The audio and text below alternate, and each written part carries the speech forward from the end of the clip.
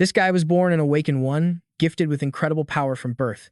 However, the first thing Kim Seojun had to do was pay off the massive debt left behind by his parents. 9 long years passed, and finally, he had enough savings to enroll in his Dream Hunter Academy. While surfing the web, an ad for the Supreme Academy suddenly caught Kim Seojun's eye, making him freeze. What the hell is this? The video was filled with over-the-top, flowery praise. He couldn't help but roll his eyes, moving on to a video of the Sun Wukong. Sun Wukong, wielding his staff. Yet, the sheer power and technique displayed left Kim Seojun completely stunned. It was insane. Driven by curiosity, Kim Seojun clicked the sign-up button. Just then, the screen showed the number $40,000, exactly the amount he had. That's a scam for sure. They're trying to rip me off. Money really does dictate reality. He closed the site immediately and put his hat back on to head to work. But life is full of surprises. All of Kim Seojun's beliefs and hopes were about to be shattered in just a few seconds. In a split second, a chain carrying a monster corpse snapped right above his head. Everything around Kim Seojun then went as dark as his own future. He suffered severe injuries, and it would take exactly $40,000 for the surgery. His company was shady and refused to cover any workplace accident costs. His bright future felt like it had ended right there on the hospital bed. To pay for the surgery, he only had the $3,000 his Uncle Manchon had given him earlier left in his pocket. While lying there in a daze, his phone suddenly vibrated with a notification. The Supreme Academy registration fee had been discounted to $3,000, leaving Kim Seojun shocked. With nothing left to lose, he decided to take a gamble. The moment his finger hit the button, the envelope of money beside him evaporated into thin air, scaring the life out of him. Once his membership was successfully registered, a tiny, glowing creature crawled out of his phone. It claimed to be his personal mentor, making Kim Seojun wonder if his head injury was affecting his brain. Wow, great. A mentor actually named Mentor. The little guy chirped happily, bragging that Kim Seojun was the first student he'd ever been in charge of, making Kim Seojun doubt if there was anyone more unfortunate than him right now. Mentor explained that the Supreme Academy was an institution where the teachers were beings constantly trying to transcend their own racial limits, which made Kim Seojun jump. So this was a school for transcendents, not hunters. What even is a hunter anyway? Mentor immediately made Kim Seojun take a competency test to determine his current aptitude. He nervously tapped away, not knowing what to choose for the second question, because he didn't possess any of those abilities. Sigh. Oh, man. Mentor let out a long breath. Well, my academy will just have to make do with you. He proceeded to hit him with 180 questions, making Kim Seojun feel like he was dying on his hospital bed. After noticing his preferred fighting style was spear mastery, Mentor pondered and decided to choose Eastern Chi refining for him. He immediately played a lecture by Professor Gautama Buddha, leaving Kim Seojun completely dumbfounded, questioning his very existence. What the hell is going on? Following Mentor's instructions, he clicked on the Buddha's immovable heart lecture. The image of the Buddha and his teachings echoed in his ears, making Kim Seojun drift into a trance as if he were high on something. After listening intently for a week, Kim Seojun's body had completely recovered and felt rock solid, surprising all the doctors. That's the power of Buddha's teachings for you. Kim Seojun felt enlightened, even though he had only finished 1.3% of the course. Greedy, he decided to try Chiron's lecture next. Chiron was a centaur, half man and half horse, the teacher of almost all the heroes in Greek mythology. He excitedly laid down to listen, but suddenly, the teacher roared an order for him to get up immediately, making Kim Seojun jump so hard he almost fell off the bed. A notification popped up on his phone screen regarding his daily personal quest. He had to start training. The physical quest was much harder than usual, pushing Kim Seojun past his limits, so he sighed and tried to hit skip. But no matter how many times he tapped, the screen stubbornly stayed on the notification, forcing him to complete the task. Kim Seojun felt like he was falling apart. What kind of karma is this? The sad boy Kim Seojun had no choice but to go back to Professor Gautama Buddha's lecture. A new notification appeared on the toolbar. The deadline to complete the quest was 83 days. He was screwed. From that day on, even though he really didn't want to, Kim Seojun had to train his body every single day with a slim hope that he would get stronger. But even after studying all week, his progress hadn't budged an inch. Well, he hadn't exercised in forever, so he figured he'd use this as an excuse to get in shape. He pushed himself through 300 push-ups until he was exhausted and sore all over. Just as he was about to switch to another exercise, he realized the screen showed he had only done 81, because apparently it only counted if his form was perfect. That's brutal. Kim Seojun cried inside, gritting his teeth and cursing under his breath, working from dawn until dusk to finally hit the quota. He was so exhausted he was practically spitting blood. rolling around on the floor, ignoring the confused stares of people around him. You've got to be kidding me. From now on, Kim Seojun would have to do these tasks every single day on top of attending lectures. Just thinking about it made him want to faint. A few days later, while heading to the hospital lobby to exercise, he bumped into an old woman and greeted her. On the TV, they were showing news about an awakened one who had dealt with a monster in its sleep thanks to their powerful abilities, and the old lady was thrilled, while he was struggling to explain his current strength to her. A middle-aged man sitting nearby bluntly advised him to just give up already, which made Kim Seojun clench his fists in anger. He coldly stated that he would decide what to do with his own life. Mind your own business, old man. Then he stormed off, ignoring the insults thrown his way. Who do you think you are to stop my dream? He was determined to become a professional hunter. Kim Seojun trained hard day after day. Meanwhile, over at the academy, a massive battle was erupting between a female instructor and a giant, ferocious beast. After a loud commotion, the woman's sharp blade sliced the monster into pieces. Fresh, foul-smelling blood sprayed across the courtyard, mixing with smoke and dust, leaving the area in ruins. After 2 weeks of hell, Kim Seojun was finally allowed to go home. He collapsed happily onto his bed, but his mind was still stuck on the hunter exam coming up next year. Suddenly, he jumped up, remembering that he still had to finish today's daily quest. The system finally unlocked the next lesson, and Kim Seojun let out a cheer. Master Chiron was a bit surprised to see him return with such persistence. He picked up his staff, ready for the next lesson, the sense of perception. The next morning, though he really didn't want to, Kim Seojun had to suck it up and drag himself to the construction site to keep working, since he was completely broke. Now, a new money-related dilemma had arisen. He had to work to eat, but working meant no time to study or complete daily quests. This problem was giving the wise-to-be Kim Seojun a major headache. During a rare break, Kim Seojun quietly reviewed the previous lesson on the 5 senses that decide the outcome of a battle: sight, hearing, smell, touch, and taste. Since the process was too slow, Master Chiron taught him how to shorten it by utilizing his intuition, his 6th sense.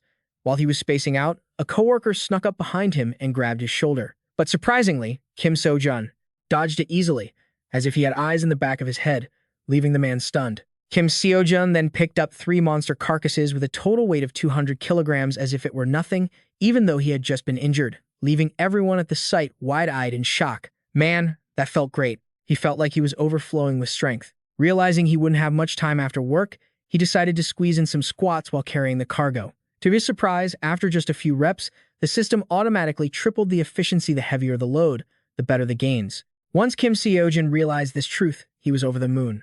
So that's how it worked.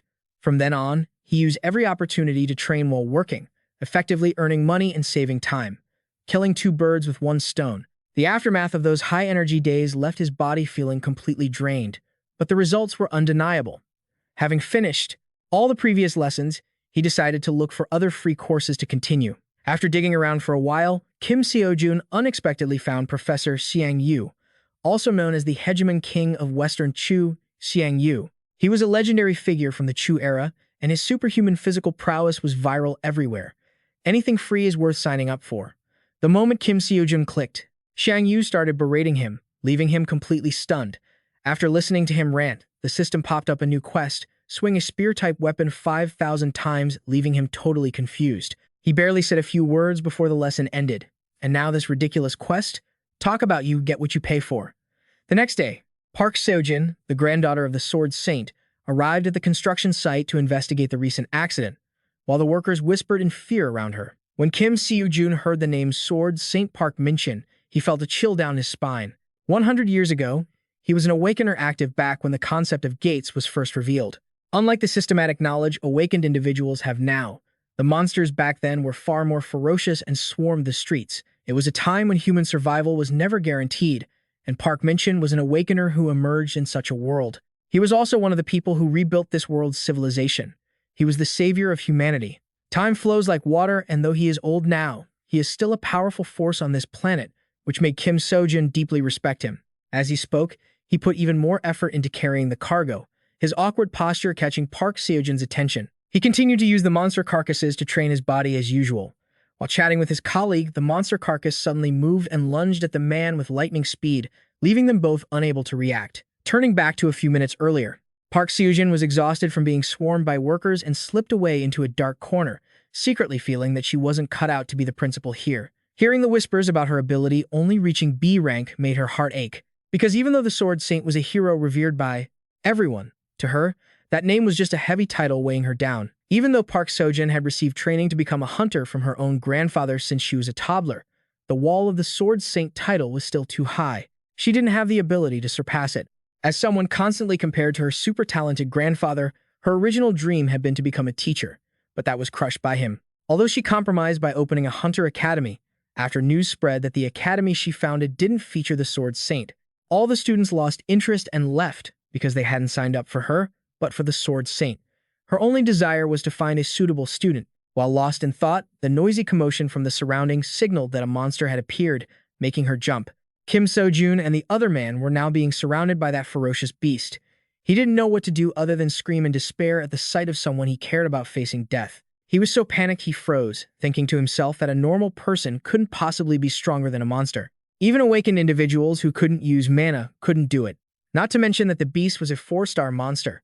Even professional hunters would struggle to take it down. By the time Park Seojun arrived, it would be too late. If the other man waited even a few more seconds, he would be right in its jaws. Kim Seojun trembled, but after a moment of hesitation, he decided to risk it all and fight for his life. He lashed out, creating a barrier to help the man escape. In a flash, only he and the ferocious monster were left. Kim Seojun tried to calm himself, telling himself to hold on until the professional hunters arrived. That was easier said than done. His body was still shaking uncontrollably with fear. In his panic, the teachings of Gautama Buddha suddenly echoed in his mind, helping his mind become as calm and peaceful as water. His fear and his trembling heart were slowly suppressed, helping him find the courage to confront the beast as it swung its arm to strike. Realizing that if he moved only after thinking about his reaction, it would be too late, Kim Seojun had to act on instinct, easily dodging every solid blow. He then channeled Jiang Yu's mountain-moving skill, aimed directly at its weak point, and poured all his strength into the strike. The staff in his hand flickered with light for a moment. Less than a second later, a deafening explosion shook the air. Park Seojun hurried over to the sound, and through the haze of dust and smoke, she saw the scene. Kim Seojun standing there with a powerful aura beside the bloody carcass of the monster. "It seems you successfully applied the professor's lectures. Truly, my son. What on earth just happened here?" Park Seojun couldn't believe her eyes even in her wildest dreams. He's not even a hunter, nor does he have any decent weapons, just a steel pipe, yet Kim Seojun was somehow able to pull this off. Despite all the confusion she was witnessing, Kim Seojun brushed past her, deeply worried about his colleague. Park Seojun silently observed the noisy commotion surrounding Kim Seojun, then suddenly blurted out that she had found him the perfect cadet for her quiet yet thoughtful space. The session ended with the exorcism light and a stern warning from the foreman not to tell anyone what just happened. Kim Seojun glanced at his phone, shocked to see his lecture completion rate had increased significantly. He guessed it might be because he took down that monster earlier, realizing the best way to boost his lecture progress was by applying what he learned to real combat. But the problem was, if he couldn't join the Lee Hunter Academy and get a temporary license, he couldn't clear dungeons. It seemed financial issues were weighing heavily on Kim Seojun, as he needed to scrape together enough money to apply. As he was racking his brain, Park Seojun appeared behind him out of nowhere. She said she wanted to talk. Seeing her, Kim Seojun immediately recognized her as the granddaughter of the Sword Saint, wondering why someone like her would want to speak with him. Park Seojun didn't hesitate and got straight to the point. She wanted to invite him to meet her grandfather, but contrary to her expectations, Kim Seojun flatly refused and started walking away, leaving her utterly bewildered. At 31 years old, this was a situation she had never experienced before, so she felt quite flustered. Kim Seojun said coldly that he simply couldn't trust an academy that didn't have any cadets of her caliber. Just hearing that made it sound totally unreal to him. Park Seojun was speechless, not knowing how to make him understand. After seeing him perform those strange exercises and even slash a 4-star monster in half while in a significantly weakened state, she clearly felt he was trying to become a hunter. Nothing more, nothing less. She rushed after him, promising him equipment and facilities, but he remained adamant and turned her down. Park Seojun had to play her final card, her grandfather. She said she would ask him to teach Kim Seojun swordsmanship, which made him pause for a moment, but the answer was still no. This made her incredibly frustrated, seeing him reject an offer to learn from the Sword Saint himself, something every professional hunter craved. Her desire to have him only burned brighter, and she resolved not to let him walk away so easily. Park Seojun laid it all out, promising to help him link up with her academy, provide a private training space, and most importantly, waive his tuition fees. Kim Seojun was tempted, but being cautious, He wondered what he would have to do in return for her, because in this world, nothing is free. What she really wanted was for him to compete in various tournaments under her academy's name before he took the pro hunter exams so that others would know about them. Kim Seojun gradually began to waver at Park Seojun's attractive offer. Although she could solve all his worries in one go, he didn't understand why she was going this far just to get him to join. Under the glaring sunset, Park Seojun said in a low voice that she had seen his potential. Her determined look made Kim Seojun feel it wasn't a bad deal. The two shook hands. While the goal seemed to be the same, deep down, it was a relationship of mutual exploitation. The next day, as expected, Kim Seojun received news that the construction foreman had been fired since he had asked Park Seojun to handle it yesterday. Everyone was delighted. Today, Kim Seojun's joy was multiplied because it was his first day at the Lee Hunter Academy. As soon as he reached the gate, Park Seojun was waiting to hand him his ID card. Kim Seojun took it blankly. He felt that although he wasn't a professional hunter yet, this was the first step toward his dream. Before starting training, following Park Seojun's instructions, Kim Seojun had to choose a weapon to prepare for a dungeon she had prepped for him. In a flash, he picked one and followed her into this pitch-black rat hole. Inside were only two-star monsters, the perfect spot for someone with no experience like him to test things out.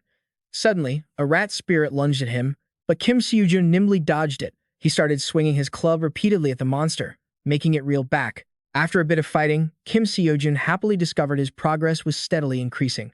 It seemed this place was suitable for him, as he could both gain strength and earn money. It was just like grinding for experience in a game, which made him more excited than ever, his speed and power growing with every move. Park Seojun wondered if she had picked the wrong person. She knew he was weird and crazy, but after just returning from a dungeon clear, he went right back to staring at his phone and muttering to himself. It was her first time seeing Kim Seojun from this perspective, and he looked like a patient who had escaped from an asylum. She had no idea how many hours he had been staring at that black screen. The strange things didn't stop there. Even though Kim Seojun was a cadet who had never received proper training, during his first dungeon clear, he slaughtered the rat spirits like a hunter who had been training for over 10 years. It left her jaw dropped. After cleaning up the scene, he went back to doing weird exercises while moving the carcasses. The fact that he could have just used a corpse removal service was beyond her imagination.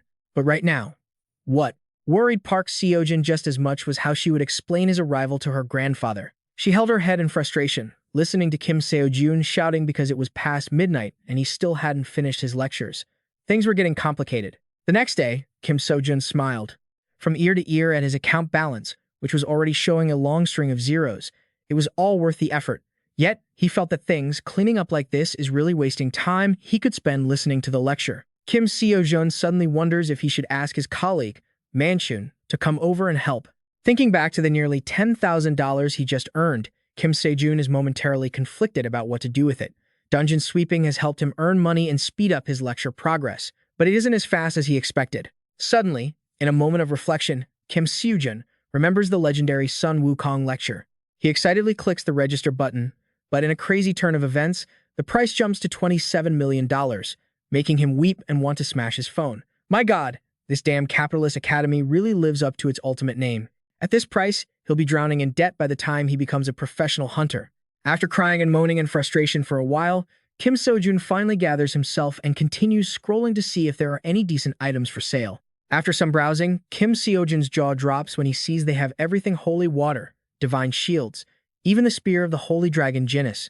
Even though they are just replicas, they are all legendary grade equipment, leaving someone who knows nothing about weapons, like him, completely stunned. Thinking about how easily these items, created by transcendental beings, can be bought and sold, Kim Seojun's eyes light up.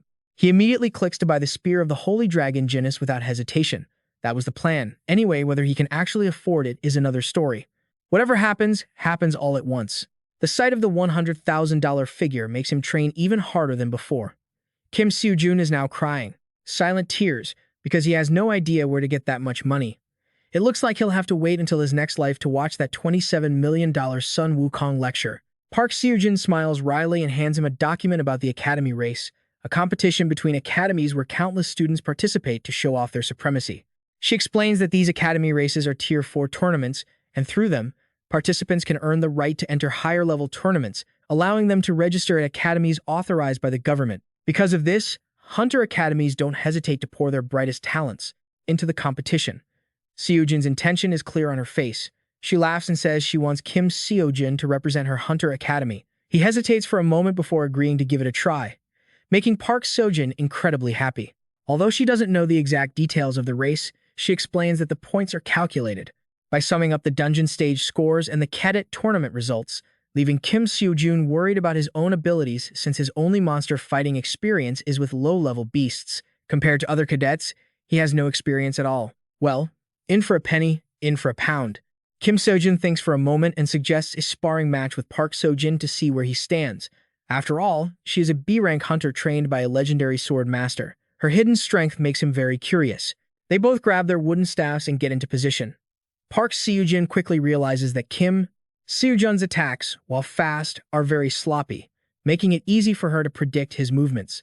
Her expectations drop a bit as she swings her sword, determined to teach him a lesson. But strangely, the powerful sword energy from Seojun's swing is effortlessly blocked by Kim Seojun in the blink of an eye, even though he struggles with the impact. Park Seojun is stunned, unable to believe he blocked a mana-infused strike like that. According to the script, his weapon should have flown out of his hand, and she should have had her sword at his throat. Under Park Seojun's bewildered gaze, Kim Seojun smirks arrogantly and lunges forward with his staff again. That's wild. Suddenly, Kim Seojun's attack power becomes much faster and sharper. The speed is night and day compared to before, making Park Seojun stumble. In the heat of battle, a voice suddenly rings in his head, commanding him to change tactics, detailing how to lead an army, attack, defend, and even the specific way to swing his staff and fight. Just as Kim Seojun is about to land his final strike, Park Seojun, terrified, uses all her might to counter. With a loud boom, the result is a scene of utter destruction, with Kim Seojun lying in the corner with a bleeding head. She shrieks in fear. Well, assuming it wasn't on purpose, she rushes over to see if he's okay. Kim Seojun slowly sits up, rubbing his head awkwardly, unable to believe he lost to her after all. It's hard to believe this was a match between a B-rank hunter and a cadet. It seems Kim Seojun still has a long way to go before he earns the title of a professional hunter. He quickly checks his phone and happily notices his points have increased as expected. It looks like he'll have to trouble Seojun to keep fighting with him in the future. She, of course, agrees. As she mentions the $100,000 prize money for the competition, the monster inside Kim Seojun awakens faster than ever. A fire lights up in his eyes, his whole body surges with spirit, and his blood boils as he starts training like a maniac, determined to win, leaving Seojun completely baffled. 2 weeks pass by, and today is the day of the tournament. The assembly area is incredibly noisy with people chattering, including a strange, bespectacled guy standing there, mumbling to himself. He is here to compete today, too. After entering the waiting room, his legs are shaking uncontrollably. He freezes like a statue upon seeing all the muscular soldiers and the heavy-duty weapons they possess. The more he looks, the more blinding it is. Suddenly, his eyes land on Kim Seojun with his pathetic weapon and a makeshift spear strap made of cloth, looking so miserable and out of place that his jaw drops even further. Those around them slowly notice him too, and the whispers start. Kim Seojun just pretends not to hear them and keeps reading his lessons. His I don't care attitude makes the nerd feel a sense of camaraderie, like a new student finding someone else who has no friends. A one-sided friendship begins to bloom under Kim Seojun's confused gaze. He timidly approaches to introduce himself as Lee Minjun, 19 years old, a natural-born awakened. After a few greetings, he reveals that the two people arguing loudly not far away are Kang Dongchul from Gochuri Academy, who is incredibly strong, and Lee Chunmin from Min Academy, who uses a dagger. Kim Seojun is left stunned, wondering what the hell is going on. Who asked him to report all this? The loud arguing was quickly silenced by Lee Dongwen from the REBORN Academy. The moment he spoke up, the atmosphere turned deathly quiet as if nothing had ever happened. According to Min, he seems to be the champion of this cadet tournament, thanks to his overwhelming strength, and he even turned down Park Seojun's recruitment offer. He was absolutely furious, slamming his desk and chair because he had to compete against such low-level trash. He briefly regretted rejecting Park Seojun's offer, as it meant he had lost his chance to exploit her. Suddenly, he felt Kim Seojun's piercing gaze, which made him even more annoyed. Kim Seojun was just curious about how many bonus points he would get if he ended up fighting him. While he was lost in thought, the announcement speakers blared, signaling that 2 matches were about to start, making the crowd even more restless. Suddenly, Kim Seojun stood up and walked straight to the window.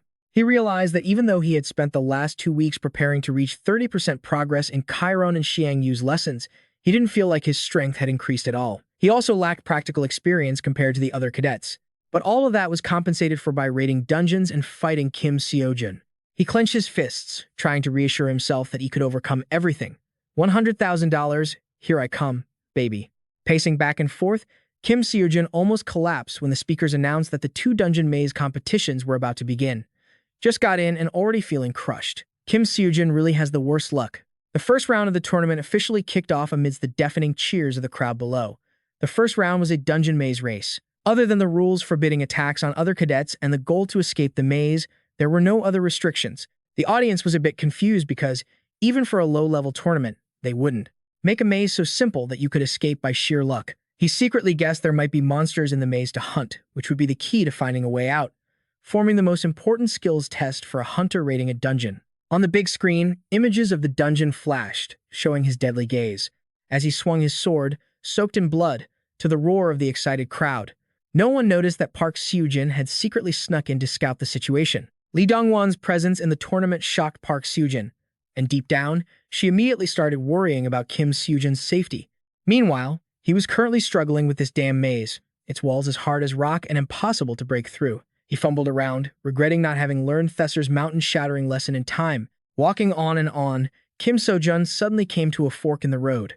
He planned to follow the basic rule for escaping. A maze. Keep one hand on a wall and keep walking in that direction. But strangely, something inside him told him to go the opposite way from the left turn he'd taken earlier. It seemed like the sixth sense intuition from Chiron's lesson was finally kicking in for him. Well, nothing ventured, nothing gained. Kim Seojun decided to trust his intuition. The announcements of eliminated candidates kept blaring, but throughout the path Kim Seojun took, he hadn't encountered a single obstacle. It was so smooth that he started to suspect something was wrong. Could his intuition even help him avoid monsters? While he was daydreaming about his own potential, Min's voice suddenly rang out, making him jump. How unlucky to run into this coward. Even though the kid was pointing out things he already knew by heart, Kim Seojun still wanted to follow his own gut feeling. Being categorized by Min as weak like him left Kim Seojun not knowing whether to laugh or cry. After Min showed him a picture of his younger sister, Kim Seojun knew for sure it was better for him to go alone. It was nice meeting you. Let's not do it again. Seeing him quickly turn to leave, Min crawled all over the floor, whimpering and begging him to stay, which made things incredibly awkward for him. $100,000 was waiting for him. How could he possibly go soft for this brat? Suddenly, hearing that Min's parents had passed away brought back painful memories from his own past. Min saw Kim Seojun standing there like a statue, which only made the kid more confused. Suddenly, he did a complete 180. A sense of pity welled up in him, and he agreed to let Min tag along, leaving the kid stunned. As he spoke, he noticed Kim Seojun moving with such confidence, as if he already knew the way, which left Min completely baffled. He had to run to keep up with him, panting heavily. In front of them was a dead end. Kim Seojun didn't hesitate to swing his hand out and strike. Suddenly, a bright light flashed before them, followed by an explosion of noise. To be precise, they had successfully escaped the maze in record time, leaving the crowd screaming in madness because they couldn't believe their eyes. Min still hadn't recovered from the shock. His mind was blown. He had just coincidentally run into Kim Seojun and wanted to team up to escape the maze. Yet, how the hell did he snag first place in 27 minutes so easily? Ignoring the whispers around him, Kim Seojun quietly sat there watching lessons on his phone, not noticing Lee Dongwon, who had been sulking and approaching him for a while now. He scanned him from head to toe, which left Kim Seojun feeling puzzled. After staring at him for a good while, he gave a mocking smirk, turned his back, and walked toward the crowd, claiming that he had just gotten lucky. Kim Seojun actually thought he was about to do something to him. Amidst the noise, the rules for the second round were announced. The second round would be a dueling tournament. Since it was a level 4 tournament, to maintain fairness, any weapon containing mana would be excluded from mana-enhanced combat. Kim Seojun calculated for a moment, and realized 32 people had passed the first round. In a one-on-one tournament, starting with 32 people was standard. But life isn't always like a dream. Just as they were about to be paired up, someone got scared and forfeited, which nearly gave Kim Seojun a heart attack. Outside the bright, sunny stadium, Park Seojun was just about to leave. Suddenly, a rowdy crowd of gamblers caught her attention. Most of them were betting on Lee Dongwon because who would dare bet on a new cadet? Suddenly, a mysterious woman carrying a briefcase with $1 million walked in to place a bet on Kim Seojun, making everyone go wild that someone dared to play that big. As for Kim Seojun, just a few minutes earlier, the lower-level cadets, after hearing rumors about his prowess and other high-level soldiers, were suddenly filled with such fear that they scrambled to withdraw one after another. In the end, only 5 people remained the real tough guys. The match brackets were divided with Kim Seojun, Kang Dong-chul, Lee Dongwon, and Min, while Lee Chunmin was left out and told to go home. He was briefly thinking about whether winning both rounds would automatically guarantee him the championship title if he made it to the finals. Suddenly, he caught sight of Min trembling and weeping miserably, yet refusing to give up, which made him chuckle. Finally, the time for the match arrived, and Kim Seojun stood up leisurely and stepped out. This composed demeanor of his left Min speechless. Right on cue, the crowd began to roar, cheering for the next round.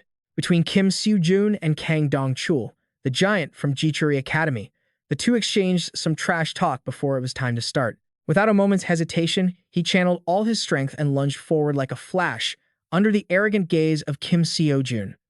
Min, sitting in the waiting room, was trembling just as much. He was shaking for Seojun, and, while he was at it, for himself later.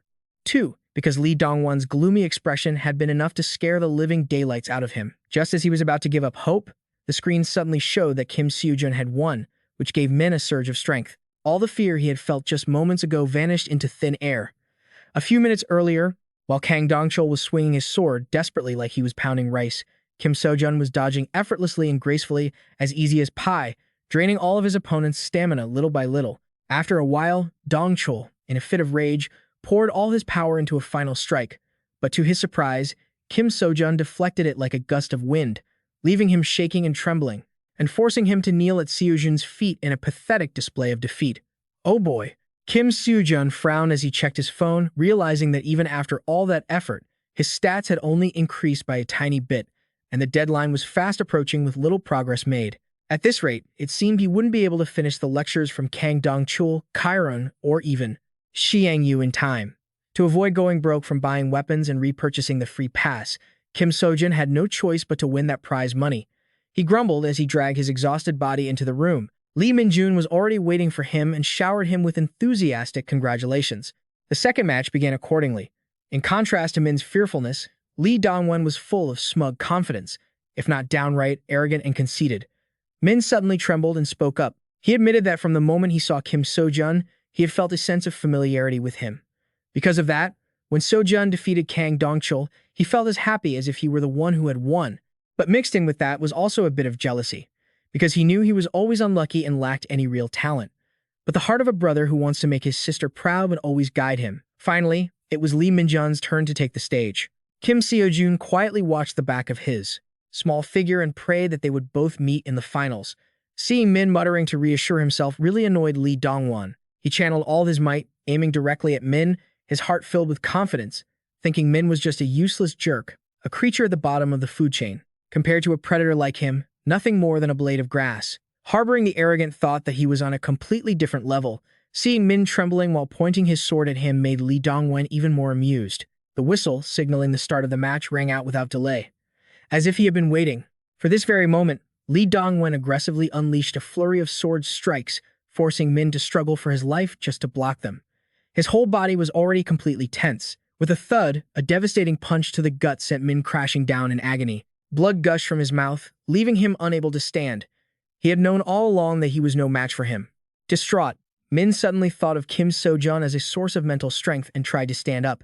He wanted to give it his absolute best, just this once. Even if it was as easy as pie for his opponent, Min still wanted his attack to at least reach him, and with that thought, he swung his sword frantically. After a cold metallic clang echoed, Lee Dongwon was officially declared the winner. At his feet, Min lay collapsed. But there was one thing that only Dongwon knew, that Min's previous sword strike had actually grazed his face a small cut, but one that wounded Lee Dongwon's pride. Before the cheering crowd, he didn't hesitate to step directly on Min's head, and shouted that people like him were nothing but weeds in this competition.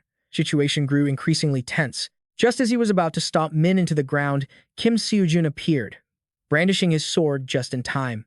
He had intended to wait for Dongwon in the finals, but it seemed he couldn't hold back any longer, as there was someone who deserved a beatdown right here and now. The two young men glared at each other, eyes locked like bullets, while the crowd waited to see the show. Even though Lee Dongwon wanted him to back off, Kim Seojun insisted that Dongwon take his foot off Min's head first. As if to provoke him, Dongwon applied more pressure, stomping directly on Min's head as he lay sprawled on the ground, making Kim Seojun absolutely furious. Seojun immediately swung his staff, kicked the guy aside, and picked up young Min, creating a heartwarming scene that made Lee Dongwon sick to his stomach. He hated nothing more than bugs that didn't know their place, especially those like Min who dared to harbor delusional dreams. The two continued to trade barbs, making the air feel suffocating. On the stands, whispers began to ripple through the crowd, but the organizers seemed unwilling to intervene against the orders from above, leaving them no choice but to watch the impending disaster unfold. Dongwen sneered at Kim Seojun and arrogantly declared his view of the world. The strong prey on the weak. There is no place for dreamers and fools like you. That made Kim Seojun stand there, frozen, because once upon a time, he had thought exactly like him.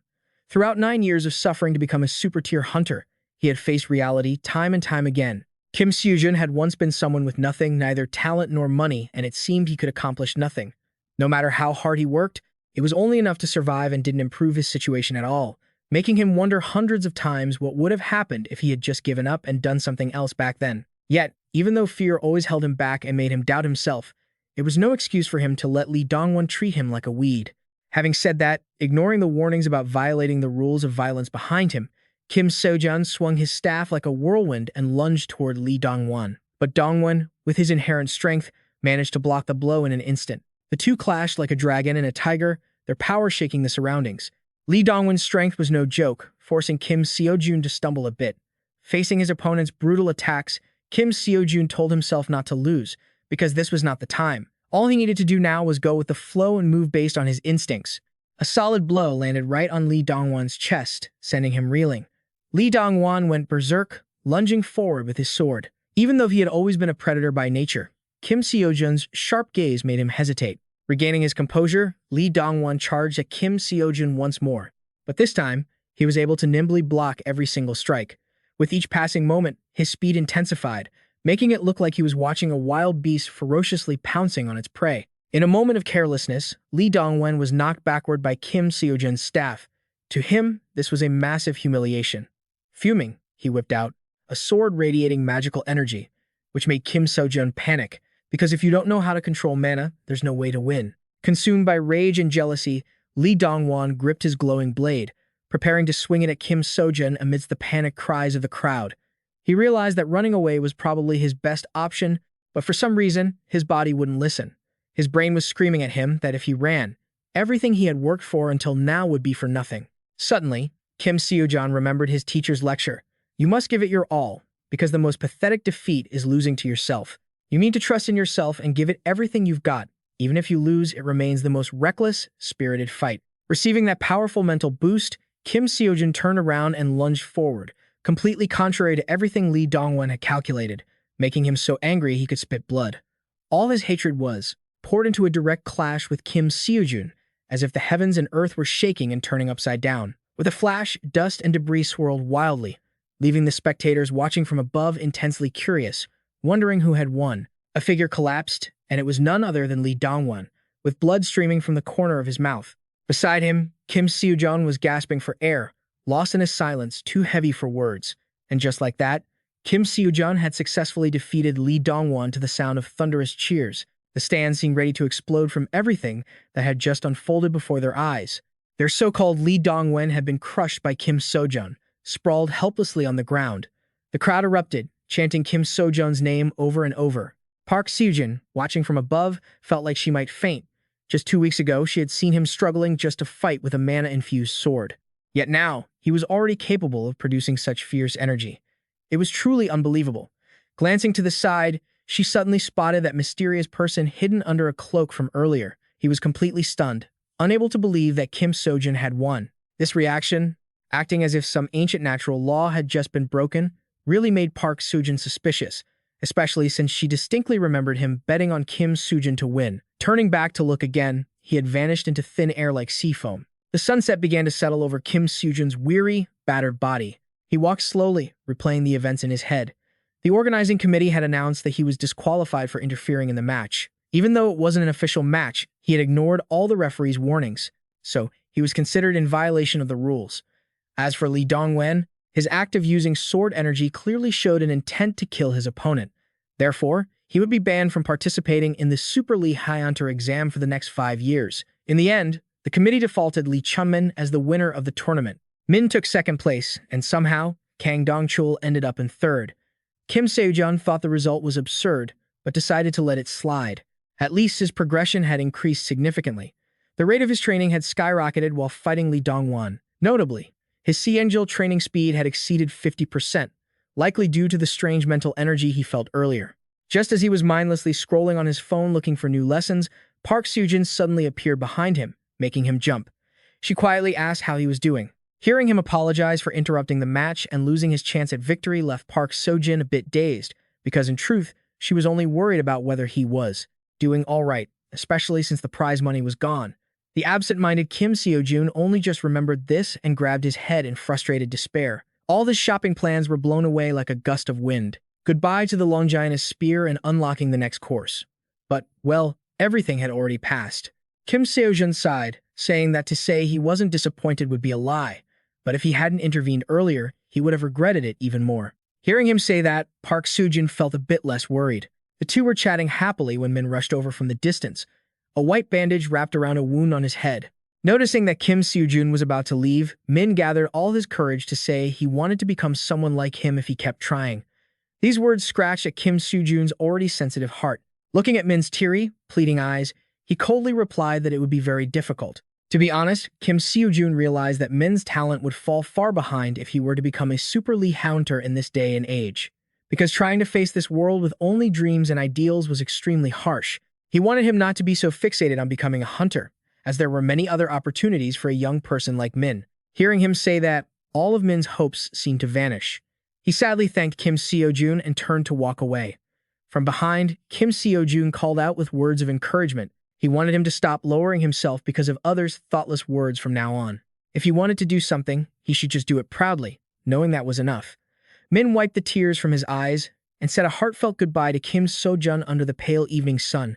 Seeing such depth in Kim Seojun for the first time surprised Park Seojun. Hearing him refer to our academy made her incredibly happy, so she invited Kim Seojun to her grandfather's workshop to give him a weapon as a reward. At a temple far from the city center, Park Seojun, a retainer to the sword saint, frantically rushed into the room just as the old sword master was meditating, making him incredibly angry and causing him to release a suffocating pressure. Breathing hard, Samun gasped that recently Kim Seojun had participated in the academy tournament and seemed to have recruited a new student. These words successfully piqued the curiosity of the sword saint, Park Minchin, who felt he had to go there himself to see what kind of person he was. Seeing Kim Seojun day after day, so incredibly diligent, Kim Seojun was on a mission to earn money for gear, leaving Park Seojun wide-eyed. Clearly, she'd led him to the shop, but Kim Seojun, true to his nature, was so picky that he ended up buying nothing. Something was definitely wrong with him. Kim Seojun went pale, stunned that she could read him like an open book. He just wasn't satisfied with the average weapons after seeing what could be crafted by one of the Transcendents. Thinking back on the soaring prices, Kim Seojun realized it felt like the law of causality at work. If money isn't truly earned through hard work, he waited for Park Seojun to speak, curious to know how Kim Seojun managed to control his mana so masterfully. Watching him fight those monsters proved that Kim Seojun could handle it with incredible skill, even though she'd never seen him practice once. Kim Seojun finally remembered he'd never actually learned a mana technique. It was known as a method to help users control and utilize mana more effectively. Depending on the efficiency, they're split into high and low grades. Every hunter has their own unique mana technique, and some even have them patented. This was also why Kim Seojun was trying so hard to get into a high-tier school like the Lee Hunter Academy. Park Seojun mentioned her grandfather strictly forbade her from learning those techniques at school. Instead, she could teach him a technique she'd invented herself, leaving Kim Seojun completely surprised. He hadn't expected her to be that talented. But after thinking it over, Kim Seojun realized she was right, because a mana technique is the foundation for any hunter, and he felt the first difference between being able to use mana and not using it during his fight with Lee Dongwon a while back. Now that he had some free time, Kim Seojun mused that learning about mana was a good thing. In this harsh world ruled by the law of causality, mana was the way to rise up and fight back against the world's rules. Once Park Seojun left, Kim Seojun immediately pulled out his phone to watch a lecture on mana taught by the Archmage Merlin. After watching for a while, he felt like his brain was about to fry. In the blink of an eye, the mage finished explaining and said everyone had to find their own mana, leaving Kim Seojun stunned into silence. Wait, what? He hadn't even processed the info and already had to do homework. He tried to focus his energy, and thanks to the intuition he learned from Chiron, his body could clearly sense and control mana, but he didn't know why he still couldn't shape it into a form. Recalling the words the mage had just spoken, the transformation of mana was like a halo, so Kim Seojun focused all his strength and compressed it. Suddenly, with a zap, he unexpectedly created a mana stone, exceeding all expectations. It was a little small, but he told himself he'd get the hang of it over time. Suddenly, a voice rang out behind him, making Kim Seojun jump out of his skin. The person was none other than the sword saint, Park Min-chun.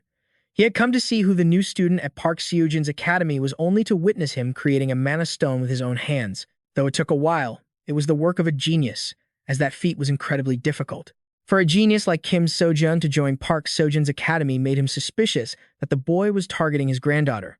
With that, he unleashed an aggressive aura and demanded his name. Kim Seojun, without a hint of fear, quickly introduced himself. He hadn't expected the grandfather of Park Seojun to be here, and he mentioned she had gone out, making the color drain from the old man's face. Park Min-chun stared at him intently, revealing that the killing intent radiating from him just now was enough to make anyone drop dead. Unless, that is, they were an S-rank hunter.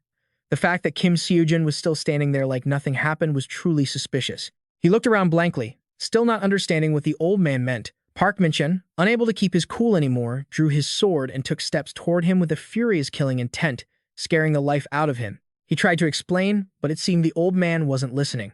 Whoosh! A blast of energy flew from his hand, sending Kim Seojun tumbling, terrified. Meanwhile, Park Seojun was planning to meet her grandfather to tell him about Kim Seojun but couldn't find him, leaving her a bit disappointed. She had no idea her grandfather was already at the academy, trying to deal with Kim Seojun. Park Seojun ran into her bodyguard, Essie, and was delighted.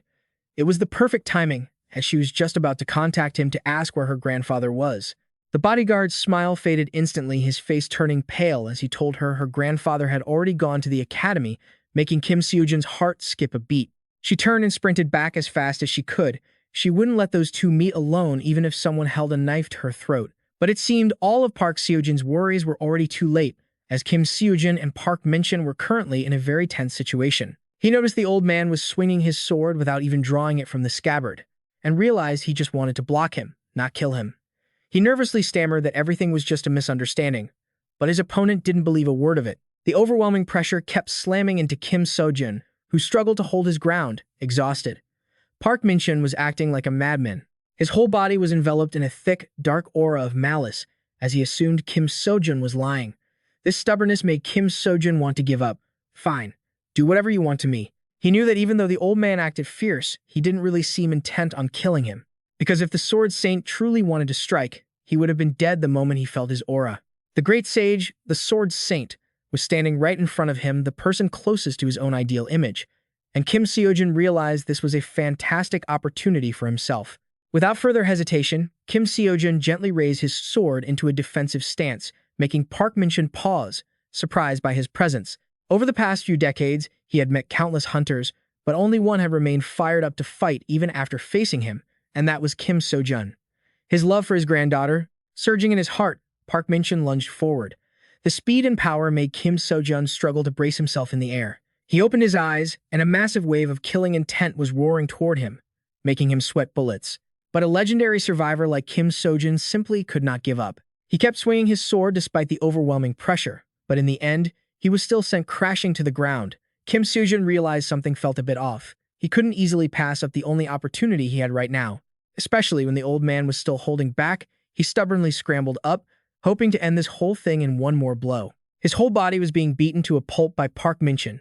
But remembering the lessons from Master Merlin, Kim Seojun mustered all his strength, swinging his staff with everything he had. Through the thick clouds of dust, he was beaten so badly he couldn't even sit up. Even after all this, Kim Seojun kept calling out Park Seojun's name, which was really starting to give the old man a headache. The old man's rage flared up again, ready to give him another beating. But thankfully, Park Seojun arrived just in time. What an awkward situation. Luckily, the old man finally calmed down, looking at Kim Seojun's bruised and battered face. Seeing the two of them bickering like children was giving Park Seojun a migraine. She had never seen anyone dare to talk back to the Sword Saint like he did. Park Min-chun's overstepping today made Park Seojun feel both annoyed and ashamed toward Kim Seojun for having to endure it. She shyly bowed to apologize, leaving Kim Seojun feeling a bit flustered. He looked up and caught Park Min-chun's gaze, realizing the old man wanted to speak with her privately. He tactfully made an excuse about going to the hospital and slipped away, leaving her feeling grateful that he understood. Once he was gone, she slowly turned to face her grandfather directly, coldly stating that she wanted to have a clear talk with him, even though her heart was pounding. Suddenly, Park Min-chun spoke up first, mentioning how suspicious Kim Seojun was. His comment, "What do you know, girl?" brought back all of Park Seojun's old frustrations. She had been hearing these overbearing remarks from her own grandfather for 31 years. Even at the Lee Hunter Academy, she couldn't escape him, as he always caused trouble whenever she got new students, leading them all to leave. She knew why he acted that way and his motives whenever people arrived.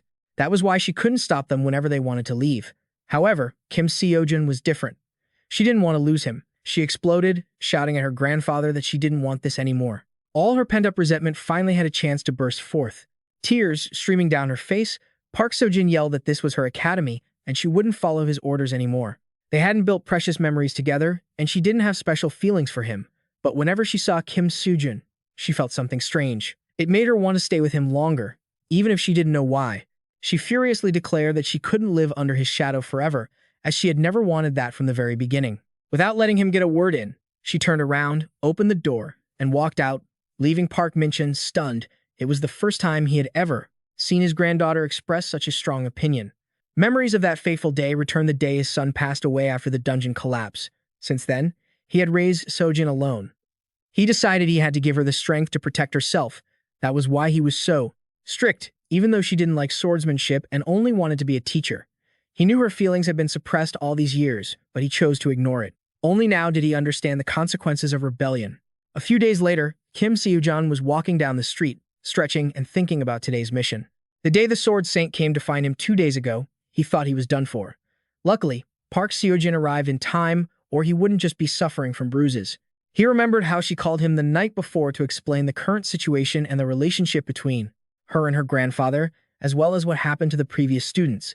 He was sure that wasn't everything, but he understood her feelings and why the Sword Saint hated him so much. Still, getting beaten up for no reason was honestly really annoying. But regardless, today he had to meet the old man to apologize so this would never happen again. As he nervously opened the door, he saw Park Min-chun waiting for him, making Kim Seojun turn pale. He silently wondered if the old man was planning to beat him up again. The two sat together, trying to smooth things over as if nothing had happened, though Park Min-chun still didn't quite trust Kim Seojun. Annoyed, he spoke up, insisting he had nothing to hide. He rambled on for a while, making the old man feel like he might be telling the truth. But the sheer power and talent radiating from him was giving the old man a headache, not to mention that just looking at him made the old man irritable for no reason. It was truly baffling. Suddenly, he jumped up, saying he wanted to go train, which startled the old man. That was it. He realized that by watching him train, he might finally figure out what he was hiding.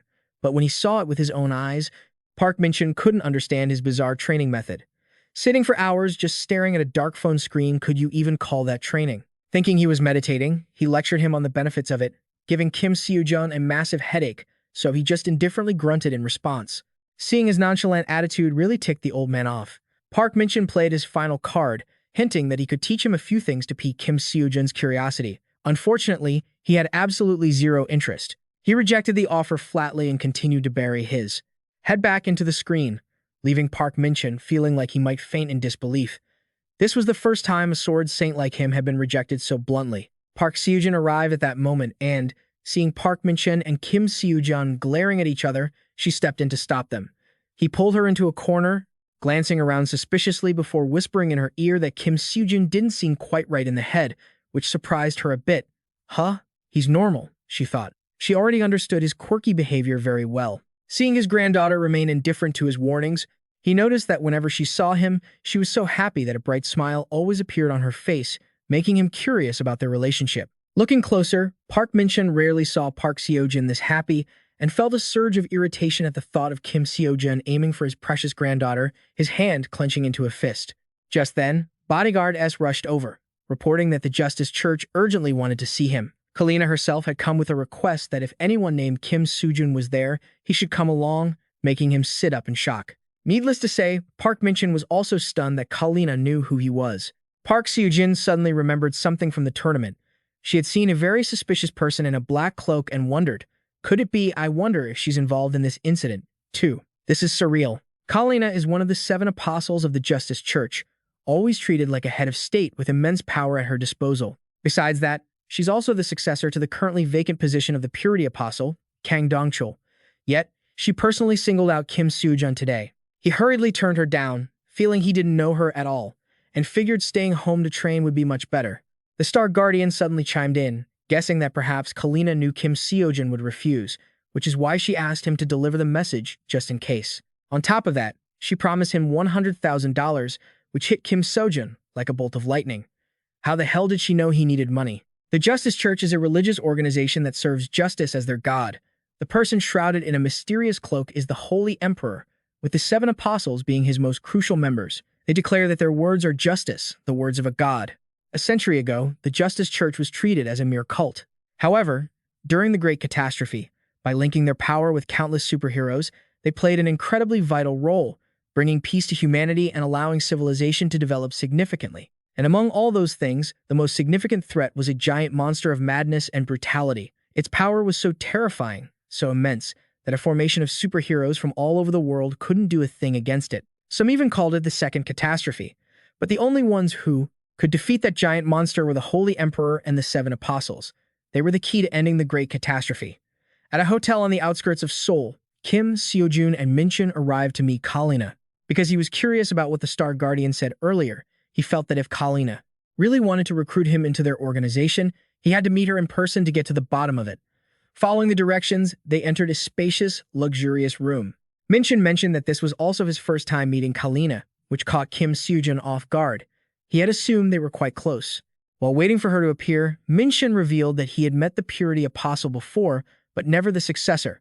As for the Holy Emperor, he had only seen him from afar. Suddenly, the sound of a door opening cut off their conversation. Kalina, the successor to the Purity Apostle, with golden hair and an overwhelming aura, walked in with a faint smile. She introduced herself as Kalina, a believer of the Justice Church and a messenger of the God's will, as well as the successor to the Purity Apostle. She said she was very happy to meet Kim Seojun today. She explained that she knew of him because one of her followers had been tracking him when he participated in the Academy's tournament. The follower praised him so much that she grew curious and wanted to see for herself just how amazing he was. That's why she invited him. Kim Seojun guessed that her motive for inviting him probably wasn't that simple, and Kalina chuckled at his intuition. He practically read her mind. The 3 of them then sat down to talk. Kalina expressed her wish for Park Min-chun to join her in scouting a dungeon, which annoyed him. He wanted to know why he had to go with her. Kalina explained they had received reports of distortions in one of the dungeons in Korea. She figured Minchun was the one who understood this better than anyone else. He shot her a look, immediately realizing this was the reason she returned to Korea. She could solidify her position as the successor at the same time. He then asked what he would get in return if he agreed to cooperate. Suddenly, hearing Kalina mention Park Seojun's Lee Henter Academy made Park Minchun's expression shift in an instant. He didn't want anyone bothering Park Seojun, and his entire body radiated such a bone-chilling cold aura that even Kim Seojun, sitting next to him, got goosebumps. Kalina knew she had touched a nerve and apologized profusely, offering to grant one of his requests, even swearing on the honor of the Justice Church, so he couldn't refuse. After they both performed the ritual of the Oath of Justice, it was Kim Seojun's turn. Kalina stated directly that her Justice Church wanted to support him in areas outside the Academy's jurisdiction, with no strings attached, because they felt the bond between the Justice Church and him was already enough. Kim Seojun inwardly thought she made it sound like they had no connection, but they would definitely want something later anyway. Thinking screw it, he decided to gamble, ignoring the potential issues, and immediately held his phone screen out toward her. He wanted to see if she could see anything on the screen. Contrary to Kim Seojun's expectations, whether Kalina truly didn't see anything or not, she claimed she only saw a black screen. This answer seemed to satisfy Kim Seojun, so he just went ahead and turned down her offer. It really was absurd classic. Night had fallen, and the beauty Kalina was angry. Clearly, according to her subordinates, Kim Seojun was supposed to be special, but she simply saw him as very ordinary, his strength only at a beginner level. She had been a bit startled earlier when he suddenly shoved his phone in her face and asked if she could see anything. Perhaps her own frustration had clouded her judgment. Putting that aside, her subordinate reported having contacted the Black Saint and the Heart Saint regarding those invisible people they had heard of, which sounded incredibly mysterious. Kim Seojun and Minchun had left by then and were preparing to head back. Thinking about what happened earlier, he felt a bit annoyed because even though Kalina had nothing to do with the Academy, he didn't want to accept kindness from someone who was two-faced. He still preferred Park Seojun's Academy. Responding to Kim Seojun's questions, Minchun explained that dungeon scouting was necessary because magical distortions inside dungeons created ripples that could lead to dungeon leveling or even collapse, that caused many difficulties, just like during the Great Catastrophe. Under Kim Seojun's curious gaze, he turned and walked away in another direction, warning him not to do anything with Park Seojun. It was clear he already acknowledged him, but was too shy to admit it, so Kim Seojun, like a leech, kept teasing him endlessly until he got angry and threatened to punch him, at which point he finally scurried off. Seeing Kim Seojun return home alone, Si was very surprised. When he told her the old man had gone somewhere else, she softly apologized for her grandfather's prickly attitude, but to her surprise, she heard Kim Seojun. Park Seojun was happy to see Kim Seojun trying to strengthen their bond by helping her. Knowing he needed money, she showed him a notice about a dungeon clearing competition taking place on the 24th. She explained that the competition was designed to clear out neglected dungeons. Usually, these were low-ranked dungeons that weren't profitable and were difficult to raid. If these dungeons weren't cleared in time, they would break, and monsters would spill out into the world. Even low-ranked monsters could be dangerous to ordinary people. Initially, government-employed hunters were assigned to handle these, but wasting high-ranking hunters on such tasks was inefficient and a waste of resources. So, the government replaced that with this new method, the dungeon clearing competition. Most students could handle these uncleared dungeons. Since there was plenty of excess student manpower, it just needed to be mentioned, and it would be reflected in their student evaluations. Everything would be processed quickly. Kim Seojun saw the winning prize was 300,000. On top of that, since the competition itself involved clearing dungeons, he could speed up his lectures by conducting the clears, which made him very interested. He had no reason not to participate. Seeing Park Seojun's bright face made him chuckle. He knew she didn't want to ask him for favors, but she was clearly putting on an act. She must have gone everywhere to find information on this. Based on his previous experience, he didn't know what kind of variables might arise, so he couldn't take it lightly. Deep down, he hoped he could win this time and get that prize money. Park Seojun said the competition would last for 1 week. When it started, the government would issue a list of dungeons for participants to clear. Participants would confirm the list, reserve the dungeon they wanted to clear on the app, and then go clear it. However, they had to clear the reserved dungeon within 10 hours. Only one location could be reserved at a time, or the reservation would be canceled. In short, the evaluation criteria depended on how fast he was and the amount of gold he earned from clearing them. Speed was the key, so it was no exaggeration to say gas prices would be higher than the prize money itself. Kim Seojun thought about it for a while and felt it would be a tough nut to crack. He had to clear the dungeon, process the bodies, and speed was the deciding factor. It looked like he should focus more on the prize money and ignore the worthless carcasses. Then, suddenly, Kim Seojun stood up, as if an idea had just popped into his head.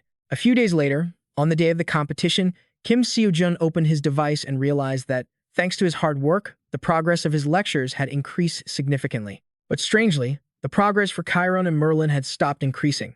It seemed he needed something else. He had already downloaded the app, and now he was just waiting for the person he called his helper to arrive. After a while, that person finally showed up, none other than Mr. Manchun, his former colleague from the construction site. A few days ago, he had called Mr. Manchun to ask for help with the competition. His main job would be to help him transport the monster carcasses he cleared during the competition and also serve as his driver. He really needed Mr. Manchun's help because stripping the valuable parts from monster bodies required specialized skills. He trusted Mr. Manchun implicitly, which was why he entrusted him with the task. Ding! His phone chimed, announcing that the competition had officially begun. The two of them said goodbye to Park Seojun and started their journey. Once in the car, Kim Seojun noted that there were 2 key conditions for this competition. One was how fast the dungeons were cleared, and the other was how quickly they reached the selected dungeons. In short, speed is life.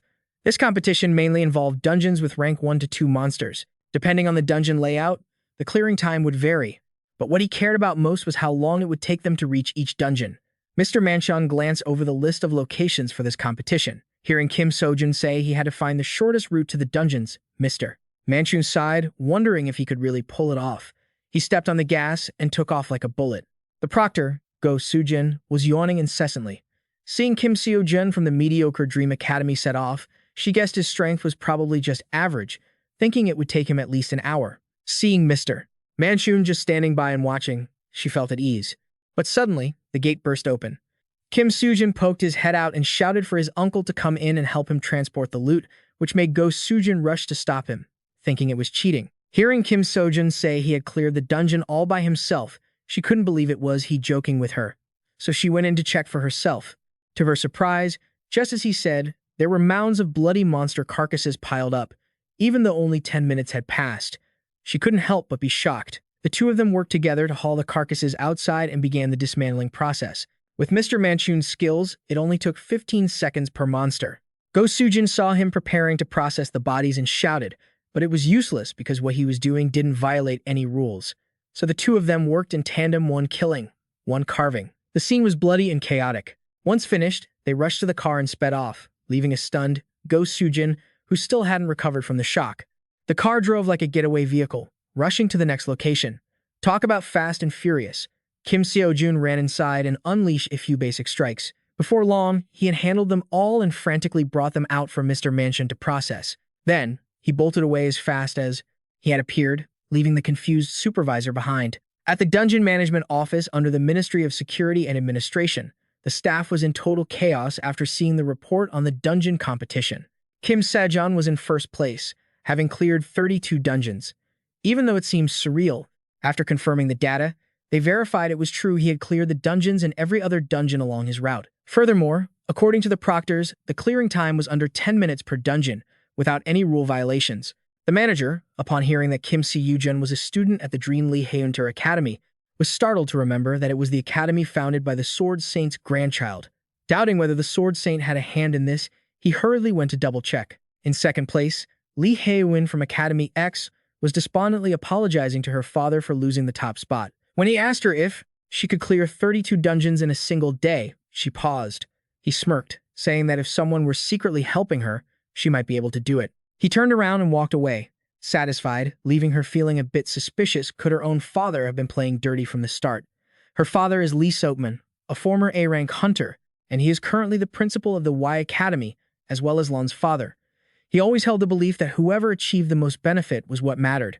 Everything else came second. With his own cunning mind, he hoped she wouldn't be naive enough to think she was still clean, leaving Lee Haeun full of self-doubt.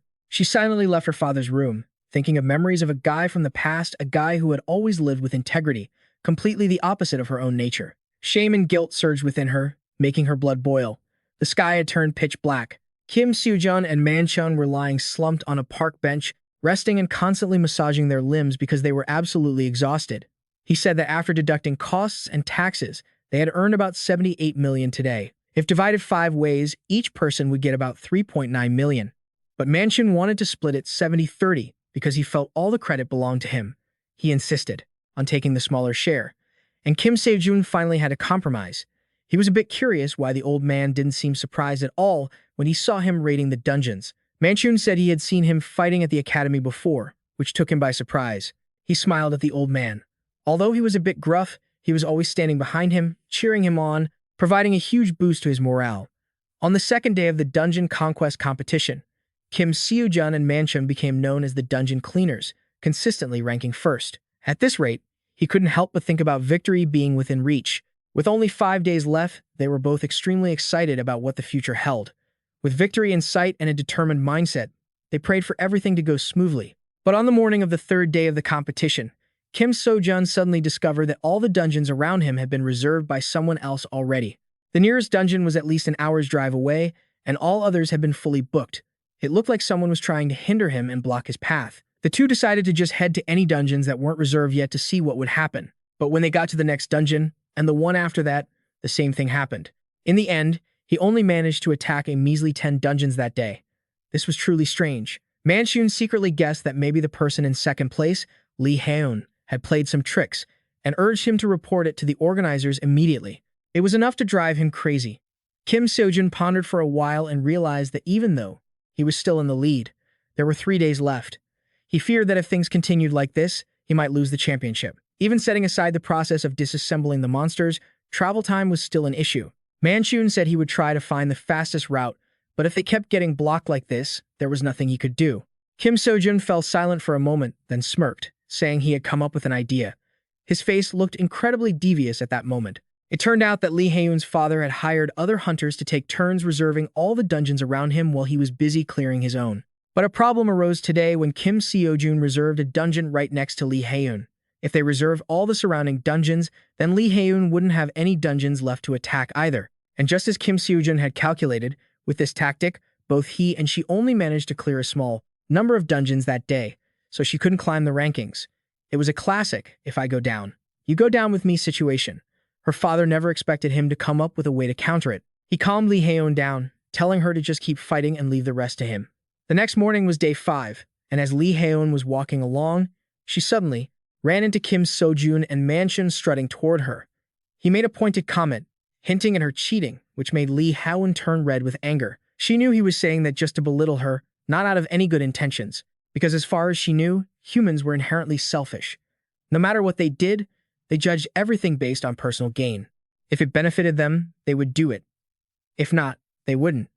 In that process, there was no such thing as goodwill or kindness. She swung her sword and charged into the dungeon, causing a bloodbath. As soon as she walked out, she was startled to see that Kim Seojun had already finished attacking his.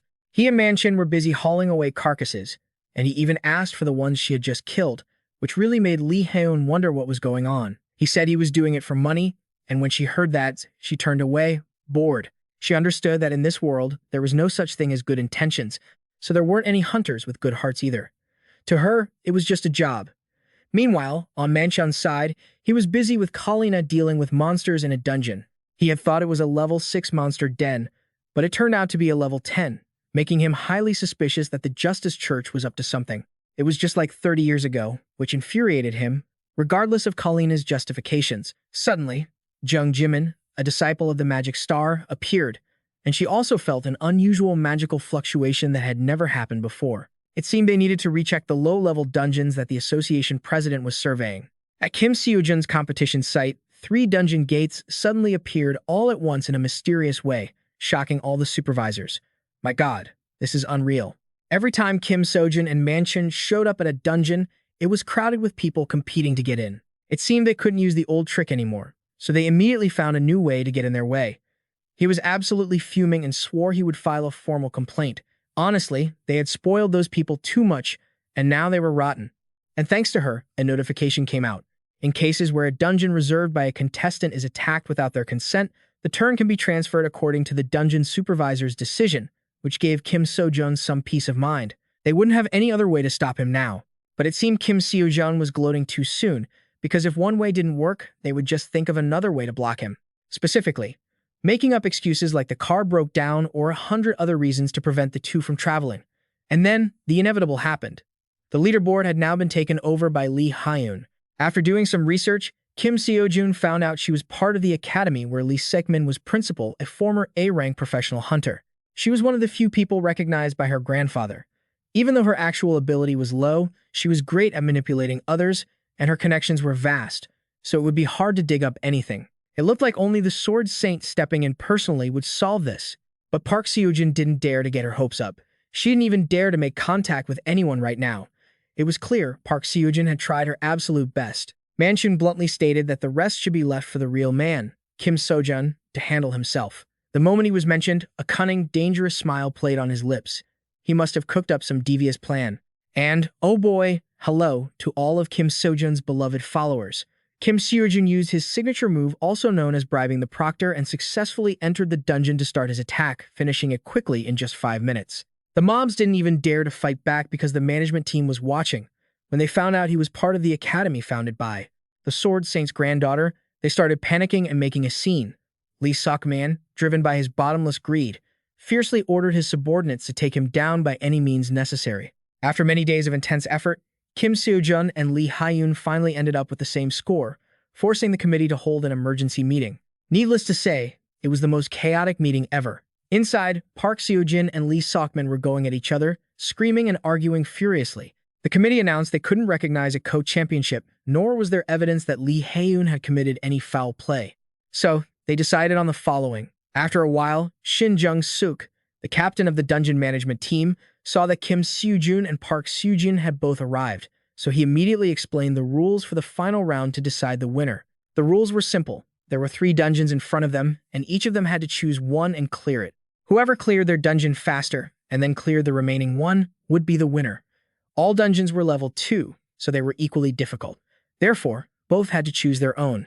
Kim Seojun thought it over. He knew the chances of her rigging this match were low, but he still had to be careful. He spoke up and asked to enter the first dungeon on the right, leaving the one on the left to Lee Haeun. Hey, she whispered in his ear. Don't be so bitter, leaving him stunned. Before he could even understand what she meant, she had already dashed inside. Kim Seojun quickly rushed in as well. Even though he was confused by her words, why bother thinking about it? Winning was the most important thing. He walked for a long time, but it remained eerily silent inside, which he found incredibly strange. He'd been in there for 5 minutes and hadn't seen a thing. What on earth was going on? Swish! A chilling, terrifying sound echoed through the air. Less than a second later, a level 4 manticore with razor-sharp teeth appeared before him out of nowhere. Finding a level 4 monster in a level 2 dungeon made Kim Seojun curse out loud. He swung his staff with all his might and killed it in one hit. Although he was quite fast, it was still much slower than his usual time for clearing a level 2 dungeon. Kim Seojun ran toward the exit as fast as he could, guessing she had already moved on to the second dungeon. He spotted the captain and shouted that there was a level 4 monster inside, so the match wasn't fair. He wanted a rematch, but the man just coldly replied that it was impossible because Lee Haeun hadn't come out yet. Kim Seojun was shocked. She had been inside for quite a while now. He didn't know that inside, Lee Haeun was preparing to face a creature even more horrific than that. Memories of the past flooded back like slow-motion footage in her mind. Back then, she still had her older brother, and they were still happily playing and training together. She had always known her brother was a fool, always believing in justice and kindness. Compared to her, he was just incredibly naive. That rainy night, when she saw with her own eyes her brother give his life to protect a complete stranger, her worldview changed completely. She swore she would never live like her brother ever again. Her selfishness and hatred grew with each passing day. Kim Seojun waited, but since she still hadn't come out, he couldn't help but find it strange. He knew this meant he had won, but Kim Seojun still felt that something had veered off course from the beginning. He guessed it wasn't a dungeon malfunction, but something wrong with Lee Haeun. The management team leader screamed that the mana measuring devices were acting very weirdly. They were supposed to be level 3, but now they were reading as level 4. If the dungeon was malfunctioning like that, it meant the mana was unstable. The waves of mana were chaotic. The predicted stats were changing. This error had low consequences, but the dungeon level had suddenly spiked. If they didn't hurry, the dungeon would explode and cause serious damage. Kim Seojun knew if he hesitated, Lee Haeun would be in danger. He dashed into the dungeon where Lee Haeun was struggling in pain from the wounds caused by the evil punishing, good encouraging trap. The level 6 monster was screaming right in front of her, making her unable to believe such a horrific monster existed in this world. It was supposed to be in textbooks, not standing right there before her. The moment its razor-sharp teeth lunged at her, Kim Seojun appeared in time to block it. He trembled as he struggled to hold off its terrifying attacks and then ordered her to run. It really was a level 6 monster. It swung its body, constantly creating intense tremors, forcing Kim Seojun to keep leaping around to draw its attention. Every blow it landed was ridiculously powerful, but he had already figured out its attack patterns. He told himself to just dodge the fatal blows and lure it out. But man proposes, God disposes. It suddenly drove its sharp horns into his chest, sending fresh blood splattering everywhere. Even though he was numb with pain, Kim Seojun used his last ounce of strength to knock it back. Seeing Kim Seojun in such a wretched state because of her, Lee Haeun couldn't help but be confused. They had nothing to do with each other, so why was he here to help her? He could have just teamed up with someone else to conquer the dungeon and win. She guessed he must be doing this for money. Lee Haeun yelled at him to get out, saying she wouldn't thank him or anything. But contrary to her harsh reaction, Kim Seojun just calmly said that even though she was very wrong, she had no reason to die, because a human life is the most precious thing. His courageous spirit and calm, yet steel-firm voice made her think of her kind, poor brother from the past. The monster's strength compared to Kim Seojun's was like throwing an egg at a rock. The speed at which it attacked was becoming more shocking than ever. Suddenly, he remembered something his teacher had taught him. Intuition in the field of all of his thoughts suddenly merged, and his whole body trembled as if he'd realized something. He had to unite his intuition and his thoughts, effectively creating the Transcendent Intuition. A flash of energy flickered in his eyes, and he regained his composure and clarity, lunging forward once again to duel with the beast. His entire body was engulfed in a violent, storm-like aura. Although getting injured was inevitable, after a few clashes, he began to sense exactly where it would strike and how its muscles would move. It kept attacking, but Kim Seojun kept dodging. With this momentum, he hoped he could hold out until the professional hunters arrived. But he wasn't sure if Lee Haeun could handle it, considering one of her arms had been mangled by the beast. There was no time to hesitate. Kim Seojun channeled all his strength into his body, unleashing a final strike with an aura that seemed to envelop the entire world. Yet, through his own instincts, he knew he couldn't overcome the beast's overwhelming killing intent. His mountain-moving spear technique alone wouldn't be enough. The two forces collided, creating a massive, deafening explosion. Blood poured from the monster's body like a spring after that blow. Beside him, Kim Seojun stood gasping for air, leaving Lee Haeun in total disbelief. Once the situation was handled, Kim Seojun helped Park Seojun up, step by step, struggling to drag themselves out of there. Thankfully, she was still alive. Even though she was beaten half to death, she was still acting tough, saying she wouldn't call Kim Seojun her savior. After some chaos, a vehicle finally arrived to take her to the hospital. The incident at the clearance competition was announced, causing quite a stir in a short amount of time. Although it wasn't the first time an error in measurement had occurred, there had never been a monster with such a massive level discrepancy in this place. Naturally, public attention focused on the associations and the government. Kim Seojun's name and Dream Academy rose in popularity overnight. After days of exhaustion, Kim Seojun was now stuck in the hospital, sobbing regretfully because the prize money for the competition had been split in half. He was so heartbroken he was practically losing his mind, muttering to himself incessantly. When Park Seojun visited him and saw him wailing like that all day, she revealed that the entire prize money had actually gone to him because Lee Hyun had stepped down from her position. Not only that, but she had also exposed many of her own fraudulent acts from the past.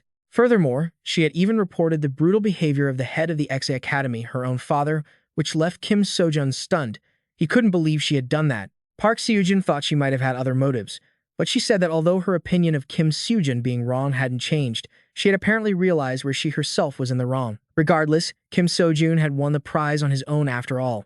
On top of that, he was exempt from taxes on the prize money and received an additional 100 million won in government incentives, which left him speechless.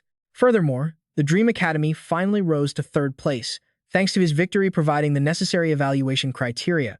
Kim Seojun was also now able to explore 4-star dungeons. With all these good things happening at once, everyone was filled with hopeful anticipation. Once the money issue was settled and they had all had a good meal, Kim Seojun returned to his bed, excitedly tapping on his phone's training equipment shop to see what he could buy. He had 4 billion won, but the Longinus spear cost 1 billion. It seemed that no matter how much he saved, it wouldn't be enough for all his expenses. He sighed in frustration and decided to settle for some cheaper gear. He scrolled through the screen repeatedly, but no matter what, he felt the Longinus spear was the best option. It would be a pity not to buy it, especially when items worth hundreds of billions were out of reach, and these replicas only cost 1 or 2 billion. Even though they weren't the real thing, they surely had certain uses. However, Kim Seojun thought it over and decided it was better to be careful, as the shop didn't explain much about the items. He could only guess their effectiveness based on mythology. He didn't have much information to research their mythology, did he? Oh, wait, Kim Seojun had an idea. He would go to the Supreme Academy student community and search to see if anyone had used items like these before. Suddenly, he scrolled past a post sharing the experience of someone who had used over 100 items, and Kim Seojun's jaw dropped in surprise. He scrolled deeper and read about a space pouch rated 10 out of 10, prompting him to immediately check the price. It was only 100 million won. If he went into dungeons, he could use it to store monster carcasses, and he wouldn't need to carry heavy loads during quests. It looked like he had to buy it immediately. 3 days later, Kim Seojun happily went out with his new weapon and the space pouch to test them. Although his account was now empty, it was worth investing in himself. Suddenly, Park Seojun appeared. When she heard he had spent all 4 billion won of his prize money, she screamed in shock. Then, she looked at Kim Seojun's gleaming new equipment and immediately understood why. A while later, both of them were at a pitch-black dungeon filled with grotesque, gloomy monsters. Kim Seojun estimated that the monster's defense here was level 4, so he decided to take a risk and test his new gear. The goalie guards, with their solid physical defense, seemed like the perfect target for the Longinus spear. Kim Seojun didn't expect that with just a swing of his weapon, they would crumble like tofu, and he ended up slashing through them as easily as a breeze. After hacking them into pieces, Kim Seojun pulled out the space pouch and stuffed their remains in at lightning speed, under the amazed gaze of Park Seojun, who was very curious about where he had bought such high-quality items. Hearing Kim Seojun say he bought them at a pawn shop for hunters near his house, Park Seojun was excited and wanted to go see it too. Suddenly, he told her that the place had moved, leaving her looking as wilted as a soggy cracker. Kim Seojun gave an awkward laugh and scratched his head, feeling a bit guilty for not being able to tell her the truth. Suddenly, a heavy, silent sound shattered the atmosphere, bringing a sense of gloomy uncertainty that made them both freeze. Kim Seojun relied on his powerful spear and wanted to step forward to handle it for her. With his mountain-moving ultimate technique, Kim Seojun performed a few basic moves, creating several waves of intense energy that attacked the swarm in a terrifying formation, wiping them out in an instant, staring at him, completely dumbfounded. The holy spear is rumored to be the very one that pierced Jesus on the cross. Kim Seojun's spear might be a fake, but the power it radiates is nothing to sneeze at. Looks like those posts on the community forum were actually legit. With only 25 days left, Kim Seojun is determined to earn enough money to finish the lecture series. Suddenly, they hear that Jimin, the disciple of the Magic Star and a genius among geniuses recognized by the Magic Star herself, wants to meet him, probably to ask about what happened before. Kim Seojun agrees to the meeting, which leaves Park Seojun thrilled. Just as she's about to message Jimin to set a time, she realizes Jimin is already standing right behind her. As soon as young Jimin lays eyes on Kim Seojun for the first time, she lets out a startled shout. Then, she suddenly starts acting like a fanatic, demanding to know where he got it. After some chaotic back and forth, she finally settles down, leaving Kim Seojun with a massive headache. Park Seojun explains that even though Jimin is older, she looks so young because she uses a trick to store her childhood memories elsewhere in her body. Suddenly, Jimin aggressively demands to know where Kim Seojun got that spatial bag. The hungry, desperate look in her eyes makes him break out in a cold sweat. From what she knows, this bag is incredibly dangerous. She launches into a long, rambling explanation about some complex magical theories that make him feel like his brain is about to shut down. He wonders to himself how much more crazed her reaction would be if he showed her Long Dias's spear. Jung Jimin firmly offers to buy the spatial bag off him for 100 billion won, a statement so confident that it shakes Kim Seojun for a moment. He thinks about how, with 100 billion won, he could buy back KBIT and cover all his personal lectures. All his worries would vanish in an instant. But in the end, he tells her he won't sell it, leaving Jimin feeling incredibly dejected. He sighs, exhausted, and hands the bag to Jimin to let her try it out. Her eyes light up like stars, but the moment she reaches inside, she gets a powerful jolt and yelps, throwing it to the ground. Kim Seojun explains that only he can use it. No one else can even touch it, let alone buy it. You'd think Jimin would give up, but she only becomes more obsessed with his item. She's practically losing her mind, desperate to know where he bought it. After hearing him say the shop is closed, Jung Jimin refuses to give up and asks to study it for a fee. The moment money is mentioned, Kim Seojun drops his cold exterior and agrees immediately. Jimin jumps for joy. Now, she finally remembers the main reason she came, the incident in the dungeon involving Kim Seojun. After a while, Kim Seojun finishes explaining everything that happened in that dungeon, telling her that his victory over Nasura was pure luck. It was all thanks to the mana techniques from Merlin's lectures that he had studied. Mentioning mana reminds Kim Seojun that both magic and oro are derivatives of it. He wants to know how to use it, the same way personal willpower can influence the laws of the world, because he feels that the dungeon's errors operate exactly like that. Hearing this, Jimin suddenly knits her brows, stands up abruptly, and demands he explain in more detail. Kim Seojun explains that if magic and oro are considered errors caused by manipulating mana, then the dungeon's errors must be the same. His teacher Merlin also frequently talked about how to break the laws of the world using personal willpower in his lectures. Putting those two things together, he secretly suspects that the dungeon error in Bichi was caused by someone's specific will. After rambling on for a bit, he notices Jimin standing there like a statue. Thinking he said something wrong, Kim Seojun awkwardly scratches his head. Little does he know, his intense knowledge makes Jimin suspect he is a genius magic scholar capable of creating spatial bags himself. It's truly ridiculous. Jung Jimin is so excited, her eyes are shining like headlights, and she can't stop scribbling down every word. Kim Seojun says, which makes him a bit embarrassed. He was only adding his own thoughts to the knowledge he learned from Merlin, never expecting such a fierce reaction. It seems the lectures from the Transcendental Academy finally have a practical use.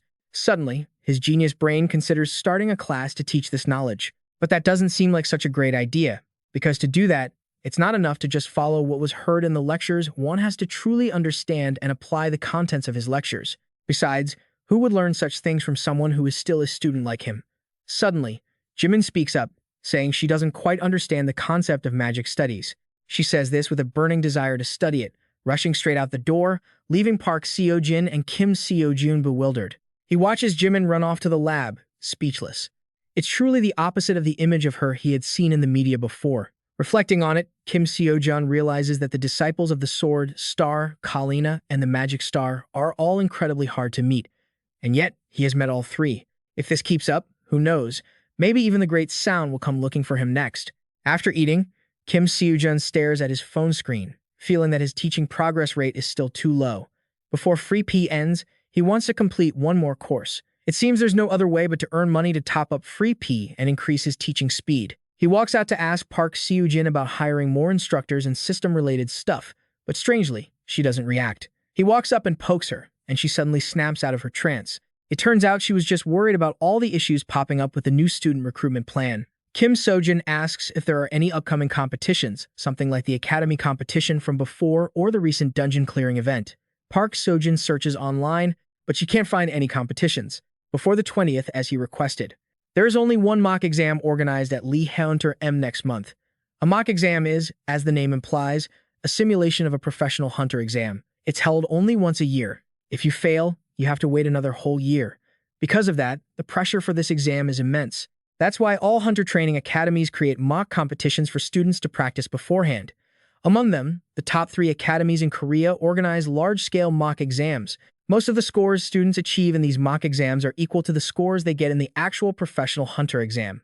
Therefore, the prize money for the top students is significant enough for Kim Seojun to solve his issues with the teaching rate and funding. Whether it was the academy or that dungeon clearing competition. I've searched online, but there are no competitions scheduled before the 20th as you asked. The only thing is a mock exam held at Lee Hunter Academy M next month. As the name suggests, it's not an official exam but a simulation of the professional Lee Hunter exam. It's held once a year. If you fail, you have to wait another whole year. That's why the pressure for this exam is immense. Because of this, hunter academies create mock competitions for students to practice. Among them, Korea's top 3 academies, Lee Hunter, Mill, and Gon, host very grand mock exams. The scores students achieve in these mock exams are usually on par with their actual results in the professional hunter exam. So, the prize money for the top students is significant enough for Kim Seojun to solve his tuition and financial issues. He pondered for a moment, realizing that next month his free trial period would end. He scratched his head, feeling he had no choice but to go and give it a try first. It was late at night, and Kim Seojun was sitting there listening to a lecture on his phone when he suddenly heard an advertisement for the trial exam for Transcendence, which caught him completely off guard. This exam offered a certificate and had specific passing criteria, much like the professional Lee Hunter exams. If you pass, it was like reaching the 5th tier of Ascension or becoming a 9th tier swordsman. It was honestly top-tier stuff. Excited as he was, Kim Seojun knew he didn't have the skills to take this transcendent trial yet. He clicked to continue the lecture, but strangely, every instructor kept urging students to take that exam, leaving him feeling unsettled. It seemed this trial was far more important than he'd realized. Kim Seojun went on the forums to read reviews from those who had experienced it. He skimmed through a few comments from people in the same boat as he was when he started, but who had now drastically increased their speed. Learning after taking the exam seemed to give him a massive boost, and he decided to go big and try it out. The next morning, he held his breath and tapped the start button. The screen quickly displayed the rules and the various categories for the competition. The first task was combat ability. The atmosphere around Kim Seojun shifted the moment he pressed the button, leaving him shocked. He couldn't believe the exam was being held this way. According to the prompt, there were 15 stages based on Transcendent standards. The first stage was level 5 or 6. Each stage increased by 1 level, so by stage 15, it would be level 20. Just thinking about that made him shiver. While he was busy, lost in thought, whoosh, a giant dragon leaped out of his phone, spitting venom and webs, leaving Kim Seojun absolutely terrified. Seriously, he'd failed at stage 1? He couldn't believe his eyes. He collapsed on the floor, groaning in frustration. It was only stage 1, yet the system was already using a dragon to test combat power. And not just any dragon, but the destructive Fania dragon. If stage 1 was this tough, by stage 15, he'd probably be fighting a god. After a good cry, Kim Seojun let out a sigh and sat up, trying to regain his composure.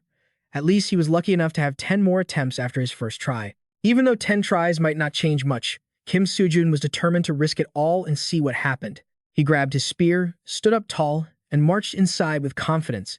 He looked tough, but after N failed attempts, he only had 5 left, and he was so frustrated he could cry. He didn't even know how he was supposed to beat it. Kim Seojun realized if he was struggling this much with pro hunters, what even was a transcendent? He knew he had to do something to boost his lecture progress, but everything he tried just ended in failure, leaving him stuck. Suddenly, a notification popped up on his phone asking if he wanted to listen to a guided lecture, though he'd lose some assessment points for it. He immediately considered it. Seeing a lecture from the idol Sun Wukong himself, Kim Seojun didn't hesitate. He jumped at the chance and clicked agree. The master shared the secret. All he had to do was dodge the dragon's breath. Then, he demonstrated some elite techniques for fighting dragons and pointed out its weak spots. After all that talk, he'd supposedly solved all of Kim Seojun's worries in a breeze, leaving him speechless. Wait, was this really the simple part of the tutorial? The Academy's definition of guided seemed pretty different from normal. He watched it over and over, still stuck, having no idea what to do. It was like following a recipe that only leads to failure. Then he saw the name Sigis in the instructor list, a hero from the Lord of the Rings and Norse mythology. He was the master of the legendary sword and the first dragon slayer, the one who understood. The Fania dragon best. He couldn't resist clicking. The guy just said to dodge the breath, which made a bored Kim Seojun reach for the off button. Then, the instructor analyzed the dragon's traits and showed him two strategies, which made Kim Seojun pause. He explained that Fania breathes fire the moment it's summoned. So, if you hit the summon button and run, the dragon will keep breathing fire in that direction. The key was to have a block of gold ready. Kim Seojun didn't quite get the logic, but he bought a bar anyway and kept watching the lecture. Sigus revealed that when you summon it, throw the gold block in front of Fania. It wouldn't breathe fire right away because it would be afraid the gold might disappear. Suddenly, the instructor stopped at the most important part, saying he wanted the students to figure out the rest on their own. Kim Seojun wanted to curse, but since he had nothing to lose, he took a deep breath, hands trembling, and pressed the retreat button. In a flash, the dragon appeared and roared before him. Remembering the lecture, Kim Seojun immediately threw the gold block hard in front of it. The beast saw the gold, its eyes lit up, and it shut its mouth tight. All its murderous intent vanished, and Kim Seojun felt a glimmer of hope as he charged forward. But then, it realized the gold was fake and roared even more aggressively than before, sending Kim Seojun to his doom. Was this really supposed to be easy? For heaven's sake. As expected, he failed miserably and ended up sprawled on the floor. Suddenly, his phone vibrated, notifying him that Chiron's lecture progress had increased, leaving him stunned. Kim Seojun dodged and weaved, trying his best to avoid the dragon's rapid-fire attacks. But he still ended up face-planting because it was just too fast. He tried to find an opening, but it looked like he was in trouble. Just as he was about to get crushed, Kim Seojun had no choice but to pull the gold bar from his pocket and toss it across the dragon's field of vision, making it stare in confusion. After realizing it was fake, it roared and charged at Kim Seojun, making him run for his life. He frantically tossed several gold bars from every direction, leaving the monster completely dumbfounded. Seizing the moment, Kim Seojun put all his strength into his spear, unleashing his strike with the power to move mountains and shake the earth. Boom! A massive shockwave pierced through the dragon's thick hide. It looked like he finally succeeded. But don't celebrate too soon, Kim Seojun. The monster took his hit without a single scratch or sign of damage. It finished him off just like that, and he failed again. Still, seeing his lecture progress jump up slightly made Kim Seojun feel a bit better. He sat up, excited to try again. Seeing he still had 3 chances left, he rushed back into the action, determined to keep living his legendary life. Park Seojun was a bit surprised as she hadn't seen him at the dungeon lately. Kim Seojun mentioned he was focusing on training alone for a while. He felt a bit anxious, wondering if she suspected anything when she saw him glued to his phone all day. He had already failed the first subject this term, and his course completion rate was increasing much slower than he had expected, so Kim Seojun decided it would be better to finish the lectures and apply them to actual combat. 3 days later, the second course took place. Kim Seojun was a little worried, wondering how this time would go. After getting ready, a fireball that looked exactly like a Dragon Ball from the anime suddenly appeared before his eyes, catching Kim Seojun off guard. Just as he was chuckling, the system told him he had to hold onto it while escaping from monsters, which made Kim Seojun feel like he was about to collapse. He gave a wry smile as he stared at the monster roaring in front of him. Is this really just a beginner-level stamina test? After going through hell and back countless times, Kim Seojun moved on to the third course, defeating a sphinx while his 5 senses were completely shut down. He stood there blankly, staring at the sphinx, muttering something in front of him, only to get smacked into the sky the moment he opened his mouth. Next was the fourth course, which required him to suppress Pasisari's gluttony. No matter how hard Kim Seojun tried to focus his energy, he couldn't suppress its hunger. Unable to take it anymore, he decided to just run for it. By the 5th course, Kim Seojun passed the first stage after listening to Seren's song, making him think it would be a breeze. But when he heard Heracles' soul-calming melody, it was so divine that it made his ears bleed. After an exhausting competition, Kim Seojun finally received his mock exam results, and the score was more miserable than ever. But on the bright side, his lecture completion rate for the subjects had increased, so it looked like he might pass 2 of them soon. However, 3 days had passed and he hadn't received any notification about a new course selection, which made him extremely anxious. There were only 5 days left of the free part, and he was just a little bit away from finishing the course. Kim Seojun wondered if he should just head back to the dungeon immediately, because waiting around without knowing when the next lesson would start was far worse than just going back. While he was feeling confused, his mentor, whom he hadn't seen in ages, suddenly appeared, making him jump. Seeing his mentor after so long took Kim Seojun by surprise, and he spoke a bit too loudly. He nearly got caught by Park Seojun, so in a panic, he immediately grabbed his mentor and ran outside. After pestering him for a while, Kim Seojun was getting annoyed. Under his fiery gaze, the mentor scratched his head and ears, explaining that he had only just returned after checking Kim Seojun's profile. Since his results were so abysmal, Kim Seojun was stunned into frozen silence upon hearing that. The mentor stated that given his current level, any advice he could give would be useless. He then softly advised him to focus on listening to the two suggested lectures, which made Kim Seojun want to cry in despair. The mentor's sincere advice left him with no mood to even be angry. Hearing that Kim Seojun had been studying very hard while the mentor was away, the mentor happily picked up his phone to check. To his shock, his face dropped further and further as he saw 4 lectures playing at the exact same time. Kim Seojun revealed that he had been watching 4 lectures at once, which left the mentor unable to believe his own ears. And with those crazy progress stats he'd achieved in just 3 months, the mentor was absolutely blown away. Oh my god, that's absolutely insane. Kim Seojun then mentioned that he had also participated in many exams. He then cautiously asked how to choose an elective subject for the superhuman exam. The mentor just told him he could pick whatever subject he wanted. Suddenly realizing Kim Seojun didn't even have a Supreme Academy ID, the mentor looked surprised and suspected something was wrong, so he said he would go ask the dean for his opinion. As soon as he said that, he vanished like the wind before Kim Seojun could even call him back. He then continued practicing the mountain-crushing force with his beloved spear, emitting waves of fierce, murderous aura. Suddenly, a notification popped up on the screen asking if Kim Seojun wanted to listen to the final lecture, so he immediately clicked on it. From the words of encouragement to the genuine advice, the mountain-crushing force lecture by teacher Xiang Yu had officially ended. As the afternoon sun began to set, Seojun saw him return and excitedly told him that the Hunter mock exam had started accepting applications for 1 week, starting from today. After consulting with him, Kim Seojun happily helped him sign up. Kim Seojun secretly felt that even though his score in the superhuman mock exam was pathetic, at least this was the superhuman exam, he'd probably do better in this Hunter exam. Besides, he was extremely confident because he had attained the power of the mountain-crushing force, and he also had Longinus' spear. After fiddling for a while, Park Seojun finished registering him and told him the exam would be in 10 days. When he asked about the recruitment process, she looked a bit depressed, wondering what kind of trouble her grandfather, Park Minchin, was planning to cause this time. But regardless, he was her grandfather. What Seojun was most worried about right now was which instructor to invite. Since each field needed a dedicated instructor, you couldn't just invite anyone, but hiring someone famous would cost a fortune. Kim Seojun was intrigued, and when he heard from Seojun that the salary for a top-tier teacher could reach several billion, his greed started to boil over. He was suddenly filled with excitement and volunteered to help Park Seojun, leaving her completely baffled. 3 days later, Kim Seojun was thrilled to see that he had completed Xiang Yu's lectures. Although it was a bit of a shame about Chiron's lecture, the free trial period was still active, so it seemed like it would be fine. Suddenly, the mentor appeared again.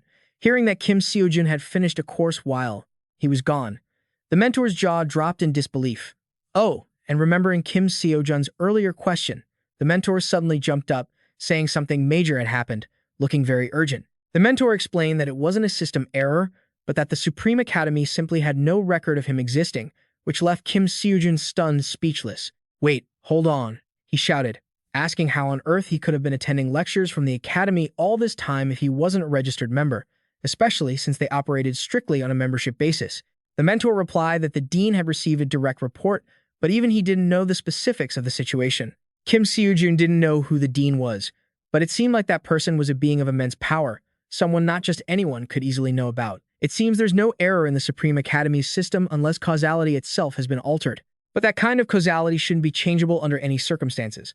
According to the dean, it seems there are signs of someone interfering that haven't been uncovered yet. Kim Seojun grew increasingly worried about being expelled. Seeing this, his mentor happily reassured him that everything would be fine, as the issue lay with them, not him. Once a member, always a member, he said, which eased Kim Seojun's mind a bit. Kim Seojun couldn't believe someone had interfered in this, silently suspecting someone was causing trouble for a specific purpose. He realized he was just someone who dreamed of being a hunter, living a normal, repetitive day-to-day life. His mentor then told him he could just continue training as usual. He then asked for Kim Seojun's understanding, as recreating his ID was quite a difficult task. Setting that aside, Kim Seojun only had 2 days left of his free part, so he wanted advice on what to do next. His mentor cleared his throat and explained that the curriculum at the Supreme Academy was divided into 4 major levels: introductory, beginner, intermediate, and advanced. Kim Seojun was currently at the introductory stage. After finishing the advanced level, he would reach a certain proficiency. From there, each person would have their own unique training method to suit them and achieve higher efficiency.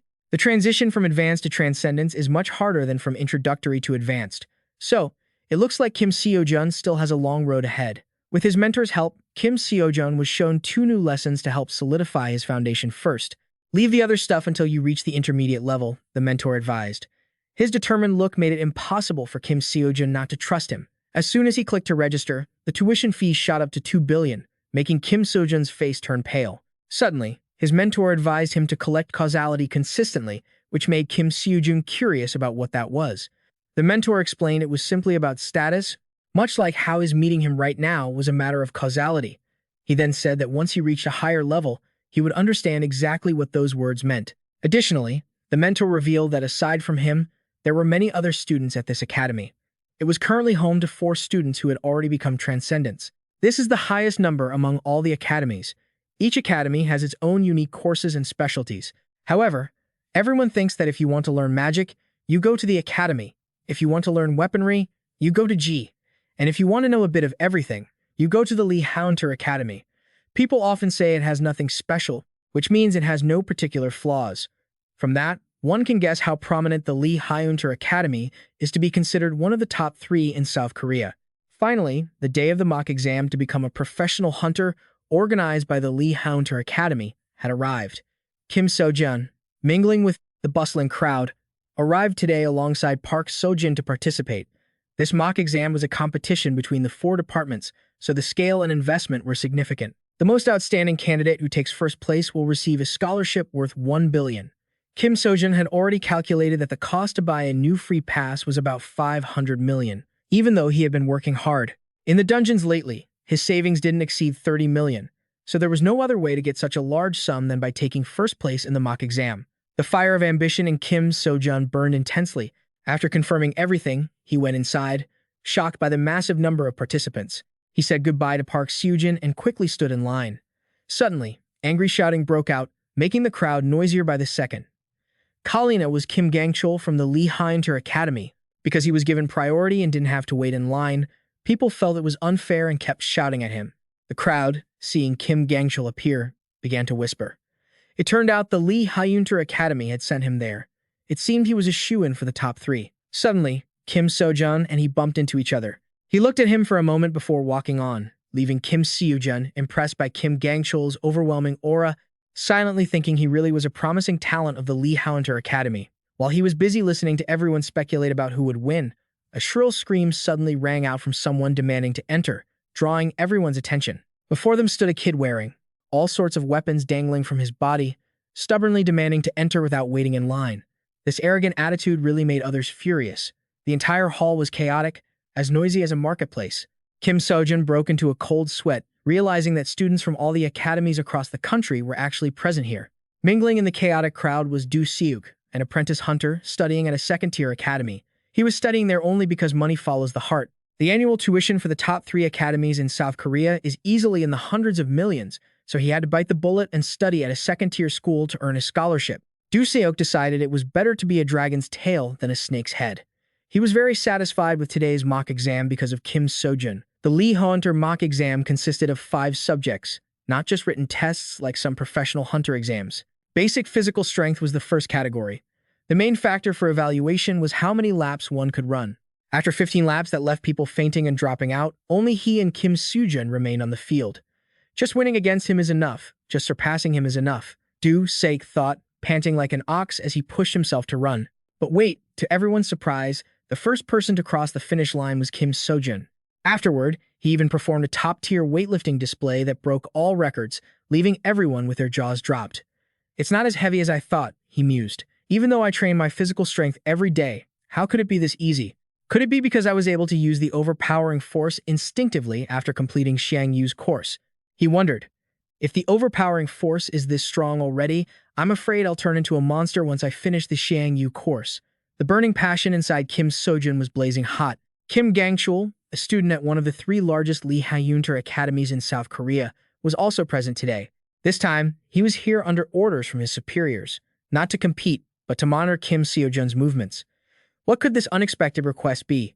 Who is Kim Seojun? Kim Gangchul wondered as he walked. About a month ago, I think I heard that name during the dungeon incident. Just then, the results board was revealed amidst the loud murmurs of the crowd. Kim Gangchul was stunned to see his score was 11 points lower than Kim Seojun's. On top of that, he was in third place, not second. Lee Minjun. Who is this guy?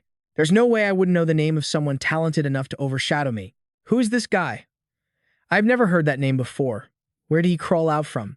After seeing the results, Kim Gangchul instantly looked like a depressed emo boy. He told himself he couldn't let this continue, but he remembered his superiors had ordered him not to do anything, just to keep an eye on Kim Seojun.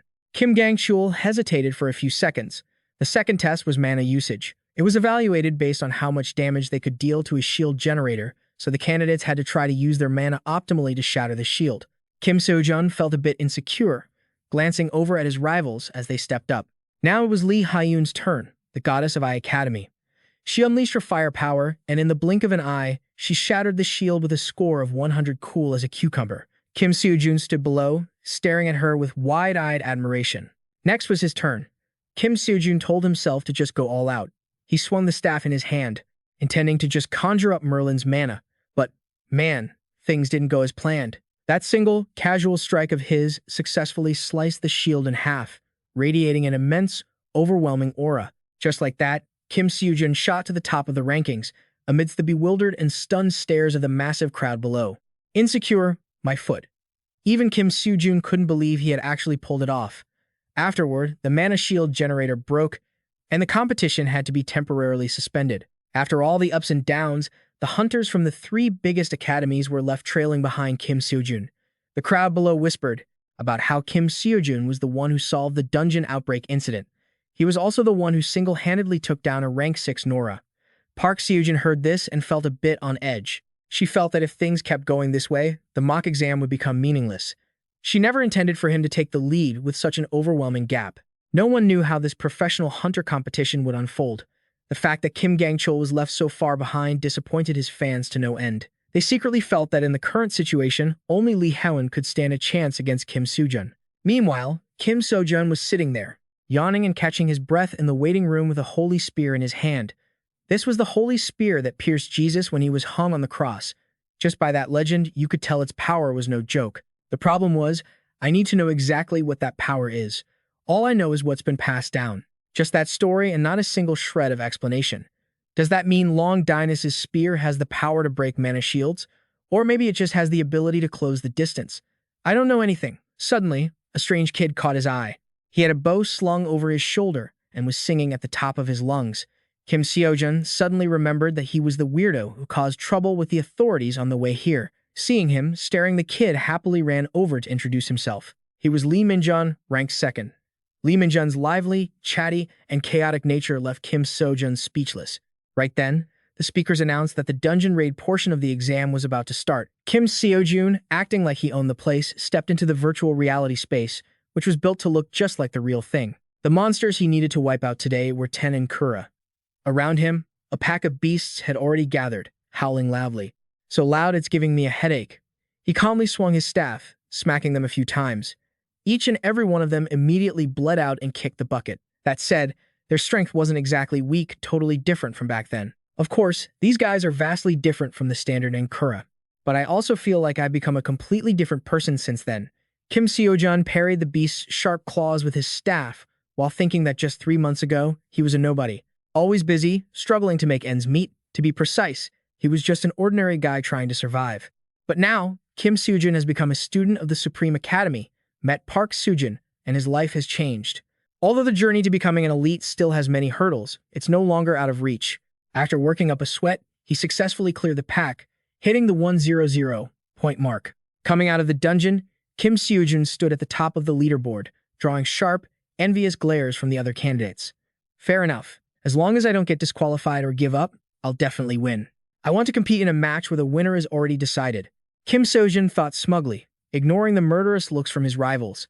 He just kept his mouth shut. Silence is golden. Lee Minjun only ranked 5th this time, but he looked as excited as if he'd just won the lottery. Kim Gangchul only ranked 3rd.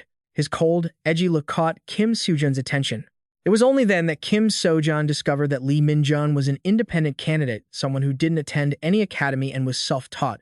Usually, these people have neither money nor talent. It's rare to find such an outstanding individual among them. Training on his own and beating the top seeds of the 3 major academies meant he was a real genius. Kim Seojun thought, well, I have a teacher, but he doesn't know he has a student like me, Lee Minjun said with a mysterious smile. Kim Seojun didn't understand what he meant at all. Just as he was about to ask, a staff member approached to announce that an unexpected problem had occurred. Everyone immediately gathered around to gossip.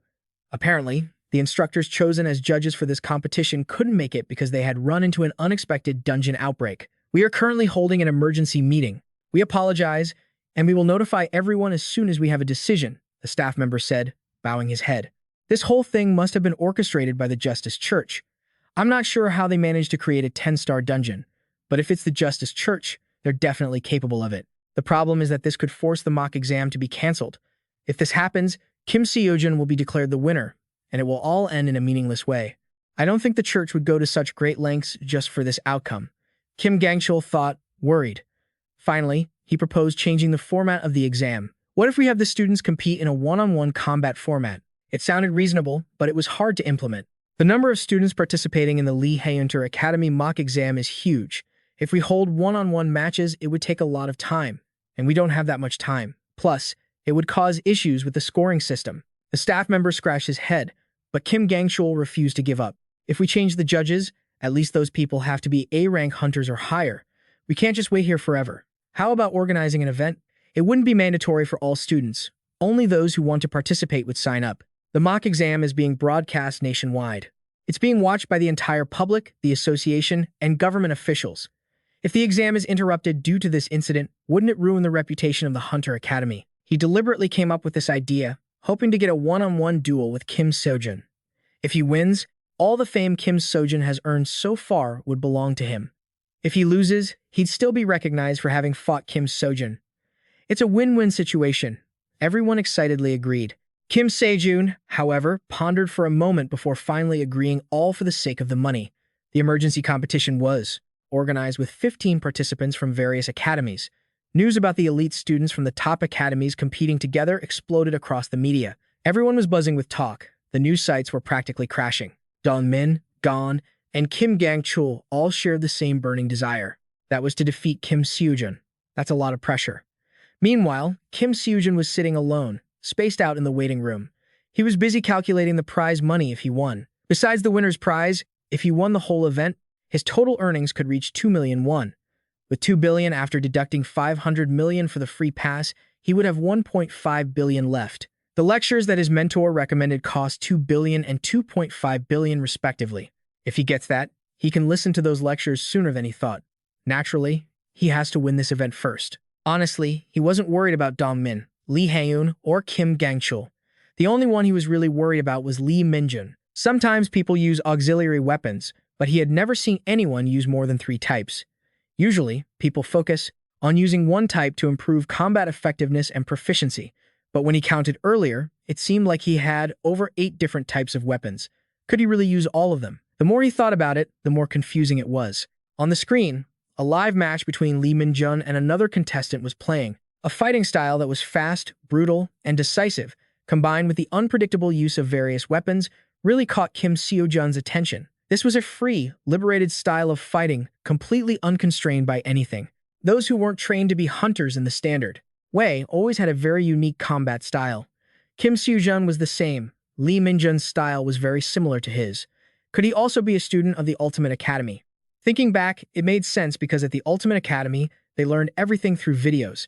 The instructors had no idea who was watching their videos to learn. The more he thought, the more his theory seemed plausible. The match on the screen ended with Lee Minjun's victory. This final match was the one everyone had been anxiously waiting for. Lee Hae-un from Academy eyeing Kim Seojun from Dream Academy. The stands roared like the stadium was falling apart. Everyone held their breath, waiting to witness this clash of titans. Lee Hae-un was a genius. It's not an exaggeration, but calling her a genius might not be enough. She was one of the top 5 strongest in the academy, one of Korea's top 3. Her talent was recognized by Dong Jung Jimin, a genius mage and magic scholar who was next in line for the position of magic star. In her life, the impossible did not exist. Right now, she was surging with firepower, taking steps toward Kim Seojun. But unexpectedly, before she could even launch her first attack, her flames were sliced through by his hand in a flash. Lee Hae-un's jaw dropped. she felt it couldn't be true. A mage with overwhelming mana could disperse another mage's spells, but that mage would have to completely understand the principles of that magic and choose the exact moment to dispel it. He wasn't even a mage. There was no way he could understand magic. Even if he did, he couldn't possibly know how to time the dispelling of a spell. Gaon watched with wide eyes, stunned. Kim Seojun was staring intently at the weapon in his hand, feeling that it was indeed as strong as the rumors said. Lee Helm was so frustrated she couldn't even speak. Once again, she unleashed a fireball with even greater intensity than before. Kim Seojun's expression didn't change at all. His hands moved flexibly, deflecting her flames as easily as eating cake. Even as Lee Haun gritted her teeth and used all her strength to attack, Kim Seojun dodged everything with effortless grace. In the end, Lee Haun had to drop to her knees and concede amidst the thunderous cheering. The next match was between Lee Minjun and Dong Min, with a result no one expected. Both were struggling in a stalemate until Lee Minjun suddenly took a blade from his weapon pouch and threw it, startling Dong Min. He kept pulling countless weapons from his person and throwing them straight at his opponent. The speed and the unpredictable nature of his moves left Dong Min completely unable to react. Caught off guard, Dong Min was hit by a direct strike to his stomach, causing him to collapse immediately, unable to defend himself. This lawless, irregular fighting style of Lee Minjun made Dong Min furious, unable to even speak. The audience watching felt his style was weird, but they couldn't put their finger on why. Through the TV screen, Kim Seojun also saw Lee Minjun's victory. If Lee Minjun hadn't used the method of constantly switching weapons to fight Dong Min, the result would have been the same anyway. He thought decisively. Kim Gangchul now understood the Justice Church's goal was not only to keep an eye on Kim Seojun but also on Lee Minjun. The ultimate goal of the Justice Church was to use this mock exam to make Kim Seojun and Lee Minjun fight each other. I don't need to get involved anymore. After all, this tournament event has probably already been a success. Is it possible that Lee Minjun is affiliated with the Church of Justice? That's right. Otherwise, no matter how much natural talent she had, she couldn't have taught herself to defeat students from the top academies. Kim Gangchul trembled as he thought about his next match against Kim Seojun. He told himself that this time, he absolutely wouldn't let the church get what they wanted and turn him into a stepping stone for Kim Seojun to show off. Our two opponents lunged at each other with immeasurable force. Dust billowed, filling the air as the surrounding ground cracked into pieces. Kim Gangchul used his sword, while Kim Seojun used a staff. Neither was willing to yield, and they just kept clashing fiercely. After a while, Kim Gangchul breathed heavily, realizing that Kim Seojun's weapon didn't look like it had any sword energy, yet it could block all of his sword energy. It wasn't just that he blocked my sword aura. It was as if my sword aura had absolutely no effect on him at all. That weapon looks like nothing more than a plain iron rod. But it's not that simple. He must have used that weapon to achieve such high marks in this trial. I just need to be careful with his weapon, because the difference in our true strength isn't that great. Kim Gangchul thought to himself, then gritted his teeth and swung his sword with everything he had at Kim Seojun. He kept the pressure on, giving him no chance to counterattack. In his mind, he was acting like a madman, obsessed with nothing but taking that top spot. Kim Seojun was actually a bit surprised by Kim Gangchul's strength. Suddenly, swish Kim Gangchul slashed away at the rocks surrounding Kim Seojun, leaving him completely stunned. As expected, being in the Lee Haunter Academy's top 3, and suddenly, his presence flared up, leaving Gangchul utterly shocked. He gasped, staring as Kim Seojun became visibly stronger, his aura completely transformed. It was as intense as a volcanic eruption. Kim Seojun's fierce, powerful strikes left Gangchul rattled, slowly forcing him back. Sweat dripped down his face as he tried to counter, but he couldn't keep up with those nimble, unpredictable strikes. Compared to the advanced swordsmanship and mana training of the Lee Haunter Academy, this was just swinging a weapon around. But how could he swing it with such ease? Kim Seojun sent Kim Gangchul flying back over 10 meters with a single blow. His mind went blank, left in a daze, and in his pain, he thought. This blow reminded a stunned Gangchul of Lee Haun. Back then, he had been defeated by her and suffered her biting, bone-deep mockery. Being defeated by Kim Seojun again today made Gangchul's blood boil. He was ready to pay him back.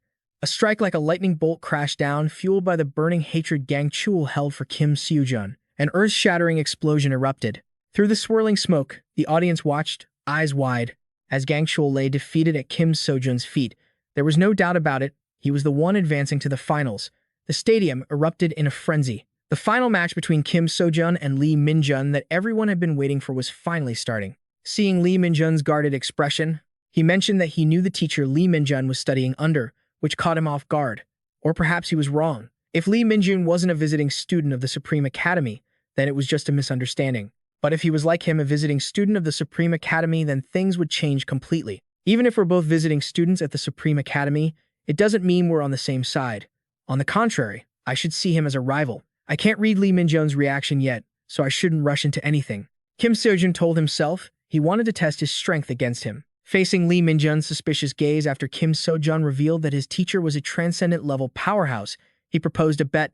The loser of this match would have to answer one question from the winner. Amidst the cheers and roars of the crowd, the pact between Kim Seojun and Lee Min-jun was officially made. The final match began, but both of them just stood there like statues, leaving the audience confused and whispering to each other. Both were busy watching for an opening, sweating buckets. Swish! Lee Min-jun drew his sword from his back and lunged at him. He had a sword in his hand now, but considering his fighting style up to this point, I don't think it's just about the sword. I have to go all out to find his weakness from the start, Kim Seojun said as he swung his staff to parry. A flash of light streaked by, and Lee Min-jun's sword shattered into pieces before his own terrified eyes. Lee Min-jun ditched the weapon fast and retreated. While Kim Seojun wasn't looking, a rain of arrows poured down on him. Kim Seojun quickly spun his staff, using the wind force to blow all those arrows away. Seeing this display, Lee Min-jun was utterly stunned, filled with admiration. That weapon you're using, I'm quite curious about it. If I win, will you answer my question about that weapon? Kim Seojun naturally agreed, though that would only happen if the other side won first. They both laughed and dove back into the fray, trading blows. Amidst Lee Min-jun's sword aura, Kim Seojun sensed something very strange. Contrary to his willingness to pull dirty tricks to win, he didn't seem like he actually cared about winning at all. Occasionally, jeers echoed from the stands, but he didn't seem to care. Kim Seojun couldn't fathom what was going on in Lee Min-jun's head. Did he not want to beat him? Lee Min-jun smiled bitterly, saying he had already done his best. No matter how much others insult me, my value doesn't diminish at all. Seeing such a bold attitude from Lee Min-jun, Kim Seojun flared with energy and drew his staff to show him what he was made of. Hearing those words from Lee Min-jun reminded him of the teachings of the Buddha. The world has a constant law of survival of the fittest, so we must be stronger than we were yesterday. Through those teachings, Kim Seojun suddenly thought about wanting to break out of that world and see existence from a different perspective. There is a legend about the time when the Buddha, still human and named Gautama Buddha, hadn't yet attained Buddhahood and continued his practice. One day, Gautama Buddha saw a group of children in a running race. For some reason, they kept racing over and over again. Every time, there was always one boy who finished last.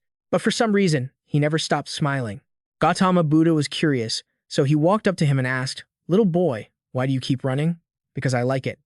If I keep at it, what if the others catch up to me? My finish line and the others are different, so how could they catch up?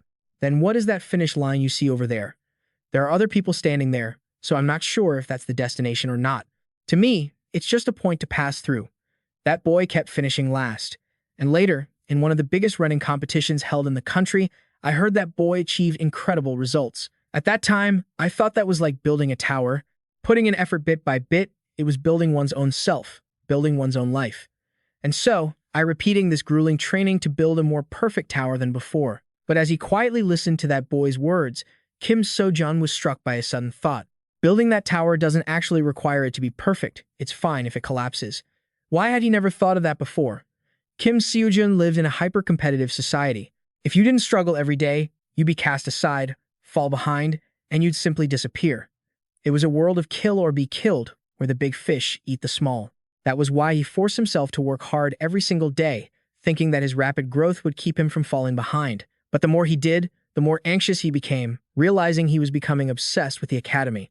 He was consumed by this obsession, struggling so he wouldn't be discarded, so he wouldn't be left behind, so he wouldn't be surpassed by anyone just to survive this competition. It's all right, others are standing there, so I'm not even sure if that's the real finish line. Even if others insult you, your own worth remains unchanged. Lee Min-jun's words echoed in Kim Seojun's mind. Only now did he truly understand those teachings of Gautama Buddha. Why hadn't he thought about it that way until now? If he used Long Jainu's spear, he could win easily. No matter what tricks Lee Min-jun pulled, he just had to break through them. His desire to win hadn't changed. Kim Seojun stood firm, determination in his eyes, hands gripping his weapon tight. He wanted to be the one to define his own worth. Suddenly, seeing Kim Seojun's burning fighting spirit caught Lee Min-jun off guard. He smirked, then set aside all the weapons he was carrying, picking up just a small dagger, the item he was most confident with. Both of them, as if fueled by a wild surge of energy, returned to the fray, stronger than ever. Contrasting with Kim Seojun's tense expression, Lee Min-jun fought with a playful, half-joking attitude, yet his strikes were like lightning. If that had been Long Jinus' spear, every strike would have been a massive threat. Furthermore, dealing with Lee Min-jun's unpredictable and ever-changing attack patterns was incredibly difficult. Kim Seojun tensed his body, putting everything into a counterattack against Lee Min-jun. In a split second, he flicked his hand, sending Lee Min-jun sliding back. Even if he lost, it didn't matter. He would give his all for the sake of victory. So, was fighting this fun after all? Kim Seojun chuckled to himself. Before him, Lee Min-jun came charging through the wind once more. It wasn't over until it was over. Lee Min-jun spun around, then suddenly vanished into the swirling dust, leaving Kim Seojun bewildered by such an intense, high-level stealth technique. Although it wasn't perfect yet, if he didn't focus, the boy would vanish from his sight instantly. It seemed Lee Min-jun wanted to decide the victor with this move. Kim Seojun thought to himself, intending to use Merlin's mana technique. But just then, the faces of all the opponents he had defeated flashed through his mind. Kim Seojun suddenly realized that throughout these battles, he had been too rigid. His teacher's lessons rang in his ears. Learning many things is wonderful, but learning forms habits, and those very habits can become obstacles to expressing your true self, because learning is just absorbing what others have already shown. Learning gives you the illusion that you're doing great, but you're just mimicking others. You mustn't be satisfied with just learning. You have to use your own path. Learning should exist only as a tool to express yourself. Kim Seojun focused all his energy, combining Merlin's knowledge, Chiron's senses, and Xiang Yu's immense strength. In a flash, he unleashed a thunderous blow of his own creation, turning everything into complete chaos. The onlookers couldn't believe an academy student could reach such a level. It was absolutely unreal. From within the blinding light that Kim Seojun emitted, Lee Min-jun's figure slowly appeared behind his blade. "I lost," Lee Min-jun said with a grin. News that Kim Seojun was the ultimate winner reached Kalina. When she heard he had switched weapons at the last minute, her expression darkened instantly. She declared she would report this unexpected development to the apostles. "Is there any reason we need to go this far? I know Kim Seojun is someone we need to keep an eye on, but the Korean Association has already launched a full investigation into the 10-star dungeon appearance. Because of this, the plan we've spent 10 years preparing has been interrupted. I honestly don't understand why we're doing all of this just because of that kid." The minion Candace spoke up in frustration but was immediately silenced by her glare. Remembering how she had been threatened by her superiors just a few days ago to watch his every move, she shuddered. The fact that he used an apostle as a mere messenger to convey supreme orders terrified Kalina. Biting her nails, she trembled as she remembered someone else capable of doing the same thing. As the match ended, Park Seojun was at a loss for words regarding this incredibly powerful student. Especially when Kim Seojun used Aura Blade, he looked like a complete monster. Kim Seojun mentioned he needed to meet someone before heading home. Lee Min-jun, who was currently surrounded by countless academy recruiters like a top-tier idol. Even though he lost the finals to him, the mere fact that he was self-taught and didn't belong to any academy, yet reached such a level was enough to attract attention. From the perspective of any academy, everyone wanted to snatch him up. A talent like that can't be missed. Kim Seojun nodded, but with all those people clinging to him like leeches, there was no way he could talk to him privately. Suddenly, Lee Min-jun broke out of the crowd and ducked behind Kim Seojun. He announced he would join the Dream Academy, causing the recruiters to erupt into chaos once again. A while later, they finally found a quiet spot away from the noisy recruiters. Lee Min-jun insisted that what he said earlier was true. He wanted to attend the same academy as him. Kim Seojun froze, unsure how to respond. He knew that even if he vehemently opposed it, Park Seojun probably wouldn't accept him into the academy. But he didn't want to interfere in the academy's business based on emotions. "Let's talk about that later. Do you remember our promise?" Kim Seojun asked, wanting to know who exactly the teacher Lee Min-jun spoke of was. Lee Min-jun, acting calm and collected, clearly and boldly stated that he had no idea. "Wait, what? Are you kidding me?" Kim Seojun was steaming with rage, taking an aggressive step toward Lee Min-jun, which scared the boy out of his wits. "No, that's not it. I really don't know. My teacher doesn't even know I'm his student. But just a moment ago, when you used that dagger, you said you were taught how to use it, and you claimed your master was an elite-level powerhouse. Yet you have no idea who he is?" Kim Seojun asked, losing his cool. "No, because he never actually taught me anything. I just picked things up by watching him. I've never been taught by anyone," Lee Min-jun replied calmly. Lee Min-jun was self-taught. It's common for people without money or talent to dream of becoming hunters, but Lee Min-jun's case was different. He had both the talent and the money, yet he didn't want to be tied down to any academy, so he chose to teach himself. "I trained alone deep in the mountains, Even without a guide, I preferred it that way because I didn't have to follow the stifling curriculum of any academy. Then one day, while I was training as usual, I suddenly sensed someone nearby who seemed to have collapsed. That was our first meeting, Li Minjun said. Even though the man was bleeding and severely wounded, he refused to let Li Minjun carry him down the mountain. Sensing the urgency in the old man's words, Li Minjun gave up on taking him to a hospital. With no other choice, he ended up nursing the man back to health in an abandoned mountain cabin. At first, his condition was so critical that it was a miracle he didn't die right then and there. But as time passed, Li Minjun felt the man recovering rapidly. A month later, on his way back home, Li Minjun was startled to find a group of strangers surrounding the man in front of his house. He hid behind a tree, trembling as he watched. But just as he was about to be discovered, the old man used his masterful swordsmanship to decapitate them in a flash. That was the first time in Li Minjun's life he had ever witnessed such incredible martial arts. After dealing with them, the old man loudly demanded that Li Minjun leave and never return. Before Li Minjun could even process what happened, the old man vanished like a gust of wind. Although he didn't understand the situation, his gut told him to follow the old man's orders. So, before leaving, he packed his belongings. That was when he spotted the manuscript the old man had left behind in his haste. I planned to return it if I ever got the chance, but I haven't seen him since, Li Minjun said, bowing his head. Thanks to that manuscript, he had learned the weapon techniques recorded within. Based on his fighting style, my master must have been the one who created the precious techniques written in that manuscript. But he still doesn't know I have his notes or that I've learned his moves. Li Minjun added sheepishly. I know there's a high chance he's lying, but he isn't some ordinary cadet from a top-tier academy, Kim Seojun thought. Li Minjun explained that the real reason he entered this trial exam was that he thought his master might find him if the competition was large-scale.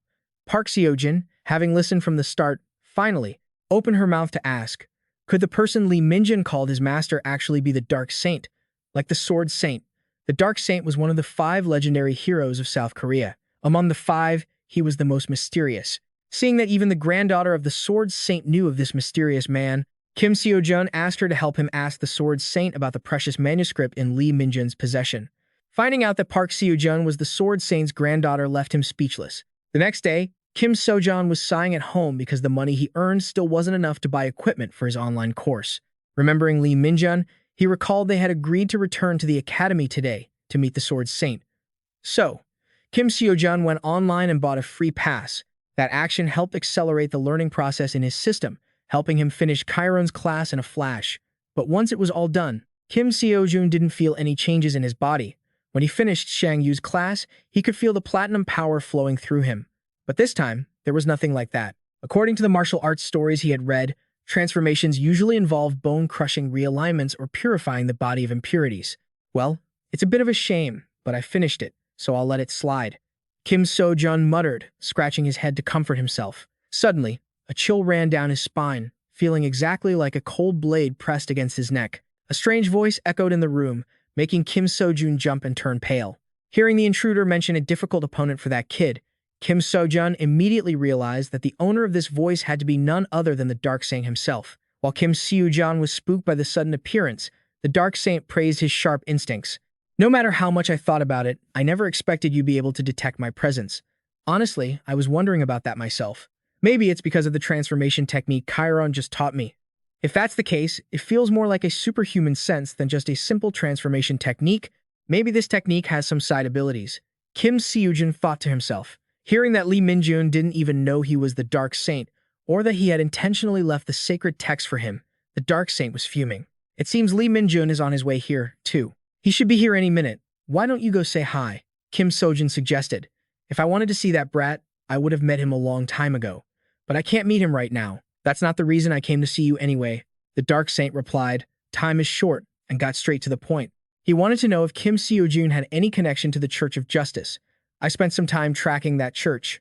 I don't trust those animals. Most people in the world view the Church of Justice as humanity's heroes, the ones who put an end to the Great Cataclysm, but seeing and hearing isn't always believing. You must know about the great beast B that the church is hunting, right? The Dark Saint asked. Through him, Kim Seojun learned that back then, the beast was never defeated. It was such a terrifying monster. People often referred to it as the Second Great Cataclysm. Hearing this firsthand, he was stunned. If the Church of Justice couldn't hunt it down, then why are they still credited with saving humanity? It's because they must have done something to the monster. Or rather, the void did something to that beast, yet it didn't die. At first, I thought it was just my own baseless theory, but after a few years, based on certain obvious incidents, I'm certain now. Have you ever wondered why you're against the position of the Apostle of Kangdong-chul? It's because the Apostle of Kangdong-chul suddenly disappeared, just like the way that primordial monster vanished. The Black Saint chuckled bitterly. This story sounds incredibly illogical when you hear it. The 7 apostles have always been a group that stayed together for a very long time, but only the Apostle of Kangdong-chul died of old age. The more Kim Seojun heard, the more surreal it felt. I see a non-trivial similarity between these two disappearances. To expose the truth behind these cases, I've been tracking the Justice Church, and the result is I've concluded 2 things. First, those scum from the Justice Church tried to take my life for daring to investigate them. Second, the recent 10-star dungeon subjugation event was just a plot by the Justice Church, and you are the reason behind this conspiracy. As soon as the Black Saint spoke, it hit Kim Seojun like a bolt from the blue. He had no clue what the hell the Justice Church was up to. The Black Saint revealed these secrets to Kim Seojun, hoping to ask him to look after Lee Minjun on his behalf. If I could, I would have raised and educated the boy myself. However, as long as the Justice Church is lurking out there, me raising him personally is impossible. The Justice Church has a special method for observing their targets. Even though I don't know exactly what that method is, whenever their target takes action, they can see the entire result of that action. That is exactly why those scumbags call it observation. I am one of the targets that they observe most closely. Anyone who contacts or is related to me also gets marked. If that's the reason you have to become the bridge between me and that kid, you are the only exception. The church cannot observe you, so even if you and I meet, those scumbags won't be able to sense anything unusual. At the same time, if I act through you as a mediator, they will only think that you are the one performing the task, not me. I don't even know why they can't observe you. The Black Saint's words left Kim Seojun's head spinning. He wondered if, in some way, this was related to why the Supreme Academy had absolutely no information about him. Before leaving, the Black Saint gave Kim Seojun a book recording throwing dagger techniques and stealth arts, asking him to pass it on to Lee Minjun. He also handed him another manual on magic techniques as a reward. Who would have thought that he would show reluctance to accept it, which slightly annoyed the old man, seeing such a priceless treasure coveted by so many flatly rejected. Kim Seojun chuckled, slyly thinking that he just needed childcare subsidies.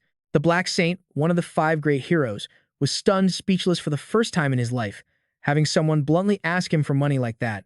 Kim Seojun stood his ground, no money, no honey, forcing the old man to eventually yield. If you pay me now, I'll give you a great discount, only $3 million. Kim Seojun, cool and composed, chirped out his price. Cheap, right? A real deal, right? Hearing such an astronomical number, the Black Saint felt his blood boil and cursed Kim Seojun's entire lineage.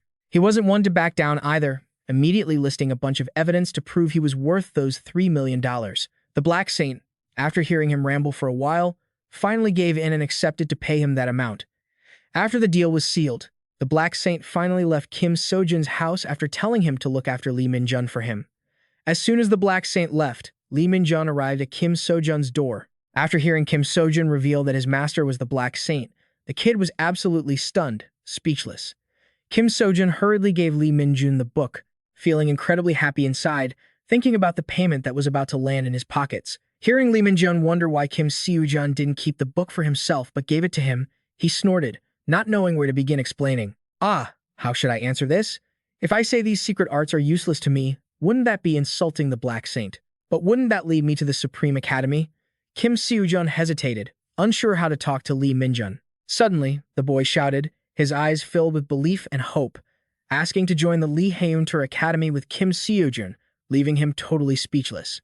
Park Seojun, having such a top-tier student added to the roster, was grinning from ear to ear. Kim Seojun, though surprised at first, realized this wasn't bad at all. He planned to train with the secret manual the Black Saint had given him. Every time he fulfilled a favor for the Black Saint, he wouldn't have to waste time looking for Lee Minjun. Wait, couldn't he milk even more money from the Black Saint if he continued to associate with Lee Minjun like this? The kid will be my golden goose. Kim Seojun's eyes sparkled, grinning from ear to ear as he thought about a future overflowing with dollars. Because the number of students had increased, they thought about having the whole group participate in team competitions where students from the same academy could join. Since there are many participants, the prizes are much larger. If Kim Seojun and Lee Minjun work together, I think you two can win the competitions there. Kim Seojun was, of course, absolutely thrilled. 3 days later, he felt a bit of regret for spending $4 million just to buy a course that, from start to finish, featured nothing but a gym rat guy. Heracles was actually a disciple of Chiron. After explaining a bunch of complex theories, he actually showed Kim Seojun the power of his magnificent muscles. Heracles flexed, and his muscles bulged instantly. The lightning power increased along with his ripped, steaming muscles that looked like they were fueled by energy drinks, keeping Kim Seojun's eyes glued to the screen. He asked himself, slightly dazed, whether he could ever become that fiery. The daily mission screen opened. Inside was an endless list of exercises with the requirement of using a 1-ton weight or more, making Kim Seojun want to pass out on the spot. What the hell? Seriously. He thought his eyes were playing tricks on him. As for the leg training technique, Kim Seojun tried opening a lecture by Zhang Sanfeng, an elder of the Wudang sect and the creator of Tai Chi Chuan and Tai Chi Sword, to watch it. Seeing a mortal move with such grace and agility, as if he were walking on clouds, astonished him. The daily mission pinged and appeared right after. Maintain a steady speed of 300 kilometers per hour for 30 seconds. Fall from a height of 30 meters or more, 20 times. Kim Seojun had to rub his eyes several times to realize he wasn't misreading it. Just as he was in a daze, a voice rang out from the door. It was Su-yeon, the daughter of Mr. Mansion, coming to find him. She mentioned she lost contact with her father, so she came to check on him. Kim Seojun was surprised, guessing that perhaps he just had too much to drink and passed out somewhere. Actually, I fought with my dad yesterday. I told him I wanted to become a professional Lee Hunter. I've had these powers for about a month now, so I told him I wanted to join a Lee Hunter Academy instead of going to college, but my dad didn't agree. Su-yeon said in a small voice. Besides, making money as a hunter pays way better than a regular company job these days. I understand why Lee Hyun wants to find work as soon as possible to help her father, but what parent would ever want to put their child in danger? And especially with Mr. Mansion. He's already heard so much about the dangers hunters face. I'm sure he wouldn't like that idea one bit, Kim Seojun thought. After comforting her and seeing Su-yeon off, he tried calling Mansion, but he wouldn't pick up. Over at the church faction, Kalina was getting anxious because she couldn't pinpoint Kim Seojun's location. The infiltration of a 10-star dungeon must not be revealed. She bit her nails, glaring at her subordinate. As for Kim Seojun and his daily training, the system required him to carry a full, metric ton of weight for the quest to count as a success, making him want to go absolutely insane. If he'd known it would be like this, he wouldn't have sold those monster carcasses. Luckily, he had bought the Kibazit, even though he never intended to use it for this. Kim Seojun thought, then used every ounce of his strength to try and lift the bag, which felt like it was going to crush him. The blood was rushing to his head, but the bag didn't even budge. He collapsed onto the ground, panting, telling himself he had to channel mana into his strength to lift it. After using all his power, he reached a new milestone that no one could compare to, getting pinned flat as a pancake by the bag. If Park Seojun hadn't rushed to help him, today would be the anniversary of his death next year. Right, Park Seojun? This building is 15 meters high, right? I'm going to jump off the rooftop. Kim Seojun said that with a perfectly calm and cool face. Before Park Seojun could even react, he went and did the experiment by jumping straight down. Seeing this, Park Seojun wondered if Kim Seojun had lost his damn mind. What would the new students think if they saw him acting like this? Oh, wait. Would we even be able to recruit new students now? She was quite worried about the dark future ahead. Lee Min-jun had just stepped out for a moment, and when she returned, she was horrified by the sight of Kim Seojun. He was extremely worried because it had been 4 days and he still couldn't contact Mr. Manchun. This had never happened in the 10 years he'd known him, so he was sure something bad had happened. As good as his word, he stood right up, announcing that he would go out and find Manchun himself. At the workshop, he was overwhelmed by the sudden barrage of praise and admiration from the workers, leaving him dizzy. After some casual small talk, he got straight to the point. But strangely, no one had seen Manchun lately. Didn't he disappear after following that person? 3 or 4 days ago, a stranger came to our monster transport company. Wasn't it Manchun who went to see him? He offered a very attractive reward. I thought it was suspicious because he requested a private commission instead of going through the company's official procedures. Usually, that's because the job is dangerous or illegal.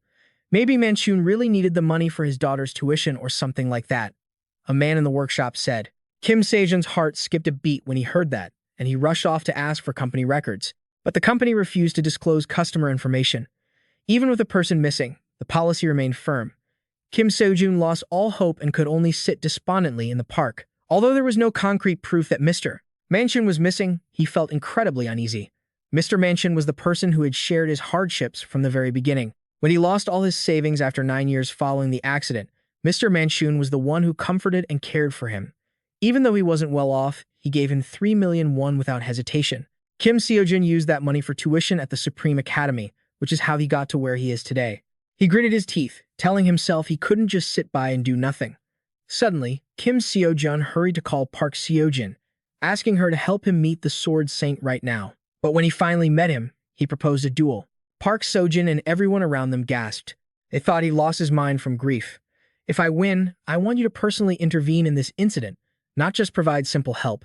On the other hand, if I lose, I will drop out. I know I can't defeat you fairly. That goes without saying. So, if I can land even a small scratch on you, then I hope you will consider that my victory. Kim Seojun said calmly. He knew that something had happened to Manchun ever since he met that suspicious individual, and the company wouldn't give him any information, citing confidentiality. But it would be different if the person asking was the Sword Saint, one of the 5 great heroes representing South Korea. It was a gamble, but it might be the only way to save Mr. Manchun. The Sword Saint thought for a moment and then immediately agreed. He turned and walked into a small room, gently and affectionately pulling out the sword stored there. Legend has it that when Kim Yushin, a general of the Silla Kingdom, was still training on Mount Warrion, he received a divine treasure, a sacred sword, along with a book of military strategy, and subsequently achieved a resounding victory. Even though this was only a replica of the true Blue Dragon sword, it was still a masterpiece created by the greatest blacksmith in all of Korea. There was only one reason he would draw the Blue Dragon sword, when he decided he was going to kill his opponent. The secretary turned pale and tried to intervene, but the Sword Saint's aura stopped him. I'm sure he wouldn't dare challenge me if he only brought his determination. So, the least I can do is entertain him seriously, right?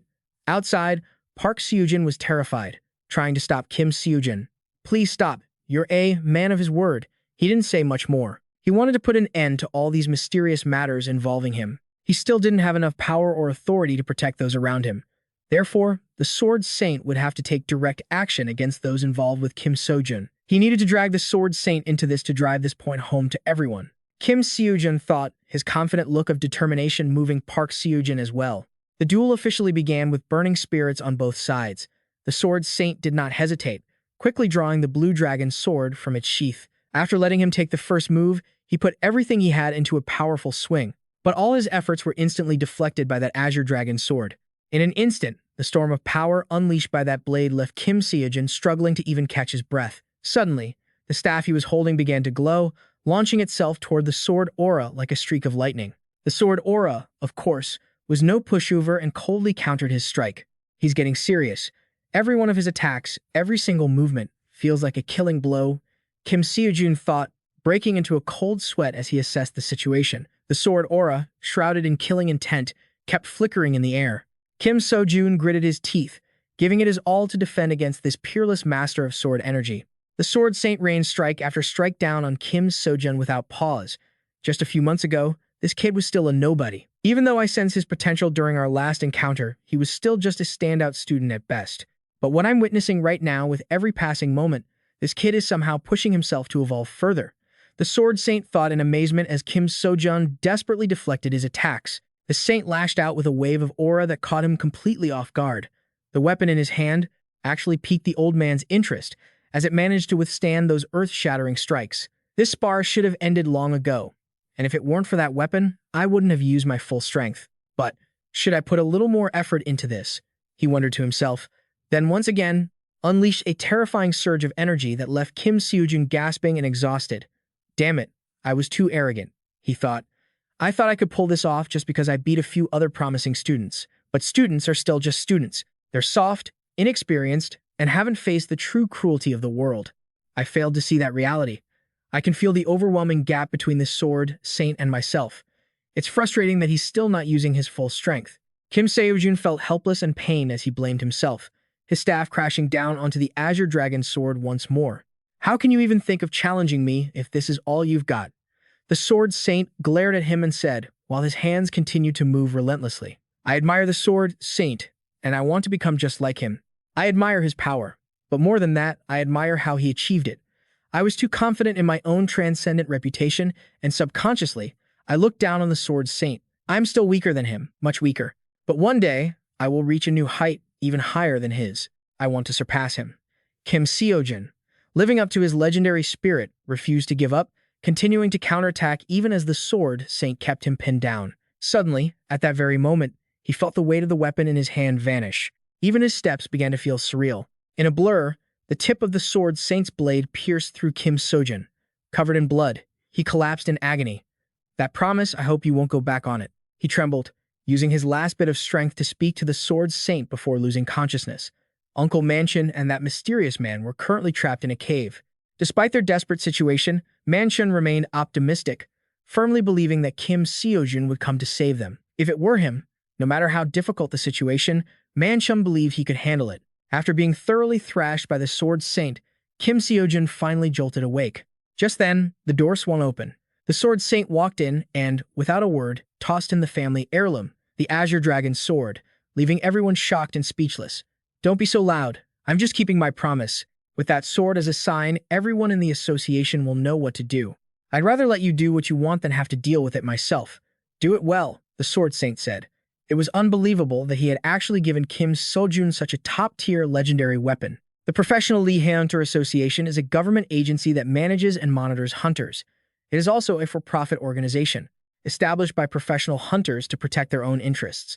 Standing before Kim Seojun now was Lee Byum, the chairman of the Lee Hunter Association. He wore a pleasant smile, but internally, who knows what was brewing, especially now that Kim Seojun had brought the Azure Dragon sword to see him. Just 3 days ago, the Black Saint had come to Lee Byum, furiously demanding that he transfer 3 billion to Kim Seojun.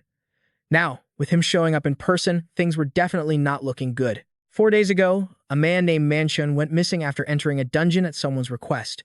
Because before entering any dungeon, it is mandatory to notify the association. "Please tell me which dungeon you entered and with whom," Kim Seojun asked in a steady voice. Lee Byum hesitated, as his superiors had ordered him not to reveal that information to anyone. To buy time, Lee Byum asked to verify if Kim Seojun's Azure Dragon sword was real or fake first.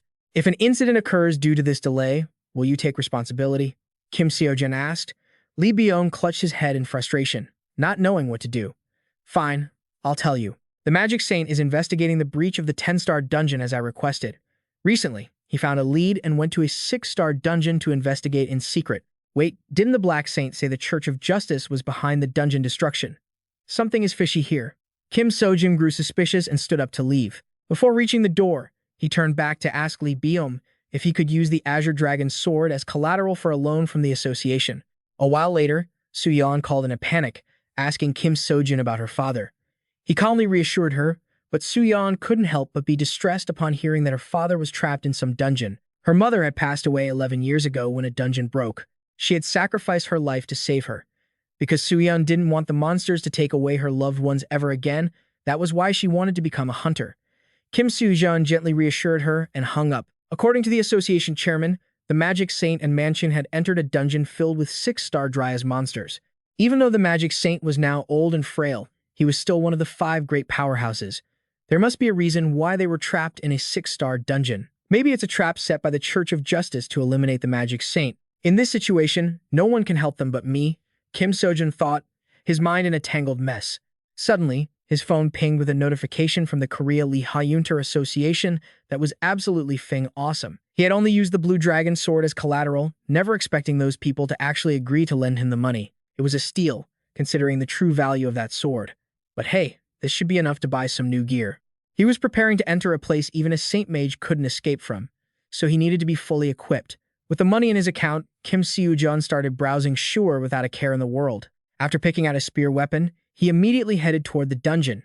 Even though Dryads were only 6-star monsters, hunting them was tough because they looked just like regular trees. Kim Seojun didn't want to risk his life, but he couldn't pass up the chance to test himself against them. He closed his eyes and channeled his inner energy. A strange, indescribable sensation washed over him. Outside, they looked no different from ordinary trees. But he needed to test the power of his new weapon. Kim Seojun took a breath and immediately pulled out the weapon, hurling it straight at the tree. The tip of the spear was about to hit the trunk when it was suddenly blown aside. The Dryad had actually dodged his attack. Not stopping there, it even used its own force to launch it back at him. The speed and raw destructive power were enough to make Kim Seojun's jaw drop in awe. Gungnir the Spear Odin used to tear apart the first giant that created the 9 realms. After struggling with the weapon for a bit, Kim Seojun successfully turned the Dryad into a withered, hollowed-out stump. "Look at that destructive power," he thought. "It must have been forged from extraordinary materials." Kim Seojun muttered to himself while trying to swing his hand to control Gungnir back to him. He had to pour every bit of mana in his body into it just to make the weapon return to its original position. The physical toll was just top tier, leaving Kim Seojun completely drained and gasping for air. Legend says Gungnir can return on its own, but replicas always have their limits. At his current level, he could only call it back once. But one day, he would definitely be able to use this ability freely. Until then, this ability felt like a one-time use item.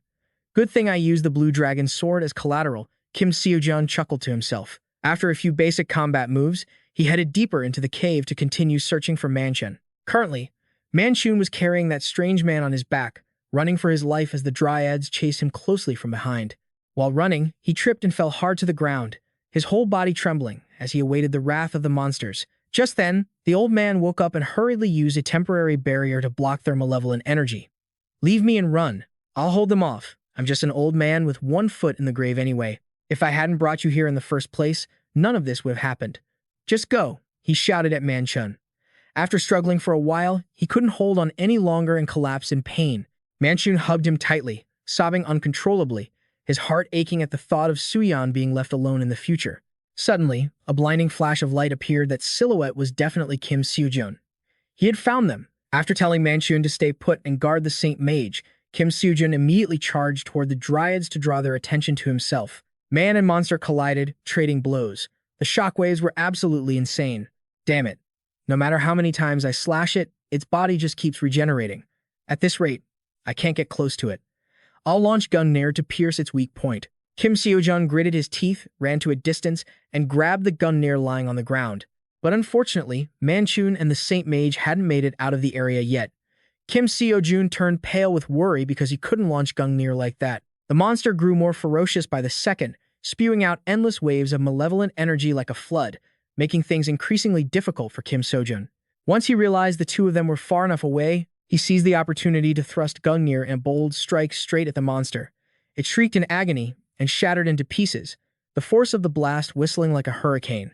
This time, Kim Seojun was able to flexibly channel his mana to call Gungnir back to him. Looking cool and collected, Kim Seojun had successfully earned the respect of the dryads. Oh ho, look at that. They've learned how dangerous this thing is after getting hit a few times, huh? Kim Seojun gloated. The dryads are truly humbled now, but it seems they're all trying to stop me from picking up Gungnir. Kim Seojun, I guess I'll just have to give them a few basic hits. A moment later, Manchun arrived at the meeting spot with the Saint Mage on his back. The Saint Mage's condition wasn't looking too good. Time to use the emergency pill I always carry. It's just an emergency measure, but it should help him. Kim Seojun gently lifted the Saint Mage's head and poured the medicine into his mouth. The Saint Mage slowly regained consciousness, looking quite surprised to see Kim Seojun there.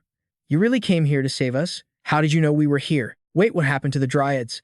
To the Saint Mage's barrage of questions, Kim Seojun happily told him he'd taken care of everything. He wanted to know why the old man had brought Manchun here. To study the monsters, I needed someone to move the corpses. And for personal reasons, I had to do it secretly, but I couldn't do it alone with this frail body, the Saint Mage explained. He was doing it in secret because he was afraid the Church of Justice would find out, right? Kim Seojun's comment hit the mark. The old man gasped, wondering how he knew. Suddenly, the ground shook violently, leaving everyone stunned for a moment. The Saint Mage turned pale, warning that the monster was responsible. For someone as talented as him to be trembling, it meant that thing was no joke. The mountain in front of Kim Seojun suddenly split open, transforming into a ferocious mutant monster. It was a variant. Even so, other than its size, it didn't look much different from the dryads he had already encountered. "Let's try to avoid its gaze and escape this dungeon," Kim Seojun suggested. "I tried, but I can't. Somehow, whenever we try to escape, it detects us and pursues us immediately." This was why the Saint Mage was so injured. The monster wasn't just a regular mutant. Its shell was too hard for magic to penetrate. Even if he could break it, its regeneration speed was so fast that it recovered instantly. I even thought it was an evolved monster that had shed the weaknesses of a dryad while having its strength bolstered, the Saint Mage said sorrowfully. He said he was old and not as strong as he used to be. Hearing that, Kim Seojun realized that if they just needed one powerful enough strike to knock it out, he might have a way. "So, while you weaken it, I'll destroy its core." Hearing him, the saintess looked as if she'd been splashed with boiling water, frantic with worry that she wouldn't be able to hold on. That's right. The only reason he's still standing is thanks to that emergency elixir, but it wouldn't be a surprise if he collapsed any second now. If we do this, we only have one shot, Kim Seojun thought. He suggested that he be the one to draw its attention so the other two could get away. Seeing Kim Seojun's Gungnir for the first time, the Saintess was stunned, her eyes wide as she excitedly agreed to carry out the plan with him. The hour of the hunt had arrived. Everyone took their battle positions, ready for a fierce night against the monster. The plan was simple. Wait until it's weakened by the Saintess's divine power, then I'll pierce its core with this spear. Kim Seojun laid out the strategy, planning to lure it away first to buy them time. During that time, the Saintess would put everything into casting her spell. Once it was weakened, he would destroy its core with Gungnir. But there were two potential risks. First, he could die while acting as bait. Second, it might attack the Saintess while she was casting instead of him. The first risk won't happen as long as I play it well.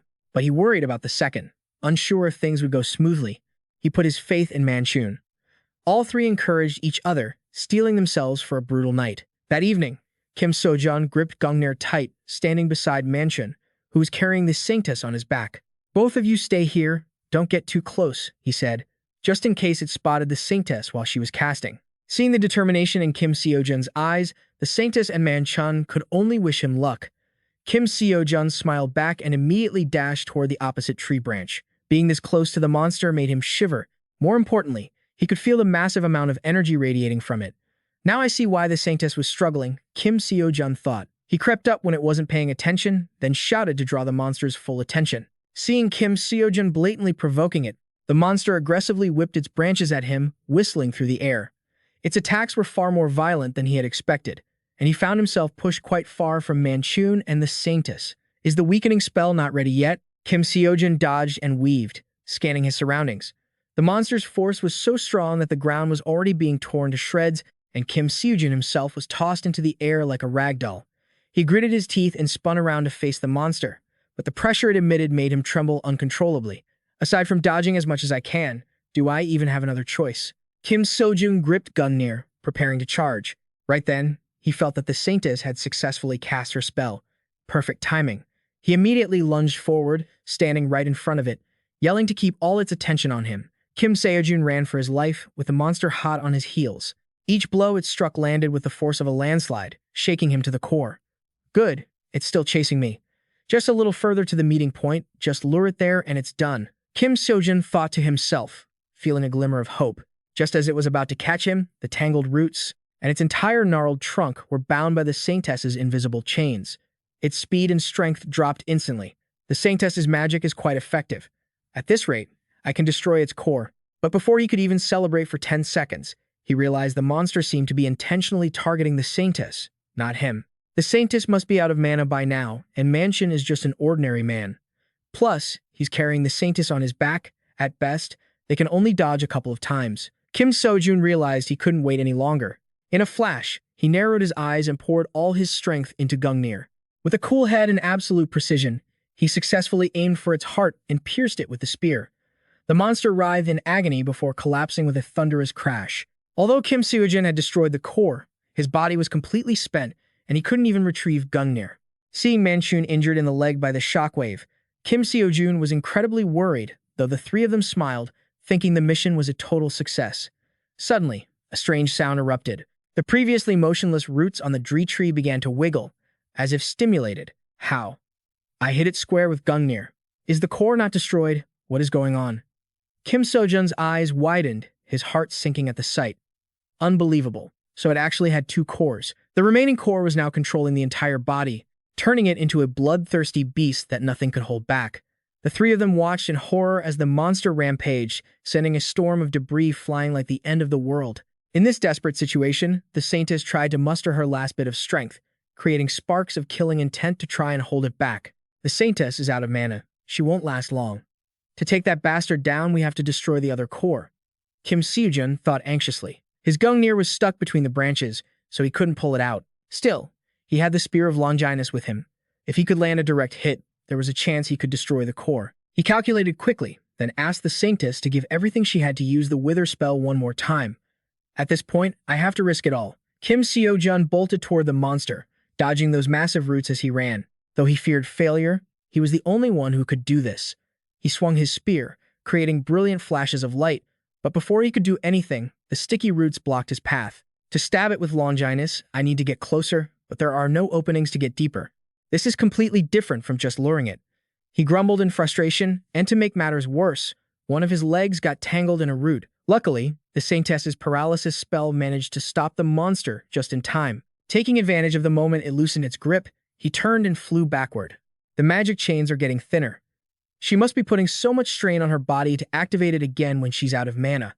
Kim Seojun couldn't help but worry about the current situation. Suddenly spotting an opening, he scrambled toward the monster as fast as his legs could carry him. But right at that moment, the monster managed to break free from the magic sword's chains, knocking him down with one effortless, basic strike. Kim Seojun took the hit head-on and suffered a massive shock, blood gushing from his nose and mouth like a fountain. He thought that if he could just get close enough to destroy its core, he could win, but that was a huge mistake. Shaking, he tried to reach for the dragon Jinus, his eyes wide with horror as he watched the monster prepare to stab him. Just when he thought his life was over, the Saint of Magic appeared and blocked the blow just in time. I can't believe a student like him could reach this level of extraordinary martial arts before turning 30. How long has it been since I last felt chills from someone else's technique? In 5 years, no. Within just 1 year, everyone in Korea will know this young man's name. After another year, who knows what level he might reach? This young man has the potential to surpass the hero of South Korea and become a hero for all of humanity. But right now, he just isn't strong enough. That's why you have to live, even if I have to die in your place today. The Saint of Magic thought painfully, then shouted for him to run away. But Kim Seojun didn't want to run away in such a disgraceful way. Even though the Saint of Magic kept yelling at him to hurry up and get out, he stubbornly stayed put. Kim Seojun didn't want to see the Saint of Magic sacrifice himself like that, but his current situation was extremely disadvantageous. That's right, running away was the best choice now. To leave this place to the Saint of Magic and take Mr. Mansion away. Staying to fight this bastard in such a disadvantageous position was the worst choice. I have my answer, but for some reason, I just don't want to run. Kim Seojun gritted his teeth and thought. Suddenly, he remembered what Heracles said during his first lecture. In your opinion, what is true strength? Heracles, the greatest god in Greek and Roman mythology. During the orientation, he had emphasized the importance of physical strength. However, physical strength isn't the kind of strength I want to teach you. True strength doesn't just come from the body, but also from the act of atonement. Because of Hera's curse, I went mad and killed my beloved wife and children with my own hands. Consumed by guilt, I even thought of ending my own life. Fortunately, my good friend convinced me to perform 12 labors to atone for my sins. That was what Heracles said back then. Those 12 labors were truly impossible, killing the Nemean lion, slaying the Lernaean hydra, capturing the Cyrenian hind and the Erymanthian boar, clearing out the Augean stables, driving away the Stymphalian birds, and capturing the Cretan bull, capturing the man-eating horses of Diomedes, stealing the belt of Hippolyta, angering the red-haired cattle of Geryon, stealing the apples of the Hesperides, and kidnapping Cerberus, the guardian of hell. After completing the labors, my reputation gradually grew over time. However, people started to mock me. They said I had committed too many crimes to be a hero. They kept coming up with reasons why I could never atone for my sins. Insults echoed in my ears constantly, but I was determined not to give up. I only hoped that one day, compassion would become a natural part of life. Only then could I finally forgive myself for that fateful day. And just like that, he completed the 12 labors and was honored as a true hero. Additionally, Heracles saved the gods of Olympus during the War of the Giants. Heracles, who had lost his mind and killed his family, became the greatest hero at the end of his journey of atonement. The strength that guided me on my path was the will to atone. When you try to do something or become someone, people will often tell you it's impossible. As someone who has been there, I hope you have your own personal reason that forces you to succeed. That alone is enough to become a hero. Every single word from Heracles had successfully opened Kim Seojun's mind. The fear that clung to him like a burden weighing down his chest had now been erased. There were thousands of reasons why he couldn't win. He had thousands of reasons to run away. To a seasoned, experienced Saint of Magic, the actions of a 28-year-old like him must seem reckless. But he wanted to live a meaningful life. He didn't want to give up and ruin his future. Kim Seojun bit his lip, determined to move forward. Heracles' words of encouragement echoed in Kim Seojun's ears once more, and in that moment, they transformed into divine power, clearing the way for him to unlock his hidden potential. An overwhelming force destroyed every obstacle, surging forward and radiating throughout the space. Under this raging storm, the monsters could only bow their heads and await death. Its destructive power was so strong it blew away dirt and rocks, and even shattered the monster boss's core. After that display, Kim Seojun was so exhausted that he fainted in front of the Saint of Magic. Right now, the Saint of Magic was terrified of death. The world wasn't as safe as people thought, so the closer one gets to death, the more one worries about it. "The world still needs me," the Saint of Magic said. That was also why he took on disciples. Although his student, Jung Jimin, had done much better than expected, he still couldn't escape the deep darkness in his heart. But thinking back, those worries were truly absurd.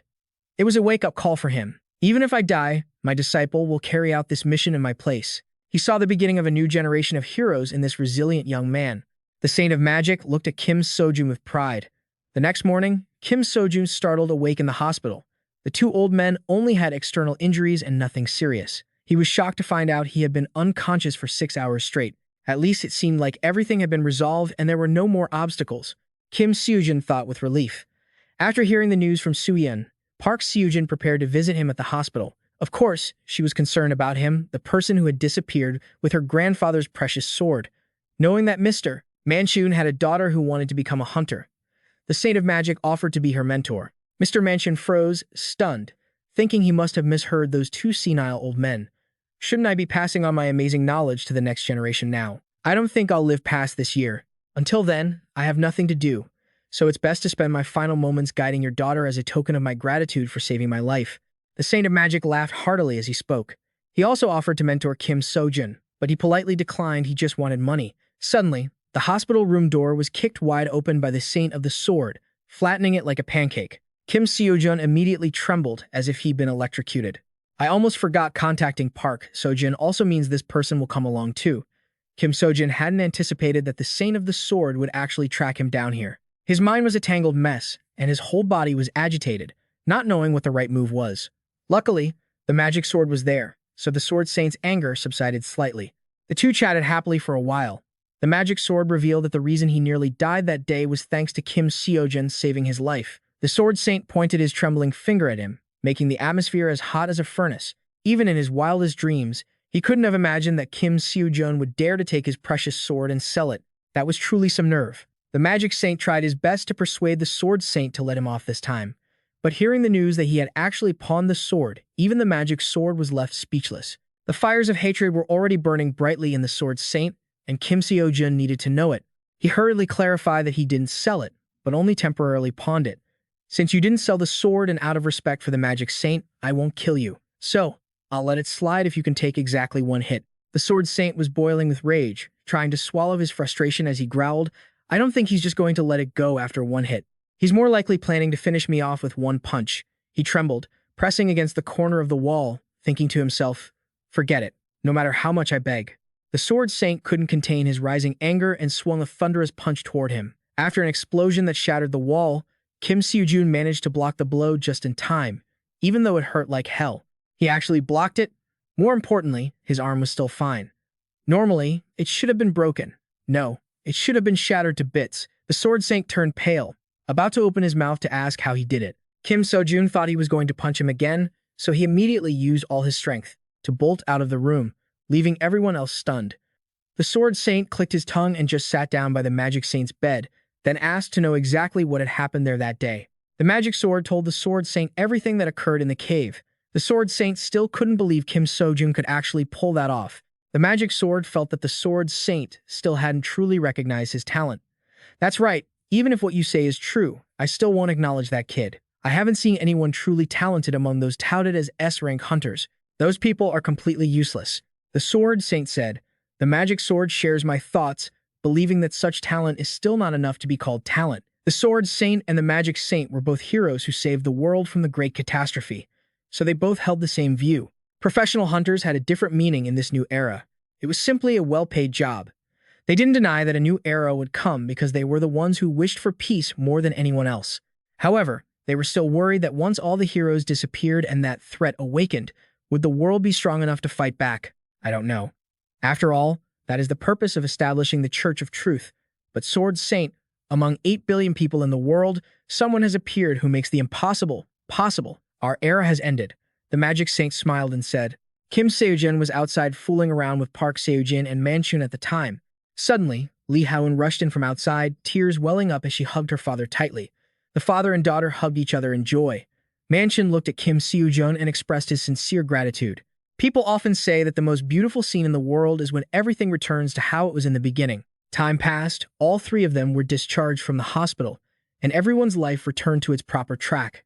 However, there were a few changes. The first change was that the magic saint accepted Seojun as a disciple. Next, Kim Seojun received the reward money as promised for saving the magic saint's life, totaling 10 billion. He used 500 million to redeem the Azure Dragon's sword and return it to the Sword Saint. Although he almost got sent to the afterlife by him, everything eventually worked out. At first, Kim Seojun didn't intend for things to go that way, but due to circumstances, he obtained Gungnir and a large sum of 9.5 billion. With those items, he increased the progress of the Heracles course to 47.3%. It had been a long time, and today Kim Seojun met Lee Minjun at the academy again. She didn't even come to the hospital to visit him because she believed he would recover soon. Even if everything changed, one thing didn't change: this dream academy. To him, this place now felt like home. Afterward, Kim Seojun continued to follow Hera's lectures. This time, thanks to believing in the power of the gods, his learning progress increased very quickly. Hera still had her classic teaching style, muscles combined with logic. Kim Seojun made a wry face as he watched, feeling that his current body couldn't adapt to that power. Since the Heracles course ended faster than usual each day, he planned to use the remaining money to buy the elixir of the gods. If I have enough mana to summon Gungnir, I'll become a literal walking disaster. Besides, the Transcendent shop was selling tons of elixirs that could help replenish his mana. Kim Seojun pondered for a while, then decided to go back to listening to the lectures.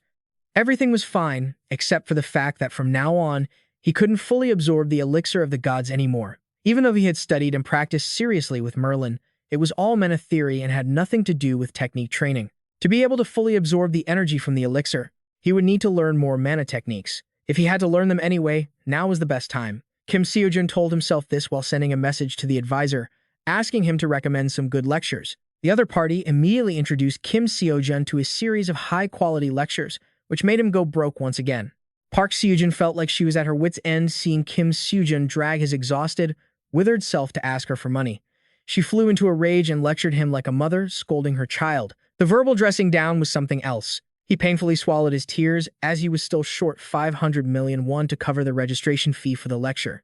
Park Seojun sighed, noting that in one day there would be a tournament with a 3 million won prize for the winner.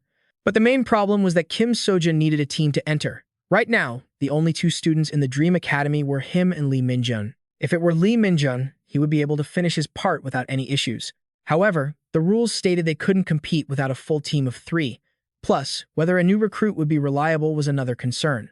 Was there anyone trustworthy enough to invite? Someone capable of joining them for the tournament, someone who wanted to become a hunter but hadn't enrolled in an academy yet. He wondered if anyone like that existed. He wasn't expecting much. Just one person would do. Suddenly, the image of young Suyeon flashed through his mind. Park Seojun was taken aback by the idea of recruiting Suyeon to join the tournament. Despite her confusion, Kim Seojun was a man of action and immediately ran out to find her. I headed straight to the sage's mansion. Seeing him looking so exhausted, leaning on his staff as he came out to meet me, my heart really ached for him. The sage chuckled, telling me that Suyeon had been everywhere since she started learning elemental magic. Seriously, she's only been his apprentice for 2 days. When you enter the Lee Hyunter Academy, the very first thing you learn is mana control and mana refinement. If this is someone's first time, I'm certain it would take them 2 to 3 weeks to master. Kim Seojun's eyes went wide with shock and disbelief. The sage shared the same sentiment, as he watched this girl finish her mana refinement in less than a day. He'd only intended to dedicate the rest of his short life to helping her grow, but he hadn't expected her to be this interesting. Afterward, Kim Seojun told the sage everything that had happened at the academy. Using Suyeon's safety as leverage, I urged the sage to let her enroll in the Central Academy with me. The Sword Saint and he have both been watched by the Church of Justice. Don't you think Park Seojun will eventually become a target, too? I hope you'll consider everything for your own safety and Suyeon's. Kim Seojun truly sees her as a little sister, and even if this hadn't happened, he would have suggested it anyway. The sage fell deep into thought, but finally agreed to let Kim Seojun take her to the academy. Everyone gave her a warm welcome, especially Lee Minjun. Back to the competition, Kim Seojun announced that the 3 of them would form a team. Suyeon and Lee Minjun were super excited when they heard that. As for the team name, Kim Seojun hemmed and hawed for a bit before coming up with Dream Team. It sounded pretty cool and meaningful. They all vowed to train hard to win, and that's how their journey across South Korea began. Their names were mentioned everywhere, and that's how the Dream Team was born. The raid battle isn't a competition run by the government or the association, but by private corporations. To put it simply, it's a competition sponsored by major guilds. The reason these guilds pour huge amounts of money into sponsoring these events is simple. Their goal is to gain access to and recruit elite students. While there are professional hunters who operate independently, the vast majority of professional hunters belong to a specific guild and work as a team. So, they aren't just judging based on individual strength, but also on how the students handle teamwork and what their potential is. They prioritize recruiting the students with the most promise. That intention is hidden behind this raid match. As a result, major guilds started lobbying the government and associations through sponsorships. Smelling the money, several TV stations and other organizations jumped in too. And so, the current level of competition was born. Only top-tier hunter academies can participate. You could say this raid battle is where all the money and attention are focused. It's a competition for the elite. The fact that Jung Sigyu, Park Unang, and Dongmin from Gaon Academy were there left everyone stunned. Lee Minjun heard the crowd buzzing about the famous students from other academies and felt frustrated on Kim Seojun's behalf. She felt that he was just as talented as they were, so why wasn't anyone cheering for him? In a flash, the first round of the raid battle began, featuring a 7-star monster, the Conqueror Spider. Lee Do-hun, a member of Team Ares, held his head in frustration as he saw so many teams failing right at the starting gate. He secretly guessed that Jung Jimin must have applied some of her new research to this artificial dungeon. That's why so many student teams were failing. The boss is going to be shocked by these results. Should I see which teams are still fighting? Lee Do-hun frowned and wondered.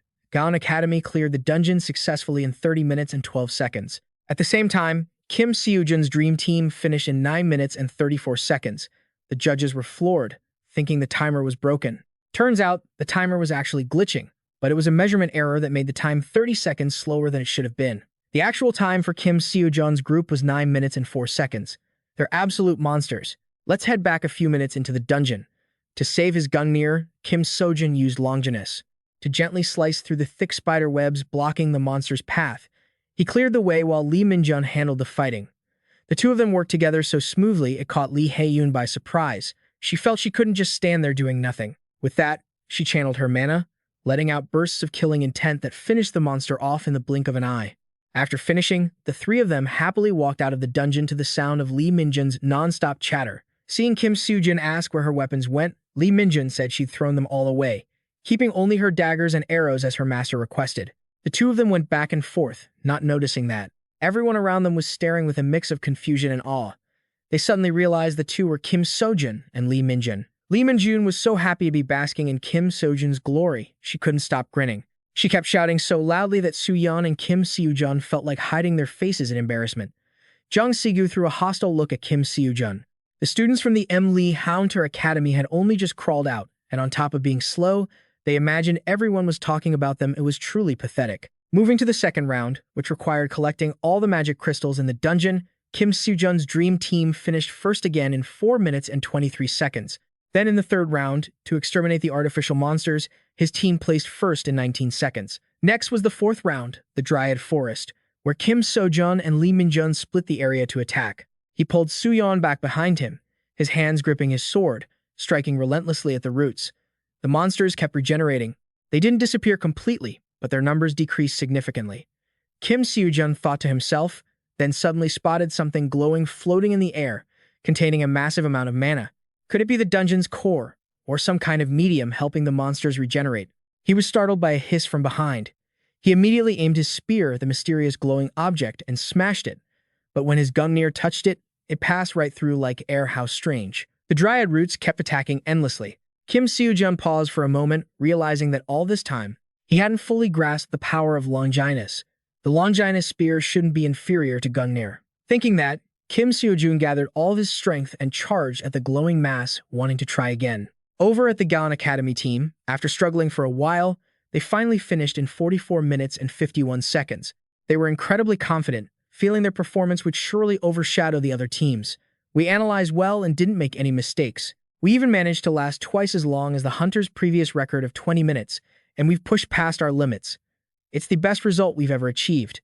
Jung Sigyu muttered to himself, seething. As soon as they stepped out the door, they saw Team Dream waiting there.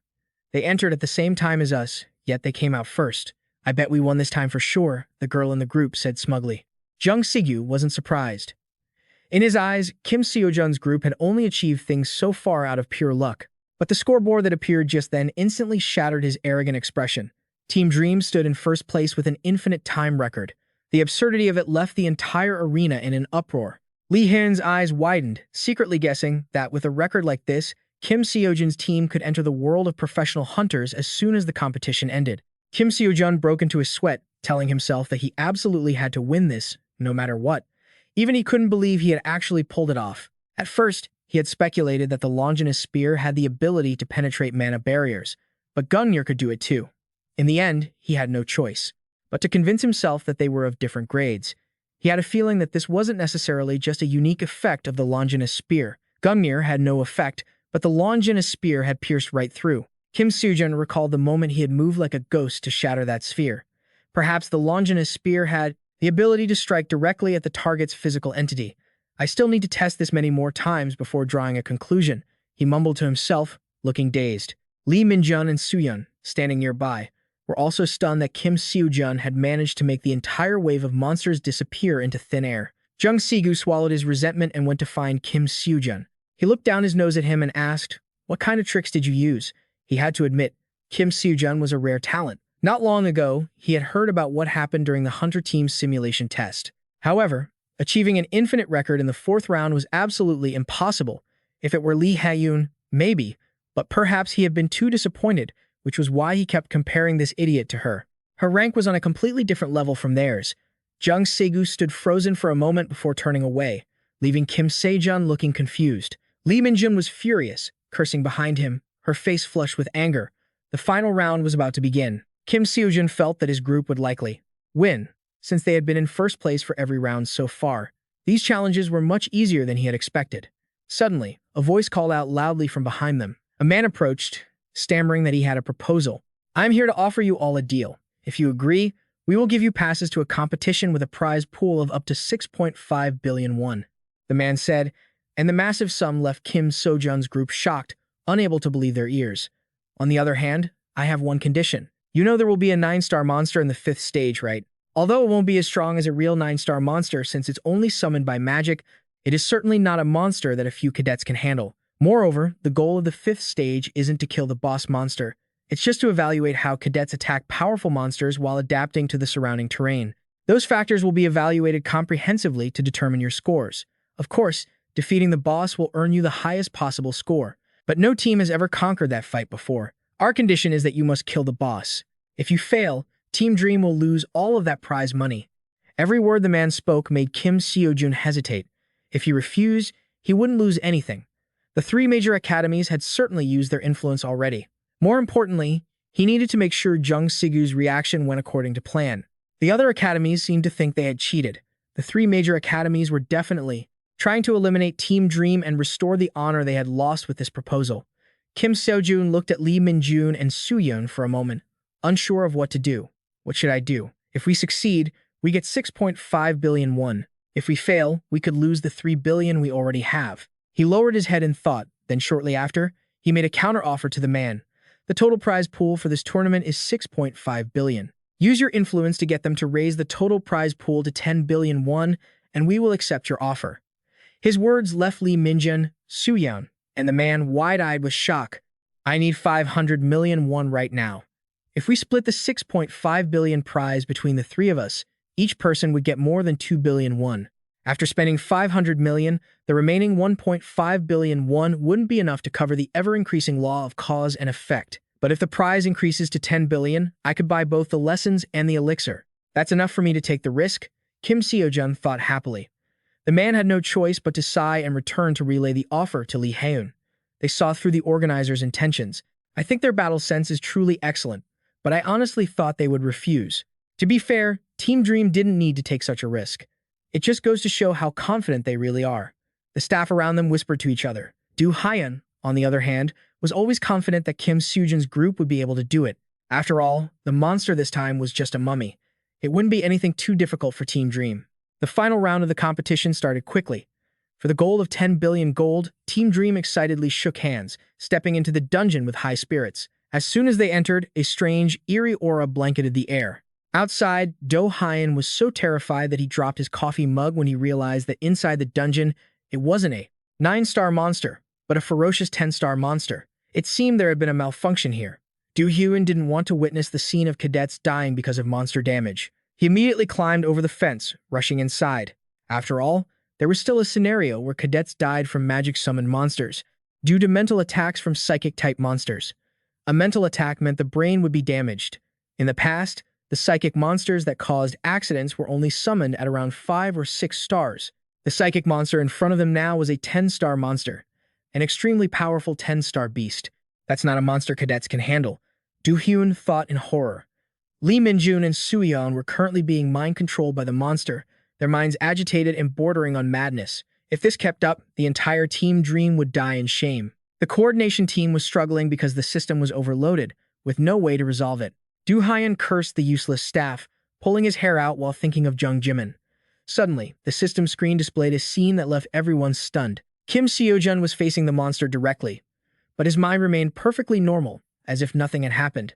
Soo-yeon and Lee Min-jun had been caught in the monster's mind-control trap. They collapsed, clutching their heads and screaming in agony. Now, the monster turned its sights on Kim Seojun. You must be feeling pretty good about your string of victories, huh? But how long will that last? Don't you realize that, in the end, you're nothing? It's pathetic. Do you really think you'll keep winning once you become a pro? Just as it was rambling on, the monster suddenly froze solid. It realized Kim Seojun was completely unfazed, as cool as a cucumber. It was all thanks to his rapid progress and enlightenment earlier. Seizing the opening, Kim Seojun lunged forward with his staff. The monster panicked and tried to fight back, drilling rot-filled words deep into his mind. The subconscious thoughts of Kim Seojun were being corrupted by the monster's vile ideas. They were the seeds of doubt and anxiety he had buried in his own deep, dark shadows. The ancient teachings of his master had pushed his enlightenment to the Yang Wuji level, but the monster's malicious whispers wouldn't stop, clinging to him like a leech, spewing venom. One person stood in despair, dwelling on the past, while another looked toward the future with worry. But the one who spoke of the present found peace in their heart. If an artist lets greed cloud their vision and paints with reckless abandon, the painting will inevitably turn black. Sometimes, you need to set down the burdens weighing on your heart. If you feel lost, just accept the present. Climb a green mountain, lie down, and listen to the sound of the water and the blue clouds above. Just like the mountains, the rivers, and the earth beneath you, aren't you also a child of the universe? You deserve to belong right where you are, even if you don't feel like it. By believing in these beautiful truths, Kim Seojun successfully broke free from the monster's psychological manipulation. Gautama Buddha had blessed him with power, helping him reach enlightenment and realize his life's truth through those teachings. Kim Seojun was finally able to brush off the black dust covering his life, standing firm as he advanced to face the monster head-on. Every nerve in his body stung like an electric shock, but the seeds of doubt and anxiety withered away instantly. I won't let these dark thoughts shake me anymore. In other words, he had reached a state of unwavering calm. Kim Seojun closed his eyes to focus, and a brilliant, overwhelming light erupted from his body. He swung his staff at the bewildered monster, sending it back to the earth in a single heartbeat. The system screens flickered and went dark. Everyone was in an uproar at the bizarre sight. This was supposed to be a 10-star intelligent monster. To be honest, no student here could have withstood its mental attacks. Furthermore, physical attacks shouldn't have worked since it was a spirit without a physical body. That's why only a saint could handle the dungeons that had appeared in Korea. But Kim Seojun had taken it down with a single blow. He's not exactly someone our guild can manage, is he? Lee Do-hun chuckled. In the players' lounge, Sigu's eyes went wide, jaw hitting the floor as she witnessed Kim Seojun's feat. Even if summoned via magic, that monster should have been at least an 8 or 9-star threat. Against 9-star monsters, unless you're an S-rank hunter, attacking them is basically a death sentence. Maybe Lee Haeun could do it, but this is impossible. After his life-or-death battle, Kim Seojun was so exhausted his limbs turned to jelly. He couldn't even stand. Is it because my enlightenment progress increased? It took 90 days to gain 17.5%, but now it had jumped to 31.7%, an increase of 14.2% in such a short time. Man, talk about a top-tier enlightenment session. You're a progress-boosting machine. While Kim Seojun was spacing out, Lee Min-jun and Soo-yeon finally regained consciousness. They were so shocked they nearly fainted again upon learning Kim Seojun had handled the monster all by himself. The three of them clung to each other as they walked out. The moment they appeared, they were swarmed by recruiters from top universities. Everyone wanted to get their hands on Kim Seojun. It was complete chaos, like a market in a frenzy. Lee Do-hun immediately rushed in to help them. Park Seojun also heard the news and hurried to the hospital to check on him. Thank goodness he's okay. I was so scared I thought something terrible would happen to him. Kim Seojun hasn't even taken the Pro Hunter exam yet, but I can't look at him as just a student anymore. This was destined from the day we first met. I've gained so much from Kim Seojun, too. That's a given, and it's something to celebrate. But what is this complicated feeling in my heart? Park Seojun wondered, clutching her chest, when suddenly there was a knock at the door. It was the chairman, who had come personally due to the dungeon incident. The young man who wields the blue dragon sword, the blade the sword saint never entrusted to anyone. When I heard the monster had appeared, I thought no one would survive. He handled it all by himself. I finally understand why the sword saint cares for him so much. Plus, even the sword saint's beloved granddaughter is by his side. It's a good thing I came here myself, the chairman thought, wearing a satisfied grin from ear to ear. Kim Seojun finally remembered the earlier events and asked why the boss had been that specific monster instead of a mummy. It was because the dungeon's mana core overloaded due to Jung Jimin testing her research on mutations for the competition for the first time. Mutation. If the reason the mana core overloaded was because of mutations, then that means it's possible to create an artificial distortion. And if we can really cause artificial distortions, was the Great Flood also a distortion? Kim Seojun bit his fingernail, deep in thought. The chairman apologized to him for the incident and offered to grant any request he had.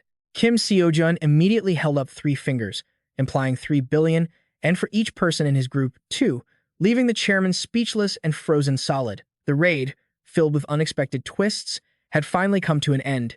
Kim Seojun had demonstrated skills so powerful they were beyond the imagination of the elites from the 3 major academies. Because of the 9-star monster incident caused by the mana core overload, the whole of South Korea was buzzing with excitement over Team Dream and Kim Seojun. Park Seojun flatly refused the prize money because she felt she hadn't contributed as much as Kim Seojun and Lee Minjun. I didn't really do anything. Most importantly, our leader handled the monster himself. We probably would have died if it weren't for him. And if we were dead, what good would the money be? Lee Minjun also adamantly refused to take the 3 billion, making Kim Seojun want to cry with joy. That 3 billion was the first place prize. On top of the 3.5 billion gold from the other rankings and 3.5 billion in sponsorships from major organizations and guilds. Finally, the 9 billion reward from the association president arrived as promised. Out of the 19 billion total, Lee Minjun and Suyeon each took only 3 billion. Added to the 9.5 billion I already had. That's 22.5 billion in total. I can grab the Sun Wukong course for just 4.5 billion, Kim Seojun thought, feeling relieved. As he asked about whether the party could raid a 6-star dungeon, Suyeon pointed out that he could only do it if there was at least one A-rank hunter in the team. Park Seojun is still a B-rank hunter. At this rate, we won't be qualified to raid 6-star dungeons, Kim Seojun sighed. Seeing her worry about this made Kim Seojun feel frustrated, and she kept apologizing to him repeatedly, which made Kim Seojun feel a bit awkward. But what should I do now? Since I can't raid a 6-star dungeon, I can't make much money. Should I wait a bit to save up for the 4.5 billion, or should I buy the mana course first? It would be best if I could learn both. Maybe I should ask the mentor. Kim Seojun was deep in thought. Just as he picked up his phone, the mentor suddenly lunged out from the screen, nearly giving Kim Seojun a heart attack. That's not funny, Kim Seojun gritted out, tense. Hearing he was stressed about not knowing which course to take first, the mentor mentioned he could actually get both if he qualified for a karma discount, which left Kim Seojun stunned. It's exactly as the name implies, a special event where you receive a discount based on your karma. Kim Seojun blinked. These kinds of discount events actually existed in the Supreme Academy.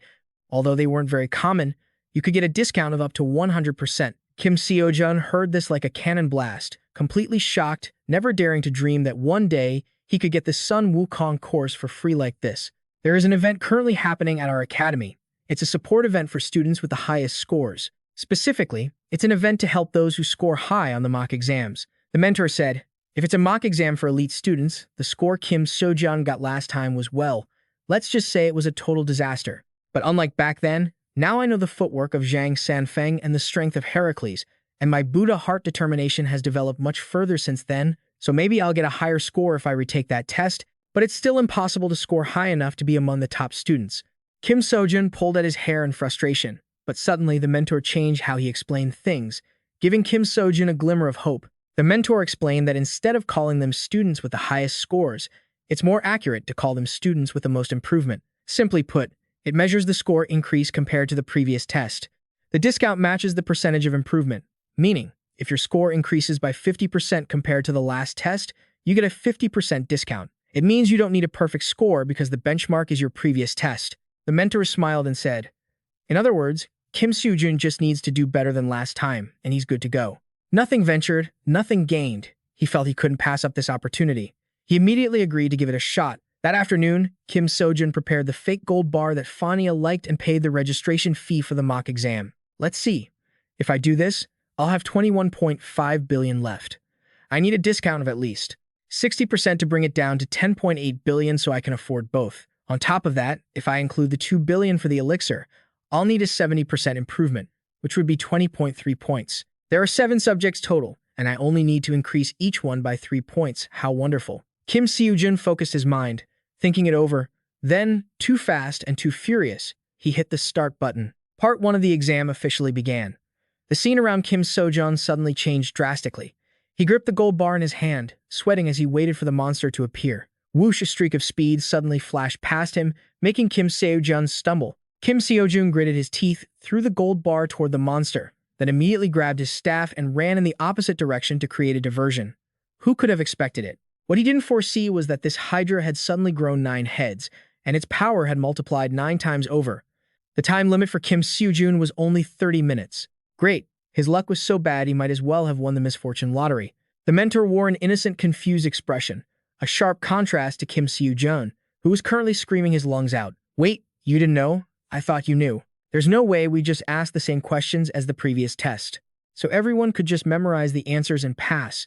Is that why you brought a gold bar? The mentor asked, looking completely clueless. That really pissed him off. What was the point of telling him now? He could only run while trying to dodge the barrage of magic the monster was spraying like rain. I just need to increase each subject by 3 points. That's all. Kim Seojun gritted his teeth, enduring everything for the sake of his precious score. After regaining his composure, he used the cloud stepping technique combined with light body arts to launch a series of attacks at the monster. Of course, the monster wasn't going to just sit there. Blindsided by Kim Seojun, it angrily opened its mouth and spat out a stream of toxic mana that almost hit him. Knock on wood. Less than a second later, Kim Seojun actually got hit. A single slash across his shoulder was enough to make him feel bone-deep pain. He could only roll on the ground and scream, unable to do anything else. Stage 1 was a failure for Kim Seojun. He had 28 minutes and 47 seconds left. Seeing Kim Seojun lying broken on the ground, the mentor leaned in to ask, does Hydra poison hurt that much? Hydra is top tier when it comes to poison, so it's bound to hurt a fair bit. A fair bit? Kim Seojun felt like he was about to meet his ancestors. Thinking back to the Greek and Roman myths, when the hero was poisoned by the Hydra's venom, he couldn't overcome it. He didn't want to be immortal anymore and begged for death. I understand why he begged for death now, Kim Seojun thought, his face pale. After a moment of rest, he finally managed to stand up. Because this was his first attempt, his learning process speed was still increasing. If he kept going, he could potentially get the karma discount and train at the same time. He could stop now, but the mentor wasn't sure if he'd have enough points. Kim Seojun had already shot the arrow. He had no choice but to follow through. Even though he was scared out of his mind, he still hit start to continue the exam. The 9-headed monster appeared ferociously again. This subject involved his combat level. That means the only way to get a high score is to take this Hydra down, Kim Seojun thought, immediately taking his stance and swinging his aura sword, launching it straight at the monster. Just as he was celebrating, thinking he had taken down one of its heads, he didn't expect that from the severed neck, another head could grow back a head even more dangerous than the last, leaving Kim Seojun speechless. After the massive explosion caused by the monster, Kim Seojun, looking calm and composed, vanished after only 19 seconds had passed. He lay on the ground, pale and trembling, having no idea what to do. In the previous exam, he had managed to score 4.2 points by striking Fania with the Dragon Spear Jinnis. I'm not exactly sure how the scoring works. If it's based on the effectiveness of the strike, then I've definitely been scammed. Kim Seojun grimaced and scratched his head. How many heads must he cut off to defeat this monster? The advisor told him to check online comment sections for guides, but they didn't help much. Even if you get points deducted, you can still achieve a high score by following the strategies in the lecture comments. That depends on your decision. Kim Seojun's advisor smiled brightly, offering advice that felt more like mockery than guidance. It was enough to drive him insane. After failing N times, Kim Seojun's skin had grown thick. He no longer knew fear. He just kept cursing the annoying advisor under his breath and charging forward. After countless trials and tribulations, Kim Seojun finally reached a score of 8.8, an increase of 4.6 points, which left him incredibly satisfied. The advisor stood by and praised him to the heavens, making him feel quite proud, even though this brat preferred to tease him rather than offer genuine praise. Regardless, I've achieved my goal of gaining 3 extra points in the first subject. Let's keep going. Kim Seojun steeled his resolve and muttered to himself, I've completely ruined it. Kim Seojun knelt on the ground, pale and dazed. 9 days ago, he had taken the second exam, Basic Endurance. The requirement was to hold up the sky in place of the Titan Atlas for 1 hour. Kim Seojun's shoulders and spine nearly snapped, and he only managed a score of 5.9 plus 2.2 points. 6 days ago, he faced off against an avatar of a god, feeling like his eyeballs were about to pop out. Finally, he got a reflex score of 4.2 plus 1.9 points. Then, 3 days ago, Kim Seojun had to endure Arlik's mana draining technique within the time limit, earning a mana score of 1.6 plus 0.4 points. After adding up all his points, he was shocked to realize he only had 9.1, which was 11.2 points away from his goal of 20.3. The advisor grinned, informing him that his point improvement must exceed 50% to receive the event reward. Kim Seojun broke into a cold sweat, his face twisted like a rag, trembling as he clicked on the 5th exam. He was determined to pass this one. The requirement was to listen to Arlik's Requiem within the time limit. Fortunately, thanks to his firm mental fortitude, Kim Seojun passed the test peacefully after washing his ears with that song. Level 2 appeared, with a challenge requiring Kim Seojun to exorcise a demon from the 9th level of hell that was controlling his mind. This challenge was a piece of cake for him. He didn't even bother listening to the demon's nonsense. Level 3 followed, requiring him to resist the charms of the goddess Aphrodite. She sashayed toward Kim Seojun, but what he couldn't help but wonder was why she was wearing so little without feeling cold. Who would have thought he would be able to overcome such a beauty trap, leaving the advisor wide-eyed with shock? Level 4 appeared with countless screams from the depths of hell, requiring him to endure them for the duration. Kim Seojun, the cool-headed player, threw out a few nonsensical questions that silenced the chattering demons. The advisor was stunned, never expecting him to be this capable. Level 5 forced him to resist the temptations of the Demon King Mistope's avatar within the time limit. The Demon King instantly appeared, manifesting human sins before Kim Seojun's eyes, making him sweat profusely. Though he didn't know how, he finally managed to resist it. However, at the final sin of pride, Kim Seojun failed miserably. After trying n times, he finally managed to succeed. The exam for the next subject would take place in 3 days.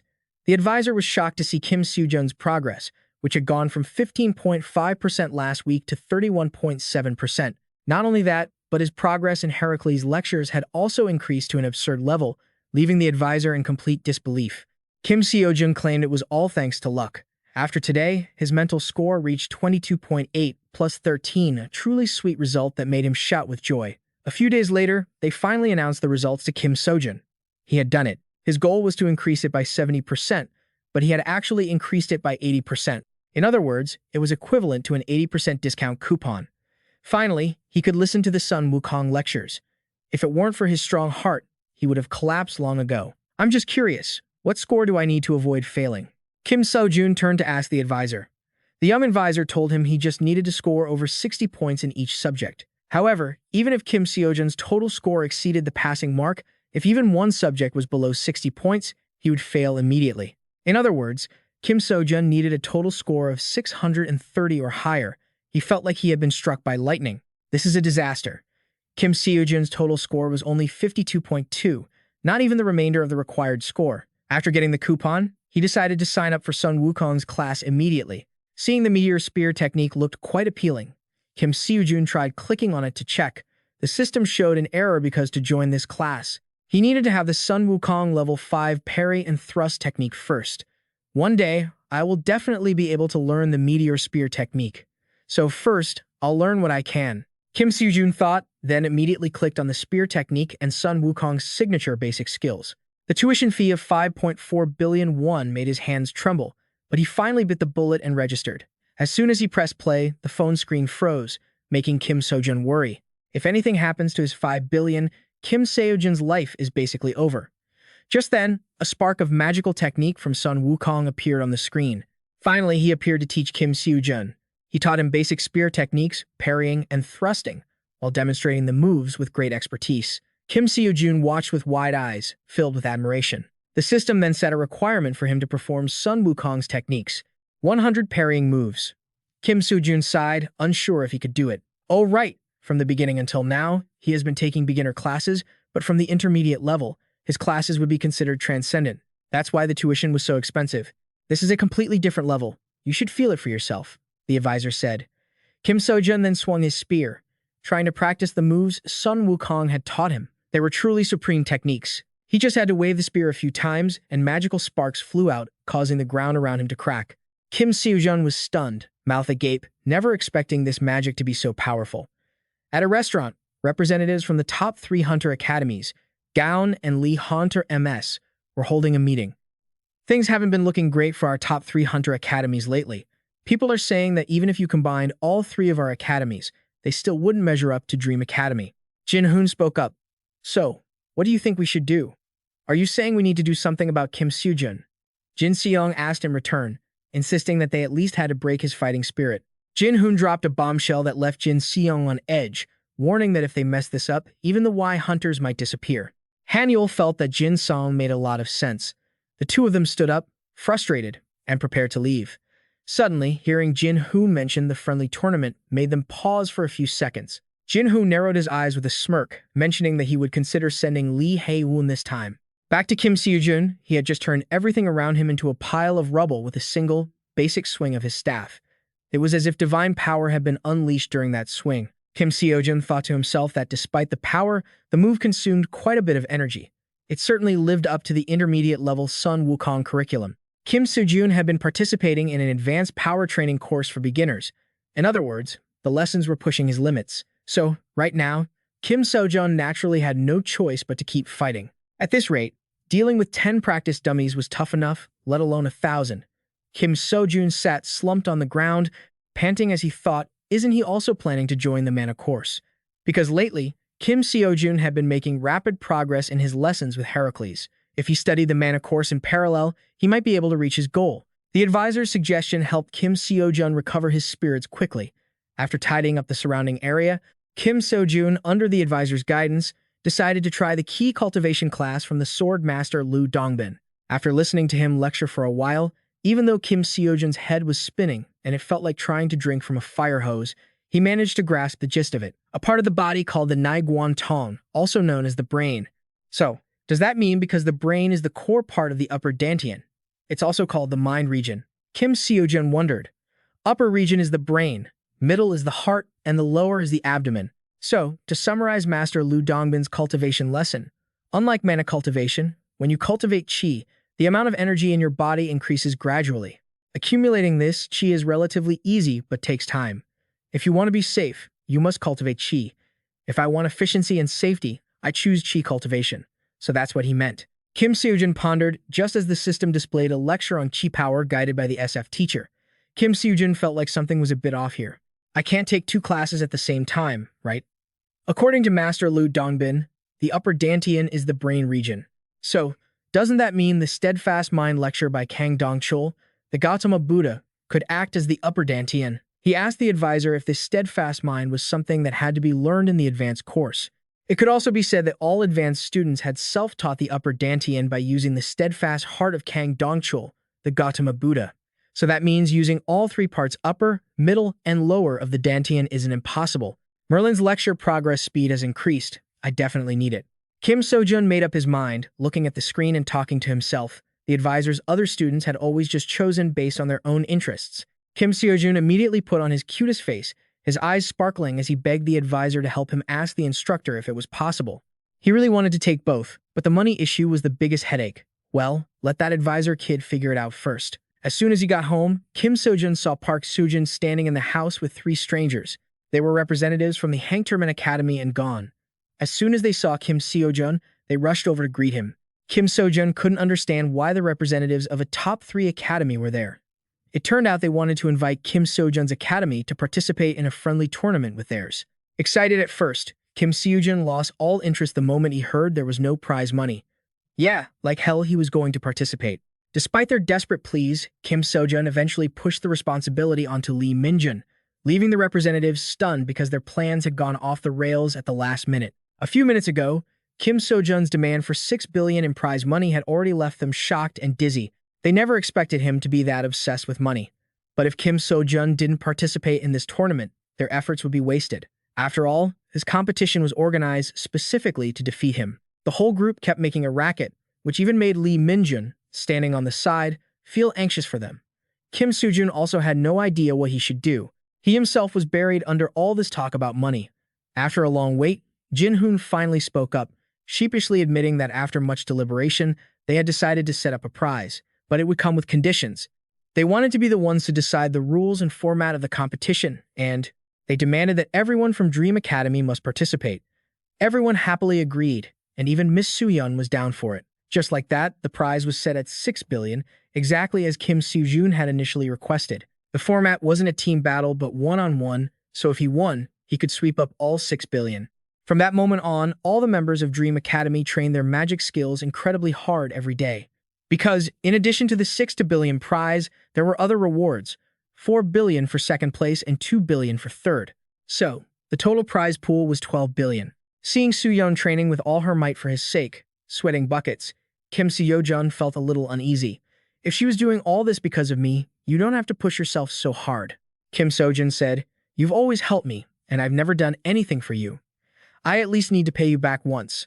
You don't need to worry so much." Park Seojun replied quickly, then immediately shoved Kim Seojun outside so she could continue her training. Kim Seojun scratched his head and walked out, feeling like he still had a few things to prepare for the tournament. Suddenly, the advisor sent a message to Kim Seojun, suggesting he pause the mana course. This matter was a bit complicated, so the advisor couldn't explain it all over the phone. Although Kim Seojun didn't understand much, he decided to switch to his other available courses to make progress. A few days later, on the morning of the friendly tournament, Kim Seojun's group arrived at a venue as large as a battlefield, as expected of a competition organized by a top-3 academy. Many reporters were already swarming around the entrance. Park Seojun opened the schedule and saw that the first round was an elimination tournament between students from various schools. Seojun and Lee Minjun were at the bickering on this side died down instantly when the reporters suddenly erupted at the arrival of someone special. The girl, surrounded by journalists and cameramen, was none other than Lee Haun. Amidst the sea of camera flashes and questions thrown her way, one tactless reporter accidentally blurted out a question. There were rumors that she wasn't participating in the exhibition match because of Kim Seojun. He asked if it was true. Haeun froze for about 2 seconds, then plastered on a fake, polite smile and asked back, "Who is Kim Seojun?" leaving the reporters terrified and frozen in their tracks. Witnessing the chaos, Kim Seojun finally realized she was the infamous top-tier hunter, Lee Haeun. Lee Minjun blurted out that Lee Haeun was pretty, only to be scolded relentlessly by Seojun. The commotion from this bickering pair caught the reporters' attention. They quickly realized that Kim Seojun's group was also participating in this tournament and swarmed them like ants to bait. Kim Seojun could only laugh it off and lead his group inside. At the waiting room, the coordinators announced that personal equipment was strictly prohibited for this tournament. Everyone was issued suitable gear.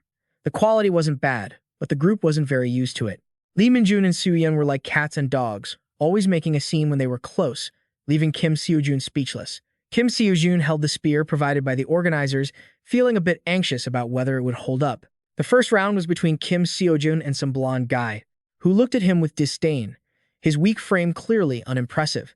He felt incredibly bitter thinking about how his friend, Jung Sigu, had dropped out of the tournament the moment he heard Kim Seojun was joining. Just who was this guy that they had to make a rule banning personal gear? That idiot Jung Sigu backed out just because he was afraid of this person. He sighed to himself. A surge of determination welled up in him. He vowed to show Kim Seojun who the real rookie elite was. What a total newbie he was. After the start signal, Kim Seojun suddenly vanished like the wind, leaving him completely baffled, having absolutely no idea what the hell was going on. And then, Kim Seojun suddenly appeared right in front of him to launch a surprise attack, scaring him half to death. The massive pressure radiating from Kim Seojun made him tremble, and the surrounding ground was sent flying in a cloud of dust. As he delivered the final knockout strike, the sharp spear tip stopped right in front of him, leaving him frozen in fear, unable to offer any more resistance. Victory went to Kim Seojun in an instant. He noticed the spear in Kim Seojun's hand had already cracked into pieces, which made him feel even more terrified. Okay, that was a close one. Just as I thought, it couldn't take it. Honestly, I felt uneasy the moment I touched this spear. But I didn't expect it to crack after just 3 swings. If this keeps up, I'll have to replace the spear after every round. Kim Seojun held a new spear, thinking about how Seojun and Lee Minjun were going crazy over his performance. Online, articles about him were already popping up. Kim Seojun versus Lee Haeun. Who will win? The comments under the article were insane, and it was even trending in the search suggestions. More importantly, the top 3 guilds were covering all expenses during the tournament. They were just trying to grab his attention. There you go, Park Seojun said. Perhaps this was because Kim Seojun was genuinely impressive. Whether among insiders or outsiders, everyone always pictured Lee Haeun as an insurmountable wall, so people were bound to go crazy over Kim Seojun slowly breaking that wall down. In contrast to the joy of Kim Seojun's group, Lee Haeun was incredibly gloomy and frustrated because Kim Seojun's name was being mentioned everywhere in the news. No matter how much he struggled, in the end, wasn't he just extraordinary at the student level? She spoke up, responding to Jin Hoon's worries about Kim Seojun. Looking out from the glass room, he saw Kim Seojun chatting happily, showing no signs of tension, which made Jin Hoon even more terrified. The tournament and the road to finding the champion continued. As expected, Lee Minjun climbed to a high rank, and although Kim Seojun thought Suyeon would struggle, she actually fought quite well. As for Kim Seojun, by this point, he had already gone through 9 spears. Each weapon cost tens of millions of won. That meant the total cost to replace all those weapons probably exceeded 1 billion won. At this rate, the weapon costs would exceed the prize money itself. This is like spending more than you earn, the organizer thought. Sweating. Suddenly, Kim Seojun asked to use his own weapon, leaving the organizers to scramble to ask their superiors for the best course of action. The next match was Suyeon's. The girl was shaking with nerves. It turned out her opponent this time was Lee Haeun. No wonder she was shaking. Suyeon must have been under so much pressure. She hadn't been studying holy magic for very long yet. Kim Seojun turned pale, thinking of her anxiety, and tried his best to reassure her. Winning or losing doesn't matter, but I didn't help much during the last raid. The feeling of accomplishing something together that everyone recognizes, and the feeling of success after improving my own abilities. The whole process is really rewarding. That's why I can feel the gap more clearly than anyone else. I have to show that I can do something too, that I deserve to be by your side. Suyeon thought to herself with resolve as the starting signal sounded. Suyeon immediately said goodbye to Kim Seojun and headed out to the arena. As she took a breath to calm down, Lee Haeun loomed before her, making Suyeon anxious on over again. After the start signal, Suyeon quickly used her magic to dash backward like an arrow. Taking a deep breath to steady himself, Lee Haeun suddenly loomed over Suyeon, making her nervous all over again. As the starting signal sounded, Suyeon quickly used her magic to dash backward like a bolt. On the contrary, Lee Haeun didn't even move an inch, just looking at Suyeon with a dismissive gaze as he challenged her. Try it. Go ahead and show me everything you've got. That way, you'll realize just how mediocre you truly are, so give it your best shot, Lee Haeun said arrogantly. Provoked, Suyeon was furious and ground her teeth, swinging her arm with all her might, hoping to teach Lee Haeun a lesson. Why does everyone say the same boring things? Lee Haeun said with a sigh, still as calm as if nothing had happened. Suyeon braced herself, unleashing fear-based magic in every direction while simultaneously launching a homing attack, shooting straight toward Lee Haeun. The organizers nearby stared in shock. They couldn't understand why a mage like Suyeon would try to engage in melee combat with an opponent like Lee Haeun. Suyeon rushed forward, launching flurry after flurry of attacks with endless magical power radiating outward. The onlookers were incredibly amazed, as they hadn't expected this even from a student. Yet Suyeon had the ability to cast magic with such incredibly unpredictable movements.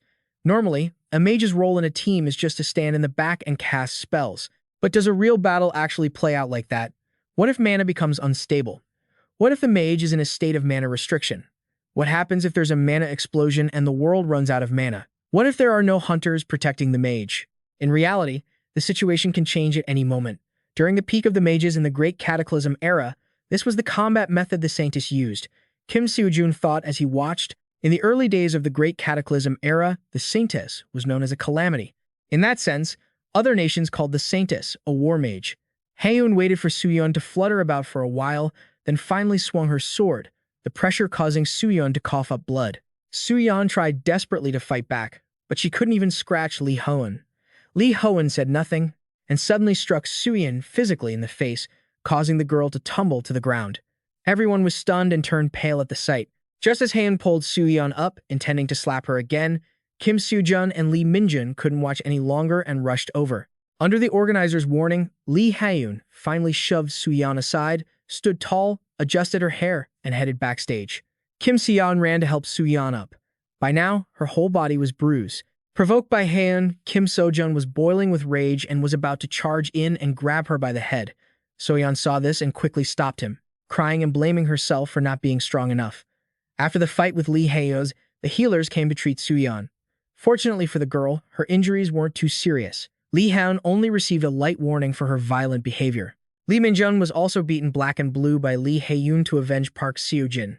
Faced with Park Seojun's agitation, Kim Seojun tried to hold her back, telling her to just let Lee Haeun be. The exhibition match continued afterward, but Kim Seojun couldn't remember a thing. All he could think of was the worry on Park Seojun's face and how many times he had to replace his spear. And finally, the match everyone was waiting for arrived, the duel between Kim Seojun and Lee Hae-eun. Let me ask you one thing. Was it really necessary to go that far? You are the most talented of the professional hunters, so perhaps you don't understand the feeling of rage when your future is treated like a joke. The grim reality and the desperation of trying with your life on the line, yet being unable to move forward. But you know, that desperation is proof of a person's effort, and you just trampled on that effort. That isn't something you can look down on, not even with your flawless skills. Kim Seojun rambled on until Hae-eun's head started to ache. She irritably asked if he was done yet. I knew it. You wouldn't understand even if I told you. Would you? Then try it yourself. I'm telling you to give it everything you've got. Kim Seojun wasn't pleased. The tension was rising. He puffed out his cheeks, his eyes cold, swearing he would make Hae-eun taste that horrible feeling of defeat. Do you think you're something special just because people cheer for you a little? Why didn't you be such a hypocrite when you were beating up those weaklings just to show up here? Hae-eun retorted arrogantly. Enough bickering. The match officially began. Hae-eun, fast and dangerous, immediately took a stance. Kim Seojun, on the contrary, remained indifferent and carefree, looking like a total amateur, which made Hae-eun furious as she lunged straight at him with her sword. Kim Seojun quickly stepped back, his body agile and fluid, dodging every strike from Lee Hae-eun as easily as pie. This disdainful attitude of his made Lee Hae-eun even more enraged, her power level spiking to the max. But to Kim Seojun, it was nothing but a mosquito bite. Seeing Lee Hae-eun backed into a corner and forced to use sword energy, Kim Seojun finally started to move his hand to warm up. His terrifying, violent power made Lee Hae-eun stumble. A beam of mana with super lethal force shot toward her, sending her flying backward like a bullet. To someone as strong as Lee Hae-eun, this was a heavy humiliation. Seeing her still trying to stand, Kim Seojun unleashed a shockwave that rattled everyone, giving them all goosebumps. Lee Hae-eun was someone special. Without having to bleed and struggle like others, she could still reach the peak. Or, in other words, it was an extraordinary talent. A genius always dominates the mediocre. Actually, the moment she was honored as the greatest hunter in human history, she didn't feel proud or satisfied, because that was just a given. But right now, while soloing against Kim Seojun, she felt like she was being outclassed. Before Kim Seojun's swirling power, Lee Hae-eun was attacked to the point of vomiting blood.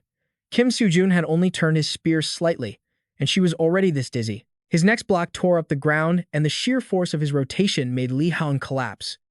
He finished it with a crushing thrust from Kim Seojun. Hae-eun was truly out of options. No way, that's impossible. This can't be. This is bizarre, irrational. How is this possible? There's no way he's stronger than me. He can't be stronger. Does this world really have someone more skilled than me? I am the greatest hunter in human history. I can't accept this. Hae-eun gritted her teeth in anger and gripped her sword, intending to lunge straight at Kim Seojun. Unexpectedly, he slapped her in the face instead, making her blood boil. Given the current situation, Lee Hae-eun had a weapon, so she clearly had the advantage over the unarmed Kim Seojun.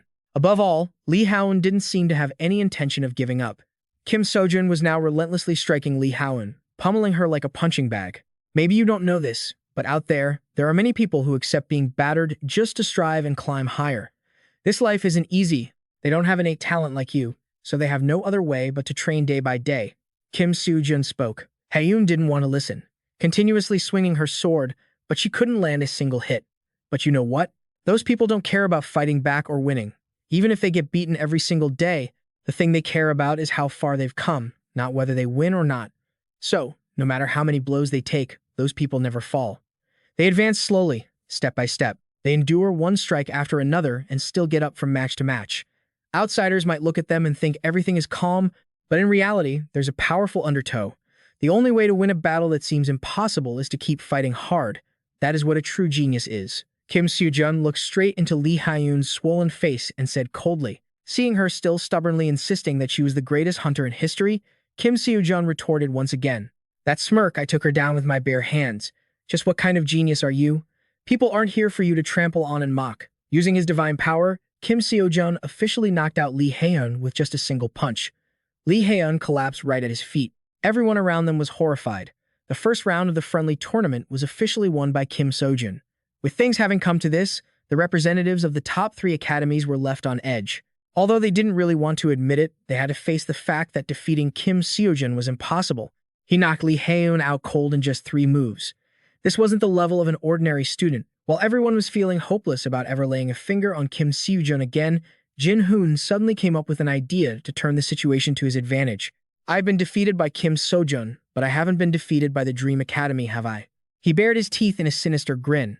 After that historic match, Kim Seojun was hunted by crowds of reporters like a top idol, making it impossible for him to get away. Seeing Kim Seojun return to his room, Park Seojun anxiously told him that all of South Korea was in an uproar over him. Comments and posts on social media were exploding like a storm. Everyone was singing his praises.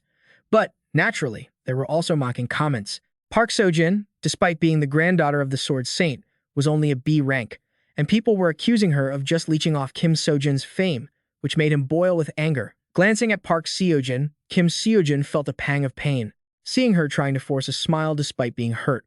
Aside from that, we should think about how to handle the second round. "I've already got the list of members for the upcoming dungeon raid," Park Seojun said. Kim Seojun panicked, clutching his head as he realized both Sooyeon and Lee Minjun were currently in the hospital. Who would he team up with now? Sooyeon replied that she would check with the organizing committee again, then cheerfully waved goodbye as she left the room. Exhaustion finally washed over Kim Seojun's entire body. He slumped onto the sofa to rest, blaming himself for using his divine power at the last second. He could have just knocked Lee Hae-eun out normally. "I was being too emotional and let it slip." Thinking back, it wasn't necessary at all. Kim Seojun panted, filled with regret. Suddenly, the advisor appeared out of thin air like a ghost, scaring Kim Seojun so badly he nearly had a heart attack. The advisor told him that he had asked many teachers and even the principal, but they all said it was impossible. Kim Seojun shook his head and let out a frustrated sigh.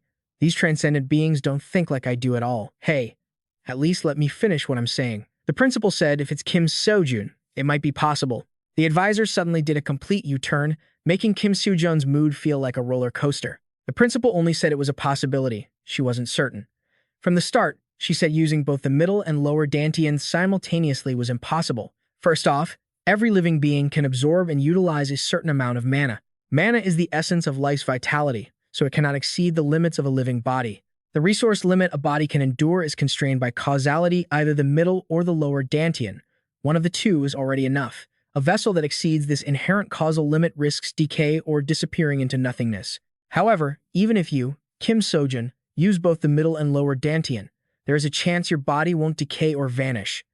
That is because your causality, Kim Seojun, has never been measured. Whatever your situation was in the past, your result has never been measured. Do you remember what happened last time? There was a time I didn't have an ID, so I reported it to the principal. Anyway, because your causality hasn't been measured, you don't have a fixed limit. Therefore, considering the possibility of retaining the effects of both dantian, your body might not dissipate. That's what the principal herself said. She also warned that when using both dantian at once, you must note a few things. First, you must open both at the exact same time. Second, you must be able to endure the massive burden of causality. The advisor rambled on like a flowing stream to Kim Seojun. If you open both types of dantian, the amount of mana needed to fill them would increase accordingly. But that number doesn't just double. It increases exponentially. That's the deadly part. Simple training wouldn't be able to compensate for it, so he would desperately need elixir to supplement his mana. In other words, Kim Seojun would have to dump a ton of money into this. He was truly broke and in a tight spot. Seeing Kim Seojun crying in despair, the advisor suggested he reconsider, noting that the principal wouldn't take the words "a possibility" lightly. A transcendent who can use all 3 dantian. If this actually succeeds, unimaginable things will happen. She said she is very much looking forward to seeing what you can do. The advisor laughed gleefully. Curious about the principal's identity, Kim Seojun asked, and the advisor reminisced for a moment before saying she was a second-class transcendent. It was the first time Kim Seojun had heard the term second-class transcendent, so he was quite surprised.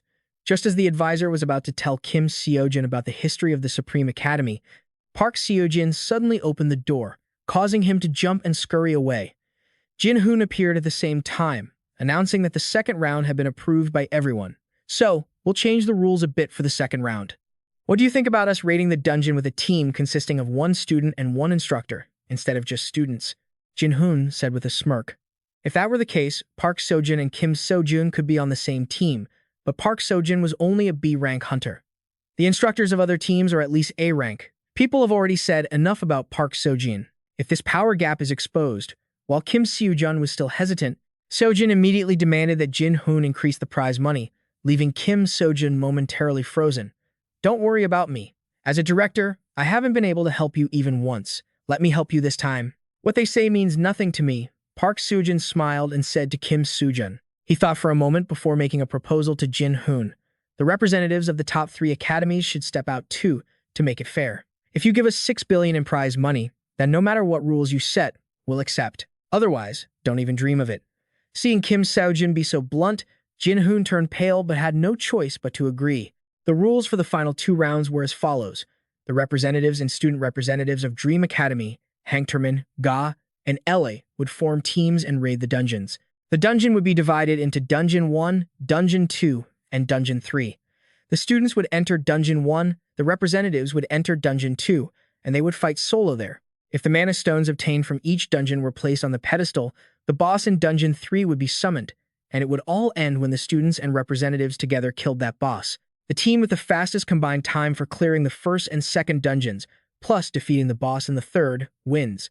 After receiving 6 billion, Kim Seojun immediately used it to buy training courses. At the Dream Academy's second-round testing grounds, Park Seojun had been waiting there for a while for Kim Seojun to come out. Park Seojun was quite tense at this moment, with sweat pouring down like rain. The fact that an S rank wasn't as strong as the representatives couldn't be changed, but the time for the second round wasn't calculated individually, it was a combined effort. I have to cut my time down as much as possible to win this second round.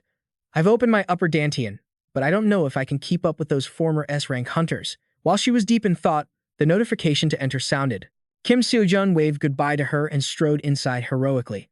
The moment he stepped inside, a mountain of monsters had been waiting for Kim Seojun since earlier that afternoon. Since they were all gathered together, it would be convenient for Kim Seojun to take them all out in one go. At first, Kim Seojun only intended to swing his staff gently, but he accidentally slipped, causing his output force to become unbelievably overwhelming. After a whirlwind fight with the monsters, Kim Seojun easily obtained the mana stone and quickly scrambled outside. While waiting for Park Seojun to return, Kim Seojun hurried to place the stone on the pedestal to record their time. Unexpectedly, before he could even place it, the notification board displayed the results of Lee Hunter Academy, which left him completely shocked. The time gap between the first and second dungeons was huge. Since the first dungeon was for students and the second was for representatives, that made sense. But for their side, it was the opposite. If I place the stone now, we could win completely. But if Park Seojun performs worse than a student, she'll be heavily criticized. However, if I wait for her, we'll lose any chance of winning. Besides, the second dungeon has an 8-star difficulty. Could Park Seojun actually fail? Kim Seojun thought in distress, blaming himself for being too greedy for money to judge the situation properly. Looking up at the scoreboard and remembering Lee Howen's words from before, Kim Seojun gripped the mana stone tightly, trembling uncontrollably. As for Lee Howen, she was currently struggling against a lizard monster that was spitting a sea of fire. I have to do this. Kim Seojun must be waiting for me outside. Even if I can't be faster than him, I must clear this dungeon. Despite the relentless, smoke-filled attacks from the monster, Park Seojun continued to try tirelessly. Truthfully, her skills weren't exactly outstanding. As the granddaughter of the Sword Saint, one of the heroes of the Great Cataclysm, she had been personally taught by him, yet she was still labeled as mediocre. Park Seojun respected him deeply, but at the same time, she hated him because she was constantly being compared and criticized. She also hated herself. In this life-or-death moment, remembering Kim Seojun's smile and encouraging words gave her newfound strength. 1 strike to knock them off balance, 2 to knock those damn monsters out cold. When she first met Kim Seojun, she thought they were just using each other. She thought she could use this student to improve the academy's reputation. But with the professional hunter exam coming up, this tournament would surely mark the end of their relationship. This short-lived connection had come to an end.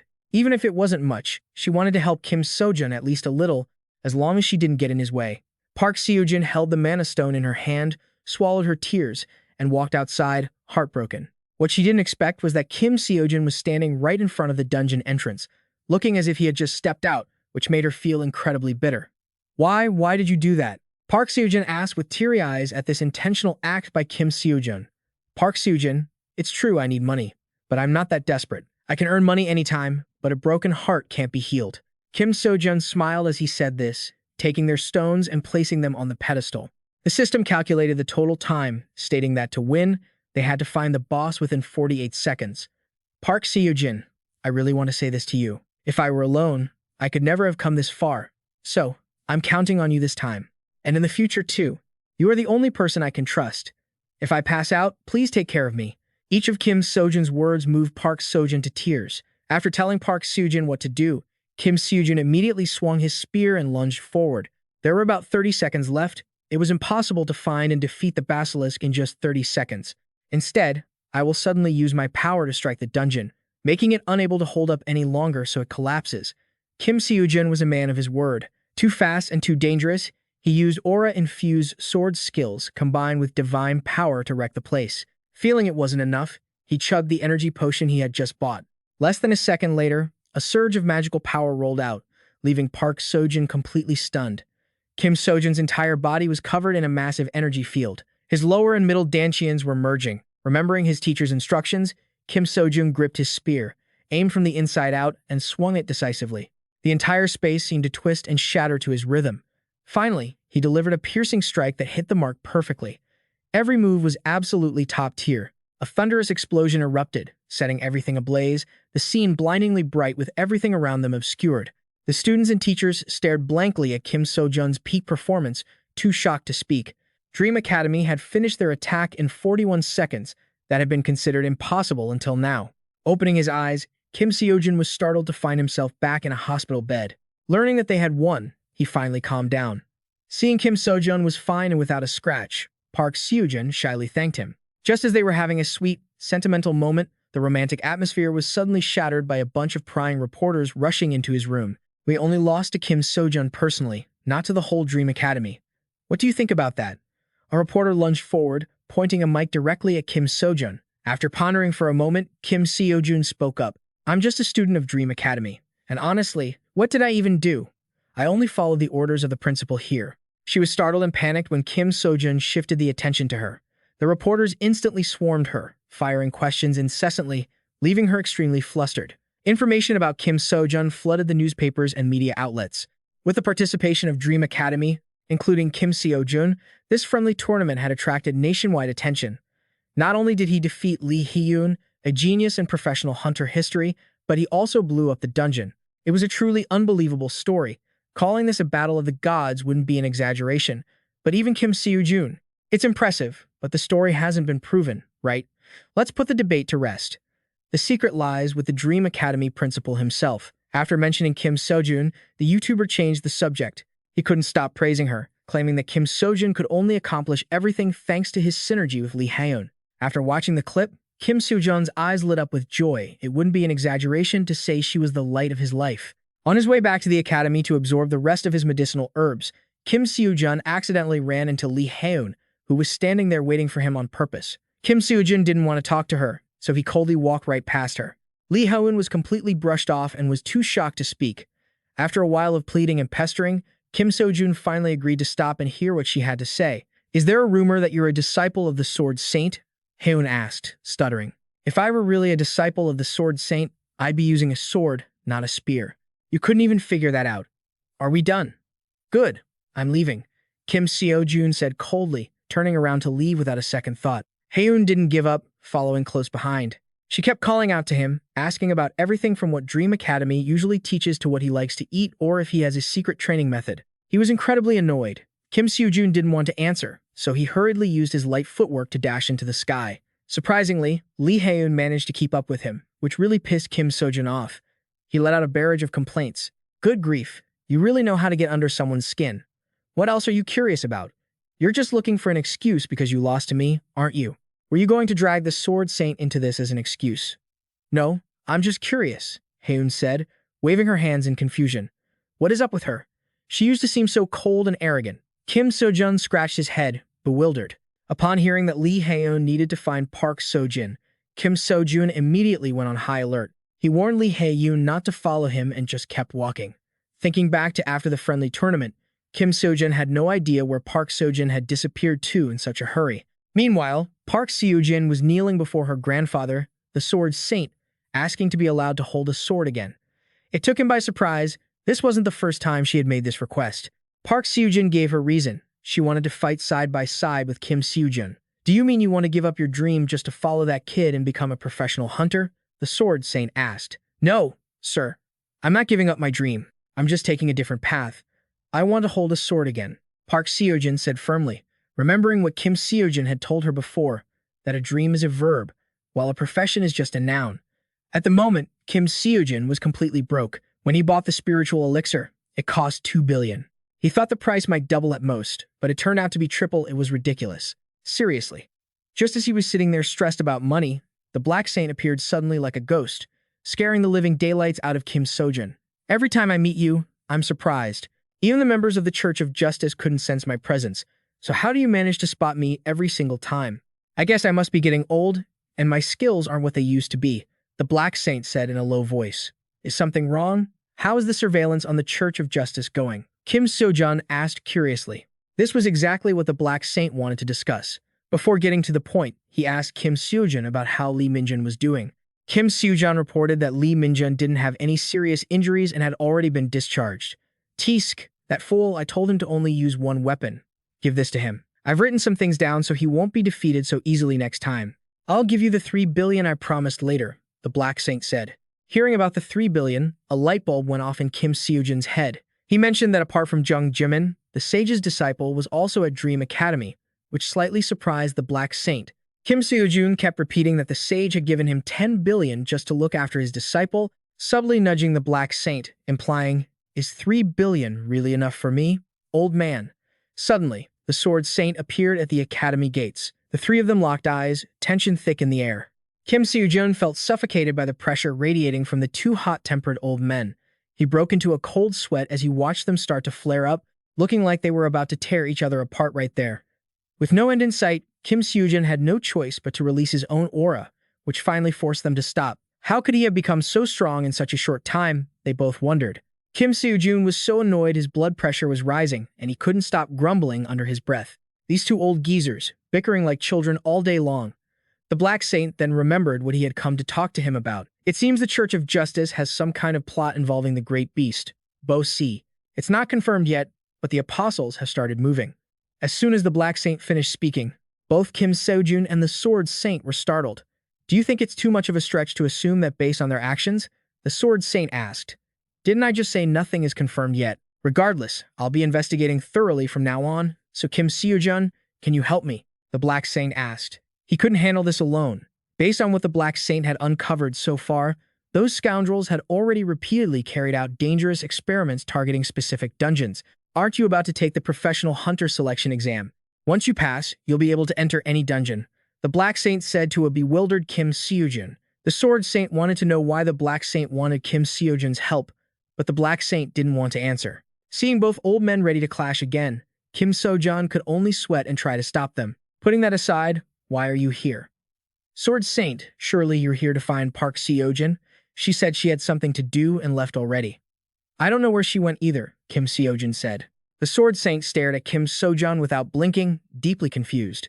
What on earth is so great about this guy that Park Seojun admires him so much? Suddenly, a noise echoed, causing all three of them to instantly sharpen their senses and get on guard. A figure lunged toward Kim Seojun from the distance. Looking closer, Kim Seojun was shocked to realize it was none other than Lee Haun. She had been taking a walk and had stumbled upon Dream Academy without even realizing it. Because she felt a massive surge of energy coming from that direction, she decided to take a peek. She didn't expect to be terrified by the Sword Saint's fierce, murderous expression. The Black Saint and Kim Seojun didn't care much about her sudden appearance and remained focused on their discussion about infiltrating the dungeons. Having just heard Kim Seojun shaking the Black Saint down for money earlier, Ha-yoon was absolutely shocked. She had lived for quite a while, but this was the first time she'd seen something like that with her own eyes. Kim Seojun agreed to close the deal for 13 billion after adding a 3 billion fee for taking care of Lee Minjun. Let me ask you once more. Do you really need the money more than my divine arts? If you want, I could even teach you myself instead of just giving you the divine arts, the Black Saint said, trying to salvage his last bit of dignity. Seeing Kim Seojun repeatedly refuse, Lee Hae-eun was even more traumatized. It was her first time seeing someone reject becoming a disciple of such a legendary hero. The Sword Saint chimed in, teasing the Black Saint about what kind of person he must be for Kim Seojun to only ask for money and nothing else, only to be retorted by the Black Saint. Their pride wounded, both old men started bickering endlessly, leaving Kim Seojun exhausted. Lee Hae-eun stared, unblinking, sweat dripping down her face, feeling like she might have messed with the wrong person. After the Black Saint left, the Sword Saint curiously asked about the relationship between Kim Seojun and the Black Saint. Honestly speaking, it's not really a relationship, but if I had to name it, it would be a fleeting business partnership.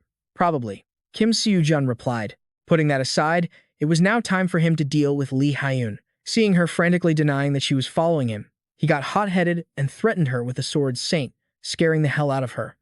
I want to get into the Dream Academy too, Lee Hyun shouted, startling Kim Seojun. What do you want to enroll in the Dream Academy? You? Why? There isn't much time left until the professional hunter qualification exam. Why would you do that?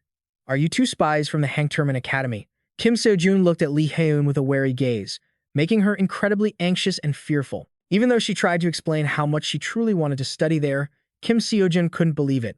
The Sword Saint, seeing the chaotic scene, finally left, leaving Lee Hyun alone with Kim Seojun. Needless to say, she felt absolutely desperate having to be alone with him. Hearing from Kim Seojun that director Park Seojun had gone out, Lee Hyun was overjoyed, planning to use this excuse to slip away. Little did she know, she would be tossed something heavy by Kim Seojun that she couldn't lift even after exhausting all her mana. The Sword Saint, upon returning, found Park Seojun still kneeling there and was speechless. Seeing Park Seojun so stubborn, he picked up his sword and stepped forward, his aura flowing out in waves. Speed Sword is a technique that demands velocity. It's a style designed to take down an opponent with one swift strike. Piercing Sword is a technique mainly used for thrusting. It becomes a weakness against opponents who intend to fight at close range. However, a thrust is often executed simultaneously with a speed strike. It is also the most basic sword technique. Circle Sword is a technique that forces the opponent to reveal errors through ever-changing sword maneuvers. That is why speed is important, but the most core element is constant offensive pressure. It is a sword technique that inflicts fatal wounds on opponents by unexpectedly focusing all power into one strike. Hidden Sword is a slow technique, but just because it's slow doesn't mean you can't use it. The Sword Saint explained the basic strikes of the god-slaying sword while demonstrating with his blade for Lee Hyun. I will give you a deadline. Master all the sword techniques I have shown you by then. The deadline is before the professional hunter qualification exam ends. If you cannot do it by then, I will never allow you to hold a sword again. If you think you can't do it, just give up now. The Sword Saint coldly issued his demand. Park Seojun agreed without the slightest hesitation, her words filled with determination that she would definitely succeed. Lee Hyun, for the first time, was witnessing Kim Seojun's supernatural energy. It was truly an eye-opening experience. At the same time, she wanted to cry because he wouldn't let her put down that heavy object. When is the director coming? Lee Hyun thought, wanting to cry. After absorbing the energy, Kim Seojun turned around and realized he had completely forgotten about the person struggling behind him. Not caring about her outburst, Kim Seojun just turned to walk straight ahead. Suddenly, he slammed on the brakes when he realized that Lee Hyun had been holding that thing this whole time and still had the strength to bring it back to him. Lee Hyun finally breathed a sigh of relief, stretching her limbs, panting heavily. But when she picked it up again, she was crushed by its weight. That's strange. Why didn't the seal activate? When Jung Jimin held it, it activated. Does it mean others can't touch it?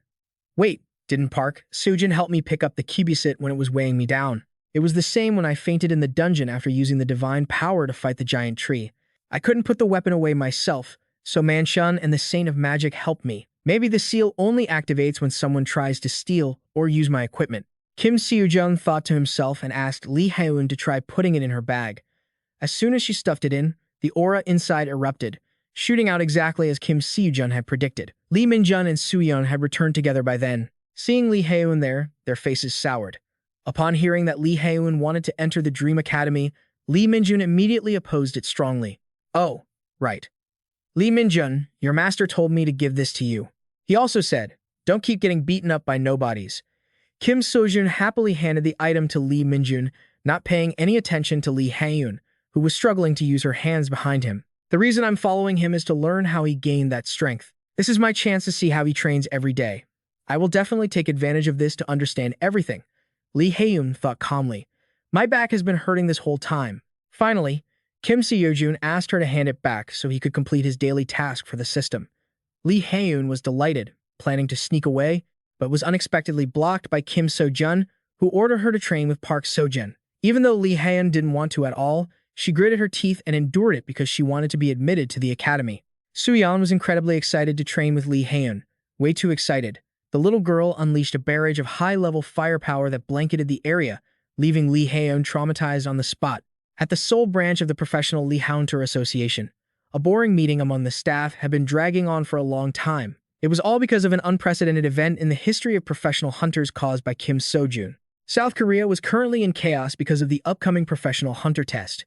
The cause of this chaos was Kim Seojun. All over the forums in South Korea, people were debating about Kim Seojun and the professional hunter test. The chairman of the meeting appeared, dispelling the gloomy and tired atmosphere, and the staff quickly became restless again. They wanted to know how this year's test would be organized and whether Kim Seojun would be exempt.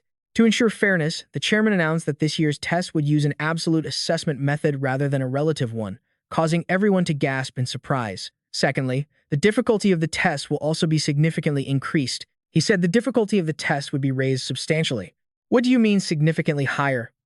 Hwang Dong-soo from the Hangter newspaper challenged. We need to ensure that no one gets a perfect score, including Kim Seojun. The chairman replied, everyone below is already protesting against this incredibly difficult, absolute grading system. If no candidate reaches a perfect score, then there will be no professional hunters this year. The chairman said in a cold tone that under the old grading method, the top candidate would always get 100 points, but with the absolute grading method, being in first place doesn't mean getting a perfect score. That's why the rules were changed as well. But that's impossible because the big guilds have been pulling strings. At least an A-rank status is required to form a guild. That is why the big guilds don't want Kim Seojun to achieve his A-rank hunter certification, so they can recruit him into their own guilds. But they don't know that Kim Seojun is a dragon that cannot be tamed. They must think they can sit firmly on their thrones forever. The moment Kim Seojun enters the world of professional hunters, the whole world will enter a new era, the chairman thought to himself. He also announced that those who can become A-rank hunters this year will be given priority for dungeon raids next year. This year's exam will also be broadcast publicly for everyone to see. Park Seojun returned home and was slightly shocked to see the place looking like an absolute mess. Sitting next to Kim Seojun to chat, Park Seojun said that from now on, she won't be able to come to the academy as often until the professional hunter exam ends. Kim Seojun didn't want this at all. He stammered, asking if he could still visit this place after he becomes a professional hunter, because his place is as cramped as a hole in the wall and there's basically no room to train. Actually, I have something I need to tell you, too. What do you think about me turning the academy into a guild? Park Seojun made a proposal that took Kim Seojun by surprise. Didn't you say clearing dungeons was your dream job? However, I have one condition. You will be the leader of this guild, she said. Kim Seojun was stunned as if he'd been shot, unable to believe it was real. The reason Seojun made this proposal was that Kim Seojun was highly likely to receive an A-rank hunter license after this exam. So, choosing him is the best option. Kim Seojun had been sitting there frozen, having no clue what was going on. Lee Min-jun enthusiastically agreed with both hands and feet. Actually, she had planned to suggest that herself, but didn't expect Seojun to take the first step. Soo-yeon also strongly agreed, leaving Kim Seojun speechless. So, you have to pass that exam. I'll give it my all. Park Seojun looked at Kim Seojun gently and said, the brief relationship between the two of them had gradually come to an end. However, the end of one relationship brings many new relationships and new stories. An ending isn't the finish of everything. It's simply the continuation of a new beginning and a new life.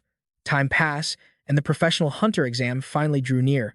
Unfortunately, Seojun couldn't go to the exam site with Kim Seojun because she had unfinished business. Kim Seojun really wanted to ask what it was, but he couldn't.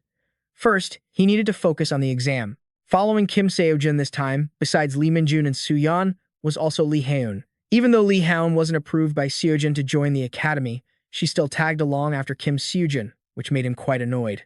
Lee Min-jun and Soo-yeon had to step in and speak up for Lee Haeun before Kim Seojun finally shut his mouth. The crowd around them had now started to notice Kim Seojun's presence and whispered among themselves. Sensing that things were going south, Kim Seojun immediately took off like a flash, leaving Lee Min-jun and Lee Haeun speechless at his too fast, too dangerous speed. In the VIP room of the proctoring center, the proctors were sipping tea and gossiping about Kim Seojun. Except for Jin Chio, leader of the Black Dragon Guild, the rest didn't believe Kim Seojun would actually become an A-rank hunter. And if he did pass, Jin Chio vowed to snatch him up at any cost. The people around them broke into a cold sweat, guessing that Kim Seojun probably wouldn't make it through the exams. First was the written exam with an extreme level of difficulty designed so that students couldn't solve it. To everyone's shock, Kim Seojun came in first with a perfect score. The leaders were all left stunned and speechless. The professional hunter selection exam includes a written test, basic stamina, mana proficiency, dungeon rating, and combat ability. There are a total of 6 tests taking place over 3 days. Today is the first day of the professional hunter selection exam, which the candidates have been looking forward to for a long time, and it's also the day of the written test and basic stamina test. The written test wasn't exactly easy, but Kim Seojun was the only one to score 100 points. As for Lee Min-jun, it was a tragedy. She barely scraped by with a measly 50 points. Kim Seojun offered to share his secret. To get a high score, you'd have to answer all the easy questions and never skip the hard ones. He was so good that as soon as he read the questions, the answers appeared in his head. How on earth did big sister Lee Hyun only get 32 points? The room fell into silence. The greatest talent to ever appear in the history of professional hunters. It seems her talent in other areas hasn't blossomed yet. Didn't you all say it would never happen that he'd get a perfect score? But Kim Seojun did get a perfect score on the written test and the basic stamina test. How do you intend to explain this? Jin Cheo cursed in the room, his blood boiling. If we don't count the written test, the difficulty of the basic stamina test was adjusted based on the standards that the 4 leaders of the Great 4 guilds present here had set. And yet, Kim Seojun got a perfect score, which means his basic stamina is on par with everyone here. I heard that the Dream Academy will transform into a guild after the professional hunter selection exam ends. The guild leader will likely be Kim Seojun, and the academy director, the granddaughter of the Sword Saint, will likely join that guild as well. No matter how stupid you are, you can understand what this means, right? A guild backed by the Sword Saint, along with the right to raid dungeons first for the next 5 years, thanks to the new association chairman's schemes. What I'm trying to say is that the guild that is about to be established will shake the position that our guild has spent so many years building. Jin Cheo slammed the table in a rage. The red-haired girl from the guild quickly tried to defend herself, saying that Kim Seojun definitely wouldn't be able to get a perfect score on the second day either because she had changed the question types and increased the difficulty. So, unless he woke up overnight and suddenly became stronger, there is absolutely no way he will get a perfect score again, she asserted confidently. But tough luck, sweetie. Kim Seojun excellently achieved a score of 100 on both the third and fourth tests, leaving the entire guild in deep contemplation. Only 2 trials remain, the monster combat test and the one-on-one duel against another examinee. If we fail tomorrow, Kim Seojun will become an A-rank hunter. Lee Hyun was lost in thought, but Jin Cheo suddenly turned around 180 degrees, demanding that everyone in the guild scrap their entire plan for the preparations immediately. As for the duel, Jin Cheo even replaced the A-rank judge from the Sorebi guild with someone else. Late that night, the Sword Saint's bodyguard met with Kim Seojun to warn him that the 5 leaders of the 5 major guilds were going to interfere in the competition. Even though the Sword Saint wanted to let things take their natural course, the bodyguard was determined to find Kim Seojun. He was afraid that if something happened to Kim Seojun, Park Seojun would suffer for it too. As soon as he reached the door, the wave of mana radiating from Kim Seojun's body blanketed the area, leaving him quite astonished. When Kim Seojun saw the bodyguard, he became extremely anxious, rushing over and desperately asking if something had happened to Park Seojun. What was that aura he just felt? It was on a completely different level than before. Did he really reach this level in just a few months? Did the Sword Saint know about this from the start? He turned pale as he thought, then he told Kim Seojun everything. The next day was the third and final day of the professional hunter selection exam. Kim Seojun once again scored a perfect 100 points on the 5th trial, much to the joy of his group. Contrary to everyone else's excitement, Kim Seojun hung his head in silence. Suddenly, someone burst through the door, breathless, announcing that the judges for the upcoming duel would be the 4 leaders of the 4 major guilds. The news hit like a bolt of lightning. Everyone was sweating, frozen in place. Kim Seojun finally looked up, his gaze holding a hidden meaning. In this final match, even someone as strong as Lee Hyun only scored 64 points. Her opponent was Han Manchan, master of the ultimate truth sword. The candidate's skills are quite good this time. I don't like crushing talent, but this is the path of one who seeks the ultimate truth. Manchan thought about his upcoming match against Kim Seojun. The news spread everywhere. Everyone was buzzing, whispering that it was historically impossible for Kim Seojun to defeat a judge. From young to old, both online and offline, everyone was holding their breath, waiting for this legendary match. Your performance in the competition is astonishing. Honestly, I'm impressed. But that's as far as you go. In this field, you will never get a perfect score, Manchan declared. But in reality, Kim Seojun had already known about this since yesterday, thanks to the bodyguard's warning. Even the news that if Park Seojun didn't master swordplay by the end of the hunter exam, she would give up her dream of becoming a hunter. For Kim Seojun's match, the score was entirely dependent on the judge's discretion. No matter how good he was at combat, if they said his performance was worth 99 points and not enough for 100, there was nothing he could do. Those people had been at the top for so long that their ambition to hold on to their position was even greater. The bodyguard suggested the only way to solve this was for Kim Seojun to meet the Sword Saint and ask for help. If he set conditions like last time, even the Sword Saint would have no choice but to agree. Kim Seojun wanted the bodyguard to help him tell Park Sejun about his current situation. He wanted to encourage her, to show her that if he could do the impossible, she could too. Kim Seojun also said he wouldn't go to the Sword Saint. Meanwhile, Park Sejun was still struggling with her sword training, despite not eating or sleeping for days. Today was the day of reckoning, the final day of the hunter selection exam. Though heartbroken to see Park Sejun covered in wounds, the bodyguard respected her decision and refused to interfere. "Young miss, I think I finally understand why you yearn to hold a sword again," he thought to himself. Standing before Manchan, Kim Seojun resolved to earn a perfect score so he could return to Park Sejun. There was only one scenario where the judges couldn't judge him, and that was if they lost to the examinee. "I believe you won't lose your life, but you might end up bedridden," Kim Seojun said confidently. Manchan was furious at his arrogance. Seeing Kim Seojun take his position, he gritted his teeth and drew his sword, swearing to make Kim Seojun regret this. Both their forces collided instantly. Manchan suddenly turned pale when he realized Kim Seojun was about to draw his massive Longinus spear to attack him. Kim Seojun remembered that 9 years ago, his uncle Manchan shared the same name as the guild leader of Sorabi. It turned out his father had once been saved by the father of Hunter Manchon, so he named his son after him as a way to show gratitude. "You know about the Great Calamity, don't you? I heard that at the time, the area around the shelter was swarming with monsters. The government and the military decided to abandon that shelter due to a lack of manpower. Those inside were just waiting to die. In a situation where even the 5 heroes couldn't stop the monsters at the moment when everyone thought everything was over, the only person who still dared to stand up and face the monsters was the founder of the Ultimate Truth Sword and the father of Hunter Manchon." Hunter Manchon slowly recalled how, with his ultimate technique, that man alone slashed through the monster legion and saved 50,000 people, allowing them to return safely. Unfortunately, after saving everyone, he collapsed and passed away. Back then, after hearing the story, Kim Seojun was fascinated, mentioning that he was saving money to apply to the academy. Manchon happily patted his shoulder, proud, and told him to keep up that hard work. At that time, a 10-star dungeon break occurred in the city center, and it was cleanly handled by Han Manchan from the Sorabi Guild. The most important thing in the Ultimate Truth Sword is an external power. One who seeks the ultimate truth must have an indomitable will. That is the root of the Ultimate Truth Sword. Hearing Han Manchan's words on television, Kim Seojun couldn't help but admire him, dreaming that one day he, too, would become as cool as him. Back in the present, at this very moment, Kim Seojun kicked Han Manchan, sending him flying as blood sprayed like a fountain. He seized the opportunity, striking Manchon repeatedly with his own lightning mana until the man was completely defeated, the ground cracking into a deep trench beneath them. Manchon hunched over, vomiting a basin of blood. In his ears, he could hear the jeering laughter echoing around him because he had been miserably beaten by Kim Seojun. "Ha! I once thought this match was ridiculous, but now it seems I have to admit it," Manchon wheezed.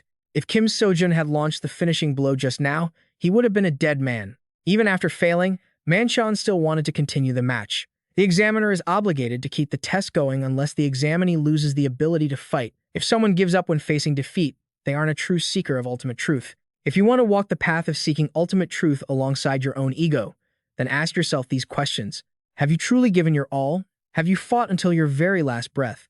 Have you cast aside everything to destroy your enemy? Realizing Kim Seojun didn't want to finish him off, Manchon finally unleashed his full power. His aura flared in all directions, and the surrounding landscape quickly turned into a pile of rubble.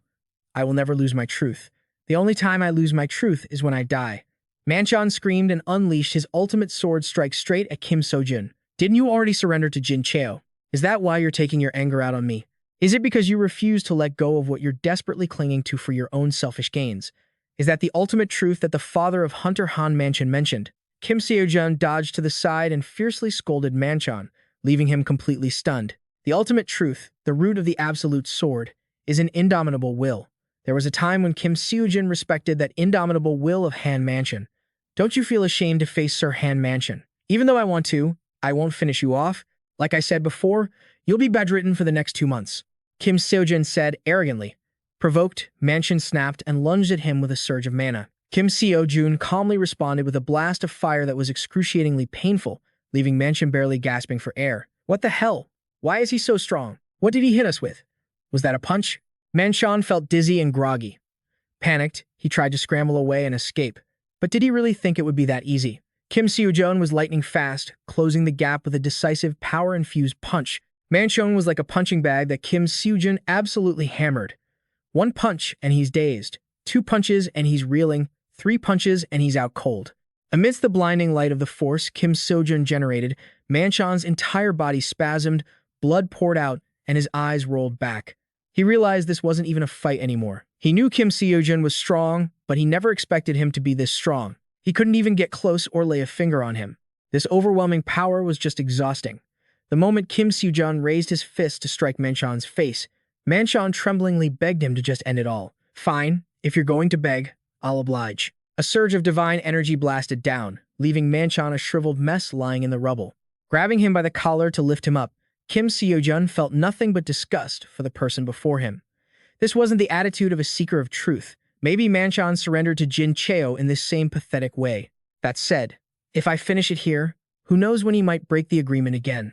Even though he's a fake seeker, the truth he's searching for still holds value, and he wouldn't pass out so easily. Kim Seojun thought worriedly, feeling that if he couldn't get a perfect score by overpowering Han Manchon, and if he had to kill him to achieve it, that might be a serious violation leading to his license being revoked.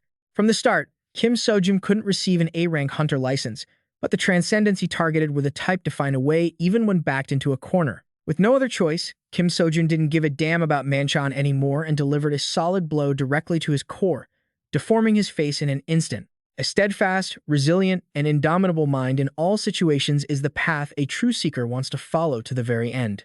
This is the true essence of ultimate truth, or perhaps something even greater, transcendence. Kim Seojun finished with a decisive strike, leaving a massive crater in the ground with Manchon flattened in the center. After taking care of Manchon, Kim Seojun shouted Jin Cheo's name, demanding he show himself. From the control room, Jin Cheo rested his chin on his hand and watched Kim Seojun, his face expressionless. His victory caused everyone to erupt in joy, hugging each other and cheering. The association president arrived in person after Kim Seojun's test was complete, having even called the reporters beforehand. As for Manchon, because the amount of mana used far exceeded what his body could handle, he was forced to lie bedridden for at least 2 months to recover. We lost completely? In skill, public opinion, and logic, I lost to a random student, a snot-nosed kid. Jin Cheo spoke coldly, leaving the atmosphere heavy with silence. He muttered curses at Kim Seojun under his breath, his whole body shaking with rage, surging like a flood. Suyan, Lee Minjun, and Lee Haeun each felt differently after Kim Seojun's victory. They chatted noisily, and before they knew it, they were back at the academy. This place didn't feel like the academy anymore. Kim Seojun had achieved the A-rank hunter certification. Now all that was missing was the paper certificate. When the door opened, the emptiness inside left everyone feeling a bit disappointed. They thought Seojun would be waiting for them inside. Kim Seojun, did you hear anything about Seojun? Suyeon asked. But no one answered because Kim Seojun had already flown off to the Sword Saint's house. The deadline the Sword Saint gave Park Seojun was the end of the hunter selection competition. In other words, the reason Park Seojun didn't come to the academy was the more worried Kim Seojun got, the faster he moved. He hurried on behalf of Kim Seojun. Upon arrival, the Sword Saint already had guards posted to turn people away. While he hesitated on whether to leave or stay, the guard CEO suggested letting Kim Seojun in, saying he would take responsibility for everything. Following guard CEO, Kim Seojun nervously stepped inside. Park Seojun, covered in wounds, was shocked to see Kim Seojun appear. I told you not to let anyone in. Do you take my words as wind passing your ears? The Sword Saint flew into a rage, his aura so intense that guard Seo collapsed, trembling on his knees. Only Kim Seojun remained unaffected. He calmly said, I sincerely apologize, Sword Saint. Though it's a bit disrespectful, I had to come here because there are some things I need to say. This kid, he's grown so strong in such a short amount of time. He is no longer the incompetent kid he was before. Now, he has the strength that I have to use my full power to deal with. Perhaps even more than that. The Sword Saint broke into a sweat, silently assessing Kim Seojun. The deadline has passed. The Sword Saint said coldly, demanding Seojun to return immediately. What I asked for was just the minimum condition. If you can't even meet that, then you will be eliminated and will spend the rest of his life in torment and self-doubt. That is far worse than just not being able to accompany her. The Sword Saint told himself. It's not over yet. The deadline you gave me was when the Lee Hunter selection exam ended, right? But it hasn't ended yet. Kim Seojun suddenly interrupted. What kind of nonsense are you spouting? The exam is over. The proof is that you were standing right here, aren't you? So the deadline I set my score hasn't been officially confirmed yet. The exam only ends when the scores for all candidates are officially announced, right? The scores for the final subject and individual combat ability haven't been released yet, so Park Seo-jun's fight isn't over. Kim Seo-jun's firm declaration left the sword saint speechless. He turned toward Park Seo-jun, gently helped her stand up, and placed the sword hilt in her hand. "Let's move forward together," Kim Seo-jun said with a grin. "This should have been impossible. I thought everything was over. But right now, the situation has completely flipped." Park Seo-jun looked at Kim Seo-jun with teary eyes. She gripped the sword tightly, rushed toward the sword saint, and pleaded for one more chance. Kim Seo-jun stood quietly, watching Park Seo-jun spar with the sword saint. Her attack speed was now visibly faster and stronger. Her sword strikes rained down on the sword saint, each move a technique the sword saint himself had taught her. She executed every one of them fluently. The sword saint, who had been caught off guard by his granddaughter's relentless assault, Whitebeard, shaking, finally launched a powerful counterattack that caught Park Seo-jun completely by surprise. The trajectory of my blade should have been flowing in rhythm, but I couldn't do it, making it hard to counter his sword.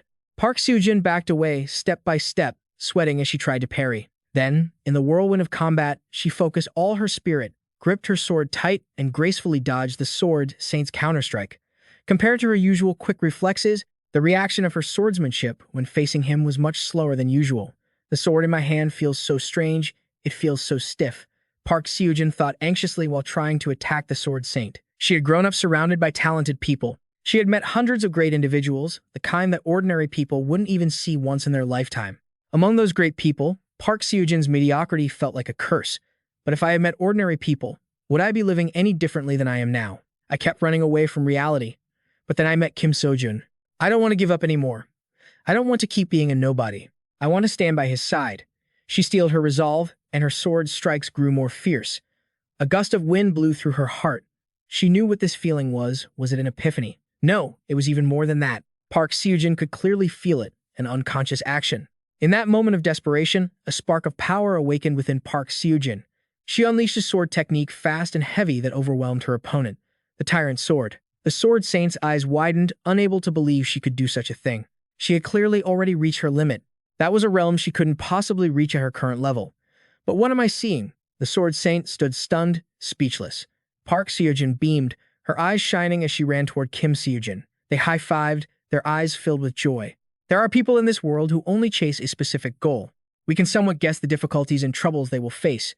However, there are rare cases where their limits are impossible to predict. And there are also people who can help others push past their limits and bring them to their side. The Sword Saint certainly wasn't that person. He knew it. Sword Saint. Sometimes, those considered useless can do things no one else can. Sword Saint. The era we are passing through, maybe it has already passed. A lot of time has gone by. Sword Saint.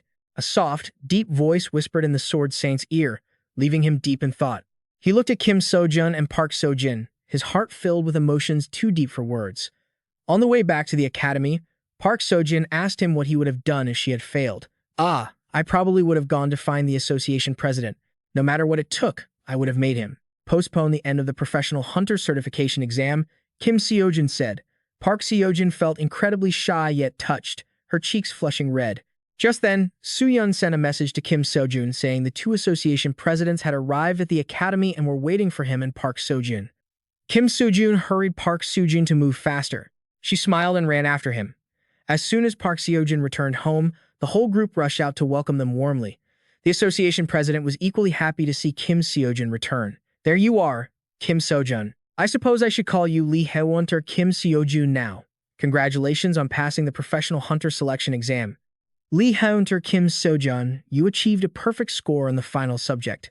Therefore, by achieving maximum points in all subjects, you will receive an A-rank hunter certification. The others all passed successfully and are currently B-rank hunters. Honestly, if I could, I would love to give you an S-rank certification, but I think that might be a bit difficult, the president said with a chuckle. The dungeon raid priority pass this time has also been assigned to Kim Seo-jun, who achieved a perfect score in the professional hunter selection exam. The reason the association president came here today is to ask Kim Seo-jun if you have considered establishing a new guild. Upon hearing his agreement, the president eagerly offered to handle the guild establishment process himself. Establishing a new guild is quite complex. Preparing the paperwork and applying for permits takes quite a bit of time, but if I handle it myself, it won't take long at all. Everyone, hurry and write the names of the guild members here. The president quickly took out paper and pen. After the group had signed their names, the president remembered one more issue. To establish a guild, you need 5 professional hunters with B-rank certification or higher, but you are still missing one person. If you can't find anyone, I can use my authority to establish the guild for you. But if the 5 big guilds find out, it might be a bit troublesome. Kim Seojun thought the president made a good point. Right now, those guys were still digging for dirt. Who knew what other conspiracies they had planned? But he couldn't just pick someone at random to join the guild. In the midst of the confusion, Kim Seojun suddenly remembered Lee Hae-yoon. And just like that, fast and furious, Lee Hae-yoon was added to the guild by Kim Seojun. Kim Seojun's guild would be named Dream Team. While the other guilds were in an uproar about Kim Seojun preparing to establish his own, the Sword Saint appeared like a deity, determined to put an end to their schemes. His mere presence radiated such lethal intent that they all collapsed in agony, as if struck by poison. I think you've got the wrong idea. I have no reason to leave you all be. It's just that if we were to get our hands dirty in this, we would be no better than the vile things you're doing. If we don't put an end to the Great Cataclysm and wipe out these monsters so that you can sit in those seats later, anyone who didn't know better would think you were the ones who ended the Great Cataclysm and cleared out the monsters. The Sword Saint stepped over the people writhing on the ground and approached Jin Cheol. It had been a long time since they last met, and the atmosphere was slightly tense. Finally, Kalina crawled out. That's enough. Even if you are the Sword Saint, you can't just swing your sword around in someone else's house. You don't look surprised at all. Did you know we were involved? She asked, with a wicked grin. Those pathetic little pests trying to use my blue dragon's sword to deceive the boy is laughable. If they had any sense, they would have known their place and knelt to apologize to me. However, given that they don't have the guts to do so on their own, someone must be behind the scenes, directing them. If it wasn't you, then who else could it be? The Sword Saint retorted. Kalina just smiled brazenly, as if nothing had happened, wanting to know why the Sword Saint had come there. I'm just trying to act like a decent grandfather for once. I know you people will be a problem if that kid starts his own guild. And I assume that's why you've all gathered here to plan how to stop it. But let me warn you, whatever you're planning, you'd better not make a move. The Sword Saint slammed his hand down as he spoke, making the whole group jump and shriek in terror. Having said his piece, the Sword Saint turned on his heel and walked away, leaving the guild members in a state of panic, except for Kalina. Call off all plans. Upon hearing her command, Jin Cheol was confused. He thought the heir of Apostle Kang Dongchul would be more composed, but even Kalina was afraid of the Sword Saint. Frustrated, Kalina pointed right at Jin Cheol and hissed a threat. Be wary of the Sword Saint and stop acting so cheap. A hero of the Great Cataclysm like him is nothing compared to the level of the Sword Saint. And even if we can't mess with Kim Seojun directly, there are other ways. Fate will not change, Kalina said with a cryptic smile. Kim Seojun was at the academy when a notification pinged on his phone. He opened it, and his eyes widened in shock. Today was the Dream Team's first raid, and everyone was incredibly excited. They had just gotten their professional hunter licenses and were already heading into a dungeon. This is great. Lee Minjun stretched with a satisfied grin. Sooyeon, on the other hand, was worried she wouldn't be able to pull it off. Lee Hae-yoon immediately comforted her, saying it was no different from the training dungeons. The only difference is the difficulty is higher and the risk of dying is real. Oh, and one more thing, I can actually make money from it. Kim Seojun's mind was flooded with thoughts of cash, buzzing with excitement. Lee Minjun and Sooyeon whispered behind his back, thinking he was seriously obsessed. In reality, the system had notified him last night that his free pass had expired, and he had forgotten. He had spent his money on mental energy potions, so he didn't have the 100 million in his account. Seeing Kim Seojun catch them talking behind his back, Lee Minjun and Sooyeon pretended to be innocent, quickly changing the subject and urging everyone to get moving before they were late. Kim Seojun was still waiting for one more person. Speak of the devil, and he shall appear. It was none other than Mr. Manchon, Sooyeon's father. Sooyeon was shocked to see her dad. With the group complete, Kim Seojun ordered them to move out. When Lee Minjun asked which dungeon they were going to, Kim Seojun gave a sinister smile. He told them it was a beautiful place. Just outside the suburbs of Seoul, in the territory of the Black Dragon Guild, Kim Seojun used his priority pass to enter the dungeon first. The members of the other guild broke into a cold sweat at the mention of the Dream Guild, swallowing back the insults they were about to bark. Inside, Kim Seojun and his teammates fought in perfect sync, wiping out the monsters with overwhelming power. They worked together, clearing the dungeon in a flash and emerging to the astonishment of the other guilds. After the slaughter, it was Mr. Manchon's turn to move the corpses. Kim Seojun looked over, knife still dripping with blood, and the other guild members ran away in terror. A moment later, Mr. Manchon had finished moving the monster carcasses. The team breathed a sigh of relief, never expecting things to go so smoothly. If we sell this haul, We'll get at least 100 million each. Making 100 million a day, the group was speechless with joy. What are you guys cheering about? We've only just begun. Kim Seojun suddenly spoke, breaking the celebratory mood. After that, the group acted like dungeon-wrecking balls, destroying everything in their path. Everyone else was exhausted, but Kim Seojun's drive for money kept him fueled with endless energy. Seeing the team whining about going home, Kim Seojun snapped. If you want to sell these carcasses at full price, you have to capture them properly, not turn them into dust. You guys need the experience to become A-rank hunters, too. Do you have any idea how guild rank affects taxes and profit? Just get to A-rank already. The more famous our guild is, the more opportunities we have to make money. Kim Seojun had truly become a slave to money, thinking of nothing else. Soo-young cried and complained to Lee Hae-yoon. Unexpectedly, Lee Hae-yoon was already standing behind Kim Seojun, looking less than thrilled. Even Park Seo-jun agreed that Kim Seojun made sense, so he had no objections. Kim Seojun continued to rally the group, pushing them forward on their quest for profit. Guild leaders, after looking at the Dream Guild's activity stats over the past few days, were stunned. Not only were they clearing 7 to 8-star dungeons, but they were also raiding dungeons inside the Black Dragon Guild's territory. Whenever the Black Dragon Guild tried to stop them, the raids were over before they could even react. Furthermore, the Dream Team had priority passes, so the Black Dragon Guild couldn't do a thing about it. The Black Dragon Guild's treasury was being drained. The chairman chuckled, when suddenly his assistant burst through the door, panicking. 2 high-ranked dungeons had appeared, making the chairman extremely worried. Only one person in Korea could handle high-rank monsters, the Sword Saint, but he was currently unreachable. Realizing they couldn't wait, the chairman began to consider paying to hire Kim Seojun's team to clear the dungeon. Kim Seojun was beyond annoyed because his teammates had long since abandoned him. He withdrew over 2 billion from his account and bought a free pass without a second thought. 2 billion vanished in the blink of an eye. If he had to do this every 3 months, he'd be broke for life. The reason he bought a free pass every 3 months was for his enlightenment progress. Did this mean his progress wouldn't increase at all? It would be better if he just bought individual lessons. But whatever. Who knows what would happen to his karma anyway? There were too many things he wanted to learn. It was such a headache. He also had to keep drinking divine elixirs. The Black Saint still owed him 13 billion. And he hadn't heard a word from him yet. Was there a way to quickly increase his enlightenment progress and get tens of billions at the same time? Muttering to himself as he walked, Kim Seojun suddenly froze when he saw the association president looking for him. The president said he had something to discuss with him. Actually, we recently received reports that a Dojiao dungeon has appeared in South Korea. With all due respect, I hope Lee Hyunter Kim Seojun can help us clear that dungeon. Of course, we aren't asking you to do it for free. We can provide some financial support for you as well. Kim Seojun was about to refuse, but then he hesitated. If he recalled correctly, the last time he defeated a Dojiao, his enlightenment progress had surged. Furthermore, there was a massive subsidy of 30 billion involved, which made Kim Seojun's heart skip a beat with excitement. He clenched his fists. Only 8 Dojiao dungeons had appeared in South Korea over the past few decades. If you counted this one, that made 9. Wasn't this a golden opportunity to increase his enlightenment progress rapidly? If he agreed to enter this rare, pay-to-enter dungeon, he would receive 30 billion won. On the outside, Kim Seojun tried to look cool and collected, but on the inside, he was so happy he wanted to burst out laughing. His bizarre demeanor made the president think he was unimpressed by the offer. Dojiao were invisible phantoms. If a dungeon broke and these monsters flooded out, the consequences would be catastrophic. Cornered, the president made a bold offer. If Kim Seojun successfully raided the dungeon, he would receive an S-rank Lee Hunter certification. Then the Dream Team would become a guild with an S-rank hunter. After that, the guild would meet the requirements for advancement as per the terms.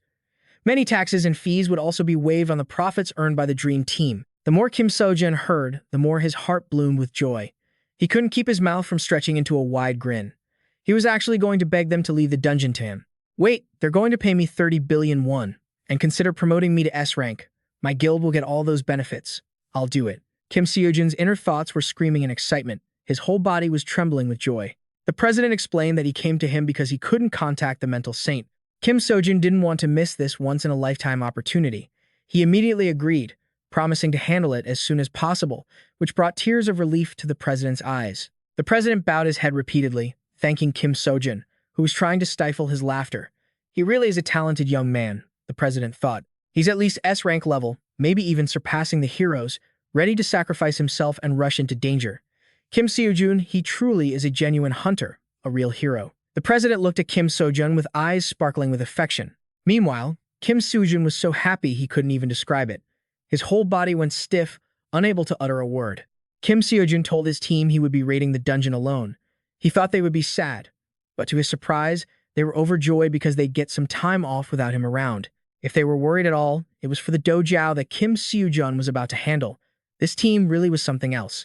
Their boss was heading away, yet they were celebrating like it was a festival. Kim Seojun tried to smile, but his heart felt like it was breaking. Are they really my team? Do they even care about me? Park Seojun wanted to pack supplies for Kim Seojun, but he wanted to leave immediately before the mental saint returned. Meanwhile, rumors about the dojo dungeon in South Korea were spreading like wildfire. At the same time, word got out that Kim Seojun, not the mental saint, would be raiding the dungeon alone.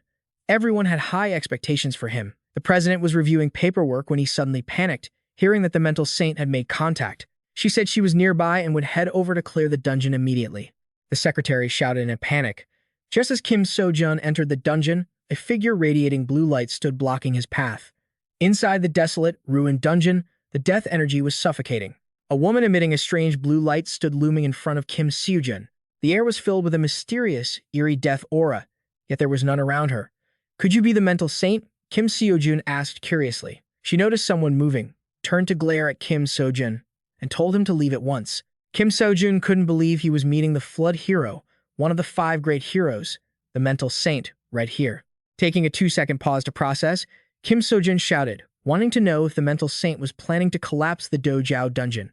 Why wouldn't I? The mental saint replied blankly. Feeling like his meal ticket was about to be snatched away, Kim Seojun desperately tried to stop her, begging her to leave. Stay back.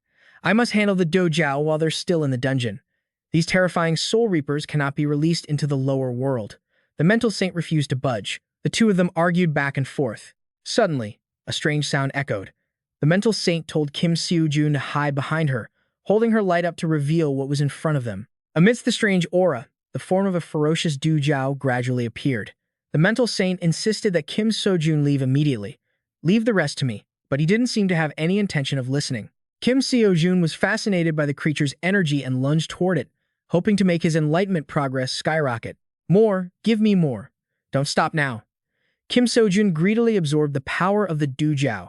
His bizarre behavior left the monster momentarily speechless. Then, the dojo lunged forward, aiming to consume Kim Seojun's mind. The mental saint watched in sheer horror, her face turning pale. The psychic shield of this child seemed strong enough to avoid being swallowed by the evil will. But unlike the evil will, possession invades the target's psychic shield and attacks the mind directly. If this keeps up, the kid's mind will collapse. The mental saint thought with worry. Contrary to the mental saint's anxiety, Kim Seojun was having the time of his life because his enlightenment progress was increasing non-stop thanks to the dojo. His weird demeanor made the mental saint think, what is wrong with this guy? Is there a short circuit in his brain? This feels amazing. Pure energy was surging through Kim Seojun. But the dojo, after getting lost in Kim Seojun's mental world, successfully enlightened the creature, thanks to Kang Dongchul's influence. Shortly after emerging from Kim Seojun, the monster had transformed into a Buddhist on the path to nirvana.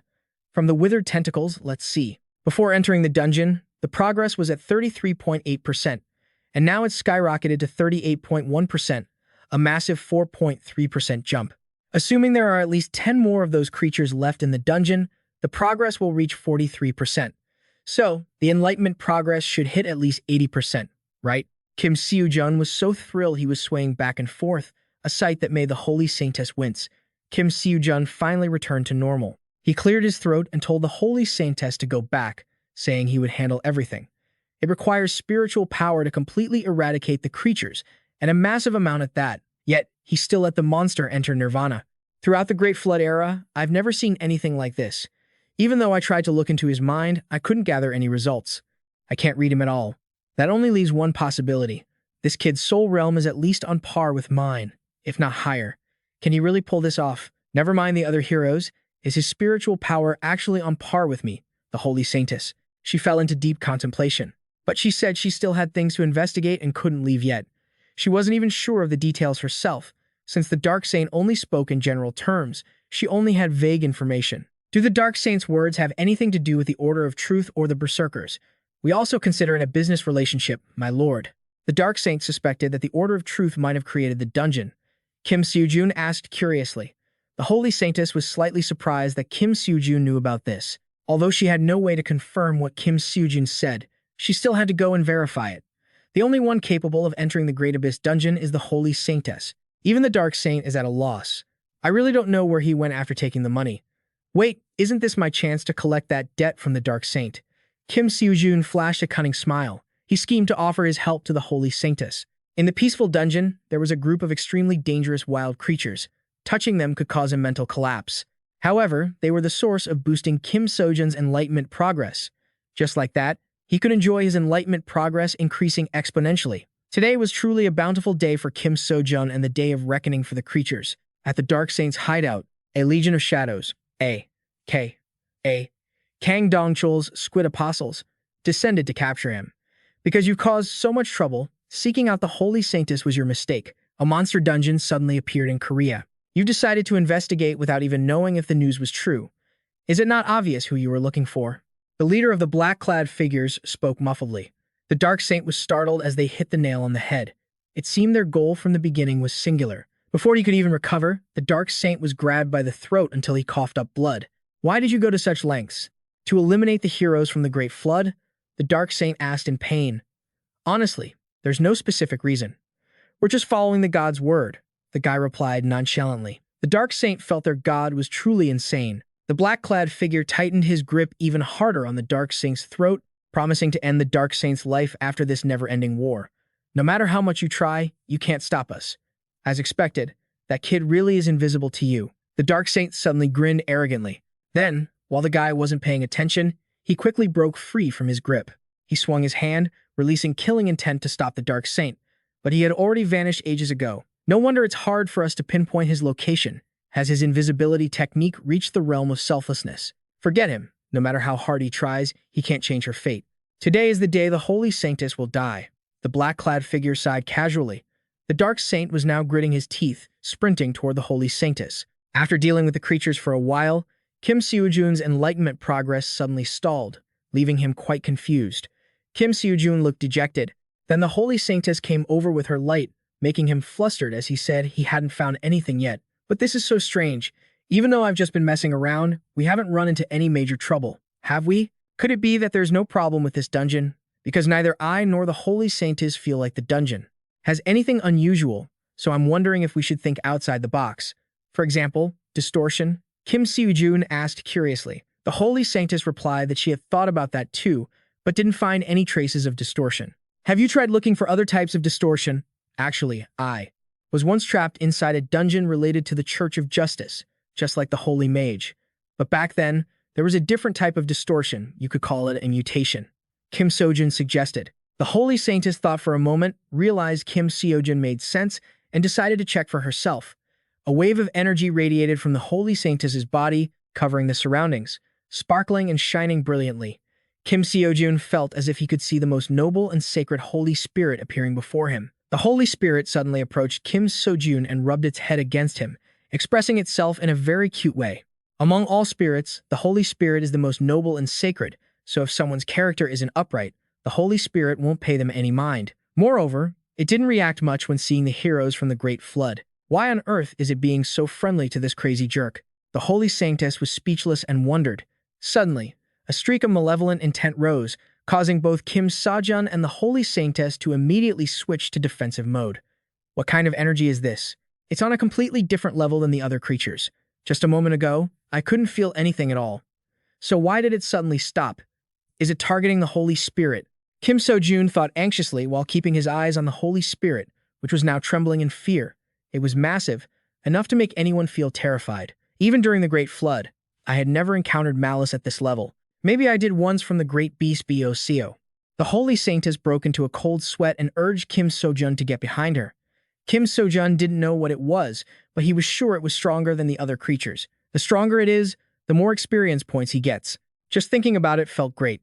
Kim Seojun determined not to pass up this heaven-sent opportunity, immediately rushing forward despite the Holy Saintess screaming her lungs out behind him. Kim Seojun dashed, feeling like something was wrong.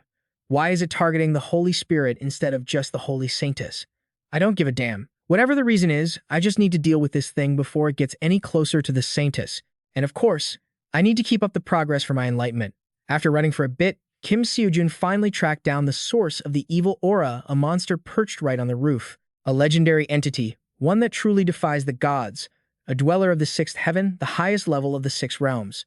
It was none other than the demon lord, David. It flew right up to Kim Seojun's face, flashing a nasty, grotesque grin. "Hey, is that really all you've got? My progress hasn't budged an inch. And keep that ugly mug of yours away from me.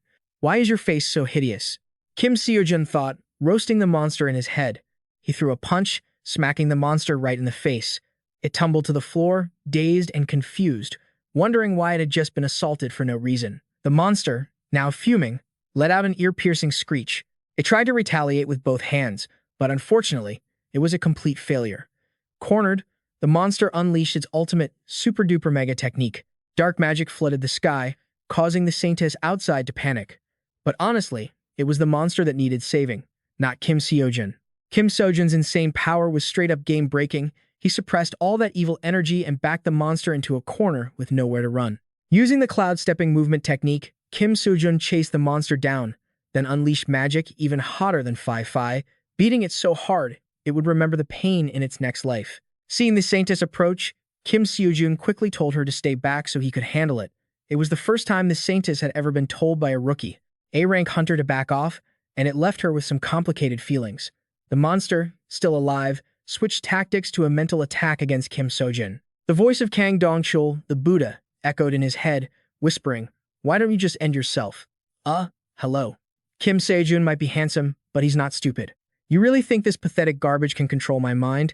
The monster tried to scrape together its last bit of strength, drilling the question into Kim Seojun's head over and over, but it was useless. Kim Seojun just stood there, looking clueless, not understanding why the monster was asking such a ridiculously stupid question. After being tossed around by Kim Seojun for a while, the monster was completely exhausted. Finally, it shifted its target to the saintess, standing nearby.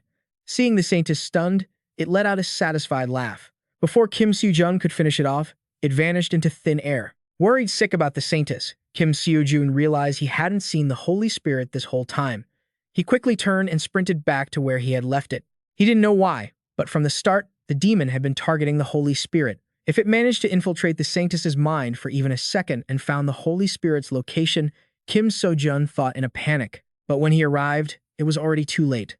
The Holy Spirit was already being consumed by the demon's power.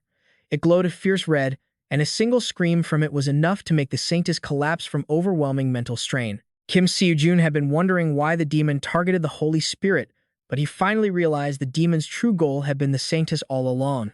She was the target. The Holy Spirit shared a spiritual connection with the saintess. Was its plan to directly invade her mind through the Holy Spirit?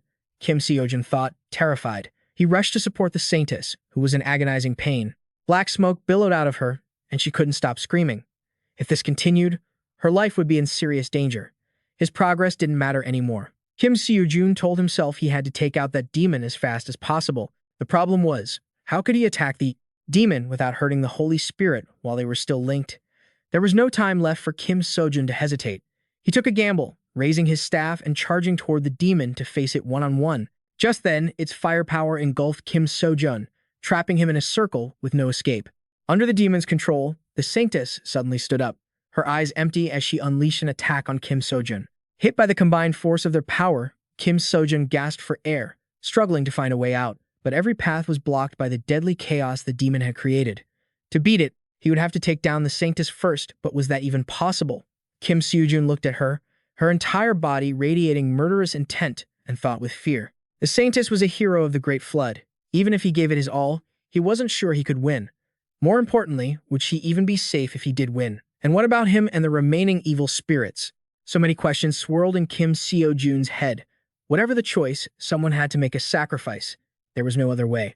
Kim Seojun gripped his staff and ran toward the saintess, shouting and asking how someone like her, who had once saved the world, could be brainwashed by such evil so easily. I dreamed of saving the world for so long, a world where no one would be hurt or miserable. But look at the world now. The days during the Great Flood were hell.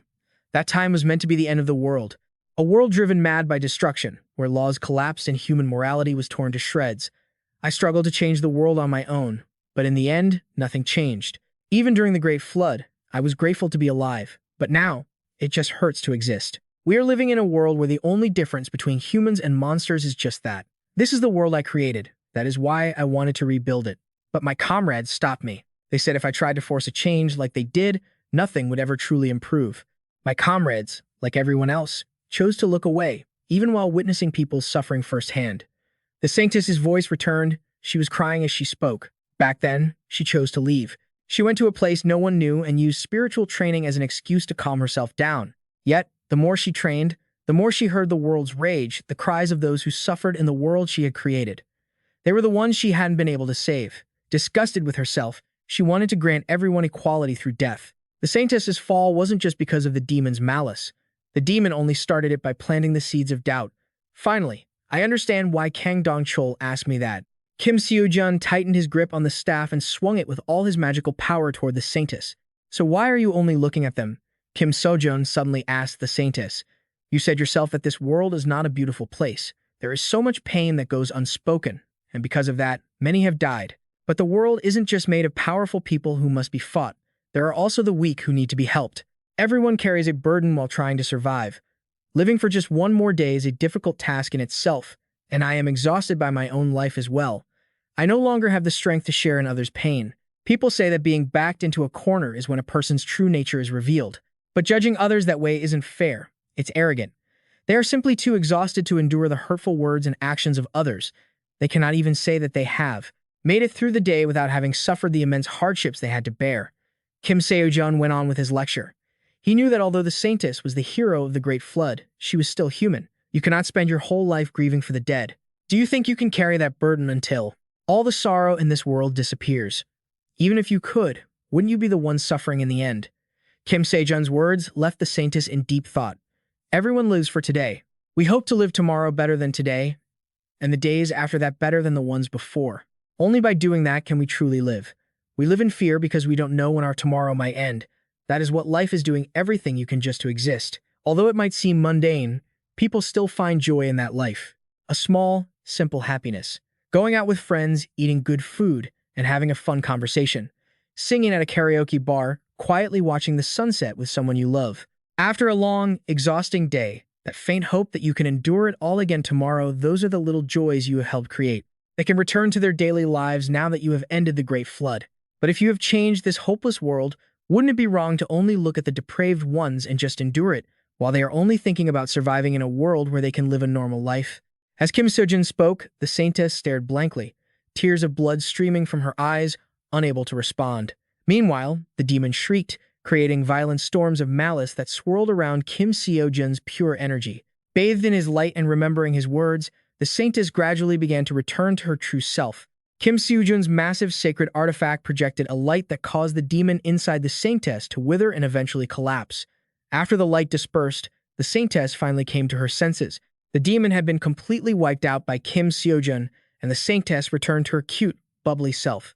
I was worried the saintess would disappear along with the demon, but it turns out the Buddha's unshakable resolve only destroys the demon's soul. Now I can actually use the unshakable resolve. Plus, the efficiency of my middle and lower dantians has expanded significantly. Kim Seojun thought happily. The saintess stared at him, feeling that his power could rival the heroes of the Great Flood. If this child's power develops in the wrong direction in the future, who will be able to stop him if he turns his blade toward Earth? She worried. I hope you can keep that spirit forever. This might sound funny, but even though this world seems absurd, I want you to know that it was unavoidable, the saintess said. I don't understand what you mean, but it's not absurd at all. People are caring for each other more and more. I think things are getting better. In an equal world, the weak are cared for without any discrimination. If the value of society is nothing more than the hypocrisy you spoke of, then what about the era of Hong Jin-dong? Could he not overcome his social standing and become a thief? I don't believe that's the case. And even if it were, I would do everything in my power to change it. Kim Seojun replied firmly. Upon hearing his words, the saintess's eyes welled up with tears, and she burst into a happy laugh. Perhaps she had been too worried about him and had been drowning in pain for too long, leading her to blame her own weakness. Is that why I'm still alive? This question wasn't just for Kim Seojun, but for everyone living. Although he didn't have an answer right now, the day Kim Seojun finished his path of enlightenment would come. That was when he would find his answer. Kalina was shocked speechless when she heard the demon had been destroyed.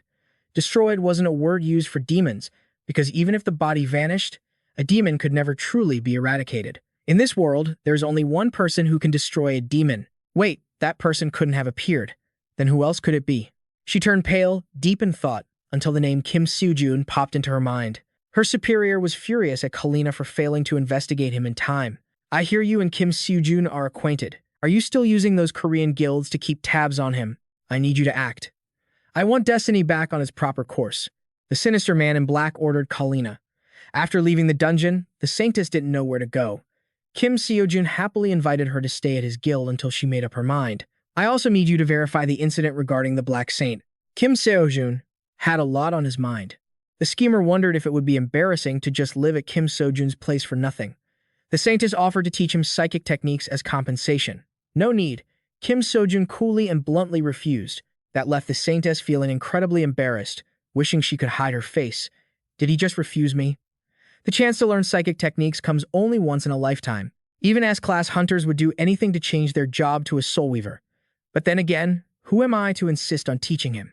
The saintess wept internally. On the surface, Kim Seojun said he didn't need a reward. But inside, he was dreaming of the $10 billion. All he really wanted was the saintess's money. Seeing her agree to pay, Kim Seojun was overjoyed but tried not to show it too much. He quickly led the saintess to his guild, his mind full of calculations. Everyone saw Kim Seojun bringing the saintess home to live with them and assumed he had changed his taste to be both daring and high class, leaving them all trembling and pale. Luckily, he didn't make them raid a dungeon, so they were relieved. After the saintess learned that aside from the Sword Saint's granddaughter, with disciples of both the Black Saint and the saintess present at this guild, things could get ugly. While the kids were training, Kim Seojun was busy counting his money in the corner. With the cash he just scraped together, he could finally afford another lesson. Each lecture cost at least 40 billion. He had thought it would take a while before he could study again. Who would have guessed he'd collect karma so quickly? Now he wondered if he should ask the saintess for 40 billion to learn both at once. Would that be pushing it? But then again, he did save her life. Just as he was debating it, Kim Seojun sensed something strange. He quickly led the saintess to the alley behind the guild. The Black Saint appeared, leaving the saintess completely stunned. Though his stealth technique was enough to fool the saintess, Kim Seojun could sense him with ease. Seeing the saintess looking flustered as if she had much to say, the Black Saint wanted to know exactly what had happened in the dungeon first. This young man saved my life. The moment I got the call, I went to the dungeon. Before the saintess could finish, Kim Seojun abruptly raised his hand to cut her off, asking for permission to do the talking. Kim Seojun rambled on, recounting everything that happened in the dungeon to the Black Saint. He added plenty of his own flavor to the story, leaving the saintess feeling like she might pass out from shock. So, it'll be 10 billion. Maybe 10 billion to keep quiet about the Justice Church targeting you, Madam Saintess. Kim Seojun dropped the hint with a casual shrug. Facing his relentless attitude, the Black Saint had no choice but to agree. The Saintess was absolutely shocked to hear that the Justice Church was targeting her. Just like this kid said, they were the ones who attacked you in the dungeon. To be precise, it seems they didn't just want to eliminate you. They want to kill every single hero of the Great Flood. I'm not sure why, but I've been threatened by the Justice Church too. An apostle of Kang Dong-chul, the squid, came looking for me. The moment the Black Saint finished, both Kim Seojun and the Saintess felt a chill run down their spines. It seemed those people were hunting heroes so aggressively that they had even stirred up the apostles. Could the Justice Church's reason for killing heroes be related to Burr? This is just my speculation, so I'm not sure. But you too, listen to this. Last time, the Black Saint said that Burr just disappeared. He didn't actually die, right? You said it was the combined effort of all the great sages and the 7 apostles. Just how strong was Burr at that time? Kim Seojun asked. An invincible monster. It was so terrifying that even if all the heroes in the world joined forces, victory wouldn't be guaranteed. The Black Saint replied, exactly. You wouldn't necessarily win. No one knows when the apocalypse will come, or if Burr will die before then. But the Justice Church knows, and that is the deciding factor. If they can see into the future, even if it's not perfect, then the whole situation changes. Maybe their eyes and ears are just one part of this. The Justice Church knew beforehand that Burr would be defeated, even though the heroes would suffer heavy losses, so they made their move. They know Burr hasn't appeared yet. In other words, could the great sages and the 7 apostles have intentionally caused Burr to disappear? Kim Seojun's words made the Black Saint shiver in fear. The Saintess wanted to know what the Church's motive was for doing that, and more importantly, how it related to the murder of the heroes. Because only the heroes can stand against Burr. So, instead of releasing Burr right away, they want to take the time to eliminate those who would fight it first. When there's no one left to fight Burr, and if it's released, the end of the world will come. Kim Seojun's warning made both the Saintess and the Black Saint turn pale. But even if what you say is true, they wouldn't need to do that. They could just drag out the time, right? The Saintess asked again. That's true. As time passes, the heroes will die of old age. So, I suspect the Justice Church can't keep Burr contained forever either. In short, they don't have much time left. Don't you see? These sudden mutations are happening. Could that be the effect of the seal on Burr weakening? Right now, I'm thinking of 3 possibilities. First, because the seal is weakening, Burr's power is leaking out and causing the mutations. Or, the Justice Church has found a way to harness Burr's power. It could even be both, but I'm not sure. What I'm saying is just based on the Justice Church itself. To be more precise, it's based on the assumption that they want the apocalypse to happen, but what the Justice Church does doesn't seem to align with that. If they had evil intentions, they could have just sat back during the Great Flood era.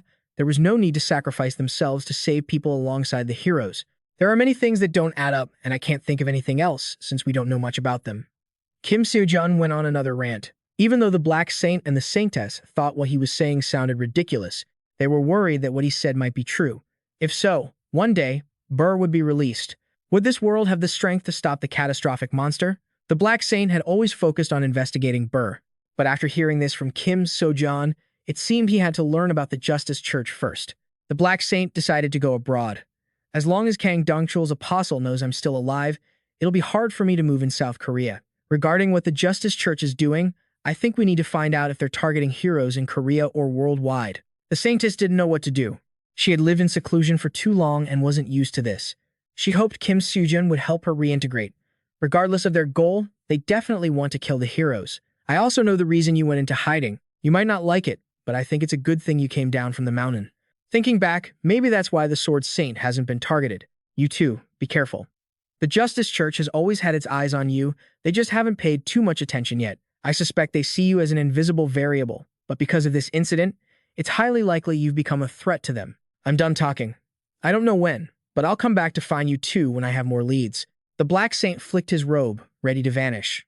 But Kim Seojun, remembering his 13 billion, rushed over to block him, nearly giving the man a heart attack. The Guildmaster's decision to award Kim Seojun an S-rank license and give him 30 billion on top of it caused the representatives below to boo and protest, attacking him in unison. People who didn't care about anything were also criticizing him, but it wasn't hard to guess why the representatives were so angry.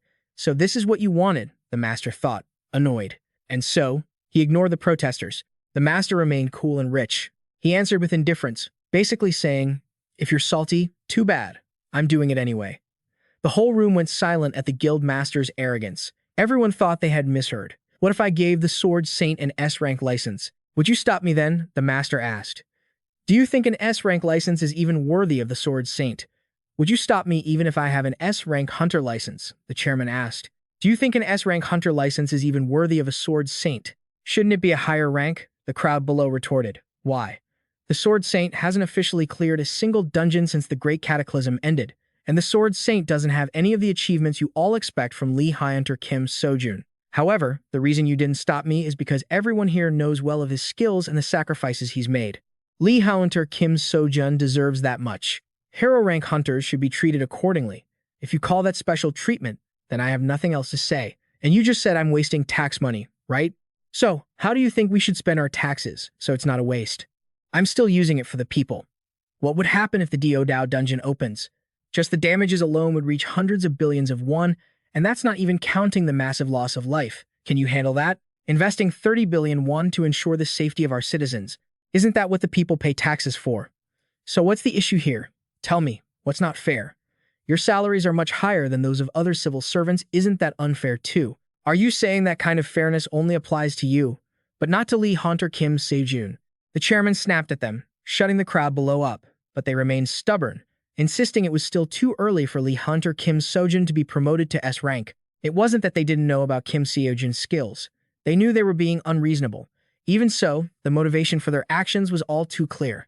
It was all due to the political power held by Juin and the money he'd been bribing them with. The chairman thought, well, if Korea says they'll do it no matter how much those people fume or complain. The chairman didn't need their approval. He just went ahead and promoted Kim Seojun to S rank with a resounding bang. As he walked out the door with jeers following him, the association chairman was surprised to see Kalina waiting for him outside. Meanwhile, at Kim Seojun's end, Park Yumin, a high-ranking member of the Lee Hyunter Association's Dungeon Management Bureau, came to find him. He said he had something important to inform Kim Seojun about. Hearing that the association chairman couldn't come personally, Kim Seojun panicked, worried about his 30 billion won had it been denied or cut.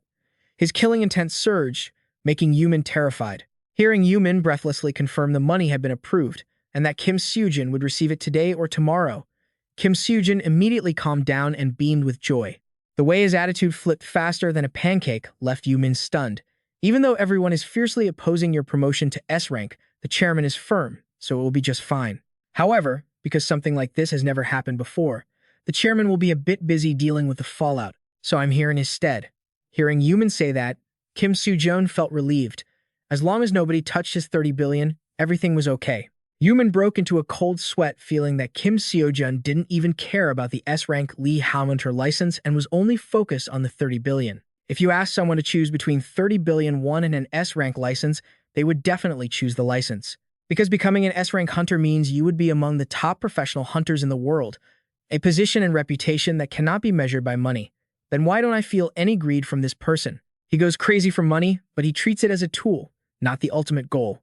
When it comes to important things, he doesn't even care. He's completely different from the heroes of the Great Cataclysm, but he's also similar in a way, Yumin mused. Remembering back at the association, Yumin had once brought up his questions about granting the S-Rank license to Kim Seojun to the chairman. Yumin knew Kim Seojun had the qualities of a hero, but at the same time, he was also afraid that if things went on like this, the chairman's position would be shaken. The chairman immediately addressed Yumin's worries. If the current trend is that high-ranking hunters only care about personal gain, we have no choice but to accept it. The high-ranking hunter scene in Korea is currently corrupt.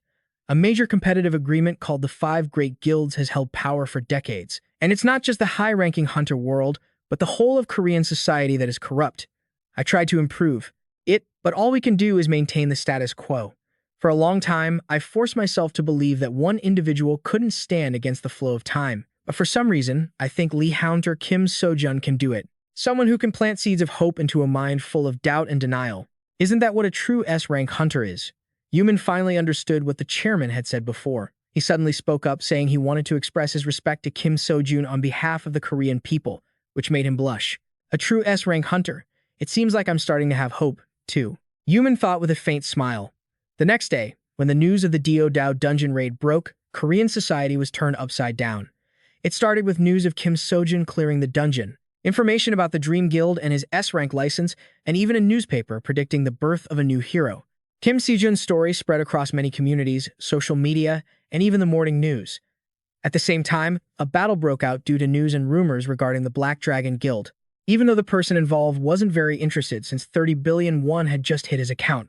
Let's see. The two classes I want to take are 40 billion won each. Since I've already absorbed all the medicinal elixir, if I want to buy another bottle, I need 15 billion won. The total is 80 billion plus 15 billion, which is 95 billion. Right now I have 43 billion. I need 52 billion more. Kim Seojun was calculating, then suddenly froze and screamed. No matter how much I earn, it's never enough, and collecting is damn hard.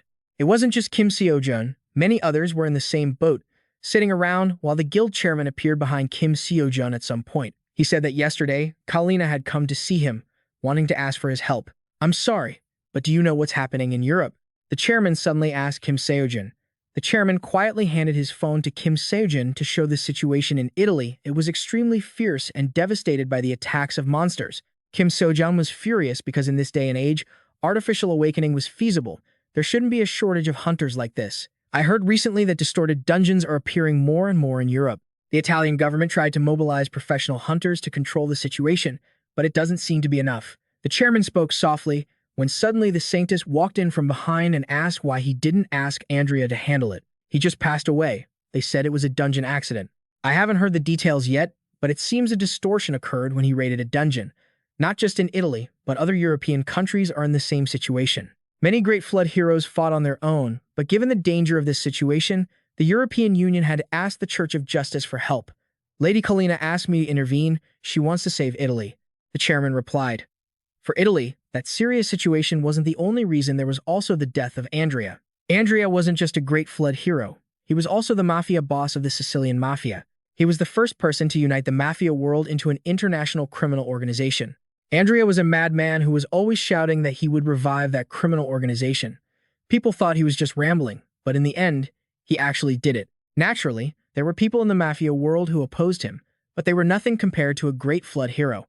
Now that the chains controlling those mafia organizations have snapped, Italy must be in total chaos.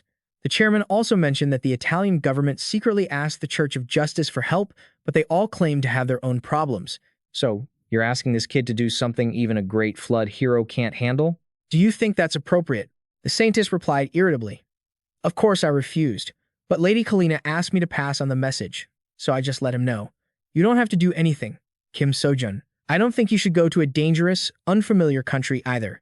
The chairman said that Kim Seojun thought for a while before making his decision. Kalina later reported to her superiors that Kim Seojun had agreed to help.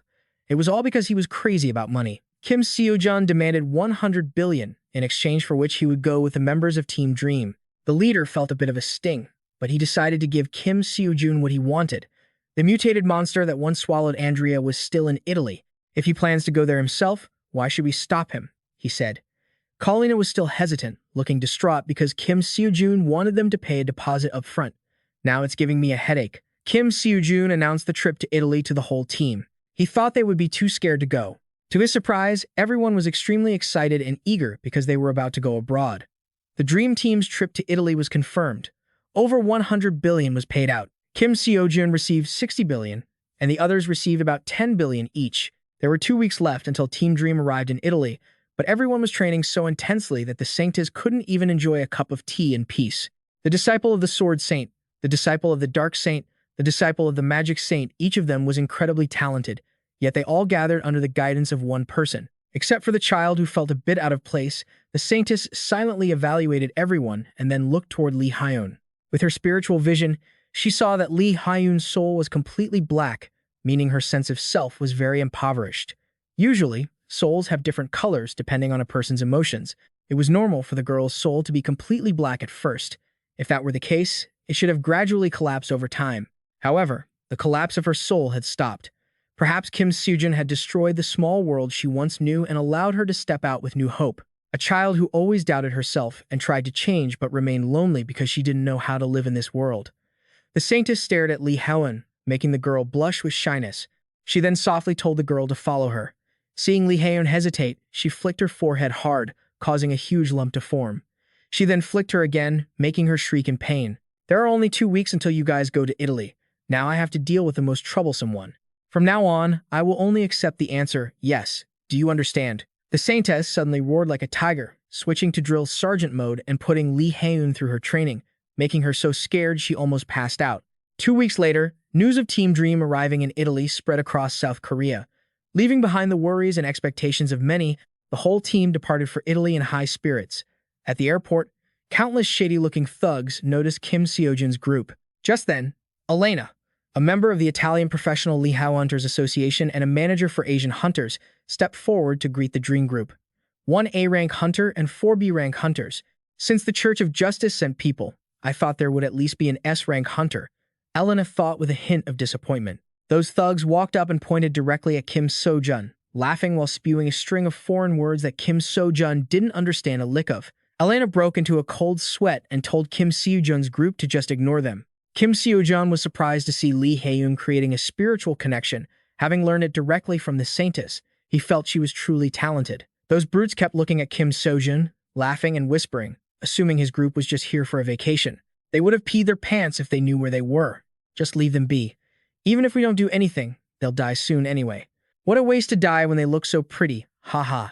They didn't know Kim Seojun had heard every single word, and his face grew red with anger. Kim Seojun couldn't stand it anymore and immediately marched aggressively toward them. Elena paled when she saw Kim Seojun acting so rashly because those thugs weren't just ordinary gangsters. They were a mafia syndicate with many A-rank talents. They were the parasites the government had to turn a blind eye to because they couldn't deal with them. Wait, you're no match for them, Elena shouted, trying to stop Kim Seojun. Suddenly, Park Seojun's arm stopped Elena, and he smiled happily at her, saying it would be fine. What? Why is everyone acting like it's nothing? Elena was pale with shock. Those lowlifes saw Kim Seojun coming to throw his life away and burst into rowdy laughter. A bunch of trash floating all over the airport. Italy really was in chaos. Kim Seojun calmly opened his mouth, causing them to get angry and reach out to grab his collar. Kim Seojun was too fast and too dangerous. In a split second, he had already twisted the guy's wrist, grabbed his head, and slammed him into the floor before he could even react. Seeing their comrade beaten, the rest of them lunged forward, trying to swarm Kim Seojun. But it was they who ended up getting beaten. He was too fast and too dangerous. In a flash, he had cleared out that whole group of idiots. They continued on their way. Elena led the group to Naples. Actually, the hunters Kim Seojun dealt with weren't the main mafia. To be precise, they were a gang that had split off from their faction. After Lord Andreas suddenly passed away, the Mafia Association split into 3 factions: the moderate Annis, the hardline Francisco, and Antonio, the official successor and heir to Andrea's fortune. Although they called themselves moderate or masculine, aside from Antonio, the other factions were criminal organizations. Although dungeons were appearing everywhere, the professional hunters in Italy hadn't been able to deal with them because they were busy trying to stop these aggressive mafia groups. So, even though this was a bit much, I hope the Dream Team can help us deal with the mutated dungeons. Elena explained it to Kim Sojun's group. Hearing him agree, Elena was extremely grateful to the team. Suddenly, the vehicle braked hard, sending the whole group tumbling to the ground. Outside, mobs of people were scrambling to escape because the final dungeon gate had been breached. All kinds of monsters were crowding out, roaring as they zoomed across the sky. It looked like they wouldn't make it to Napo. They had to start right here. Kim Seojun confidently grabbed his weapon and took the lead, with the powerful Dream Team following behind. Meanwhile, at the Italian Parliament, news about a mafia gang that had taken over the city of Catanzaro was the subject of a heated debate. We tried to negotiate, but they stubbornly refused to accept any conditions.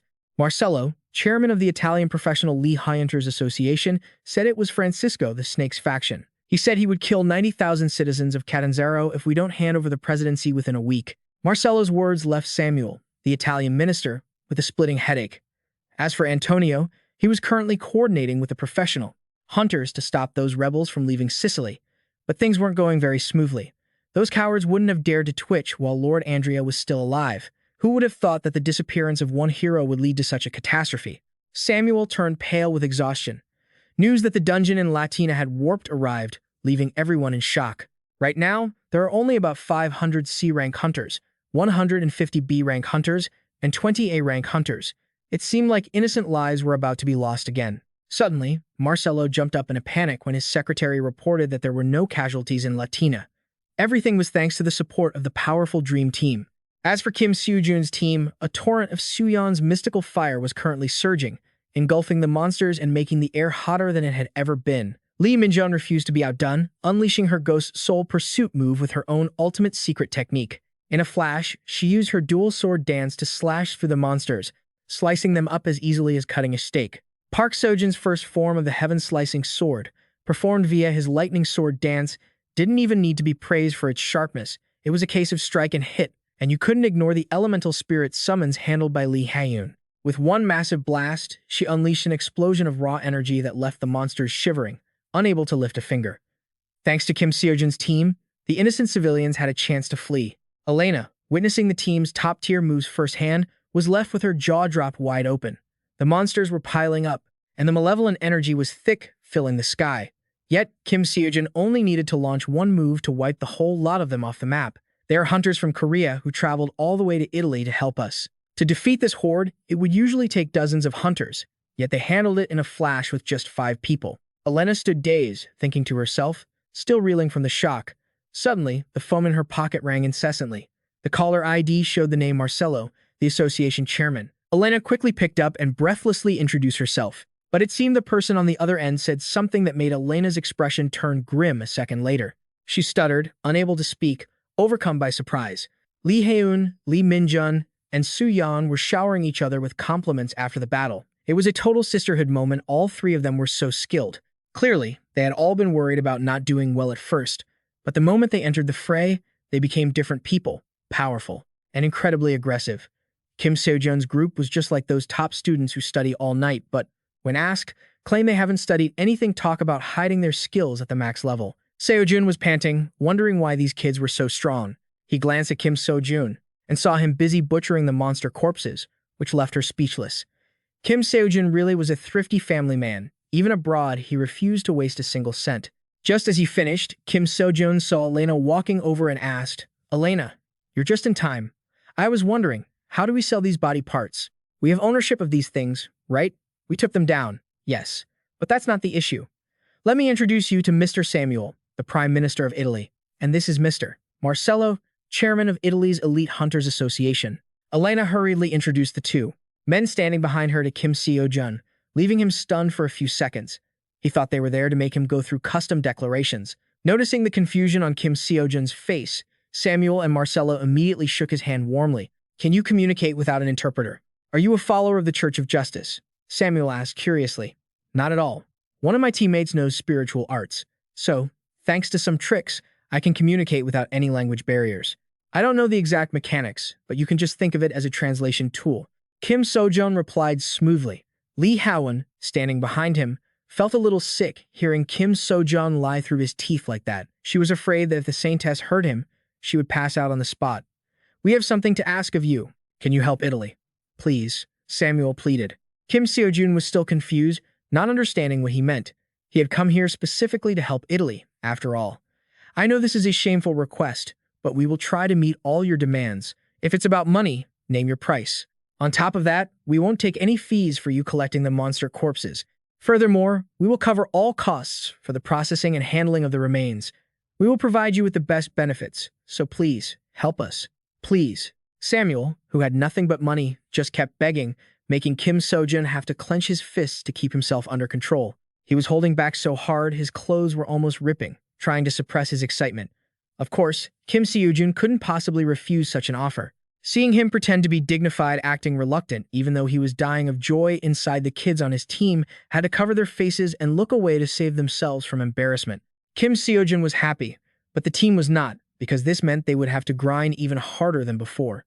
Everyone's face turned gray, speechless. Then I'll leave the matter in the city of Lazio to the Dream Team. Lazio is a key political area where the capital, Rome, is located. You could compare it to Gyeonggi-do in Korea, Samuel said. Kim Seojun was slightly surprised.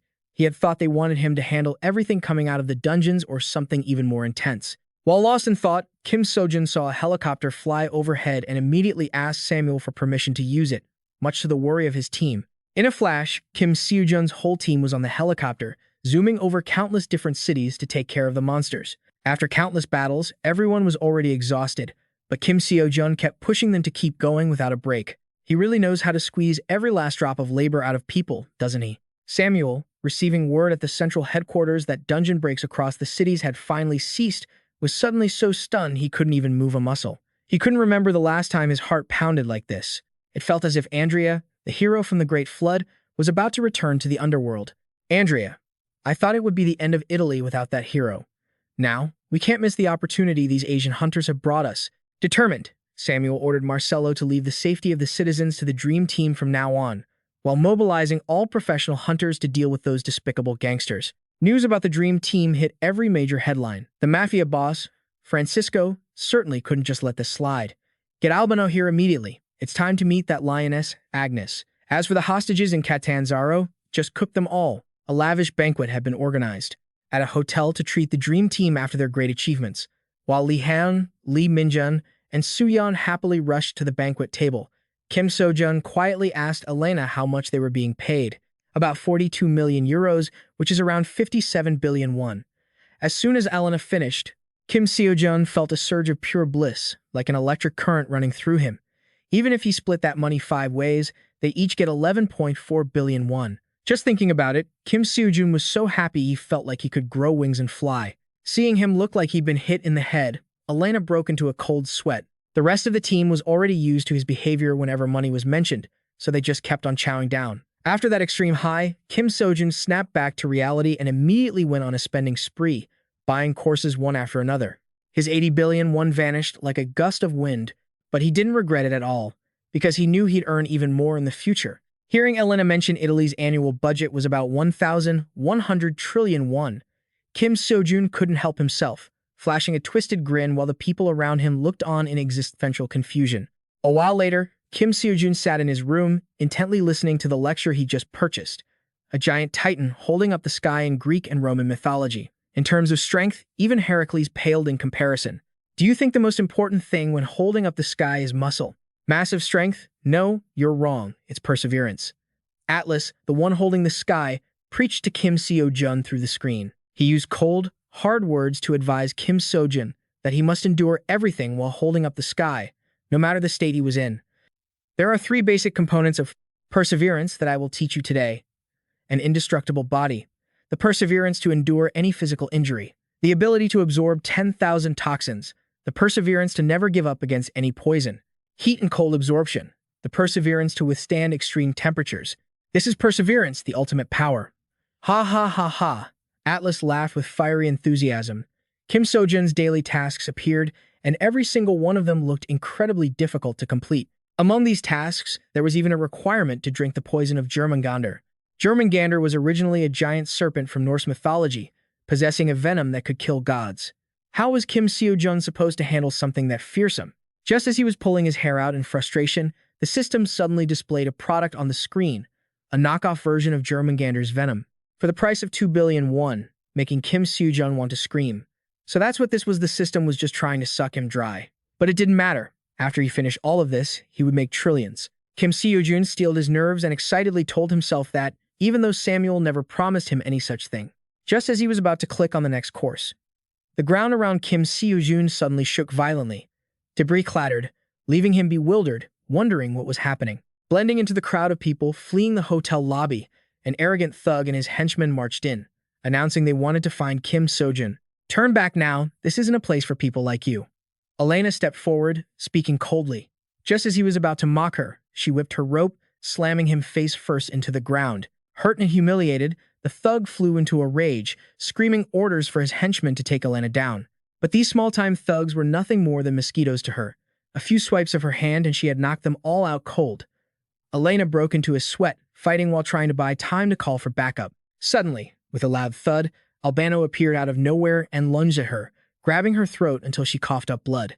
He ignored her gasps for air, tightening his grip as he demanded to know where Kim Seojun was. Just as Elena was turning blue from suffocation but still refused to speak, the dream team gathered together at the stairs. They were watching the situation unfold while casually munching on food, wondering why Albano was looking for Kim Seojun when he was standing right behind him. "Who are you?"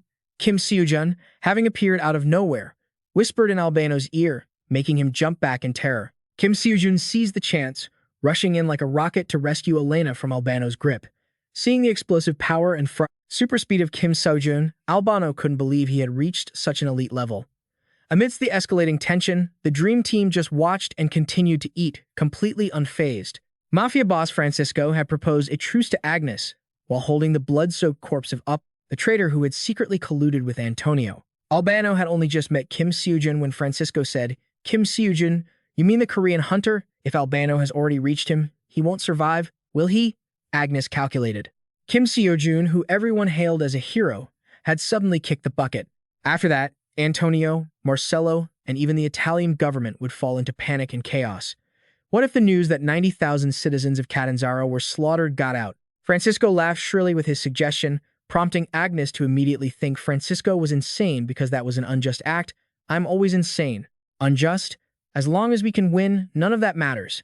I will do whatever it takes to win. We are all just monsters. Rules and morals don't apply to us. Just follow your instincts. We are all wicked monsters. If you want to fight, fight. If you want to kill, kill.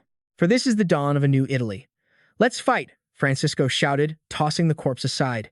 His body was slick with blood, but he kept bellowing his fanatical ideals. Seeing Kim Seojun pull off that clutch save for Elena, Albano, standing nearby, felt a slight shiver run down his spine. Since when I was definitely on guard, yet I didn't even sense his movement.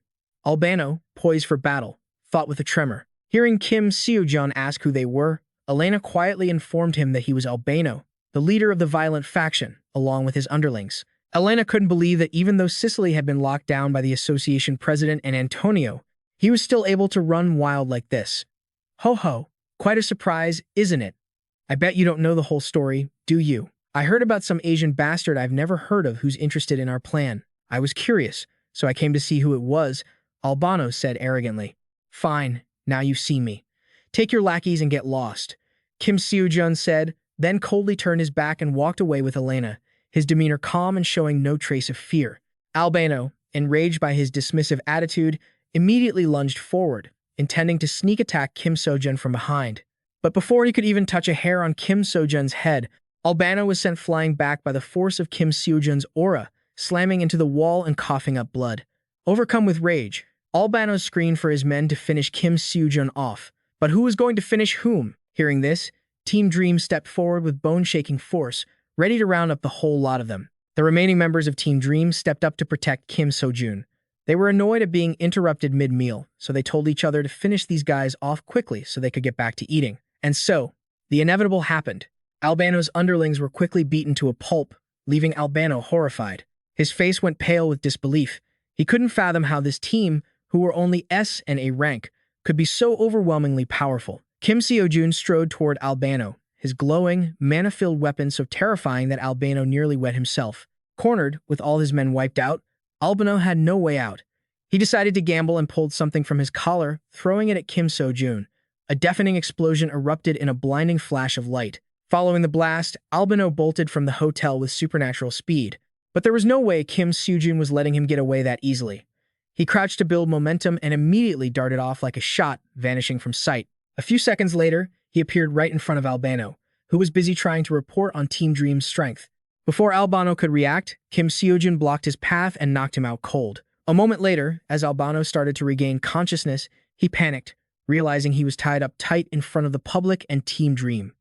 Albano, how did you escape Sicily? Wasn't Sicily supposed to be locked down by Marcello and Antonio? Elena couldn't help but ask. Do you really think this is over? Catanzaro?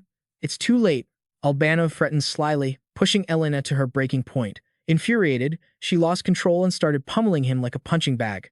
Seeing Kim Seojun look confused by what Albano had said, Elena sighed and explained, these guys are threatening to take 90,000 hostages in Catanzaro and force the president to resign. They only gave me until the weekend, but because of those bastards in Parliament, the order was given before I even arrived. The magic bombs are probably activated by now. Soon, 90,000 lives will go boom. Albano laughed triumphantly. You bastard, you still call yourself a human. How are you any different from those monster creeps? Elena snapped and cursed him out. His tone was so insufferable that Kim Seojun had to land a heavy blow that sent him flying and coughing up blood, finally knocking him unconscious. I haven't killed him yet. We might still need to ask him some things. Get ready, everyone. We're heading to Catanzaro immediately. Kim Seojun commanded, his blood boiling, hands clenched into fists. The helicopter carrying the team quickly arrived near Catanzaro. As for disarming the bombs, Kim Seojun assigned Suyeon and Lee Minjun to work together to pinpoint their locations. Lee Minjun's stealth skills would assist Suyeon while she defused them. As for Park Seojin, Kim Seojun tasked her with finding the hostages and evacuating them to safety. Lee Hyun would go with her to help. With orders clear, Kim Seojun grabbed his weapon and strode toward the helicopter door, preparing to jump. Kim Seojun, this is too dangerous. We don't have much time. And besides, if the Mafia catches wind that the team is here, the Dream members will also. Someone rushed over, trying to persuade him, but Kim Seojun just replied that he wouldn't let that happen, then abruptly leaped into the void. He plummeted at breakneck speed. The energy radiating from Kim Seojun's body flared with a blinding, searing light. The intensity of the lightning was absolutely insane.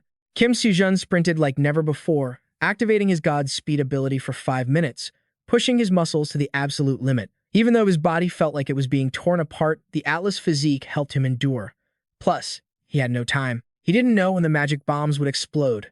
If they hadn't been triggered yet, it meant the Mafia might not have left Catanzaro, or they had left but the bombs were on a timer.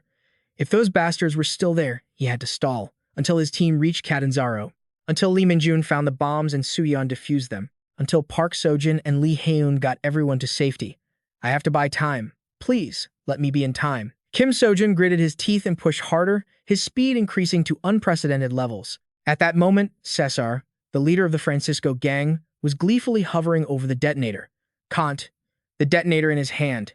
After hearing his subordinate report that the citizens were warned not to leave their homes until the bombs detonated, Caesar instructed them to let a few people escape so the survivors would know what happened. The few people he mentioned amounted to only 10 out of the 90,000 residents. While Caesar was gathering his men to return to Sicily, Kim Seojun suddenly appeared like a gust of wind. After running his heart out, he had finally arrived just in time. You're the Mafia guy taking over Catanzaro, right? Sorry, but you're all coming with me. Kim Seojun hoisted his weapon onto his shoulder and said sharply. The bizarre appearance of an Asian man like Kim Seojun in this secret location left Caesar and his men gaping in shock. This freak is you one of the 10 I told you to release earlier? Cesare growled at his lackey. Doesn't that sound interesting? Cesare suddenly burst into laughter. Ha! Who the hell are you to try and act smart in front of the mafia with 1,000 men at my back? I don't know who you are or why you're even here, but if you're looking to die, then fine, take him out. No sooner had the words left Cesare's lips than his minions, armed with all sorts of weapons, shot toward Kim Seojun like bullets. Cesare turned to walk away first, gesturing for his men to follow him once they were done with Kim Seojun. But he couldn't have imagined that the moment he turned his back, his supposedly elite squad of fighters would be instantly pummeled and sent flying by the magical power radiating from Kim Seojun's weapon. Realizing Kim Seojun was no pushover, Cesare went pale, retreating step by trembling step as he thought to himself that he needed to get out of there fast. He had to hit the trigger and head back to the CC. I can't press the button right here. In the heat of the bloody brawl, Kim Seojun seemed to notice something and immediately glanced toward Cesare. Just in time, he saw him backing away, one hand suspiciously fumbling for the remote in his pocket. Kim Seojun moved like a flash, relentlessly lunging toward him while still busy finishing off the pesky goons getting in his way. The minions tried their best to pin Kim Seojun down to buy some time for their boss, but it was all useless against the hurricane-like force of Kim Seojun. Time was running out, and Kim Seojun seemed to get an adrenaline boost, his strikes becoming even more scorching. In a blink, he unleashed a flurry of attacks, engulfing Cesare in a cloud of smoke and dust. Cesare, who thought he had escaped, was now cornered by Kim Seojun. He was so terrified, his eyes rolled back, and he started stammering, unable to catch his breath. The wild, competitive ferocity and the intense, relentless pressure from Kim Seojun made Cesare want to give up right then and there. Just as Kim Seojun pointed his sharp weapon directly at his face, Cesare frantically pulled the trigger device out of his pocket and growled a threat. Ha! Just as I thought, you know what this trigger does. Take one more step and I'll press it immediately. You know what happens if I hit this button, don't you? If you press that button, you'll just be going to sleep, Kim Seojun replied calmly. Dying together is still better than just me. Cesare said stubbornly, inching further away, using the threat of the button to keep Kim Seojun at bay. His minions had caught up by now, pointing their blades at Kim Seojun, trying to intimidate him. Feeling the cold steel of a blade against his cheek, Kim Seojun just smirked and suddenly tucked his leg, unleashing a whirlwind kick that sent all of them sprawling. Seeing that Kim Seojun was truly reckless enough to bring his spear down on him, Cesare decided to take the option of pressing the button to take them all down together. The button was pressed, but the air remained unusually quiet. Cesare broke into a cold sweat, frantically pressing it over and over, wondering if he had messed something up. Only Kim Seojun let out a sigh of relief, his eyes sparkling as he silently praised Seojun for doing a great job. Waking up in a dark warehouse, Albano clutched his face, which was as swollen as a pig's head, groggily remembering how the dream team had kidnapped him and given him a beating. He was absolutely furious. Suddenly, the door creaked open. Seeing Cesare waddle in, Albano was overjoyed, thinking he had come to rescue him. That's it. I knew it would be like this. No matter how strong Kim Seojun was, he couldn't handle that many mafia members alone.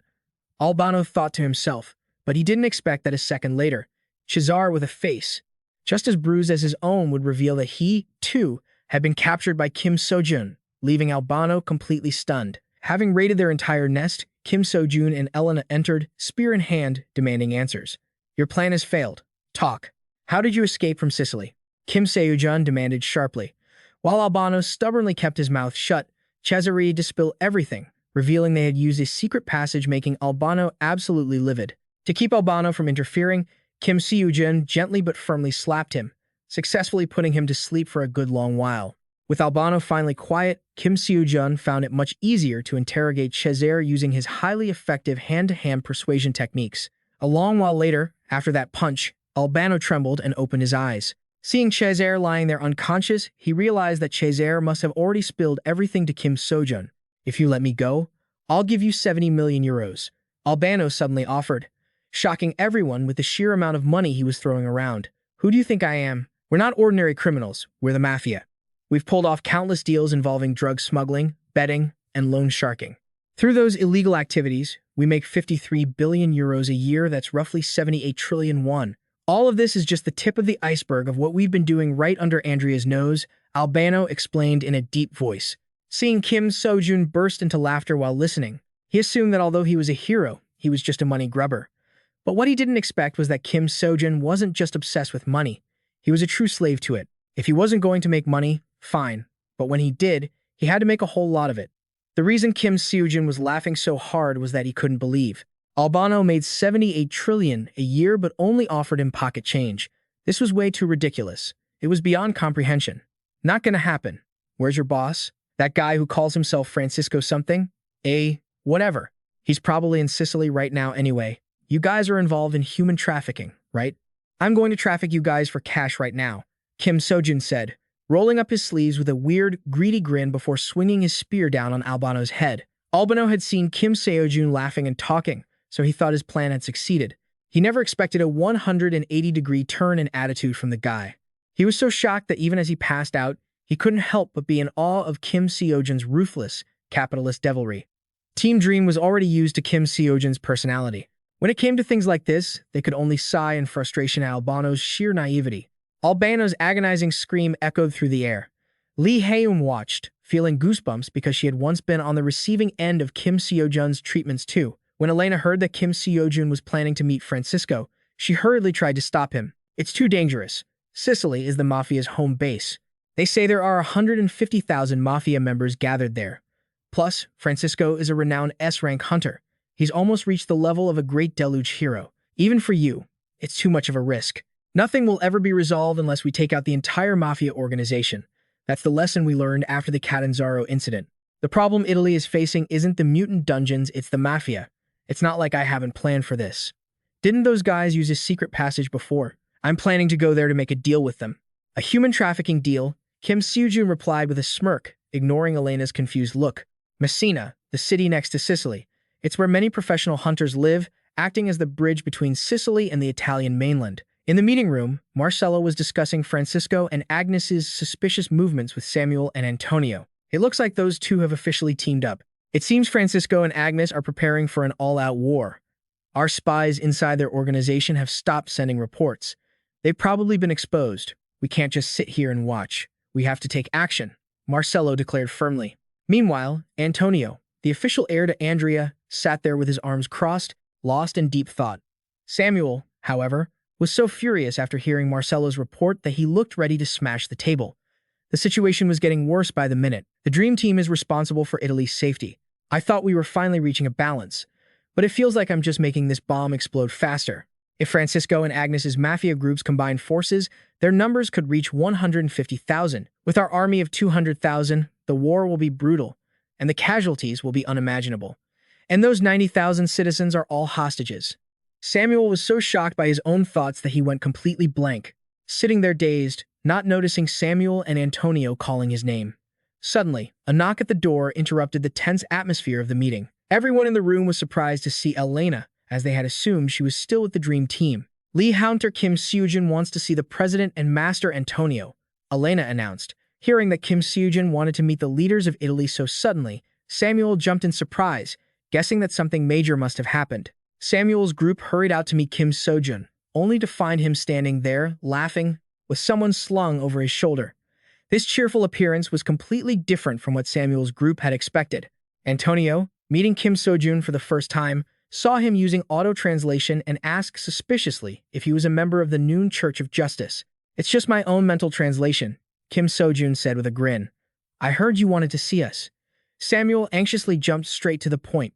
Oh, yeah, no worries. I've got some business, but I'm not sure about the market rates here in Italy. I mean, business with those scumbags.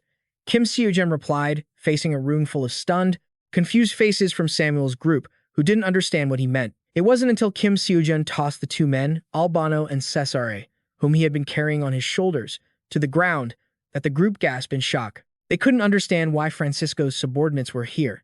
They said they'd pay a ransom of around 70 million euros or 100 billion in local currency. Let's get down to business. I want to ask you, how much should 150,000 people be worth? Kim Seojun asked, while pulling an enormous, sparkling purple orb from his pocket, leaving everyone around him in absolute panic. Seeing that things were getting out of hand, Elena stepped forward to explain to Samuel's group what Kim Seojun had been doing. A moment later, fully understanding the situation, Samuel hurriedly bowed respectfully to thank Kim Seojun. Thank you so much. Lee Hunter Kim Seojun, as president, I'm supposed to represent Italy. Yet, I could only stand by and watch while 90,000 innocent people were at risk. If Lee Hunter Kim Seojun no. If the Dream Team hadn't shown up, I would be reading about a massacre right now instead of this good news. Thank you, truly. Kim Seojun had heard these thanks enough. Now, he just wanted to know how much to charge for those 150,000 mafia members. This is the magic bomb in Catanzaro. It hasn't exploded because my team members drained the magic power inside. But if magic is channeled back in, it will activate again. I plan to use the secret passage to get to Sicily and reuse this bomb to make those bastards pay for what they were going to do to Catanzaro. You could call this my operation to wipe out Sicily, Kim Seojun said in one breath. No, if you use that magic bomb, the mafia will definitely be wiped out, but you will also lose your life. Lee Hunter Kim Seojun. Besides, after you detonate the bomb, how do you plan to get out? This is no different from a suicide bombing. Antonio strongly objected. Samuel also felt Antonio was right and immediately tried to stop him firmly. Don't worry about me, I have a plan. Besides, shouldn't we end this current situation as soon as possible? Kim Seojun replied as calmly as could be. Why are you going this far? You have nothing to do with Italy. Even if you ignored it, no one would blame you. Not to mention you're risking your life. You could have just not come here in the first place. Why are you risking your life to help us? Antonio asked, questioning Kim Seojun's excessive kindness.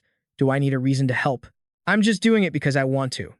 This firm, powerful answer from Kim Seojun caught Antonio completely off guard, and he was momentarily stunned. He was sweating bullets, faintly remembering his grandfather's teachings about how people will follow you not for power, but for ideals. I haven't seen this kind of presence in a long time. I thought I'd never see it again. Antonio thought, staring at Kim Seojun with pure admiration. When Kim Seojun was ready to set off, Samuel's group, without a word, bowed in unison, hoping he would return safely. Kim Seojun, facing this unnecessarily formal scene, was left totally awkward and speechless. I'm not going on a suicide mission, for crying out loud. But for some reason, maybe I shouldn't ruin this atmosphere. Kim Seojun thought, at a loss for words at everyone's display of affection, could only promise to return soon and quietly left, taking Albano and Cesare with him. Samuel's group watched his straight back as he walked away, tearing up like wives, sending their husbands off to war. He walked away without looking back, leaving only falling leaves and sunlight in his wake. Amidst this overwhelming emotional display, only Elena felt completely normal, because she knew full well that Kim Seojun was doing this for the money, not for any noble ideals. At the Sicilian mafia base, Agnes, following Francisco's orders, had sent 100,000 men to Messina, the gateway to Sicily. Given the current situation, Francisco could attack whenever he wanted. Is it really necessary to rush, Francisco?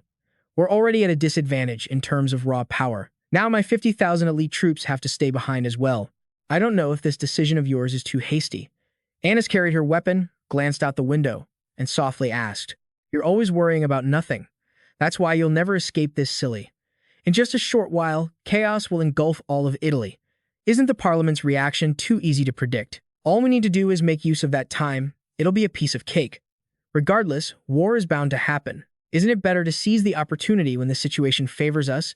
Francisco replied with an easygoing, smug attitude. After hearing that most of Antonio's forces had retreated from Messina, Francisco became even more arrogant. What did I tell you? The parliament would definitely do that, right? Send our 100,000 reservists to the Messina front. Those bastards must be terrified.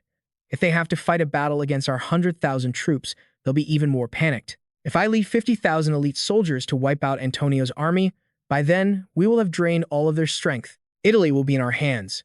Francisco laughed triumphantly, talking while deftly twirling his dagger before slamming it into the map hanging on the wall. If Francisco's plan proceeded, the first 100,000 men would merely be cannon fodder. Agnes understood and was immediately intrigued by his scheme. You really are insane, but you're insane in the exact way I like. A twisted smile appeared on her face. Ha ha ha. Italy is about to enter a new era. Francisco threw his head back and laughed heartily. They had no idea that Kim Seojun had been standing there and hearing everything for a while now. Typical Sam. Kim Seojun said, pouting, causing the room to fall completely silent. His appearance caught Francisco and Agnes off guard, leaving them staring at him with wide, incredulous eyes. Oh, sorry. I didn't mean to say that out loud. Are you this Francisco guy? Kim Seojun asked, tilting his chin. Francisco felt increasingly confused and stunned. He had clearly sent men to take him out. How was he still alive and standing right here? As if understanding the question marks in Francisco's mind, Kim Seojun immediately tossed Albano and Cesare in front of him, both of them beaten to a pulp and half dead. It was understandable that Albano had been captured since he had sent him to assassinate Kim Seojun. But Cicero was supposed to be left behind to trigger the bomb in Catanzaro. How did he get captured? Francisco stared blankly at the two subordinates tied up miserably before him, panicking as he thought that since Kim Seojun could communicate without an interpreter, maybe he was a member of the Church of Justice.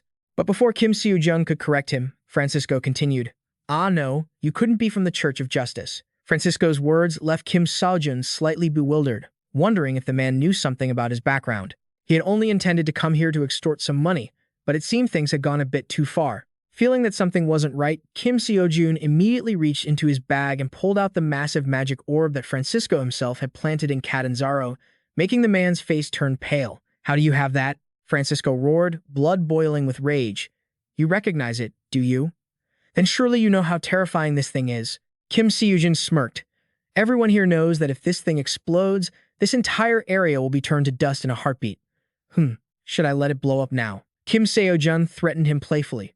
But to his surprise, Francisco showed no fear at all. "Ha, you think you can threaten me with a diffused bomb that has no magic power left? Do you think I'm stupid? What can you do with a bomb that has no magic? Oh, so you're challenging me."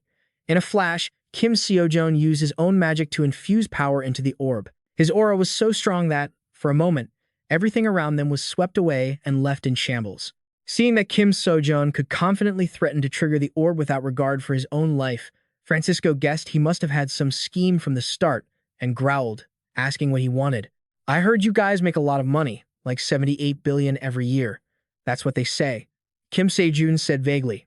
I knew Kim Seojun's goal was money.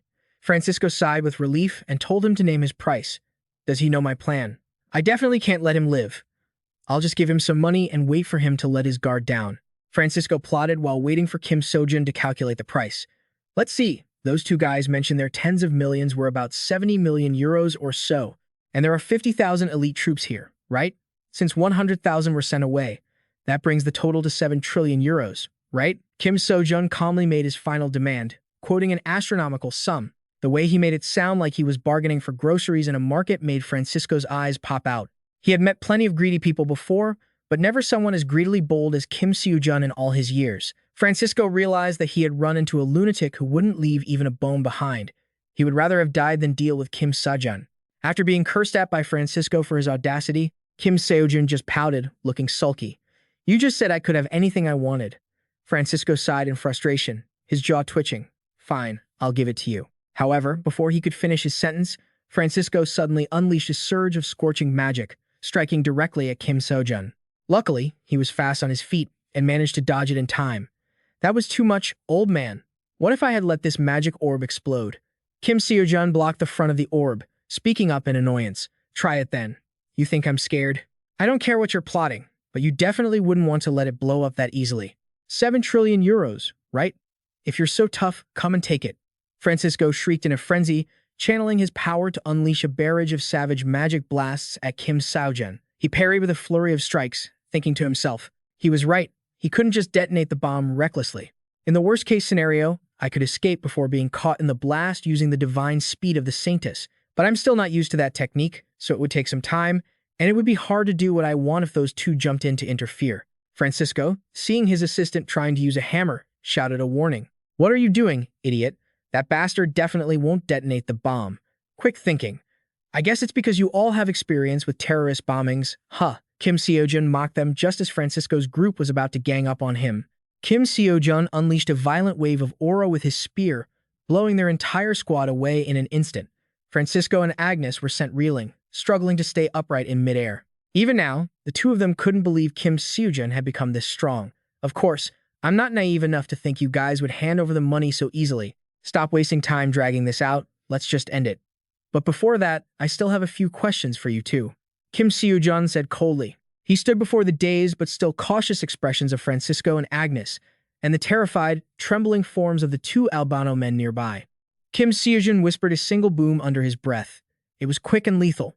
Francisco's entire building erupted like an atomic bomb, with thick smoke and fire billowing everywhere. Francisco and Agnes were hit with such immense force that they coughed up blood, their bodies mangled and torn, lying limp in the blackened debris. Seeing his previous attack didn't fully finish them off, Kim Seojun snapped his fingers again. A beam of light instantly crackled down from the sky, causing them to convulse in agonizing pain. Despite the onslaught, they were still incredibly stubborn, clinging to life with legendary tenacity.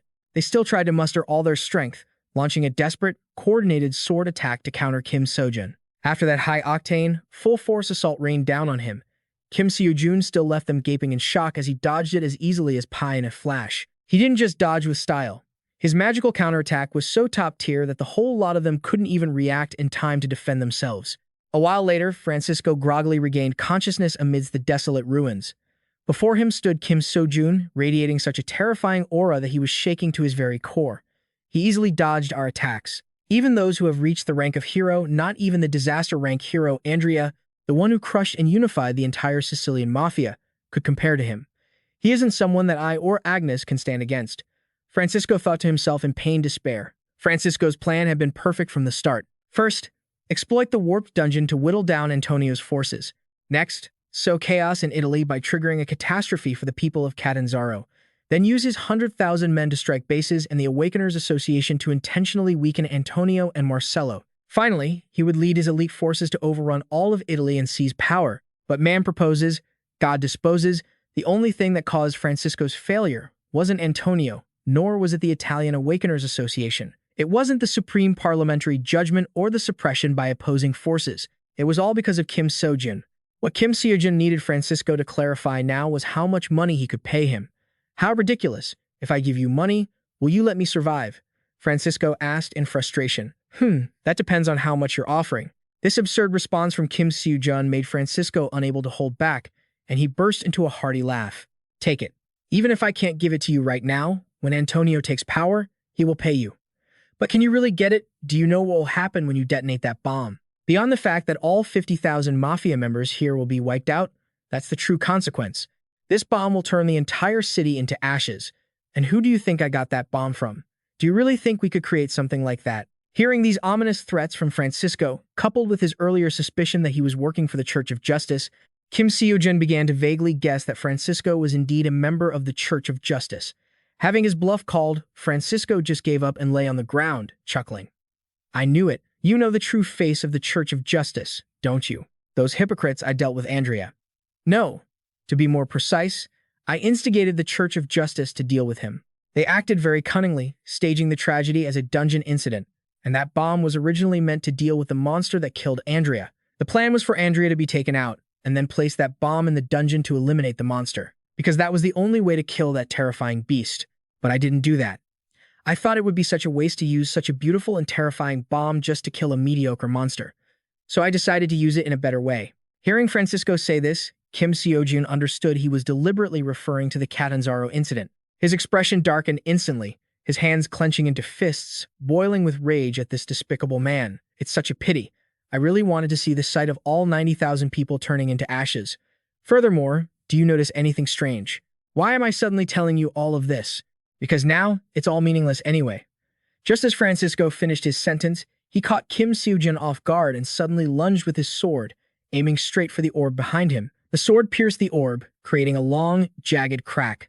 Only then did Kim Seojun realize that Francisco's goal from the very beginning was the bomb, not him. He wanted to take everyone down to the underworld with him. Whack! A devastating blow hit Francisco square in the mouth, delivered by Kim Seojun, who had managed to shatter that sick plan of his. After Francisco spat blood and tumbled to the ground, Kim Seojun hurried to channel his inner energy, determined to fly out of there at top speed before the orb detonated. He had barely escaped when the orb exploded with a deafening roar. Over at the Church of Justice, the Apostle of Patience was stroking his sword on Andrea's grave when he suddenly received news that the bomb had detonated on the island of Sicily instead of Catanzaro. Knowing that Francisco had caused another mess, the Apostle of Patience just sighed, saying he would handle the rest. Oh, and one more thing. The Apostle of Kang Dongchul sent word that we must be especially careful because Kim Seojun has made a move, the minion reported. Hearing the name Kim Seojun, the Apostle of Patience seemed to lose control, instantly stretching out his hand to channel a sky-darkening bolt of lightning, hoping that one day he could teach him a lesson. Having just suffered a backlash of speed and been caught in the blast, Kim Seojun was severely wounded, lying groggily on the ground. Knowing this wasn't the time to stay down, Kim Seojun gathered his remaining strength, his hands trembling as he opened the system to chug a bottle of divine potion. After recovering his energy, he was calm enough to reflect on what had just happened. If what that madman Francisco said was true, it wasn't over yet. Moreover, the magical bomb meant to take down that monster had already exploded. Now, he was the only one who could deal with it. In Messina, Italy, Antonio, along with professional hunters and the association president Marcello, were flooding the streets to sweep through the crowds and hunt down the fugitives. With iron resolve, they were doing everything they could to restore order to Italy at any cost, not to waste the opportunity Kim Seojun had provided. Hearing the news that Antonio's group had defeated the mafia after a long battle, Samuel was very happy. But he also, I can't help but feel heartbroken thinking about all that Kim Seojun has done. We just received word that a massive explosion occurred in Sicily, killing 50,000 elite mafia members.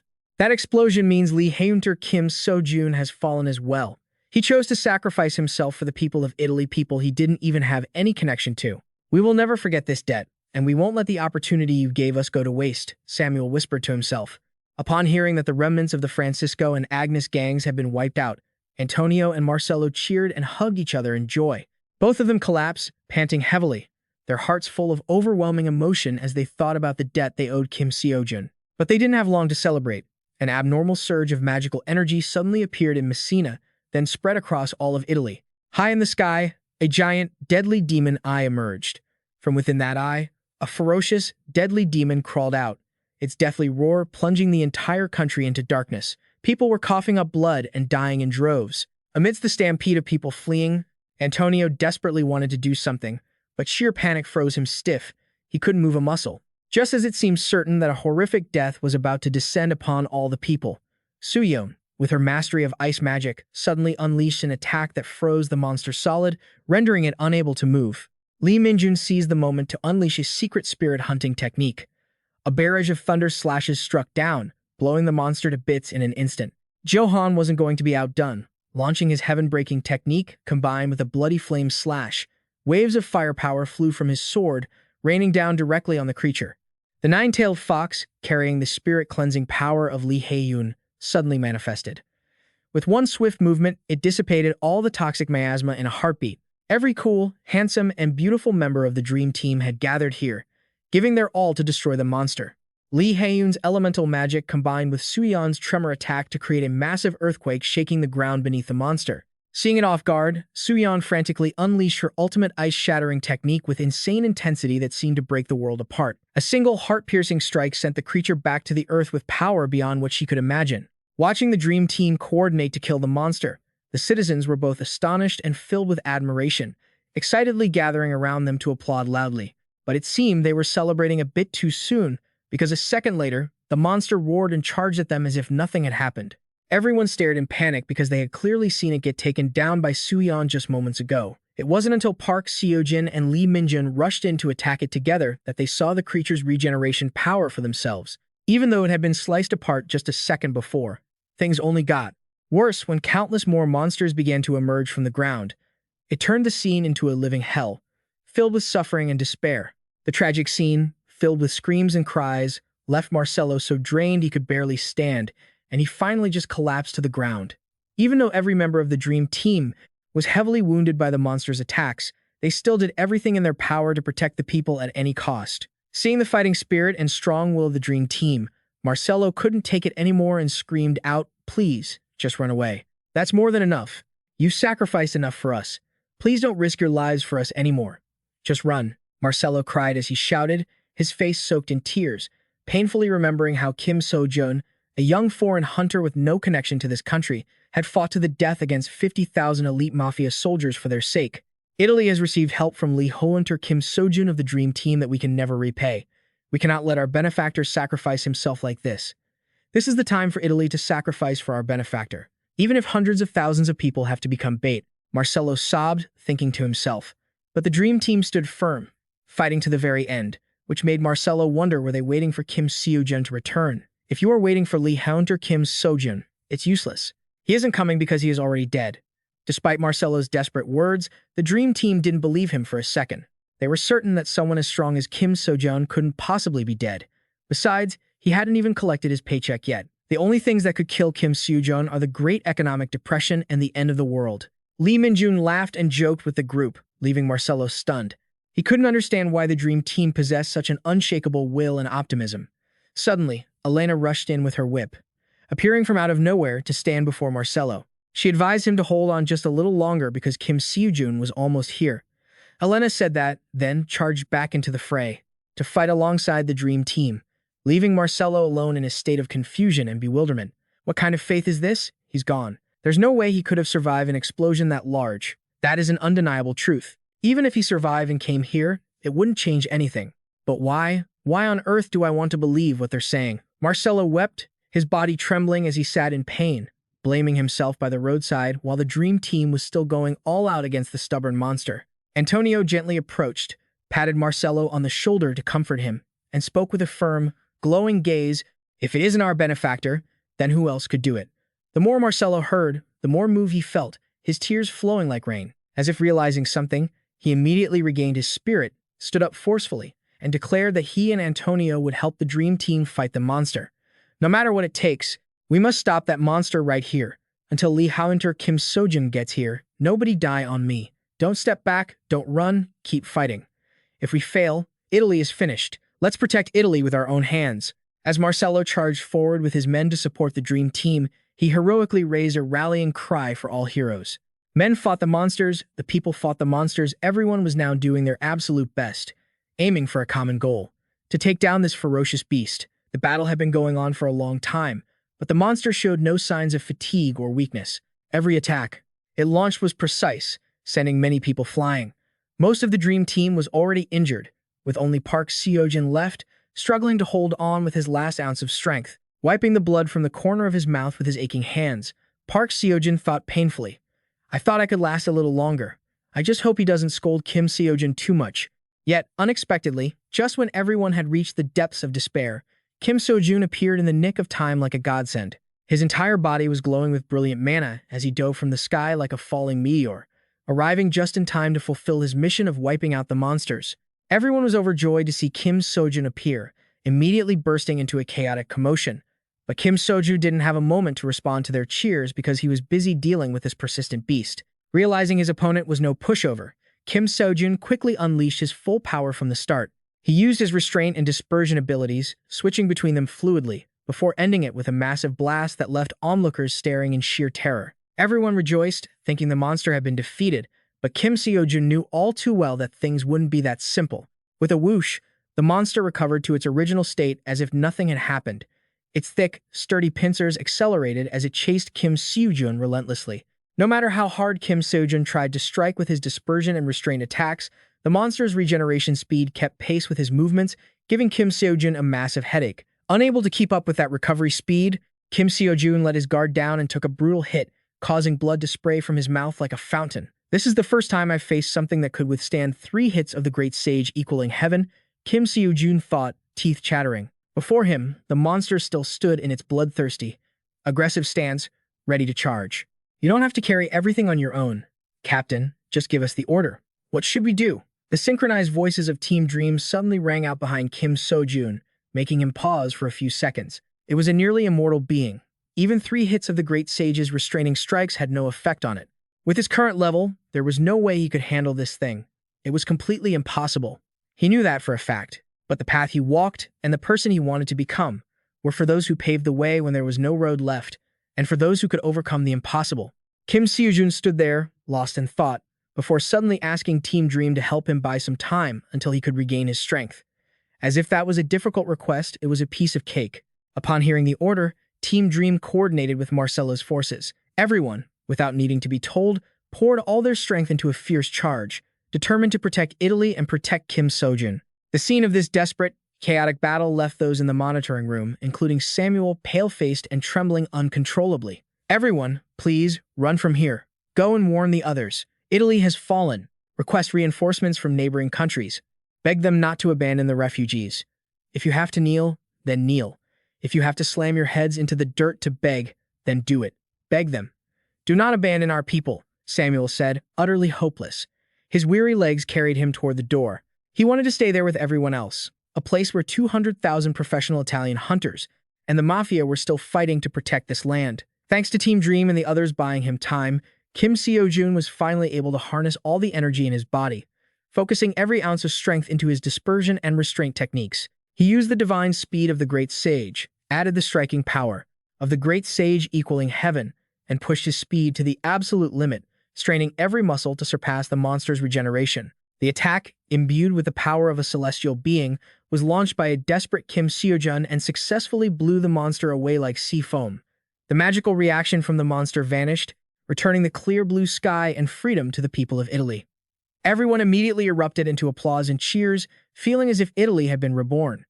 It was all thanks to Kim Seojun's efforts. The news that the monster demigod had been destroyed reached the Apostle of Patience at the Church of Justice. It goes without saying that he was so stunned he couldn't even close his jaw. Demigod was originally a demon born in the underworld long ago. Just mentioning its name was considered a taboo. It was a beast from chaos and a predator from the inverted world, a ferocious monster that the fallen angel Lucifer called by the terrifying name Demogorgon. Such a fierce, battle-hardened monster was defeated by Kim Seojun in the blink of an eye. Just thinking about it, the Apostle of Patience couldn't keep his cool, immediately bursting into a rage, smashing tables and chairs. Witnessing the Apostle of Patience lose his mind and unleash such violent force left his underling pale, feeling like he didn't resemble an Apostle of Patience at all. Kim Seojun's consciousness felt like it was drifting on water at that moment, but he suddenly heard the noisy whispering of Team Dream coming from his dream. He quickly opened his eyes and jolted awake, only to be struck by the sight of Team Dream surrounding him in hospital gowns, leaving him stunned. Those mischievous kids saw that Kim Seojun had woken up and immediately huddled in a corner, arguing about something while the victim watched with a confused look. "You're awake?" They had been racing to wake him up because he had been unconscious for quite a while. Soo-yeon claimed that even if he were dead, the moment he smelled money, he'd wake up instantly. Sojo laughed and explained, "Is that why there's a banknote stuffed in my nostril?" Kim Seojun asked irritably, his face turning red amidst Park Seojun's boisterous laughter. Pulling the money out of his nose, Kim Seojun looked around the hospital room, guessing that everything had probably settled down. If I hadn't followed the mentor's lessons, I would have been toast. No, surviving the explosion in Sicily was already impossible from the start. I must have overused the restraint and dispersion techniques. Kim Seojun rubbed his ears, thinking to himself, then quietly took out his phone to ask his mentor for some advice. Who would have thought he was busy with other things now? By the way, how long have I been out? Kim Seojun asked curiously. You've been lying there for 3 days, Sejo replied, making Kim Seojun jump. He had thought it was only half a day or a full day at most. Don't shock me like that. After using that much power, you were in a terrible state. They said almost all your bones were shattered. Your entire body was literally crushed. Park Seojun and Soo-yeon reported. Lee Hyun had used all her spiritual energy, but still couldn't wake Kim Seojun up. Yet, he only needed to smell money to wake up like a bird. That's surreal. Did the smell of money really help me wake up? Not sure. But it must have been the remaining power of the god that healed my body over those 3 days. Probably. Kim Seojun was sitting there, questioning everything in his confused mind. Suddenly, the hospital room door swung open. Elena walked in, and seeing Kim Seojun awake, she shouted with joy. She had come today to announce the news about the Prime Minister.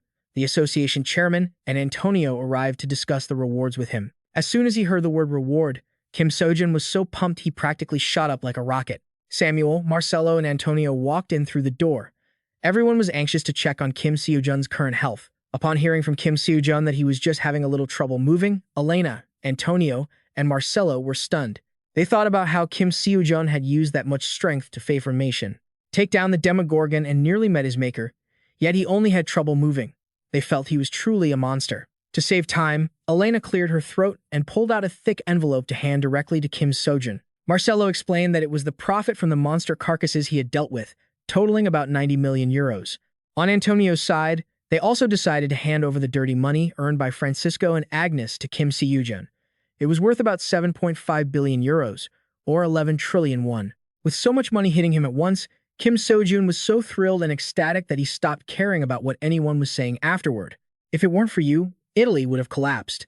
At first, I was debating whether I should thank you with money, so I thought of other rewards, but the members of Team Dream said you like money the most, so this is our token of gratitude. 30 billion euros. Samuel placed the pile of checks in front of Kim Seojun, making his eyes widen in disbelief. In just one morning, Kim Seojun had raked in 56 trillion, 135 billion won. Truly, even billionaires couldn't compare. 50 trillion is equivalent to the amount of money Jesus would have earned if he had worked as a carpenter until now, at 70 million won a day, or the money the last Neanderthal who went extinct 30,000 years ago would have earned if he were paid 1.6 billion won per year until now. Kim Seojun was over the moon, But this news wasn't even more shocking than hearing that Team Dream would only take 1,000,000,000,000 each because it was all his hard work. The group's unexpectedly generous attitude made Kim Seojun's jaw drop even further. That means I'll get 52,135,000,000,000 won, and the requirement for the next item in the Transcendental shop is only 35 billion. At this point, divine medicine was no longer an issue, and he could comfortably buy other gear from the Transcendental shop and leave hundreds of reviews for the community. A vision of living in a pile of money filled Kim Seojun's head, making him grin from ear to ear.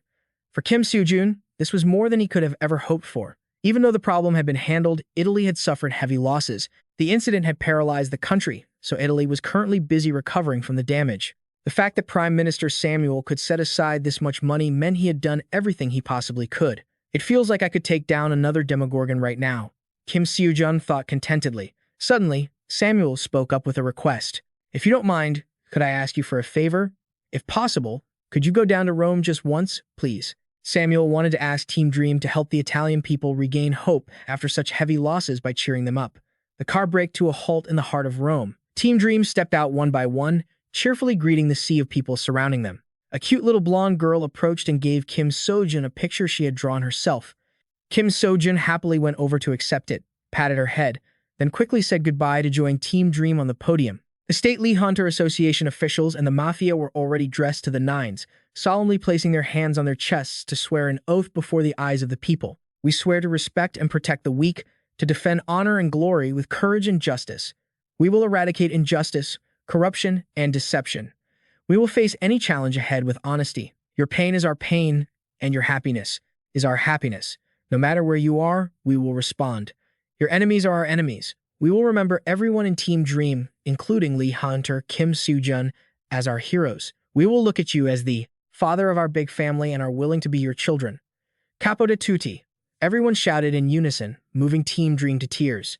Capo di tutti? That phrase refers to the godfather in the Italian mafia and the hero representing the cataclysm. Kim Seojun thought blankly, forgetting that the crowd was eagerly waiting for him to speak. It wasn't until he snapped back to reality and looked down that Kim Seojun realized the depth of the Italian people's affection for him.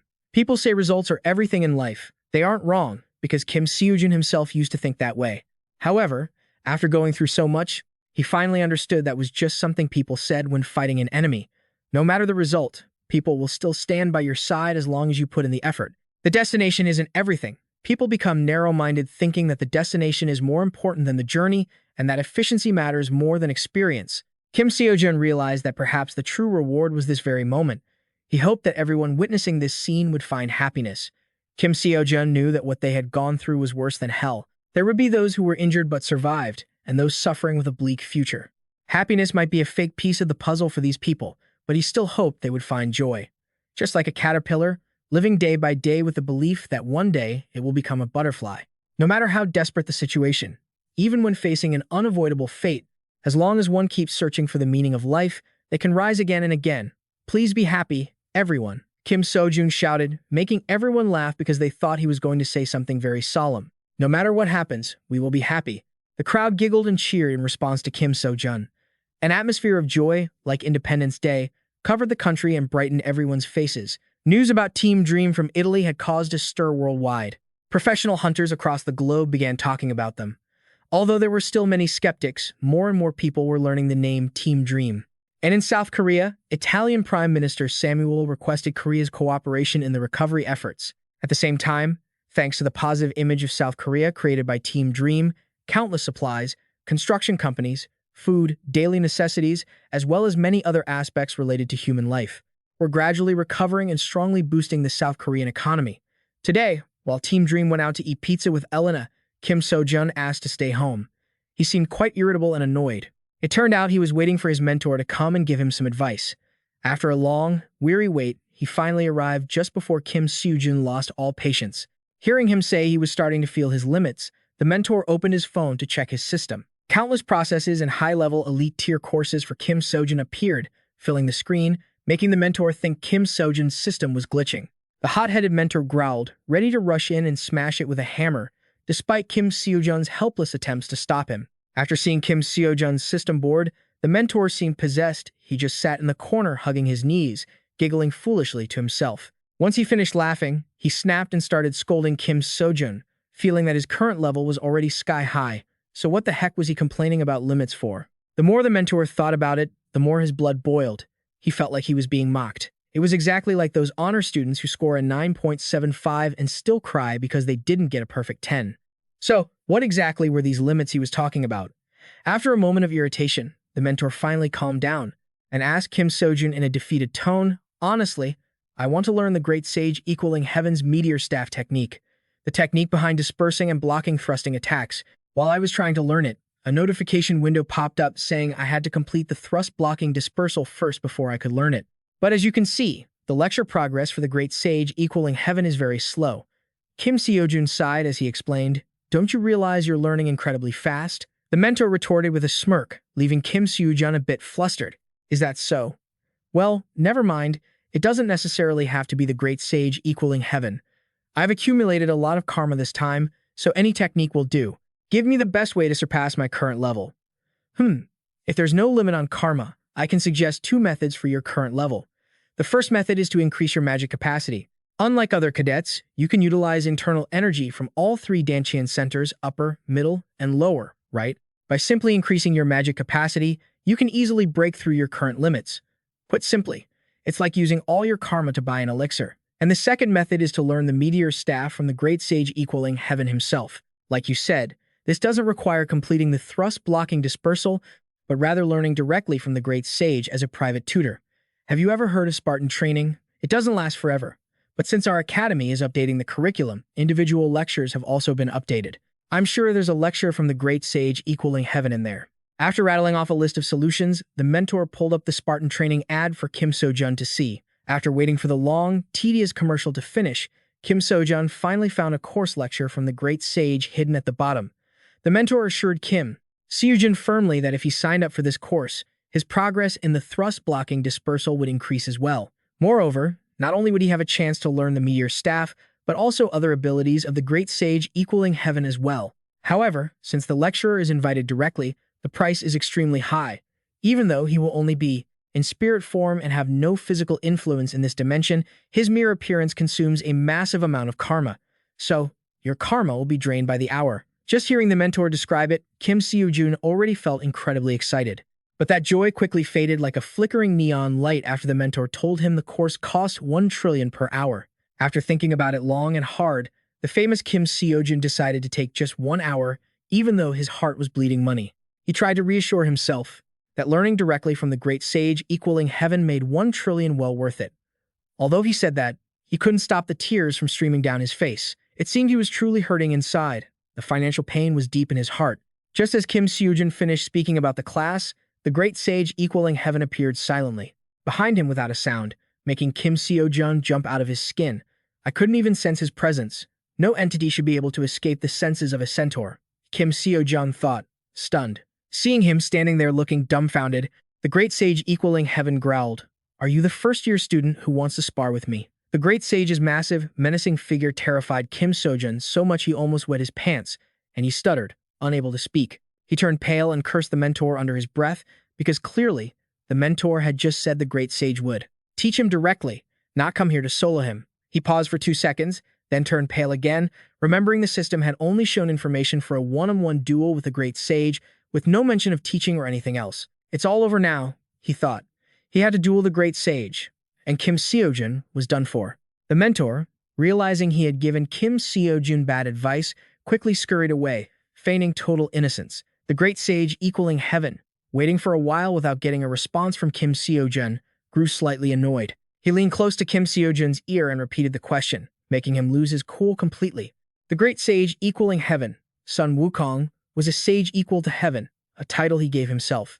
He wreaked havoc in the heavenly palace, so his title would be recognized. The Jade Emperor couldn't stop him and eventually accepted the title. After becoming the guardian of the peaches of immortality, instead of guarding them, the great sage ate all the precious fruits. Finally, the Jade Emperor grew angry and sent his best generals to deal with him. But unfortunately for them, they all lost. Afterward, he was sealed by the Buddha for 500 years under the Five Elements Mountain. After being rescued by Tang Sanzang, his contributions on the journey to retrieve the Buddhist scriptures were recognized, and he was named the victorious fighting Buddha. This was Sun Wukong, one of the gods with immense power that Kim Seojun couldn't even fathom. Therefore, he was certain that if he had to fight the great sage, his life was as good as over. Faced with the great sage's aggressive questioning, Kim Seojun broke into a cold sweat, intending to open his mouth and decline. Suddenly, the meddlesome mentor popped out of nowhere and started flapping his gums, claiming Kim Seojun was the one who wanted to solo the great sage, leaving him unable to get a word in. The great sage, believing it was true, immediately snapped his fingers, transforming the room into a vast, virtual battlefield. Kim Seojun looked around, panicked, his heart feeling like it was about to jump out of his chest after the great sage said, "This is the arena for the both of us." It looked like Kim Seojun couldn't escape his fate of being pummeled this time. It was all thanks to that disaster of a mentor. After using magic to create a virtual space, the Sun Wukong didn't keep Kim Seojun waiting. He swung his staff with lightning speed, landing a critical hit that left the guy in absolute agony. Kim Seojun grimaced, struggling to hold his ground. He just couldn't wrap his head around it. The mentor clearly said that in soul form, attacks shouldn't affect him. So why did that hurt so much? Let me tell you something. The instructor's attacks can still affect you, Cadet Kim Seojun, because you're the source of this causality. The mentor suddenly appeared to explain things to Kim Seojun. The announcement was a bit late, but it came right when he needed to hear it. The Sun Wukong had only used a few basic moves, yet Kim Seojun was already flattened on the ground, looking like a total wreck. Being told he was weak really bruised his ego. Kim Seojun quickly sprang up, thrusting his spear from behind to catch the Sun Wukong off guard. But before he could even touch a single hair on the master's head, he was sent flying 10 meters away by the Sun Wukong's raw power, completely bewildered. He saw the Sun Wukong catch his spear with his bare hands. Kim Seojun was so frustrated he gritted his teeth, forcing himself to stand and channel his chaotic lightning aura. Oh, not bad. Wait, are you that cadet whose causality couldn't be calculated? The Sun Wukong stroked his chin, evaluating Kim Seojun with a surprised look. But Kim Seojun wasn't in the mood to explain anything to the Sun Wukong right now. He poured all his power and focus into his strike, overflowing with killing intent. His attack was so fierce that even the Sun Wukong was taken aback, wanting to see what else the boy could do. Seeing that the master wasn't even phased and was acting all high and mighty, Kim Seojun was fuming. He gripped his spear, unleashing a flurry of attacks around the Sun Wukong with even more intensity, as if he'd been pumped full of adrenaline. If my body has to shatter, so be it, he thought, as long as I can wipe that smug look off his face just once. With every ounce of strength he had left, he delivered a lethal, decisive thrust straight at the Sun Wukong. The moment the blast hit, the Sun Wukong just smiled calmly as if nothing happened. It felt like the strike Kim Seojun had poured his heart and soul into was absolutely nothing to him. Amidst the blinding power, the Sun Wukong smirked and muttered, "Meteor staff, first technique." As soon as he finished, a massive surge of fire and energy swept through like a tidal wave, wiping out Kim Seojun and his strike in an instant, resetting him to square one. When he finally blinked back to reality, Kim Seojun realized he hadn't even had time to see or react to the move, let alone gauge what level the Sun Wukong was on. So this is the true power of a Transcendent. Every single hit is a finishing blow. Kim Seojun's strike looked like a joke in comparison. While lying there, he overheard the mentor and the Sun Wukong whispering about how most of his power had been sealed, and he jolted upright in shock. Seeing him so frantic, the Sun Wukong burst out laughing. "Do you even know what a Transcendent is? Listen closely. A Transcendent is someone who has surpassed everyone else." The answer sounded like such a jab that Kim Seojun was left speechless. Watching him cackle and mock him like that really made Kim Seojun want to land a solid punch on him. Did I really pay for a 1 billion won per hour tutoring session just to watch this? Kim Seojun screamed internally. Wait, 1 hour? He suddenly panicked, wondering how long he'd been unconscious and if there were any hidden fees. His mind was a total mess, which contrasted sharply with the Sun Wukong's carefree, mocking attitude. "Don't worry, just rest. Since you only signed up for 1 hour, the instructor will automatically leave as soon as the hour is up. If you don't agree to it, there won't be any extra fees. And since this is a virtual space created by the mentor, your physical body won't be affected. Any injuries will heal quickly," the mentor said, reassuring Kim Seojun and helping him breathe a sigh of relief. A moment later, seeing the Sun Wukong finally stop laughing, Kim Seojun scowled and demanded he continue the lesson. "Hey, you wanted me to teach you, not fight me, right? Where's the fun in that?" the Sun Wukong replied with a smirk. "I spent a fortune on this, and I get stuck with the laziest instructor ever."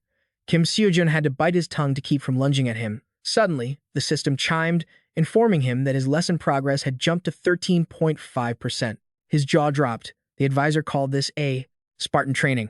But it's just them trading blows? Kim Seojun thought for a second. Then a sly, wicked grin spread across his face as a new plan formed. He immediately challenged the Sun Wukong to a bet. In their next spar, if he could touch the master even once, the master would have to actually teach him. Otherwise, he'd keep fighting as instructed. This was all part of Kim Seojun's plan. Whether he won or lost, he was gaining progress, so it was a win-win. The Sun Wukong quickly agreed, but with one small condition. If Kim Seojun could touch even a single hair on his body, by any means necessary, he would teach him anything he wanted, provided it wasn't restricted by causality. Kim Seojun didn't hesitate, nodding vigorously. What a sweet deal. I'd be a fool not to take it. Motivated, he grabbed his spear, took his stance, and braced himself, confident he could hit the Sun Wukong. No, not hit. Like I said, you just need to touch a single hair. The Sun Wukong whispered into Kim Seojun's ear and vanished like the wind, leaving him stunned. Kim Seojun thought he could do it, but life isn't a fairy tale. He kept getting schooled by the Sun Wukong, and even after all this time, he hadn't managed to touch a single hair. Lucky for him, this was just a virtual space created by the Sun Wukong's arts. Otherwise, he would have been dead long ago. Driven by the sting of wasted money, Kim Seojun frantically channeled Zhang Sanfeng's movement techniques combined with super speed, completely surrounding the Sun Wukong. It was too fast, too dangerous. He unleashed Gungnir's ultimate thrust, flying straight at him for the kill. The Sun Wukong was crushed under the chaotic force of Kim Seojun's strike. Just when it seemed like he would be defeated by Kim Seojun's ultimate move, the situation suddenly took a complete turn.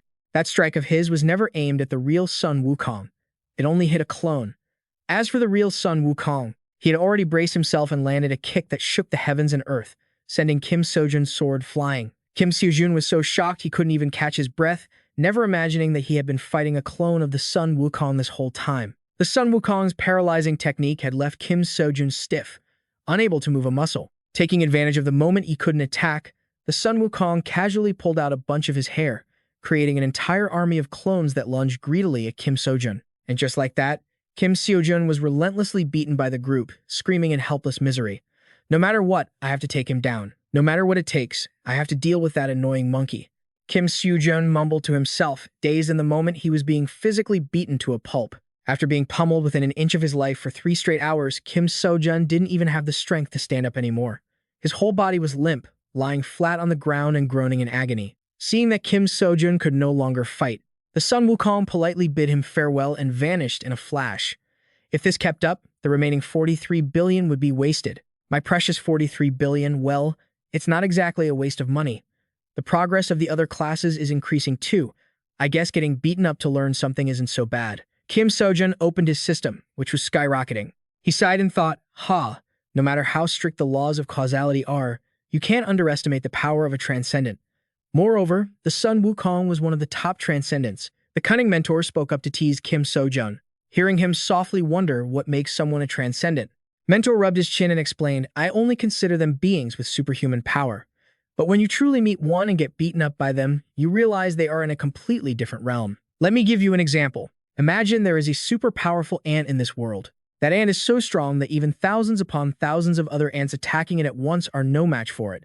But can the strongest ant defeat a dragon? Even the strongest ant, capable of slaughtering millions of other ants, is still just an ant in the end.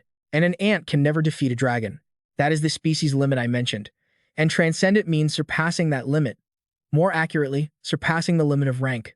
So, it's true that the higher the species, the easier it is to reach the transcendent level. The starting point is different. An ant and a dragon can't be the same, right? But that only holds true before you reach the wall of transcendence. The moment you cross that wall, your starting point becomes meaningless. There is no difference in rank between transcendents. For warrior transcendents, we only speak of them within the martial arts world. Do you understand now why this Sun Wukong could use such power even though his abilities were almost entirely sealed? Recruit Kim Seojun, you are an exception, too. If you become a transcendent, you could become the first transcendent in history with a completely different rank, because you are the only one who can use mana in the triple dantian. So just give it your all. Mentor's long-winded explanation only made Kim Seojun more confused. While lost in thought, wondering if there were any theoretical classes about the Sun Wukong similar to the Transcendent Assessment Exam, Kim Seojun suddenly realized he still had Buddha Kang Dongchul, but Mentor bluntly informed him that Buddha Kang Dongchul didn't teach privately. Furthermore, even if he did, Kim Seojun wasn't sure he could afford it because it required a lot of causality. The price was around 10 billion per hour, which made Kim Seojun's limbs go limp the moment he heard it, like a balloon losing all its air. In the end, all he could do was bridge the gap with items. But there was no way they sold those kinds of cheat items. Buying many miracle drugs also increased the causality requirements, so the burden was significant. If only there was something I could buy without accumulating causality. Kim Seojun hesitated, scrolling through the system for a moment, then stopped as if realizing something. Just 5 seconds later, countless bottles of lethal poison from Jokmun were bought by the bunch by Kim Seojun, clattering down onto the floor. His eyes, at the moment he finalized the order, were filled with such mad, lethal intent that Mentor, standing nearby, was also terrified, not understanding what kind of plan he had. When the Sun Wukong returned, seeing Kim Seojun still lying flat in such a pathetic state, left him saying, "Oh my God," at the excessiveness of his own actions. Although Kim Seojun was bitter about the Sun Wukong just now, he still had to swallow his pride and endure it. While asking the Sun Wukong for a few minutes of rest, Kim Seojun pulled a few bananas out of his bag and chewed them noisily, making the Sun Wukong and Mentor swallow their saliva. Before Kim Seojun could even offer, the Sun Wukong, lacking any manners, bluntly lunged forward, snatched one, jumped high up, and sat there eating like a monkey. At the very moment he took his first bite, Kim Seojun, sitting below, silently smirked with a mysterious expression. The Sun Wukong had just swallowed the first bite when his eyes widened, clutching his throat, struggling to breathe, feeling that the taste was somehow strange. Then, with a boom, a fiery explosion rang out loudly right at the pillar where he was standing, making the Sun Wukong incredibly furious. "How does the banana taste, master?" "A flavor explosion. A taste as intense as hundreds of bottles of poisonous material from Long X. Enjoy it. Since my poison is wreaking havoc in your stomach, I guess I win, right?" Kim Seojun laughed gleefully, mocking him. Clutching his stomach, which ached from being tricked by Kim Seojun, the Sun Wukong turned purple with rage, pulling out his hair to cast a cloning spell and surround Kim Seojun. He knew the Sun Wukong would use this old trick sooner or later, so he quickly brandished his spear, smashing a series of poison bottles with a clatter. "If you touch the poison, it means I'm touching you, because it's my technique. The banana was just a distraction. This is the real attack. Have you ever heard of the art of poisoning?" Kim Seojun laughed boisterously while flicking the poison all around him, creating a matrix that prevented the Sun Wukong's clones from getting close. No matter how formidable the Sun Wukong was, he couldn't avoid all the poison in the air. Kim Seojun thought triumphantly, sweating, but he didn't expect the Sun Wukong to be smart enough to recall all his clones, making his poison useless. One side was poisoned through their food, the other was beaten to a pulp. Kim Seojun and the Sun Wukong just kept diving into the fray, arguing loudly, making Mentor, who was standing by, completely fed up and not wanting to linger any longer. Kim Seojun's meteor staff finally unleashed a flying flux, creating a defensive barrier that covered his entire body.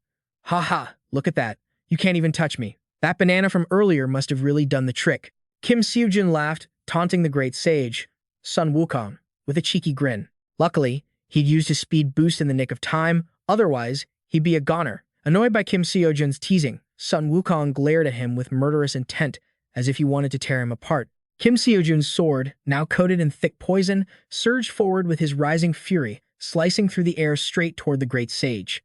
But Sun Wukong's 10,000 thunder blasts suddenly detonated, turning everything around them into rubble, obliterating the area like a nuclear bomb. Amidst the thick dust and smoke, the great sage faintly spotted Kim Seojun's spear lying on the ground, but the guy himself was nowhere to be seen, which caught him off guard. Then, just as Sun Wukong predicted, Kim Seojun, covered from head to toe in toxic sludge, came charging out of the shadows, trying to ambush him. Sun Wukong's eyes went wide in disbelief. It was the first time he'd ever met someone as reckless as Kim Seojun, someone willing to smear poison all over his own body just to take down an enemy. "I have to admit, this is the first time in my life I've met someone crazier than me," Sun Wukong muttered with a sigh. He quickly swung his staff down hard, landing a clean hit on Kim Seojun. Caught off guard while he was still hyped for the attack, Kim Seojun crumpled to the ground, knocked out cold. The poison from his body splashed all over the great sage. Meanwhile, at the Greenland headquarters of the Church of Justice, on a day when the snow was falling heavily, the Supreme King of the Church coldly announced to his subordinates, "The current plan is underway. We will hold an apostle ceremony. The location is Korea. Prepare yourselves carefully." As soon as he finished, someone asked if the Supreme King would attend the ceremony, but he didn't answer. Back on his end, once Kim Seojun woke up and heard he'd actually managed to touch a strand of the great sage's hair, he couldn't stop grinning from ear to ear. Kim Seojun was thrilled, but Sun Wukong was incredibly annoyed, stuck having to honor his promise. "I honestly don't know what to teach you now. Besides the meteor staff technique, There are plenty of other things I could show you. There's the clone technique to summon copies with the same abilities as the user, or magic to command low-level local deities. There's wind riding to travel on clouds and gusts, the earth-shifting spell to shrink distances and teleport in the blink of an eye, among many other transformations. It's too much of a hassle to explain every single one of my mystical arts, so just leave it at that. Upon hearing the great sage rattle off such a long list, Kim Seojun's jaw hit the floor. He couldn't believe he'd get to learn all of this. Seeing his curiosity about the meteor staff technique, Sun Wukong clicked his tongue and explained, "You could say the meteor staff technique is the core of my magic. To put it simply, it's a mystical art consisting of 9 skills and 3 forms. Every 3 skills create 1 form, and each form, honestly, explaining this is such a pain. Let me just show you. You've seen the first move, Clear Sky Flow, and the second move, Star-Shattering Thunder, right? Then let's skip those and go straight to the third move in the first form." With that, Sun Wukong frantically unleashed a dazzling, blinding meteor staff attack, combining it with a violent heavenly net for Kim Seojun to witness firsthand. The impact was so powerful that Kim Seojun was nearly blown straight into the sky. By the time Sun Wukong pursed his lips and performed a few more chaotic maneuvers, the virtual world couldn't take the strain and cracked wide open. Is this his power even when he's weakened? If he hadn't eaten that poisoned banana, just how strong would he be? No. If the great sage weren't bound by karma. Kim Seojun wiped cold sweat from his forehead as he silently assessed the scene. None of the moves he just did looked like standard staff techniques. When Kim Seojun curiously asked about it, Sun Wukong replied, "That's because I only showed you the final movements. Every move holds its own mystery. Forget about the meteor staff. Even Clear Sky Flow alone would make your head spin. Understand?" Kim Seojun's account currently had 41 trillion. If he spent it all, he could train for 41 hours. After a long moment of hesitation, Kim Seojun finally made up his mind to give it a shot. Despite his burning resolve, he was quickly beaten into submission once again.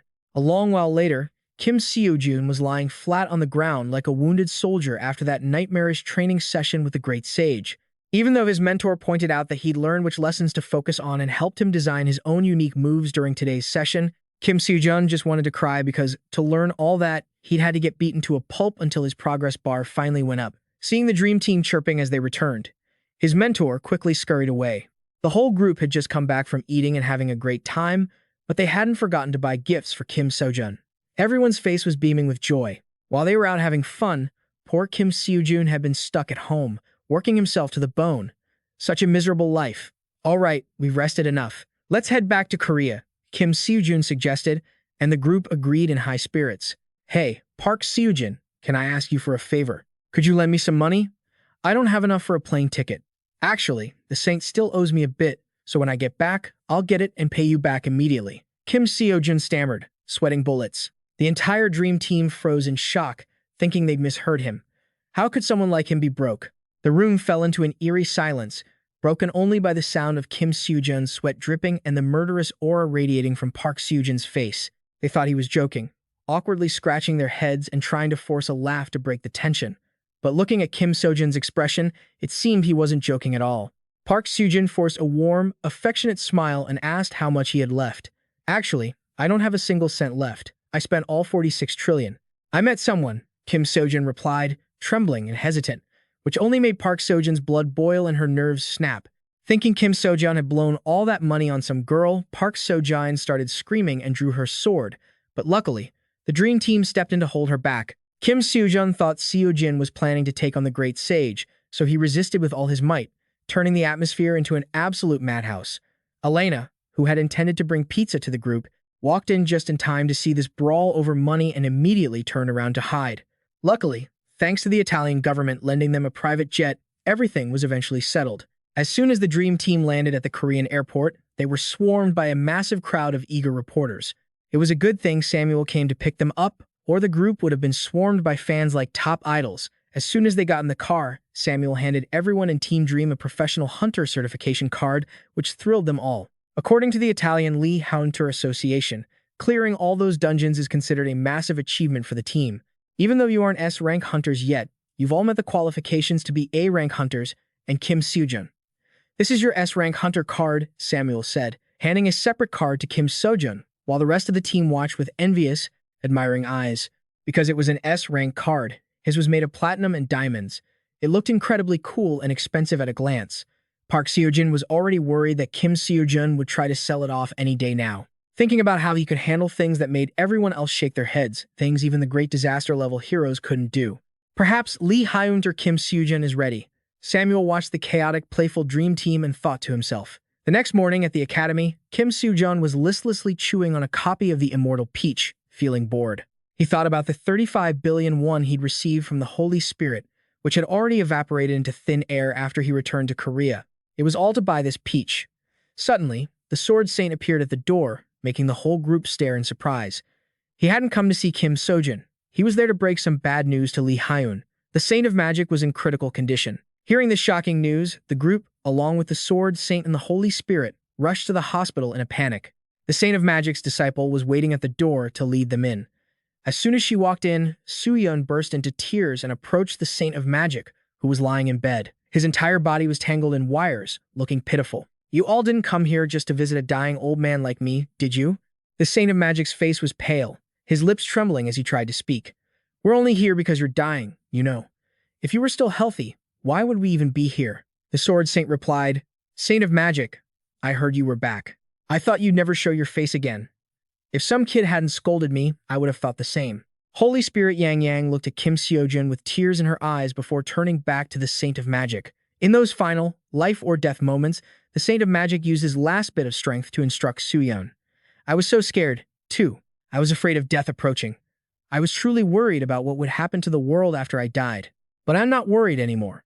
For the past few decades, I couldn't drive away the shadows surrounding my heart. Then I realized that worrying about such things is meaningless. Even if I'm not in this world anymore, won't these children carry out our wishes? Thank you so much, Kim Seojun. Thank you for helping me pass away in peace." I always wanted to say the Saint of Magic trailed off and lost consciousness amid Soo-yeon's panicked cries. "Don't worry, I think he just fell asleep. Can we talk for a moment? Sword Saint, Holy Spirit, and you as well." The Saint of Magic's disciple spoke up. Once they stepped out of the room and closed the door tightly, she revealed that the Saint of Magic likely wouldn't hold on for another week. The Sword Saint suggested she look for the Saint of Medicine. After all, he was one of the 5 great disaster-level heroes representing Korea. The person they call the Divine Doctor can save anyone as long as they haven't passed on yet. I've already contacted him. I've also informed him of the current situation. A few weeks ago, the Saint of Medicine said he found a cure for Master. He needed herbal ingredients for the treatment and went to find them, but I haven't been able to contact him since then. I want to save Master at any cost, so can you all help me a little? Please, please save him, save my Master. I will reward you, so please, help me find the Saint of Medicine." She sobbed as she spoke, tears streaming down her face, looking incredibly pitiful. On the way home, Kim Seojun couldn't stop thinking about the Saint of Medicine, from the previous incident with the Saint of Magic to the Andrea case in Italy. For some reason, the Church of Justice was trying to eliminate the great disaster-level heroes. This time, it's the Saint of Medicine, Kalina, the heir to the Apostle of Lust. Even if I have to turn the Church of Justice upside down, I have to find her. Kim Seojun growled in fury as he thought this, vowing revenge. Suddenly, sensing he was being watched, Kim Seojun stopped in his tracks and called out, "What do you want?" A group of strangers immediately stepped forward, praising his keen instincts, and said they wanted to have a word with him. Seeing Kim Seojun flatly refuse, they threatened him with the Saint of Medicine situation, which stopped him in his tracks immediately. Morning at the Black Dragon Guild, the atmosphere was incredibly quiet. In a high-rise building, a man sat at his desk, seemingly deep in thought. It was Jinon. He opened his eyes, startled by a loud noise. "What is that bastard doing here? Stop him. Do something. Anything you have to stop him." A massive explosion echoed, blowing debris everywhere. Seojun walked in aggressively. "It's our first time meeting face-to-face, isn't it?" he asked, feigning surprise. "I suppose this isn't your first time doing this, is it?" Jinon kept his cool, observing the boy's actions. He didn't seem afraid in the slightest, but internally, Jin Cheon was thinking that even 3 S-rank hunters would be no match for this kid. Seojun stepped closer to Jinon. "How do you know I'm looking for the Saint of Medicine?" Jin Cheon tried to keep his composure. "You're causing all this chaos just for that?" Seojun glared at him. "Answer the question." Faced with his overwhelming presence, Jinon sighed reluctantly. "Not long ago, the Saint of Medicine visited me." His words caught Seojun off guard. "What was that?" Jin Cheon recounted. "He asked me to unlock a dungeon for him that contained ingredients to make a medicine that could cure the Saint of Magic, so I gave it to him." "Is there a problem with that?" Seojun was frustrated. "I asked how you knew." Jinon stood up. I haven't seen any movement from the Saint of Medicine since. I haven't heard any news about the Saint of Magic getting better either. Isn't that easy to guess? I was just trying to tell you where he was out of the kindness of my heart. Jin Cheon started playing the victim, claiming he had good intentions. Is this how you repay me? Seojun asked again. But why can't I contact him now? Jin Cheon frowned. How would I know? All I did was give him access to a dungeon. Who knows? Maybe he ran away because he thought the illness was incurable, or maybe he's still in there. As he said this, Jin Cheon's face twisted into a sly, sinister grin. If not, maybe he's already dead. Seeing his attitude, Seojun guessed something and asked, Is that so? So, you're saying the current situation has nothing to do with you? Huh. Then which dungeon did he go to? Seojun asked. Jinan said it was the Gangnam dungeon. He pondered. A 10-star monster to buy gas? He's a troublesome monster, but it shouldn't be too hard for the saintly healer. He drew his weapon and pointed it at Jinan. Well then, I'll go check for myself. It seemed he hadn't expected this at all. Frustrated, he gritted his teeth and asked, What? Seojun replied calmly, Have you never heard of King Xiang Yu? He once said this in his teachings, he recalled. Always remember this when cornering a commander in battle. After that, Seojun borrowed Xiang Yu's words.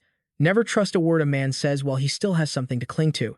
As he said this, his eyes and smile turned quite cunning, because he was a complete scum. The Black Dragon Guild, a massive conglomerate that had acted as the central figure controlling South Korean society for decades, had always maintained its position as the top guild, a throne of absolute power that no one could surpass. The Black Dragon Guild, no Jinan really could, be called the ruler of the professional hunter world in Korea. On the other side, everyone was screaming in a panic. The guild leader is fighting. Run away. Jinan gritted his teeth, channeling all his internal energy into a black dragon fist aimed at him. Seojun instantly appeared behind him. You're stronger than Francesco and Agnes, aren't you? As soon as he finished speaking, he thrust his weapon out, a beam of blue light striking Jinan and causing everything around them to explode. He landed gently on the ground. Rubble piled up in front of him, the mountain of rocks crushing Jinan underneath. He struggled under the weight of the massive boulders pressing down on him. Grinding, roaring sounds emanated from within the rocks. It seemed his pride had been successfully provoked. Jinan channeled his energy and burst out from the rubble. A ferocious look appeared in his eyes. Another attack was unleashed, smoke and fire rising up, and in an instant, the surroundings looked like nothing but ash. Everyone standing outside the building watched the duel in silence. The Black Dragon Guild's Jinan gritted his teeth, thinking he had dominated South Korean society for decades. Situations like this happened all the time, and he had always managed to crush them. A mere rookie like this, he thought, launching consecutive attacks, but they didn't even faze Seojun. Jinan refused to accept it and shouted, I am not someone who will lose to a rookie like you. He aggressively poured all his strength into another black dragon fist, a blood-fire dragon breaking through the ground in front of Seojun. But it seemed he didn't feel an ounce of fear. Seojun quickly swung his weapon, slicing through the black dragon. Jinan was stunned. He never expected him to block that attack. Seojun looked like a ruthless death god, charging at him without mercy, his face filled with killing intent. Before Jinan could even recover his senses, a powerful blow landed on him. His strength was truly terrifying. By now, Jinan was pale with fear. He gritted his teeth, staring at him without blinking. A shield suddenly appeared, blocking his attack. Jinan escaped death in an instant. He tightened his expression. So, the Black Dragon Guild and the Church of Justice are working together, huh? It was Kalina. Her hand trembled slightly because his attack was too powerful, but the shield had been shattered in two. She looked stern. In the name of the Church of Justice, everything Lord Jinan says is the truth. He chuckled sarcastically. In the name of the Church of Justice, eh? Now I'm getting curious about what you two are plotting. Kalina broke into a cold sweat. Are you planning to fight me right now? I'm sorry, but I don't have time for this. She continued. I don't know the current state of the saintly healer, but shouldn't you get there as soon as possible? He frowned, but it seemed Kalina was right. He didn't have much time here. Seojun wasn't a warmonger, either. He knew how to weigh the priorities, so he sheathed his weapon. Finding the whereabouts of the saintly healer was more important, as they were likely in danger. Seojun turned to leave. Before walking away, he didn't forget to glare back at the two of them with a dark expression. See you later. As soon as he said that, Seojun vanished quickly before the eyes of Kalina and Jinan. Jinan was left bewildered, his body unable to stop trembling involuntarily. Having stood above everyone for years, he was humiliated like this today. He couldn't accept it, but there was nothing he could do against him. Kalina brought him outside. The underling screamed, the guild leader is here. What are the doctors doing? Hurry up and help him. Seeing Jinan's condition looking unstable, the subordinates panicked. My lord. Kalina turned when she heard the shout, but it seemed he had passed out on the spot. This incident also startled her. She didn't expect a figure like Jinan to be defeated by him like that. She thought, verifying the purity of Kang Dongchul's apostle. Everything was decided, and there was no turning back. Regardless, Jinan had achieved his goal. Once Kim Seojun entered the gate dungeon, suddenly, a voice rang out, startling Kalina. Good thing you're still here. Kalina spun around in a panic. Seojun wiped his face with his hand and let out a sigh. She tried to keep herself calm. Didn't you go to save the saintly healer? Seojun flashed a cunning smile. Of course I had to go. Seeing the person walk out from behind him, she was shocked. The sword saint asked her, Kalina, do you remember when we first met? She recalled the words she had said before. Let's do this. I will do the same to fulfill your request. Sir Sword Saint, if you wish, I can swear it in the name of the Church of Justice. Suddenly, Seojun beamed a bright smile at her. I told you I'd see you again.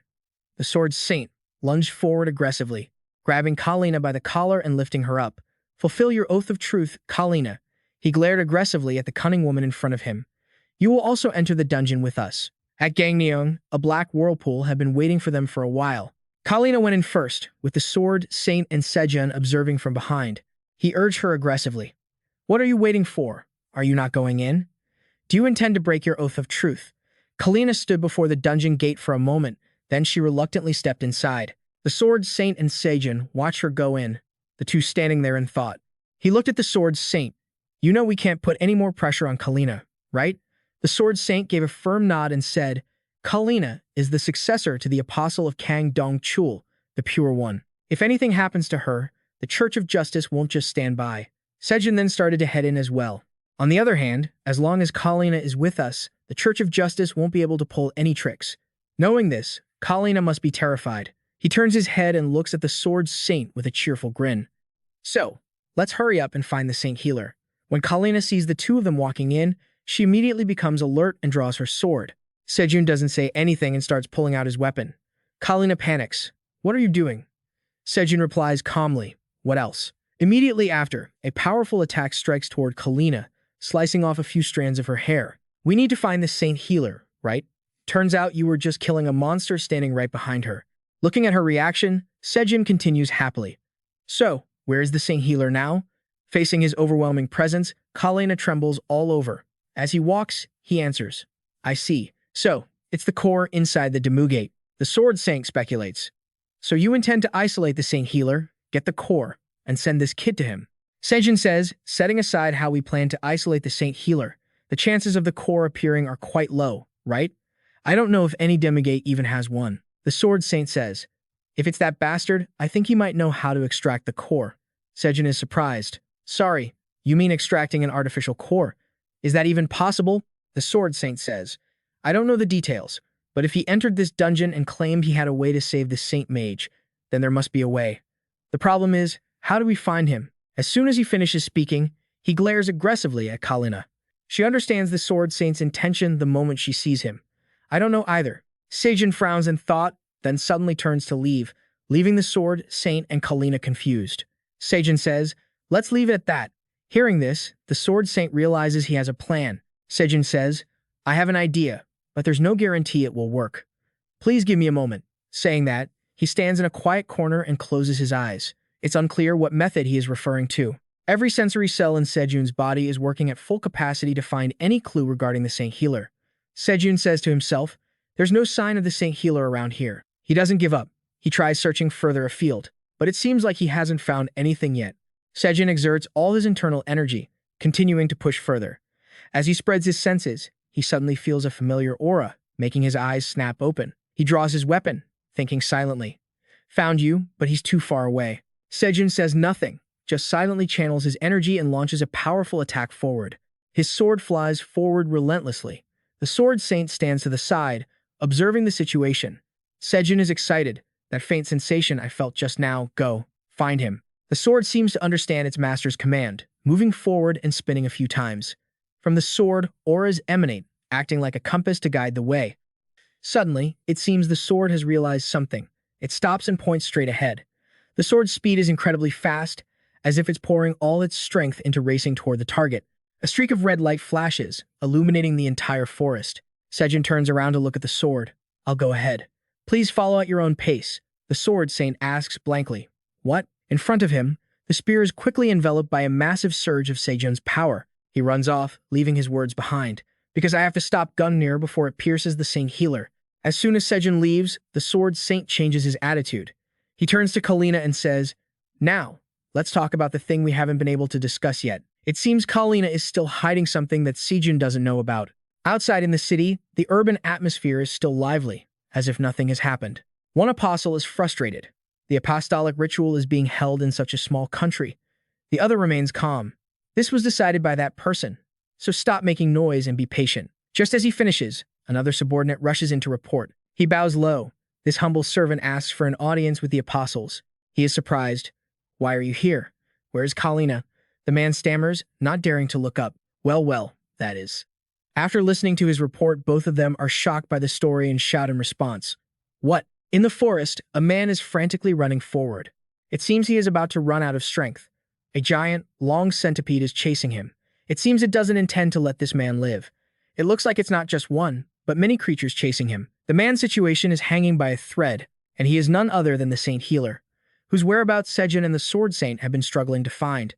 From the Saint Healer's hands, several golden needles are launched toward those giant snakes. The Saint Healer's technique, Man Tian Hua Yu, quickly pierces through their hard scales, but it seems his attack doesn't cause any damage to them. The Saint Healer fears he has no needles left. He grits his teeth, sweating, and thinks, is this the end? But fortunately for the Saint Healer, Seojun's sword arrives just in time. It slashes across the centipede's body. He tumbles to the ground in a panic, but the sword doesn't seem to stop. To it, everything is a target for attack. Not knowing who saved him, the Saint Healer curiously turns his head back, but he is quite surprised. The thing that saved me is a spear, but very quickly, the spear targets him again. It slams into the ground with a powerful strike.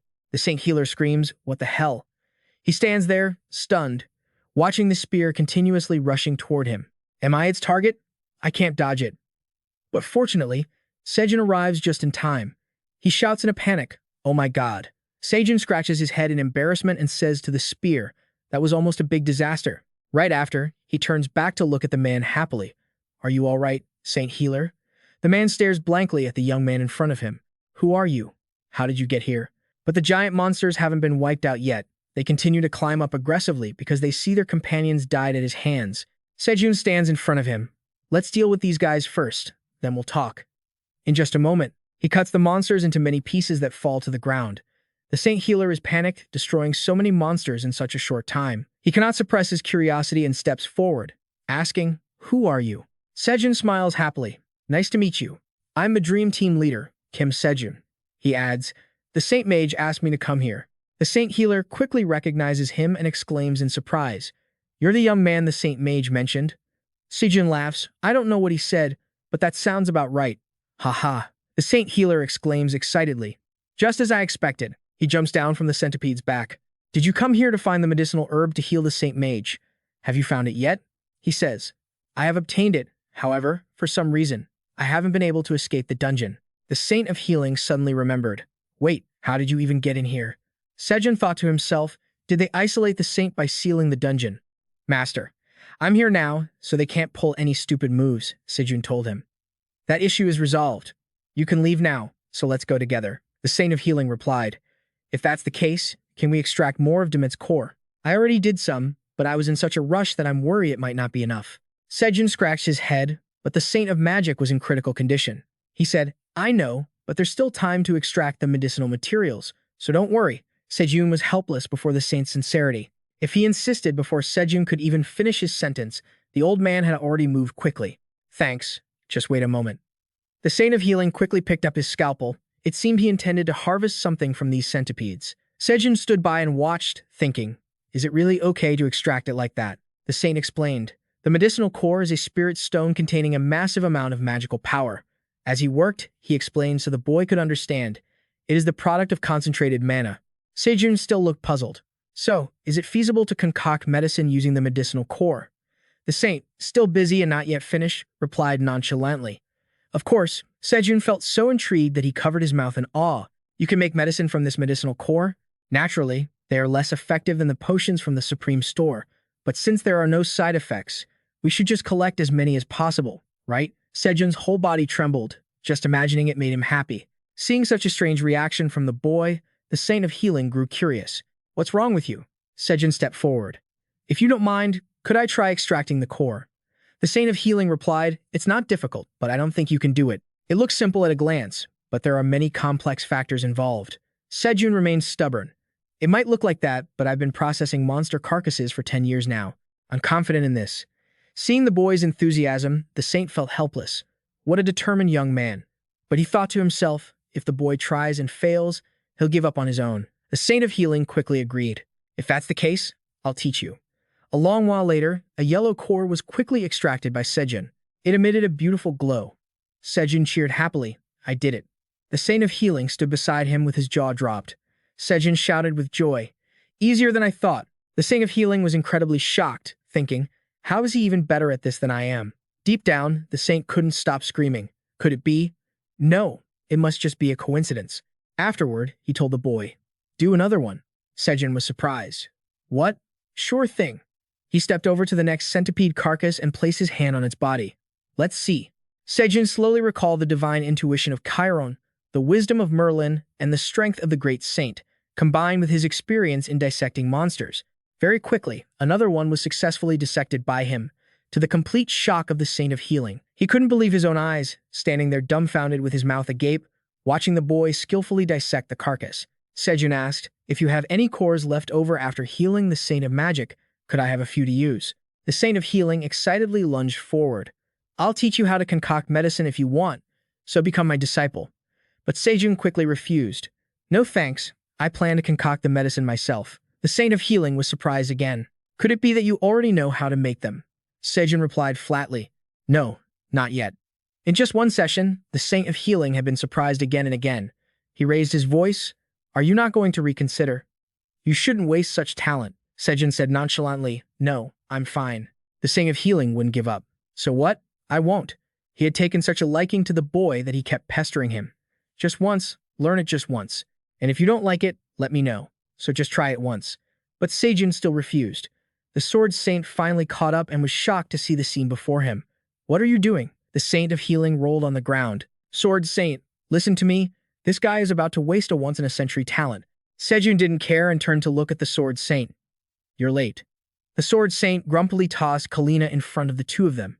"That's a long story." The Saint of Healing knew at a glance that she was Kalina, right? Why is the successor to the Apostle of Kangdong Chol the Pure here?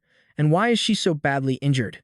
He explained, "I prepared her just to make sure you would find this Saint of Healing." He looked at Kalina, struggling on the ground, thinking to himself, "Indeed, even the strongest apostle candidate is no match for him."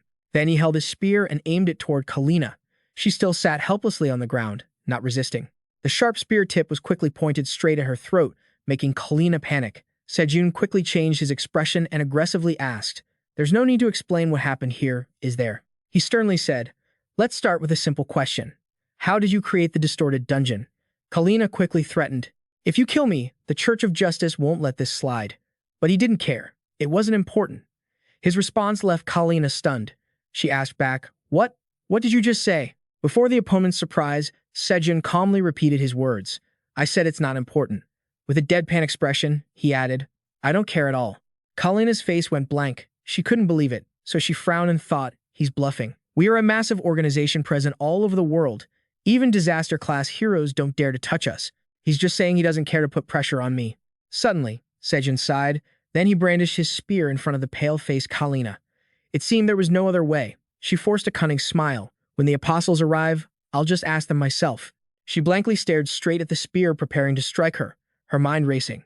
Is he lying? But fortunately, she managed to open her mouth before being killed. "If I tell you the truth, they will kill me." Seojun replied calmly, "Then as long as you don't get caught, it'll be fine, right? Speak." "The Church of Justice pays special attention to the members of our society and monitors them. I am no exception," he said. "Surely you know what the existence of the Church of Justice means to me, right? Your concessions mean nothing to me. Don't you know that?" Seojun continued to threaten. "So decide now, will you keep your mouth shut and die, or tell me everything and live? This is your last chance." Kalina. "How did you cause the mutation in the dungeon?" Kalina fell into a dilemma. She stared blankly at the young man before her, wanting to talk but fearing being silenced. Kalina's whole body trembled with tension. Finally, she decided to speak. I exploited the power of the great beast, the gluttony, to create the mutated dungeon. He asked again, "Do you dare to swear in the name of the Church of Justice?" Kalina shouted, "I swear in the name of the Church of Justice." Seojun stepped up and asked what happened to the great beast Berser. Kalina said it is currently sealed in Greenland. He asked further, "The headquarters of the Church of Justice is in Greenland, so that's why you moved the headquarters from the U.S. there." Then came a series of questions. How do you exploit the power of the great beast, Berser? Kalina explained that there is a holy relic, and one can draw power from the seal of the great beast Berser with that relic. A question was raised. Did the person who created the seal also create the holy relic at the same time? She was honest, "I don't know about that. Only the apostles know information about that holy relic." Seojun was annoyed. "So what is the true purpose of the Church of Justice, anyway?" This question from him made Kalina jump slightly, but then she replied, "It is to stabilize the world's order." The Sword Saint held his sword and aggressively asked back, "Stabilize the world's order?" He was irritated. "You're saying the Church of Justice is operating to stabilize the world's order? Are you kidding me?" Kalina shouted, "It's not the kind of order you guys are thinking of. It is an order based on causality." These words made Seojun extremely surprised. At that very moment, as Kalina said this, a powerful surge of energy struck straight at her, but luckily Seojun blocked it in time. A voice rang out, making Seojun's group look over in surprise. "Enough." That voice rang out again, filled with killing intent as it looked toward her. "You have such a loose tongue, Kalina." The appearance of these two made Kalina panic. She stammered, "Apostle of Temperance, my lord." Kalina's face turned pale. "The Apostle of Patience is here, too." The Saint Physician was shocked. "Why are the apostles here? Could it be that they came here because of Kalina?" Seojun spoke up. "I didn't expect you guys to show up in person." The apostle spoke up. "You must be Kim Seojun. I never thought we would meet like this." Then he continued, "Hand Kalina over to us and we will leave." Hearing this, she panicked. Seojun looked at them smugly. "What if I don't want to?" The Apostle of Temperance gathered his energy and shouted, "Do we look like we're begging you?" Seojun wouldn't back down either. He started to defend himself. "Probably not." He kept his mocking expression. Seojun continued, "But I'm not begging you guys either." Faced with his aura, the apostle's face darkened and he glared angrily at his opponent. The Sword Saint was annoyed. "What are you trying to do?" Seojun said, "We can't just hand Kalina over like this." He shouted, "You're going to fight an apostle just for that? Do you even know what an apostle is?" Seojun was still calm. "I do, but this is my first time meeting them face to face." How reckless. It looked like he was scolding him, but a faint smile appeared on the Sword Saint's lips. The Apostle of Temperance looked at him, frowned, and shouted, "Sword Saint, I didn't expect you to be as stupid as that brat." He stood above and mocked them. The Sword Saint wouldn't take that. He charged forward. "I've never liked you, hypocrites anyway. Seeing your sanctimonious faces makes me feel quite disgusted." The Sword Saint immediately lunged forward. "Peeling off your masks and showing people your true nature right now wouldn't be a bad idea at all." He turned to ask him, "Can you take the Apostle of Patience while I fight the Apostle of Temperance?" Seojun was serious. "I'll try." The Apostle of Patience smiled lightly. "How much more ironic can fate be?" The other one replied, "However, regardless, fate has already been sealed." The attack from the Apostle of Temperance that he launched made the Saint Physician and Kalina unable to bear it and forced them to crouch down. In the midst of this chaos, Kalina quickly seized the opportunity to escape. But unfortunately for her, the Saint Physician spotted her in time. He quickly shouted, "Stop," and she was immediately paralyzed. Seojun turned around and praised him with satisfaction. "Well done, Saint Physician." He turned and shouted, "Don't worry about us." On the other side, the Apostle of Patience was still concentrating all his power to attack. Suddenly, Seojun rushed toward him at an astonishing speed, leaving him stunned. The two opposing forces created a blindingly bright scene. The Apostle of Patience was still confused, wondering when he had moved from his blind spot. The Apostle of Temperance was standing on the side, aiming directly at his target. He smugly shouted, "You're still insisting on going through with that stupid decision, huh?" Suddenly, a powerful attack struck toward him, causing the Apostle of Temperance to startle for a moment. The powerful attack caused rocks and dirt to explode and fly everywhere. He was blown away. The Sword Saint was aggressive. "I'm here, yet you dare act like I don't exist? Then you must surely have more than one head on your shoulders." He glared aggressively at the Apostle of Patience. "I'll be your opponent." He gritted his teeth in anger and glared at him, Sword Saint. On this side, he and the Apostle were still constantly fighting, with rocks and debris flying around. Both seemed evenly matched, neither willing to lose to the other. From the hand of the Apostle of Temperance, he unleashed a powerful bolt of lightning toward him. The scene was currently engulfed in the terrifying power of the Apostle of Temperance. But Seojun didn't seem to be losing ground. He instantly moved closer to his opponent. The spear in Seojun's hand struck down aggressively, the light from his power brightening the entire space. Just like that, a long time passed as both of them kept attacking and defending, unable to determine a winner. The Saint Physician watched the battle, completely stunned. He was secretly terrified. My God, I can't do anything at all in a battle of this scale.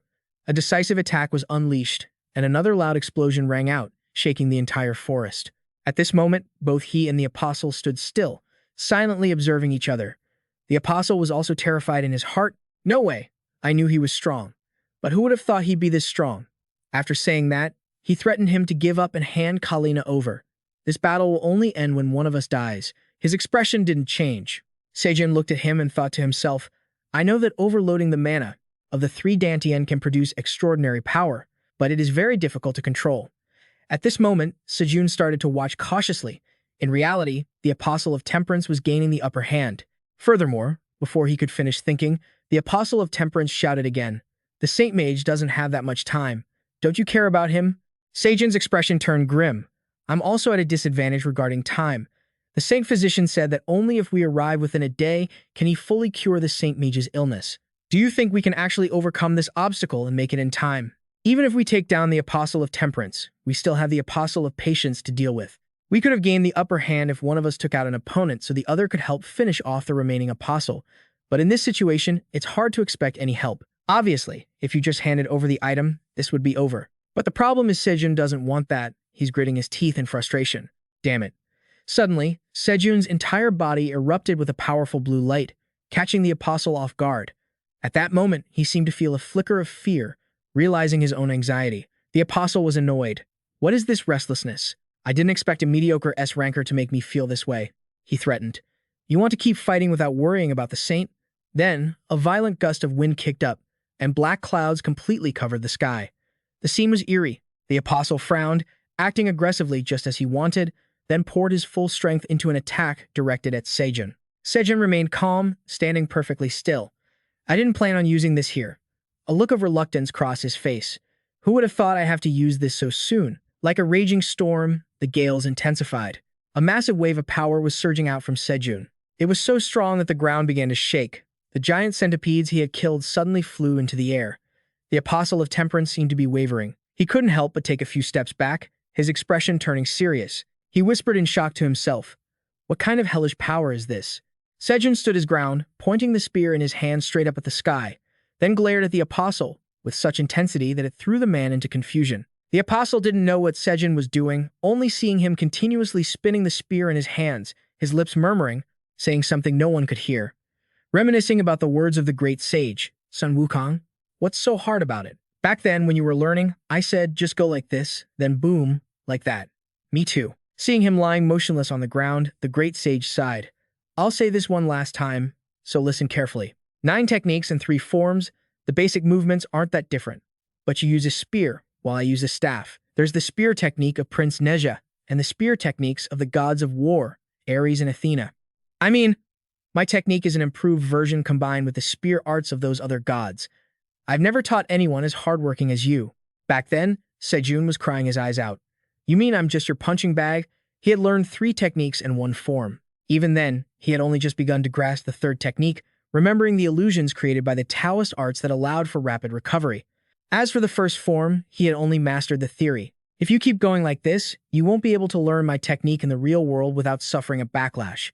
Speaking of this, the great sage suddenly turned serious. Even so, if you learn it, even I could be in danger. The Apostle of Temperance couldn't believe his eyes. Absurd, are you really a human like me? Seojun's face looked eerie and evil, like a demon from hell. The saint noticed immediately that this was a holy technique, and he stood frozen for a few minutes in shock. The Apostle of Patience, who was fighting the sword saint, noticed the shift and was forced to turn back to look at Seojun, who seemed to have borrowed immense power. Seojun recalled the move the great sage had taught him. Meteor Staff, 1st form, Thunder Destroyer. He struck down fiercely toward the Apostle of Patience. The Apostle of Temperance on this side stood with his mouth wide open, looking baffled. He didn't seem to believe his own eyes. He was stunned by that move, but Seojun didn't give him a chance to recover. Rocks around him cracked in long rows. Suddenly, the stones flew into the air and then mysteriously began to disappear. He gritted his teeth. Space is disappearing. I'm going to be sucked in. He couldn't believe his eyes as he looked up at the storm-tossed sky. What kind of hellish power is this? Seojun stood tall, the long spear in his hand continuously unleashing terrifying power. Suddenly, it seemed like he couldn't control this power anymore. Seojun spat out a mouthful of blood into the air. At this moment, the Apostle of Temperance seemed to have completely fallen into a passive position. The Apostle of Patience was observing the situation and realized that the terrifying energy had vanished in an instant. Is that bastard overdoing it? The sky began to return to normal. Both Seojun and the Apostle of Temperance fell heavily to the ground at the same time. Seojun panted, exhausted by his own power. Damn it. If I had increased the magical power even a little more. After the fight ended, the Apostle of Patience moved closer to observe the situation. He thought, sure enough, he's exhausted. After all, he can't use power of that magnitude without paying a price. The Apostle of Patience quickly seized the opportunity, but the Sword Saint was faster. I know what you're thinking. From afar, the saint ran anxiously toward Seojun. He was worried, while the Apostle of Patience watched. Kang Dongchul, Apostle of Temperance, seems to be alive, but he won't be of any help. On the other hand, Kim Seojun and the Sword Saint, he recalculated, looking at the aggressive Sword Saint, backed by the saint. The Sword Saint was worried about Seojun. Young man, are you okay? Even though he was injured, he was still concerned. Kalina, how is she? He said, I'd hidden her. Feeling the situation turning against him, the Apostle of Patience was so angry he gritted his teeth. But finally, he spoke, accepting the concession. Let's negotiate. Let us go, and we will also bring Kalina along. Seojun remained stubborn. And what if we refuse? The Apostle of Patience exhaled. I don't think that's something you should be saying after almost dying. Seojun continued to channel his inner power. Do you really think I'm going to die? He sneered, bluffing. But if he uses that power again, even for a few seconds, it's dangerous. He spoke up again. The saint will be in danger if we drag this out, right? He continued to threaten. I guarantee you that I will use everything I have and wait until the saint is dead. Seojun turned to look at the Sword Saint, and they exchanged glances before he spoke. All right, if you accept our terms, you can go. The Apostle of Patience asked, What do you want? Seojun responded calmly, Money, and it must be paid up front. The Apostle of Patience didn't expect him to say that. He asked in surprise, You want money? Seojun tilted his chin. That's right. He thought to himself, It's absurd, but that's fine. Then the Apostle of Patience quickly accepted. Fine. I'll give you 500 billion. Seojun sneered. I see. I'll take that as you not wanting to negotiate. His words left the man momentarily confused. Seojun continued, You're trading 500 billion coins to save the lives of 2 apostles and 1 future one. And here I thought you were actually serious. He shot back. Then how much do you want? Seojun calmly held up one finger toward the Apostle of Patience. He doesn't want to beat around the bush, so I'll take 100 billion. Seeing his expression didn't change, the Apostle sighed heavily. Fine, then 1 trillion. But Seojun's finger didn't move. The Apostle of Patience looked flustered. Before he could even speak, Seojun shouted out, 100 trillion. The Sword Saint was startled, thinking, This kid is insane. The Apostle of Patience screamed in rage. That's absurd. Do you even know how much money that is? Seojun looked confused. Fine. I'll give you 100 billion. Seojun quickly channeled his internal energy. That's it. I have no other choice. The Apostle of Patience was shocked, unable to believe it. He recovered that much energy in such a short time. Seeing his aggressive opponent, the Apostle of Patience felt frustrated. Is this even a negotiation? It's clearly a threat. Seojun was actually screaming internally, pouring his energy into the meteor's staff. He was screaming inside, draining the last of his energy from the 3 Dantian, feeling like he was about to collapse and meet his ancestors. But even if he died, he couldn't pass out. If he passed out, those 100 trillion coins would vanish into thin air. Seojun's face turned even more vicious. He gritted his teeth. For 100 trillion, this pain was nothing. The Apostle of Patience was frozen in fear. He looked at that demonic face. This bastard is serious. He calculated that he definitely couldn't win. Losing all 3 apostles at once would be a serious obstacle to future plans. On the other hand, 100 trillion would disrupt the upcoming ritual of the Apostle of Purity, but that was still the better option. The Apostle of Patience weighed his losses, thinking his master would understand. She finally agreed. Fine. Seojun cheered internally. If she had spoken any slower, I would have passed out. Seojun quickly demanded the money. Pay the 100 trillion first. She replied, How can I pay that much right now? Seojun said, In that case, at least take an oath of truth.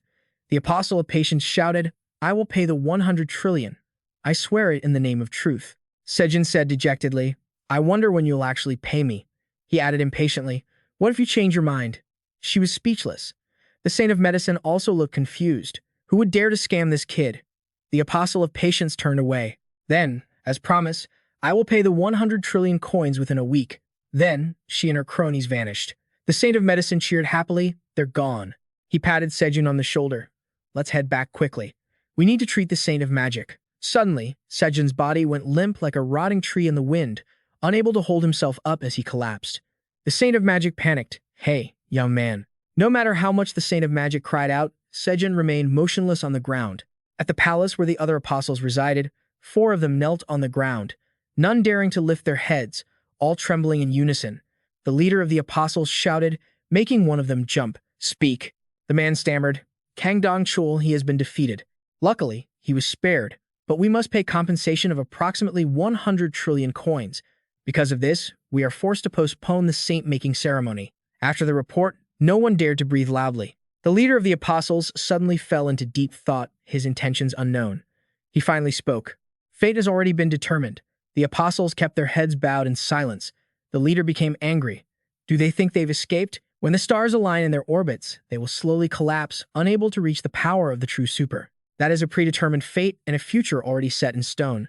They will only become ghosts wandering in the void." Then, with a dark expression, he looked at the apostles and ordered, "Release Bosio. Just watching is enough. For Seojun, nothing works better than this. Trust us, this is the cure-all for the captain." They didn't expect him to still be unconscious even after being treated with his medical arts.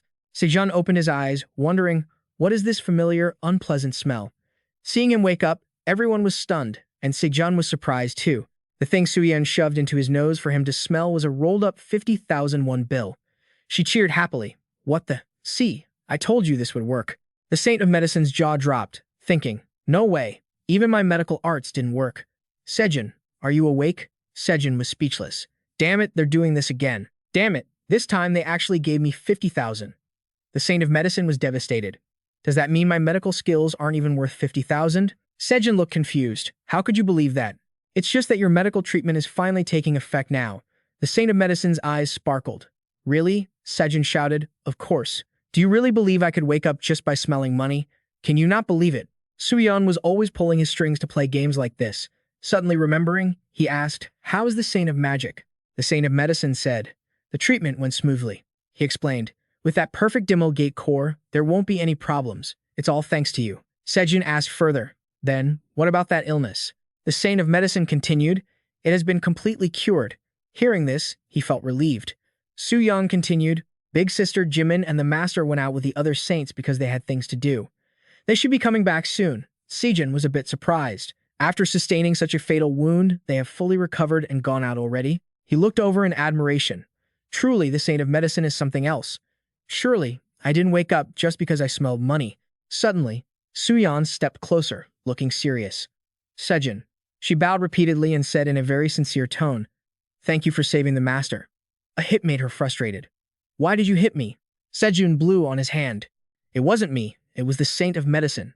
He thought bitterly, "You're making me feel so embarrassed." He chuckled, "You were just acting." Suyeon shouted, "That hurt." The foolish saint of medicine looked confused. "But who is the master?" He curiously asked Suyeon, "What is your relationship with my friend?" Seojun explained, "You probably know that Seojun is the granddaughter of the second sword saint, and this is Lai Li Hyun, the disciple of the saint of heart." Suyeon chirped in, "And I am the disciple of the saint of magic." The saint of medicine was surprised. "Huh." Suyeon's brother also laughed and introduced himself. "And I am the disciple of the remaining saint." The saint of medicine was feeling envious of his friends. "Where is my disciple?" Seojun answered indifferently, "If you ask me like that, I don't know." Before the saint of medicine's eyes, which looked like they were about to cry, he said bluntly, "I'm not interested, you stubborn kid. Why? I will teach you everything. You have nothing to lose." Seojun remained firm in his refusal. "I don't want to." The saint of medicine tried to persuade him. "No, think about it again. You will become the greatest doctor in the world." Seojun didn't change his mind. "I don't want to." The saint of medicine was frustrated. "How disappointing. And here I thought they were my most precious friends. To think everyone else found an apprentice, leaving me behind. I'm honestly so annoyed. If you have a problem, tell them yourself. Don't yell at me." Finally, that saint started throwing a tantrum, crying and acting out. "Why? Why am I the only one without an apprentice? Why didn't you come to see me before becoming a hero? Why? Suyang gave a bitter smile. You must be exhausted. You should get some rest. Even after the saint had left, his voice still echoed. Become my apprentice, please. The room quickly fell silent. Seojun started checking his balance, and when he looked at his phone screen, he was so shocked his jaw dropped. His balance had actually skyrocketed. They really did deposit 100 trillion won into his account. He was overjoyed. Wouldn't it take a Neanderthal from 30,000 years ago, working for an annual salary of 3.3 billion won, to save up this much? But the fruit from the Transcendental store only cost 100 billion. I can even afford the 100-hour course from Sun Wukong himself. Feeling like he was getting too excited, he told himself, calm down first. He did the math.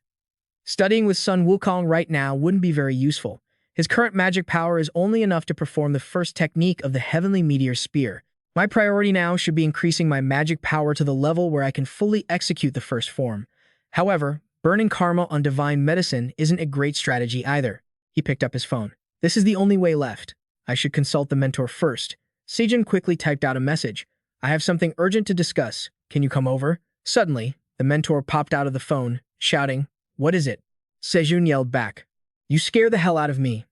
The mentor looked amused. Finally, I managed to startle you, Seojun. Seojun was irritated. Why can't you just appear normally? The mentor asked, Are you planning to learn alchemy to craft your own divine medicine? He replied, I want to learn it as fast as possible. The mentor mused, I wouldn't recommend it, but if you really want to, there's a way. There's something called an advanced lesson.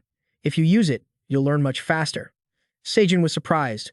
An advanced lesson? The mentor tapped on his phone intently while asking, Do you remember the Spartan course you took before? It's similar to that.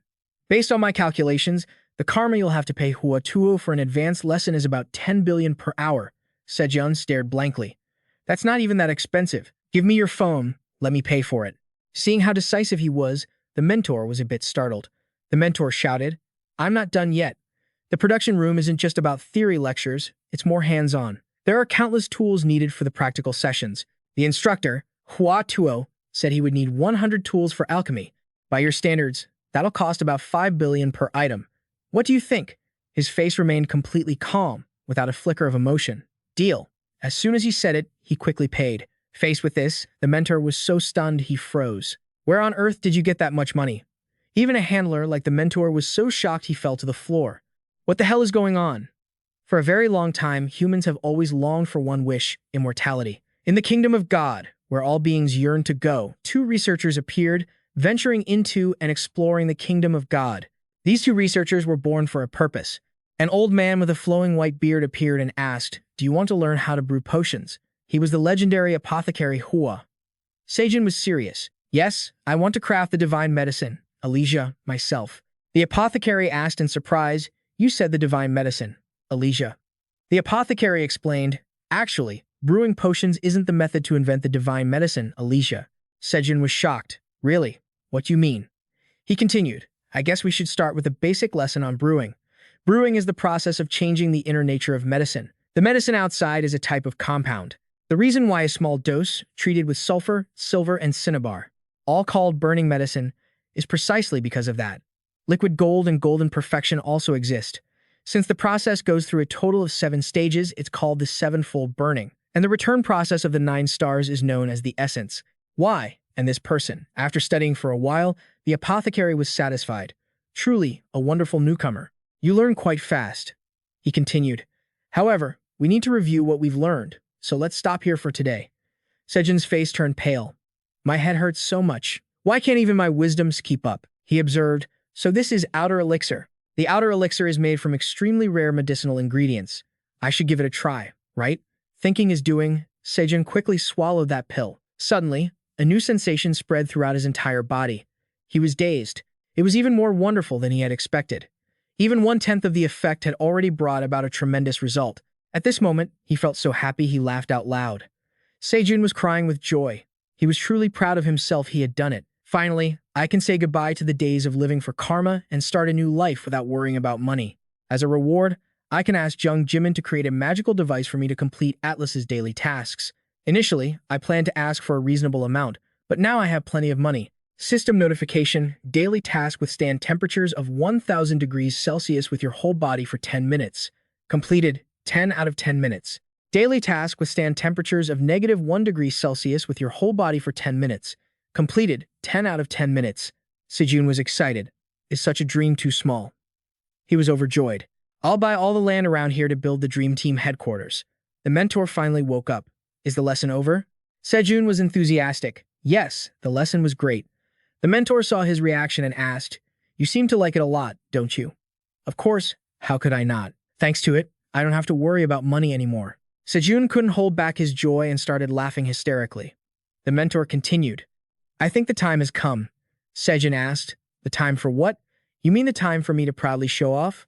Huh? The mentor pointed to his spear. Do you see this? Seojun was casual. How can I see anything when I'm so excited? Seojun wondered. Why is there a crack on the spear? The mentor asked, have you been using the heavenly meteor spear lately? Do you know that the items sold in our transcendental store are made by top-tier transcendent craftsmen? You might think they were created by transcendents, but in reality, the items are created by weapon crafting masters. To be precise, these are the things that first-year students approaching Transcendence used to learn and practice. Of course, the level just before Transcendence is also astonishing. To be more precise, these are things that first-year students approaching Transcendence use for study and practice. Of course, the level just before Transcendence is also astonishing. Those items are top tier, but they come from a different world and were crafted by a true Transcendent. Seojun looked bewildered. He asked what his mentor meant, and the mentor continued. Items from the Transcendent shop can't withstand Transcendent-level reinforcement and restoration techniques. It wasn't this bad at first, but I think because the power of the Dragon Heart Spear is so immense, the restored version was actually durable enough. Seojun was stunned. So if you want to keep using the Dragon Heart Spear, you have to buy a new Transcendent Grade 1. Usually, sending requests to Transcendent Craftsman is simple, but for the Longinus Spear that Mr. Seojun has been using, please wait a moment. It seems you can buy a genuine product. I think the creator of this spear might be selling it. You asked how much the genuine item costs? My mentor monitored your karma. It costs 103 trillion. Seojun couldn't believe his ears. You asked again. I think I'm a bit distracted. Sorry, but could you tell me again how much the genuine Longinus costs? My mentor repeated. You need 103 trillion to buy the genuine Longinus spear. The smile on Seojun's face suddenly froze.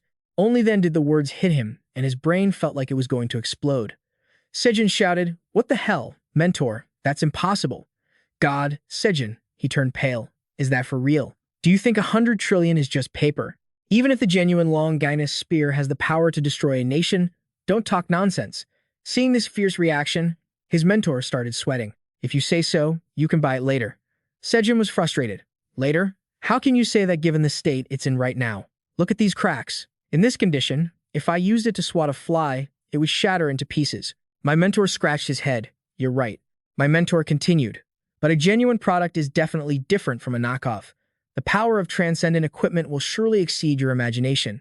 You definitely won't regret buying it. By his calculations, this was something he couldn't afford even with 100 trillion up front. Even if he had the money, the price was just too absurd. He wondered, how many people in this world even have hundreds of trillions? Wait a second. As if suddenly remembering something, he quickly said, Mentor, don't go anywhere. Just wait for me a moment. My mentor replied, sure. Seojun saw him and looked surprised. Seojun, shouldn't you be getting some more rest? He quickly got to the point. Seojun, can you try this? Seojun looked confused. What is it? A piece of an elixir, he explained. It's called an outer elixir. Just give it a try. Seojun listened to him and quickly popped the elixir into her mouth. Suddenly, from within her body, a wave of golden power erupted. The medicine saint felt curious and approached him. Give it to me. The object in his hand made the medicine saint feel shocked. How can an outer elixir of this level exist? The medicine saint asked him. Where did you get it? Seojun replied nonchalantly. I made it myself. Seojun was jealous. Why do you only care about Seojun? Appa, give me some too. Give me a bit. Everyone else chimed in. Captain, me too. And me. Seojun was satisfied with the result. You want my outer elixir? I can give it to you for a price. 500 billion per pill. Hearing this price, everyone suddenly went silent. He continued, by the way, 500 billion is already cheap. I'm selling it at this price because we're a team. This type of item is so rare that you can't even find it on the market, right, Medicine Saint? He looked bewildered. That's correct. Seojun slyly added, didn't you just receive 1 trillion from the church? Where were you planning to spend that money anyway? He didn't know what to say. But this thing is really good for hunters. Finally, there was a first customer. Seojun said loudly, I'll buy it. Before he could react, she continued, I only have 1 trillion, so give me 2. Seojun froze. Only 1 trillion. Seojun was secretly overjoyed. That's right, Seojun. 1 trillion is not a large sum. Seojun continued selling. All right, there are 5 left. The price is too cheap. Whoever buys first wins. Everyone quickly scrambled to compete. Me, Captain, me too. Take my money. With the amount sold exceeding expectations, he successfully bought a new weapon. My mentor exclaimed, You're amazing, Seojun. How could you pay for a transcendent device all at once? Normally, you'd have to save for thousands of years. Seojun was pained. If you don't want to rub salt in my wounds, could you just shut up? My mentor quickly went silent. Oh, okay. Seojun calculated that this was a transcendent device, called the God-slaying spear, a weapon with national-level power, the genuine Longinus spear. He quickly tested it. At first glance, it didn't look much different from the one he used before. My mentor stopped him. You can't just swing it around like that. Suddenly, a massive explosion echoed, leaving everyone stunned. Everyone scrambled to see who had caused it. The whole group shouted, We finally got a taste of being attacked. I didn't think we could test the effectiveness of the outer elixir so quickly. I'll show you the upgrade of the explosive fire. Burn. Seojun was bewildered. What the? I don't even have money for house repairs now. My mentor sighed. This is why I told you to be careful.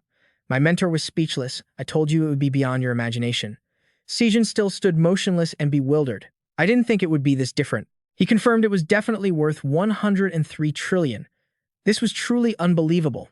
He said, This thing will obviously destroy the surrounding area, so I won't be able to practice properly. Mentor explained, That's why most first years have to learn how to develop their power, while simultaneously accumulating the karma necessary for transcendent equipment. If you can master the secret of unleashing power, you will be able to use transcendent equipment properly. Power output efficiency is at 0.6%.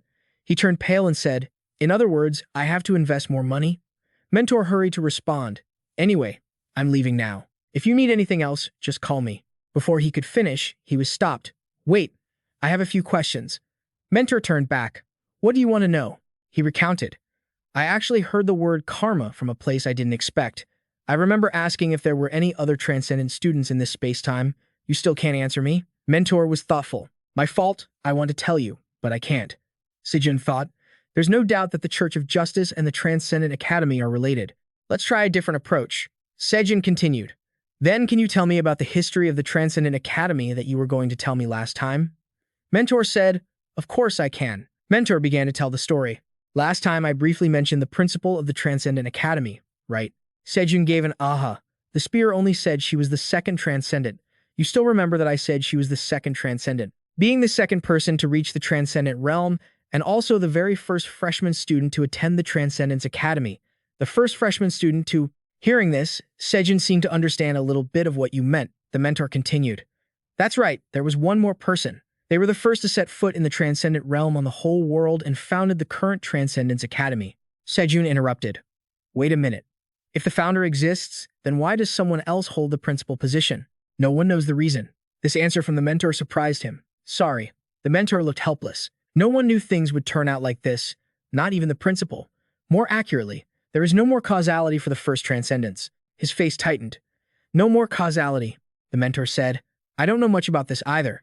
However, as the principal said, it seems the first transcendent no longer exists. Memories of him have also vanished, so that's the only way to explain it. Seojun pondered. Could that have anything to do with why his own causality cannot be measured?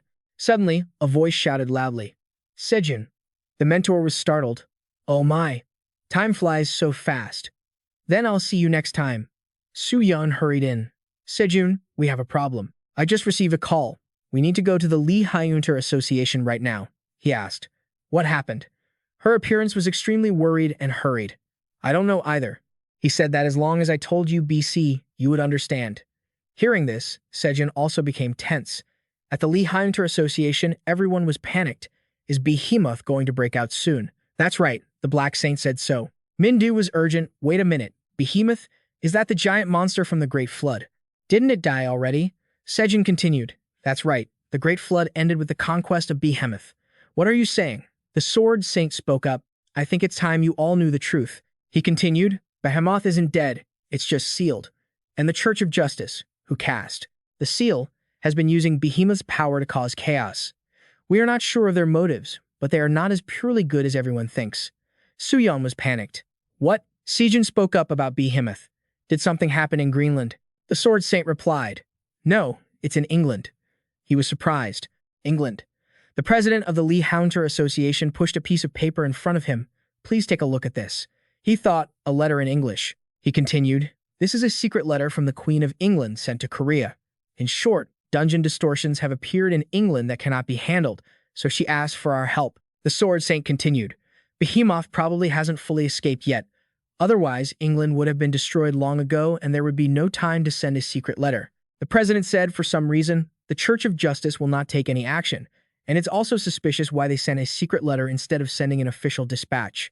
And requesting cooperation from the whole world, wouldn't that be better? Jimin said, my grandfather and I intend to go to England, but there are some problems. Ryu Jinon has disappeared. He was surprised, remembering Ryu Jinon. He asked her, is he plotting something again? Jimin shrugged. Who knows? I don't know where he went. She sighed. Maybe he ran away after being accused of cooperating with Kalina. But even though I asked other guild leaders, they all seemed to know nothing.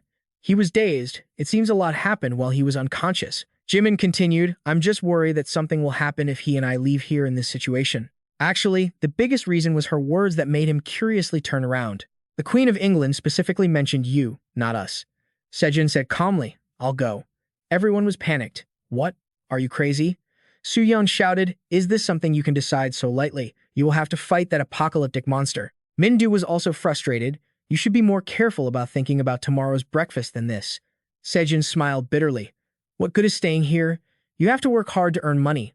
His statement made everyone freeze for a moment, but it seems he was right. Suyeon calculated, I'm out of money too. The Sword Saint was surprised his granddaughter is out of money. Suyeon also needs to earn money to buy divine medicine. Mindu teased the queen, you have the right to use your budget, right? The Sword Saint was bewildered hearing the junior's conversation. By what? What are they planning to do with his budget? Seojun spoke up. I just checked and saw your annual budget is 1,200 trillion. The Sword Saint was extremely curious. What the heck is that for? Everyone was excited. Then it's up to you. Yay, let's earn some money. The elders were bewildered. Ah, what has that bastard done to his disciples? The medicine saint felt miserable. I'm the only one without any disciples. Suddenly, a familiar voice rang out. Seojun. He instinctively turned around. The magic saint. He was happy. I don't know how to express my gratitude to you anymore. Seojun was modest. Don't say that. I didn't really do anything. He insisted. No, I heard everything from the medicine saint. Thanks to you, both the medicine saint and I are safe. Thank you. Seojun smiled awkwardly. He couldn't say he had accidentally destroyed his house. Dean was happy. Thank you so much. Thanks to you, everyone is safe. She was so excited that her eyes sparkled. As long as it's within your power, I'll do whatever you ask. Seojun didn't stand on ceremony. Then can I ask you for a small favor? He led the magic saint and Jimin to his house, which had been smashed in a large corner by him. Seeing the expressions of the two, he was embarrassed. I only touched it lightly, and it suddenly collapsed. That's how it is. He continued, you can stay temporarily in the Dream Team's building while your house is being repaired. Dear Magic Saint, if you want to repay me, please deduct it from the repair costs, because I have no money left. Anyway, please take care of this while we are in England. He finished speaking and immediately left, leaving the other two bewildered. The Dream Team headed to England. In the capital of England, London, everyone was panicked about a dungeon break. A man ran hurriedly. He aggressively knocked over a woman. Get out of my way. Faced with the life-or-death situation of the monster about to grab her, suddenly the man defeated the monster with just one punch. The people cheered joyfully. It's Count Robert. We're saved. He spoke up. Everyone, take this opportunity to run. The woman was moved. Thank you very much, sir. A blonde girl was quick. Everyone, please calm down and run this way. Robert fought the monster alone. It seemed they were not evenly matched. Very quickly, he seemed to have grown tired. Had the reinforcements not arrived yet? Suddenly, from out of nowhere, a loud explosion rang out. That massive surge of power attacked straight towards the monster. Robert was thrown far away. He looked at the scene in front of him. Dazed, surprise clearly appearing on his face. The monster roared aggressively in front of him. A drake? The blonde girl was panicking. An 11-star monster. Please, someone help us. My father has fallen. Please save him. Her frantic screams successfully drew the monster's attention. Suddenly, a powerful golden light erupted from the monster's direction. Both the blonde girl and Robert were startled. He shouted, My lady. That surge of power struck down aggressively, leaving the 11-star monster stunned. Seeing the weapon in the newcomer's hand, Robert looked on in surprise. A spear? Kim Seojun muttered, annoyed. I just got here. What is going on now? He landed and said to Robert, step aside, I'll handle them. Once he finished speaking, Kim Seojun gestured commandingly, kill them all. The group rushed forward quickly. Robert stood there, stunned. In just a blink, the entire horde of monsters had been wiped out. The blonde girl approached and asked, are you all members of the Dream Team from South Korea? He replied, that's right. I'm Kim Seojun, leader of the Dream Team. She spoke happily. Allow me to introduce myself. I am Queen Arya of the United Kingdom. She seemed very down to earth and friendly. Kim Seojun was taken aback. The Queen? Park Seojun wondered, what's going on over there? Seeing her gentle smile, he thought to himself, a young girl like her is the Queen? At the Queen's temporary residence, everyone in the palace was in a panic. Your Majesty, are you all right? Robert entered and looked frustrated. What were the royal knights doing? Why are they just showing up now? One of the soldiers stepped forward. Lord Lebanon stopped us. This made Robert uncomfortable. He frowned at the man reporting in front of him. Robert then turned to the Queen. Your Majesty, I request to stay for a while. I understand, Robert, she replied. After their talk, the Queen turned to Kim Seojun. Please, follow me this way. Arya looked apologetic. I am deeply sorry for making such distinguished guests as yourselves witness such an embarrassing scene. You must have many questions, right? Like why a queen would resort to sending secret letters instead of official documents to request help.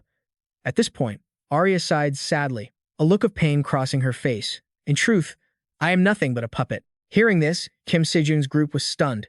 The Queen continued, do you all know the official name of the United Kingdom? Suzian spoke up. Isn't it just the United Kingdom? Arya replied, most people think so, but that's not quite right. England is just one of the largest nations within the Commonwealth. The official name of our country is the United Kingdom of Great Britain and Northern Ireland, Scotland, England, Northern Ireland, and Wales. The U.K. is a union of those 4 territories. The nations within this union aren't exactly on good terms with each other, and lately, massive disasters and other complex problems have piled up, making their already strained relationships even worse.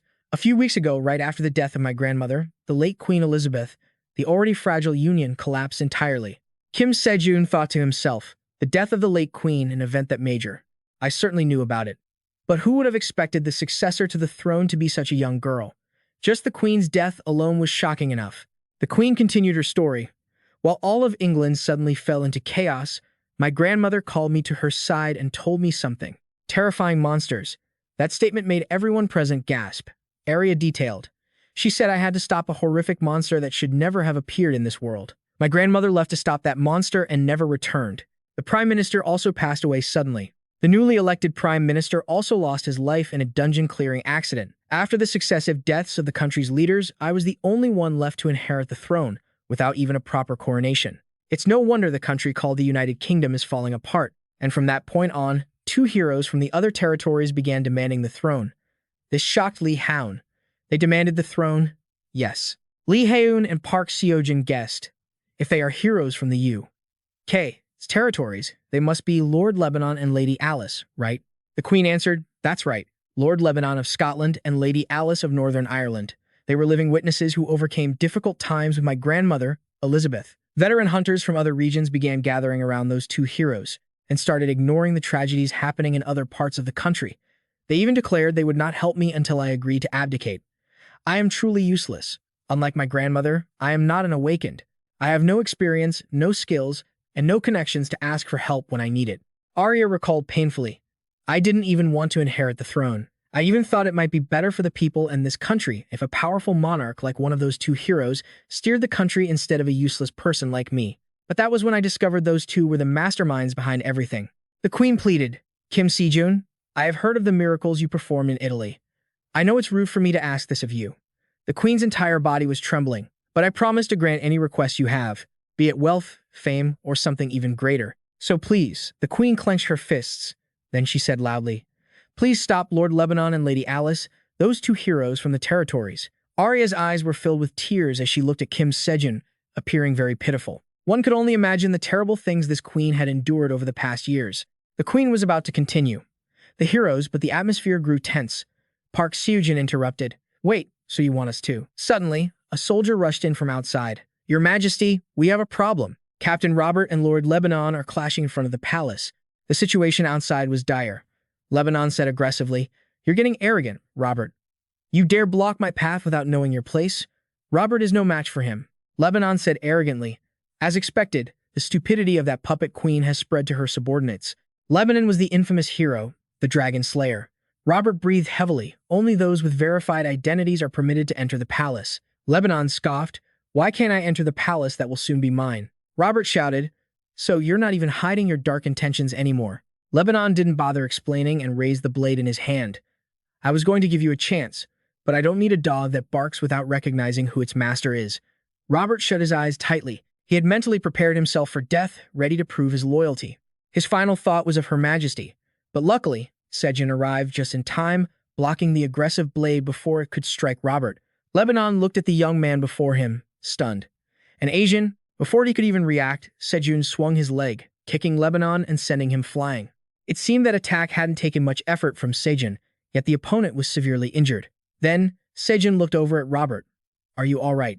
Robert was surprised but let out a soft sound. Lebanon's voice echoed from within the rubble. It seemed the queen had been planning something. Lebanon sneered. How arrogant of her to involve a foreigner in internal affairs.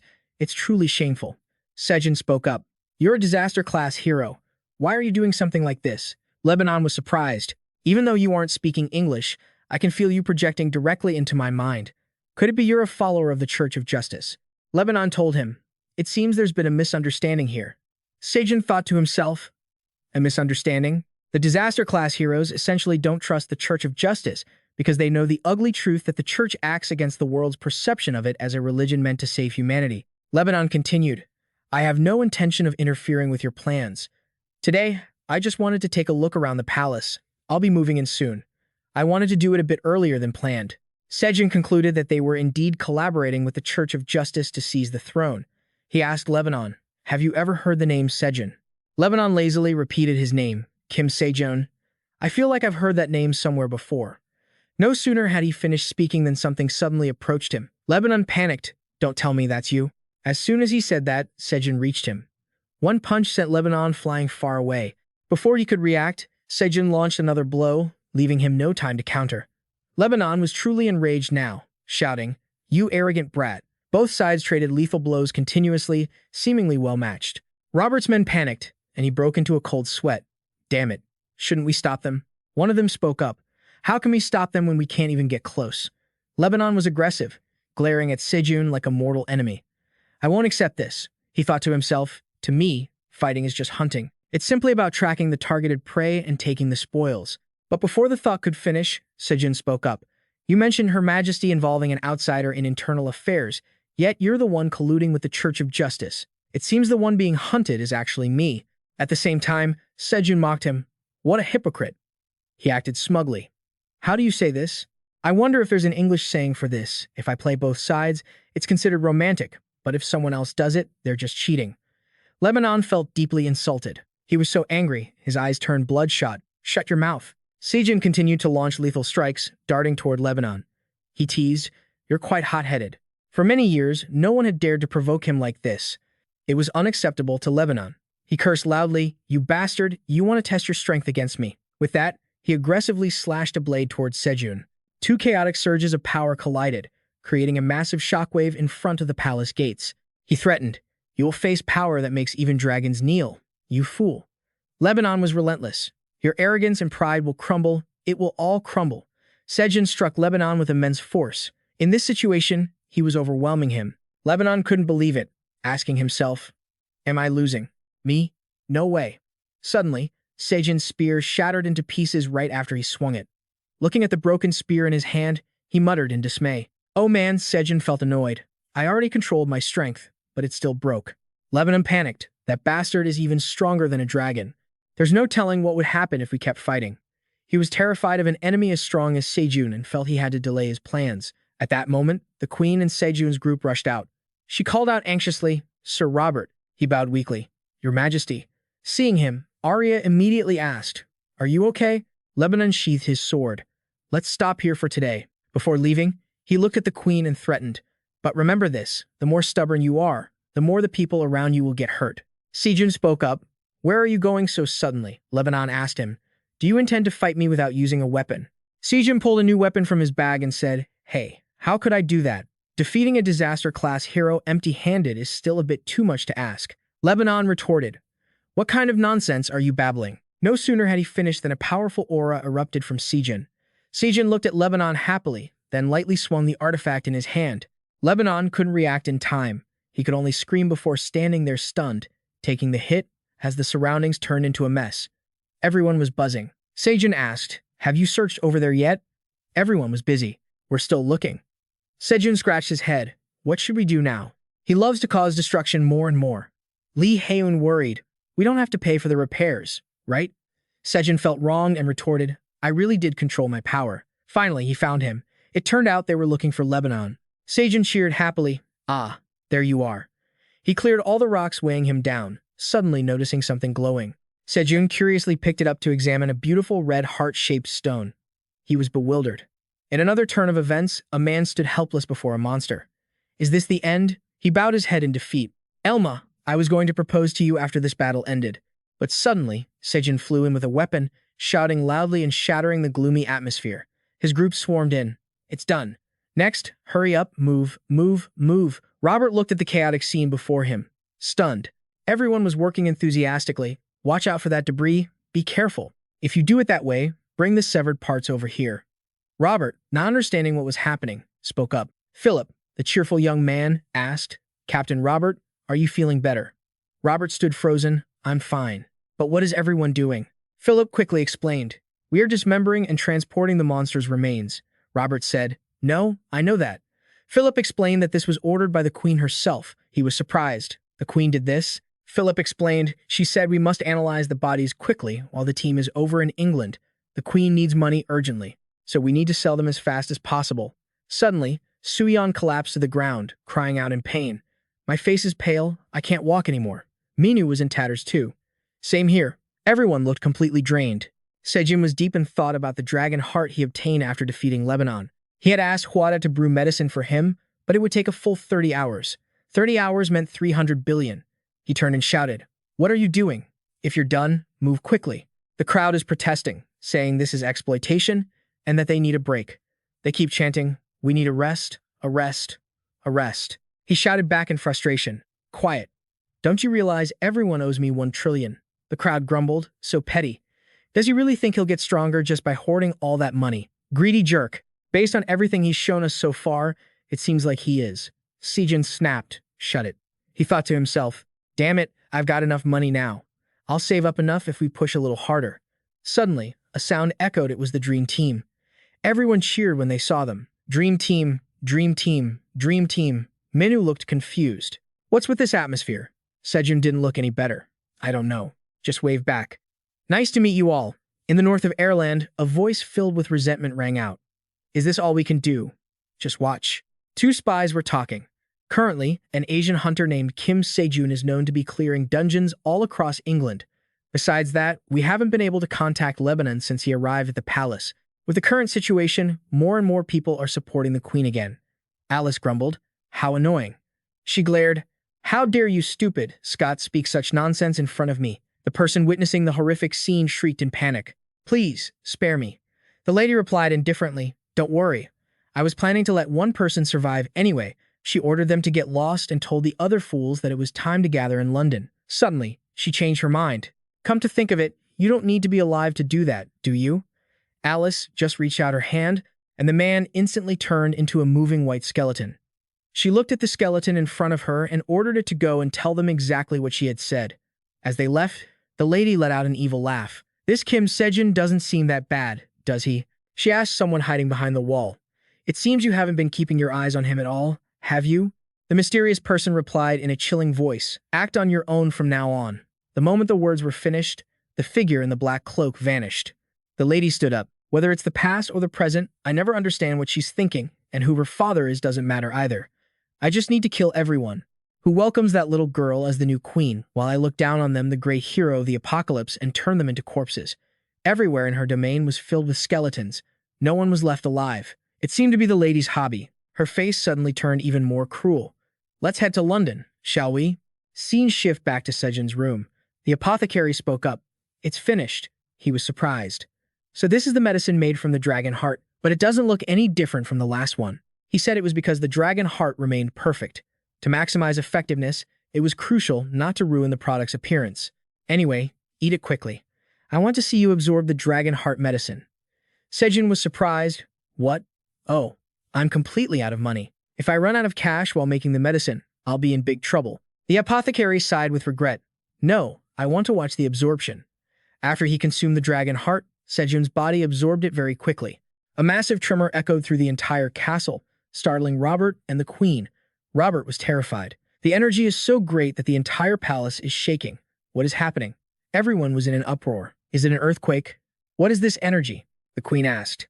In your opinion, just how strong is the hunter, Kim Seojun? Robert, he replied. I don't even dare to gauge his strength.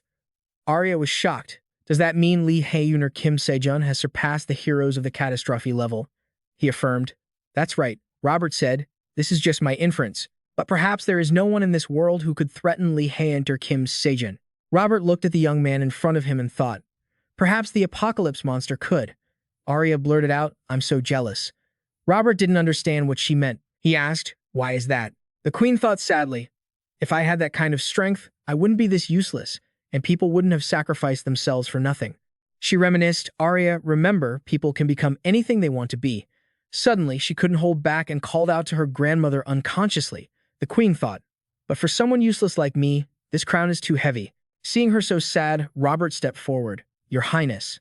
Arya continued, from now on, let's do what we can. Let's get back to work. Suddenly, she was enthusiastic, which surprised Robert. The queen approached. Can we move this? The guards panicked. Please, let us do it, Your Highness. You should go and rest. Robert felt glad. Your Highness, he thought. She always says she's weak, but it would be amazing if she knew that her soul and actions are touching the hearts of so many people. If anyone were to ask me who is the most qualified to be queen, I, Robert, would say it can only be you, Your Highness. He stepped forward. It's starting to get dark and it might rain, so please go inside. Arya said, then let's finish this first. Suddenly, someone ran in, flustered. Your Highness, there's a problem. They say all the professional hunters of Scotland and Alice's undead army are gathering in London. Outside, the atmosphere turned stormy with thunder and lightning rumbling. Everywhere in London was being cruelly destroyed. Smoke and fire billowed into the sky. Wherever the White Skeleton army went, everything was left in ruins. A henchman shouted aggressively, Get out of the way, you pathetic English people. Philip was severely wounded, his whole body bleeding and trembling. He looked blankly at the lady, seemingly unable to believe his eyes. Alice, why? Why would a hero of the apocalypse do this? She only answered his question with a sinister smile. A white skeleton minion raised its sword and struck aggressively at Philip while he was caught off guard. Suddenly, a panicked voice shouted, Stop. The skeletons heard the command and immediately halted their movements. Alice mocked the queen. What is this? Isn't it my little puppet? Arya looked at her with eyes full of resentment. It seems you've had to endure a lot all these years. Alice said with contempt, If you're still a puppet, shouldn't you be sitting silently in the palace? Why are you out here? Arya shouted, What are you doing? Alice said nonchalantly, What am I doing? Can't you tell? The queen has become too stubborn, and I've had enough. Arya looked silently toward Philip, who seemed unable to hold on any longer and collapsed. The person beside him panicked. Hey, wake up. Faced with the current situation, the queen trembled with rage before speaking up. Isn't it my throne that you want? Alice feigned surprise. Oh, you're actually capable of observing something, aren't you? This attitude from the lady made Robert unable to hold back. He gritted his teeth so hard his veins popped out. Elise, do you think people will accept you if you do this? Alice replied viciously. Accept me. That's hilarious. I've already decided to crown myself queen. Who else needs to acknowledge me? I am Elise, the hero of the Great Flood. I am the one worthy of ruling over foolish mortals like you all. Arya shouted, If you want the throne, I can give it to you. Robert was startled. Arya continued, I will take off this worthless crown, so please, just stop. Robert quickly intervened. No, Your Majesty, how could you? Alice looked at her with boredom. I would have agreed if you had simply stepped down, but I've changed my mind. Not knowing what she was up to, as soon as she finished speaking, Elise pointed toward the queen. Then she cruelly commanded, Kneel, so everyone here, all the subjects of the kingdom, can see who the true queen is. Robert felt his queen was being severely humiliated. He yelled angrily, How dare you? Seeing the queen raise a hand to stop him, he froze in confusion. But she had made up her mind. I'm sorry, Robert. I can't just stand by and watch so many people suffer anymore. You once told me that a person can become anything if they truly desire it, but that only applies in your world. In my world, it's impossible. Hearing Arya say this, Robert couldn't help but feel heartbroken. The queen prepared to kneel before Lady Alice. She was extremely sorrowful. People were struggling against the skeletons while shouting, "No, please don't. Your Majesty, look, they are suffering." And she is enjoying every moment of it. Arya felt helpless. From the beginning, this was the right decision. The throne was never meant for her. It was a burden she couldn't bear. Suddenly, an arm reached out and grabbed her, pulling her up. He looked like a pure snowflake amidst the dark forces. Arya was astonished to see him. She gasped, "Li Hound or Seojun?" Seojun turned deadly serious. "Don't lower your head. Keep your chin up. It shows who you truly are. If you, Arya, are truly the queen of this land, no. If you want to be the queen of the people, if that is the kind of queen you wish to be, then do not bow before someone like her." His words made tears fall from the queen's eyes. Seeing the scene before him, he flashed a cheerful smile. "Your crown won't fall." Hearing him say that, the royal guards seemed to gain renewed strength and shouted, "That's right. Everyone, let's stand together. We are ready to offer our lives for Her Majesty. If we had any other desires, we would have left long ago." Seojun was like a beacon of hope for everyone there. Robert stepped forward. "Your Majesty, for the sake of the people, please don't kneel." Those words truly touched the queen's heart. Alice shouted irritably, "You puppets! What are you doing? Why haven't you knelt yet?" It seemed she was desperate to prove who the real queen was. The queen's eyes suddenly became much more resolute, empowered by their support. Arya spoke loudly, "Alice, you are neither the hero of the Great Flood, nor anyone of importance." As soon as she said this, a look of extreme disgust appeared on the queen's face. "Traitor, I could forgive you 100, even 1,000 times when you tried to harm me, but I cannot forgive acts that harm my people under any circumstances. The people are the foundation and the very essence of this country. What could cause more pain to them than your actions? That is nothing but treason." Arya continued, "Elise the Black Mage, you are a traitor." This powerful declaration made her tremble with rage. The queen's hand was still shaking, but she gathered her courage and pointed straight at Alice, declaring, "For this crime, I sentence you to execution." It seemed this young girl had finally decided to become strong enough to protect her citizens. As soon as she finished, Arya shouted, "Robert." He quickly stepped forward. "I am here. Your Majesty," she commanded boldly. "Execute the traitor, Alice." He promptly accepted the order. "I will gladly risk my life to carry out this sentence." Immediately after, Robert yelled, "Knights, raise your weapons. From this moment on, do whatever it takes to kill the traitor, Elise." Their fighting spirit ignited, and they shouted in unison, "Yes." Seojun stepped up, stood beside Arya, and looked cockily at Elise. Well, what's this? Is this the queen you were talking to me about?" His voice was full of sarcasm. Alice saw the scene before her and couldn't help but mock them. A savage laughter echoed, making everyone's skin crawl. Right after that, she sighed. "I gave you a chance, didn't I?" At the same moment, Elise opened her mouth. Lightning aggressively struck from the sky, and monsters began crawling out of a black hole. The lady shouted, "So, you refuse a toast only to drink a forfeit?" Faced with this, the royal warriors were rattled. "What's that? Monsters are appearing from the sky." Robert was confused. "That's not dark clouds, that's a massive portal." It seemed Alice was impatient to destroy this entire place. Arya screamed, "Elise, what the hell do you think you're doing?" The woman threw her head back and laughed insanely. She continued, "How can a queen slaughter innocent people?" The smile on her face faded. "I don't care. Where do you think all these undead come from?" Arya's face turned dark. "Don't tell me," Lady Alice laughed wickedly. "From the people of North Island. Where else?" Arya was stunned silent upon hearing this, falling to her knees in despair. What should she do now? Suddenly, a voice spoke up. "People can change based on their mindset. You said there are many things in this world that cannot be changed. Then, it is this world itself that needs to change." Seojun once again gave the queen strength. Alice shouted, "Whatever you want to do, it's too late. Come forth, Burke, absorb all the magic power of the dragon heart in the royal palace." But it seemed everything remained quiet. Nothing happened. Alice was surprised. "Huh, why is nothing happening?" Seojun spoke up. "The dragon heart, you say? Oh, you mean that thing from Lebanon? I ate that a long time ago." As he finished speaking, his expression became ruthless. Seojun began channeling his inner power. Before Elise could even react, a dazzling green light flashed. She looked confused. "What?" The green light engulfed the entire space. It swept through every single skeleton soldier there. More than half of her skeletal army was wiped out in a heartbeat. But Sun was confused. "Why didn't I wipe out all of these undead? Why did I only get half of them? Is there something limiting my power?" Could it be something that interferes with transcendental power? At this thought, he broke into a cold sweat. Around him, the royal guards couldn't help but cough up blood. Some were even screaming in pain. Sun seemed to realize the problem and shouted in frustration. Damn it. He quickly unleashed his heart of stillness. A brilliant lotus flower bloomed around him. The others seemed to feel better and panicked. What just happened?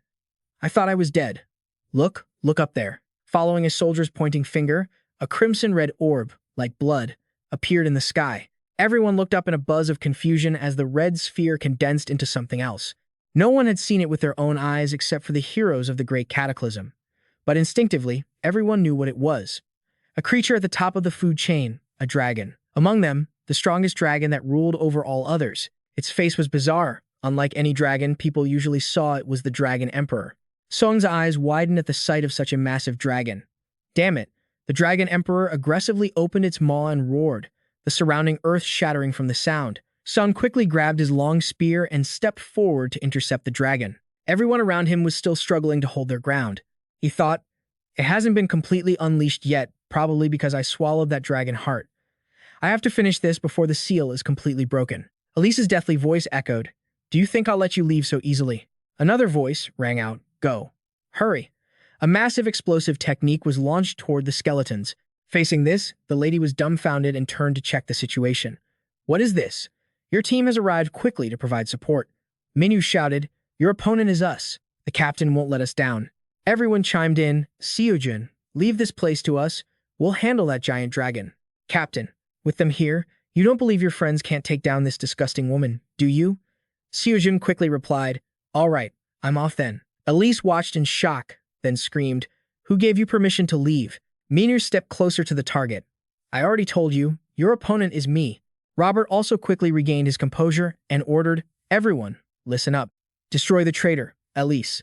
Both sides clash, and the most terrifying explosion yet quickly unfolded. Elise screamed, what are you standing there for, you Scotsman? Fight. Show me you're actually useful for once. He was bewildered, but I never knew about turning people in North Island into undead or about that dragon either. We just wanted to overthrow the English and put a Scotsman on the throne. Why did it turn out like this? Suddenly, a large rock fell from above his head. But luckily for him, Queen Arya pushed him out of the way just in time. She shouted, watch out. He asked in astonishment, Queen Arya, why did you save me? We wanted to overthrow you, didn't we? Arya said with all sincerity, because I understand how you all feel. You felt it was unfair and thought I wasn't worthy. But to overcome this, we must unite. He was surprised. You forgive us, my lady? Arya replied generously. Of course, we are all one family. The innocent smile of the queen had just appeared when a skeleton attacked her from behind. The man quickly grabbed his sword and slashed straight at the undead to protect Arya. If I kept listening to her, I'd be no different from those monsters. I will do my best for my new queen. Finally, she had been legitimately accepted in the hearts of her people, fighting for the country. Witnessing this scene, everyone regained their spirit, charging forward aggressively. Seeing the scene before her, Elise screamed in frustration. You insects. Sung quickly approached the dragon. It's here a pathetic entity bound by death. Som looked stunned. This is bad. That was the first thought in my head as I looked up at it. Fear, terror, and negative thoughts filled my mind. Its presence was so overwhelming that it was hard to believe what was in front of me was only a remnant of its true power. I couldn't let time go to waste because the gap in our levels was massive. Even now, the dragon's power was still rising. It looked at him like a corpse standing before the Grim Reaper. There you are. Sun thought before it could regain its strength. The dragon roared, foolish existence, humans are destined to face death. Facing such a ferocious monster, Seojun could still smile and call it by its name, B. It was surprised. It didn't expect another person using transcendental power to appear in a world where its fate was already sealed. However, you haven't reached transcendence yet. How can you wield so much power? He didn't understand. What do you mean? It continued. You've definitely heard of the concept of will before, so don't act like you don't understand. However, I am curious why you asked that question. Are you asking about the predetermined fate of this world? Or are you asking about the transcendence? What it just uttered made Seojun somewhat surprised. He gripped his weapon tightly and shouted, what do you know about the transcendence? No sooner had it opened its mouth than you aggressively brandished your spear and struck. The power behind that attack was staggering, yet it seemed unable to inflict any damage on the dragon. Seojun was stunned. Even the peerless weapon, the dragon spear Gaius, couldn't pierce its hide. Brez aggressively gapped its massive maw, forcing him to retreat. But he wasn't about to give up. He poured every ounce of his strength into a head-on charge toward the dragon. It asked him out of curiosity, "Is that what you want to know?" Seojun shouted back, "If I say yes, will you answer me?" He calculated silently. The seal was weakening. The deeper I get dragged into this battle, the more of a disadvantage I'll be at. Seojun yelled irritably, "Stop wasting my time and get lost." The dragon roared, "How foolish. But this future is fated. I will make you understand it myself." Then it suddenly vanished in a flash before Sejun's eyes, leaving no trace behind. He stood there, bewildered, as the black hole closed on its own. Seojun stared in that direction as the rift dissipated into nothingness. Suddenly, a realization hit him, and he panicked. "Don't tell me it's a spirit language spell." No sooner had Seojun finished that thought than the hole exploded. He was sent flying by the shockwave. Seojun grit his teeth in a slight panic, but the dragon was just as stunned and bewildered. Was this the same blue energy he had unleashed? It slammed into that black void, forcing it to stop and preventing it from closing. Seojun charged forward, shouting aggressively, "Do you really think I'll just let you leave?" In the sky above, a massive, eerie streak of light appeared. His heavenly shooting star spear struck right in front of the beast with fierce intensity. Utilizing the second technique of the 10,000 thunder power, he poured everything he had into a relentless barrage, giving the dragon no chance to react. It seemed he had succeeded. The creature couldn't fight back and was sent flying, roaring in pain. It looked like he had pushed himself too far with that attack. Seojun quickly coughed up a mouthful of fresh blood. A massive surge of golden energy erupted, putting both the dragon and those skeletons in a desperate spot. Immediately after, Seojun landed, the ground kicking up a thick cloud of dust. His breathing was ragged, his mind racing, his power had finally stabilized. He figured he had progressed significantly thanks to the dragon heart, but if it fully broke the seal, he wouldn't be able to win. He could only use the heavenly shooting star spear one more time. He had to finish it with that final blow. The dragon shrieked, "You dare." The dragon then went on the offensive, launching a lethal strike straight at Seojun. He stood his ground calmly, though his expression shifted quickly. He braced himself, gripping his spear tightly, and swept it across to intercept the dragon's power. The dragon was shocked. "What? He can destroy spells? Is one of those spells mixed with dragon tongue?" Bresk wondered. "How could a lowly human possibly be on my level?" A glimmer flashed in Seojun's eyes. He could see it. A tiny, thread-like gap in the barrier. That must be its weak point. If the first technique, Thunder Spirit, held the mystery of dispersal, and the second, Myriad Thunder Blue Cloud, held the secret of convergence, then the third technique he pondered while launching himself toward the dragon. Seojun's entire body seemed to be glowing. His movement speed was so fast that the dragon couldn't react in time. Seojun shouted, spear piercing the heavens. It seemed his attack had truly managed to wound the beast. Everyone watching the battle from below was overjoyed. The Queen and Robert couldn't help but be amazed by this young hero. The dragon's body had been pierced with a massive hole. Its blood sprayed everywhere, staining the sky red. Arya cheered excitedly. He did it. He defeated the monster, Bresk. At the same time, Lady Alice had been beaten soundly by Seojun's team and collapsed to the ground. But for some reason, she wore a sly, terrifying smirk. Seojun quickly reached her, and Alice startled slightly. "Damn it, you bastard." He mocked her with a smirk. "The Great Flood hero isn't anything special." "Huh." Soo-yeon scoffed, "Bro, it's not very convincing to say that while you're bleeding like crazy." "Peeked," he shouted. "It's just a scratch." Alice grumbled. "Am I really being toyed with by these brats?" Alice judged that they weren't just S-rank hunters, each of them was nearly at a calamity-level hero status. If only those Scottish bastards hadn't betrayed me. She looked over at Seojun's group laughing and talking, then back at the dragon's carcass. "He did it. He beat the beast Bresk." Alice stood up, clutching her face, and flashed a wicked, demonic grin. She started laughing louder and louder. "You think you know anything?" Had they no idea why Bresk was called the Great Apocalypse Monster? Just as she finished speaking, a massive explosion erupted behind everyone, terrifying them.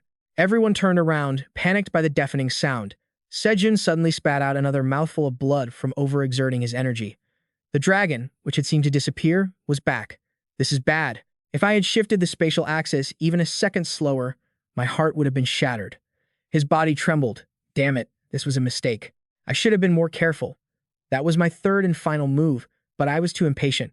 Bresk grew more aggressive, unleashing a strike aimed directly at Seojun. Two terrifying waves of power clashed once again. The dragon spoke. "A long time ago, many insects in this world tried to stop me. However, insects are just insects. I will invert your destined future and bring the apocalypse down upon you." Seojun was struggling to hold back the dragon's immense power with everything he had. Seeing him struggle like that, everyone rushed in to help. "Seojun and Alice," she said triumphantly, You see, this is the apocalypse. You're finished. Let's see how many people survive this second great flood. Regret it and despair. Suddenly, the queen shouted from behind, "Stop." Alice was surprised to hear her yell like that. She turned her head. Arya gathered all her anger and courage, thrusting her sword toward Alice. "Stop talking nonsense." Alice's blood sprayed instantly as the queen's blade struck deep. It seemed the queen felt her people were becoming restless because of Alice's words. She shouted, "Everyone, look. Lee Hunter Kim Seojun is still fighting with his very life, so we are doing this for everyone here. Our fight isn't over yet." Her resolve was incredibly strong. Alice screamed in panic, "No, my body is breaking, my beautiful body." The queen's voice echoed in her ears. "So don't spout nonsense about despair." As she finished, the queen ruthlessly pulled the sword out, and Alice's entire body shattered and dissolved into thin air. On Seojun's side, the dragon seemed to be gaining the upper hand. It gathered its power, preparing a total attack against him. Seojun stood motionless, fighting with himself. "I have to move." He grit his teeth, staring helplessly at the dark energy rushing toward him. "I have no magic left." Suddenly, someone from his team stepped forward, using a reinforced spiritual barrier to protect him. Seojun was surprised. The person shielding him was Lee Hyun. Everyone else rushed forward to help, fighting the dark dragon together. But its power was too immense. They were no match for it. Her sword shattered in her hand. At the same time, the queen's soldiers charged in, the knights attacking and fighting alongside Lee Hunter Kim Seojun. Lowly insects. It seemed their attacks didn't even scratch the beast. Everyone was quickly sent flying, and the weaker ones were injured. Seojun tried his best, whispering to himself, "Get up, come on, get up." His comrades were at this moment. He was struggling immensely, having been beaten to a pulp by the dragon. Seojun told himself he had to squeeze every last drop of mana from every cell in his body. Keep going. Park Seojun had been wounded, too, coughing up a mouthful of blood right in front of him. Seojun gritted his teeth. "Don't think about whether you can do it, you have to do it, no matter what." Brez bellowed, opening its massive mouth to scream, "You pests, go to hell." Under the dragon's wrath, everything around them was reduced to ruins. Everyone lay scattered on the ground. Seojun's entire body was enveloped in a blue light. Suddenly, an arm reached out in front of him, as if trying to shield him. It was the queen.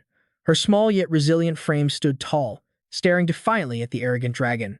Brez scoffed, "Your existence is even more pathetic than the vermin." Humph. It turned toward the queen and roared, "I will finish you." Tears quickly welled up, but a contented smile bloomed on Arya's lips.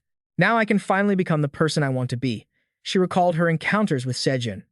"I think the true queen she mentioned must be the girl standing right here. Didn't you say that it's impossible in your world for someone to become whatever they want to be?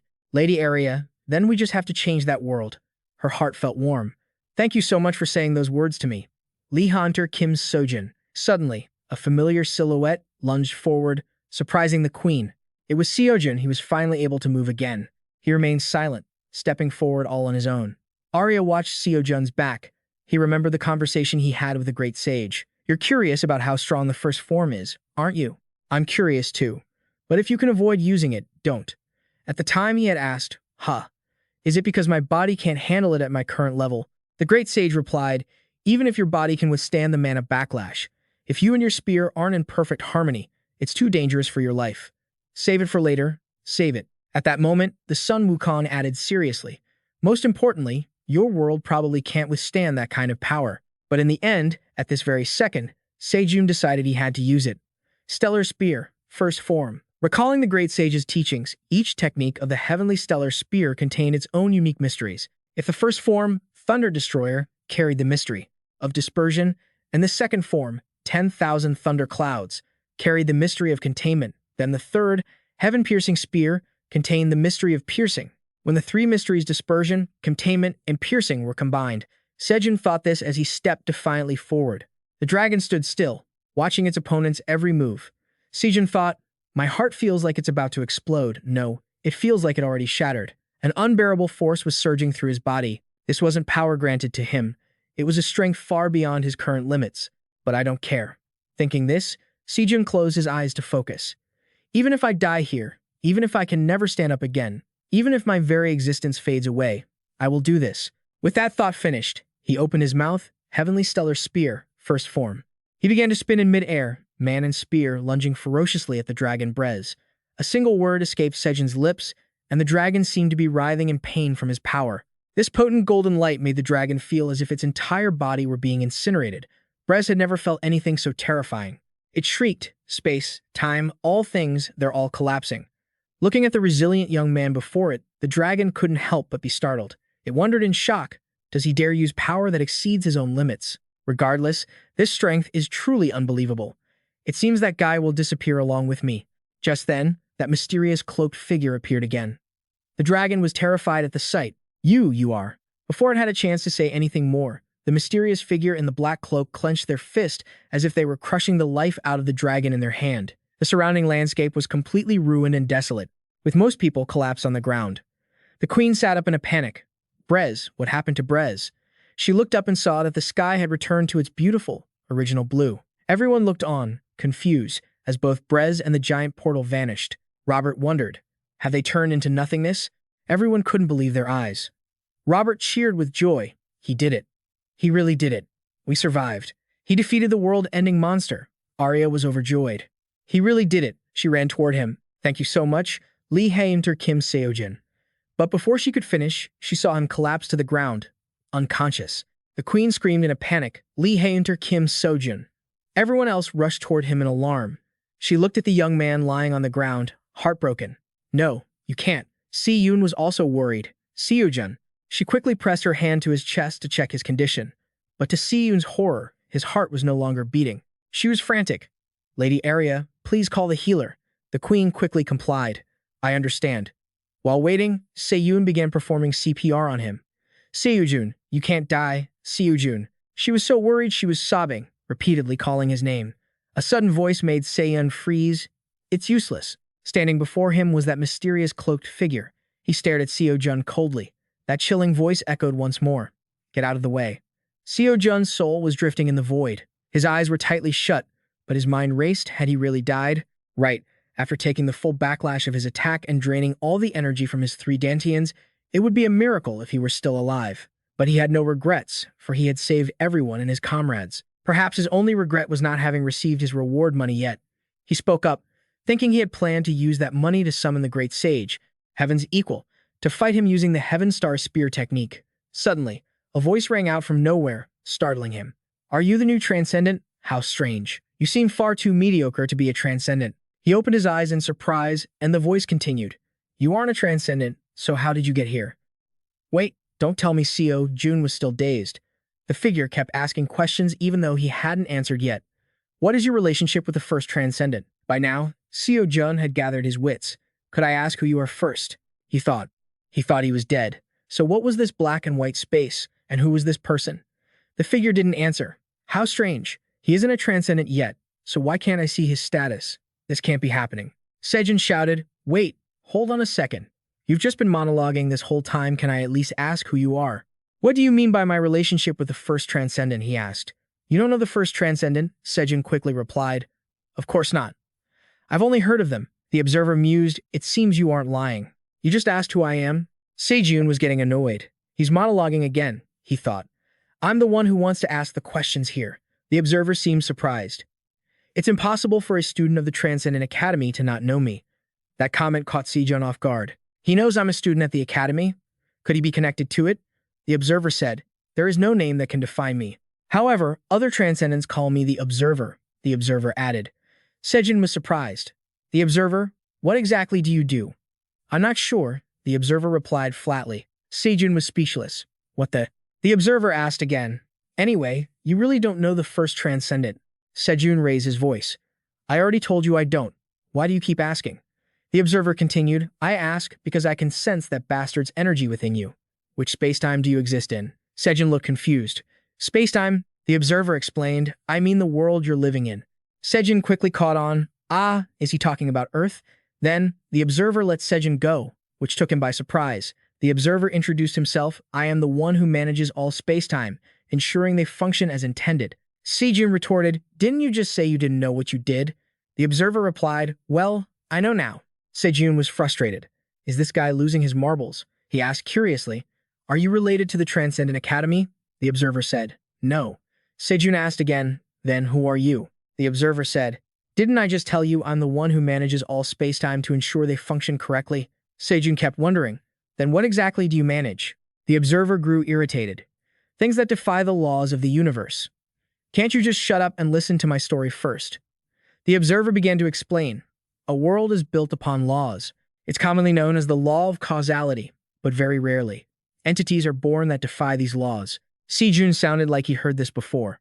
Are you talking about transcendence? He replied, yes. After reaching transcendence, they cause massive damage to the laws of the existing world, he continued. That is why I isolate them from the world's laws. Seojun wondered. Then is the Transcendent Academy. It is a thorn in my side, the observer said. Seojun pondered. He didn't know what kind of entity this observer was, but he was certainly on par with the Transcendents, and his role was to manage all spacetime to ensure they functioned correctly. One of his duties was to isolate Transcendence from the world. Based on his story, it seemed the existence of Transcendence was more of a threat than a help to the world. If that's the case, why does the Transcendent Academy train people to become Transcendents? After thinking it over, Seojun asked, then wouldn't I also be a thorn in your side? I also dream of becoming a Transcendent. Why are you telling me this? He explained, there are entities in your spacetime who have given up Transcendence. Simply put, they could become Transcendents, but they choose not to. Seojun was puzzled. Why? The observer replied nonchalantly, to destroy your spacetime, of course. Back in the outside world, Robert's group was desperately trying to save Lee Hunter Kim Seojun, but no one could get close to the mysterious cloaked figure. Seojun swung her sword aggressively at him. She gritted her teeth and shouted, but just then, he turned his head to look at her with glowing red eyes. That alone was enough to make Seojun cough up a mouthful of blood. Facing that terrifying power, Seojun slowly collapsed. After finishing his business, he turned his gaze back to Seojun. As expected, he's not dead yet.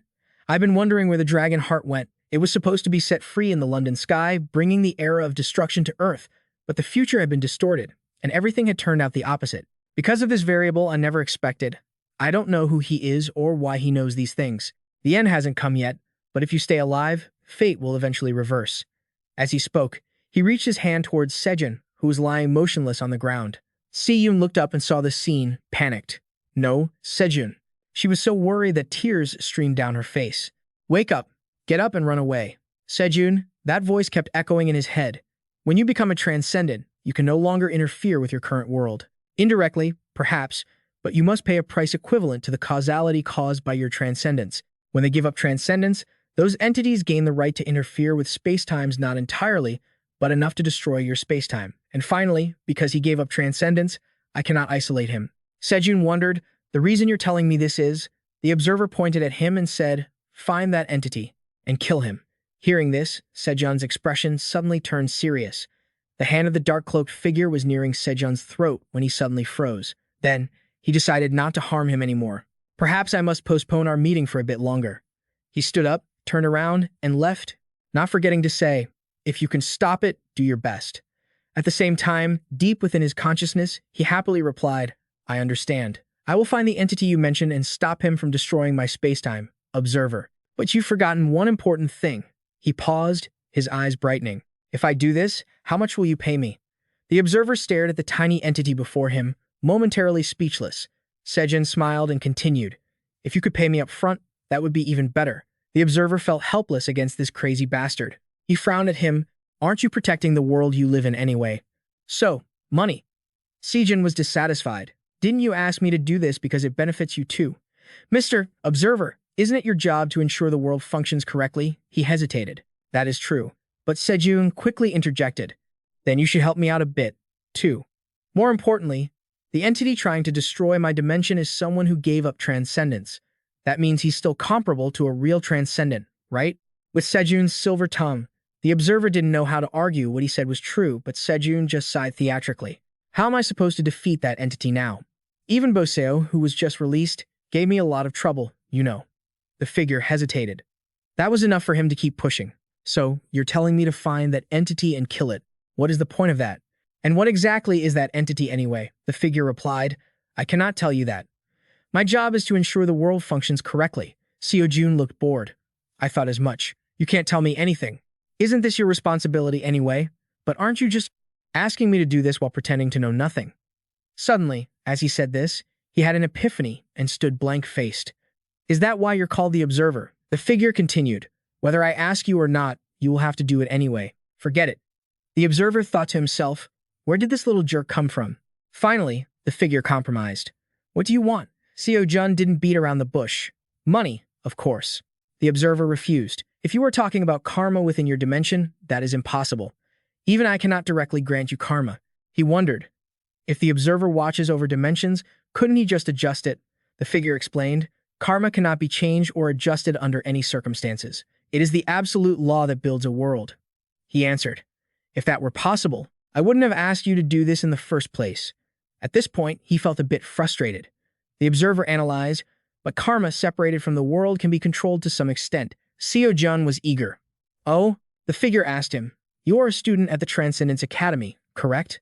I will tell her to remove one of the karma requirements you've been assigned. Is that enough? Seojun was puzzled. Who are you talking about? Naturally, I am speaking of the dean of the Transcendence Academy. He was shocked, thinking. So he knows the dean. He then pondered to himself, karma again? Karma, karma. Seojun continued. You will remove one of my karma requirements? Does that mean I can do anything for free once? Not just limited to lectures, but any karma requirement from the Transcendence Academy? The figure nodded. That is correct. He was thrilled. Even if it costs a lot, the observer said he didn't like repeating himself. Seojun's body was trembling with joy. That meant his eyes suddenly lit up. Seojun was so excited he shouted, thinking of this as a free pass. He still couldn't believe it. This must be one of those emotional scams I've heard about. The observer felt helpless. I've never felt like this, but suddenly I feel sorry for the dean. Suddenly he remembered something, his face turning pale as he screamed, Come to think of it, I'm dead, aren't I? Greed blinded me and I forgot. What do I do now? The observer said, You aren't dead. Seojun looked blank. The figure explained again. You aren't dead, so hurry up and go. Talking to you makes my existence feel like it's falling apart. Seojun scratched his head and laughed. But how am I supposed to do that? The observer sighed. He was curious. By the way, how did I get here in the first place? Didn't you say I'm still alive? Where on earth is this place? The figure explained. This is the border space, and there are two main ways to get here. Either by becoming a transcendent or by acting against the laws of the world. Since you aren't a transcendent, you must have done something against the world's laws. It seems the world's laws judge your power as that of a transcendent and brought you here. He remembered it was because he had used destruction. Seojun thought of a way. So if I do that again, can I come back here? The observer answered briefly. No, he explained. A simple violation of the law means it cannot be judged by the current law. For example, in the first round, destroying the world's laws would lead to you being kicked out after being judged for a mistake. He looked blank, having never heard of that before. The figure continued. But once it is performed, it accumulates as a cause and is applied as an effect. In your dimension's terms, you could say data is being accumulated. And in the second round of destruction, nothing will happen because it is no longer recognized as a mistake. Seojun quickly understood. Oh, I see. I saw it last time. The observer continued to explain, so what you did has become a law. As a result, you cannot come here with the same action again, unless you become a transcendent. He calculated in his head. In short, that means even if I use destruction again, I can't come back here. He asked again, then how can I come here again? The figure was surprised. Why would you want to come here? Seojun laughed greedily. Maybe you could give me another free pass. The observer was speechless. He quickly chased him away. I don't want to see you, so don't ever come back here. The moment the observer snapped his fingers, Seojun immediately woke up. He sat up in a panic, and Seojun found himself facing Minyu. They stared at each other in a daze. Not just Minyu, but everyone there had stopped what they were doing and was staring at him. It seems that Seojun waking up caught everyone by surprise. The entire guild suddenly fell into a terrifying silence, while he just stood there, completely confused. Noticing something was wrong, Seojun asked, What's going on? Those standing near him turned pale with fear, unable to utter a word. Moments later, chaos broke out among the crowd.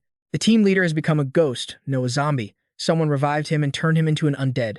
Draw your weapons, everyone. Our enemy is the zombie hunter, Kim Seojun. Fight for your lives. Seojun remained clueless. What on earth is going on? Someone perform an exorcism on that ghost money guy. Only Salun had the courage to step forward. Seeing her, he spoke up. Salun, can you tell me what is happening? Salun's expression darkened. She stared at him without saying a word. He was surprised. Salun, are you angry? Before he could continue, Salun suddenly pulled him into a tight embrace, her entire body trembling. She choked out, Don't leave me, please. Seriously, don't ever leave me again. Tears were streaming down her face. Her reaction left him stunned and unable to react at first, but then Seojun placed his hand on her back, hugging her tightly to comfort her. He spoke with absolute sincerity. I won't leave again. At the American Heracles Guild, the atmosphere was incredibly quiet and solemn. A panicked voice shouted, "How could an ordinary S-rank hunter, not an apocalypse hero, defeat that monster all by herself? She is the apocalypse hero, the holy saint of light, Laya. What do you mean he woke up after 3 days? Even if he is a messenger of God, he's not a professional hunter." Another voice spoke up. "That is what we heard. They say there is now a religion called the money cult that worships Kim Seojun. This person is the apocalypse hero and monster hunter L.B." She looked bewildered. "The money cult? What kind of name is that?" L.B. continued. "Anyway, it seems Berg hasn't been completely wiped out yet. Berg is an apocalypse-level monster known as the Great Deluge itself. Distorted dungeons are strange phenomena caused by Berg's influence. If Berg were truly destroyed, the distorted dungeons would stop appearing. But they continue to emerge. It seems a great voice has truly appeared. If that's the case, this isn't something we can solve on our own. What should we do now?" U.S. President Richard said anxiously. L.B. stood up to announce to the entire world. "It seems the apocalypse heroes will have to assemble once again." The president was shocked. "Assemble the apocalypse heroes? That hasn't happened since the final battle against Berg." He stammered. "Wait, are you all going to take action?" L.B. completely ignored the president. "So what if we do? Are you telling us to just stand by?" Suddenly, he remembered something and paused. "Oh, that's right. And Kim Seojun, don't forget to call that person too." In another development, inside a private room, Seojun was sitting with his legs up, deep in thought. He muttered to himself, "No matter how I think about it, I shouldn't completely trust the observer's words. I have a rough idea of the entity that is trying to destroy the dimension the observer mentioned." He whispered the name, Blue Emperor. It's highly likely that the mysterious figure who ambushed him right after he collapsed was the Blue Emperor. But why didn't he kill him? If the Blue Emperor is truly the one trying to destroy the dimension, he's clearly an obstacle to him. Seojun sat there murmuring and thinking for a while. It seemed the name Blue Emperor had piqued his curiosity. Unable to figure it out, he grew frustrated. Forget it. Dwelling on things I can't find answers to is useless. There's something more important right now. As soon as he finished speaking, his phone rang. The free coupon he received from the observer. He was thrilled. How can I use this to become notoriously evil? Should I follow the Sun Wukong and quickly learn the meteor staff and Taoist arts, or should I study Buddhism? Buddhism consumes a massive amount of karma every hour, which is something I didn't even dare to dream of, but now, it doesn't matter. Why? Because I have a free coupon. He calculated. Should I just get another one? Stealing Gungnir from Odin might not be a bad idea. Or should I just take the great sage's Ru Yi Jingu Bang? Could the karmic cost of the Ru Yi Jingu Bang reach up to 1 trillion? Excited, he typed into his phone, "Mentor, please hurry here immediately." The mentor replied, "Can I finish this business first and then come over?" Seojun lost his interest. It was the same last time. What is he doing? Suddenly, the mentor appeared out of nowhere and shouted, "Of course, it's about this." This sudden appearance startled Seojun. He screamed and threw the mentor far away, completely shocked. After hearing him explain the situation, the mentor looked blank. "A free coupon? What is that?" Seojun asked, surprised. "Didn't the principal tell you?"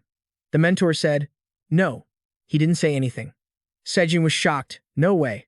The observer clearly said he would talk to the principal." The mentor asked, "What did you just say?" Seojun repeated, "I said he would talk to the principal." The mentor replied, "No. Who are you talking about?" Seojun said, "I met the observer, and I already told you what happened after that." The mentor panicked and shouted, "How do you know about the observer?" Seojun asked curiously, "Am I not supposed to know?" This caused the mentor to lose his composure. "It's not that you're not supposed to know. It's that it's impossible to know." "How could you possibly do that?" Seojun asked. "Is it because I met him in person?" This made the mentor even more incredulous. "You met him in person?" The mentor couldn't believe his ears. "Oh my god, what the hell just happened? Kim Seojun, are you crazy? Why would you think about forcefully taking a free coupon from the observer?" Seojun scratched his nose.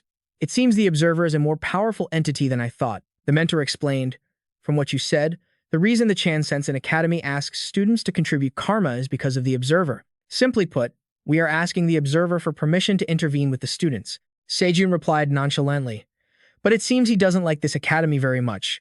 This made the mentor freeze. That suddenly, the mentor turned his face away, not knowing what to say. Seojun was curious. "Is there a secret?" The mentor said, "You're asking too many questions. It's driving me crazy. But trust me, I really want to help you, Kim Seojun. So please reach transcendence as soon as possible. If you transcend and break free from karma, you will know the whole truth." He sighed. I understand. Seojun continued. Then back to the main point about the free coupon I received. The mentor thought, you want to exchange the coupon for a lesson. That's a bit difficult. Hearing this, Seojun turned pale with surprise. Huh, why? The mentor said, because lessons are divided by the hour and the free coupon cannot be applied to them. He stammered. Then what about Gungnir and the Rui Jingu Bang? Why can't they be exchanged? The mentor explained, because they already have owners. Besides karma, transcendence level equipment isn't something you can just take whenever you want. Seojun felt crushed. Then what about ordering a piece of gear with performance equivalent to Gungnir? The mentor continued, that will also be quite difficult. Gear like Gungnir and the Dragon Spear Guinness are legendary transcendence level items, and gear created by transcendence cannot reach equivalent performance. As the burden of karma increases, the observer's burden also increases. Perhaps the observer calculated all of this before giving you a free coupon, Kim Seojun. Ah, he gritted his teeth. Are you tricking me? What kind of gift gives a free coupon so easily? Just as he was about to curse, he suddenly remembered something. Seojun quickly asked, Mentor, in that case, is it possible to create a custom lecture just for me? The mentor didn't understand. A custom lecture? Can you explain? The great sage created the meteor staff just for me, right? I'm wondering if it's possible to create a lecture designed specifically for me. The mentor thought, a custom lecture? That is possible if you consult directly with the teacher, but I don't think it would mean anything. The amount of karma required to create a lecture is immense, especially if it's only. The karma cost for a specific student is completely absurd. Realizing they had slipped up, the mentor quickly covered their mouth. But Seojun had caught the slip, a cunning glint appearing in his eyes. The scene shifted to Empress Arya's office, where she was busy writing something. Suddenly, the sound of the door opening made her pause. Someone is here, my queen, an attendant reported. Lee Haunter Kim Seojun asked to see you. She quickly stood up and told them to let him in. As soon as Seojun entered, he smiled brightly at the Empress. I'm sorry to bother you. You must be very busy. Arya replied, even if I am busy, for Lee Haunter Kim Seojun, I will always make time. Seojun covered his mouth. I shouldn't take up your time. I'll get straight to the point, he said shyly. Could I receive the reward we discussed earlier a bit sooner? The Empress replied, we have the funds, but do you need it right now? Seojun quickly answered, yes, if you can't give me everything now, would at least 750 million euro be all right? The Empress asked curiously, this is a personal question, but may I ask what you intend to use that money for? Seojun stammered, oh, well. He quickly made up an excuse about funding his faction. She didn't press further. Understood. I will give you the amount I can right now. Seojun happily thanked her. Suddenly he remembered. Seojun looked at the glowing necklace on his neck. Also, I'd like to sell this necklace you gave me back to you at a low price. It doesn't make sense for me to keep a royal treasure, right? Back in his private room, the mentor was comfortably eating snacks while checking their phone. Seojun burst in from outside and shouted, I brought back 10 trillion. The mentor was shocked. What? Where did you get that much karma? Seojun stepped forward. Isn't it strange that so much karma evaporated with just one touch? Give me your phone. He quickly grabbed the phone and tapped the screen. A voice emanated from the device. Long time no see. Seojun and the mentor turned to look. It seemed the person on the other end wasn't very happy. It's been a while, hasn't it? The great sage equal to heaven stood tall, looking towards Seojun, his troublesome student. Upon seeing him, the great sage observed him closely, thinking, he's much sharper than the last time we met. Seojun didn't understand what he meant by sharper. The great sage excitedly exclaimed, who would have thought you could execute the first stance without even completing the candy-scattering thrusts, let alone achieving the unity of man and spear? Seojun was on guard. How did you know? The great sage observed even more closely. I can tell just by looking. But executing the first stance, you must have barely kept your life, right? He scratched his head. Actually, clinically speaking, I did die. I just came back to life afterward. After hearing him recount everything, the great sage gasped. What? You met the observer? Seojun was confused. Both the mentor's reaction earlier and the great sage's reaction now were almost identical. The observer seemed to be someone far more terrifying than he had imagined. The great sage still couldn't believe what he was hearing. How could that be? The mentor agreed. That's right, isn't it? The great sage continued. So that's how you kept your life, huh? He blankly scratched his head. Wait, what do you mean? The great sage asked. The power of the first stance of the heavenly meteor spear is completely beyond your current capability. You've experienced it yourself, so you must have realized by now, right? Seojun replied. Ah, yes. The great sage said, your entire body should have been pulverized, but it's probably thanks to your triple dantian that you escaped by a hair's breadth. After all, your triple dantian isn't limited by karma. However, You should have still suffered the backlash from that move, but it seems even the backlash was nullified when you were pulled into that barrier. The mentor added, "You got lucky, very lucky." The great sage continued, "In any case, until you achieve the unity of man and spear, try your best to avoid using the first stance. I've put so much effort into teaching you, it wouldn't do for you to die before we had a decent match." Seojun asked, "Oh, by the way, what is this unity of man and spear you keep mentioning?" He replied, "The name says it all. It's when the person and the spear become one. It is the peak state of using a weapon." The great sage pondered. "Actually, the original term is unity of man and sword," he said lazily, explaining it as a pain. "Let me just demonstrate it for you." Everyone quickly gathered at a wasteland. The great sage quickly unleashed his skill, the arcane illusion divination technique. Seojun and the mentor were stunned, their faces blank. "It's impressive every time I see it." "Not keeping them waiting," the great sage said. "Watch closely." Immediately after, a shocking display took place right there. The great sage said, "This is a normal thrust without the unity of man and spear." As he finished his sentence, Seojun's face turned pale. The spear struck rapidly in front of Seojun, leaving him stunned and only able to watch. But the rocks behind him were all shattered into pieces, flying everywhere. It turned out the great sage's energy didn't strike him directly but sliced off to the side. Both Seojun and the mentor were terrified. A few strands of his hair were even cut and flew away in the wind. The great sage quickly explained, "That was a thrust with the unity of man and spear. Actually, this should be called the unity of man and staff, but it's the same thing. I deliberately didn't use too much power so you could see the difference. That's a huge difference, isn't it?" The smile on your face just froze. "It's not just a big difference. You could say they are two things on completely different levels." Seojun quickly seized the opportunity. "Master, could you please teach me the unity of spear and staff as well?" The great sage was cheerful. "Sure. After all, the staff and the spear aren't that different." He was thrilled. "In that case, please include that part in one of the lectures, too." The great sage was momentarily confused. "Include that in a lecture? What are you babbling about?" Mentor quickly stepped forward. "Ah, about that. You see, after Mentor explained it clearly to the great sage, he was startled. What is this?" The great sage pointed at him and laughed until he was teary-eyed. "You really are insane." Mentor felt helpless. "I completely agree with you, sir." He was still confused. "Huh? Is it that crazy?" The great sage laughed until he fell to the ground. "Even a transcendent wouldn't dare do that to an observer. I can't even imagine how the observer must be feeling right now." But Seojun didn't care. "Anyway, please create some theoretical lessons that include the unity of spear and staff." Suddenly, upon hearing him, the smile on the great sage's face vanished. "No way." His face froze as he asked back, "What did you say?" He looked exhausted. "I'm too lazy. I don't want to design any lectures." Seojun slumped. This was something he hadn't expected at all. The great sage said, "If I were to include all those parts, I'd have to spend a long time preparing the lecture. I'm too lazy. I won't do it." Seojun asked, "So how much do I have to pay for you to design those lessons?" He replied, "That's not the point. We don't take money. This is completely voluntary." "Why are you sweating so much? Does learning completely depend on the whims of the great sage, heaven's equal?" Mentor whispered. "That's why I told you to negotiate with the instructor first. Why are you cowering now? Please, sir, I beg you." The great sage remained stubborn. "No," he insisted. "Didn't you say it would be a shame if I died? You're still lying there, and it's really annoying." Seojun shouted, "What if I actually die?" The observer remarked, "In your world, there is someone who gave up on transcendence, so where am I supposed to go with that half-baked transcender?" Hearing this, the great sage, heaven's equal, was surprised. "In your world, there is someone like that?" You kept begging. "That's right, so please." The great sage replied coolly, "I understand. But even so, he just kept lying there and wouldn't get up to start the lesson for you." Seojun felt frustrated. "Geez, I really want to slap him. Forget about the free voucher, I just want to slap him once." Suddenly, while he was so angry, he noticed something unusual about the sage. His eyes were filled with anticipation. Seojun thought to himself, "Don't tell me this monkey is," he quickly realized and grabbed his phone.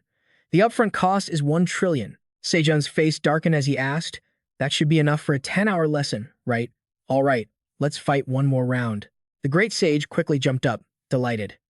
"If you had said that sooner, it would have been fine."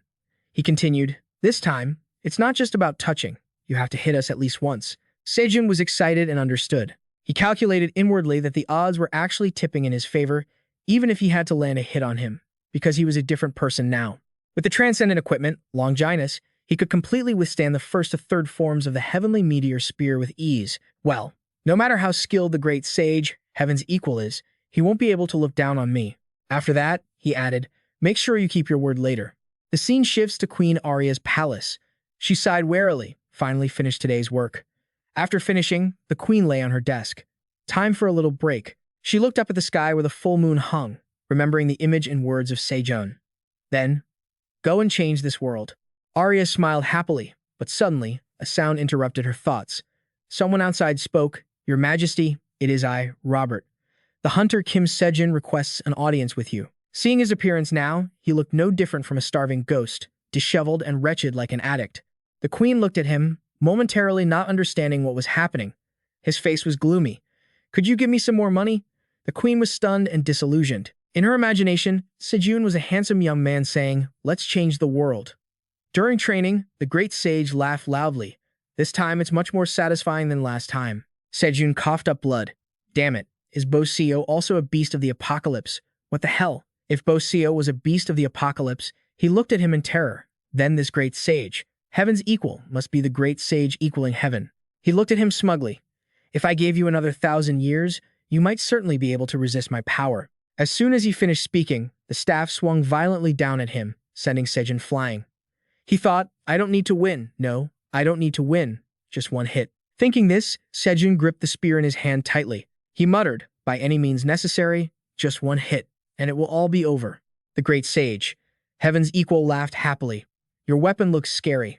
I don't think I can block it with my bare hands like before. Seojun gritted his teeth and aggressively launched his strike at the great sage, heaven's equal. He caught him off guard for a moment. I have to see how you can combine movement and attack so smoothly. Impressive. A whirlwind rose, and the surrounding scenery seemed to be obscured by this power. His spear was embedded deep into the cliff. Seojun was bewildered. The great sage, standing behind his back, shouted happily, over here. Then he gracefully dashed away like a bird, leaving him to chase after him. Seojun also quickly used all his speed to catch up to the great sage. He looked at him and laughed. This is great, so much fun. But Seojun looked quite exhausted. He fiercely struck another blow at the great sage, heaven's equal. More, give me more. His entire body was drained of energy. Seojun quickly used his ultimate move. 3-Dan Dantian Meteor Spear. First form, Annihilating Thunder Meteor. Meteor Staff, first form, Clear Sky Flying Meteor. The power of this move was so great that he was sent flying. A wave of pain suddenly washed over him. Seojun couldn't help but cough up another mouthful of blood. The great sage, heaven's equal, used the clone technique, multi-image clone technique. He happily summoned his comrades. Let's go, boys. Let's have a good fight. Seojun panicked. Wait a minute. Before he could finish speaking, all of the great sage's clones rushed in, pummeling him. The system announced, Great Sage, heaven's equal lesson progress, plus 82%.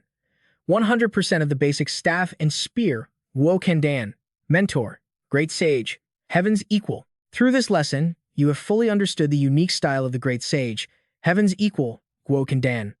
Oh my god, I'm done for. Seojun was frustrated because, from start to finish, he hadn't even touched the guy. Seojun, unwilling to give up, shouted angrily, My money! The great sage cheered excitedly. You were actually able to apply the mysteries of Guokendan subconsciously. You finished learning. These words left him stunned.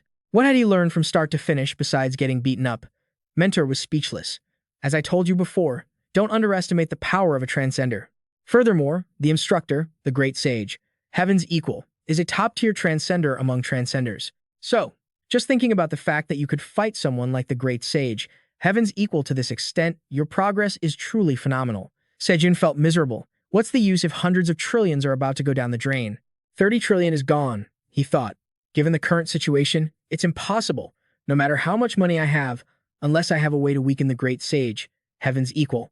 Seojun calculated that it would be great if he could make him eat the poison bananas like last time, but would he fall for the trap again? But then this thought was quickly dismissed. He'll be suspicious the moment he sees the banana. He turned to look at the mentor. The instructor asked, Why are you staring at me so suddenly? It seemed like he hadn't heard what the mentor said. Seojun's face quickly curled into a malicious smile. It turned out he was just reminiscing about what happened before the lesson began. The great sage, heaven's equal, looked at him, surprised.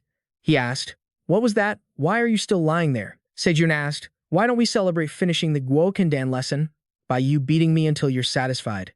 He sat up. In any case, we can relax for a bit and then start again. The Sun Wukong looked at him with some surprise. Seojun was slowly peeling a banana and said, I know you like bananas, so, want one? The great sage was happy. If you're offering, then but the hand he reached out to take it suddenly stopped. No, I don't want it. As soon as he finished speaking, he turned his face away, refusing to look at him. Everything was going according to his plan. He had expected that reaction. Now the real plan begins. Seojun continued, then could you wait a second while I eat? But he didn't eat alone. He turned to ask Mentor, would you like one while you wait, advisor? Mentor was pleased. Me? Seojun replied. Of course. Now that I think about it, I've always received help from you without being able to repay you for anything. These bananas are delicious. Just try one. Seojun's face was full of intimidation. Mentor inwardly broke into a cold sweat. He smiled reluctantly. Really? It seemed this scenario was already scripted by Seojun. The smile on Mentor's lips froze. This banana looks terrifyingly delicious. It seemed Mentor didn't like it, but he still tried to play along with Seojun. Thanks for the treat. But as soon as he took a bite, a surge of sweetness flooded his mouth, making Mentor feel delighted. He exclaimed, oh, this is actually delicious. Seojun also pressed his advantage. See, I told you. In the end, the great sage couldn't resist the temptation of food. If you have good food, why not share it? Seojun was satisfied with the result. So, would you like one, sir? The great sage shouted, no, I don't want to eat anything you give me. Suddenly, having his food snatched away, Mentor yelled, oh, my banana. He cursed in frustration. That master is so annoying. Seojun was puzzled. The great sage said, if it's the banana you're eating, then there won't be anything to it. He ate the banana while laughing triumphantly. You can't trick me twice. The Sun Wukong happily ate the spoils he had just snatched from Mentor's hand. Then I shall enjoy this. Just as he was relishing the banana in his mouth, he suddenly felt something strange. This flavor. Before he could finish, Seojun appeared from behind, acting sly. It's a poisoned banana. Right after that, a massive, earth-shaking explosion occurred exactly where the Sun Wukong was standing. The Sun Wukong was startled, but it was too late. Not to mention he was wondering why the advisor, who ate from the same bunch, was perfectly fine. Seojun said smugly, I knew you'd be cautious, so I only poisoned half of it. The great sage shouted in anger, hey, are you trying to pull tricks with food like that?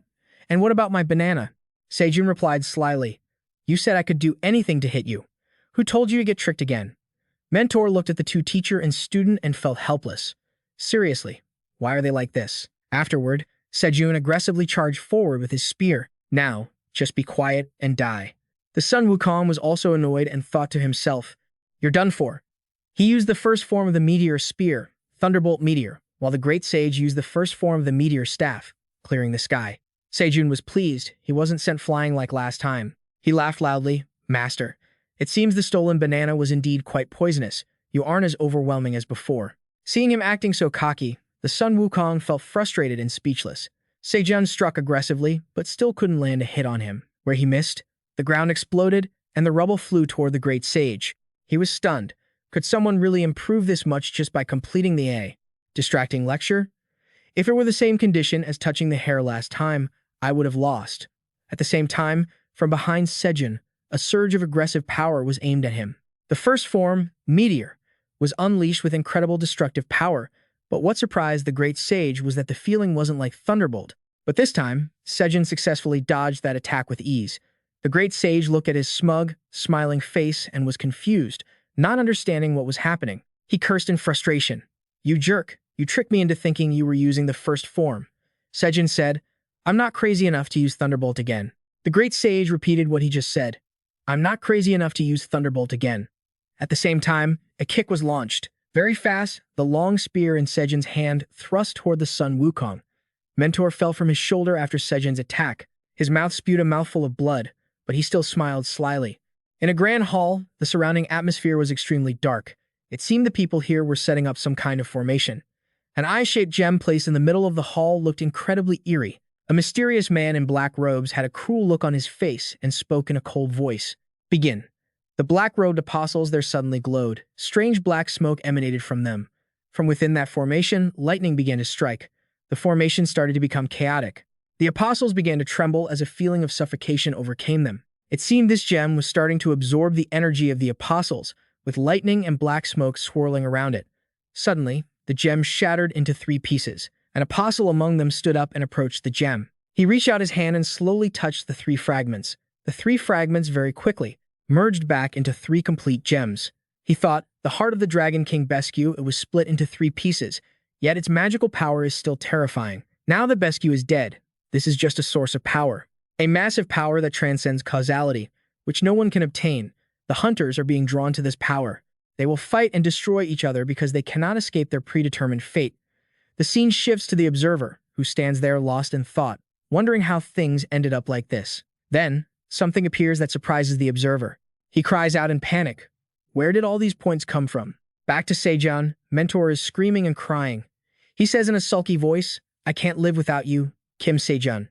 I really thought you were dead. The great sage equaling heaven says, you must ascend to heaven. Even though we fight, I really want to introduce you to the Jade Emperor. Seojun is excited. I will definitely ascend. So, before he can finish, the great sage cuts him off. A promise is a promise. Are you satisfied? Great. After saying that, he lets out a long yawn. I'll be busy filming lessons for a while, but this is actually pretty interesting. Then, the great sage wonders, what should I teach you? Seojun is happy. Anything you can teach, I can learn. Please, just teach me. The great sage says nonchalantly, everything. Well, the karma point cost will be astronomical, but who cares, right? He starts calculating. If it's something you can learn, Mentor, this is hard work. Mentor, I can help you with this, Seojun says. Mentor is surprised. If we're going to do it, we have to go all out. Quickly, the two of them start busily working away. Mentor exclaims excitedly, this is great, look. He holds the phone in front of him. There's probably enough here for you to learn. Seojun's eyes lit up. 7 techniques in a single lesson, and all of them were S-Rank or SS-Rank skills. He felt truly satisfied. Taking that beating was well worth it. The observer spoke up. Hold on. Before the principal could suddenly summon him or the observer could finish recounting the events, another aggressive voice boomed. Hey, you bastard. The observer seemed absolutely furious. Seojun was so bewildered he froze in place. He asked, didn't you tell me not to come back? What is this now? The observer roared in a rage. You're the one who forced me to drag you back here. Seojun was blank. Huh. The observer shouted, don't you hummy, you idiot. That free coupon. What the hell did you do to rack up that much karma? Seojun caught on immediately. But how could he not know the significance of karma points? Seojun replied calmly, so what? Just send me back already? I have a class to get to. The observer stared at him in disbelief. What is wrong with this guy? I want to finish him off, but I can't. The observer glared. Stop whining. Just send me back, Seojun urged. The observer thought irritably. If only he weren't the one keeping the dimension from collapsing, and if only he weren't bearing the karma for the dimension's destruction. I would have erased this bastard 100 times over, but there's no other way now. Balancing or wiping out that many karma points is impossible. Seojun panicked. Why are you only telling me this now? The observer snapped. Give me a break. What kind of pervert messes with the causality of an entire dimension? Seojun replied nonchalantly, that would be me. This made the observer even madder. He shouted, you crazy bastard. Seojun complained, seriously, do you have any idea what I had to go through just to get this lesson? The observer explained irritably, the amount of karma you've racked up exceeds this dimension's capacity. If you get rid of it, you'll destroy the entire dimension. Seojun yelled back, that's your responsibility, so why are you arguing with me? If it was that serious, you should have set a limit from the start. What do you expect me to do now? Seeing that Seojun had a point, the observer was flustered. I didn't think this would happen back then. Seojun raised his voice to argue back. Did you forget when you gave me that blank book and said, just take it? The observer stammered. Even so, he wasn't happy about the amount of karma. It's impossible. No. Seojun was annoyed. You keep saying it's impossible, but how many karma points exactly are we talking about? Your dimensional karma is 214 sextillion, the observer stated. Seojun was stunned. The sheer size of the number seemed to make him dizzy. The young man just stood there, dazed for a long while. Seojun asked again, 13 wait, what? Is that even a real number? The observer asked, I want to ask you something personally. How do you plan to erase 379 sextillion points? Seojun broke into a cold sweat. You just said 213, so why did it go up? The observer screamed in frustration. Because that crazy monkey just added another lesson, that's why. Back in reality, the principal quickly tried to stop him. You can't add any more. The observer's entire body was trembling with rage. These lunatics, Seojun thought, dumbfounded. The great sage, equal to heaven, really is going all out. But still, this won't work.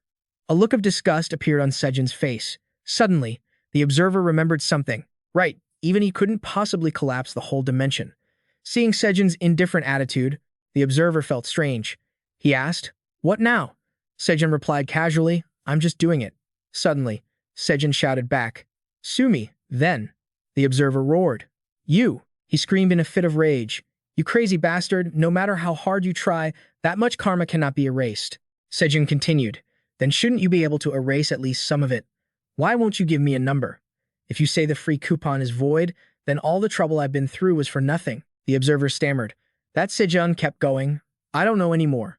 If you keep acting like this, there's nothing I can do. How can I stand against a transcendent being who wants to destroy the dimension? I won't do it, no.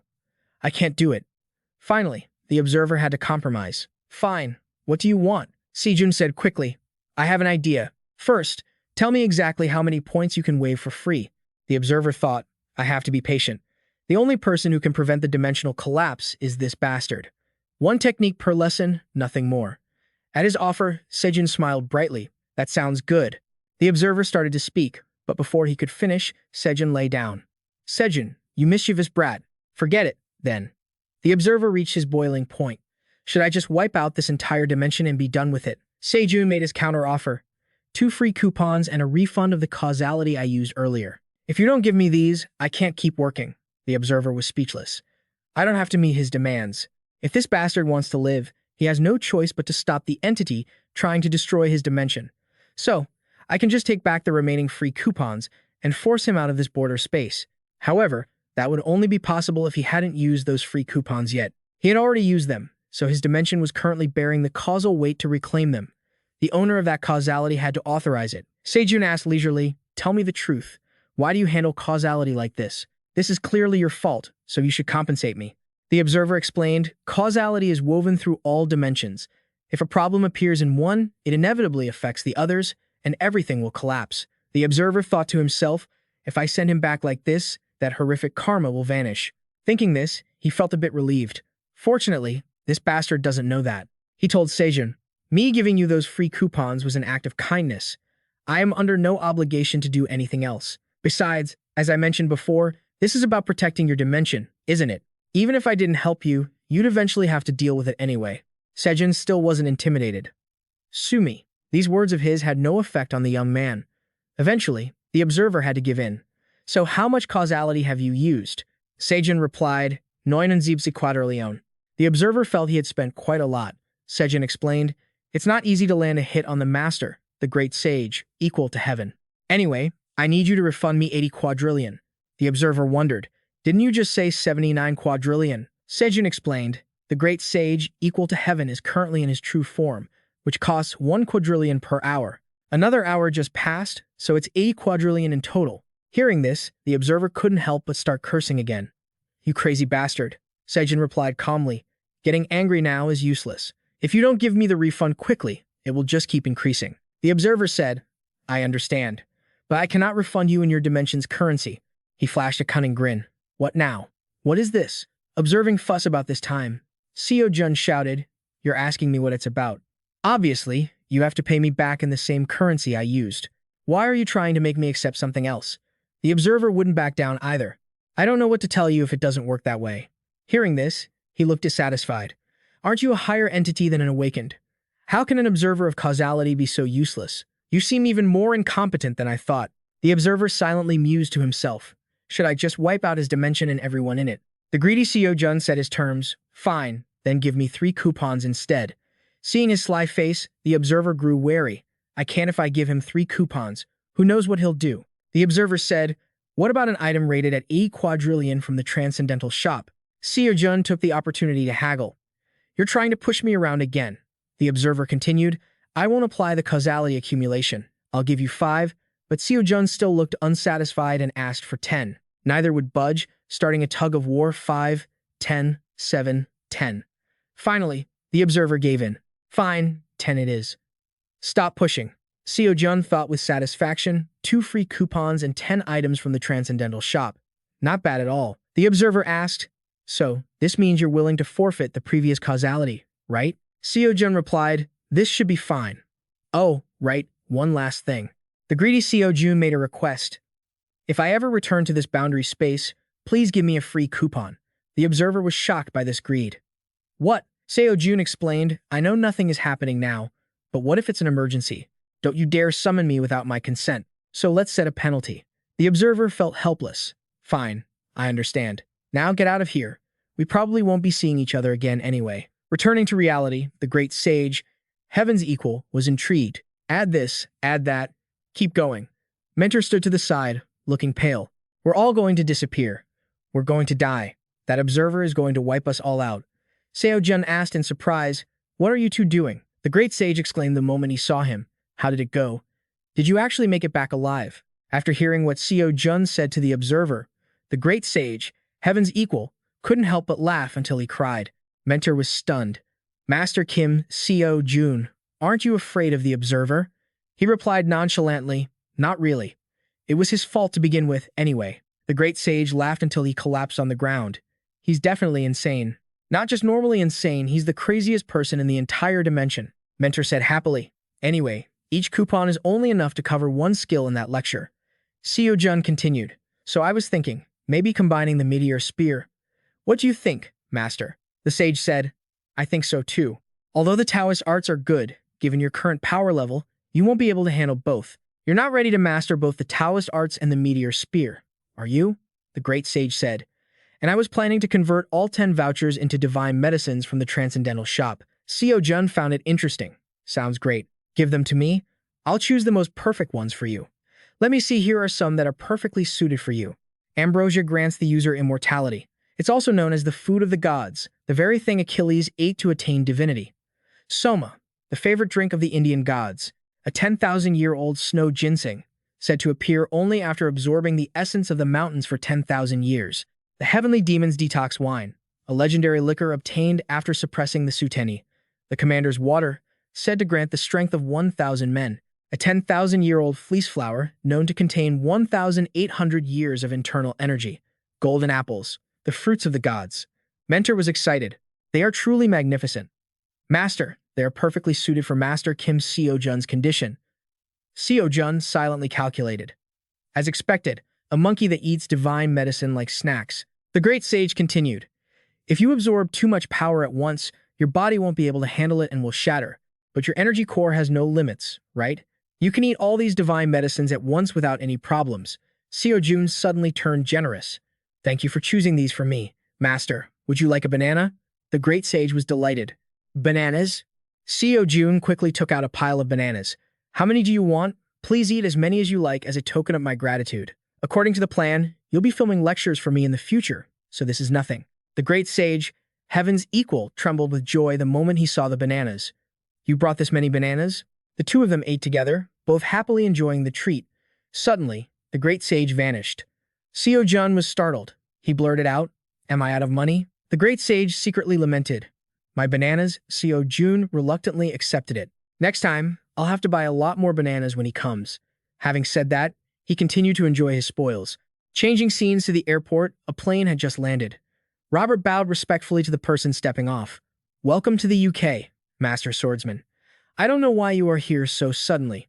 Robert quickly drove a luxury car to take the Master Swordsman to meet the Queen. On the way, the Master Swordsman observed the people and the streets, silently evaluating. He couldn't help but praise them.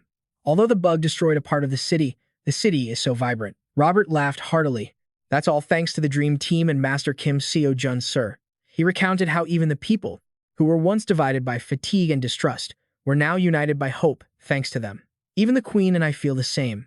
Hearing this, the Master Swordsman's expression didn't change at all. The car pulled up, and from afar, they could hear Lee Haeun's voice. "Wait, Master Spirit." At the same time, Seojun turned around. He was surprised to see his grandfather there, but the Master Swordsman's face still didn't show any emotion. Seojun quickly ran over. "What brings you to the UK, grandfather?" Suyeon was surprised. "Oh, Master Swordsman." He looked at everyone and thought, despite going through such difficult battles, they have grown so much. That would be completely impossible if they weren't drinking divine medicine like it was appetizer wine. Mindu wondered why Lee Haeun had fallen over. Suyeon smiled bitterly. It seems that Spirit is rejecting her again. Seojun saw his grandfather looking puzzled and stepped forward. Besides, before he could finish his thought, a voice rang out. "I came after sensing a familiar aura, and it really is the Master Swordsman." He looked at him. This brat has become even more of a monster. The Sword Saint then looked over at Park Seojun and said seriously, "I've come to pick you up." Everyone was stunned. The Sword Saint explained that the U.S. Lee Hunter Management Bureau had urgently summoned heroes from all over the world due to the great disaster. Inside the U.S. Lee Hunter Management Bureau, a voice rang out. I can't believe they actually let a bunch of Eastern rookies into the meeting of heroes meant to combat the great disaster. A black man shouted in frustration, "What is wrong with you, people?" Lisbury sneered, "Hey, Colin, stop wasting your breath on decisions that were already made. Aren't you the one who initially chose not to attend the meeting with the president because you found it annoying?" The frustrated man was America's great disaster-fighting hero and master spearman, Colin. Anyway, this is a gathering of heroes from across the globe, so please, cool your temper. Before he could finish, Colin stood up angrily. I can't accept this. He defeated Burr. He must have just been a strong dragon, not the real Burr. We can never kill that monster. The man who had just left, LG, muttered to himself. That hothead is probably going to get into another fight. Should I just let him do what he wants? I'm also curious to see just how strong Kim Seojun has become. Cut to a grand cathedral, where a voice echoed. Ever since our late queen passed away, we have all endured such difficult times. Below in the cathedral, thousands of people were gathered to hear the speech. The person on the podium continued, Our nation was divided into four and trampled upon, unable to stand against the disasters. Queen Ariako of the United Kingdom was delivering an impassioned speech, yet, ironically, a spark of hope had emerged from a place completely unrelated to the UK, and the UK had once again become one. Earl Robert stepped forward, holding a sword on a ceremonial tray. Arya looked over and said, To repay that grace, even if only a little. Dressed in formal ceremonial attire, she took the sword from Earl Robert and held it high toward the sky, looking proud. Seojun's team was standing below, and the queen called out each of their names to honor them. Lee Hunter Park Soon, Lee Hunter Leun, Lee Hunter Liu, Lee Hunter Seox Suyun. I wish to bestow the title of Earl upon these four. Having said that, Arya held the sword with both hands. She turned to Seojun and said, I wish to bestow the title of Duke upon Lee Hunter Kim Seojun. She walked up to Seojun and offered him the sword. The ceremony began with a shout, and the knights drew their swords. Following the command, the knight squad drew their blades and raised them solemnly. Today, dedicated to the knighting ceremony of Kim Seojun and his dream team, England, Wales, Scotland, and Northern Ireland have gathered, regardless of their origins. It was a special event where titles were granted to foreigners, not citizens. Especially the title of Duke, usually reserved for royalty, was being granted to a hunter from a small Asian country. Seojun received the sword from the queen. He beamed and turned back to the crowd with a smile. Thousands of people below cheered in unison, with no one objecting. Long live the queen. Cut to a large hangar where a private royal jet was parked with its doors open. Someone spoke up. I am so grateful that we were able to borrow the British royal private jet. Seojun looked at the jet before him, took Suyun's arm, and said excitedly, Captain, you could just sell your Duke title to cover the travel expenses, you know. Earl Robert heard him and thought, he's not joking. Suyun crossed her arms, and even she spoke up. That is strictly forbidden. The queen, standing behind her, heard Seojun and widened her eyes, thinking that if it were him, he might actually sell it one day. Everyone boarded the plane one by one. When it was Seojun's turn, Arya approached him and called out, Lee Hunter Kim Seojun. Seojun turned around, and the two shook hands as a farewell. Arya looked at him and said happily, Thank you for breaking my narrow worldview when I was about to give up in despair. Seojun heard her, and feeling a bit shy, he scratched his cheek and replied, Well, I just gave you a little nudge. You freed yourself, Your Majesty. Hearing his compliment, Arya also felt shy and covered her mouth with her hand, laughing. Her cheeks turned rosy. Arya placed her hand on her chest, smiled brightly, and said to Seojun, Just as my grandmother, the previous queen, said, I will show that this country can become whatever we want it to be. Seojun heard her and laughed heartily, unable to hold back a wide grin. After everyone had boarded the plane, Arya and Earl Robert stood below, bidding farewell to Seojun's group. Good luck to you all. Arya stood there, waving to everyone. Then, a voice rang out that left her momentarily stunned. You're better than Beery Minchin. He was the last person to board the plane. He left those words without looking back. Finally, the plane began to taxi and move. The plane took off into the sky. Arya remained standing there. She looked up, following the plane. Earl Robert stood behind her and spoke up. Your Majesty. Arya finally turned around to leave. As she walked, she said to him, Let's go. We have a mountain of work to do, Earl Robert. Hearing this, Robert wore a smile and bowed respectfully. As you wish, Your Majesty. Then he turned to follow her. Cut to a plane arriving. Washington, D.C. Dulles International Airport. A man dressed in Hawaiian-style clothing pushed up his sunglasses and said, "Why are there so many people here?" This man was the Australian hero, Jackson, and walking beside him was Caden. Hearing him, Caden replied, "It's rare for Australian heroes to gather in one place like this." Caden adjusted his bag as he walked and said to Jackson, "And it looks like the Asian guy has arrived." Jackson glanced over at him and asked, "The Asian guy?" Caden responded, "Isn't he the professional hunter who defeated Burr, sir?" Jackson nodded. "Ah, right. What was his name again?" Cut to Seojun getting off at the airport, where a blond man in a suit walked up to him and said, "We have been waiting for you, Lee Hyunter Kim Seojun." The man adjusted his glasses and introduced himself. "I am Lucas, and I will be in charge of guiding you." This man was Lucas, the deputy director of the U.S. Lee Hyunter Management Bureau. Soon after, he gestured to guide Seojun's team. "This way, please." Jackson and Caden stood to the side, watching the scene. Jackson looked on in surprise. The deputy director of the U.S. Lee Hyunter Bureau was personally guiding him. Seeing this, Jackson flashed a meaningful smile and said to Caden, "Should I test him a little?" Caden couldn't be bothered with him. He just cast a sidelong glance and said, "As a hero of the deluge, you can say that, but try acting your age." Hearing that, Jackson pouted and asked Caden, "Why aren't you curious about how strong he is? He defeated the B ranker after all." Caden kept his eyes on him. He calmly replied, "For the sake of Australia's dignity, please stay quiet. There's no need for you to step in." "Mr. Jackson." As Seojun emerged, all eyes were fixed on him. As he walked, Seojun wondered if everyone gathered here had the same thought, that they were just here to collect an appearance fee for attending the meeting. He remembered the free lectures from the Sun Wukong on his phone. In his mind, he still believed he had successfully learned a lecture from the Sun Wukong instructor using a free trial coupon. Those lectures on his phone were about merging with a long, massive spear, the compound spear body, and the Sun Wukong's teachings. Just then, the system displayed, "Your free membership coupon has expired." Seojun remembered that and couldn't help but worry. The problem was, he had no money to buy a membership. As Seojun wondered if there was any way to make some cash, someone appeared before them. This person saw him and immediately asked, "Are you the Asian hunter named Kim Seojun?" It was Colin. He was standing there, holding his spear. Lucas saw him and spoke up, "Colin, why are you here?" Colin heard his question and asked back, "What? Am I not allowed at the airport?" Lucas immediately stepped in front of Seojun and said, "Back off, Colin. This is someone I personally invited." Colin walked up nonchalantly and said, "Oh, please, you can't stop me." He walked up, looked Seojun up and down, and spoke, "What a pity. I came to see who the hunter was that defeated the B ranker, but you don't look strong at all." Hearing him say that, Seojun frowned, looking displeased. His mind was completely blank. What is he saying? Seojun didn't understand a word because he had turned off his translation spirit. Seeing Lucas and Colin arguing without yielding, he just assumed he didn't understand anything because everything was in English. Seojun rubbed his head and spoke, cutting off their argument. "It seems you two have things to discuss, so we'll wait outside."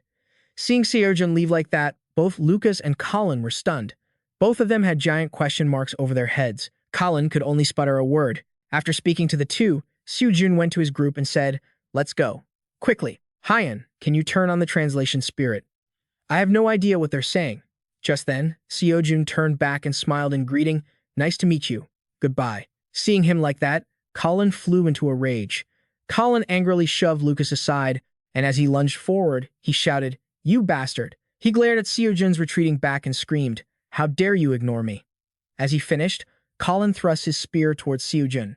In an instant, he turned to the side and caught the tip of Colin's spear with his bare hand. Colin saw this and was shocked, sweat beginning to bead on his forehead. Lucas saw the situation and could only stand frozen in place. Seojun's group saw this and felt a collective headache. What now? Fighting again? Is there never a peaceful day? Seeing him holding the spear tip, Colin poured mana into his weapon. Realizing he couldn't pull it out, Colin thought furiously that his spear wouldn't budge.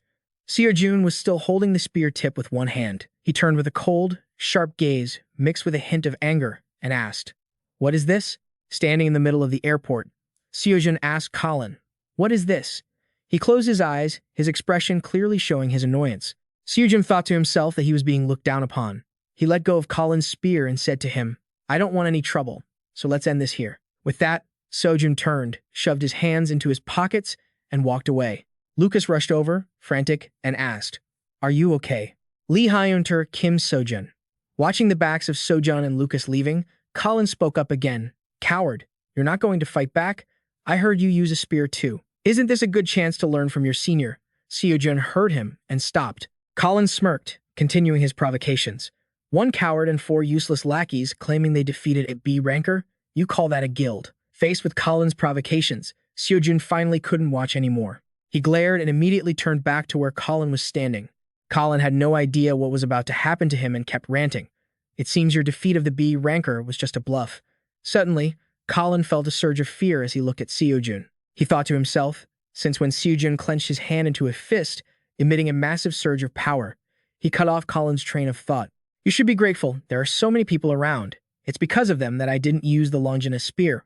Finishing his sentence, Seojun lunged forward. He threw a punch with immense power toward Colin. Colin, still frozen in place, hearing what Seojun said, could only sputter a word. Ha! Seojun's powerful punch sent him flying high into the air. The punch caused a massive shockwave. Colin was sent flying, completely losing consciousness, missing a tooth. After Seojun's punch, Colin immediately crashed to the floor, creating a loud thud. Debris fell down along with him. On the other side, Jackson and Caden saw the scene and were stunned. Jackson said to him, Caden, you saved my life. Seeing how angry Seojun was, Jackson continued. Even if all the heroes here swarmed him at once, they wouldn't be able to take him down. As Seojun approached where Colin lay, Lucas ran over first. He held out his hand to stop Seojun and said, Wait. Seojun immediately glared at him, his voice cold as he commanded, Move. Is this how Americans treat their guests? Seeing Seojun's fury, Lucas trembled, unable to say anything, only able to hold out his hands to block him. Lucas spread his arms wide to protect Colin and said, I'll do whatever you want, so please, spare him. Even though Lucas was terrified, he had no other choice, thinking to himself, of course, Colin was in the wrong, but if Colin dies, the U.S. Lee Hunter Bureau will blame Lee Hunter Kim Seojun. That would be no different than turning him into an enemy. Damn it, just thinking about it gives me the chills. He was still hunched over in pain. As he was thinking, Sejun's voice cut through. All right, so how much do you plan to pay me to spare Colin's life? Hearing that, Lucas thought to himself, if money is all it takes to solve this, then that's easy. He immediately bowed repeatedly to Sejun. Seeing him like that, Sejun just crossed his arms, looking completely uninterested. Sejun was licking his lips with a sly grin. Minchin saw this and spoke up. Remind me, what's the national budget of the United States? Suyeon heard him, pulled out her phone to check, and replied, as far as I know, the defense budget is $1 trillion. Scene transition. Out on the highway, 2 cars were driving away. Sejun was in his vehicle, clearly thrilled, a huge grin plastered on his face. Seeing this expression, Lucas could only force a stiff smile and said nothing. Sejun, sitting in the opposite seat, was happily scrolling through his phone. Watching him, Lucas thought to himself, $500 million even for the life of a grand disaster-class hero. That's still way too expensive. I guess I'll just have to look the other way. After thinking it over, Lucas spoke up to Sejun. Lee Hunter Kim Sejun, forgive my rudeness, but there's something I've always been curious about. Sejun caught his gaze and replied, fine. Lucas, sitting across from him, didn't hesitate. Is it true that you face Bear in England? That's right. Sejun put his phone down and answered, it was definitely Burr, and he was eliminated. Lucas then pulled out a tablet, held it towards Sejun, and continued, if that's the case, could you take a look at this? It happened just yesterday. Sejun took the tablet, glanced at the screen, and was momentarily stunned. Through the video, he saw a skeleton casting magic spells. Lucas continued, this area has been sealed off due to a dungeon distortion outbreak. The authorities believe this is a result of the distortion. Before he could finish, Park Min-chin, sitting next to Sejun, spoke up. Is this because of Burr's power? Sejun turned his eyes toward Lucas and asked, so, what is the purpose of this summons? Lucas didn't hold back and said directly, yes, it's related to Burr. Min-chin crossed his arms and asked, when will the meeting take place? Sejun was still watching the footage, his hand covering his mouth in surprise. Hearing the question, Lucas replied that it was in 2 days, but they hadn't managed to assemble enough people yet. Hearing that, Min-chin frowned. Why is it so difficult? Sejun stayed silent, his hand on his chin in deep thought. What on earth is going on? I definitely defeated Burr. So how could he have been reincarnated?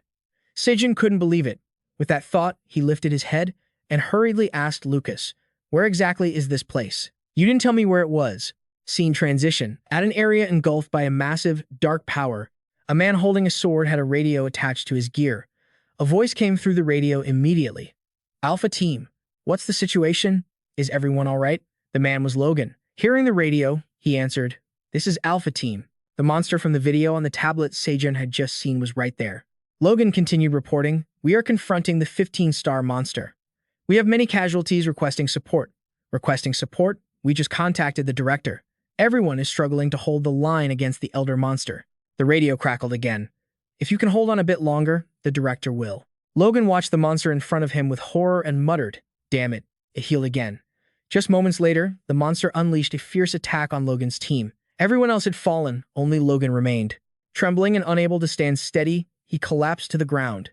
The monster scanned its surroundings. Logan immediately held the radio on his gear and spoke into it.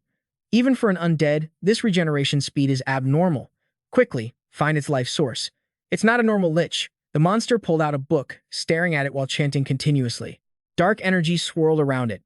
Just then, a beam of light appeared in the sky above. The monster sensed it and froze. A massive surge of power struck down from the sky onto the monster, triggering a huge explosion. Logan, still holding his sword, stared blankly and let out a stunned cry. A figure touched down on the ground, wielding a gleaming spear. "I wasn't sure from the video," the person said. Seojun had arrived. He stood with one hand in his pocket, looking at the monster, and smirked. "But this mana, there's no mistaking it. It's Burr's heart." The monster hovered in the air, looking down at Seojun. Immediately, the Arch-Elder unleashed its power. Seojun gathered his own power as well. Blue sparks of electricity crackled around him. Seojun looked at the monster and said, "I don't know why you're here, but I have to take you out before you finish absorbing all of Burr's mana." The monster conjured a magic circle, stared at it, and continued its incantations. Seojun didn't waste any time. He lunged forward, striking straight through the monster and shattering its magic circles. The monster glared at Seojun. Seojun was now hovering in the air, radiating an immense power that lit up the whole sky. Seojun looked at the monster and said, "Now that I think about it, I still need to keep my promise to play ball with Mr. Minchun using a lich's head." Instantly, his spear thrust straight toward the monster. The spear, fueled by his power, pierced straight through the Arch-Elder. On the ground, Logan stood frozen as his radio kept ringing. "Logan, Logan, are you still alive? If you're alive, answer me." Logan was too amazed to tear his eyes away from the sky. Finally, he spoke to the director. "No need to come anymore, just let him finish the job." Logan sank to his knees, clenching his hands. "Instead, could you send a medical team?" The radio immediately replied, "Are you badly injured? I'll send some healers right away." Hearing that, Logan denied it. "No, it's not that. When I get back, I'm going to need to see a psychiatrist immediately." A massive crater had formed on the ground. Scene transition LBY had arrived on the scene. Looking at the destruction, he wore an incredibly excited smile, with Lucas following behind him. Standing on a ledge, looking at the giant hole, he chuckled. "Is there some tourist attraction here I don't know about?" With his hands in his pockets, he smiled and asked Lucas, "So, what is Lee Hunter Kim Seojun doing?" Hearing the question, Lucas replied, "Honestly, I have no idea. It looks like he's looking for something." Deep in the pit, Jun held the Arch-Elder's skull in one hand. He leaned down, searching for something and muttering happily. Now, where did Burr's heart go? He licked his lips with delight, talking to himself. "I already got a huge power boost from eating a dragon's heart. Imagine how much stronger I'd get if I had B's heart." Seojun was still excitedly digging through the pile of bones for the heart when he suddenly froze, as if he couldn't believe his own eyes. Seojun stood stunned, his eyes wide as he muttered, "It's not here. B's heart isn't here." Seojun couldn't help but feel suspicious, turning various theories over in his mind. He wondered, could it have been shattered by the lightning spear strike? No, that shouldn't be possible unless it was the first strike of the technique. How could BS power be destroyed by a mere lightning spear strike? Could it be? At that thought, Seojun clenched his teeth. He immediately pushed off and jumped out of the pit. As he landed, he was met with the sight of Lucas and Libery already standing there. Seojun immediately landed in front of them and asked, "Are you Mr. Libery, the chairman of the Professional Lee Hunters Association?" Hearing Seojun's question, Libery kept one hand in his pocket and replied, "That's right. You must be the gold-rank hunter, Seojun, right?" He tilted his head slightly, scanning Seojun from top to bottom. Internally, he thought, who would have expected him to be this terrifying? He could clearly sense an immense surge of power radiating from June. He smiled with a look of satisfaction, though he was still thinking to himself, "Honestly, I really should have stopped Colin instead of paying $500 million for his life just to satisfy my own curiosity." Libery stepped toward June and reached out his hand to greet him. "Allow me to introduce myself. I am Libery, chairman of the American Professional Lee Hunters Association. First of all, thank you for your cooperation in the L hunt." Hearing this, Seojun quickly informed him that L had not yet been defeated. Libery looked at him in surprise and blurted out, "That's strange. I've scanned this entire area and haven't found any trace of the lich. I thought the lich's vitality core had already been destroyed. Hearing him say that, Seojun spoke up. He explained further that it might have realized it couldn't win and went into hiding, and it likely wouldn't appear again until it fully mastered Burr's power. Hearing this, Libri became serious in an instant. When Libri heard Seojun mention that name, he asked for clarification. Seojun nodded and told him, I can feel Burr's power very clearly coming from the lich. He elaborated so that Libri and Lucas would understand. The vitality core is a crystal containing the life force of L. If that core isn't destroyed, the lich will regenerate infinitely. As he said this, Seojun hesitated, finding it difficult to continue. He thought to himself, Burr's heart must have been absorbed by that thing. Because he hadn't fully unleashed the power of the dragon spear genus, he hadn't been able to destroy L completely. At that thought, Seojun clenched his fists and said loudly, If this keeps up, a horror the likes of which history has never seen will emerge. We need to mobilize our forces immediately. Hearing Seojun's words, Libri looked slightly startled. He remained silent, eyes wide as he processed the information, before immediately issuing an order.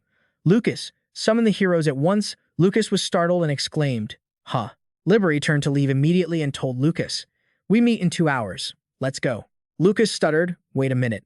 He immediately turned and followed Libri, saying, Even so, we can't rush this. They haven't arrived yet, and besides, you Libri seemed to understand what he was about to say and cut him off. If Richard complains, just tell him it's my order. If he still refuses, ignore him. I'll handle the rest. Just stick to the plan. Lucas looked startled and said worriedly, But if something goes wrong, you might have to step down. Libri kept walking forward without turning back, casually replying, If the world is already gone, who would I be chairman for? Lucas turned pale and couldn't say another word. He clenched his fists and said coldly to Libri, Do you really believe in such an absurd story? Libri remained silent. After a long moment, Libri finally spoke to Lucas. You're still saying things like that, even after seeing Colin turn into a pulp with your own eyes. I'm no different from him. Lucas's eyes widened, and he pressed his lips together in silence. Libri continued, his hands still in his pockets. None of the heroes from the Great Flood are a match for him. Why would someone that powerful need to lie? There must be a reason he's so confident. Above all, I trust my intuition. Libri finally turned around, looked straight at Lucas, and said, What he said is the truth. Scene change. In the meeting room, everyone was present. A hand suddenly slammed against the table, making a loud thud. The bald guy, Richard, leaned into the microphone on the table and spoke. We're swamped with work, and you dared to call everyone here just to help you find the lich's core? He glared at Libri, who was sitting in the back, and shouted angrily, First of all, why is Burr's heart with L? And are we even sure Burr was completely destroyed? I heard that it wasn't a hero from the Great Flood who defeated it, but some rookie. Doesn't that sound suspicious? At this point, Seojun stood up from his seat and spoke. I can provide an explanation. Suddenly, all eyes in the room turned toward him. Seojun frowned and said firmly, First, I want to clarify that what my team and I faced was definitely Burr, and we saw him die with our own eyes. Richard, sitting across from him, challenged. Then why? Seojun continued, telling everyone, someone must have taken Burr's heart before he was killed. Richard and the others began to question this. Richard immediately flew into a rage, screaming at him, Stop spouting nonsense. Rookie. Even though he was being shouted at like that, Seojun didn't feel afraid or look away. Facing the judgmental eyes in the room, Seojun frowned and thought. He had already anticipated this situation. Everyone sitting here stood at the pinnacle of humanity as heroes of the Great Flood. They wouldn't be easily ordered around. Seojun Seehid. Suddenly, he slammed both hands down on the table. He unleashed a massive surge of power that spread across the entire room. He looked straight at Richard and said, Aren't you the one who understands the horror of Burr better than anyone else? If we don't find it, humanity will perish. Libri and the others looked at Seojun. Seojun kept his gaze fixed on Richard. He said every word clearly. I ask for your cooperation. Scene change. A helicopter appeared in the area where Seojun had fought the Arch-Elder. On the map, the travel routes were all marked in red. Everyone was discussing it. Heroes had also been sent here. They were discussing something together. Seojun was flying in the air, his eyes scanning his surroundings. While everyone was working, someone let out a yawn. He lazily crouched on the ground and spoke up. What the hell? Gathering all these hunters for nothing? Not a single strand of monster hair to be seen, let alone an emergency. The girl standing next to him scratched her head tiredly and chimed in. Exactly. A restless heart is just a bunch of nonsense. Honestly, causing all this trouble for us just because of one crazy brat. Just then, in a nearby cave, a source of dark energy appeared. Deep inside, a crystal mass was encasing a red gem, with black smoke radiating from it. The scene cuts to nighttime, and the helicopter returns to the city. Seojun opens the helicopter door, and the wind rushes in. Seojun stands right at the edge of the door, thinking that even though he had fully expanded his centaur senses, he couldn't detect a thing. With one hand gripping the helicopter, he turns to look at Suyeon and asks, "Suyeon, anything unusual or suspicious?" She, currently controlling a glowing orb in her hand, replies to Seojun, "No, no matter how I look at it, I can't see any trace." After the meeting, the search continued, not just with professional hunters from the U.S. Lee Hunter Management Bureau, but also with many heroes from the Great Flood. Even after sweeping the entire United States, we couldn't find a single trace of the Lich. Seojun looks into the distance, thinking to himself that there isn't much time left. Now, at a large building, Seojun is striding down the hallway. A voice rings out, catching Seojun's attention. "Back already?" He turns to see Park Min-chan. He is standing with his arms crossed, leaning against the wall, waiting for him. Seeing him, Seojun speaks up. "Sword Saint." Min-chan looks at him and asks, "Did you find the Lich?" Hearing his question, Seojun can only helplessly close his eyes and shake his head. Seeing him stay silent, Park Min-chan continues, "What are you going to do now?" Faced with his question, Seojun thinks for a moment before replying, "I think we need to prepare ourselves to handle any unexpected situation that might arise." Min-chan asks, "Unexpected situation?" Seojun approaches him and says, "Because we've searched everywhere and still haven't found a single clue. Perhaps we may never find the life vessel. And that means we won't be able to prevent the birth of an immortal lich carrying the power of Bur." After speaking, Seojun falls silent. He thinks to himself, there is only one way to destroy this monster now. The dragon spear Gynes has the ability to pierce through reality. I must unleash its maximum power. Seojun clenches his fist with determination, continuing his thought. Currently, my progress is only at 20%. I need to increase it by another 10% to use this ability. Thinking this, Seojun leaves. Walking past Min-chan, he says, "If you'll excuse me, I'll go first." Seojun's eyes are full of resolve as he walks forward, thinking to himself that he will do everything to increase it. Hearing him, Min-chan remains silent, only watching his back as he walks away. Scene changes to the Grand Canyon in Arizona, USA, which is a Rocky Mountain area. People come here to hang out and take photos. A couple is traveling. The man holds up his phone to take a picture of his girlfriend. "Honey, take a picture of me here." A girl walking by also exclaims, "The scenery is beautiful." In the distance, there are two heroes. They are taking a break and chatting. "It's so peaceful, isn't it?" "It is. It's hard to believe we've been searching all over the US for days." The one with his hands on his hips continues. "Who would have thought that just one professional hunter could cause such chaos across the US?" Just then, the person next to him looks up at the sky. He has seen something. People are drawn to look up as well. A little boy points into the distance and asks, "What's that?" Everyone sees something floating in the sky and wonders. There's something floating up there. It's the skeleton. It's back. People look up at the sky, filled with confusion and panic. What? What is it? Immediately, the Arch-Elder uses his power to attack. Above his head, there is a circle with various stones of different sizes. The Arch-Elder's eyes glow red. A man looks up, sees the monster, his face turns pale, and he can only blurt out one word: "Run." Immediately, everyone there falls into a state of panic, scrambling to flee while screaming, "Run." Just then, a man running looks back, his face turning pale, and immediately after, he sees a light about to catch up to him. A massive explosion occurs instantly, creating a terrifying light. The hero collapses to the ground, trembling with fear uncontrollably. A giant Arch-Elder is standing in front of him. Paralyzed with fear, he can only let out a weak cry. The monster reaches out a long, bony hand toward the man whose face is bloodless and says, "You are not the one." Immediately after, the monster's hand grabs his face. The man is terrified to the extreme, his mouth only able to utter two words, "My God." Right after that, a tragic scream echoes out. Scene changes. Liberty is walking down the street, asking, "What are the casualties?" Lucas, running behind him, replies, "It's too early to assess." Liberty walks hurriedly and asks again, "What about the location of that bastard?" Lucas immediately reports to Liberty, "It's moving from the Grand Canyon toward Phoenix, Arizona." Liberty's face is full of panic. He glances at Lucas and says loudly, "It's already gone." What about the heroes nearby? In the room, Liberty is under immense pressure. He thinks to himself that they are all wiped out, then asks Lucas, "What about Lee Hunter Kim Seojun?" He answers directly, "It's reported that he has been locking himself in his room for the past few days and hasn't come out. I've been in contact with him, but all I get is a message asking for more time." Hearing Lucas, Liberty puts his hand to his mouth, carefully contemplating these three words, "More time." Thinking this, he immediately issues orders. "Lucas, Summon all professional combat hunters. I will talk to the heroes."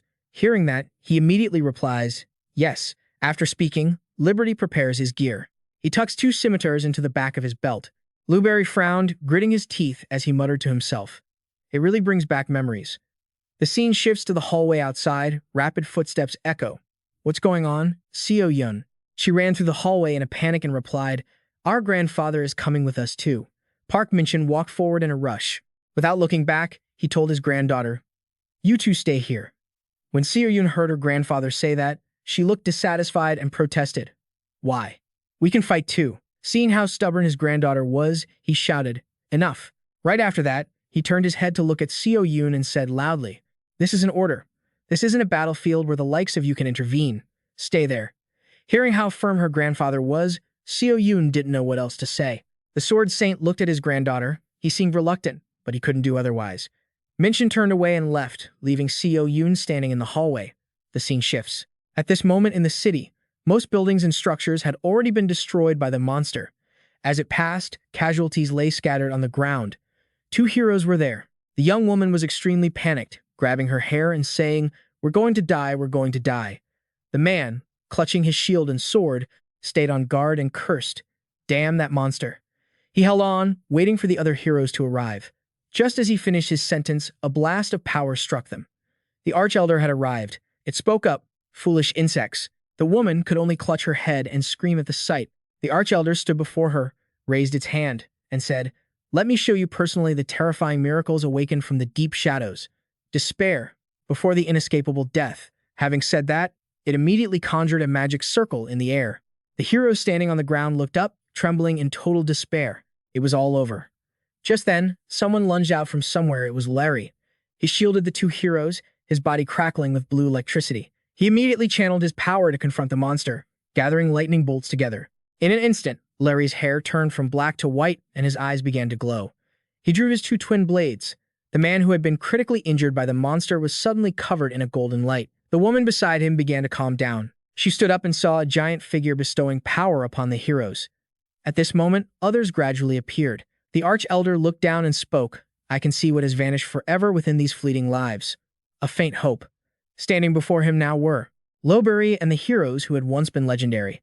Lowberry raised his blades, his eyes fixed deeply on the monster. The woman, supporting the wounded hero on her shoulder, cheered happily when she saw the others appear. "We're saved. It's the hero group, the Great Flood heroes are here." One of the heroes spoke up. "It's been a long time since we fought side by side, hasn't it? 20 years, at least." The swordsman standing next to him replied, "It really brings back a lot of memories." The group of heroes stretched their limbs and said in unison, "After all these years, we can finally loosen up our muscles." As soon as they finished, they immediately charged forward, coordinating their attacks against the monster. It quickly unleashed its dark magic, blowing them back, and roared, a bunch of flies swarming together. At that moment, a flash of green light filled with electricity struck toward the Archelder. It was Blueberry. He lunged in, his body wreathed in lightning, and punched the monster. The monster dodged, then immediately grabbed him. The Archelder brought Blueberry right in front of its face. It opened its mouth, forming an orb of energy. Blueberry could only gasp, unable to resist. At the critical moment, a stream of golden power struck the monster's head. Minchin used his sword to pierce through the Archelder's skull. It immediately dropped Blueberry. Seeing his chance, Larry caught his breath and unleashed a series of powerful slashes at the monster. A surge of sea blue energy also struck. Someone on a high building peered out, looked at Larry and Minchin, and laughed. "How was that?" Seeing the elder remained unaffected, the person continued, "I shot it right in the head with artillery fire, and it's still unharmed." Liberty gritted his teeth, staring at the monster, thinking to himself, "It's not that he isn't hurt. He's just regenerating the damaged parts of his body in such a short time." A man in a dress shirt, clutching his wounded arm, walked over and was immediately enveloped in golden light. An old generation hero, a woman, was trying to heal everyone. As she cast her power, she said, "Everyone, hold firm." On the monster's side, it held a pitch-black orb of power. It looked at the heroes and sneered, "Troublesome divine power." The elder immediately unleashed its dark magic. The entire sky was blanketed in darkness. The hero with the staff, still channeling her power, called out, "Everyone, gather around me quickly." At that moment, the elder uttered only 2 words, "Destruction." As it spoke, it unleashed its power against the heroes. A massive red wave of energy was released. Below, the female hero tried her best to resist, pouring all her strength into her staff to project a shield. Having reached her limit, she coughed up blood. The staff in her hand shattered into pieces. Everyone was immediately blasted away by the monster's power. Blueberry collapsed onto the ground, clutching his chest, blood pouring from his mouth onto the dirt. Right then, Seojun's voice echoed in his ear. If we can't find it, we're all going to die. Blueberry stood frozen for a moment, looking at his fallen friends, thinking, we should have searched more thoroughly. We should have trusted his words and launched a more rigorous investigation. The Arch-Elder hovered in the sky. It conjured black holes, from which long, spear-like objects emerged. The Arch-Elder raised both hands and said, I will let you insects witness the moment of the end. Minchen knelt on one knee, still gripping his sword. After the monster finished speaking, it launched the long spears toward him. Minchen looked up, seeing the monster's attack, but it was too late to react. At that very moment, Seojun appeared and swung her sword, slicing through the spears controlled by the monster. Minchen saw his granddaughter arrive, and filled with worry, he shouted, Why are you here? Seojun, with a sharp gaze, had just dealt with the immediate threat, so she let out a breath. Minchen looked at his granddaughter and continued to shout, This isn't some level 10 or 15 monster you can just mess around with. You can't possibly beat it. He looked at her and ordered her to run. Seojun knew he was worried, so she spoke up. I'm coming too. She glanced at her grandfather and added, I'm a professional hunter, too. Park Minchen was taken aback by her words. With that, Seojun charged forward. Seeing how much his granddaughter had grown, Park Minchen spoke to the sword in his hand. Sword Saint, our time is running out. No, perhaps my era has long since passed. At that moment, Seojun, Lee Min-yoon, Su Ion, and Lee Hyeon charged together to attack the monster. The four of them coordinated perfectly. Seojun leaped into the air and unleashed a powerful slash at the monster. Seeing her charge, the Arch-Elder clapped his hands and sneered. Futile struggle. Instantly, Seojun was bound by invisible ropes. She struggled incessantly, power radiating from her body, her mouth letting out only cries. Right then, Park Minchen rushed in, slashing through the spears the monster was controlling. He shielded his granddaughter and grumbled, Good grief, who did you get that stubbornness from? Just then, a helicopter appeared in the sky above. Two people were on board. They opened the door, one holding a camera, the other a microphone. The cameraman asked, Is a live broadcast like this really okay? His companion replied immediately, The whole world is watching. It had been decades since the Great Flood heroes had fought together like this. The man with the camera nodded. But if we lose? The man in the suit holding the microphone emphasized, If we can't stop the Demon King here, humanity is finished. On the other side, once freed, Seojun and her grandfather rushed forward, unleashing powerful strikes at the monster. Seeing this, the Arch-Elder glanced over, thinking to himself that this wasn't good at all. He looked down at Seojun's allies, thoughts racing, these insects, these pathetic creatures, always so full of hope. One person directed everyone to maintain their formation, absolutely not giving him a chance to use his power. Watching the humans fighting against him, the Arch-Elder mused. They are no longer writhing in fear and despair. Even knowing their efforts are meaningless, they still won't stop fighting. He didn't like it. He was not happy at all, and it even irked him. His eyes were filled with rage and fury. The Arch-Elder was enraged. He manifested a giant skull in the sky and roared, Kneel. Those on the ground felt their hearts stop at the terrifying roar. The Great Flood heroes were stunned and cried out. Blueberry was speechless, her mind buzzing with the words of a chant. The Arch-Elder gathered power into a dark sphere in his hand.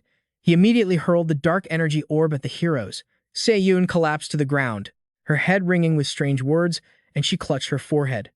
Lee Hae-un stared blankly, her eyes looking hollow as she hugged herself. The Arch-Elder approached her, looked down at Seojun, and asked, Is it you? He reached out his hand toward her and continued, the symbol of hope rising in the darkness. Seojun sat on the ground, one hand clutching her bleeding, injured arm. Just then, the Sword Saint Minchen charged in, his body radiating a blinding golden light accompanied by electrical sparks. He shouted as he lunged. The bastard Arch-Elder picked Seojun up with one hand. She was trembling uncontrollably, screaming. He glanced at Minchen, then flicked his hand, releasing a wave of power. He roared loudly, Get lost! The Arch-Elder's piercing scream echoed through the space. Everyone who heard his scream cried out in agony. The Arch-Elder released Seojun, thinking to himself, The hope that blossomed has turned back into despair. Despair is turning toward me. Lee Hae-un was wrapped in the Arch-Elder's energy ropes, muttering something incessantly. No, Hae-un. The Arch-Elder wore a grotesque smile. He looked down at Seojun and said, Now, this is much better. Immediately after, his dark power engulfed Seojun's face, making her scream in terror. Just then, a voice rang out, "Get those filthy hands off her." A bolt of lightning struck from the sky. The brilliant, powerful lightning bolt zigzagged down to where the Arch-Elder stood. He felt it instantly, turning his head to glare into the distance. Beams of blue lightning struck repeatedly, creating thunderous booms. One of the Arch-Elder's arms was struck by lightning and instantly disintegrated. He raised his arm, looking at the lingering sparks. The Arch-Elder extended his hand, staring in silence. It was Seojun. He had saved Seojun from the monster. The Arch-Elder turned to look at Seojun. He was slowly setting Seojun down on the ground.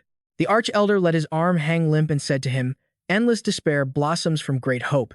He glared, continuing to address Seojun. "Come, with your demise, the end will be complete. You will not survive." Before he could finish his sentence, Seojun thrust his spear forward, piercing through his body with his blue light energy. The Arch-Elder couldn't react in time. He stood frozen, his body fading as it was pierced. After Seojun poured his power into the spear and ran it through the monster, the system displayed struggle less in progress, 28.7%. The sword Saint Minchin rushed over, calling Seojun's name repeatedly.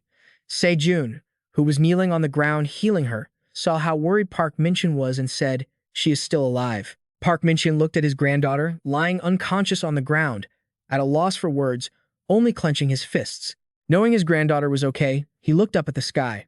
There, two forces, the Arch-Elder and Seojun, were clashing wildly. The Arch-Elder gathered his power into his sphere in his hand. The system once again displayed struggle less in progress, 28.7%. Seojun lunged forward with his spear, licking his lips as he thought, "I knew it. I couldn't pull off a perfect strike." Just then, he darted around the Arch-Elder. He figured that to use the power of Longinus perfectly, he needed to boost his struggle progress by 30%. With that in mind, Seojun charged. He unleashed a flurry of lightning-fast attacks at the Arch-Elder, while his system kept chiming in, struggle progress, 28.9%. Struggle progress, 29%. All the while, Seojun had to constantly parry the Arch-Elder's counterattacks. The Arch-Elder mused that while the boy's strength was impressive, human stamina had its limits. Suddenly, the system pinged again. Struggle progress, 29.5%. Struggle progress, 29.6%. The Arch-Elder thought to himself, "I can still win this." Just as he thought that, glowing yellow X shapes appeared in his eyes. He roared, "Stop!" The sheer force of his shout hit Seojun instantly. Seojun froze midair, unable to move. The Arch-Elder reached out with his mana-infused hand, intending to grab him, and hissed, "I know exactly what you're planning." Seeing the reach of the monster, Seojun scrambled to break free from his control, glaring at him with pure defiance.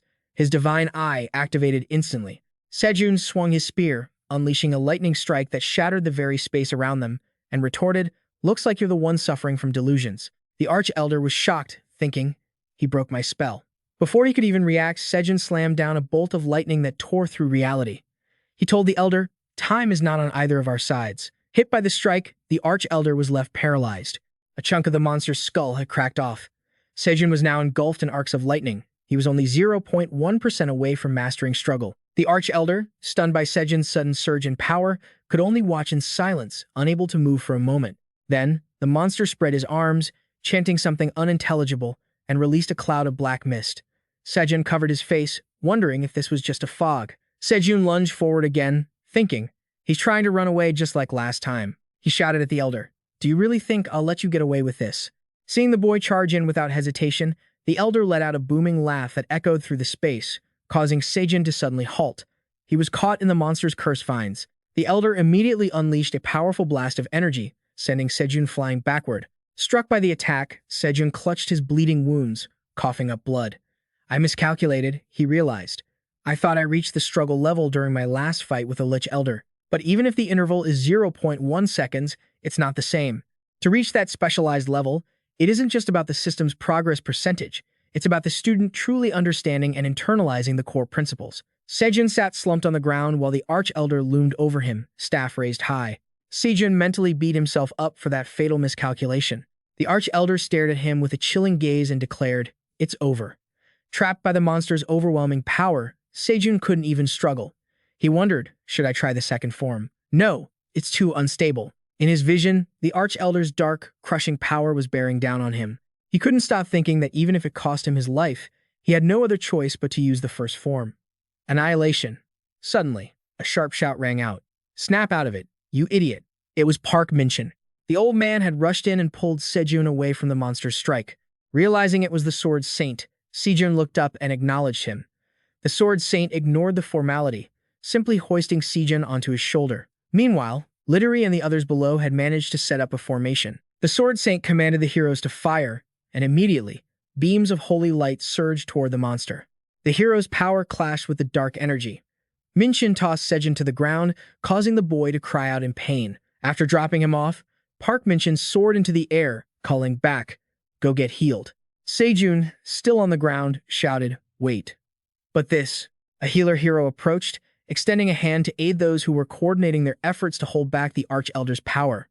"Everyone, hold your positions. Don't give him a chance to breathe attack." After receiving some healing, Seojun stood up and said, "I'm okay now." He started walking, calling out for Chiron as he went, casting a worried glance toward her limp body on the ground. Just then, tears streamed down Chiron's face as she murmured, "Don't go anywhere, please. Don't leave me."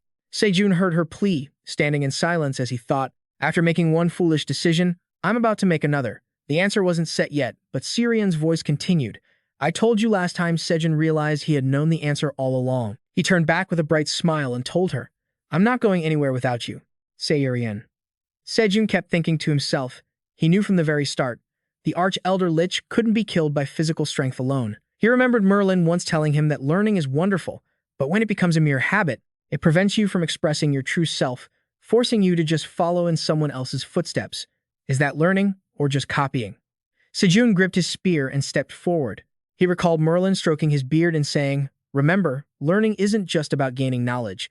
It's about defining your own path." With that thought, Seojun realized he couldn't just use the Heaven Star Spear technique like the great sage. He watched the others fighting the Elder and realized he had to use it in his own way. The Arch-Elder swung his staff, unleashing a wave of darkness at the heroes. He roared, "Get lost, you pests." Immediately, several heroes fell to the monster's overwhelming might. Suddenly, the Elder saw something in front of him and froze. Seojun was standing there, spear raised, channeling his power. As he spun around, a burst of purple light erupted. Seojun looked at the Elder, his eyes burning with a singular, fierce will to destroy him. Seeing Seojun erupt with such power, Elder trembled all over. Thinking he had to run right now, he had to survive at all costs. Elder raised his hand, staring at it. Thinking that his mana wouldn't condense, Seojun gripped his spear, black smoke rising from his body. Seojun was deep in thought. It was strange, could he even feel the Genis Dragon spear in his hand? Usually, the ultimate realm, the pinnacle of spear arts, is for the spear to become the person, and the person to become the spear. Seojun's spear invisibly grew massive, thrusting straight toward the Arch-Elder. He froze in place, stunned. The Arch-Elder's eyes widened in shock as he blurted out, "This is inside the Arch-Elder's eye, which contained a crystal with a gem trapped within." He gasped, "How are you doing this?" The crystal held the dark gem inside, using the Arch-Elder's eye to monitor everything. Seojun gripped his spear, piercing through every rock blocking his path. This technique was called spear and person as one. The spear pierced through his skull, shattering it. The Arch-Elder let out a shrill scream. "I am the ancient demon, a superior existence, the Demon King Elder Lich. I am the apocalypse, the eternal death." As he spoke, he controlled dark magical iron chains to wrap around Seojun, who jolted in surprise. He controlled the sharp-tipped iron chains to strike straight at Seojun, shouting in anger, "I'll kill you."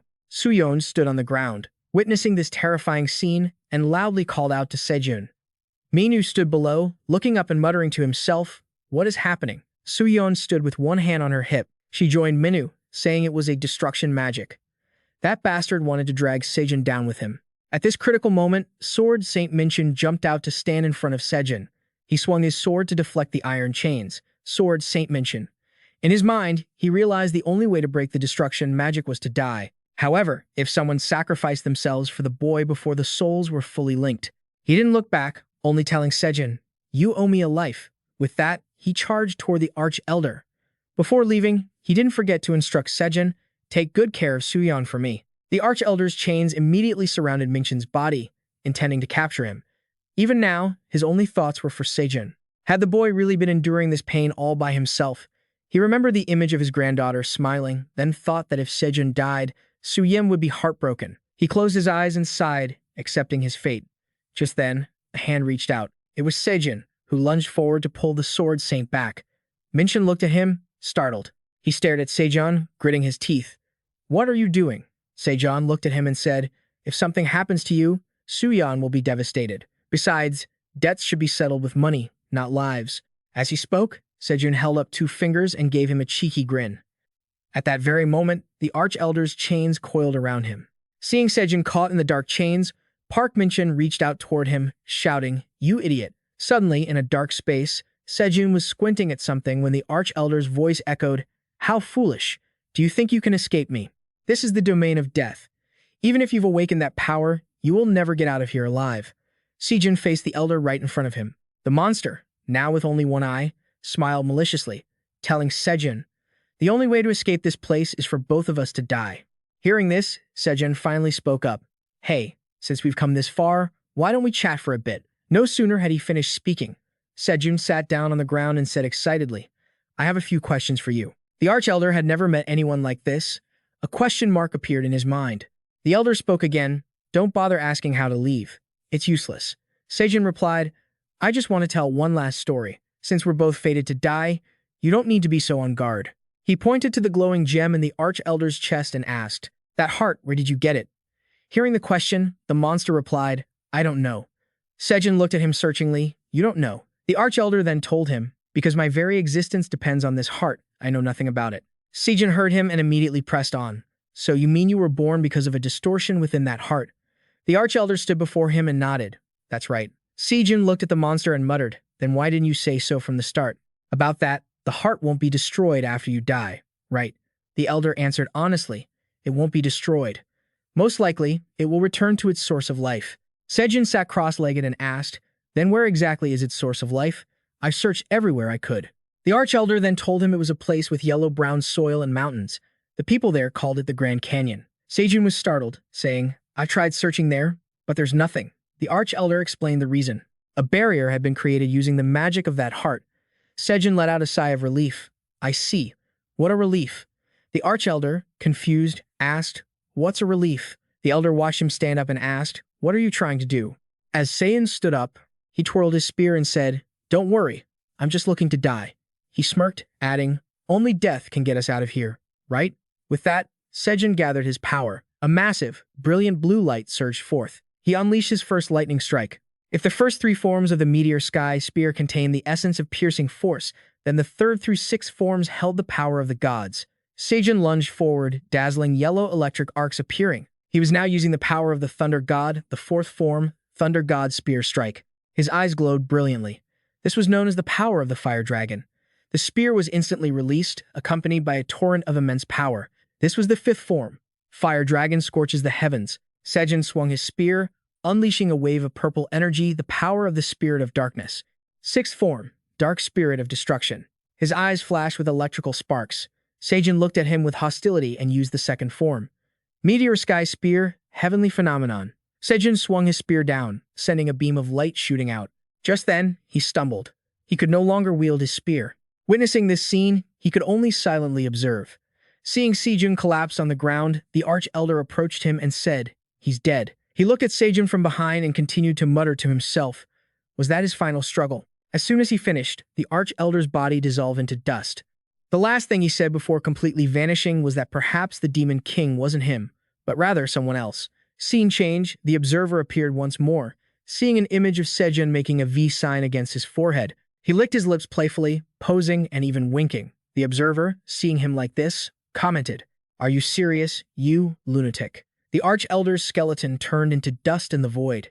The city was now nothing but desolate ruins. Everyone was in a panic. The extinction magic has been destroyed. Hurry, search for him. Seojun was lying unconscious on the ground. Minzu and Suyeon ran toward him. Minzu was running while shouting, "Captain!" Those watching the live broadcast were left stunned, unable to say a word. The helicopter was still circling in the sky. Below, everyone who saw Seojun in that state was filled with sorrow. Minzu wept bitterly. She held Seojun in her arms, crying loudly, "No. Wake up. Please open your eyes." Seeing this, Captain Suyeon couldn't hold back her tears either, biting her lip as she called out, "Seojun." Scene changed to the other side. Seojun was scratching his head shyly as he spoke. "Mr. Observer, I'm not actually dead, right?" Standing before the massive observer, he suddenly seemed to remember something and added, "Wait," he said, "I had to die to get out, so does that mean I did die?" "So I'm dead, but not really dead. What does that even mean?" The observer didn't know what to say either. scratching his head as he remarked, "The dead aren't supposed to be able to come here." Hearing that, Seojun smiled happily and said, "It worked after all. I wasn't entirely sure." Hearing this, the observer slapped his forehead in helplessness. He thought to himself, how the hell did this madman manage to come back here? He recalled the images of June fighting the Elder, having witnessed the entire process from the birth of the LCK Elder to its destruction. However, at the very last moment, inside the absolute realm of the extinction magic he had cast, the observer couldn't see a thing. Just then, Seojun broke the train of thought in the observer's mind. He said to him, "You haven't forgotten your promise, have you? You said you'd give me a free gift voucher when I returned." Hearing Seojun's absurd demand, the observer spread his hands, answering with confusion. "That was only if I summoned you back." Hearing that, Seojun raised his hand, protesting with a bit of irritation. "Don't you dare go back on your word. I clearly mentioned it back then. Are you trying to scam me, Mr. Observer?" Hearing this, the observer pointed a finger at him, clearly annoyed. "What? Let me check the causal records, and you'll see." Immediately, the scene was replayed. Indeed, at that time, Seojun had told him, "If I return to this boundary space, every time I do, please give me a free gift voucher." At that time, finding him incredibly annoying, the observer had immediately agreed. "Fine, I get it. Now get out of here." After watching the replay, the observer could only shield his face, wondering why on earth he had said that. Seeing this, Seojun was quite pleased and made a fuss. "See, I was right. So, hurry up and give it to me." Hearing him, the observer cursed under his breath. "Damn it, I can't break the terms of the agreement." Helplessly, he said to Seojun, I know. Just stop it." As he walked, he continued to ask Seojun, "More importantly, I have something I need to ask you. Exactly, how did you manage to come back here?" Seojun raised his hands high, answering him nonchalantly. "Didn't you observe everything?" He rubbed the back of his neck, bowing his head with a bashful smile, saying, "Does it really matter how I got back?" Hearing that, the observer was internally torn, thinking, it matters immensely. More than anything else in the universe. Nothing that happened inside there was recorded. That meant Seojun could return here by repeating that sequence of actions. He had to stop that at all costs. Thinking this, he held out his hand and said, "If you tell me, I'll give you a free gift voucher." Hearing that, Seojun immediately replied, "But it's incredibly complicated to explain." The observer placed a hand on his chest and said softly, "It's fine. I'm ready to listen. Take your time." Seojun, sensing he had the upper hand, raised a finger, trying to negotiate for more. "Well then, if I tell you, can you give me extra vouchers?" Hearing this, the observer felt extremely irritated, thinking, this brat has me figured out. The observer changed tactics and turned to Jun, saying, "Forget the vouchers. How about I give you items from the Transcendental shop that don't accumulate causality like last time?" Seojun looked hesitant, sighing as he replied. Seeing this, the observer raised his offer. "I'll give you 15 of them." Seojun's eyes lit up, his hands clasping together as he cheered. "Now we're talking." But then, Seojun suddenly changed his mind. He crossed his arms, looked at the observer, and said, "Never mind. Just give me one voucher. That's enough for me to take and leave." The observer hadn't expected him to flip-flop so quickly. Seojun turned away, licking his lips, thinking to himself that he'd almost lost out on a huge profit. The benefits in the boundary space aren't just vouchers, there's also the emergency ambulance ticket to the afterlife. Anyway, besides the voucher he received, there was also the rescue ticket. And he wanted him to trade it for just 15 items from the Transcendental shop. Seojun thought, then put on a flattering face, begging, "If you give me one voucher, I'll leave quietly." The observer didn't look back at him, just replying, "Fine." Immediately after, he reached out and shouted at Seojun, "I won't give you anything until you tell me how you got here." Seeing him like this, Seojun just laid down and threw a tantrum. "Okay." Seeing the observer wasn't reacting, Seojun almost went crazy, shouting, "I'm really not going to do it. No, I can't do it." The observer, seeing him react this way, said, "Then don't. I won't let you leave until you tell me." Seojun yelled back, "Do you think I'm scared? I have my own plan." The observer just calmly replied, "Then go ahead and do as you please." Scene change. Some time later, the observer was casting magical circles, muttering to himself, "I should have done this sooner." The observer sighed, lost in thought. 3 weeks had already passed in this place, far from Earth. It was a void, filled only with pure, white light. A mortal's mental strength couldn't possibly withstand this infinite silence. Even if he'd managed to endure it this long, he would surely be begging to leave soon. There was still time before the next destruction began, and the observer was confident he would win in the end. Meanwhile, Seojun was lying stretched out in the void. Tossing and turning, unable to take it anymore, Seojun suddenly jumped to his feet. He looked tall and imposing. Clutching his spear, he waved his hand and called out, "Hey, observer, you there?" Watching him, the observer thought to himself, he must have given up. I should use this chance to break his spirit. Getting no response, Seojun swung his spear through the air and muttered, "Not there?" The observer wondered what he was planning. For a moment, the observer was taken aback. Seojun swung his spear around wildly, shouting excitedly, "Observer, are you there? Are you?" Annoyed by the racket, the observer clutched his chest, cursing, "That crazy kid." Unable to stand Seojun's constant pestering, the observer immediately appeared before him. Seeing him, the observer snapped angrily, "That's enough. I'll give you 2 vouchers. Just stop it already." When Seojun saw the observer appear, he stopped moving, turned to look at him, and said, "So you were there." Seojun tapped his chin, deep in thought, and continued, "Observer, I've been thinking. If I tell you how I got here, does that mean I'm forfeiting the emergency rescue gift voucher?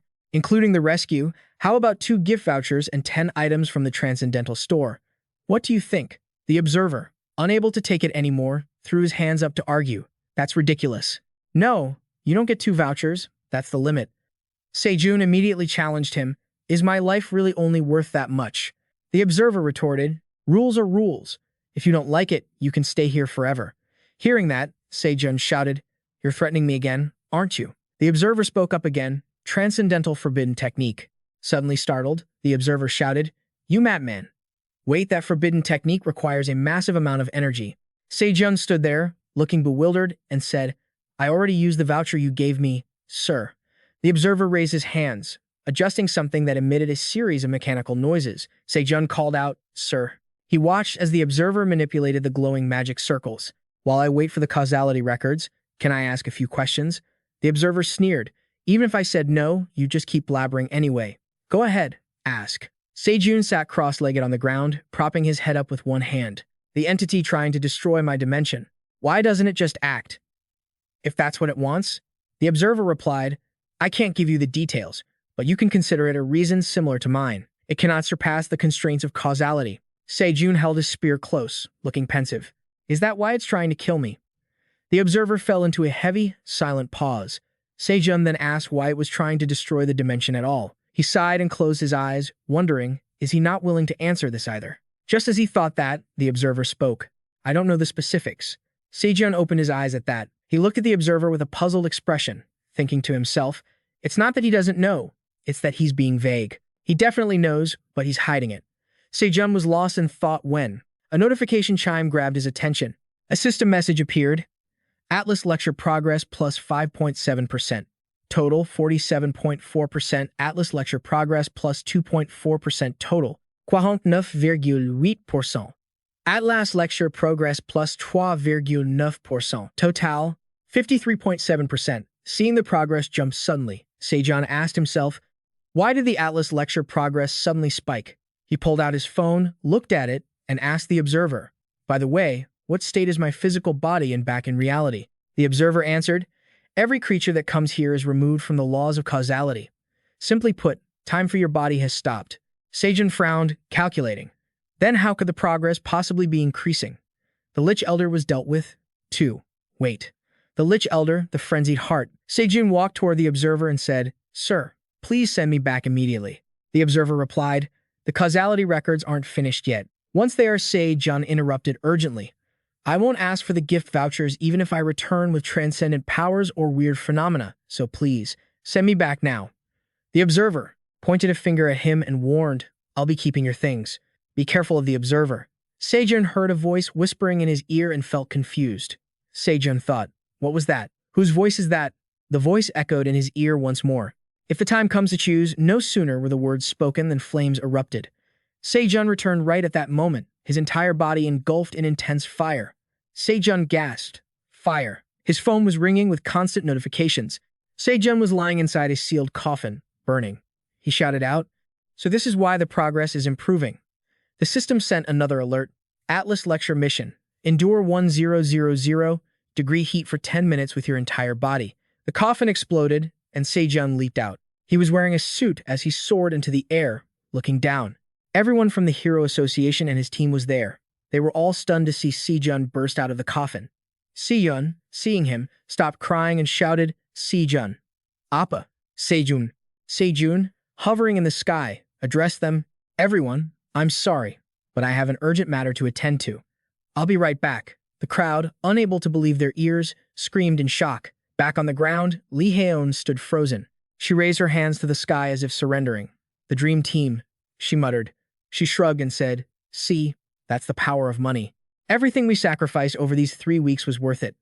Park Min-chun, the sword saint, sat slumped on the stone floor, rubbing his weary brow. "We were handling everything. Then that explosion happened. Before he vanished, he said he had something urgent to do." Perrin led the dream sequence, staring into the camera as she shouted, "Seojun, are you watching? Are you coming back yet? Get back here right now. You just wait until you get back. I'll show you a thing or two. I'm not kidding." Lee Min-jun led the dream sequence, clutching a frantic Seojun as she looked panicked. "I don't know what happened, but you need to come back now if you don't want to die." "No, wait, don't come back." The scene shifted. Seojun had arrived somewhere. He looked around, seeing nothing, and muttered, "Not here." He was searching for something on the outskirts of the city. As Seojun walked, he said to himself, "I've been looking for hours and still nothing." Just then, a large, perfectly round ball rolled down not far behind him. Seojun reached up to rub his head, his expression serious. "If I had known this, I should have asked about its location properly. Or maybe it's already been taken. I have to confirm if it's actually here first." Seojun was holding something in his hand, wondering if he should try the method he used when he found the saintess here. With that thought, Seojun immediately tossed the object in his hand forward. The magical staff, released from his grasp, asked, "What do you want me to do?" Seojun heard this, raised his hand, and replied directly, "Find the heart of the nymph." Seojun used body language to describe it. He said, "A heart filled with magic. If you can sense the magical energy, lead me to it." The staff nodded repeatedly upon hearing him. Suddenly, it lunged straight at Seojun. Luckily, he tilted his body and dodged just in time, shouting, "You idiot, that's not my heart." After a brief struggle, the staff had a bump on one side. Seojun took out his phone, scratching his head as he muttered, "Well, it's not your fault. It's mine for not being able to find it." Seojun scrolled through the system on his phone. Everything was empty. He couldn't help but exclaim, "Is there really nothing useful in the Transcendental shop?" Just then, something caught his eye. A white scroll appeared. It was called a tracking talisman, sold by the stitched-mouthed jester. The system provided information about the scroll. It can help you track a target. Think of the concept or the shape of the target you want to find. Then tear it, and you will know the exact location of the target. Naturally, the higher the level of the target, the more talismans you will need. While it doesn't guarantee you'll find the target with a small amount, it is still a product worth the price. Reading this, Seojun exclaimed, "A tracking talisman? I wish I'd found this sooner." He held the scroll up high, his face filled with satisfaction. One hand held the paper, the other reached to his chin. He felt a bit skeptical and muttered, "It just looks like a regular piece of paper." Seojun immediately tore the magical paper in half, muttering to himself that since it came from the Transcendental shop, he shouldn't underestimate it.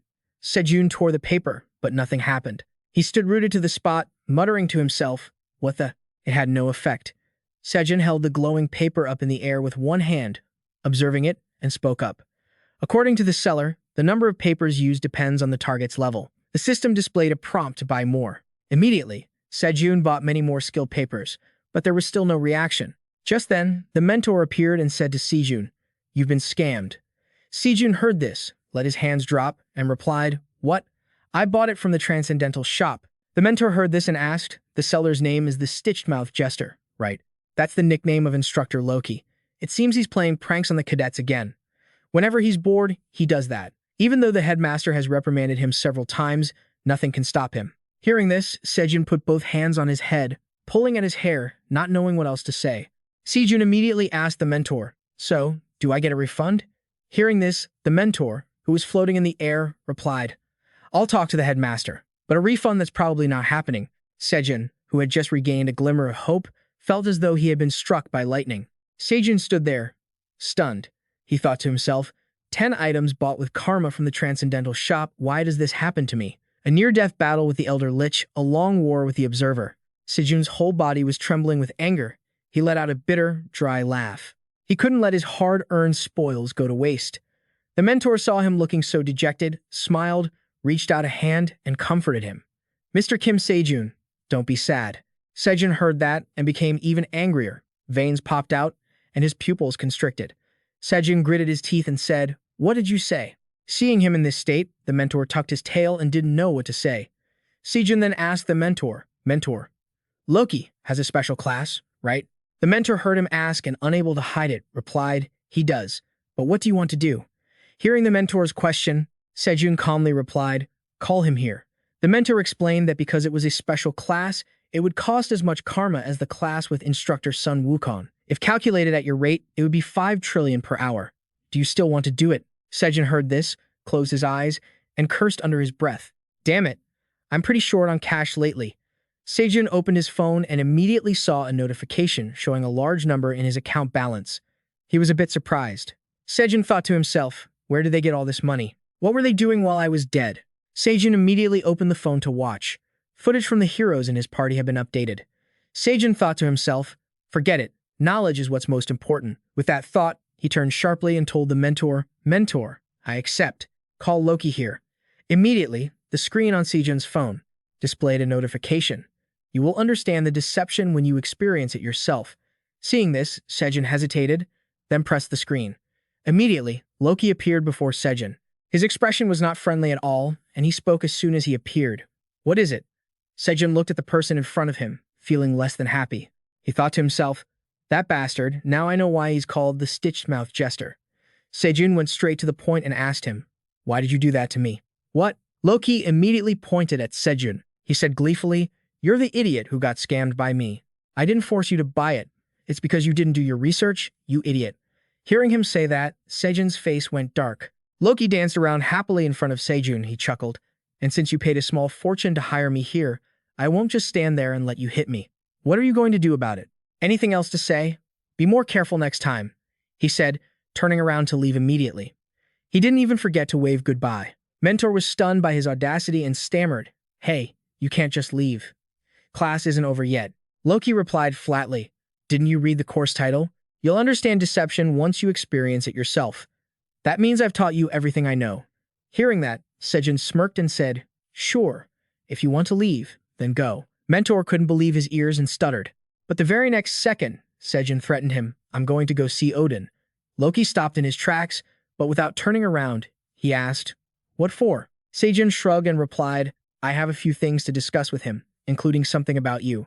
Seojun flashed an excited grin and added, I know something quite interesting. Mentor, standing in front of him, broke out into a cold sweat and asked, what could be so interesting? Seojun immediately announced loudly, I wonder if you even know the real reason why Balder died. Loki, hearing this, immediately glanced over, while Mentor, hearing the name, spoke up, Balder was Odin's son. Everyone says he died in an accident. Seojun shook his head repeatedly and said, that's not true. Narrative text appeared, describing how the series of the underworld predicted his death. Frigg, his mother, made all living things swear not to harm him. The only exception was Mistletoe, as she thought it was too weak to hurt her son. When Balder was declared invulnerable, the gods sought entertainment and used everything to attack him. As everyone enjoyed the game, Hodor, who was blind, joined in. Someone handed him a weapon made of mistletoe and said, you want to play too, right? Here, take it. I made it just for you. Hodor happily threw it, and it actually killed Balder. Thinking of this, Seojun licked his lips, thinking to himself that mistletoe was the weapon. Seojun then said, Loki, were you the one who gave Hodor that weapon? All because you were jealous of Balder's radiance. As he said this, he covered his mouth, acting as if he had let something slip. Mentor was absolutely shocked and had to speak up. In short, the one who killed Balder was you. Seojun turned to walk away again. As he walked, he put on an act and shouted, Odin was so furious about his son's death that he killed Hodor instantly. And what if he found out that the mastermind behind it was Loki? Seojun flashed a sinister smile and continued, he'd probably tear him to pieces. Hearing this, Loki spun around and shouted, hey. Seojun, hearing him call out, waved his hand and said, you haven't left yet? I thought you were busy. Go on, get going. Loki glared at him and said coldly, are you threatening me? Hearing that, Seojun put on an exaggerated expression and exclaimed, oh, a threat? How can you say that? I'm just stating the facts. Loki stood with his arms crossed, looking defeated as he said, fine, I get it. I'll pay you back for those 10 items. Seojun immediately interjected, hey, your math is off. Loki didn't understand why he said he miscalculated. Seojun raised his hand, pointed at his palm, and said, calculate the price for 15 items, plus the emotional distress and the time I lost. And that's not all. You have to include the fee I spent to summon you here too. Loki, hearing this, couldn't believe his ears and shouted, what? Seojun saw his reaction and calmly replied, "Don't want to?" Loki replied bluntly, "Of course not. Don't you think you're asking for too much?" He turned his head away sharply and continued to Seojun, "Fine, do whatever you want. I only need to hide a few times and he'll cool down eventually." Seeing how determined he was, Seojun still replied calmly, "Then there's no other way." As Loki walked away, he grabbed his head and muttered, "Damn it, my headache is back." Seojun then turned to Mentor and asked, "Hey, counselor, does Odin still ride Sleipnir?" Loki froze the moment he heard that. Mentor's eyes lit up as he replied, "Yes, he does. That's the famous horse of the Supreme Academy. Master Odin treasures that horse deeply." Loki was shaking like a leaf. He glanced back, thinking to himself, noticing Seojun staring at Loki. Mentor asked him what he was up to. Seojun wore a mischievous grin and shouted loud enough for Mentor to hear. Actually, Sleipnir was born from. He had only said that much before Loki started screaming. Scene change. Mentor appeared looking extremely exhausted, with dark circles under his eyes. Opposite him, Loki was also putting on a polite, forced smile. Seojun stood a good distance away from Loki and said, "I know you're quite mischievous, Master Loki, but I didn't expect it to go this far." On the other side, Loki was furious. He threw his hands up in indignation and shouted, "Don't you dare!" Loki had no other choice but to compromise with Seojun. "Fine, I accept. I'll compensate you for 15 items. Hearing this, Seojun shrugged and replied, 15. Is that really enough? I want 15 items and Gungnir. Loki's jaw dropped in shock. What did you say? Seojun glared at him. He raised a finger, smiled, and said, That's right, Odin's Gungnir. Loki immediately argued, That's absurd. Seojun put his hands on his hips and said, Aren't you and him like brothers? I'm not asking you to just give it to me. I just need you to convince him to sell it to me. Loki replied flatly, Even if we are sworn brothers, that's impossible. Do you know how much he cherishes that spear? How could I possibly convince him to sell it? Seojun didn't care at all. He just picked his nose and nonchalantly replied, Why are you asking me? That's your problem. Seeing how shameless Seojun was, Loki looked as pale as a ghost. Scene changed to the observer. He was still controlling his magic circles. He touched one of the circles and fell silent. He pulled up an image of Seojun to watch and muttered to himself, This bastard's actions have sent shockwaves through space itself, the very reality where the causality of all dimensions converges. And it's all because of something that first Transcendent did. He continues to track the images of Gungnir, his mind racing, wondering about the perpetrator's motives, intentions, and just how he managed to pull this off. But one thing he knows for sure, Kim Seojun's existence is a massive threat. He stares at the projection of Seojun in his hand, and as he gazes at it, he mutters, I'll let you run wild for a little longer until the time is right. With that, the observer clenches his fist. Suddenly, he realizes something is terribly wrong. As everything begins to unravel, the observer thinks to himself, What is this? Why is there such a massive surge in causality consumption all of a sudden? The only entity capable of doing this is realizing the truth. The observer explodes in rage, cursing, That bastard, what the hell is he doing? Scene shift to Seojun's side, where Gungnir has appeared before him. Seojun smiles and reaches out with both hands to catch it. It's the divine artifact that finished off the primal giant Ymir and was carved from his remains to create the realms. Seojun holds it, lifting it high, and declares, This is Gungnir. Seojun is absolutely thrilled. He chuckles triumphantly, saying, Loki really gave it his all. Who said he was cheating? He recalls the pathetic look on Loki's face when he brought Gungnir to him. The guy had spat, Take it, you thief. Seeing Seojun like this, Mentor holds his head in panic, crying out, A mere cadet possessing a transcendent-grade weapon from a mentor. The system screen pops up for Seojun. Loki's class progress, 100%. You will understand deception once you experience it yourself.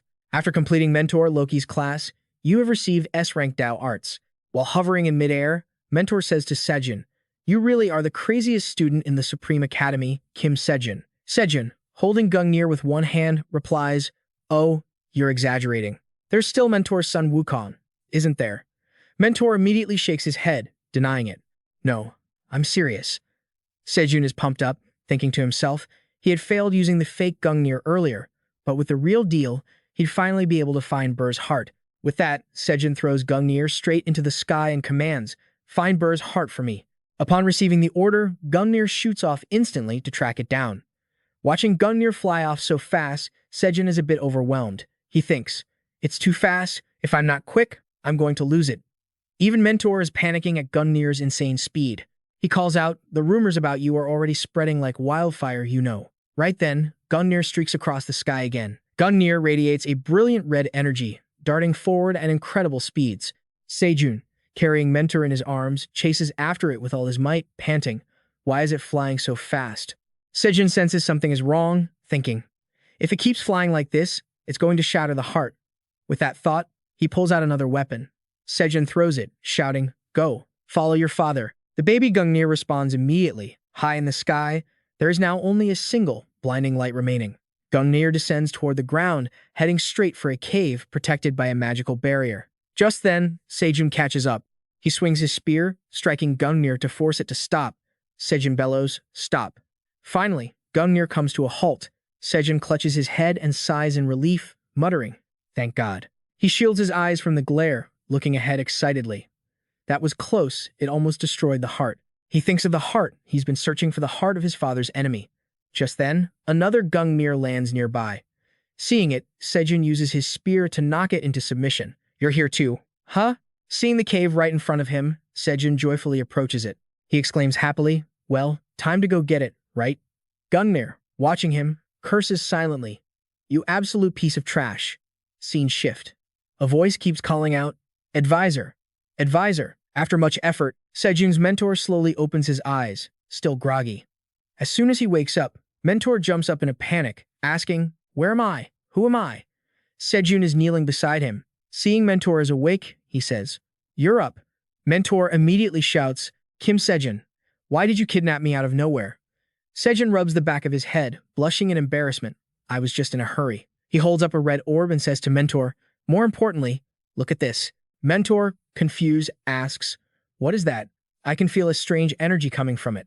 Seojun holds up the orb, looking at it as he says, "This is the heart of Burr I was looking for. I want to make it into a potion. Could you go get Master Hua Tuo for me?" Scene shift. Hua Tuo has been summoned. After hearing the situation, he exclaims, "You're going a bit too far, kid." Seojun sits cross-legged on the ground, looking at him, and says, "Is that the first thing you say to me after we haven't seen each other in so long?" Hua Tuo throws his hands up in frustration. "I worked my tail off for finding that dragon heart for you, and you kicked me out without even telling me how you were going to use the medicine." Hearing this, Seojun seems to remember the moment, and says sheepishly, "Oh, I just remembered." He scratches his head and smiles at Hua Tuo. "I didn't mean to kick you out. I just didn't have any other choice at the time."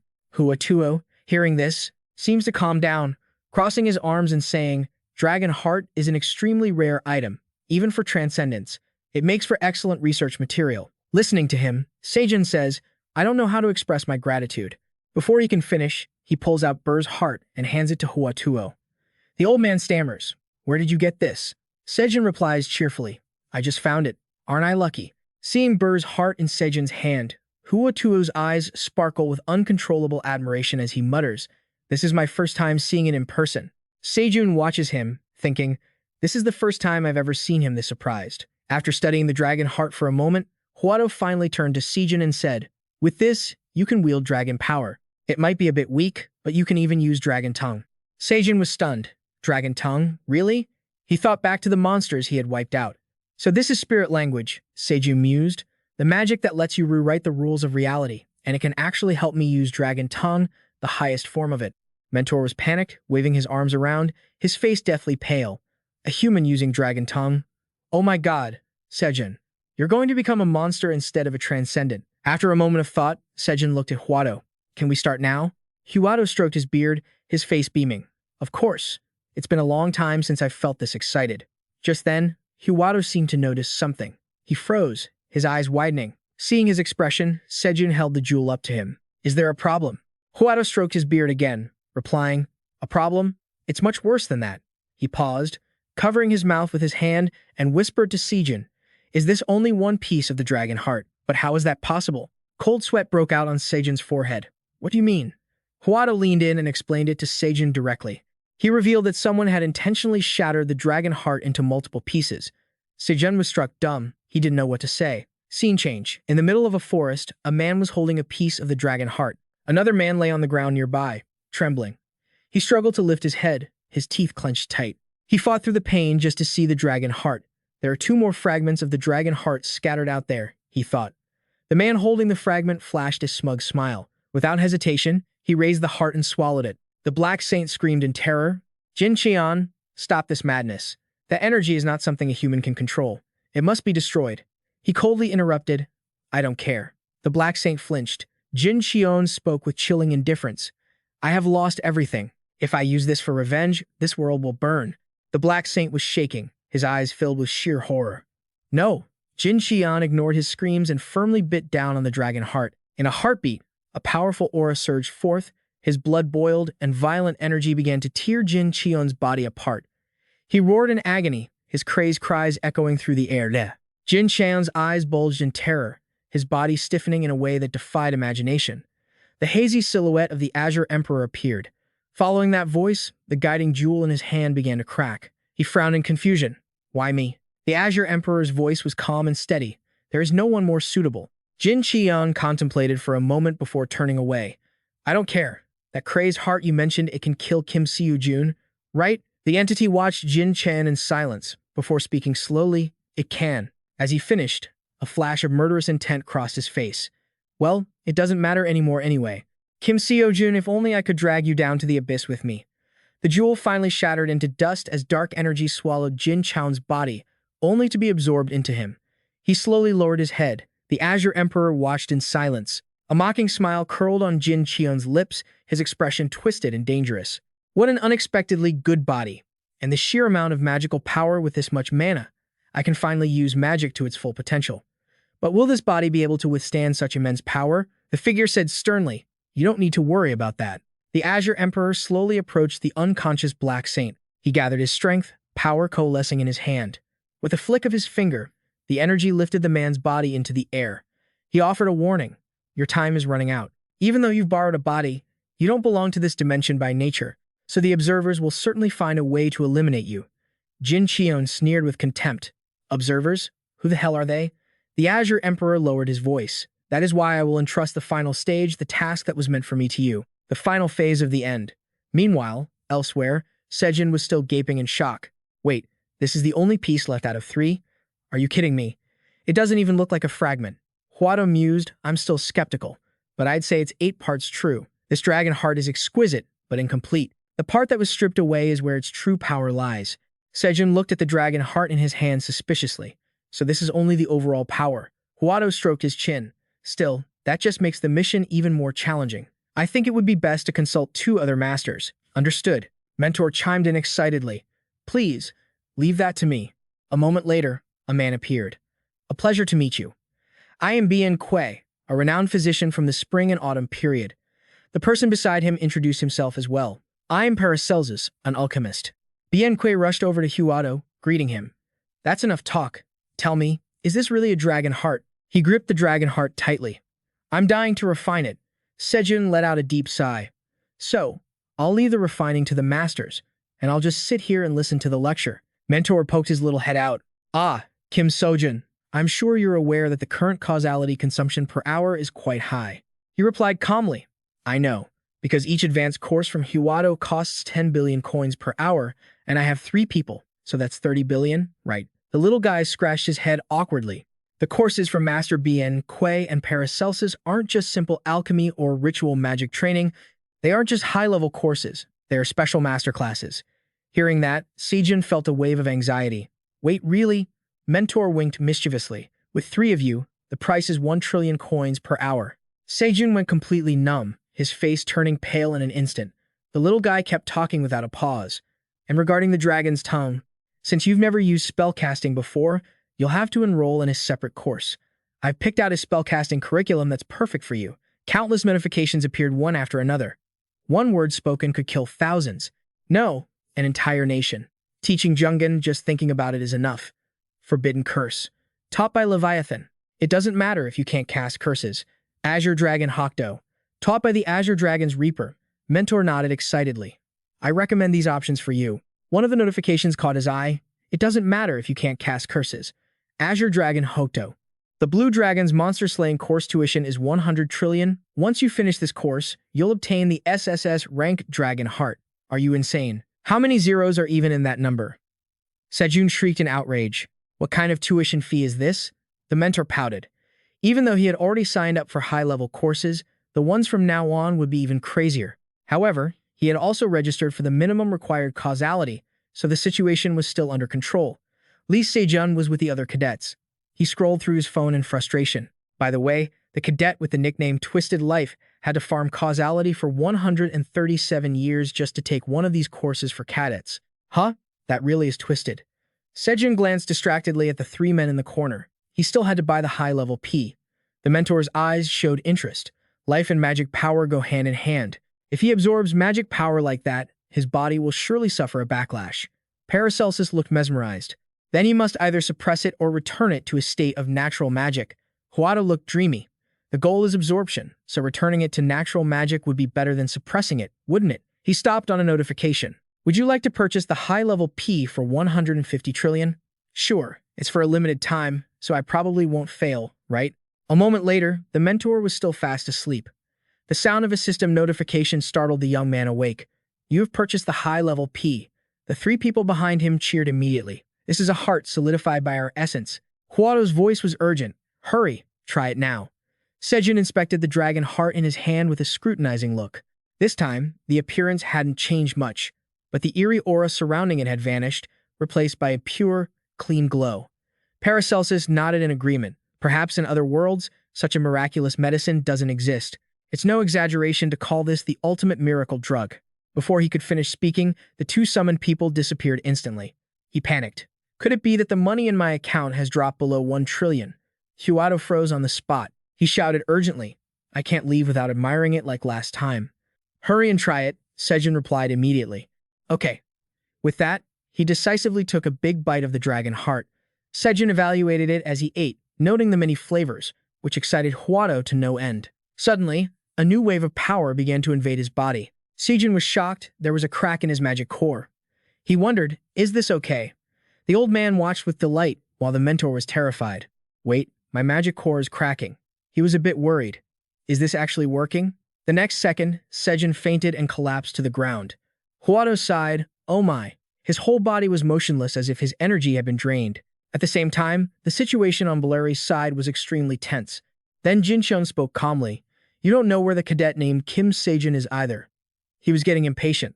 This is such a headache. I don't have much time. It was very difficult to get here, so I have to do something useful, right? Jinchun's face turned ferocious. How much causality do you have? Seojun opened his eyes, his consciousness hazy and not yet stabilized. The mentor asked hurriedly, you're awake? He frowned slightly as the surge of power within him suddenly erupted, throwing the mentor far away. Seojun stood stunned. His face showed clear confusion. He looked around blankly. I just wanted to use a little magic to light up this place. But what is this magic storm? The mentor was completely engulfed by it. Please help me, Cadet Kim Seojun. As he finished, the young man was repeatedly slammed into the rocks, finally falling down in front of him. Seojun asked worriedly, Mentor, are you okay? The mentor was trembling all over. Yeah, I'm still alive. What was that power just now? He answered awkwardly. It was so dark here that I only used a tiny bit of magic to light up our surroundings. The young man screamed when he heard that. You call that a tiny bit? Just how much has your magic power increased? Seojun reached out to feel it. That was right, the feeling in his heart was different now. What is this? Is there some mistake? Mentor. I think there's definitely something wrong here. The mentor was suspicious. Wrong? That's impossible. Causality cannot have errors. The next second, the young man's jaw dropped in shock as he looked at the notification board. 1,170%. What is this? Enlightenment process rate plus minus 5.7%, 79.7% process rate. Ludongbin process rate plus minus 37%, 95,90, 3% Siegfried process rate plus minus 1,117%, 1,970%, 100% Atlas process rate plus minus 20,7%. 88.3% process rate, Thai and Phi process rate, plus minus 32.1%, 76.7%. Satan process rate, plus minus 0.3%, 29.9%. Meteoric spear completion rate, plus minus 2.1%, 71.8%. He was confused. Why are you asking me that? The system sent out consecutive notifications. Dragon power surging dragon key. Master Siegfried. After completing enlightenment, you have fully mastered S-Rank dragon key. Error warning. The current process rate exceeds the threshold allowed for causality calculation. Error warning. Current causality level cannot be assessed. Recalibrating causality data. Adjusting transcendence level. S-Rank dragon chi changed to SS-Rank dragon heart. Dragon power surging dragon chi. Master Siegfried, after completing enlightenment, you have fully mastered the SS-Rank Dragon Heart. Seojun was confused. What is this? The mentor's eyes were filled with panic. What is happening? Seojun said, if even you are asking me that, the young man was tense, unable to believe his eyes. I have never seen this before. I swear, in my whole life, I have never seen anything like this. In the history of the Transcendent Academy, this is the first time I've ever seen such a thing. Suddenly, a notification on Seojun's phone caught his attention. No way, this can't be happening. He remained silent for a long time, as if deep in thought. Seojun spoke slowly. Hey, mentor. I know you've been waiting patiently for me to wake up, but I think we have to put this aside and discuss it later. We have to leave quickly. The mentor asked blankly. Huh? Leave for where? His expression suddenly became serious. New York. At this moment, outside, the city was being bombarded, and screams filled the air. Save me. Jinshan watched the scene before him with amusement, laughing arrogantly. He revealed his ferocious side. This place is truly ideal for collecting causality. I can accumulate 137 years of causality in just one day. Suddenly, in the corner, a small figure was curled up, catching Jinshan's attention. He frowned. Who is this kid? The girl's body was trembling uncontrollably in fear. Please spare me. Please, Jinshan approached with a disdainful smirk. What's this? You want to live that badly? Well, how much causality do you have? Oh, wait, in this dimension, it's called money, right? How much money do you have? Dong backed away instinctively, her face pale. She fumbled in her pocket, searching for any remaining money. Her small hand trembled as she slowly held it out toward him. Here you go. Jinshan sneered, his expression filled with disgust. Where's your money? The paper cash handed over. Dong begged desperately, pleading for him to spare her, but he just grabbed the poor girl. I suppose I'll take it. Jinshan grinned, his expression cold and bloodthirsty. But if I let you go, it won't count as karma, will it? He tightened his grip on his sword hilt. Then again, if this is just simple robbery, I don't really have to kill you, do I? But who knows? Just as Jinshan moved to strike, a figure flashed into view. Jin Qion flinched, sensing an overwhelming surge of power. But Seojun was one step faster, unleashing a powerful blast of spiritual energy. Jin Qion was sent flying, leaving an unconscious Dong on the ground. Seojun quickly rushed over to check on her, sighing in relief when he realized she was just unconscious. A cold, chilling laugh echoed behind him. That was a nasty hit. I almost got myself killed there. You even broke my necklace. He wore a twisted grin. Long time no see. Kim Seojun. Seojun frowned, suspicious. Who are you? Jin Qion sneered, testing him. Don't tell me you've forgotten me. You're the reason I lost everything. Seojun interrupted, his voice cold. Stop pretending. Ru Jinan doesn't use a sword, and his strength wasn't nearly enough to block a hit from me. You didn't just take over Ru Jinan's body. You read his memories too, didn't you? Jin Qion stayed silent for a long moment before speaking slowly. I'd only intended to deliver a message from the owner of this body and leave. A moment later, Jin Qion broke into a grotesque smile that sent shivers down the spine. But I've changed my mind. With that, he lunged at Seojun. Seojun glanced anxiously at the still unconscious Dong, narrowly parrying the attack with his spear. Jin Qion laughed wildly. Let's play for a while, shall we? Seojun went silent, focusing all his energy on the battle. As his power surged in waves, he lunged forward. He descended from above, forcing Jin Qion to stumble back. The attacks kept coming, and though Jin Qion dodged frantically, cold sweat was pouring down his face. Seojun held his spear high, an intense, crushing aura locking onto his target. With one overwhelming strike, a blue light tore through the ground, triggering a massive shockwave. Surprisingly, Jin Qion just stood there, watching and laughing. Seojun was taken aback to see him so calm, his own eyes narrowing with chilling intensity. He swung his spear decisively, but Jin Qion was faster, pulling Dong in front of him as a human shield. Just as the spearhead stopped inches from the girl, Seojun pulled back quickly, retreating with extreme caution. Jin Qion provoked him smugly. Looks like you really don't want this brat to die, do you? No wonder you were trying to lure me elsewhere. Seojun growled. Let her go. Jin Qion clicked his tongue in disdain. This girl is just a bundle of karma. Why bother getting attached to her?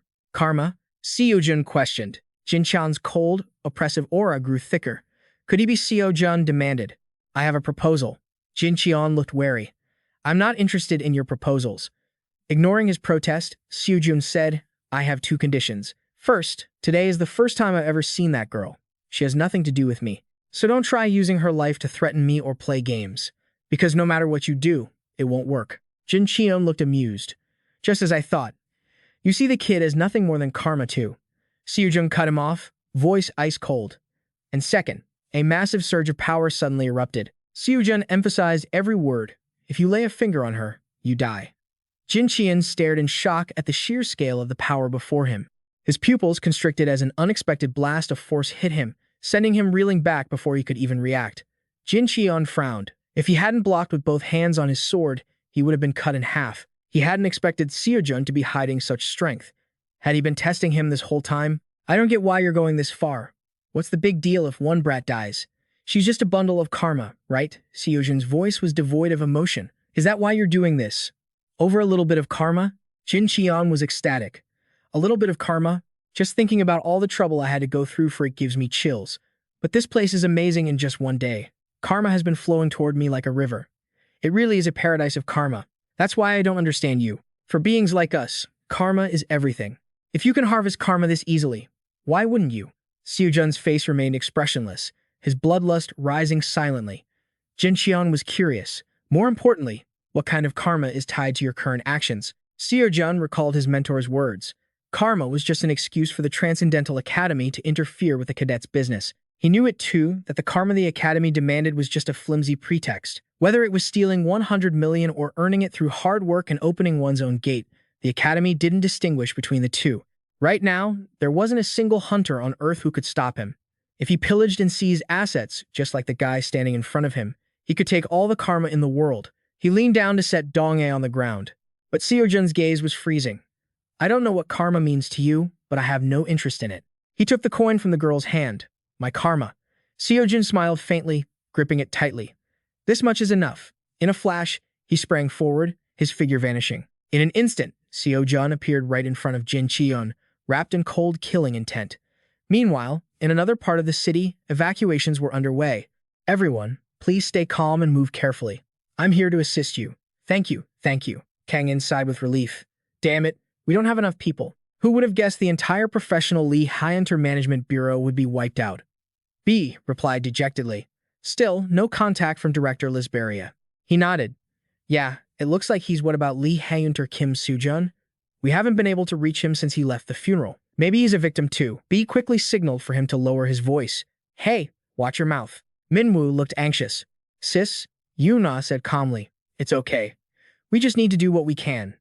Do-yoon glanced suspiciously at the notification on her phone and suddenly shouted, Sis, Seojun is back. Min-do was startled. What? Yuna explained that someone on social media said they saw him. Just then, a sudden tremor swept through the area. A few seconds later, after the shaking settled, Yuna asked if everyone was okay. They all nodded. Yes. Ha-yoon froze. What was that earthquake? Is someone fighting? She stopped in her tracks, a sense of unease rising in her heart. Not thinking twice, Yuna turned around to leave. I'm going to go check it out. Keep evacuating the civilians, he shouted anxiously, looking behind him. Sao Yoon, her figure blurred as she darted through the air, appearing and disappearing between the buildings. Sao Yoon stopped on a rooftop, cautiously scanning her surroundings. Her eyes widened, and for a moment, she was left speechless. Before her lay a brutal battlefield. Blows were traded in rapid succession, clashing endlessly. Amidst the chaos, Sao Yoon suddenly noticed a familiar figure. Wait, who is that fighting against him over there? Jin Qian? Why is he here? And how can he stand 2-2 with Seojun? She gritted her teeth, a wave of helplessness washing over her. I want to rush out there and help him right now, but I know I'd only be a burden. I need to stay calm and not act on impulse. If I really want to help, what should I do? This is strange. Seojun's movements are unusually cautious, not like him at all. It's as if he's trying to fight while protecting something. She froze when she saw a little girl lying motionless on the ground. Seojun struck in a flash, his blow landing straight on his opponent. The strike was so fast that his enemy couldn't even defend himself and was sent flying. Jin Qian clutched his body in pain. How can he be so proficient with the Thean Phi's divine speed? In terms of pure speed, no training could compare to the Thean Phi's speed across all dimensions, but most cadets never learn it. The reason is simple. They can't control the recoil from such extreme speed. But that bastard, he's not just using divine speed. It's like he's tearing through space itself and tricking the senses. That's the secret behind his shifting movements. Seojun flew into attack once more, the force of his strike cutting clean through the building. He was shocked to see Jin Cheon block the blow. He laughed sinisterly. You're not the only one who has gone through that process. Jin Cheon's dark energy surged outward, forcing Seojun to back away. He He swung the sword in his hand, the dragon slayer, and in an instant, countless phantom swords filled the air. Seojun gasped in surprise. A transcendent energy, a powerful wave of strength, erupted and filled the entire space. The overwhelming energy surged toward the girl. Seojun was startled. No, the little girl is still there. Just as the dark energy struck, a figure flashed in to scoop up the girl and dodge. Seojun held her close, shielding her. Seojun gasped, his expression a mix of panic and astonishment. Seojun called out softly. Seojun replied calmly, "Just leave the child to me." Her voice was filled with resolve. "I will protect her at all costs." A faint smile touched his lips. "Just as I thought, I have no regrets." Seeing this, Seojun slowly turned around. He channeled his energy, releasing the power within him. A dense pillar of energy erupted, shaking the ground and radiating pressure throughout the surrounding space. Seojun silently made a vow. The path of transcendence I want to walk, the path of the transcendent I want to become, I want to walk it with people like this, not alone. So, let me be myself. Meanwhile, a subordinate was reporting the situation, saying the two were currently fighting on a military street in America. Should we mobilize members of the cult? The Heavenly Emperor shook his head slightly. It's not time to show ourselves yet. Go back. The subordinate bowed respectfully and left. Behind him, the Black Saint let out a cold laugh. You still don't understand him, do you? What are you planning to do now? Do you want to use me as a hostage? Do you think that will defeat him? I don't know what you're plotting, because you've always been a bastard who doesn't know the meaning of restraint.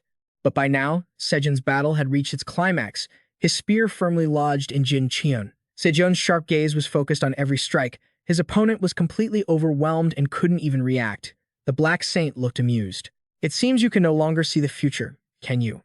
The Heavenly Emperor glared, his gaze sharp as a blade.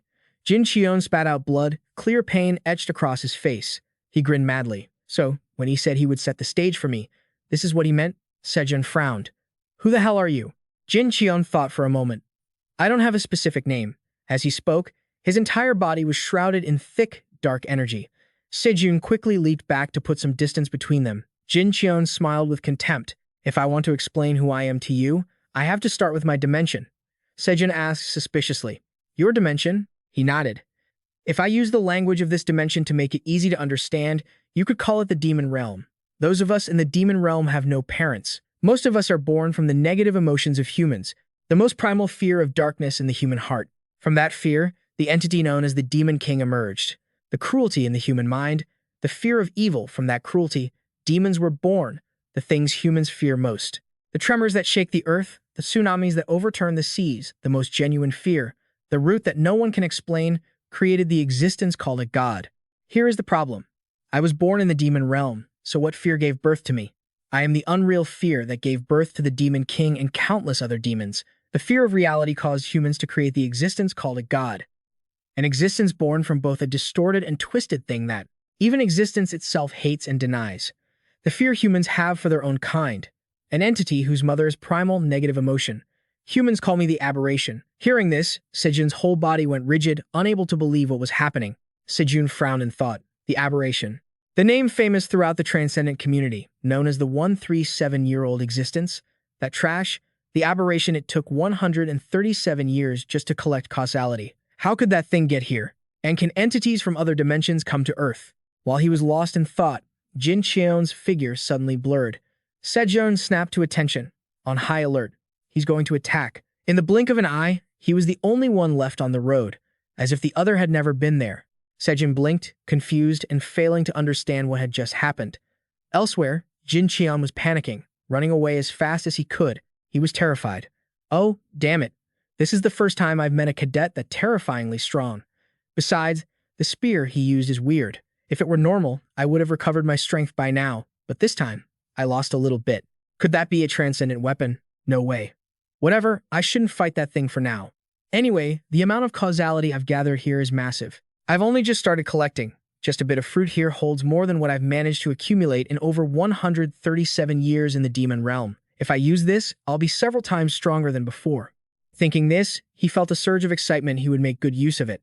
While Jinan wasn't paying attention, a massive blast of power suddenly struck. He quickly jerked his body to dodge it by a hair's breadth. What was that? Jinan looked at the person before him in disbelief. How did you find me? Seojun said coldly. Did you think I'd just let you walk away? Fourth form, shooting star heavenly spear. He gritted his teeth, struggling to hold his ground. Second form, dragon-slaying sword technique. You madman. He erupted with an oppressive wave of energy. Thunder God's spear strike. The dark aura of Jin Qian gradually materialized. Heavenly Void Sword. He stared, stunned, unable to believe his opponent was this strong. How could you easily shatter the Heavenly Void Sword? Jin Qian panicked, trying to steady himself. I'm being pushed back again. The gap between our transcendent levels. How could a cadet possibly wield this kind of transcendent energy? He was in disbelief. Could it be did he create it himself? Jin Qian looked up at the sky. It can't be. He stood helplessly, watching the incoming attack, when a stream of blood-red aura suddenly shot out. Seojun frowned, observing the movements before him intently. The crimson blood seemed alive. It was moving restlessly. He was curious. Rebirth? No, that's not how rebirth works. Instead of rebirth, it's Jin Qian sneered. Why are you so surprised? I told you, I am the fear that you humans have created. Left with no other choice, I'm still not used to using this power. But this is the only way. If I don't account for the side effects, this is the only way I can survive. Having said that, he lunged forward, his dark aura radiating endlessly. Seojun tried to stay calm. The heavy, malicious intent was so strong it made even his resolute heart hesitate for a moment. Jinan suddenly shrieked wildly, his eyes vacant and soulless. The next second, a wave of dark aura erupted from his body. Seojun frowned as he watched. I thought he was just cloning himself quickly, but he's actually separating his body. Seojun stared in shock at the massive object in front of him. What is that thing taking shape? He stood frozen, his eyes filled with confusion. Seojun wondered, what kind of mess is that? The 7 deadly sins, the 6th sin. It kept its mouth open, devouring everything around it. Gluttony. Seeing Jinan below trying to escape, Seojun quickly pursued him. Where do you think you're going? He shouted angrily. Hey, do you think you have time to play with me? Jin Qian warned him on purpose. If you keep chasing me, gluttony will devour this whole place. Well, if you don't care about the tangled karma, I'd be happy to play with you. With that, he resolutely left him and lunged toward the monster. Jin Qian laughed triumphantly. With this opportunity, I will. Before he could finish, a surprise attack struck, slashing directly at his leg. Jin Qian was terrified, the pain etched on his face as he fell, his body stumbling hard against the ground. Jin Qian looked around warily. What was that? That bastard was supposed to be chasing gluttony. He looked up at the sky. What is hindering me? A column of pure energy blasted down where he stood. The shockwave spread, making Seojun frown in doubt. What the hell is this? I'll finish that thing and be right back. Keep him held there. The crowd had descended into panic at the sight of gluttony. Min-Du turned to run. What is that thing? He screamed while running. Don't get close, you'll be eaten. Damn it, evacuate the civilians quickly. Seeing Seojun return, Ha-Yun let out a sigh of relief. You're okay. What about the child? She replied. He just lost consciousness. He's not seriously hurt. A loud, booming sound drew their attention. Gluttony was consuming every building in its path. That monster is coming. Does that thing just chew through everything it sees? Seojun said calmly, it's fine.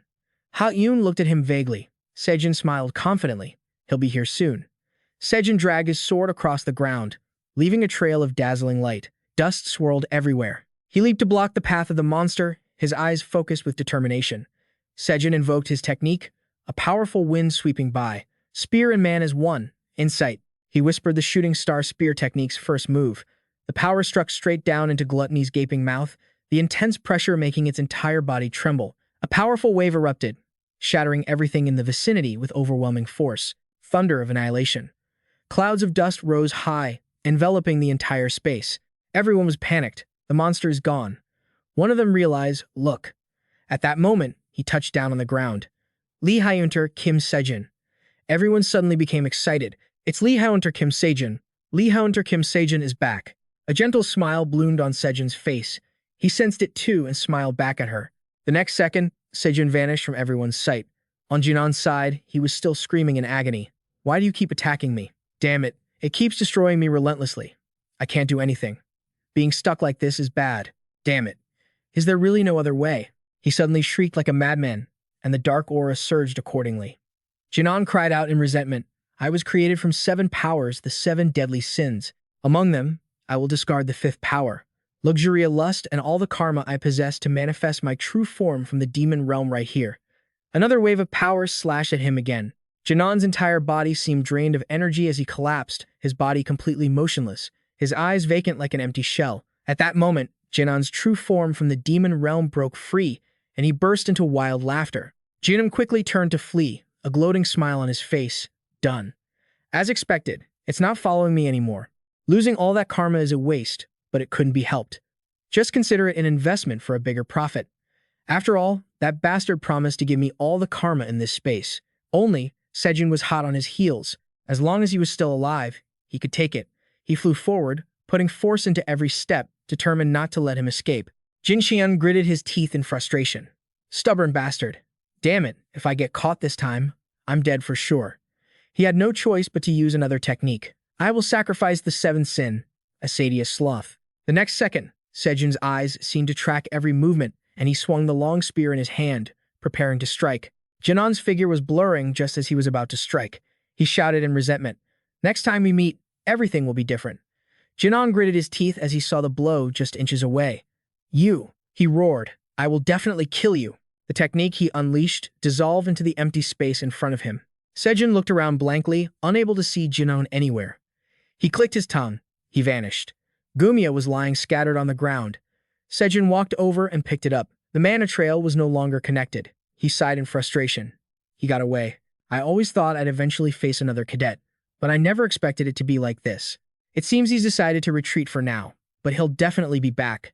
To take that bastard down for good, it looks like there's no other way but to fully harness the power of Longinus. If I want to do that, I have to attend another energy-boosting class. So, in the end, it all comes down to money again. A notification on his phone grabs Selin's attention. Colin jolts awake, eyes snapping open. Lebery, sitting on the next bed, speaks up. "You're finally awake?" Colin looks around in a panic. "Where am I? What happened?" Lori replies calmly. "You saw it yourself. This is the hospital. We're in this state all because of Kim Seojun." Colin sits up, startled. "Kim Seojun, right? Kim Seojun." He roars in anger. "I let my guard down. That's the only reason I couldn't react in time. Next time, I won't be taken down so easily." Hearing that, the two on the beds next to him start chuckling. Colin snaps. "What are you laughing at? Didn't you get beaten by Kim Seojun, too?" Lebery clutches his stomach, laughing uncontrollably. "What are you talking about? If I had actually been defeated by Kim Seojun, do you think I'd still be alive?" Colin freezes. "But you just said we ended up like this because of Kim Seojun." Larry replies, "I said we're here because of Kim Seojun. I never said we were defeated by him. It's all because he arrived way too late." Colin frowns, looking bewildered. Lebery doesn't care and continues, "But there's something more important than that. Colin, I have something to give you." Lucas hands him a stack of papers. Colin is stunned as he reads them. "A bill? Wait, $50 billion? What the hell is this?" Lurie continues eating a banana while chuckling. "That's the value of Lucas's life added on. From now on, you'd better work hard to pay off your debt. The chairman was seriously injured, so there will be a lot of work to do for the time being. Make sure you handle it well." Colin glares angrily at the papers in his hand. On the TV, a reporter suddenly breaks the news. Lee Hyunter Kim Seojun, who defeated RH a month ago, has saved the United States once again.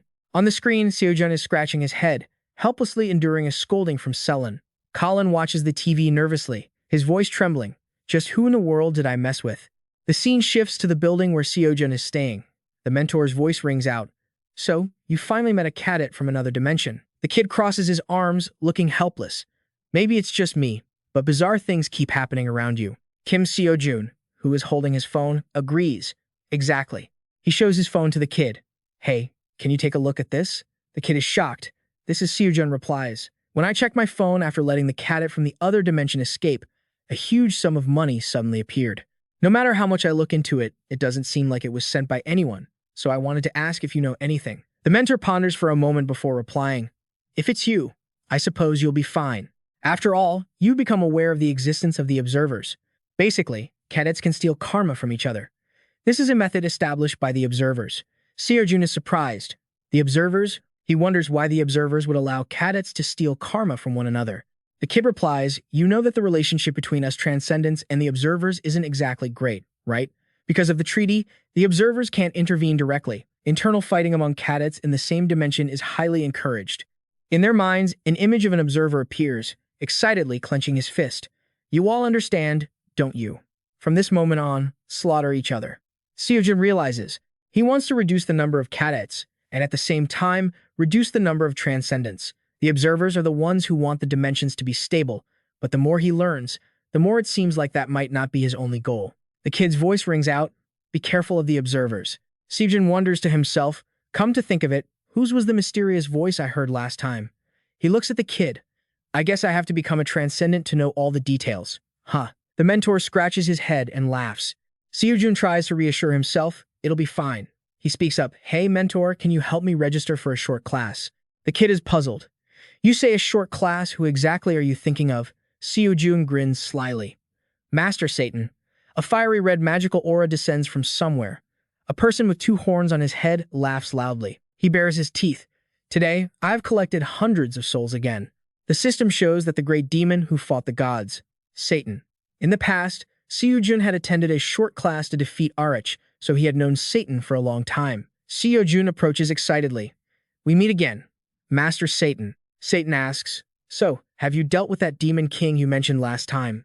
A bag of bones like him daring to call himself a demon king, it really is laughable. Seojun gives a flattering smile. Yes, thanks to you, everything has been resolved properly. However, deep down, he knows it wasn't thanks to Satan, but thanks to the great sage, heaven's equal. But Seojun doesn't care. The result is what matters. Satan seems very pleased. Good, very good. Only then can you be my disciple. He frowns. So why did you call me here this time? Before I ask you that, can you put that spear away while standing in front of me? Seojun grumbles. Not again.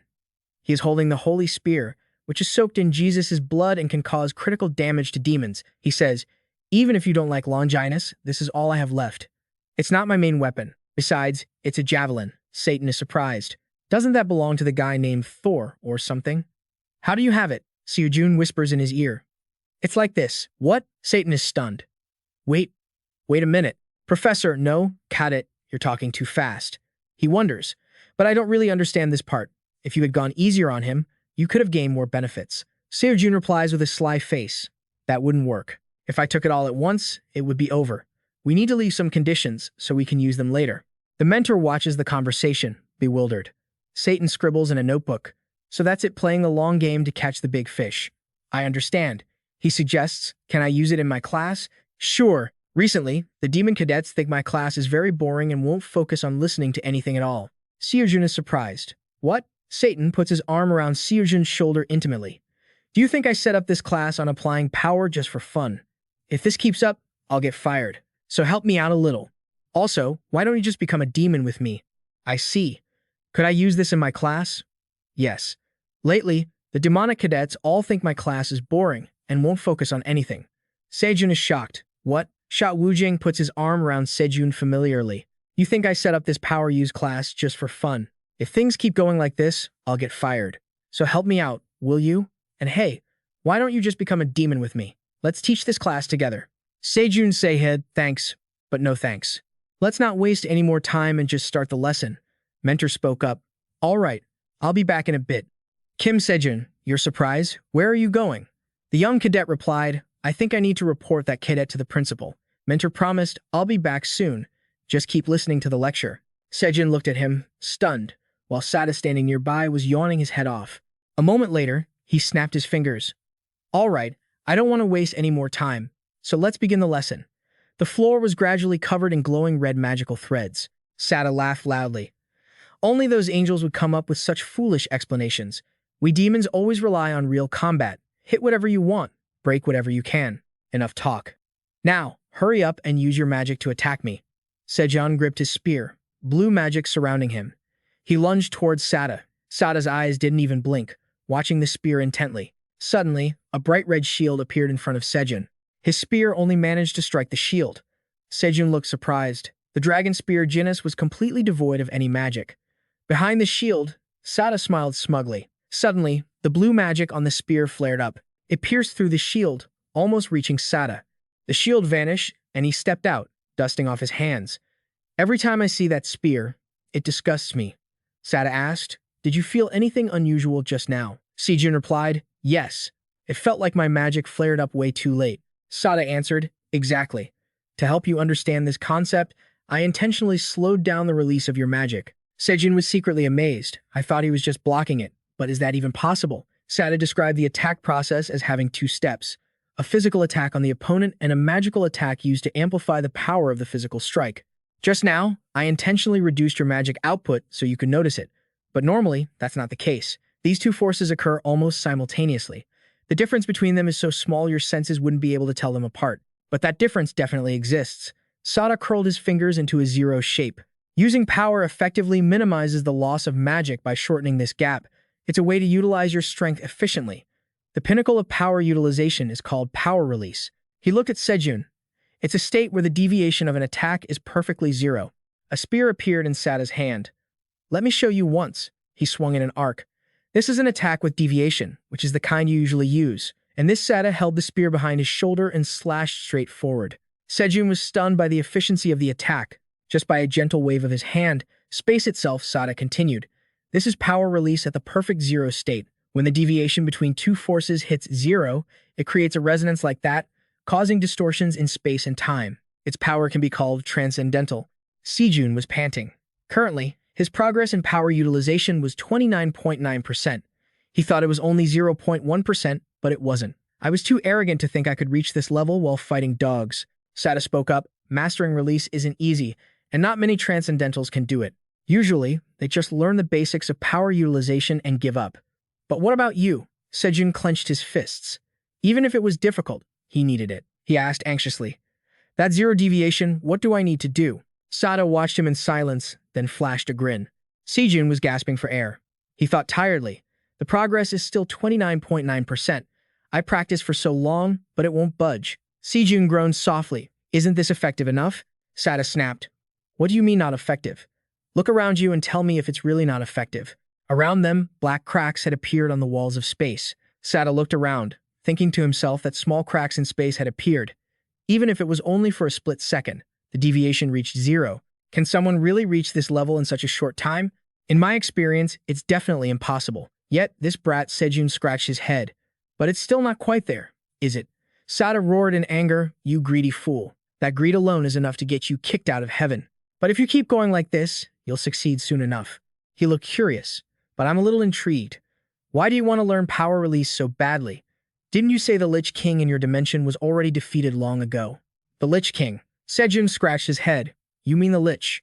That's because another entity has appeared. Sada was surprised. Another entity? He replied, one who calls itself the deformed entity. Sada immediately narrowed his eyes, alert. He offered, tell me more about it. A moment later, Sada's voice rang out. A cadet who claimed to come from the demon realm revealed his name as the deformed entity, and a monster emerged from that cadet and devoured everything. Seojun added, the deformed entity calls it gluttony. Sada said, if that's the case, perhaps that guy is one of the 7 deadly sins. Seojun was surprised. The 7 deadly sins. Are you talking about the original sins of humanity? He replied irritably. That's right, kid. I didn't expect you to run into someone like that. Seojun looked thoughtful, thinking to himself, the 7 deadly sins.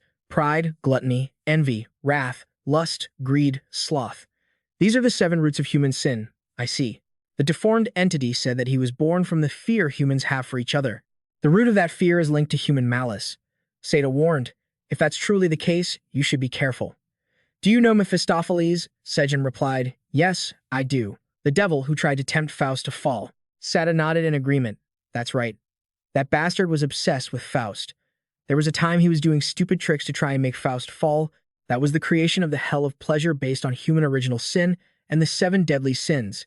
He yelled angrily, that bastard, just thinking about it, makes me lose my mind. Even now, when I think about the transcendentals of the demon realm, us having to painstakingly clean up that mess makes me furious. Seojun looked surprised. The hell of pleasure? That sounds so familiar. Where have I heard of it? A second later, he remembered. Ah, the question in the transcendental mock exam. Sada nodded. Yeah, they use it in the exam because it's pretty new. It's weaker than the real hell, but it's still quite troublesome.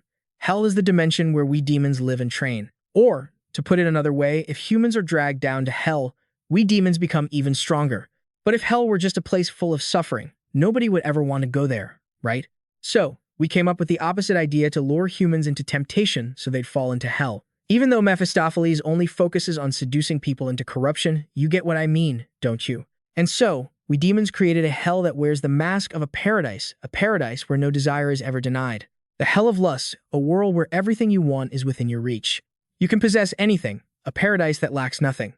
The hell of greed, a paradise where even angels wear happy smiles. The hell of sloth, a place where no matter how much you eat, you'll never run out of food. A paradise overflowing with leftovers, the hell of gluttony. A paradise where you can torture the people who bullied you, along with the parents who abuse you, as much as you want to vent your anger. The hell of wrath, a paradise that can satisfy the cravings for things you could never otherwise obtain. The hell of envy, Satan's voice continued. Basically, all human cardinal sins originate from pleasure. Demons satisfy those primal desires in these hells.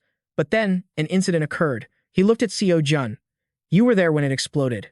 So, you must understand, right? Seojun replied tensely. The hell of pride. Satan nodded. That's where the incident happened. That incident began when a man stepped into the hell of pride. Back then, we didn't pay much attention to him because it was a place where no real desires existed. We laughed at the guy who walked in and called him a fool. But we were the fools, weren't we? We underestimated him, underestimated how arrogant a human could be, underestimated the human ego. Seojun's eyes widened in shock. Satan continued, that bastard truly wanted to become a god. He was incredibly conceited. Time passed quickly. Seojun continued taking lessons from Master Satan. And since that day, the strange entity hadn't appeared again. He also frequently checked the activities of other countries to see if he was acting elsewhere, but he couldn't find a single trace of that strange entity anywhere in the world. The plane took off again. Everyone was extremely excited as they landed. It's been a long time since we came home, Jimin shouted happily. Dad, Master. Seojun also spoke up. Mentor, oh wait, Master. A man reached out to shake Seojun's hand. You've done a great job, the Lee Hunter Association president said, looking very satisfied. I want to express my gratitude to you on behalf of all the hunters in South Korea. Excuse me, Lee Hunter Kim Seojun, a man standing nearby asked in surprise. Isn't my disciple supposed to be in the U.S.? Seojun looked towards Manchion. I have a gift for you, sir. He seemed quite surprised to hear that. Seojun pulled out a skull and handed it to him. He looked visibly pleased. This is the skull of that lich. Didn't I promise I'd let you use the lich's skull to play soccer? Manchion took the skull in his trembling hands. His voice shook. This isn't from a human or anything like that, is it? Seojun scratched his head. Unfortunately, he disappeared, so I couldn't bring that one back. That skull belonged to an L-rank guy before he became a lich, but they're probably all the same anyway. Manchion looked at him, speechless. Are you going to bring me a dragon's corpse next? Seojun replied cheerfully. Actually, I could bring a dragon back. Butter appeared in England, but he disappeared too. Do you want to touch me? In a way, I'm a dragon, too. A heavy silence hung over the rest of the group. They hadn't seen each other for a few months, leaving behind the worries Seojun had with his master. Seojun's father, the saintess, and Perrin too. The man who still hadn't found his disciple was still crying pitifully with Seojun. They had all returned to their daily lives. Seojun jumped onto his bed, exhausted. The system showed the progress of Satan's lesson, from 0% to 29.9%. He groaned, seriously. I feel like I'm stuck here. Master, do you have any tricks or tips? Satan looked at him, displeased. It seems you've mastered the basics. Actually, there are no tips. Why don't you learn a new sensory perception? Seojun muttered. Sensory perception? Satan replied. Exactly. Which one have you learned? Seojun answered. Transformation. Satan praised. Good. That centaur old man is very talented at teaching. But that one perception alone isn't enough for you to freely use power release. It's not because transformation isn't strong enough. It's just that the difficulty level of power release is too high. Seojun fell silent, thinking to himself. The level of transformation is A rank. Except for the two transcendents, the great sage Sun Wukong and Satan, there's nothing the centaur's sensory perception couldn't grasp, but power release is a high-level skill. Even transcendents find it difficult. Just as Master Satan said, the centaur's perception has its limits. He wondered, if I learn a new sensory perception, will it be easier to grasp power release? Satan replied firmly, absolutely. Of course. Basically, the principle of power release is all about perception. Perfect zero deviation isn't something you can intentionally achieve. It's more like a habit formed from sensory perception. Like you said, you're currently hitting a wall. With your current state, you won't be able to go any further. Seojun frowned, silently understanding Satan's point. In other words, even if he kept studying, it would just be a waste of money. He stood up. Then I'll go learn a new sensory perception and come back later. Satan nodded. Yeah, karma is one thing, but we can't waste precious time. But the remaining time won't be refunded. Then he disappeared. Seojun was stunned. Wait a second. 1 hour is 1 trillion. The remaining time is 47 minutes and 17 seconds. He calculated that about 800 billion had been wasted. His face was panicked and frantic. He screamed, "This is daylight robbery. Satan grinned, giving a thumbs up to signify he was right. Scene changed to another place, where shrill screams erupted from within. Those sounds gradually became more distorted. Something fell to the floor. The man in the black cloak stared at it in silence. He observed one of the 7 deadly sins in front of him. The 7 deadly sins, the cardinal sins that gave birth to the strange entities. Out of the 7, 3 had been completely eradicated. Beyond expectations, that thing coughed. Damn it. He trembled as he looked at the black-cloaked man. You said you would prepare the stage for me. Tell me, what must I do? The black-cloaked man remained silent, thinking to himself. It's fortunate that the most important power of pride is still intact. He calls out the name Pride, follow me. The other one mutters while trembling, I will kill you. I will kill you. The man in black feels a bit surprised. I didn't expect us to lose 3 sins, but thanks to that, it seems Pride's power has developed sooner than I predicted. Pride continues to scream. Kim Seojun. Seojun looks at his phone. He still has 97 trillion. He looks annoyed. That means I only took 1 lesson in 108 hours. No, 107 hours and 13 minutes. Seojun pauses for a moment, then shouts, I can't forgive that guy. He really scammed me out of 800 billion. But the problem is, I invested 108 trillion in karma, and I still haven't improved at all. It just makes me even more furious. He looks at his phone. Just as I thought, should I learn a new sense like Sage Sha Wujing suggested? This is so annoying. I still have to learn dragon language. The system appears. If you cannot learn dragon language, visit the school at lamlong.com. The 4 heavenly beasts Sage, Azure Dragon. Seojun thinks to himself, the tuition for the Azure Dragon School is 100 trillion. The 97 trillion I have left still isn't enough. He stares at it in disbelief. If I use the free discount coupon here, maybe I can learn it, but I still don't know how long the lesson will last, so I can't use it carelessly. Seojun clicks on the message section. Whatever, if I don't know, I'll just ask. Mentor suddenly pops his head out and taps Seojun on the forehead. Behold my talent, appearing right before you even called for me. The little guy says happily, success. Seojun is dumbfounded. What the heck? Mentor replies, when you open the chat box, I'll get the notification. Mr. Kim Seojun. The little guy happily puts his hands on his hips. Then, Mentor looks at Seojun sitting up on the floor. What did you call me for? A moment later, the little guy's voice rings out. The Sagittarius sense is enough for you to reach the transcendent level, but if you're aiming for power release, that's a different story. If you're aiming for power release, I recommend you take this course. Mentor holds the phone up high. You can feel everything. Instructor Mai, if you complete this course, you will gain super senses. Seojun expresses doubt. What kind of course has such a weird name? And Mosai? I've never heard that name before. Mentor explains. She is a transcendent from another dimension, a transcendent who wields the power of creation. Seojun wonders, is this a person of the same caliber as Gaia in Greek and Roman mythology? Mentor says, since the instructor for this class is a bit unusual, if you feel uncomfortable, you can take the orientation class first. Seojun silently agrees with the little guy. Perhaps he should look into what this class is like. Mosai's voice rings out. Senses are used to refer to changes that occur in the consciousness of an existence based on external stimuli. And here, external stimuli are not just your opponents. The SSS-Rank supersense that you can achieve from this lesson is the ability to grasp all of this external information. It helps you identify information that the target doesn't reveal, even information that the target themselves is unaware of. Seojun nods slightly. That sounds much more reasonable than he thought. Suddenly, Mosai starts acting coy. I can feel it now. I can feel your burning gaze looking at me. The screen suddenly shows an error. Please wait a moment. The Transcendent Academy adheres to screening standards. Seojun screams in worry. Is it really okay to learn this stuff? This story is supposed to be for all ages, right? Isn't it? The little guy covers his ears with both hands. Even though the instructor looks a bit crazy, the lesson content is definitely very reliable. Seojun looks at Mosai's sky-high ratings. He thinks to himself that no matter how crazy the instructor looks, the ratings wouldn't lie. Maybe, so how much is the tuition? The system displays tuition, 150 trillion.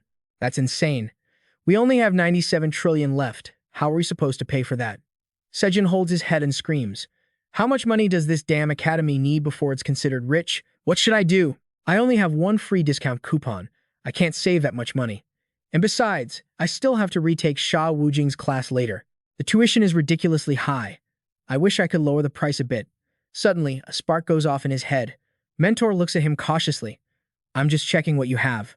This is interesting. Seojun asks, Advisor, is the event we participated in last time still open? Mentor asks back, Event? Which one do you mean? He replies, The mock test event.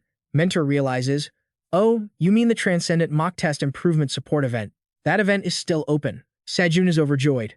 Great. The Transcendent Mock Test Improvement Support event. Simply put, it's an event to support cadets who have increased their scores compared to the previous mock test. Actually, he already received an 80% discount for the barrier sweeping lesson through that event. Seojun calculates silently. If I get 104.4 points, which means 200% higher than my previous score of 52.2, then I can earn a 100% discount. And if I keep hitting that 200% mark, if the observer doesn't give me free coupons, I'll just create them myself. Seojun scratched his head and asked the advisor, should I test my abilities once? The boy was excited and quite curious. It had been a long time since Kim Seojun had taken a practice test. I'll register right away. The system displayed a 3 billion won testing fee. Do you wish to participate in the Transcendental Practice Test? Z was preparing the practice exam. Please wait a moment. This practice test is based on previous questions from the Transcendental exam.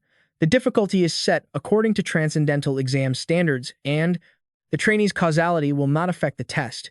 It consists of 7 sections, and the score will be calculated based on the questions and points from each section. This is only a practice test. The actual exam might be different. First section, Combat. Question 1. Please answer according to the 15 levels. Preparing level 1 question. Please wait a moment. Seojun thought to himself, the total score for the Transcendental Practice Test is 700 points across 7 sections. According to his calculations, he could get a maximum of 3 free coupons. If he reached 200 points instead of 104 points, the number of coupons would decrease to 2. Seojun entered the testing space. He had to reach exactly 14.4 points, which was the 200% progress mark. Level 1, please defeat one of the 4 great fiends, Taudi. Within the allotted time, the time limit is 30 minutes. A demon god roared in front of him. Seojun smiled, one of the 4 great demon gods of Chinese mythology, and this was only a level 1 question. He calmly watched the demon god charging toward him. This is what a transcendental practice test should be like. Bam! A loud explosion erupted. The demon god opened his eyes wide in shock. The spot where Seojun stood just a moment ago was now empty. While the demon god was still, while he was looking around in confusion, Seojun soared into the air. He raised his sword and charged, taking it easy and relaxed. A beam of blue light shot from the sky, aiming straight at the demon god. The demon god turned around in surprise. However, the blue light struck it just in time. The demon god was hit and lost its footing. Just then, Seojun landed on the ground. All right, one more. But the demon god in front of him had already collapsed. Seojun stared at it, stunned. The system displayed Stage 1 complete. Time remaining, 29 minutes and 53 seconds. The mentor praised him excitedly. Seojun, that was truly amazing. Even though it was only Stage 1. You took it down in a single blow, and that was the highest difficulty version of the Taudi. The scene shifted to a deep sea, and the system displayed Stage 1. Defeat the Kraken within the time limit. The time limit was 30 minutes. Seojun was standing in front of a giant octopus. Before it could even move, Seojun attacked. The octopus was hit and lost its ability to fight. The system displayed Stage 2 complete. Time remaining, 29 minutes and 47 seconds. The octopus slammed onto the ground. Seojun stood there frozen, staring at it, while the mentor beside him clapped in praise. That was incredible. Seojun shouted, "Wait, mentor. Please pause the test. Stop. Please pause it for me." The young mentor looked surprised. Pause? You're doing so well. Why do you suddenly want to stop? With a shaky voice, Seojun replied, "My stomach hurts so much. I can't focus on the test." The mentor looked reluctant. Fine, fine. The system displayed, as requested by the manager, the mock test has been paused. Outside the test chamber, Seojun asked the mentor, "Do you know how many points I've scored so far?" The mentor replied, "I can't see the score until the test content is finished, but I think you've probably reached around 20 points. Seojun's face went completely blank. He collapsed to his knees. The mentor looked worried. "You're scaring me. What's wrong? Does your stomach really hurt that much?" Seojun groaned. "At this rate, I'm going to get the maximum score." The young mentor looked confused. "Isn't that a good thing?" he shouted. "No way." The mentor wondered to himself, since when was a maximum score a bad thing? Seojun knelt on the floor in despair. "Can't I cancel my points? Why are they so high? My free discount coupons." He felt incredibly anxious. If his points were this high, it would be hard enough to get 2 coupons, let alone 3. He needed to find a way to lower his score. But points already earned couldn't be reduced. Suddenly, he picked up his phone. "I've got it." The system displayed, Gren is a creature that has been debuffed. Master, the outer god should eat octopus with a trident. Master Python, how dare the octopus general. Master South Sea Dragon King. If you watch the tutorial, your points will be deducted. Seojun felt relieved. Just as I thought, there are people maintaining the balance, and these tutorials can lower the score. He shouted, keep repeating these tutorials all at once. He could already hear his score dropping. Wait for me. My free discount coupons. The young mentor looked at him, helpless. Why is he like this? Never mind. I don't want to know. The system displayed. Objective 2. Basic resistance. Level 1. Time limit. Steal a Centimani from emoji Kang Chiron and escape. Kang Chiron resisted all attacks within the time limit. A monster lunged at Seojun, and immediately, it was tied up by its own tail. Seojun stood by and commanded, don't move, stay right there. The system displayed Objective 3, Agility, Level 1, Survive against the Sphinx incarnation. Time limit, 10 minutes. A Sphinx spoke up, asking a question. There are two sisters, they gave birth to each other. Who are they? Seojun slapped it, sending it rolling. What was that? The system continuously displayed notifications. Objective 4, Mana. Objective 5, Spirit. Objective 6, Using primary polearm weapons. Objective 7, Polearm weapon mastery. Results of mock test, 3. Kim Seojun's combat score, 21,410. Failed. Basic resistance, 12,810. Failed. Agility, 10,410. Failed. Mana, 15,810. Failed. Spirit, 24,910. Failed. Using primary polearm weapons, 12,510. Failed. Polearm weapon mastery, 8,910. Failed. Total, 106.7 points. Seojun cheered. One free discount coupon. He was thrilled. Let's try one more time. Results of mock test 4. Kim Seojun's combat score, 43,210. Failed.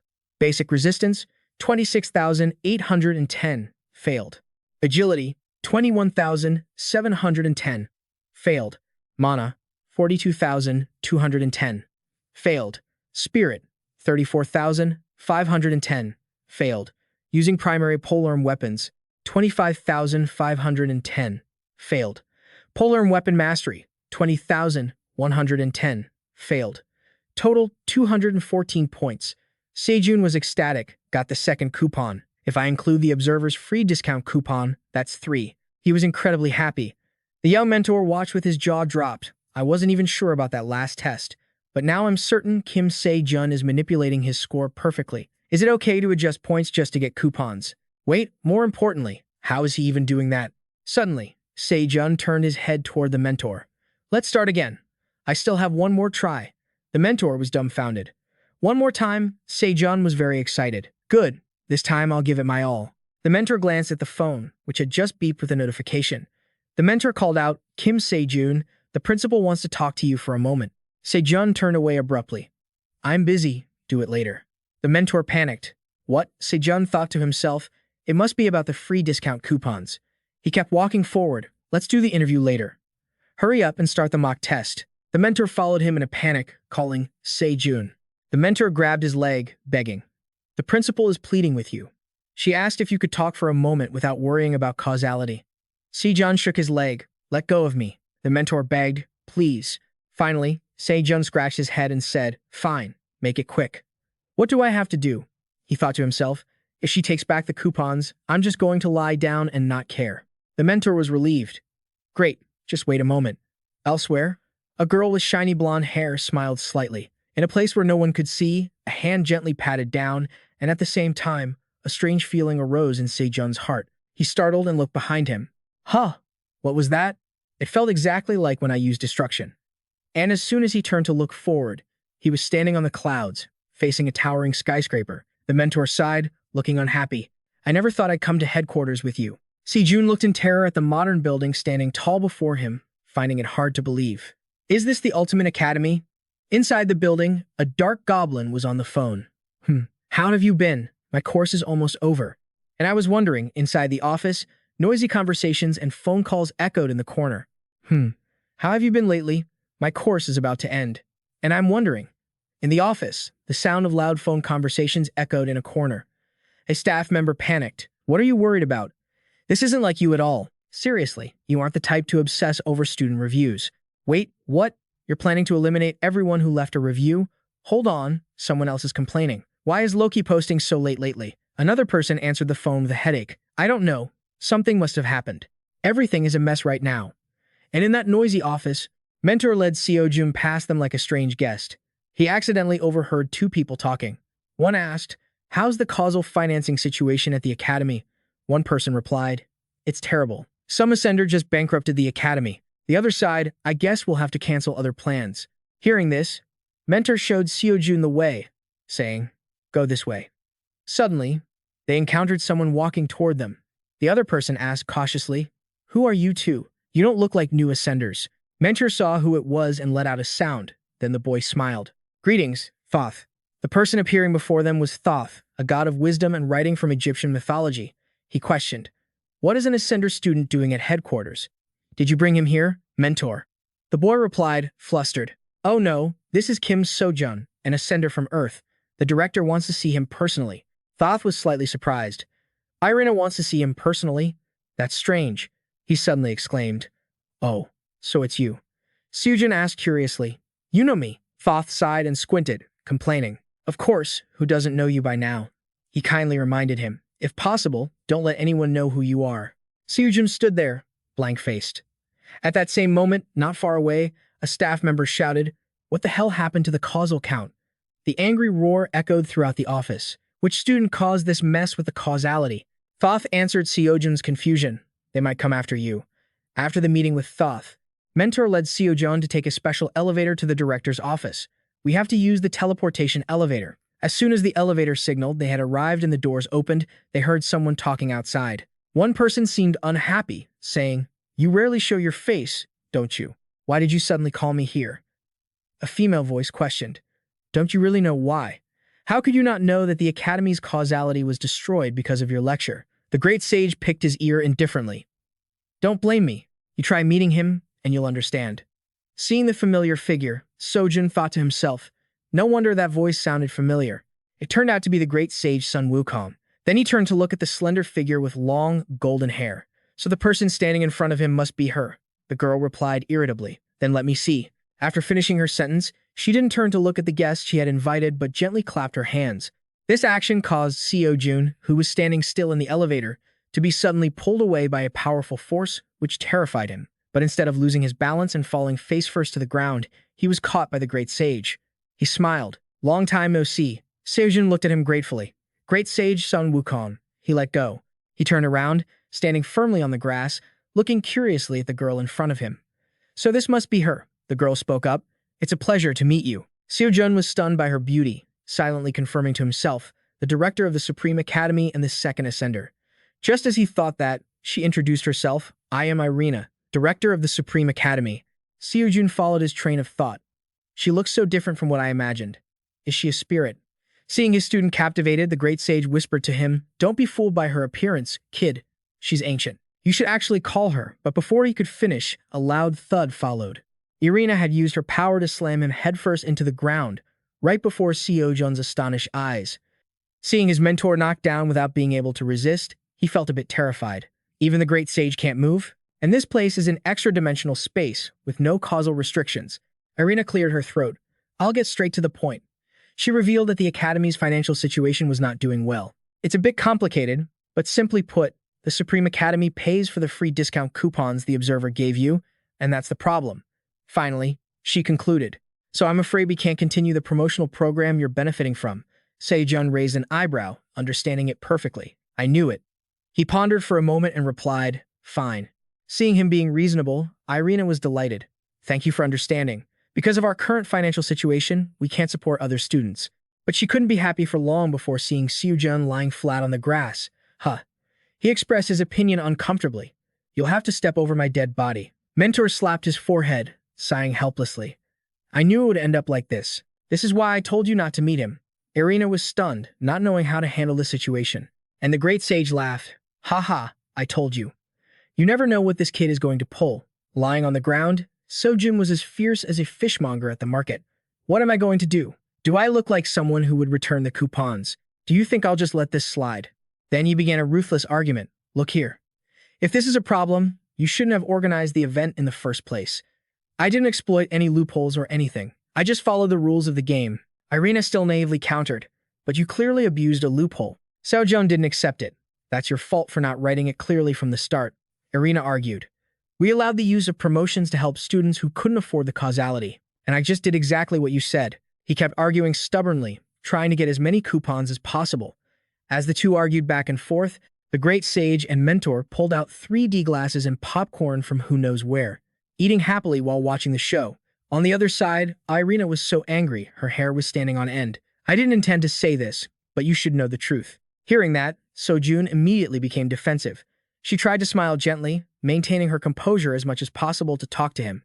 Do you know how much chaos you've caused at the academy? Let me be blunt. You know you're paying the minimum amount of causality, right? So think about who has to make up for that deficit. Seojun replied nonchalantly. Isn't it because my causality isn't counted? Hearing that, Irina raised her voice. That's just your way of thinking. The argument reached its climax as she unleashed a series of sharp, stinging explanations. But someone still has to pay the necessary causality to create the lecture in your dimension. Usually, that's the tuition fee. But we can't do that in your case, Seojun. If the causality cost isn't enough, the observers won't allow us to unlock the course. But the students need to attend classes, so we had to make up for the deficit. The great sage and the mentor were so focused on listening that they even forgot to eat their popcorn. Finally, Irina pointed at Seojun and practically shouted, I just want you to give in this one time. Is that so hard? These words were like an arrow piercing straight through his conscience. Finally, during the intense argument, the mentor rang the bell. The great sage declared Irina the winner, because Seojun was currently speechless, unable to retort.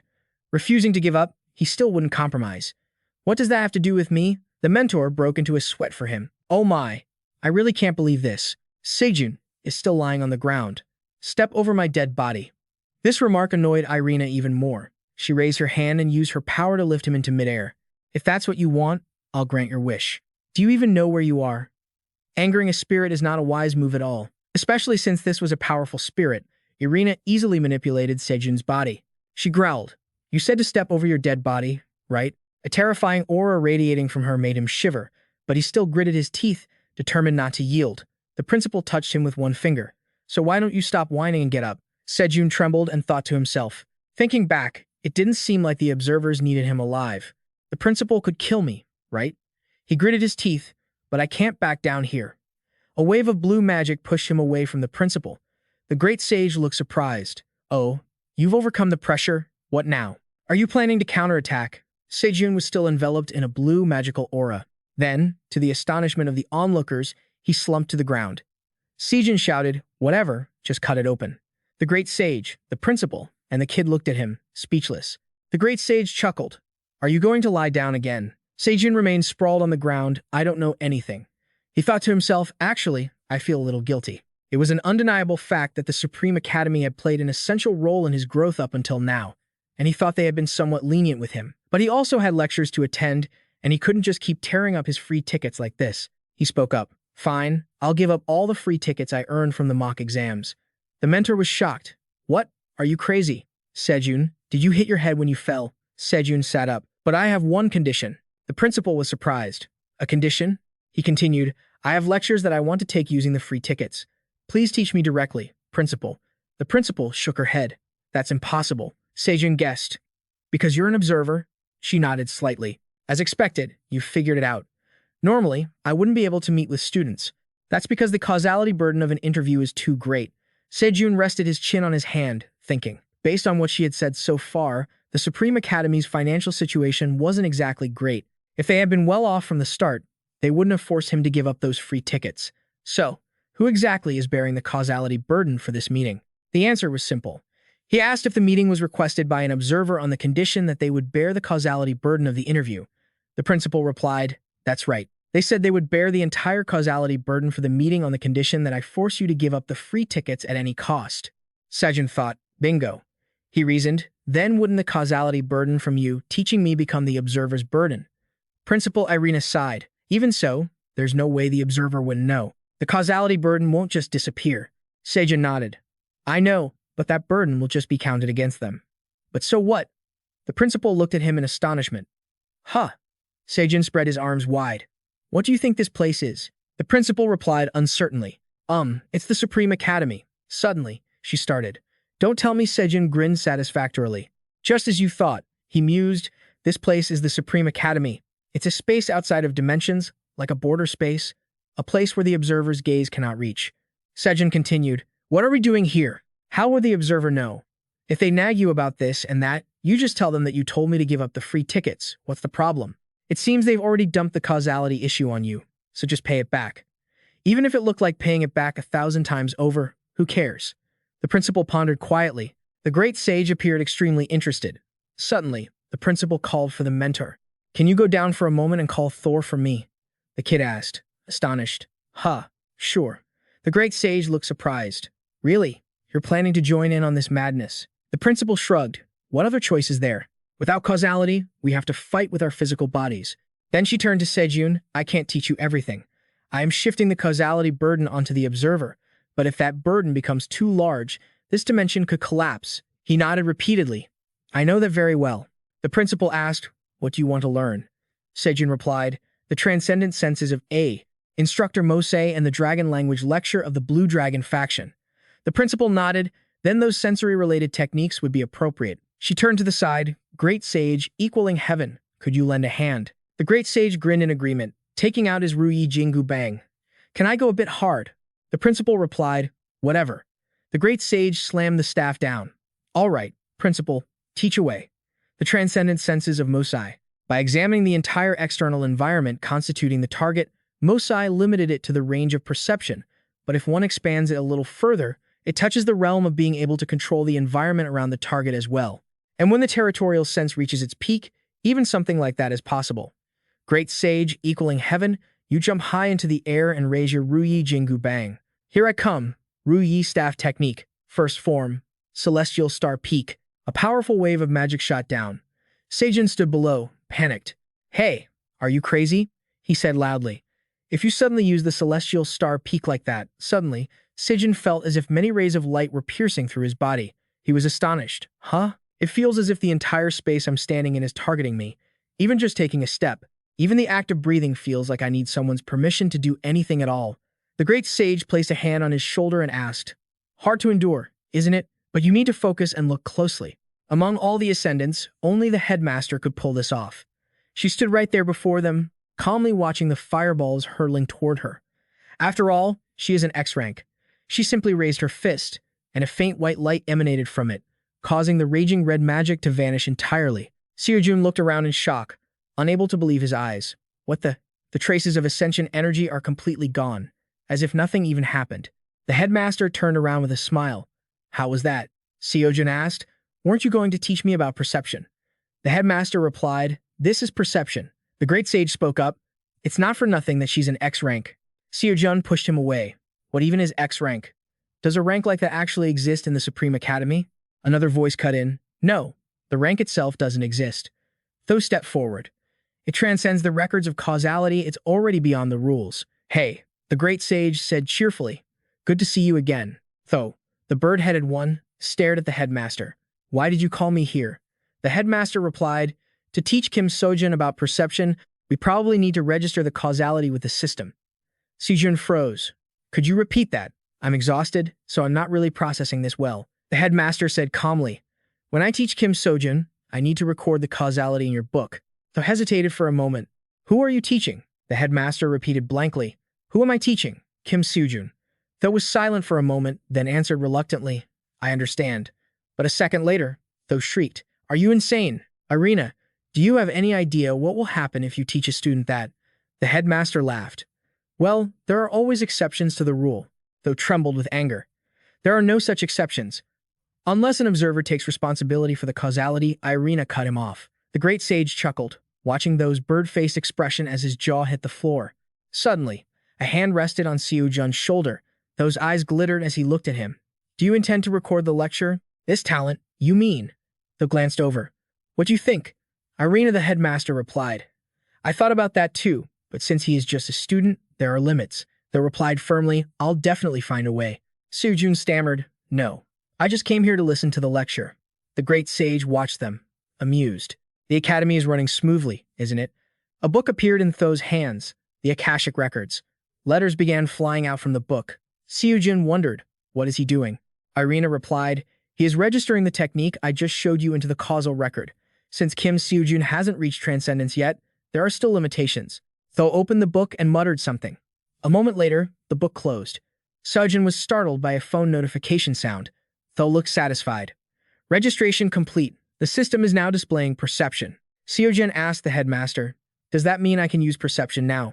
She replied, no. This is just a power that Kim Seojun is capable of learning. So, Seojun, he froze, suddenly realizing something was wrong. Irina continued, you have to learn it yourself, right? Seojun felt beams of light piercing through his soul. Wait a minute, Irina beamed at him. We don't have much time, so I'll teach you the concepts and theory quickly. With your own body, of course. Hearing that, Seojun broke out in a cold sweat. A moment later, he coughed up blood, but he had to keep zigzagging through the trees. Damn it. Irina stood on the sidelines, teaching. We need to shatter the concept of perception you've held onto until now.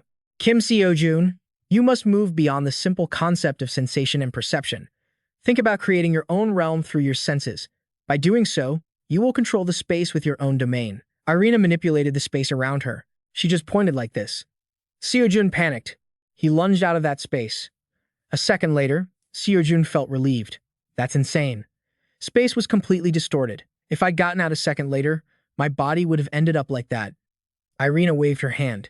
If you experience it enough, you'll get the hang of it quickly. Now, try attacking me. Seojun was sent flying into the ground. He had to encourage himself internally. An X-rank skill surpasses SSS-Rank. Learning this technique won't just improve my power output. It will also provide huge benefits for every technique I learn from now on. Seojun was determined he would definitely master this. He broke free from the pressure of Irina's control and quickly appeared behind her. Irina smiled. You really are different from ordinary students. Now I understand why the mentor and the great sage spoke so highly of you. She clenched her fist, and a spatial orb flew straight at him. Seojun screamed in pain. Irina wondered, by the way, how many hours has it been since class started? Let's take a break. I'm not kidding. Seojun lay sprawled on the ground, feeling as if his body had been crushed under immense pressure. But for a split second, I vaguely felt Irina's perception. But wait, I'm in agony here. What are those guys doing? The great sage and the mentor were happily playing around. Suddenly, Seojun had an idea. He asked, Mentor, aren't you bored? Do you want to do something interesting? The great sage reacted immediately. Interesting. Like what? Seojun suggested, why don't you try fighting the headmaster?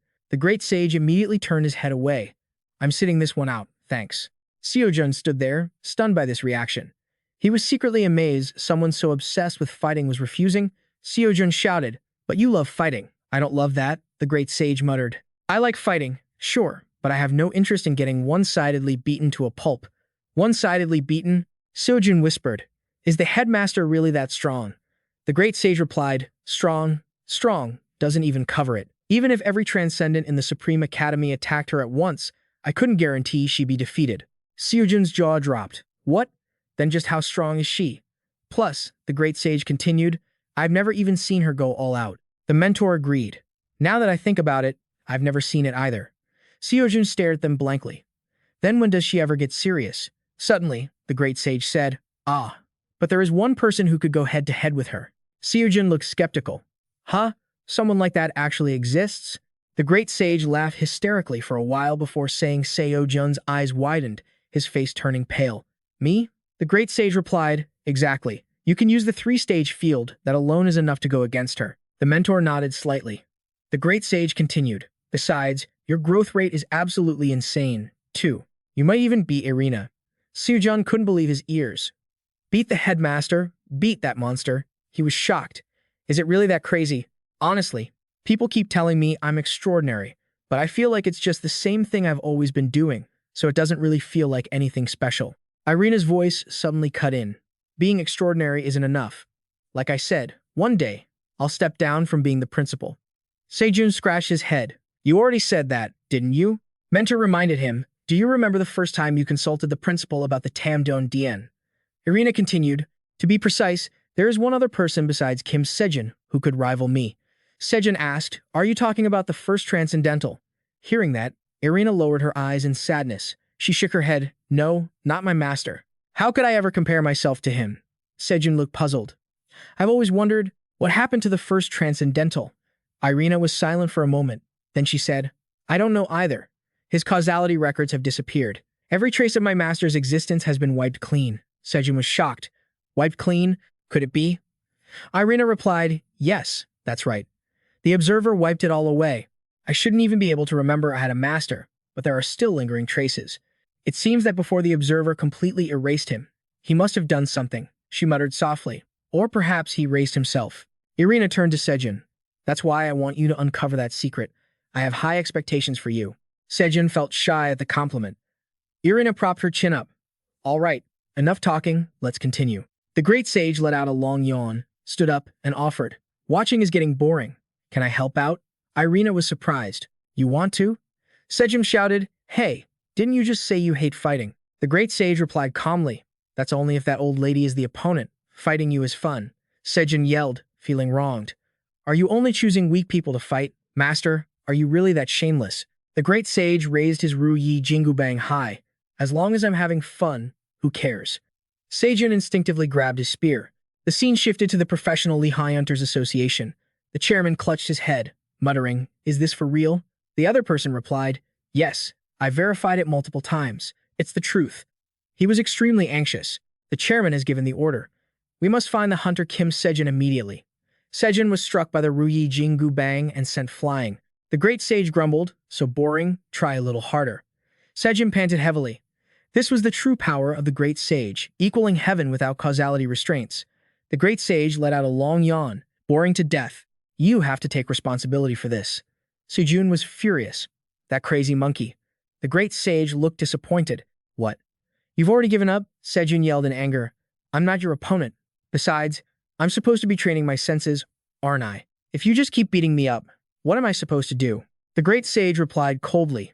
Just training is boring. Seojun was fuming at his reaction. Suddenly, he had an idea. That's it. How about this? If you can touch just one strand of my hair, I'll have a real fight with that lady. How about it? Seojun's eyes lit up. The great sage equaling heaven getting beaten up by the principal. No need for those hair clones. He asked again. Really? The great sage replied, Of course.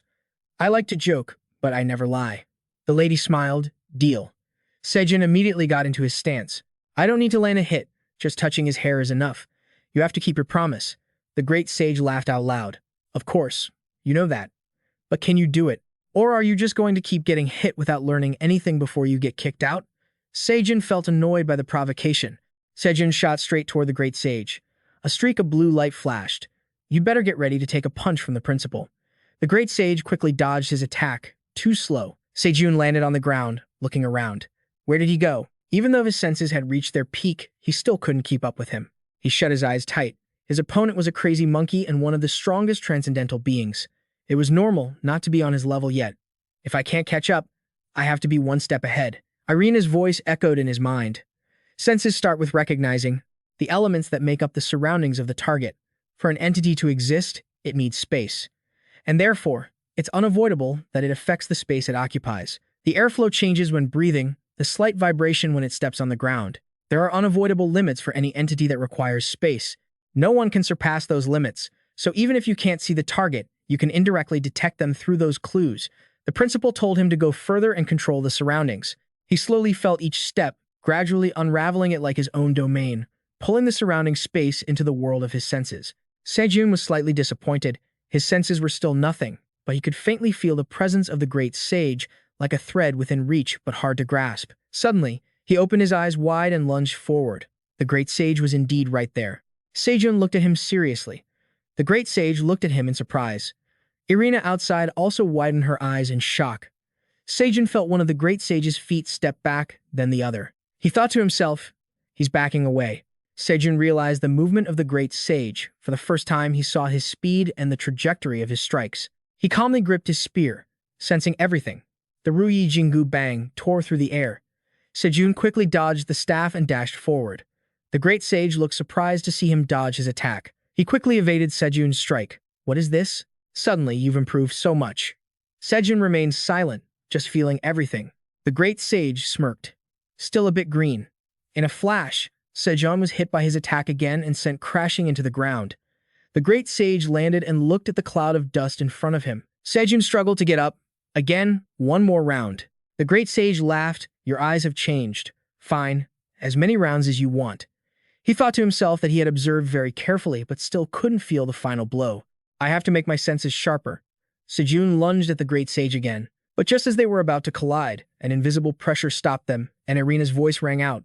It seems we can only train up to here. The great sage was grumpy. I was just starting to have fun.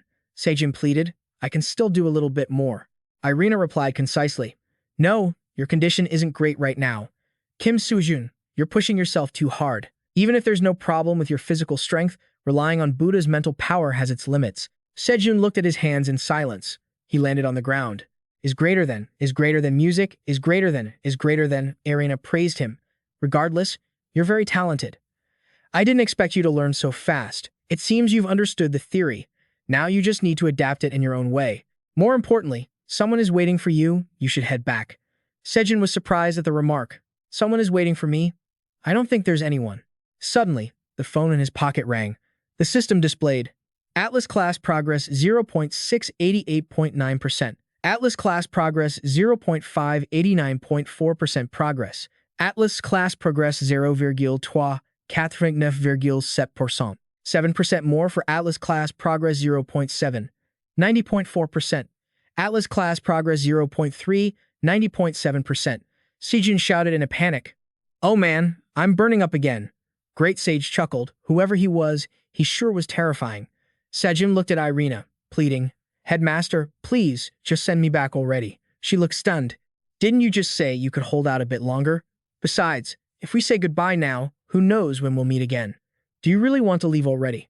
Seojun yelled. That's not important right now. Irina giggled and snapped her fingers.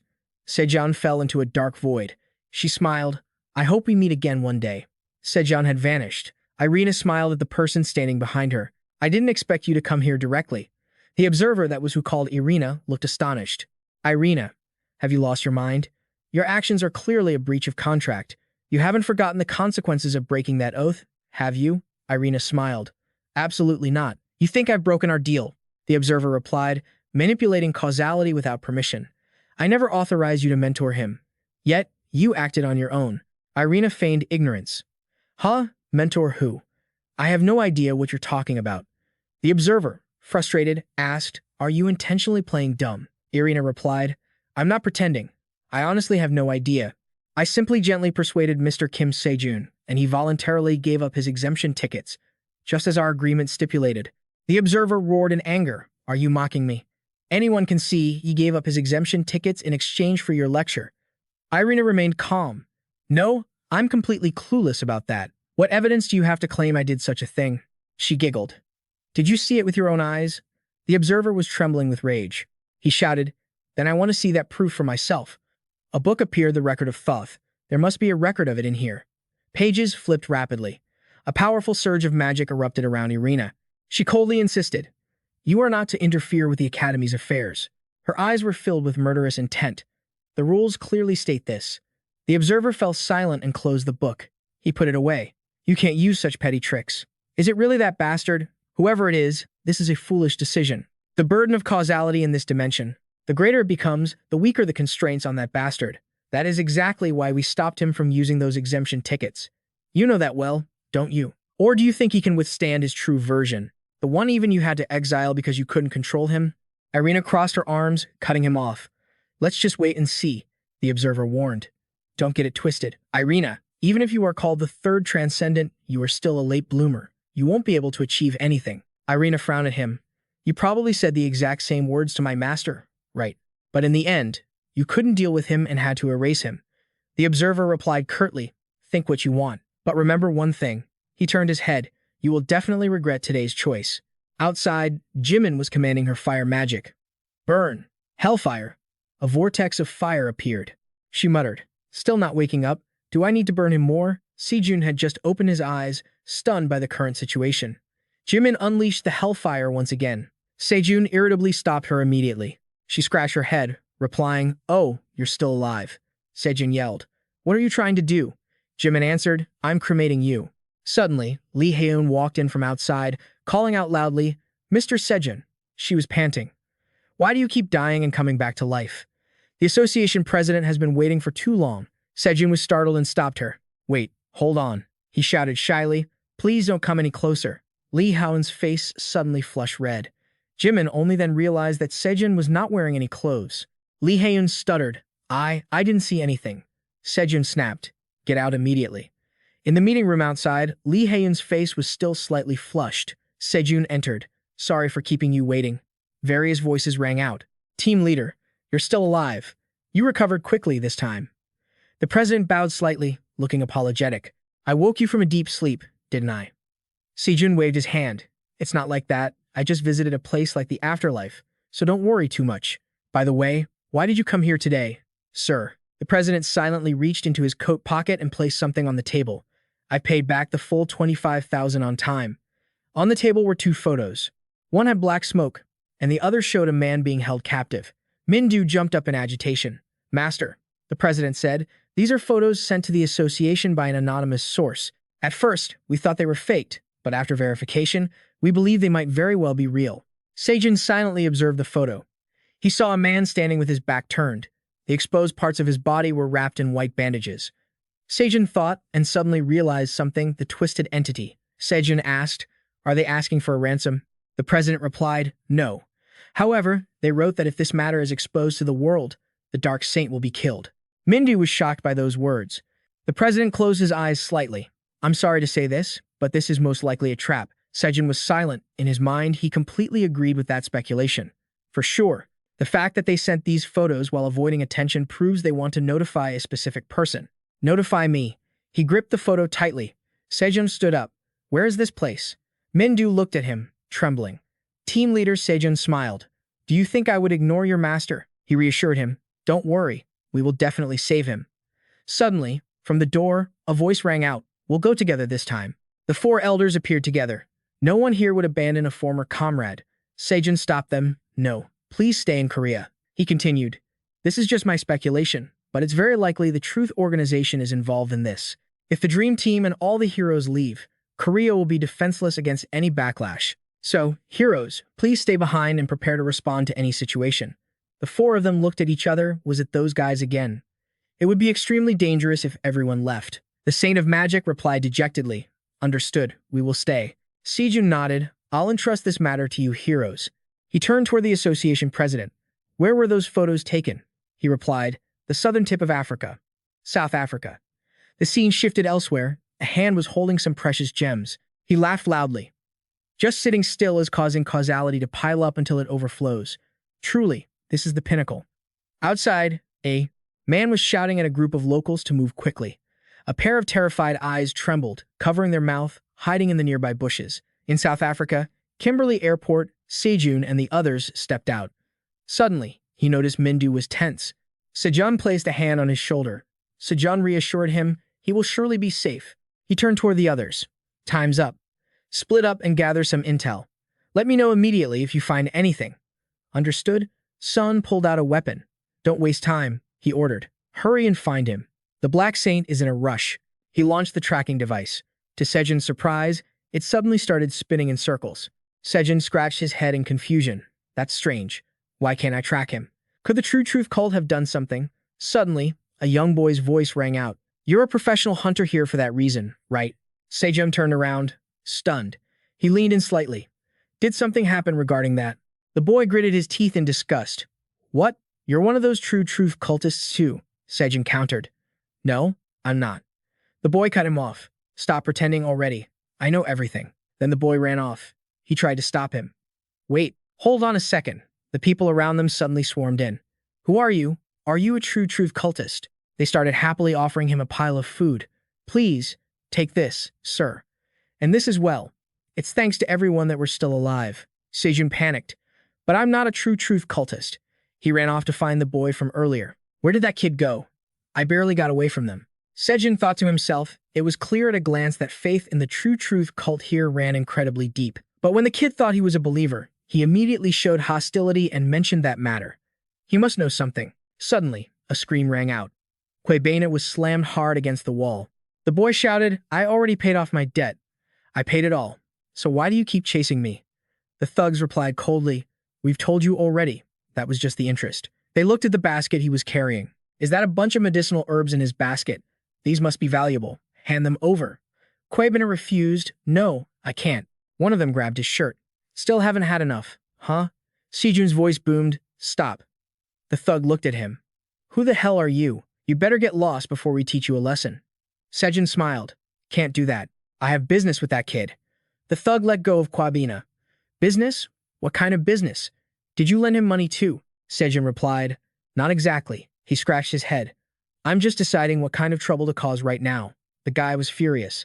Are you messing with me? He rushed forward to punch him. Looking to die? Are you? Seojun grabbed his arm and twisted it back. Judging by your face, you've already taken a few lives. The thug screamed. What are you waiting for? Help me. Hurry. You bastard. Wait, sir? Kwabena stared at them, stunned. A moment later, Seojun had finished off the group. He leaned down and asked, Are you okay? Looks like they hit you pretty hard. I'm fine, sir. Seojun glanced at the thugs with contempt. What kind of scumbags beat up a child like you? The boy replied, I borrowed money from them. Seojun was stunned. Money? How much did you borrow? 25,000 rand. I paid back the full 25,000 on time. But suddenly, they claimed that was only the interest and demanded another 250,000. They're demanding 10 times the principal and interest. The bastards. Kwabena stood up. Anyway, thank you for your help. You're really not a true truth cultist, are you? Seojun replied, Of course not. By the way, I wanted to ask, why do you hate them so much? Everyone here seems so friendly toward the cult. The boy frowned. That's because they don't know the terrible things the true truth cult is doing in my country. Seojun knew for sure that this kid definitely knew something. He suggested, Could you tell me in detail about the bad things the true truth cult has been doing? Kwabena stared at him in silence. The scene shifted to a residential area. Seojun and Kwabena walked past two armed men speaking a foreign language. Then they passed a man inspecting a weapon in his hands. Seojun wondered why there were so many hunters around. Has there been a dungeon break recently? Kwabena replied irritably. No, they're just rebels. They forced their way into my village and said it was a good place to hide. The boy pointed behind them. Kwak Siu suddenly took notice. He turned his head in shock. Someone asked anxiously, Lord Kwak Q, is something wrong? He shook his head. No, nothing. It's impossible for that person to be here. On the other side, Seojun was heading in the direction the boy pointed. Kwabena stepped into the house and said shyly, We don't have much, but please, come inside. Seojun was stunned by the sight before him. Kwabena approached a girl lying on the floor. I'm home, Iquina. The girl reached out toward Kwabena with worry. Why do you look like that? The boy replied. I just tripped on the way back. It's nothing.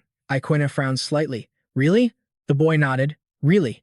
Iquina looked at Seojun with curiosity. And who is this? Kwabena introduced him. He helped me out.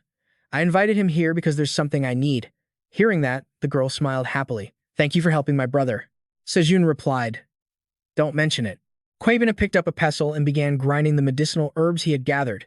Seojun looked around and didn't see any signs of adults. He looked down at Iquina. Could it be they're living here on their own? The girl asked, Are you a hunter? Seojun replied, Yes, I'm a professional hunter. Iquina asked excitedly, Then have you ever met the hunter Kim Seojun? Seojun was flustered. I suppose I have. The pestle in Kwabena's hand stopped. His eyes lit up.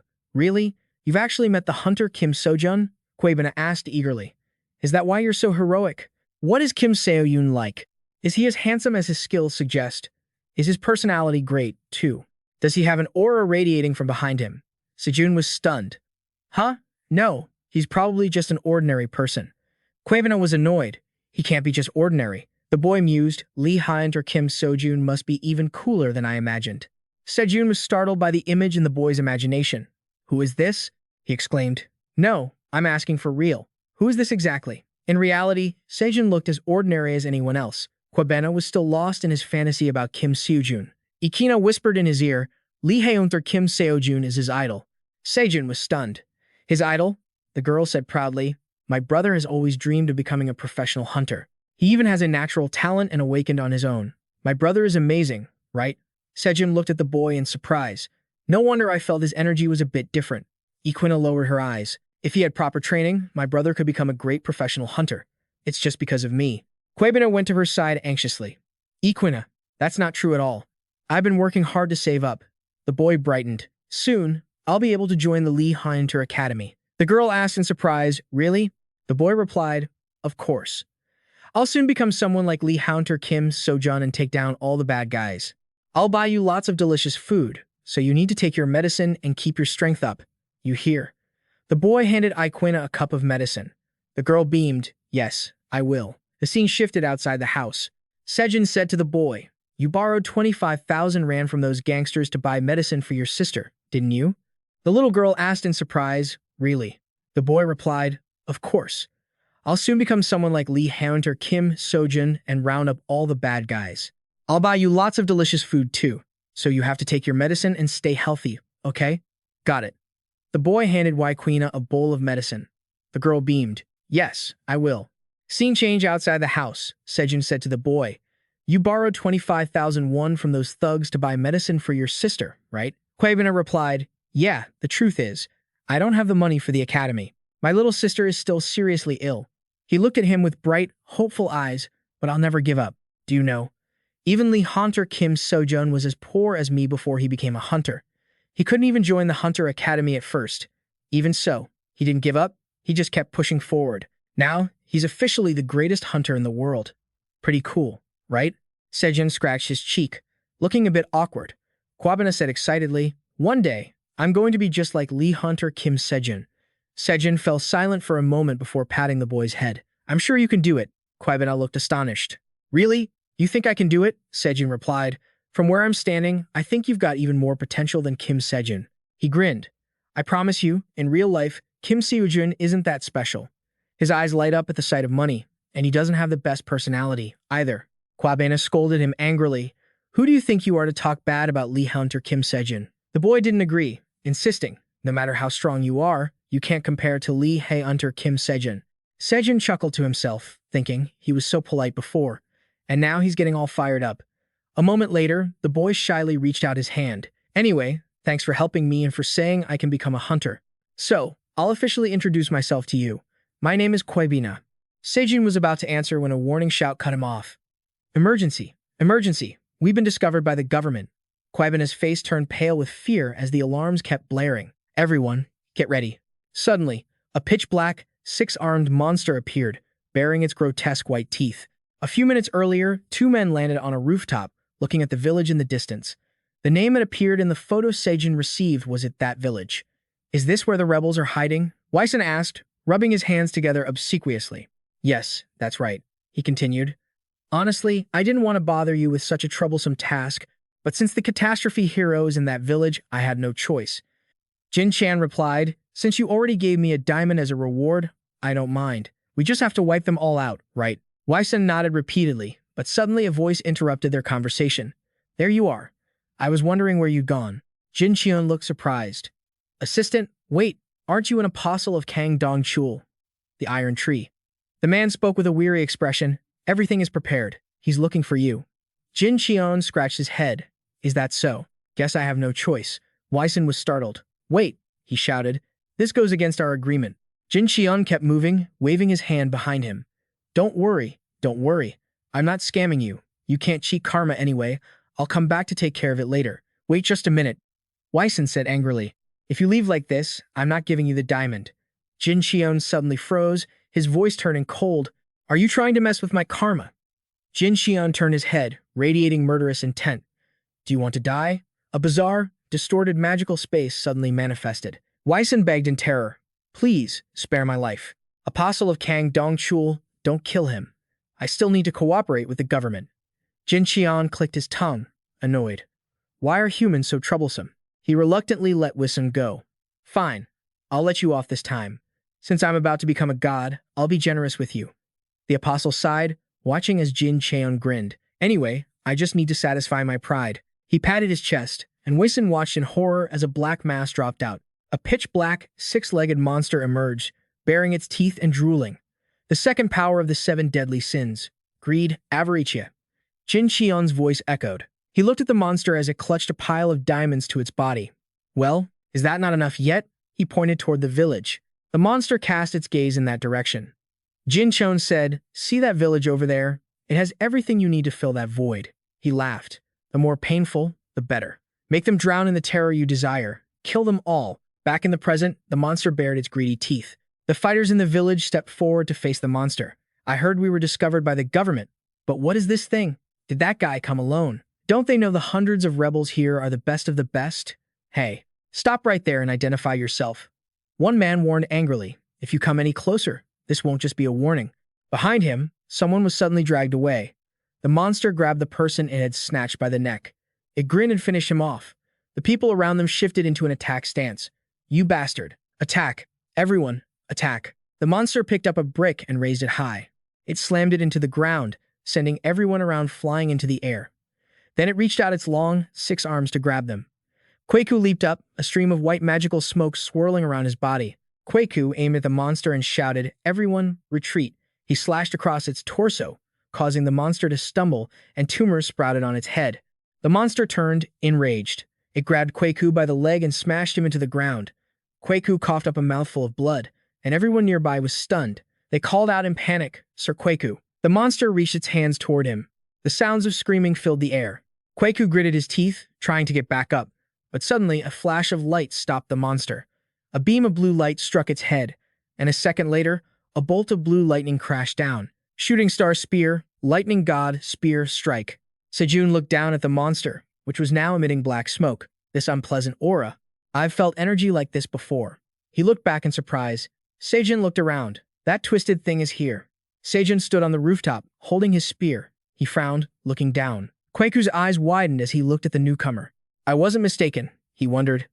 Lee Hunter Kim Seojun, why are you here? He replied, I have my own reasons. The monster's bizarre screech cut off their conversation. It clawed at the ground, its other hands twisting its own neck. The monster grinned grotesquely at Seojun. He clicked his tongue at it. Tisk. Kwaku's voice reached him. You're not the type to give a straight answer, are you? Seojun stepped forward toward the monster in silence. The monster thrust its long arm out to grab him. Seojun darted away, flashes of blue light trailing him. He vaulted off another building, launching himself toward the monster. It grinned, reaching out toward him. As Seojun ran, he realized it was about to strike. He drew his spear, blocking the monster's attack. Blocking the blow, Seojun thought to himself. It's much stronger than the gluttony monster I faced before. There's no comparison. Is this proof that the power of sin in those twisted beings is constantly increasing? This didn't feel right at all. He stopped, ready to face the flailing arms of the monster. Boom. Debris flew everywhere from the spot where the monster had just struck. Seojun hovered in the air, looking down at the creature, his spear raised. The monster flinched and looked up. Seojun unleashed a direct strike with his combined divine spear, but he frowned in shock. It was completely ineffective. The monster grinned with satisfaction, crouched down, and lunged straight at Seojun. He watched it calmly. It seemed just like those other twisted things. He could only defeat it by destroying its core. Seojun took a step forward. It wasn't perfect yet, but he had no other choice. He started using his sensory skills, gripping his spear tightly. I can't control this space or even perceive it clearly, but I can feel the holy spear, Longinus, in my hands, and the 3 layers of magic seals inside it, too. It's as if this spear has become a part of my own body. It felt completely different from the combined divine spear. The monster charged hard at him. Seojun closed his eyes. Suddenly, he snapped them open, a blue aura shimmering around him. Cutting to the person who ordered the monster to attack the village, he suddenly froze. Kwakdu saw him looking back behind him and asked, What's wrong? He gritted his teeth and frowned, muttering, Greed.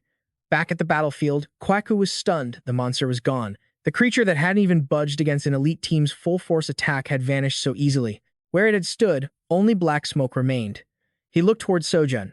This was humanity's strongest hunter, Kim Seojun. Seojun calmly retracted his spear and sighed. Damn it, I still didn't get an answer about where that twisted monster went.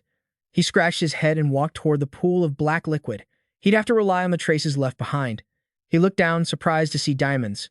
Seojun picked one up. What is this? Quack Bena behind him was trembling. Hyung, the boy said anxiously. What's going on? In the background, people were cheering. It's Lee Hunter Kim Seojun. They shouted excitedly. Lee Hunter Kim Seojun came to save us. Quack Bena was shocked. What did you say? A hunter? The boy turned to look at Kim Seojun. Hey, Kim Seo. He pointed at his own face.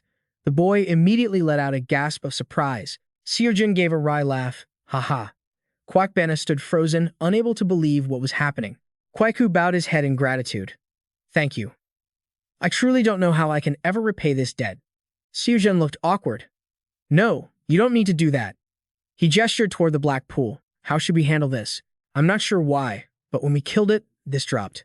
Kwaku said, A diamond. Since you are the hunter who took down the monster, it naturally belongs to you. Please, feel free to use it. Seojun scratched his head. Are you sure? Kwaku replied. What did we even do? Being saved by you is already a huge favor. Seojun chuckled. Well, if you say so, I won't hold back. Kwaku's eyes widened as he watched Seojun happily collecting the diamonds. Lee Haeunter Kim Seojun, I've heard many rumors, but I never expected his power to be this terrifying. He clenched his fists. If he's the one helping us, then perhaps, just perhaps, this country still has hope. Kwaku spoke up. You said you had a special reason for coming all the way here. Seojun turned and replied, that's right. Kwaku continued, could you tell us why you came here? Seojun answered, I came to find Amson, the hero of the Great Korean disaster. He crossed his arms. I'm leading my dream team as the captain. Leading them? Seojun suddenly looked startled. Damn it. The team members had disappeared. Kwaku asked in shock, Amson? You said Amson is here too. Kwakbana reacted with surprise. Lord Amson? The two of them looked at the boy in silence. Kwaku sighed, blaming himself. I can't believe this is happening. I've been observing the Church of Truth, but since they hadn't shown any suspicious behavior, I was afraid my thinking was too narrow. I should have taken the opposite path. He rubbed his forehead and stayed silent for a moment before telling Seojun, our resistance force is here to support you. Seojun was surprised. May I ask why so suddenly? I would be happy to receive your support. But Kwaku replied, helping you isn't without reason. We are fighting against a corrupt regime. Kwaku continued, it's a terrible plague. That rotten regime, which holds power thanks to the massive financing from diamonds, has hired professional hunters, people who only use their weapons for their own personal gain. He went on. In our desperation, we gathered hunters who couldn't be bought to fight the government, and we once believed that hope was blooming in this country. But one day an uncontrollable entity slaughtered everyone. Seojun muttered, an uncontrollable, twisted entity. Are you thinking of that monster earlier? The twisted entity? Kwaku clenched his fist. Listening to your story, it seems the Church of Truth and the government also have a close relationship. If we support you, we'll eventually have to confront the government forces. After all, our goals are the same. Seojun paused for a moment. So is that how it is? Kwaku made an offer. If you need manpower, you can use our forces as you please. We can start by finding the Black Saint. So, can we help you? He crossed his arms. The group behind him also watched Seojun in silence. Seojun thought to himself, unlike me and my team, they can't rely on the government. If I have Kwaku's resistance force helping, finding the Black Saint will be much easier. He quickly agreed. I would be very happy to have your help. Kwaku replied cheerfully, thank you. I am truly grateful. He turned to his men. I will inform all our members across the country to search for the Black Saint. It might not be easy to find, but at least we can track down some clues. Suddenly, Kwakbina spoke up. The person they call the Black Saint, I think I know where he is. Seojun looked at the boy, completely stunned. You know where the Black Saint is? How do you know? The boy replied softly. Well, you asked me why I didn't trust the Church of Truth, right? The Church of Truth acts like a charity, but they are kidnapping people and performing experiments. Seojun frowned, startled. The boy continued, actually, I almost got dragged into that. I was locked up with a few others in a strange place, waiting for something. Kwakbena hesitated for a moment. But thanks to someone who saved us, I and a few others managed to escape. Seojun asked, so, the person who saved you? The boy answered. Yes, he introduced himself as the Black Saint.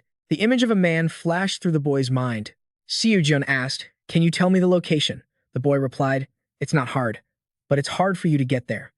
It's a place where even the villagers often get lost. Yes, he calls himself the Black Saint. An image of a man flashed through the boy's mind. Seojun asked, can you tell me that location? The boy replied, it's not hard, but it's hard for you to get there. It's a place where even the villagers often get lost. Why are you trembling, Kwabena? If you don't mind, could you lead the way? Seojun handed the boy the diamonds he'd taken from the monster earlier. This should be enough to cover your payment. The boy looked at him, terrified. Seojun felt anxious. Is it not enough? The boy replied, flustered, no, that's not it. Seojun asked, so, what have you decided? A flame of passion ignited within the boy. Kwabena replied enthusiastically, yes, I will definitely do it. The scene shifted to another location. Lee Haeun angrily slammed his hand against Seojun. Seojun, why did you disappear without saying a word? Jaemin chimed in, brother, I really thought you were dead. Seojun scratched his head and replied awkwardly, I just had a little business to take care of. Lee Haeun snapped, you still should have told us beforehand. Seojun ran over to the boy. Now that everyone is gathered, let's get going. Will you lead the way, Kwabena? Yes. A flash of worry crossed the boy's face. Seojun asked, you hate the rebel forces, don't you? The boy replied, to be honest, yes. Seojun whispered, I don't know the specifics, but in my opinion, Lord Kwaku of the rebel army is striving to build a better world. Is there something wrong with that? Kwabena muttered. That's just their way of thinking. I don't care about justice or beliefs. I just want to live in peace with my sister, Yina. Hearing this, Kweku and the others looked at each other in silence. There was nothing good about getting involved with the rebel army. Just like today, if they hadn't come to this village, that monster wouldn't have even paid it any attention. The boy continued, It's a good thing you were there, everything worked out. Otherwise, me, Yina, and the villagers might not be here anymore. I can't clearly distinguish what's right and what's wrong. In the end, it's just the pain each person has to endure in their own different circumstances. Seojun said to the boy cheerfully, There is someone in South Korea, where I live, known as a holy healer, who is very skilled in medicine. That person might be able to cure your sister. After this is all over, let's go to South Korea together. I'll try to ask them for you. Kwabena teared up. Really? Seojun nodded firmly. The boy burst into tears. Thank you so much. He ruffled Kwabena's hair, and they headed toward the door. Yes, sir. The scene shifted to another place where a crowd of people in black robes gathered. The ritual was ready. The dark saint, hanging from above, looked puzzled. What are you people planning to do? The dark saint struggled as he looked at his captor. The emperor remained silent, giving a slight nod to those below. No matter how many of them there are, they are ultimately just mortals. Humans are inherently weak. No matter how much they try to act strong, deep down, they are just fragments of will. Primitive fear is the fastest way to destroy it. A villager asked eagerly, How should we begin? It corrupts humanity. Facing their eager expressions, the captors devoured their souls and mocked them. A purple-haired figure drew a gun and fired continuously at the villagers. A man in black struck a villager near Han-il. A woman raised her hands in fear. Why? Why are you doing this? I beg you, have mercy, sir, I implore you. A magical strike cut through the air, finishing her off instantly. The dark saint shouted, You are all insane. What are you doing? Stopping? A white-haired zealot created a beam of white light. The beam shot straight through the villager in front of him. He coughed up blood and collapsed backward. All the villagers fell in confusion. Did we do something wrong? Please, I beg of you, please spare our lives. A magic circle appeared beneath them. A voice rose, savoring the fear, and he smiled with satisfaction. This despair is truly marvelous. Let the awakening begin. Seojun stopped in his tracks as a massive hole appeared in front of him and the others. Kwabena looked around nervously. This is strange. There should be workers here, but this is way too much. Kwaku turned around and ordered, Protect this area immediately. Suddenly, Seojun sensed something strange and felt a bit tense. What is this? My senses seem to be blocked, or rather, prevented from entering. It's like I've crossed some kind of boundary, just like the feeling when I first faced Arena's suppression. So this is Gonglia? Have we really found this place? Suddenly, an explosion rang out. Seojun turned sharply to look at it. Lee Haewon muttered. A huge explosion. The scene shifted again. Meanwhile, Jinan stood amidst a pile of villager corpses, yellow magical currents flowing out from them and transforming into his own purple energy. He laughed gleefully at the powerful energy, the purple magic growing stronger by the second. Suddenly, he faltered. Jin Xion coughed up blood, his body swaying. Jin Xion gritted his teeth as the energies clashed. What the hell is happening? The emperor approached him as the ritual was completed. He knelt down.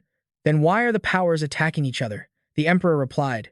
The newly awakened pride refuses other sources within the body. Pride believes that it alone can be perfect. Jin Xion worried internally. What an arrogant power, if not the greatest. Separate the anger and envy from the human body. They are useless now, just a burden hindering the awakening. He gritted his teeth in pain and asked, Does that mean I must let pride consume everything? The emperor looked at him coldly. A god must truly become divine. Jin Qian chuckled, divine. Suddenly, the emperor snapped his fingers, and the purple magic on Jin Qian's body gradually faded.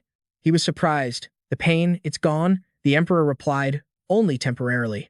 I have sealed the power of pride within you. This will help you move more easily. Jin Qian felt suspicious. The pride this mortal had achieved could rival that of a god, yet he had sealed it in the blink of an eye. Does this mean my suspicions from when he summoned me were right, that he isn't an ordinary person? But then, the emperor tossed him a sword. Grabbing the object, he gasped in shock. This is Excalibur, the ultimate weapon of the instructor. Arthur, the emperor said, whatever you think of me, even if you have realized my true identity, it changes nothing. What is it you want most right now? Jin Qian replied. Isn't it obvious? I want to kill that bastard. Immediately, the sword in his hand flashed as he thought of Seojun. The scene shifted back to Seojun, standing before a large cave entrance. Found it. He grumbled inwardly. Damn it, it took too much time to pinpoint the location because the sense was being scrambled. Lee Haeyun and the others ran over. Seojun, Captain. Seojun said, I have to go inside immediately. Kwaku offered, I will go with you. Seojun nodded at him, all right. If it's the great hero of the calamity, Kwaku. He told the rest of the group, let the others wait for orders outside, and could you send a few people to escort Kwabena back to the village? A young man placed his hand on the boy's shoulder. Don't worry, the boy called out anxiously. Soon smiled to reassure him, don't worry, it'll be fine. I promised to take you to South Korea, remember? The boy teared up. Yes, you always keep your word. The boy turned his head and called out, Brother Son, White Quina and I will be waiting for you at home. You must come back safely. Seojun waved his hand repeatedly. He turned and nodded slightly to the others. They stepped into the cave, which was emitting eerie purple smoke. Let's go. Just as they entered the cave, they saw strange pools of blood on the ground. Kwaku frowned. Damn it. What on earth are they doing in there? Suddenly, Son's eyes widened. A group of people in black robes emerged from the cave. Get ready. Seojun raised his hand to stop those behind him. The black-robed figures continued to advance towards Sun. Several of them drew weapons from their pockets. Son also drew his spear. The black-robed figures activated white magic, shouting hurriedly, Everyone, block all mana flow. Son raised his spear and pointed it at them. Third heavenly realm art, heavenly infinity. A stream of blue light shot out, attacking the black-robed figures and making them scream in pain. Jamin's voice rang out, Heavenly Inferno. The white-haired disciple gritted his teeth, enduring the heat of the attack. A man from Kwaku's group shouted, After everything you've done, you won't be able to escape this time. A woman among the black-robed group shrieked, How dare you, insects! Suddenly, a strange surge of magic appeared, blocking the attack from Seojun's side. That man looked at him. To think I'd meet you in a situation like this. Unexpected. Seojun watched him vigilantly. The scene shifted to the forest outside the cave. A man was dragging his sword along as he walked, his eyes glowing red with murderous intent. I will act exactly as I wish. This man looked ahead at the village where the greedy ones had been wiped out. Was it Gojin village or something like that? Seojun's body suddenly trembled. I have never feared an opponent who surpassed me. Eldritch demonic rage.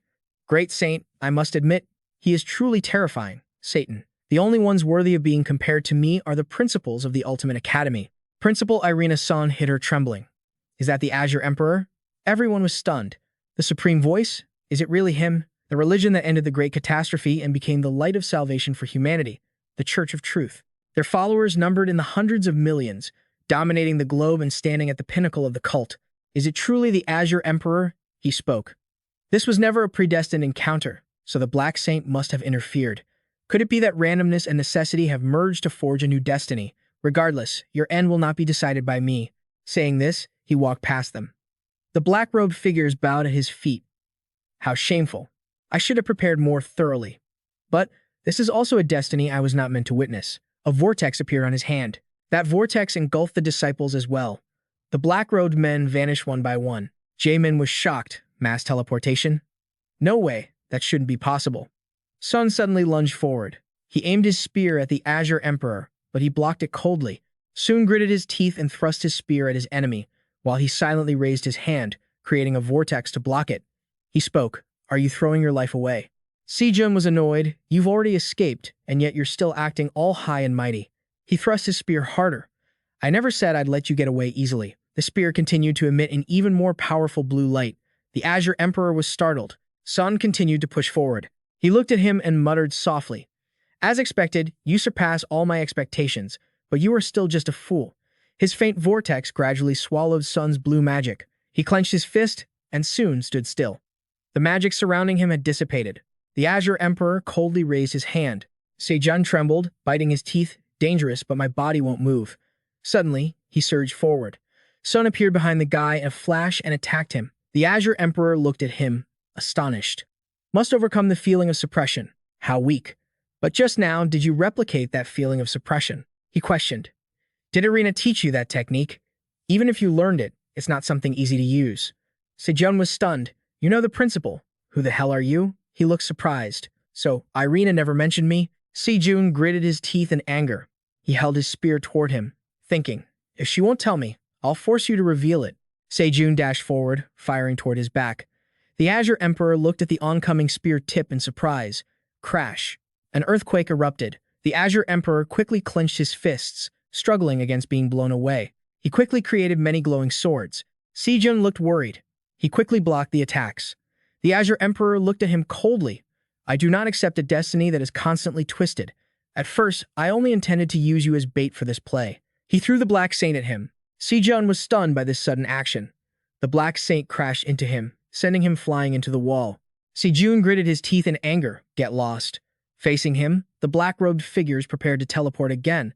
That vortex was growing stronger. It made it hard for Son to get away from the Black Saint, and the others couldn't do anything either. The Azure Emperor turned his head away slightly.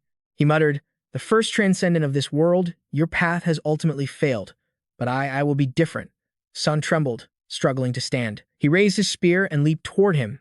"You think I'll let you escape?" A blue stream of magic flashed on his spear. The man's voice echoed, "Let's end this all here." He clenched his fist, rocks flew everywhere, and the cave began to collapse. The people outside the cave looked back in shock. The cave before their eyes had collapsed. Kwaku and the Dream Team tunnelers had no time to look back. Move fast, use both hands. Clear that rubble quickly. Suddenly, a woman's voice rang out. "Hey, everyone outside, back away." They looked in surprise at the sudden flash of fire. A few seconds later, it flared up violently, and a hand reached out from the pile of rocks. Jae-min breathed a sigh of relief. "We almost died." Lee Houn whimpered. "If we had been even a second slower, I might not have made it." The people outside ran over anxiously. Kwaku answered, "I'm okay, so let's move quickly." A girl helped Sun up. She asked anxiously, "Are you okay?" Seojun answered, "I can still hold on." "I think so." He asked anxiously, "Minzu, how is Am's song?" Mindu replied, "How is Am's song right now? He's still breathing, but his condition is quite bad." The girl helping him advised, "Don't push yourself too hard." Seojun told her to leave the cleanup to the association and to return to the village immediately. "Both you and Amon need treatment as soon as possible." Seojun watched him in silence. The scene shifts to Kwa Bena, who tells his guide, "I'll go the rest of the way alone." The boy whistled happily, thinking of his little sister. If Seojun knew she was coming to Korea with him, how happy would Akina be? "I'll run home right now and tell them." Huh? Suddenly, he froze at the sight of smoke and fire ahead. The boy began to tremble. What? How could this happen? Kwa Bena rushed into the house to find his sister lying on the floor and called out to her in distress. Tears welled up as he touched her. "Equina, I'm here now." He trembled. Seojun said I could come to Korea with him. "Equina, you can get treatment and get healthy again." Kwa Bena held up a diamond. "Look at this. A diamond. Now I can give you everything you want and need." Tears streamed down his cheeks. "From now on, there will only be happiness." "But why? Why is this happening?" Suddenly, Wilson spotted him and spoke up. "What? I thought we took care of everything. Is there one still left?" Wilson scolded the man holding the weapon. "Listen, do your job properly. This was their order. If you don't do it right, they might even kill us." Kwa trembled with rage. He spoke up, You people." Equina Wilson asked, "What now? What are you gonna do?" "Just finish it quickly." The man raised his weapon. "Don't blame me, kid." Kwa grabbed the nearest rock and hurled it at the man's leg, making him lose his balance and fall. Kwa pinned him down, shouting, "I will kill you." Wilson stood back, shouting in a panic, "You idiot, finish the brat off already." Kwa Bena, fueled by anger, smashed the rock repeatedly into the man in front of him. "Die! You killed my sister." The man kicked the boy away in a rage. "Damn brat!" He raised his weapon. "Just disappear." Kwa Bena looked up at the weapon aimed straight at him. Suddenly, a voice rang out. "What are you doing?" The men stammered, "I'm sorry."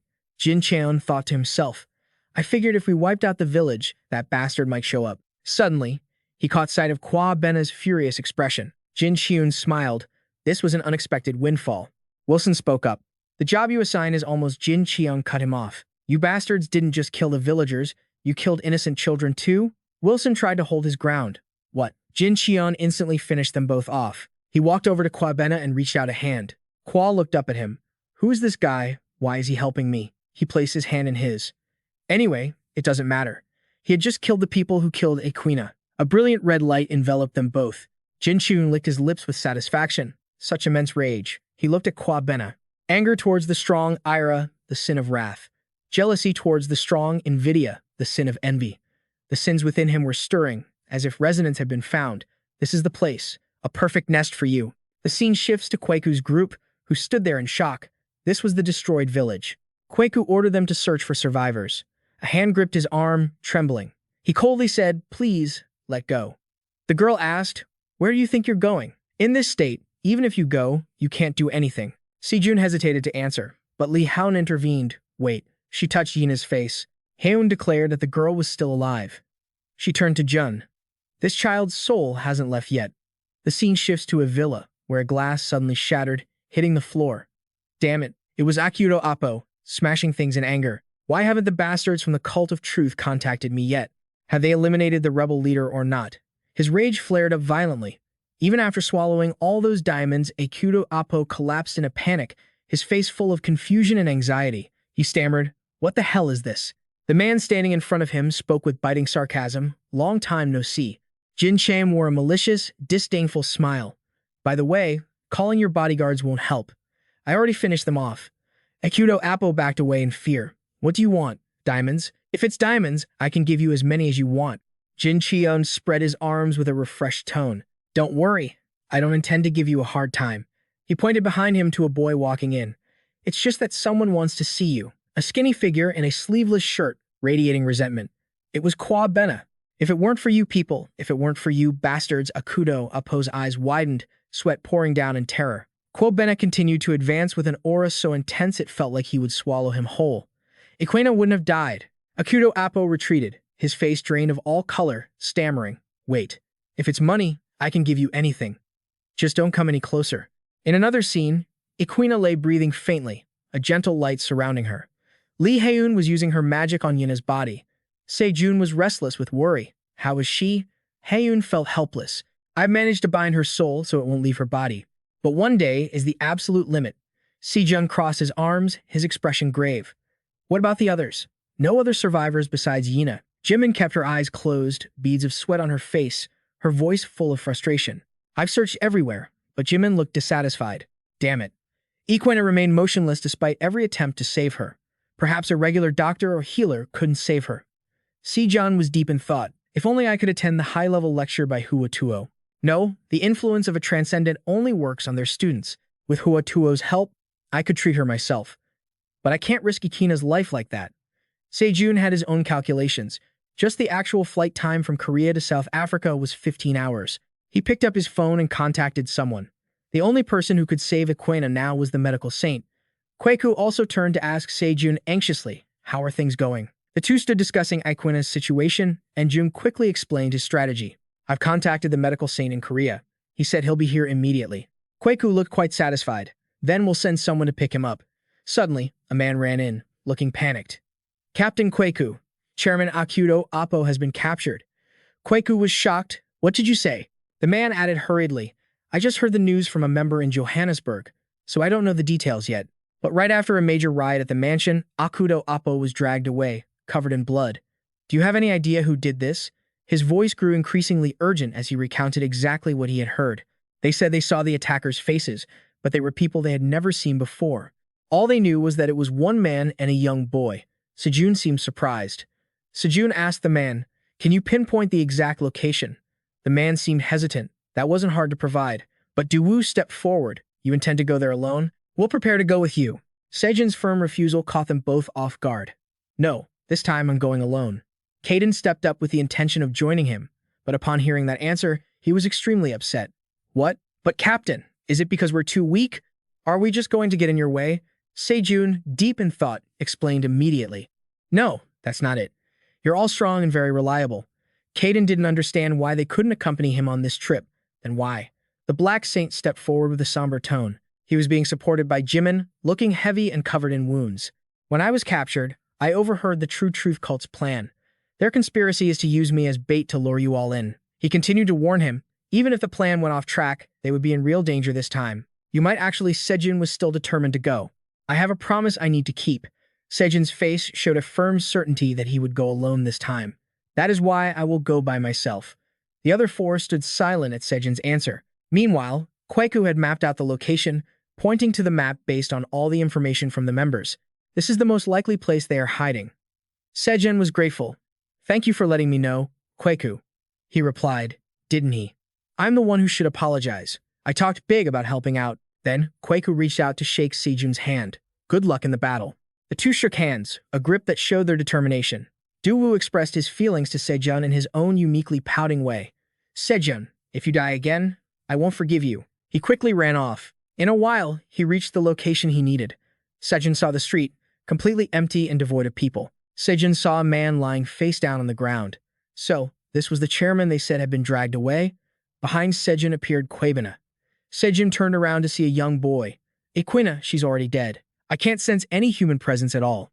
Kwabena's body radiated killing intent. All I see is twisted, monstrous sin.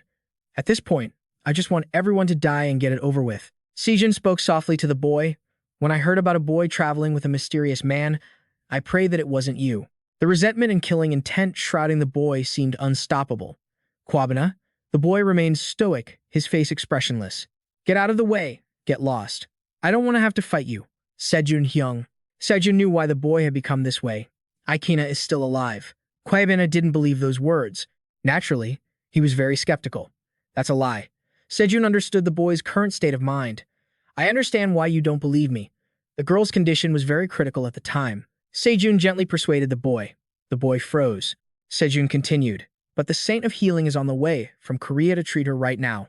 At this moment, Kwabena calmed down. Really? Jin Cheon, standing on the floor above, spoke up with a mocking tone. You don't actually believe that, do you? Seojun was truly surprised and froze. He still had that same contemptuous attitude. Deformed creature. It's been a while, hasn't it? But come on, this isn't a joke. Don't you think spreading a lie like that is going too far? He continued trying to convince the boy, don't let yourself be manipulated by powerful people like a toy again. You saw it with your own eyes, your sister is dead. That guy is just spouting nonsense to toy with you, just like the others. He poked right at the boy's pain, causing him to lose control. So, kill him. Jin Cheon continued to pile on the hurtful words, making the boy waver. Give them back exactly what they did to you. Seojun panicked, his fighting spirit flaring up violently. Seojun could not hold back anymore. Jin Cheon lunged forward angrily. How dare you interfere in this? Seojun also charged in, full of killing intent, his eyes sharp and equally murderous. Kwabena was still in the chaos Jin Cheon had created for him, sitting there holding his head. Jin Cheon provoked him. What do you think? I put all my heart into preparing this special drama just for you. Understand? He didn't stop taunting Seojun and talking about what he had done to the boy. The thing I planted in that boy's mind was envy and extreme rage. Even so, as you've noticed, those emotions haven't been able to consume him completely. The very kindness in his heart has become a barrier, preventing the madness of sin from erupting. Jin Cheon flashed a smug smile. But do you understand this? There exists an extremely effective trigger. It will explode and shatter that mental shield in an instant. While fighting Seojun, he still didn't stop planting terrible things in Kwaiben's head, inciting the primal nature within him. What are you hesitating for? He focused on hypnotizing the boy. Finish him off. After all, that bastard is just a piece of scum who doesn't deserve to exist in this world. The boy was almost swayed. That's right, he's not worth living. In the middle of the fight, Seojun was analyzing what he had just said, worried sick. The trigger he mentioned, could it be no way? Kwabena. Jin Cheon still kept speaking words. To manipulate the boy to his will. The most heinous crime a human can commit against their own kind is taking a life. The very moment you commit that sin, the barrier will collapse and the seed of the devil will rise completely. The boy subconsciously walked toward Akudo Apo. Kwabena slammed his hand hard against the ground. All the resentment and rage in the boy's body poured out. At this moment, his face showed pure malice. Taste the agony of the powerless when watching the things that could have been saved slip through your fingers. Seojun yelled anxiously, Stop, don't do it. Seojun looked toward Kwabena, trying to persuade him. If you commit murder and turn yourself into a monster, have you ever thought about how much pain Equina would feel? Jin Cheon used his sword to land a powerful strike, sending Seojun flying backward. That's ridiculous. Even after being sent flying by a single blast, Seojun still tried to reason with the boy, hoping to salvage a shred of his humanity. Your hands weren't made to kill your own kind. Don't let the hands that once protected IQ be stained with blood. Jinan maintained that sinister smile, willing to sacrifice one life to buy peace for thousands of others. Do you have any idea how many lives that bastard has taken up to this point? He never stopped, filling the boy's head with words that stoked his resentment. He collapsed, clutching his head in his hands. If he could just eliminate him, thousands of innocent people would be spared a tragic death. The boy hesitated. Seeing Kwaibena's uncertainty, he continued to provoke him. You foolish brat, you're still hesitating even at a time like this. It seems his admiration for him runs deeper than I thought. Sensing the momentum shifting, Seojun calculated his next move. Just as he was strategizing, Jin Cheon, enraged, unleashed a lethal strike with intense red energy, sending Seojun crashing backward. If he sees you destroyed with his own eyes, maybe his perspective will change. Debris flew with his attack. Seojun braced himself, growing deeply concerned. He had reached a level completely beyond what he was before. The potential power radiating from Jinan was no joke. He was now an entity of a different stature. To defend himself, Seojun had no choice but to summon another technique. Spear of the Soul, unified in sight. Jin Qiun just offered a truly contemptuous smile. Seojun fought him in a state of confusion, thrusting his spear straight at him. Seojun was shocked, unable to understand why Jinan stood there so tall, completely unfazed. He still wore that cunning grin. Was he really choosing not to defend himself? It was all for nothing anyway. Jin Qiun countered with a strike of immense destructive power and a wide range, a red streak shooting straight into the sky. Like a bomb dropping, Seojun collapsed into the crater, utterly bewildered. Sweat beaded on his face, his eyes full of doubt. Jin Qian raised his sword arrogantly. You can't do anything against me. Jin Qian's gaze was sharp. Deep down, you realize that too, don't you? Rocks from his strike fell, crackling with residual energy. He stepped toward Kwabina, his footsteps drawing closer. He kept that condescending, superior tone. Humans are truly foolish. Even when they know it's impossible, they still struggle in absolute despair. Kwabina looked at him, dazed. Seizing the opportunity, he continued to poison the boy's mind. You see the results, don't you? Impossible, it remains impossible. That is the true face of this cruel world. It was fated to be this way from the very start. And by whom, you ask? By the very person standing before you, a villainous smile. Jin Qian drove the boy to his breaking point. So, go ahead and end me. He continued, killing me won't bring your sister back, but at least a tragedy like that will never happen to anyone else again. He stepped closer, offering the hilt of his sword to Kwabina. The boy took it with both hands. The pain that IQ had to endure will end forever. He leaned in close, goading him. That's it. In this filthy world, where every effort is meaningless, wipe it all away.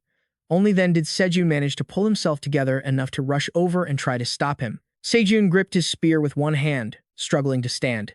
Jinan used that mocking tone again. You still have the strength to get back up? Seojun himself reflected on everything he had said. To be honest, his words weren't wrong. This world wasn't as bright as we often imagine. Seojun couldn't escape that thought. Existing in such a reality, there are times when you don't even want to care about anything anymore. Both of them had passed away right there. Seojun remembered his own youth. There were moments when, no matter how much comfort he received, his heart just couldn't find peace. Mom. Then, back to when he took on heavy labor, there were times when, despite giving it his all, nothing ever went anywhere. Saving money for the academy, how much do we still owe? Seojun remained determined to follow his dreams, no matter the circumstances. It will be okay. If I work hard, one day the future will. Then he remembered when he was injured, those times he just wanted to give up on everything, to collapse and never stand up again. The times he was forced to wear a mask, pretending everything was fine. I'm okay, Uncle Manchon. I can start over. Seojun recalled the boy's words. It's okay, IQ. I absolutely cannot give up. Seojun suddenly realized something he hadn't understood for a long time. Now, he understood why Kwabina made his heart feel so heavy. After seeing Kwabina, Seojun felt as if he had been restored. Looking at Kwabina, he saw the reflection of his own self from those days. Jinan confidently provoked Seojun. What kind of logic are you going to use to convince him this time? More of your self-delusional tricks, like how even the dark corners of our hearts are somehow beautiful. That kind of cheap philosophy, that's exactly why I hate listening to sermons. Seojun retorted. It has real value. Jin Qian's eyes widened in surprise. What did you say? Seojun continued to argue with conviction, full of humanity. Even if a heart full of darkness isn't beautiful, it still has its own value. He was still so sincere because it drove people to live with constant longing and ultimate effort. Suddenly, a powerful, blinding light flashed, illuminating the figures of the two standing opposite each other. Jinan looked anxious, gritting his teeth. What is happening here? Is this lightning? He countered his own thoughts. No, this is Seojun's face, appearing clearly in that light. He clenched his fists, showing his resolve, something he had to face for the first time in his life. The light dazzled, obscuring Seojun's image. Jinan's eyes went wide with astonishment, beads of sweat rolling down his cheeks. What? In that moment, space was torn apart, creating a rift. He stood watching Seojun unleash his technique. What kind of power was that? A blinding ray of light struck down toward him. Caught off guard, Jin Qian gritted his teeth to block the blow. You bastard, fine then, let's settle this properly. Seojun quickly realized his weakness. He couldn't rely solely on the force of his strikes.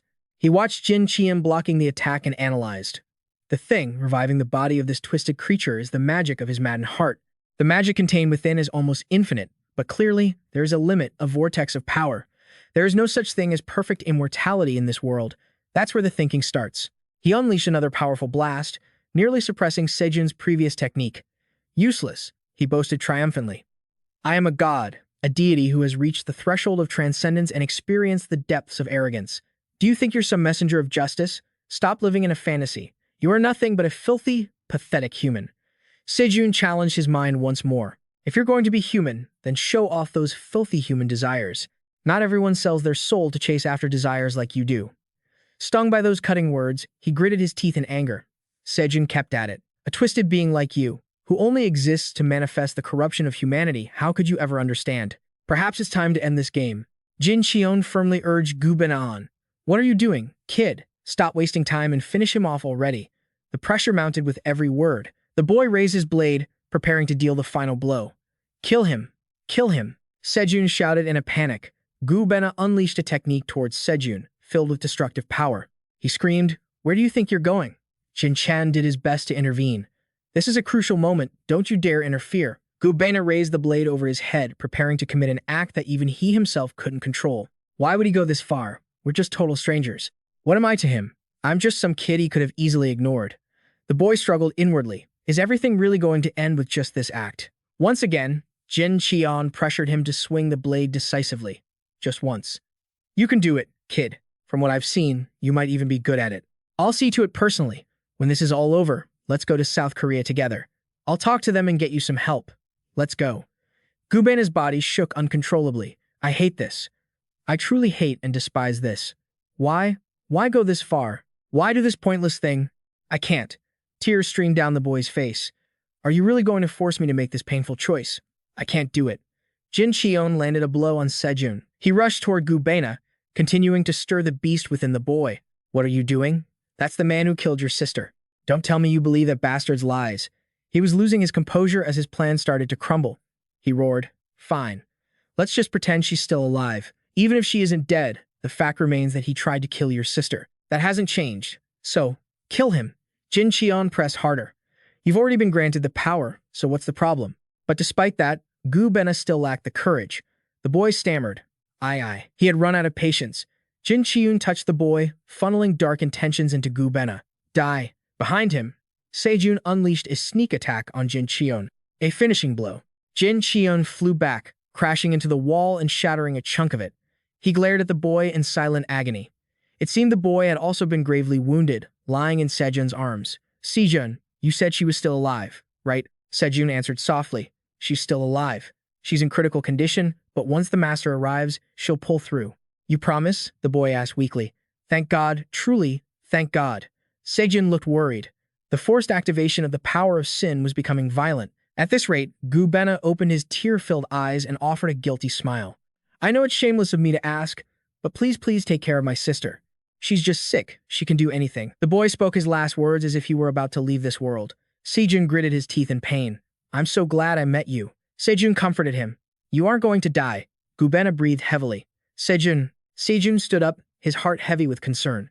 Once the sins began to run rampant, they could not be stopped. However, if the power of the sins were to be separated from Gu Ben, Jin Cheon, standing in the distance, wore a smile that looked more cautious than before.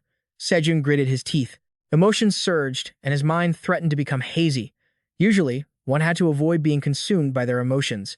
But this time, he wouldn't hold back the boiling feelings. Gu Ben's body lay there, but a mysterious force seemed to be pulling at him. A seductive voice echoed around the boy. Come here, sins. There's a place much more comfortable than where you are now. Seojun himself seemed to be affected. He felt an intense discomfort in his head and body, and a strange aura swirled around him.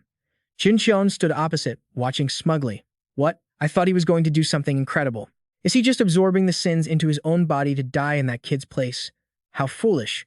He's underestimated the madness of the sins. He analyzed the scene unfolding before him, failing to realize that when driven mad by the sins, he might end up killing the very child he sought to save.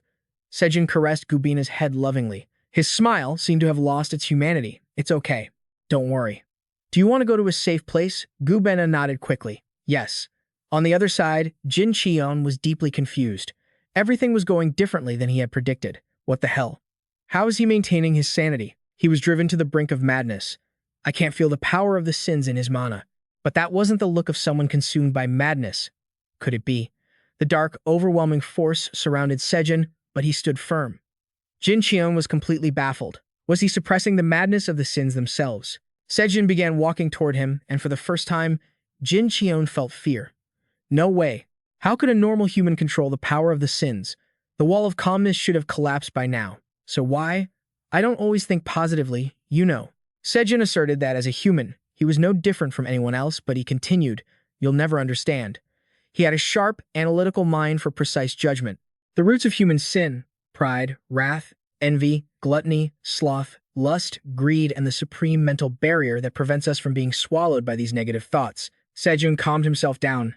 I always thought that was the meaning of calmness, but now I understand. Calmness was never meant to be like that. The teachings of Kangdong Chol were based on the foundations of no mind and impermanence, but that didn't mean it was a state without wandering thoughts. The calmness that the Buddha spoke of, the calmness that I have felt and realized it is not the disappearance of negative emotions, but the mastery of them. Seojun had almost internalized the truth. It was about not being swayed by any negative emotion. It wasn't about being liberated from negative feelings, but remaining steady without being shaken by them. No one is perfect. Calmness might be the ultimate mental system, but ultimate doesn't mean it's without flaws.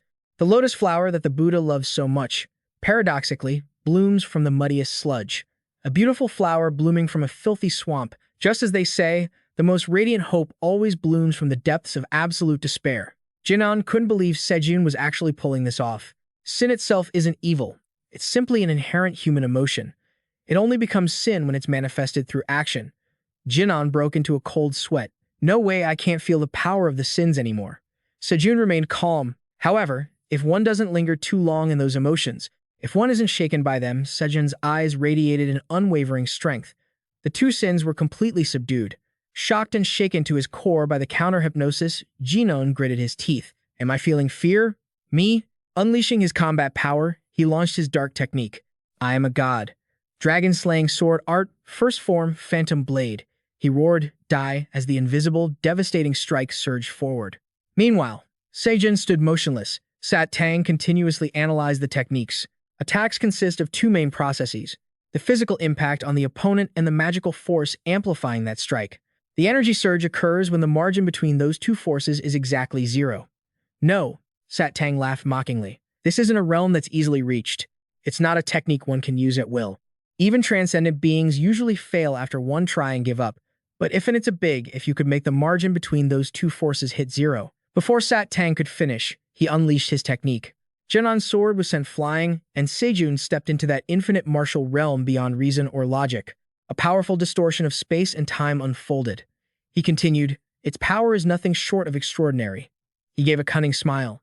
Even the word transcendent isn't enough to describe it. Jinan, completely caught off guard, couldn't keep his mouth shut in surprise. Finally, Seojun delivered the finishing blow. Heavenly Moon Meteor Spear, 7th form, myriad miles. The space around Seojun seemed to swirl inward. Jinan tried to resist, eyes fixed in determination, but he was forced back. Seojun looked dazed. He was inches away from being dragged into that boundary space. The myriad miles technique that the great sage equaling heaven taught me shouldn't be this powerful. His weapon dripped with a thick, black liquid. Is this because I absorbed the power of the two great sins and reached the release realm? Jinan was battered, his face twisted beyond recognition. You bastard! A purple and black light swirled into a spiderweb pattern, spreading everywhere. It crept into every corner of the house.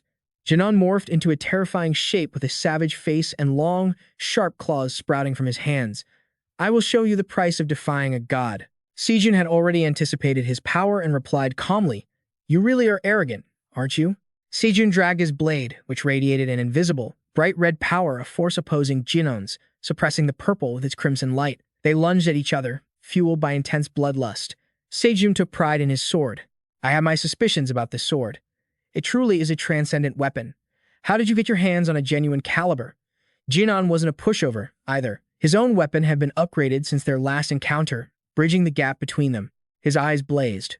That means the outcome depends entirely on the skill of the wielder. Seojun's blade slashed toward him, lightning fast and filled with killing intent. Jinan, looking more beast than man with his dark face and sharp teeth, growled, I am a god, the one who stands above all, the deity that all living things must fear and worship. He lunged forward at high speed. It should be this way. Get lost. I told you to take this thing away from me. Seojun remained calm. I've been thinking about how to completely erase you. Seojun's gaze sharpened. Even if I can kill you with a release, I didn't think I could wipe you out. He leaped over Jinan, who barely dodged. Jinan swung his weapon in a swift, clean arc. Suddenly, a strange power manifested, surrounding him. He screamed, "What is this?" Green saplings sprouted, wrapped in a miraculous light. "What is happening?" Seojun declared, "Heavenly Moon Meteor Spear, 8th form, myriad statues." Jinan's face twisted in panic, his sword flailing wildly. "Get away. I told you to stay away from me." Seojun raised his sword to summon the next move. Heavenly Moon Meteor Spear, 9th form. Heaven and earth rupture. The sheer force blew Jinan far away. He had been defeated by Sejun's blow, left with no ability to resist. His face seemed to split in two, yet he still thought, "I am a god, the deity of all things to whom the world must kneel. No one can stand above me." "Why? Why?" Sejun leaned in close and growled, "Someone like you, I know exactly what you are." Sejan's sword pierced straight through Jinan's chest. "I know. I'm just a small human. Before the vast void, the origin of all things, there is no beginning and no end. Even his presence is impossible to trace. It is inherently empty. The harmony of it forms the shape of ki. But even when it seems empty, it is not truly empty." Sejun shouted, "Heavenly Moon Meteor Spear. 3rd form, Void of Sins." Jinan let out a cry of agony. A bright light flashed, then dropped to Sejun's feet, nothing more than a small, glowing red orb. Sejun turned away. Good grief. The great sage equaling heaven, the fighting Buddha turns out. A fighting Buddha is still a Buddha. Sejun stumbled, exhausted, holding his sword. "Master, what exactly did you create?" A piercing scream echoed across the sky. It was Kwabena. The boy ran over in a panic, finding Sejun lying sprawled on the ground. "Brother!" Kwabena knelt right in front of Sejun, tears streaming down his face. "No," his voice echoed to the observer nearby. The observer seemed to have had some trouble with Sejun before. "He's back again?" Sejun called out. "Are you here? Did you go on a business trip to another dimension?" Sejun asked, happily scratching his head. "Oh, there you are. I thought you'd run off to another dimension again. Seriously, why do I have to be stuck here just to see your face again?" The observer asked, sighing in frustration. "How did you even make it back here?" Sejun replied with a playful grin. "Aren't you watching everything?"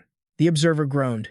"Can't this brat be transcendent in a normal way?" He pointed an angry finger at Sejun's face. "You bastard! I've been watching. I've seen it all. But I couldn't believe my eyes, so I had to come and ask. Sejun is so cunning, right? I could have squeezed more out of you." He scolded Sejun angrily. "You brat, why is it that whenever you have a chance, your head is only filled with thoughts of how to scam me?" "Scam what? It's just fair payment for the agreement." Outsiders hearing this would misunderstand. "Misunderstand my foot. You clearly just said you could squeeze more out of me." The observer sighed, raised his hand to his face, and signaled, "Forget it, as promised. I'll give you a free coupon. Now get lost." Sejun was curious. "What's this? You're giving it easily this time, as if you're already too familiar with the next steps. If I don't give it to you, are you going to roll on the ground and throw a tantrum until I cut myself open? Take it and just get lost." The transcendental weapon, crafted by Sun Wukong, is composed of the 9 breaths and 3 transformations. Now that both the 9 breaths and 3 transformations have been recorded in the law of causality, you won't be able to come here anymore. He crossed his arms in front of him, his voice firm. "Goodbye, you brat. Meeting you is truly bad luck. I hope we never see each other again." Sejun retorted, "Are you sure you want to kick me out like that?" Sejun added, "Because I think I'll be visiting the border space a few more times." The observer was surprised. "What did you say?" He tried to restrain himself. "No, if I answer, I'll be pulled into his pace immediately." Sejun was so crafty. "I mean, getting a free coupon is really fun, but that would be troublesome for you, right? I'll give you a discount, a special promotion. This place is kind of your home, isn't it? Dropping by too often would be rude." "Rude? Since when do you care about such things?" The observer crossed his arms over his chest. "Don't talk nonsense. You know you can't come here anymore." "So what?" Sejun acted surprised. "You know about that too?" He shrugged. "I thought so too. But the skill I learned this time is much stronger than I thought." Sejun kept rambling, ignoring whether the observer understood or not. "I'm making a negotiation offer. If you don't want to, fine, I won't force you. In that case, I'll just take 1 coupon each time I visit without any discount, okay?" He judged. "What on earth is that skill you learned?" "I can't say that. Damn it." He seemed to lose his patience. "So how many more times can you come here?" Sejun still looked crafty and kept talking. "At least 8 more times." The observer exclaimed, "What the hell?" On that day, since the dawn of time, for the first time, the observers will manifest it in the form of a swear word, and that was recorded. The observer heard Sejun say that. He frowned and shouted at Sejun, "Don't play games." "What? 8 times? If you want to lie, at least make it sound believable." Hearing that, Seojun licked his lips and thought to himself, as expected, he wouldn't let this go easily, would he? Seojun recalled when he was previously trapped in the border space. At that time, he was extremely panicked. He had almost been pulled into the border space when using the seventh breath without having fully fused the mystery of collision into it. If he could fully fuse the mystery of collision into the heaven-moon-cloud stone spear, then theoretically, he could violate the law of causality. Remembering this, Seojun thought. But the problem is that it doesn't guarantee success. The next sentence from Seojun made the observer jump in surprise. You know I've been to the Supreme Academy, right? Seojun stood before the observer. He held out his hand and continued. By chance, I caught a glimpse of what the headmistress did then, and she performed an unbelievable technique. Do you know how amazing it was? The observer crossed his arms, listening to Seojun. He narrowed his eyes and continued. Oh, but don't get me wrong. I wasn't spying. The headmistress doesn't know anything. Seojun said that, but in his heart, he thought, if I just say it, he'll never believe me. But there was one reason why he hadn't kicked him out of this border space yet, because he was thinking, surely not that's impossible. What if it's actually true? The observer listened to him, and although he was very annoyed, he had no other choice. He was still deep in thought. A technique learned from Irina? If that were true, never mind 8 times he might be able to come back here 100 times over. The two of them were standing face to face when Seojun spoke up first. Let's start with about 5 points, shall we? 6. The observer remained silent, thinking instead of answering. Seeing that, Seojun seized the chance to drive up the price. Or, how about you just make it 8? Hearing this, the observer grabbed Seojun, hurriedly saying, 6. Let's settle on 6 points. Seojun agreed immediately. Fine. I'm technically taking a loss, but since you've worked hard, I'll accept 6. Seeing that he had agreed, the observer hurriedly copied the recent moment and said, I will now record the causality of what you just stated. As soon as the observer finished speaking, Seojun cheerfully reminded him, wait, that was just a projection for future cases. This current visit is a separate matter, isn't it? So, that makes 7 in total. The observer frowned and said, I will record the causality you just mentioned. Once the deal was struck, Seojun immediately unleashed his power. He opened his book of light and the text flew right out of it. Once finished, he handed the book to the observer and said, Is that approved now? It's just like Thoth's book. The observer took the book from Seojun, held it up, and remarked, It seems to be done. I will verify what has been written in the record. The observer lifted the book and meticulously read through it page by page. After finishing, the observer asked Seojun, Is this what you claim to have learned from Irina? Seojun placed his hands on his hips and replied indignantly, Huh? Learned from the principal? No. I just peeked. And I never said the technique I peeked at was what helped me reach the boundary space. Seojun gave a thumbs up and continued. The method I'm talking about is the heavenly moon cloud stone spear, fused with the mystery of impact. The observer was still holding the open book. He told Seojun, that has already been recorded, so it doesn't matter. Even if the impact is amplified to an extraordinary degree, the power itself cannot violate the laws of causality. Once causality has finished recording, no matter how much the power increases, returning here is impossible. Hearing this, Seojun scratched his head and nodded, muttering, So it didn't work? Huh. After a moment of thought and considering Jun's words, he told him, In that case, my free pass is no longer valid either. Seojun immediately bristled at the threat. What do you mean? A promise is a promise, right? The two began to argue, with the observer shouting at Seojun, What promise? This was a scam from the very beginning. Seojun, hearing this, began waving his arms wildly and retorted, What? A scam? This was clearly a proper negotiation. The observer, refusing to back down, presented his own logic. Negotiation, my foot. No dimension in existence accepts such nonsense as karma. This is fraud. Therefore, it's void. Seojun's mouth wouldn't stop running. He spat back at the observer. Void? You already agreed to give me 6 passes. There's no going back on your word now. The observer was trembling with rage but could only respond helplessly. You little brat. Right after, he flatly rejected his request. I absolutely refuse to give you anything. Hearing that, Seojun just laid down and started throwing a tantrum. Fine then. The observer, seeing this, blew his top and yelled at Jun. Following your logic, everything I promised was that I would give you some passes, but I never said I would send you back to your own dimension. Live here forever, or give up those passes. Take your pick. Seojun shouted back, You can't do that. The observer ignored him, turned his back, and said, Quiet. This time, it's an absolute, definitive no. Lying there, Seojun felt a flicker of anxiety. Things are getting tense, he thought. Should he try to distort the boundary space again like last time to scare him? Was there a way to escape on his own? As Seojun was thinking, something clicked. His eyes widened. Seeing Seojun quiet for a moment, the observer thought, did he give up? Seojun suddenly sat bolt upright. Just then, a spark of power flickered. The observer looked back at Seojun, who was now closing his eyes and concentrating lightning in his hands. Seojun thought to himself, when the principal summoned me to the Supreme Academy, the feeling was exactly like the moment right after using heaven and earth destruction. He used both hands, feeling as if he were tearing space apart, while thinking, yes, that's the feeling. If it's at an X level, something that even karma cannot record, it's like drilling a small hole through space. I can slip through the gap between dimensions. By now, Seojun could actually feel himself ripping through space. Seeing this, the observer was utterly astonished. He frowned in anger and said to Seojun, don't tell me, Seojun. Looking back at the observer, he smiled and said, if you force summon me again, that's another free pass. Get it? Seeing Seojun jump out of his space, the observer could only curse, you damn brat. Changing the scene to the other side, young Kwebana was kneeling beside Seojun. He shed tears that dripped onto the back of his hands, his voice trembling as he called out, brother, brother. Tears streamed down his face, and his entire body shook as he said, I'm sorry, I'm so sorry. A voice suddenly echoed, asking Kwebina, for what? The boy sobbed, it's my fault, it's all because of me. Right then, Seojun opened his eyes and looked at the boy, asking, what are you apologizing for? Seeing Seojun suddenly wake up, Kwebina was startled, scrambled backward, and cried out in fear. Kwebina pointed a trembling finger at Seojun and stammered, why?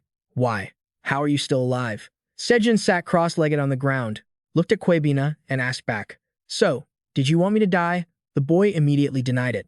That's not what I meant. With his face covered in tears and snot, he trembled. I thought you were dead. I thought you'd die because of me. Seojun let out a sigh and gave a faint smile. Seojun walked over to where the boy was kneeling and crying, helped him up, and said, let's go, Kwebina. We need to check on IQ's condition. Shifting the scene, Seojun's teammates were in a panic. Minzu asked Seojun, will she be okay? Seojun leaned his chin on his hand and replied, for now, all we can do is wait. Just then, Seojun returned with Kwebina, carrying Akudo Appo over his shoulder. Seeing him, everyone called out to Seojun in unison. He waved at them. A man lifted the curtain and stepped out. He paused, surprised by what he saw, and walked over to greet the group. You're here? Seojun put Akudo Appo on the ground and greeted him as well. Seojun stood up, looked at the healer, and asked, how is IQ? The healer told them about her current condition. Her condition is very serious. Standing nearby, Kwebina's face darkened, unable to speak. The boy walked toward his younger sister. The healer put his hands on his hips and said to Seojun, if you had arrived any later, Kwebina walked inside, where Yina was now sitting up. Rubbing her eyes, she called out to her brother, brother, brother. Hearing her, Kwebina couldn't believe his eyes.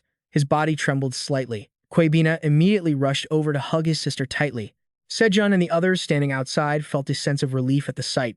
Buddha once said, if you ask what success is, I would say it's to smile often and smile a lot. Watching the two children reunited, Seojun couldn't help but smile, thinking to himself that perhaps today, even Buddha was wrong. Kwebina hugged his sister tightly, crying his eyes out, with tears streaming down his cheeks.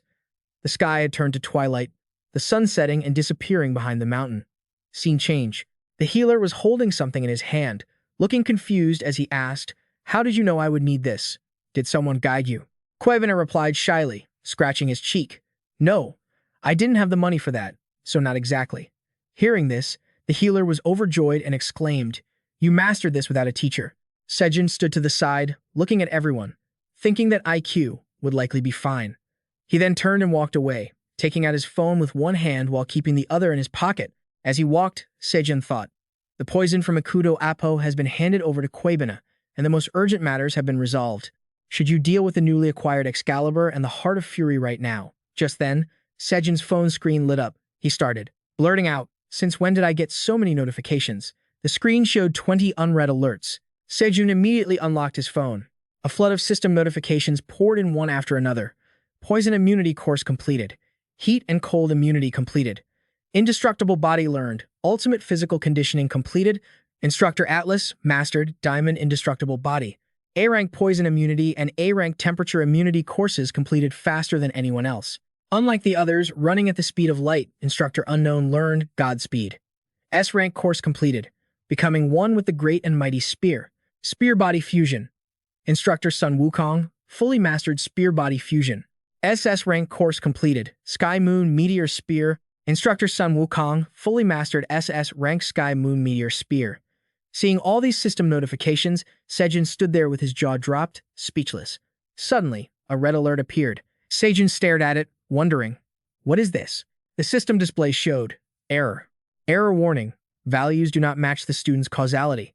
Immediately after, more notifications flooded in for Seojun, resetting causality, finalizing transition of transcendent stats.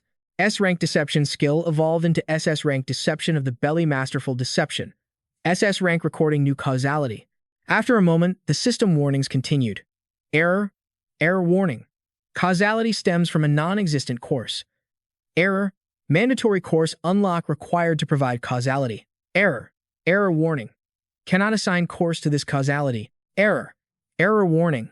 This area is beyond the reach of the Supreme Academy system. Error. Reporting to the Supreme Academy Causality Department support team. After this series of warnings, his mentor appeared and started yelling at Seojun. What the hell have you done? Seojun, seeing this, didn't know how to react and just shouted back in a panic. His mentor was furious, unleashing a torrent of words at Seojun. What is this? What did you do to overload the causality system like this? Kim Seojun, what did you break this time? Seojun stood there, bewildered. He lay on the ground, propped himself up, and replied, What? Break? I didn't do anything. Hearing that, his mentor shouted loudly, The whole academy is in chaos because of you. Seojun looked at his mentor, who stood with his hands behind his back, wearing a stern expression. He broke into a cold sweat and said, If something happened at the academy, it's usually my fault, and I guess I can assume it's me this time, too. Scratching his head, he handed the phone to his mentor to check and said, But all I got were these weird notifications. The mentor immediately snatched the phone and examined it. His eyes widened as he checked every alert. Once he finished reading, he turned to Seojun, mouth agape. Causality does not match student profile. Seojun, hearing this, didn't know why, so he asked, Why ask me? The mentor continued reading the other warnings on Seojun's phone. He panicked and yelled at Seojun, What is this? Seojun replied, I'm serious. Why are you asking me? Seeing this, the mentor wiped cold sweat from his forehead, looking at Seojun with deep suspicion. I don't know, I've never seen anything like this. First, you completed the Transcendence graduation, and now this? Seojun could only scratch his head and say, I don't know. The mentor asked again, What did you do to cause this situation? Seojun still stuck to his story. I really didn't do anything. The mentor, furious, shouted at him, Liar. Seojun, while scratching his head, told his mentor the truth. All I did was meet the observer again and earn 7 vouchers through a perfectly legal negotiation. And since he was so stingy about sending me back, I escaped the boundary space on my own. After hearing the whole story, they just stared at each other, speechless. The mentor thought to himself, it really is his fault. After a while, looking exhausted, the mentor rubbed his eyes. Seeing the system send another notification, he read it aloud. Course progress. Shakyamuni 98%, plus 17.6%. Progress. Lu Dongbin 98.4%, 4% plus 3.1%. Progress. Growth 92.9%, plus 63%. Progress. Senses 77.7% plus 77% courses completed. Rebirth A. Slaughter S. Divine Power S. Celestial Breaking Void S. Sun Wukong's Rakshasa / S. Deception Skills. Dragon Heart SS. Diamond Indestructible A. Poison Immunity A. Heat Cold Immunity A. Godspeed S. Meteor Spear S. Spear Body Fusion SS. The mentor finished reading and spoke to Seojun. Now I understand why this mess happened. After reading the notifications, the mentor gasped. The Shakyamuni course is at 98%, and you've almost completed the master's course too. Even if I rub my eyes and look again, the numbers are still the same. Seojun just stood still, listening to the mentor. The mentor tried checking the phone one more time and said, There has to be a bug. Seojun asked, Didn't you say the laws of causality couldn't have bugs? The mentor replied, That's right, bugs shouldn't exist. Seojun started to say something. Then why? But the mentor roared, cutting him off. The only explanation is a bug. The mentor shoved the phone in front of Seojun's face and said, Look at this. Shakyamuni course progress, 98%. Do you think this makes sense? No way. Numbers like these shouldn't be possible. The mentor's eyes were bloodshot, as if he were about to lose his mind from not being able to explain it.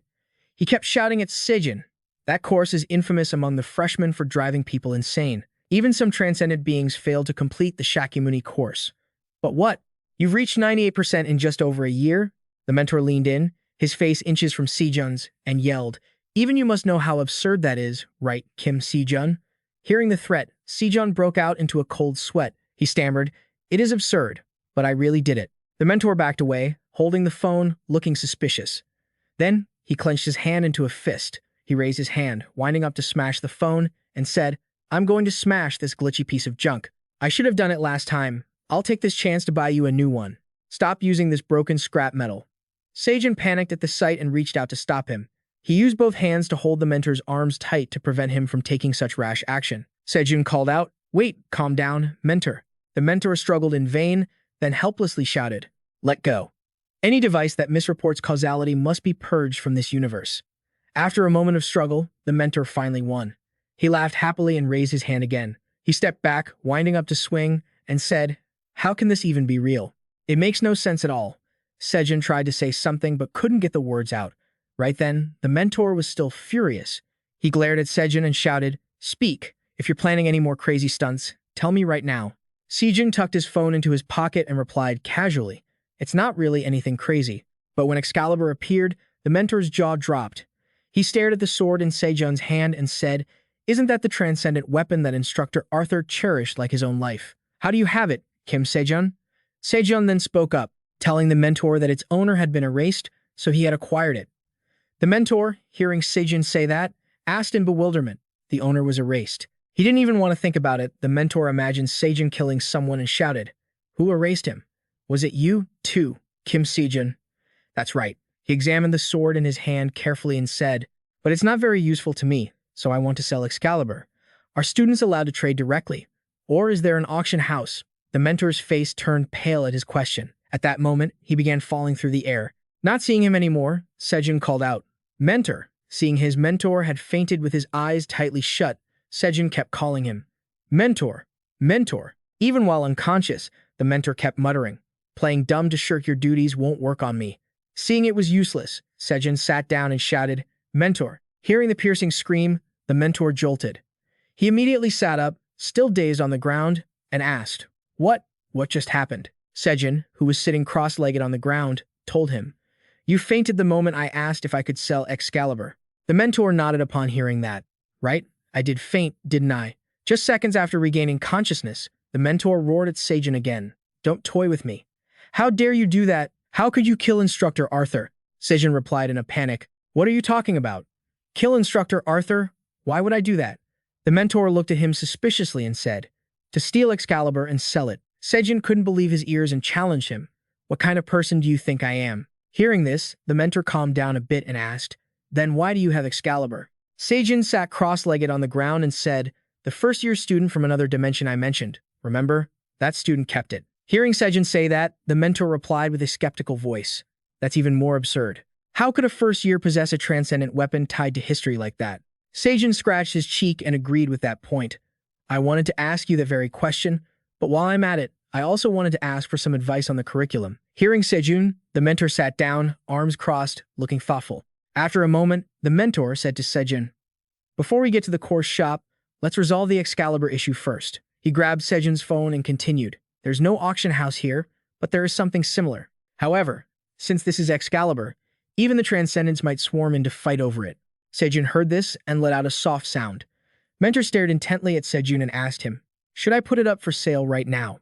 Seojun crossed his arms over his chest and flatly replied, "No." Seojun then put on a sly expression and said, "First, let's go see Instructor Arthur. The original owner of that thing has moved on." By the time they reached Arthur, he saw someone coming to find him and greeted them cheerfully. "Nice to meet you. I am Pendragon. Just call me Arthur. Do you wish to learn my round-table swordsmanship?" Seojun reached into his pocket to retrieve something, and upon hearing Arthur's question, he replied, "No, instructor. I'm not here for swordsmanship. I want to talk about something else." He pulled out an object that glowed brilliantly, making Arthur cry out in shock. Looking at the sword in Seojun's hand, he stuttered, How do you have that?" Seojun rested one hand on his hip and said to him, "I should be the one asking you that. How did it end up in my hands?" Arthur heard this, and he brought his hand up to rub his chin in deep thought. Could it be that he has been wiped out? That's impossible. Then he added, "But if so, what happened to the borrowed karma?" Seojun looked at Arthur and realized something was off. Seojun thought to himself, just as I suspected. Seojun observed the unnatural expression on Arthur's face and continued to ponder. There's no way someone who has been corrupted would directly buy Excalibur. Even if he had enough karma saved up, Arthur would never sell the transcendental weapon that represents his very existence. Just like when he had used Loki to obtain Gungnir, Arthur had clearly been forced to give up Excalibur, and the one who forced Arthur to sell it was the Great Voice. Seojun then broke the silence. I obtained it, but it's not very useful to me. He held up the sword in his hand, scratching his head as he spoke. It's not that Excalibur is a bad weapon. It's just that I use a spear, so I don't use swords.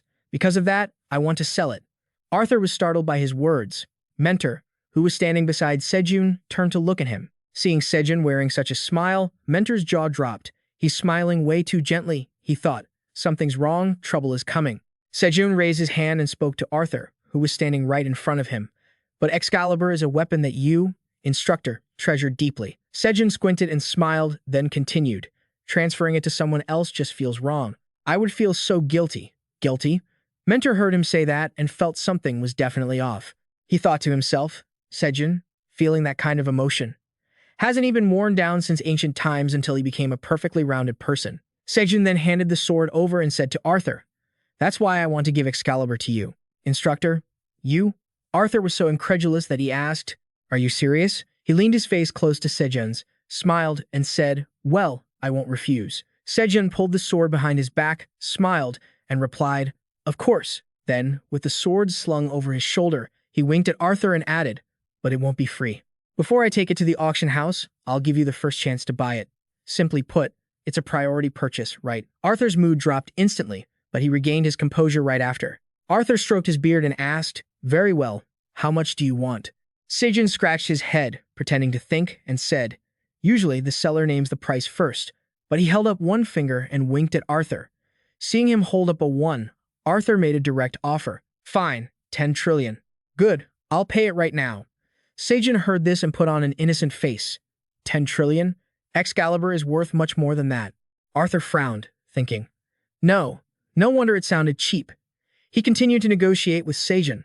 All right, I'll pay 100 quadrillion in karma for my own dimension. After saying that, Arthur sighed with his hands behind his back. 100 quadrillion was a massive number, but he could afford it. Seojun heard this and seemed quite satisfied. Very good. But then, his next words hit Arthur like a lightning bolt. So, you don't want to take Excalibur then? Arthur was stunned. What was that? Seojun held up one finger again and told him, Let's be honest. Even if I were to put it up for auction, the starting bid would already be 100 quadrillion. Trying to buy it for just 100 quadrillion, how stingy of you. Seeing that he didn't agree, Arthur immediately increased the amount. Fine, 1 quintillion. That is truly the absolute limit of the karma I can pay. Seojun seemed unsatisfied. Mentor, who was observing the situation from the side, thought to himself, No way. Arthur was pursing his lips tightly. Seojun was still holding up one finger, those fingers spread out wide. Mentor's face turned pale. It can't be. And the advisor immediately understood why the scamming skill that originated from Seojun was ranked SS. On par with the heavenly moonstone spear, he kept that one finger held high and said greedily, 1 sextillion. Mentor heard that and felt like he was free-falling through the air. Arthur stood there frozen in place. Scene change. A man and his mentor are standing in front of a beach with waves crashing. Mentor turned to look, his hands behind his back, and said, Odysseus, are you leaving soon? The other man replied, Yes. I cannot break my oath any further. Advisor, my old friend, I have one request before I go. Hearing this, Odysseus's mentor asked him, What is it? Odysseus didn't turn back, but just said to his mentor, Please. He then turned his head, held his hand up to his nose as a joke, and said, Lend me just 1 sextillion karma points. Hearing him say that, Mentor's jaw dropped in panic as he returned to reality. Mentor was sitting on the ground, and he shouted, Where am I? Who am I? Arthur's voice rang out, reminding Mentor, Stop talking nonsense. He scratched his head as if remembering something and thought, That's right. Mentor looked at the scene before him and thought, Is Seojun pulling another trick? Arthur was standing opposite him. He couldn't accept it and frowned, saying, Who in this world asks for 1 sextillion karma points? Seojun stood there, and when he heard that, he just lifted a hand to pick his ear. Seojun wasn't too happy and asked Arthur, You don't like it? Arthur heard him and immediately shouted, Of course not. Hearing Arthur say that, Seojun turned sharply, ready to leave, and said, If you don't like it, then I have no other choice. Arthur held his head in both hands and said in a panic, Don't go. Seojun heard this, and just looked back, saying coldly, Instructor Arthur, don't be so stingy. 1 sextillion is a huge number, but considering it's Excalibur, it's not impossible to pay. Seojun put his hands on his hips, turned, and continued. Besides, if you consider that my dimension almost collapsed when you handed over that sword, honestly, I wanted to ask for more, but I held back. Seojun then pouted and said to Arthur, "You must have gained some causality points for giving away Excalibur, right? You haven't spent them all yet, have you?" Hearing this, Arthur looked a bit flustered. Seojun was thinking to himself. He knew perfectly well that it was an amount Arthur couldn't handle. Even a Transcendent has limits. Seojun looked at him, his gaze softening with a hint of pity, and continued to think. Even so, why ask for such a massive number? 1 quintillion? After a moment, Arthur spoke to him again. Can it be replaced by something other than causality points? He started listing a bunch of things for Seojun to choose from. The swordsmanship of the round table or the aura of the round table. I will teach you anything you request, so please give me a discount. Seojun heard him and thought, I see. He tilted his chin, feigning a moment of thought, and replied, If you put it that way, just answer one question, well, and I'll give you a discount. Arthur was overjoyed when he heard that. What is it? Tell me. Go ahead. Seojun looked at him and asked just 2 words. Who is it? Arthur froze instantly upon hearing that. Seojun stared straight at Arthur and asked who he had given Excalibur to. Who on earth was that person? Arthur hadn't expected him to ask that. His expression became difficult to read. After a while, Arthur spoke up. He told Seojun, who was standing there, that I cannot answer. Hearing that answer, Seojun wasn't very satisfied. He narrowed his eyes and thought, who is that great voice that makes Arthur unable to reveal the identity, even at the cost of giving up Excalibur? Could it be that they placed some sort of restriction on revealing themselves? After thinking, Seojun sighed in annoyance. His next words made Arthur shout, If you don't like it, I have no other choice. In front of him, he handed the sword to his mentor and instructed, Mentor, please take this to the auction house. Seeing this, Arthur's face darkened in an instant, thinking to himself, No, my Excalibur must not fall into anyone else's hands. He suddenly shouted loudly and released his power. That absolutely cannot happen. Sound waves from Arthur's shout immediately blasted towards Seojun. Seojun saw this and looked at him with an ice-cold gaze, his face expressionless. Seojun immediately used his power to condense it into an orb.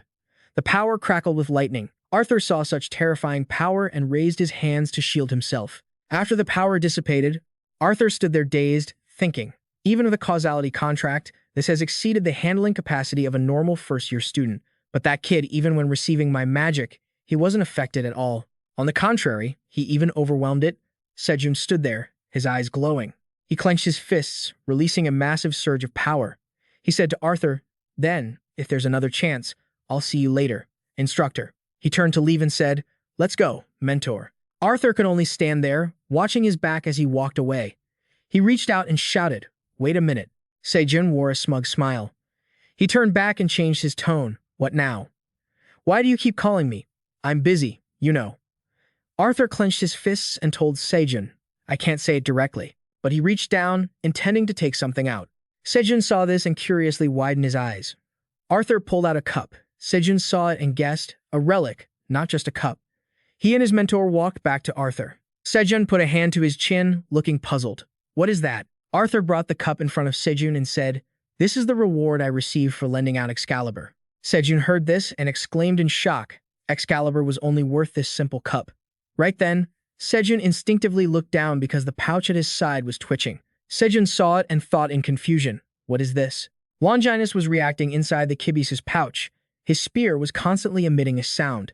Seojun thought, Resonance. He looked at the glowing cup in Arthur's hand and asked, Is it the Holy Grail? Arthur remained silent, which was his answer. For context, the Holy Grail is the cup that once held the blood of God. It makes sense that it would resonate with Longinus, the spear that also contains the blood of God. Seojun stared at the cup and thought, But the Holy Grail is different from the spear of Longinus. It should be the cup that God himself used. Then that great voice. A voice cut off Seojun's thoughts. No. Arthur held the cup and said, I thought so too at first, but not anymore. Seojun heard this and asked him seriously, Then why are they keeping the Holy Grail? Arthur heard him and could only honestly say to Seojun, I don't know. Seojun was deep in thought. Great voice, who exactly are you guys? The scene shifted back to the residence of the Heavenly Emperor. He appeared again. Leaning his head on one hand, he said, asking like that, he spoke slowly. I guess you guys are watching. Starting to get worried, aren't you? He was in a room. The Heavenly Emperor was still sitting on his chair, and the observer was there too. The Heavenly Emperor spoke up again. I wonder what the first Transcendent would think if he saw your current state. Seeing the observer frown at him, he spoke nonchalantly. Do you think you can control him? His growth rate has surpassed all limits, of course, thanks to someone's help. If this continues, you won't be able to control him either. The observer heard the Heavenly Emperor and could only silently bow his head. The observer asked the Heavenly Emperor suspiciously, What is your goal? The Heavenly Emperor slowly rose from his chair and answered, To release the causality restrictions on this dimension. The observer looked at the Heavenly Emperor and said, You're doing it yourself? Impossible. The Heavenly Emperor walked leisurely and replied to the observer, Currently, there is no other way to confront that person. Hearing him say that, the observer furrowed his brow, reached out toward the other, and said, And you think doing that will release the causality? Upon hearing this, the Heavenly Emperor replied, Since when could someone interfere with the cause and effect of this dimension? He turned to look at the observer with a cold, piercing gaze and continued, I can't just stand by and watch anymore. Perhaps the interference of these variables has exceeded the assumed limits. The observer nodded and thought as he heard this. It was true. He had manipulated the causality bound to Earth, bending the destiny of the entire planet, and that was all the work of one man. Thinking of this, the observer immediately recalled the image of Seojun. The Azure Emperor then spoke up in protest. Your interests and mine are completely opposed, but sometimes even enemies must join hands. A first-year student has approached the ranks of the Transcendents who just vanished. If things continue like this, neither you nor I will achieve our goals. He raised a hand, clenched his fist, and said, Right now, there is only one person who can stand against Kim Seojun, the true god who has stepped into the ranks of the Transcendents. His gaze at that moment was incredibly terrifying. The Azure Emperor shouted loudly, Release the causality bindings. The scene shifted back to Seojun. At this moment, more information was revealed about the Holy Grail.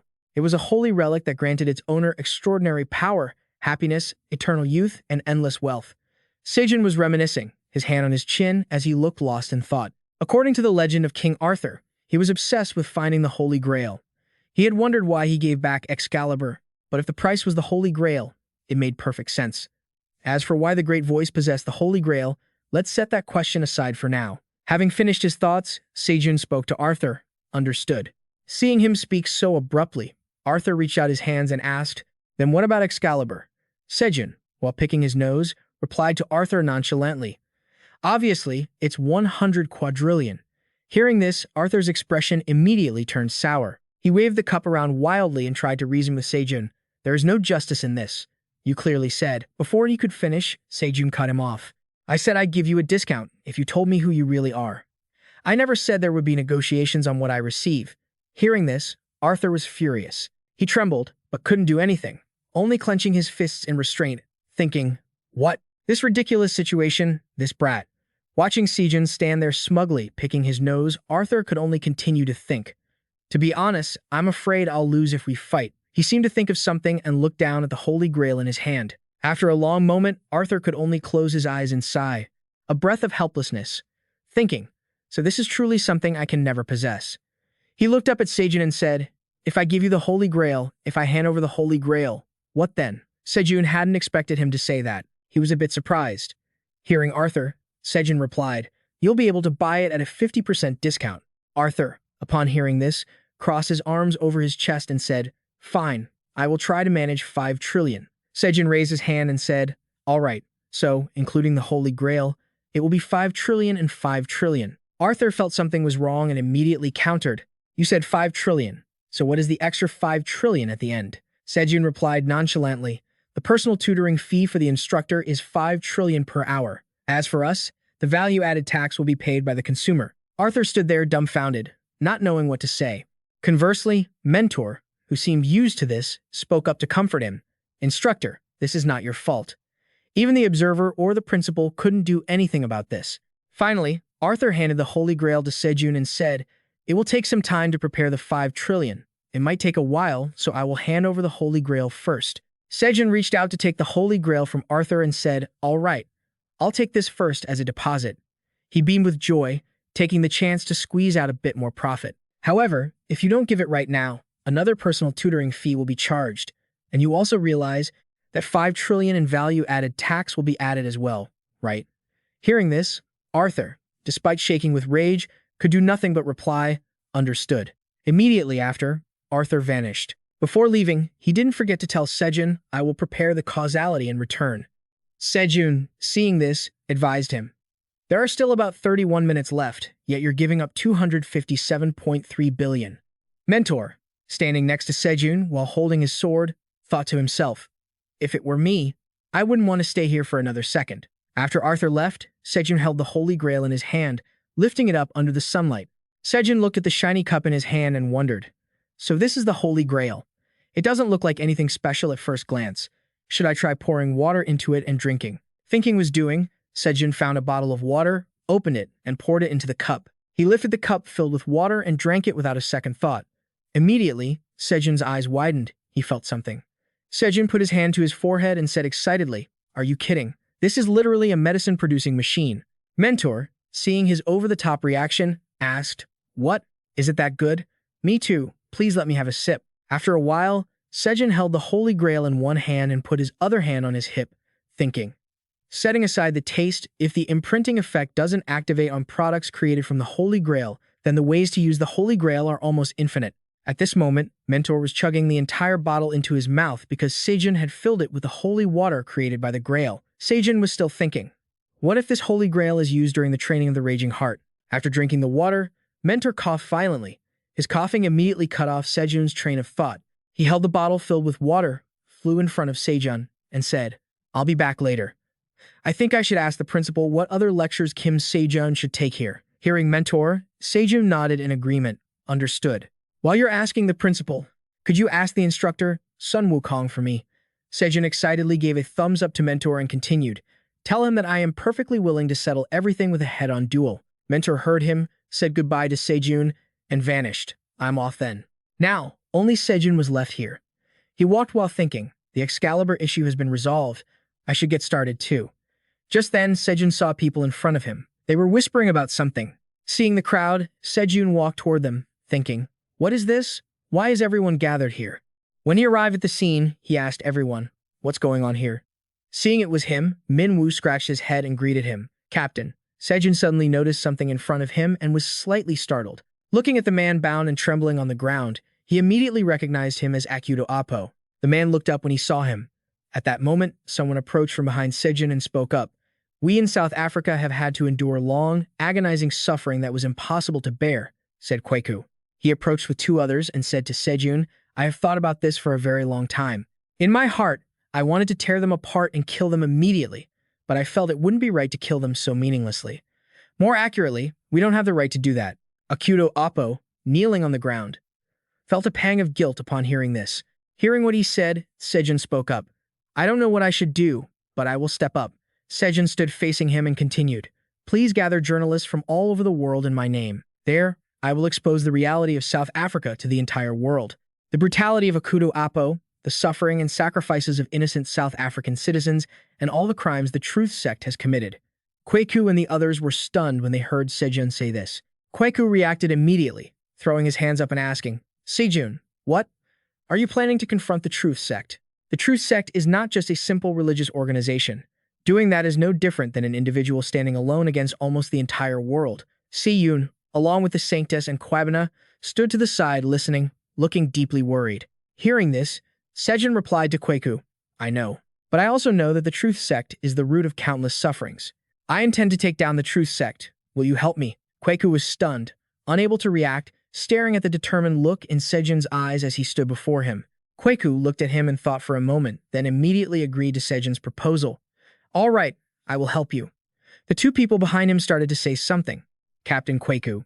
This is. Despite that, one of the people standing behind him clenched his fists and shouted to Captain Kweku. Kweku knew what he was going to say and loudly cut him off. A long time ago, the heroes of the Great Cataclysm fought for the world, but in the end, they could not fully complete their will. Our battle has ended, but look around you, countless people have died and become sacrifices. South Africa has been stained red with blood, and so many tombstones have been erected here. Kweku turned back to his comrades and said, Then what have we been fighting for? Why did we pick up these swords? For the oppressed and the persecuted, for our families, friends, and loved ones, and for the tomorrow our children will live in. So, who are those lying there? Kweku clenched his hand into a fist, his voice filled with resolve as he continued. The battle for South Africa is over, but even so, our war has not stopped. Hold your heads high. Hold them high and face it with dignity. The families we couldn't protect, the innocent people we couldn't protect. I will not run away anymore. This is the South Africa we must protect from now on. We will fight anything that threatens South Africa. Our fight is not over yet. Kweku's comrades looked at each other, saying nothing. Seeing no one respond, Kweku turned his head towards Seojun with a somewhat stiff expression. He walked up to Seojun and said seriously, "We will stand by your side and fight with you." The scene shifts to Cape Town, the legislative capital of the Republic of South Africa, specifically inside the Cape Town International Airport. Seojun had indeed held a press conference with his comrades and Kweku. Many reporters were present to record the revelations Seojun made at the conference, which shocked the entire world in real time. After watching the live broadcast of Kim Seojun's press conference, people immediately flooded the comments section. Is Kim Seojun's declaration of war against the Truth Sect, an organization that claims to save humanity, actually a threat to humanity itself? Hundreds of millions of people spoke up to defend the Truth Sect, and public opinion was swept away in an instant. Did you see the news? Is Kim Seojun's rage arrogance or a delusion? I used to like Lee Hyunter Kim Seojun, but this is truly disappointing. However, at that moment, someone spoke up to the media. Everything Lee Hyunter Kim Seojun said is the truth. We, the Korea Professional Lee Hunters Association, will stand with Lee Hyunter Kim Seojun. News from South Korea began to pave the way for a wave of support. The Prime Minister of Italy, Samuel, the Queen of the United Kingdom, Arya, the U.S., Lee Hyunter Management Bureau, Liberi, and Lucas, and even Kweku of South Africa. All of them, representing their respective nations, voiced their support for Seojun. Amidst the growing chaos, the Truth Sect, which had remained completely silent until now, issued an official statement. The scene shifts as someone opens their phone to check. The breaking news causing a stir is an official statement from the Truth Sect. We will reveal everything regarding the apostle ritual. After reading the news on his phone, Seojun muttered to himself in confusion. Apostle ritual? Kweku looked straight at the other person with a pensive expression. Are you getting ready to go? In the spacious waiting hall, two groups of people stood facing each other. Seojun spoke up. Yes, the apostle inauguration ceremony announced by the Truth Sect is only a few weeks away. Since I've already declared war, I can't just sit and wait. That's true. Kweku furrowed his brows, showing clear anxiety. This inauguration is being held in South Korea, right? Organizing such an important ritual to appoint a pure apostle in South Korea, instead of the headquarters in Greenland, they are definitely targeting you. He added, Kweku will also attend that inauguration. You too. Kweku smiled slightly and sincerely extended his large hand forward. It may only be a small contribution, but perhaps I can help a little with your upcoming battle. Seojun stood still, his eyes filled with contemplation. We South Africans will never forget the debt we owe you. He smiled brightly, his eyes closing, full of happiness and relief as he listened to him. The two of them shook hands, sealing an unbreakable pact and absolute trust. He was certain this would be a massive help. The plane finally took off, soaring high into the sky and piercing through the white clouds as the scene shifted to a building. Two of the old men, faces twisted in extreme anger, were shouting at the top of their lungs.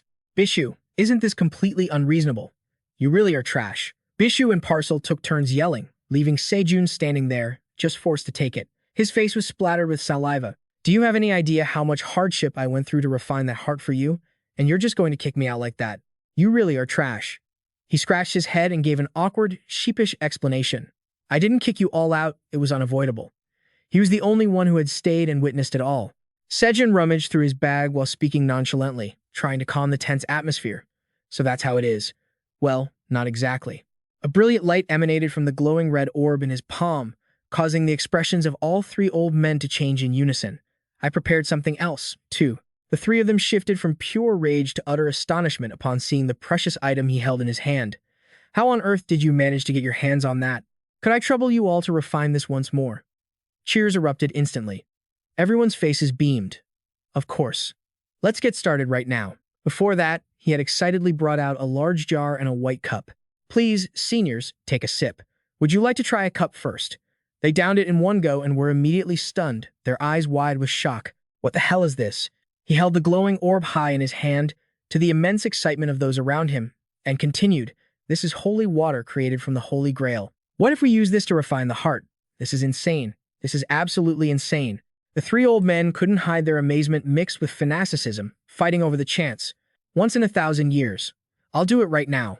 No, let me do it. You really are like a beacon of light. Seojun reached out and gripped the door handle, stepping outside nonchalantly, though the murmuring continued inside. First, Let's analyze the components of this holy water. If he left it to this otaku trio, he wouldn't have to worry about a thing. Suddenly, a voice echoed toward him. Do you even know where you are, barging in like that? Seojun peered inside. I just came to talk for a moment. We have nothing to discuss with your lot. Kalina stood with her arms crossed, looking confident and defiant. If you chase me away like this, you'll regret it. Seojun stepped closer, asking with a suspicious look. What do you think you're playing at? Lee Hyunter Kim Seojun. You came just at the right time. Seojun turned his face away, but she kept trying to plead with him. I want to talk to you for a moment. I have nothing to discuss with you. His eyes flashed with a lethal blue light. Even so, you'd better hear me out at least once. You're quite persistent, aren't you? A surge of blue energy erupted around Seojun. The pressure hit Kalina, making her jump back in alarm. Right now, while we don't know what the cult of truth is plotting, there's no need to get tangled up in meaningless conversations. His hair became disheveled. Seojun spoke coldly. I already told you. I have nothing to discuss. Kalina still wore an arrogant smile as she issued a threat. You'll regret this. She was the chosen successor to become the pure apostle. In the pitch-black space, her final threats echoed with a touch of sarcasm. And yet, you dare to treat me like this before the coronation ceremony? Do you really intend to become an outright enemy of our cult of truth? Words really are useless, aren't they? Her face suddenly changed color as she saw a fist nearly touch her face. What? Seojun launched into the air, putting all his strength into a downward strike against Kalina. The massive impact shattered her sturdy shield into pieces, throwing her back. What kind of absurd power is this? Seojun's eyes blazed with killing intent. He swung his leg in a vicious kick. It didn't feel like a shield was blocking it, but rather like the shield itself had been smashed into her. The strike landed, kicking up a cloud of white dust and sending rocks flying everywhere. Kalina looked up at the sky, her eyes rolling back in pure shock. Giant boulders were sent hurling into the air, tearing through the chaotic atmosphere. Kalina lay flat amidst the swirling dust, her whole body in pain. Seojun stood tall in the distance. Her body trembled, her eyes filled with shock and fear. Wait. With a cold face and sharp, decisive eyes, he looked at Kalina and questioned her. If you do this, there's no benefit for you either. Do you think I wouldn't dare? Seojun's legs stood firm like an unshakable mountain, ignoring her hopeless warnings. They won't let this slide. Let them try. Kalina broke into a cold sweat, trying to control her, trembling as she continued. This isn't the time to be stupidly aggressive. A blazing red aura surrounded Seojun. His eyes emitted a chilling white light. I'm going to die. I'm actually going to die. In a state of utter panic, Kalina tried to shout, but the words seemed to catch in her throat, leaving only disjointed, trembling sounds. After a while, she managed to get it out, her heart raging. Seojun listened, stunned as he looked at Kalina. What? A trembling hand reached out, holding a glowing red orb radiating a mysterious light. Kalina had come to deliver this to him. Faced with her strange behavior, he was clearly skeptical. What kind of game are you playing? Why give this to me? I don't know. They just told me to bring it here. Seojun watched Kalina in silence. I swear in the name of truth, I really don't know anything. It didn't seem like she was lying. She tremblingly handed him the orb. Was this the order of the high priest? Seojun took the orb from Kalina's hand. He gripped the blazing object tightly and looked at her coldly. Let's meet again at the coronation ceremony. Seojun held the fiery orb in his hand, under the fearful gaze of Kalina, who was kneeling on the ground. Then, decisive footsteps echoed down the hallway. In the silent space, he walked while lost in thought. What are they plotting? They must know that if they give me the heart of fury, I'll absorb it. Did they tamper with the heart? Seojun looked determined, his eyes staring straight ahead, cold and sharp. No matter what they're planning, I have no intention of sitting around waiting. In the quiet, thoughts raced through his mind. The heart of fury was refined using the Holy Grail. 5 quadrillion, I'll squeeze it out of Arthur, and the 8 free tablets, too. I will prepare for the worst-case scenario with everything I have. Seojun walked away with great resolve. The Emperor, his face hidden in the shadows, reported that Sia had delivered the heart safely. The large, light-filled room reflected his figure as he gave the order. Understood. You may leave. Outside the large glass window, the Emperor watched a small bird chirping in its nest amidst the lush green trees. He stood looking out the window, bathed in white light, full of skepticism. Evil is simply evil. Faith is just a decorative outer shell. A giant snake opened its mouth as if to swallow the bird's nest, creating a hauntingly deadly scene. Whatever the reason, no matter how justified it may seem to those who must die, it is just a meaningless sophistry. The Emperor spoke coldly. I am evil, nothing more, nothing less. He pondered the fateful moment to come. There was now only 1 month left until the apostle coronation. On that day, everything accumulated up to now would be decided. Whether the world would finally come to an end or find salvation, Or perhaps he looked on with a calculating gaze whether the will of the first Transcendent is accurate or not. From another perspective, Seojun looked thoughtful, his eyes holding a keen sense of observation. Seojun cherished the precious orb, a blinding light emanating from within. Bien Kui, Paracelsus, and Huado cheered in extreme excitement. Another heart of fury. I knew it. Damn it. The three elderly men were beaming, their eyes shining as if they had struck gold, crowding around and asking questions nonstop. Are you raising a dragon or something? Did you just go and kill one? Do you have any bones or scraps left over from the massacre? I heard dragon stew is excellent. Make sure to use the dragon's breath when cooking. As if Seojun would be raising a dragon. I just happened to come across another one. Bien Kui and Paracelsus were overjoyed. Wado spoke up. So, there are two hearts that need to be refined in total. The glowing red orbs of mysterious power floated in the air. If you absorb them, the heart of fury, which was split into 3 parts, will be perfectly integrated into your body. A brilliant blue energy swirled around Seojun. He asked, if I may ask, how long will it take? The holy grail you gave us? If we have to work while drawing power from that miracle, it's going to take quite a while, Huado pondered. This is not something that can be rushed. By the way, you won't be kicking us to the curb at the last minute this time, right? He stood still, feeling the pressure. Sweat beaded on his forehead as he faced the strict demands from Bien Kui. Not this time. If we don't get to witness that primordial moment, we refuse to continue. Oh, come to think of it, I don't know if I have enough money to last until the medicine is finished. Facing the 3 of them waiting, Seojun scratched his head while recalculating his account balance. This trio of otakus charges 1 quadrillion per hour. How much do I have left? The last time he checked, it was only 97 quadrillion. Wait a second. Suddenly, his eyes widened in shock and sweat began to bead on his face. A system interface displayed a long, dizzying string of numbers. What is this? Is the system glitching? 1,095 quadrillion. 500 trillion. As Seojun muttered to himself, the 3 old men behind him started to look confused. I'm losing it. What's wrong with him? I don't know. It's scary. His gaze was glued to his phone screen, his hands instinctively clutching his head. How could this even happen? Including the money I already had. That means another quadrillion was just deposited. Even if he had hijacked the causality of a distorted entity like last time, this didn't make any sense. Compared to the diamond output of South Africa, this amount of money was truly absurd.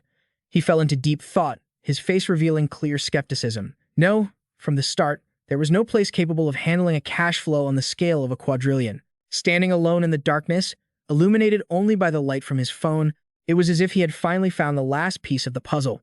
The truth cult, the phone screen displayed the number. If it was the truth cult, then both possessing a quadrillion and being able to manage that capital made perfect sense. Seojun's gaze turned cold and razor-sharp.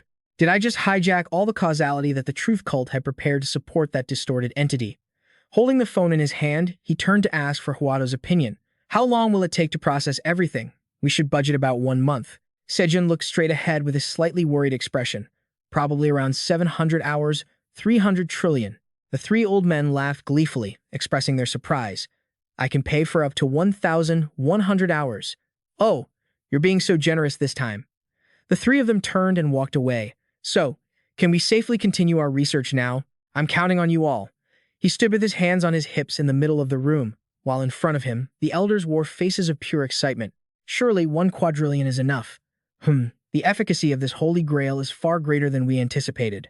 Seojun gave a strange smile at their words.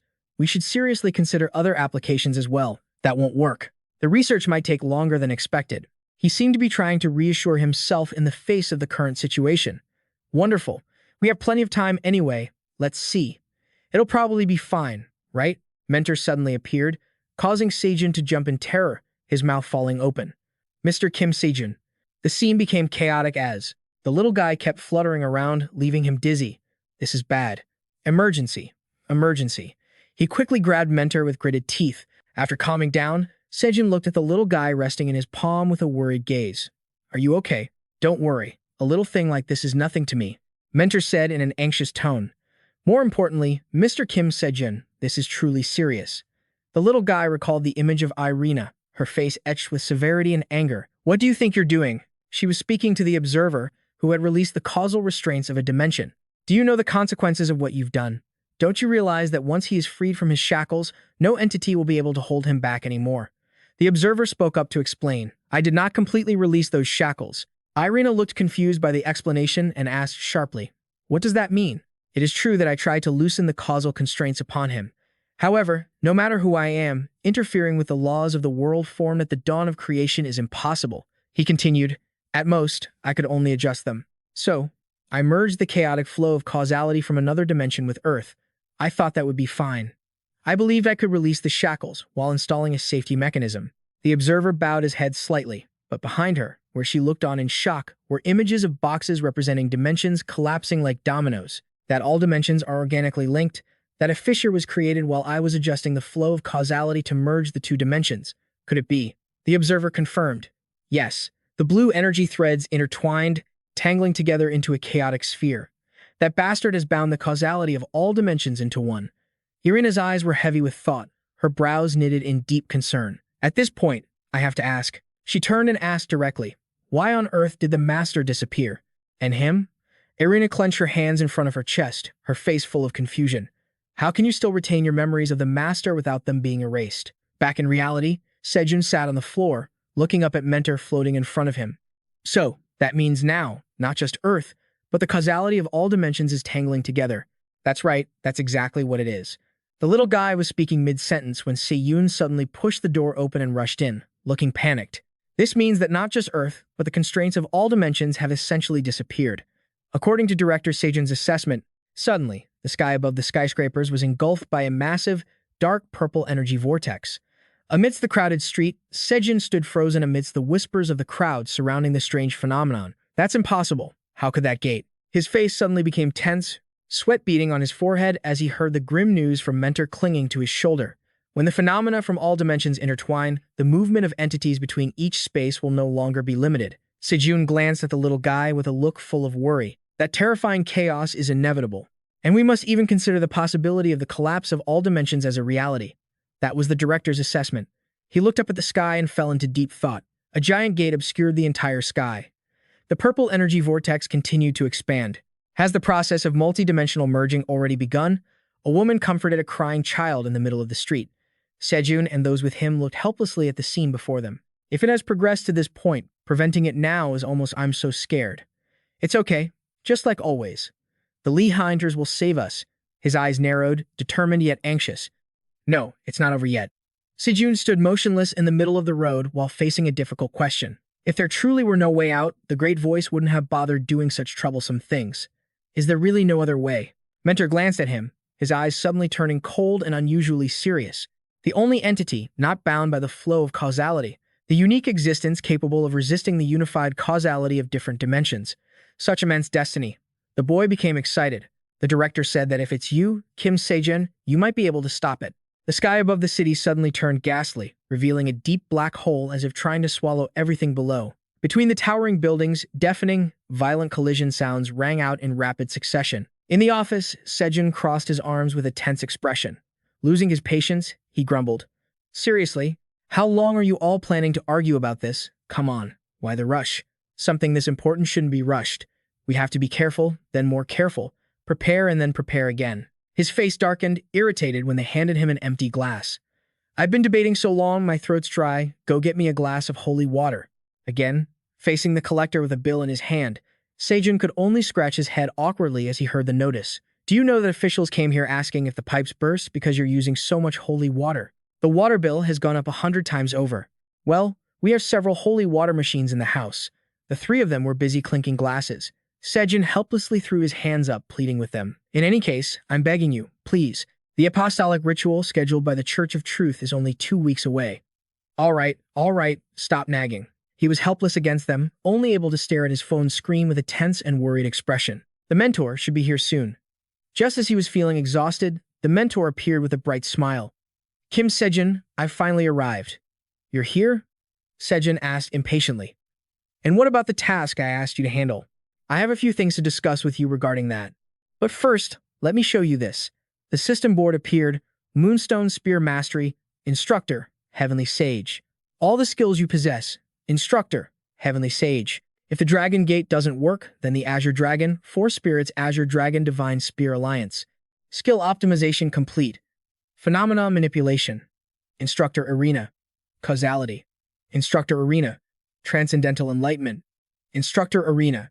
After completing this course, you will receive the Moonstone Spear, SSS-Rank technique, S-Rank steel defense, S-Rank fire human gold essence counter-attack technique, S-Rank demon slayer pursuit, SS-Rank 72 gates assassination method, SS-Rank dragon language, S-Rank spatial interference, S-Rank phenomenon manipulation, S-Rank causality, S-Rank transcendental enlightenment. The mentor wore a bright smile, watching the man's reaction. So, what do you think? The brilliant glow reflected in Seojun's wide eyes left him completely stunned. That's insane. Seojun's face, with eyes wide open, radiated a bright light, expressing astonishment mixed with extreme excitement. He trembled, holding the phone that displayed a long list of skill rewards. This is crazy. Standing in the office, the mentor said confidently. Just as you predicted, Seojun, the dimensional restrictions and causal constraints have vanished, which means the limitations on free tickets are also gone. The boy explained happily. Remember, the things that were previously impossible due to the burden of causality can now be done. 4 S-Rank skills, that's no small feat. So now what? Forget it, it's not the first or second time you've seen something like this. Seojun suddenly paused. However, there was a serious problem, and he showed clear confusion. He fumbled, asking, "What is it? Is the observer playing tricks again?" "It's not what you think." The mentor's voice became sharp, raising a finger to emphasize that the biggest hurdle currently was time. A series of system notification windows appeared, overlapping and listing countless skills. That's right, there are only 2 weeks left. It's impossible to join and finish all 7 courses in that time frame. Seojun stood deep in thought, one hand on his chin, wondering if he could even finish one course properly. Because of that, the boy had consulted the director about this issue. Suddenly, his face showed surprise. "There is a way to extend your time." "Seojun, extend time?" The mentor crossed his arms, shaking his head repeatedly as he continued. "Could it be time magic? No, that's impossible. Time magic is forbidden by the absolute laws of causality itself." Jun's face turned stern. "There's no way to directly interfere with time. So how is this happening?" A glowing grid of space materialized behind them. The boy cheerfully explained that he could travel to another dimension. With that, the mentor excitedly circled around in the air. Jun was completely baffled. Another dimension? The flow of time isn't the same in every dimension. In some places, time moves faster, while in others, it crawls. The boy smiled and used his hands to demonstrate the difference to Jun. For example, if 1 second on Earth equals 5 seconds in another dimension, 1 day on Earth would equal 5 days there. The mentor illustrated this by mimicking martial arts training. If you train on Earth, you'd only get 1 day, but in that other dimension, you could train for 5 full days. Sun fell into deep thought. That method would indeed significantly increase his available training time. The boy gave a mischievous wink, shrugged smugly, and continued. Usually, crossing into another dimension is nearly impossible. But now that the causality of all dimensions is merging, it's doable, though the cost in causality is massive. But luckily, you've got those free vouchers, right? Facing the mentor, he rubbed the back of his neck with a puzzled look. Still, a round trip would cost 2 vouchers, but that's not a problem. Any shortfall could be covered by paying the price in causality, which is relatively cheaper than the courses at the Dragon Martial Academy. The mentor looked up at him with an innocent expression. What did the principal say? The boy stood before him and kept going. As of now, the Transcendental Academy has completely shut down because the causality of all dimensions is in chaos. It's not just Earth, every dimension is being affected. The mentor gave an encouraging smile. The principal said the only person who can solve this situation is you, soon. The boy threw his arms wide and jumped with excitement. She also said she would support you fully, no matter what choice you make. And, of course, so will I. Seojun stood still, facing the boy. He started to ask, if he went to another dimension, how much time could he actually gain? The maximum time ratio you can get from compatible dimensions is 20-1. The mentor continued, there are only 2 weeks until the Apostle Ritual. With a 20-fold increase, you'd have about 40 weeks, that's 10 months. The boy floated in front of the car, trembling as he gestured for me to hurry. That's the end of the explanation. If you understand, we should leave right now. Wait. Mentor tilted his head, looking puzzled. Can you give me a moment? Across the way, the massive energy vortex still loomed in the night sky, swallowing the entire cityscape below. Mizu was fast asleep, her face weary, her mouth slightly agape from pure exhaustion. Suyan and Lee Haeun were also fast asleep on a mat spread across the floor. In the other room, the 2 children were still sleeping soundly on the floor. Under the full moon, sharp currents of energy formed powerful, arching shockwaves around the rooftop. Sword strikes followed one after another, creating brilliant pink streaks of light, slicing through the night with every flexible movement Kun made. Spirit energy blazed like a fire, wrapping around Sullen's body as she poured every ounce of her strength into it, her face set with clear determination. In one final blow, she smashed her sword straight into the ground, creating a glowing pink circle of energy. Seojun panted heavily, her face beaded with sweat, clearly exhausted. Her hands gripped the hilt of her sword so tightly that the blade wouldn't stop vibrating. She barely had the strength left to hold it upright. Seojun collapsed onto the ground, staring down at her palms, thinking to herself, this is incredible. After drinking the mysterious liquid Seojun had given her, even in such a short time, her sweaty hands clenched tight like a silent reminder to herself. I'm still not worthy to stand beside Seojun. Seojun's shadow stretched long across the ground as the sound of someone approaching drew near. I want to train a little more, she thought, if only I could. But I don't even have the strength to move my fingers. She turned back, a flash of surprise appearing on her sweat-drenched face. Seojun offered a gentle smile, scratching his head in embarrassment. Seojun, I didn't mean to eavesdrop. Seojun turned to ask him, how long have you been standing there? A while now. You should have called out to me, you know? She sat slumped on the floor, listening. I didn't want to interrupt you. Seojun stood up and asked, forget about that. Why did you come here at this hour? She lightly touched her neck, her face showing hesitation and confusion. There's something I need to tell you, me? Seojun spoke calmly. It seems I have to go somewhere for a while. He stammered, I don't think I'll be able to make it back until the apostle ritual begins. Hearing that, her eyes widened, tears of sweat rolling down her cheeks, showing her shock. What? Under the full moon in the dark of night, their final conversation unfolded in a rush. When are you leaving? I think I have to go right now. Please explain everything clearly to the rest of the group. Seojun waved his hand in farewell and then turned to leave decisively. Well then, I'm heading out. Sorry for interrupting your training. Her eyes were sad and full of deep thought. We've been through so much together. In the dark, undefined space, the two figures gradually drifted apart. Why is it that the stronger Seojun gets, the further he feels from us? Seojun's hands clenched in helplessness. I have a feeling that once this is all over, I won't be able to see Seojun ever again. Please don't go. Unable to hold it in any longer, she shouted in desperation, trying to hold Seojun back.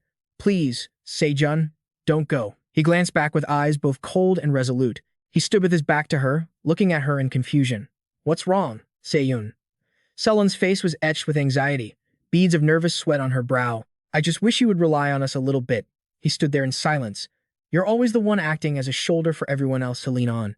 Seojun, but you never rely on anyone else because you're just too strong. Her face looked pained and cruel. Seojun stared at him with such regret, her lips slightly pursed as if trying to hold back her emotions.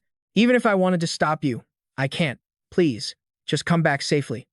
Seojun looked at her in confusion, but suddenly, his cold expression relaxed into a gentle, warm smile. Under the night moon, the two face each other amidst white petals. Of course. Where could I possibly go and leave you all behind? Seojun Mentor was trying to hold a cup with both hands. Seojun walked into the room slowly. The boy asked, Is everything that needs to be done finished? Yes, I'm ready to set off. A brilliant purple light erupted from beneath Seojun's feet. Mentor continued, Then shall we go now? His face filled with determination. Seojun would definitely become stronger in return. Yeah,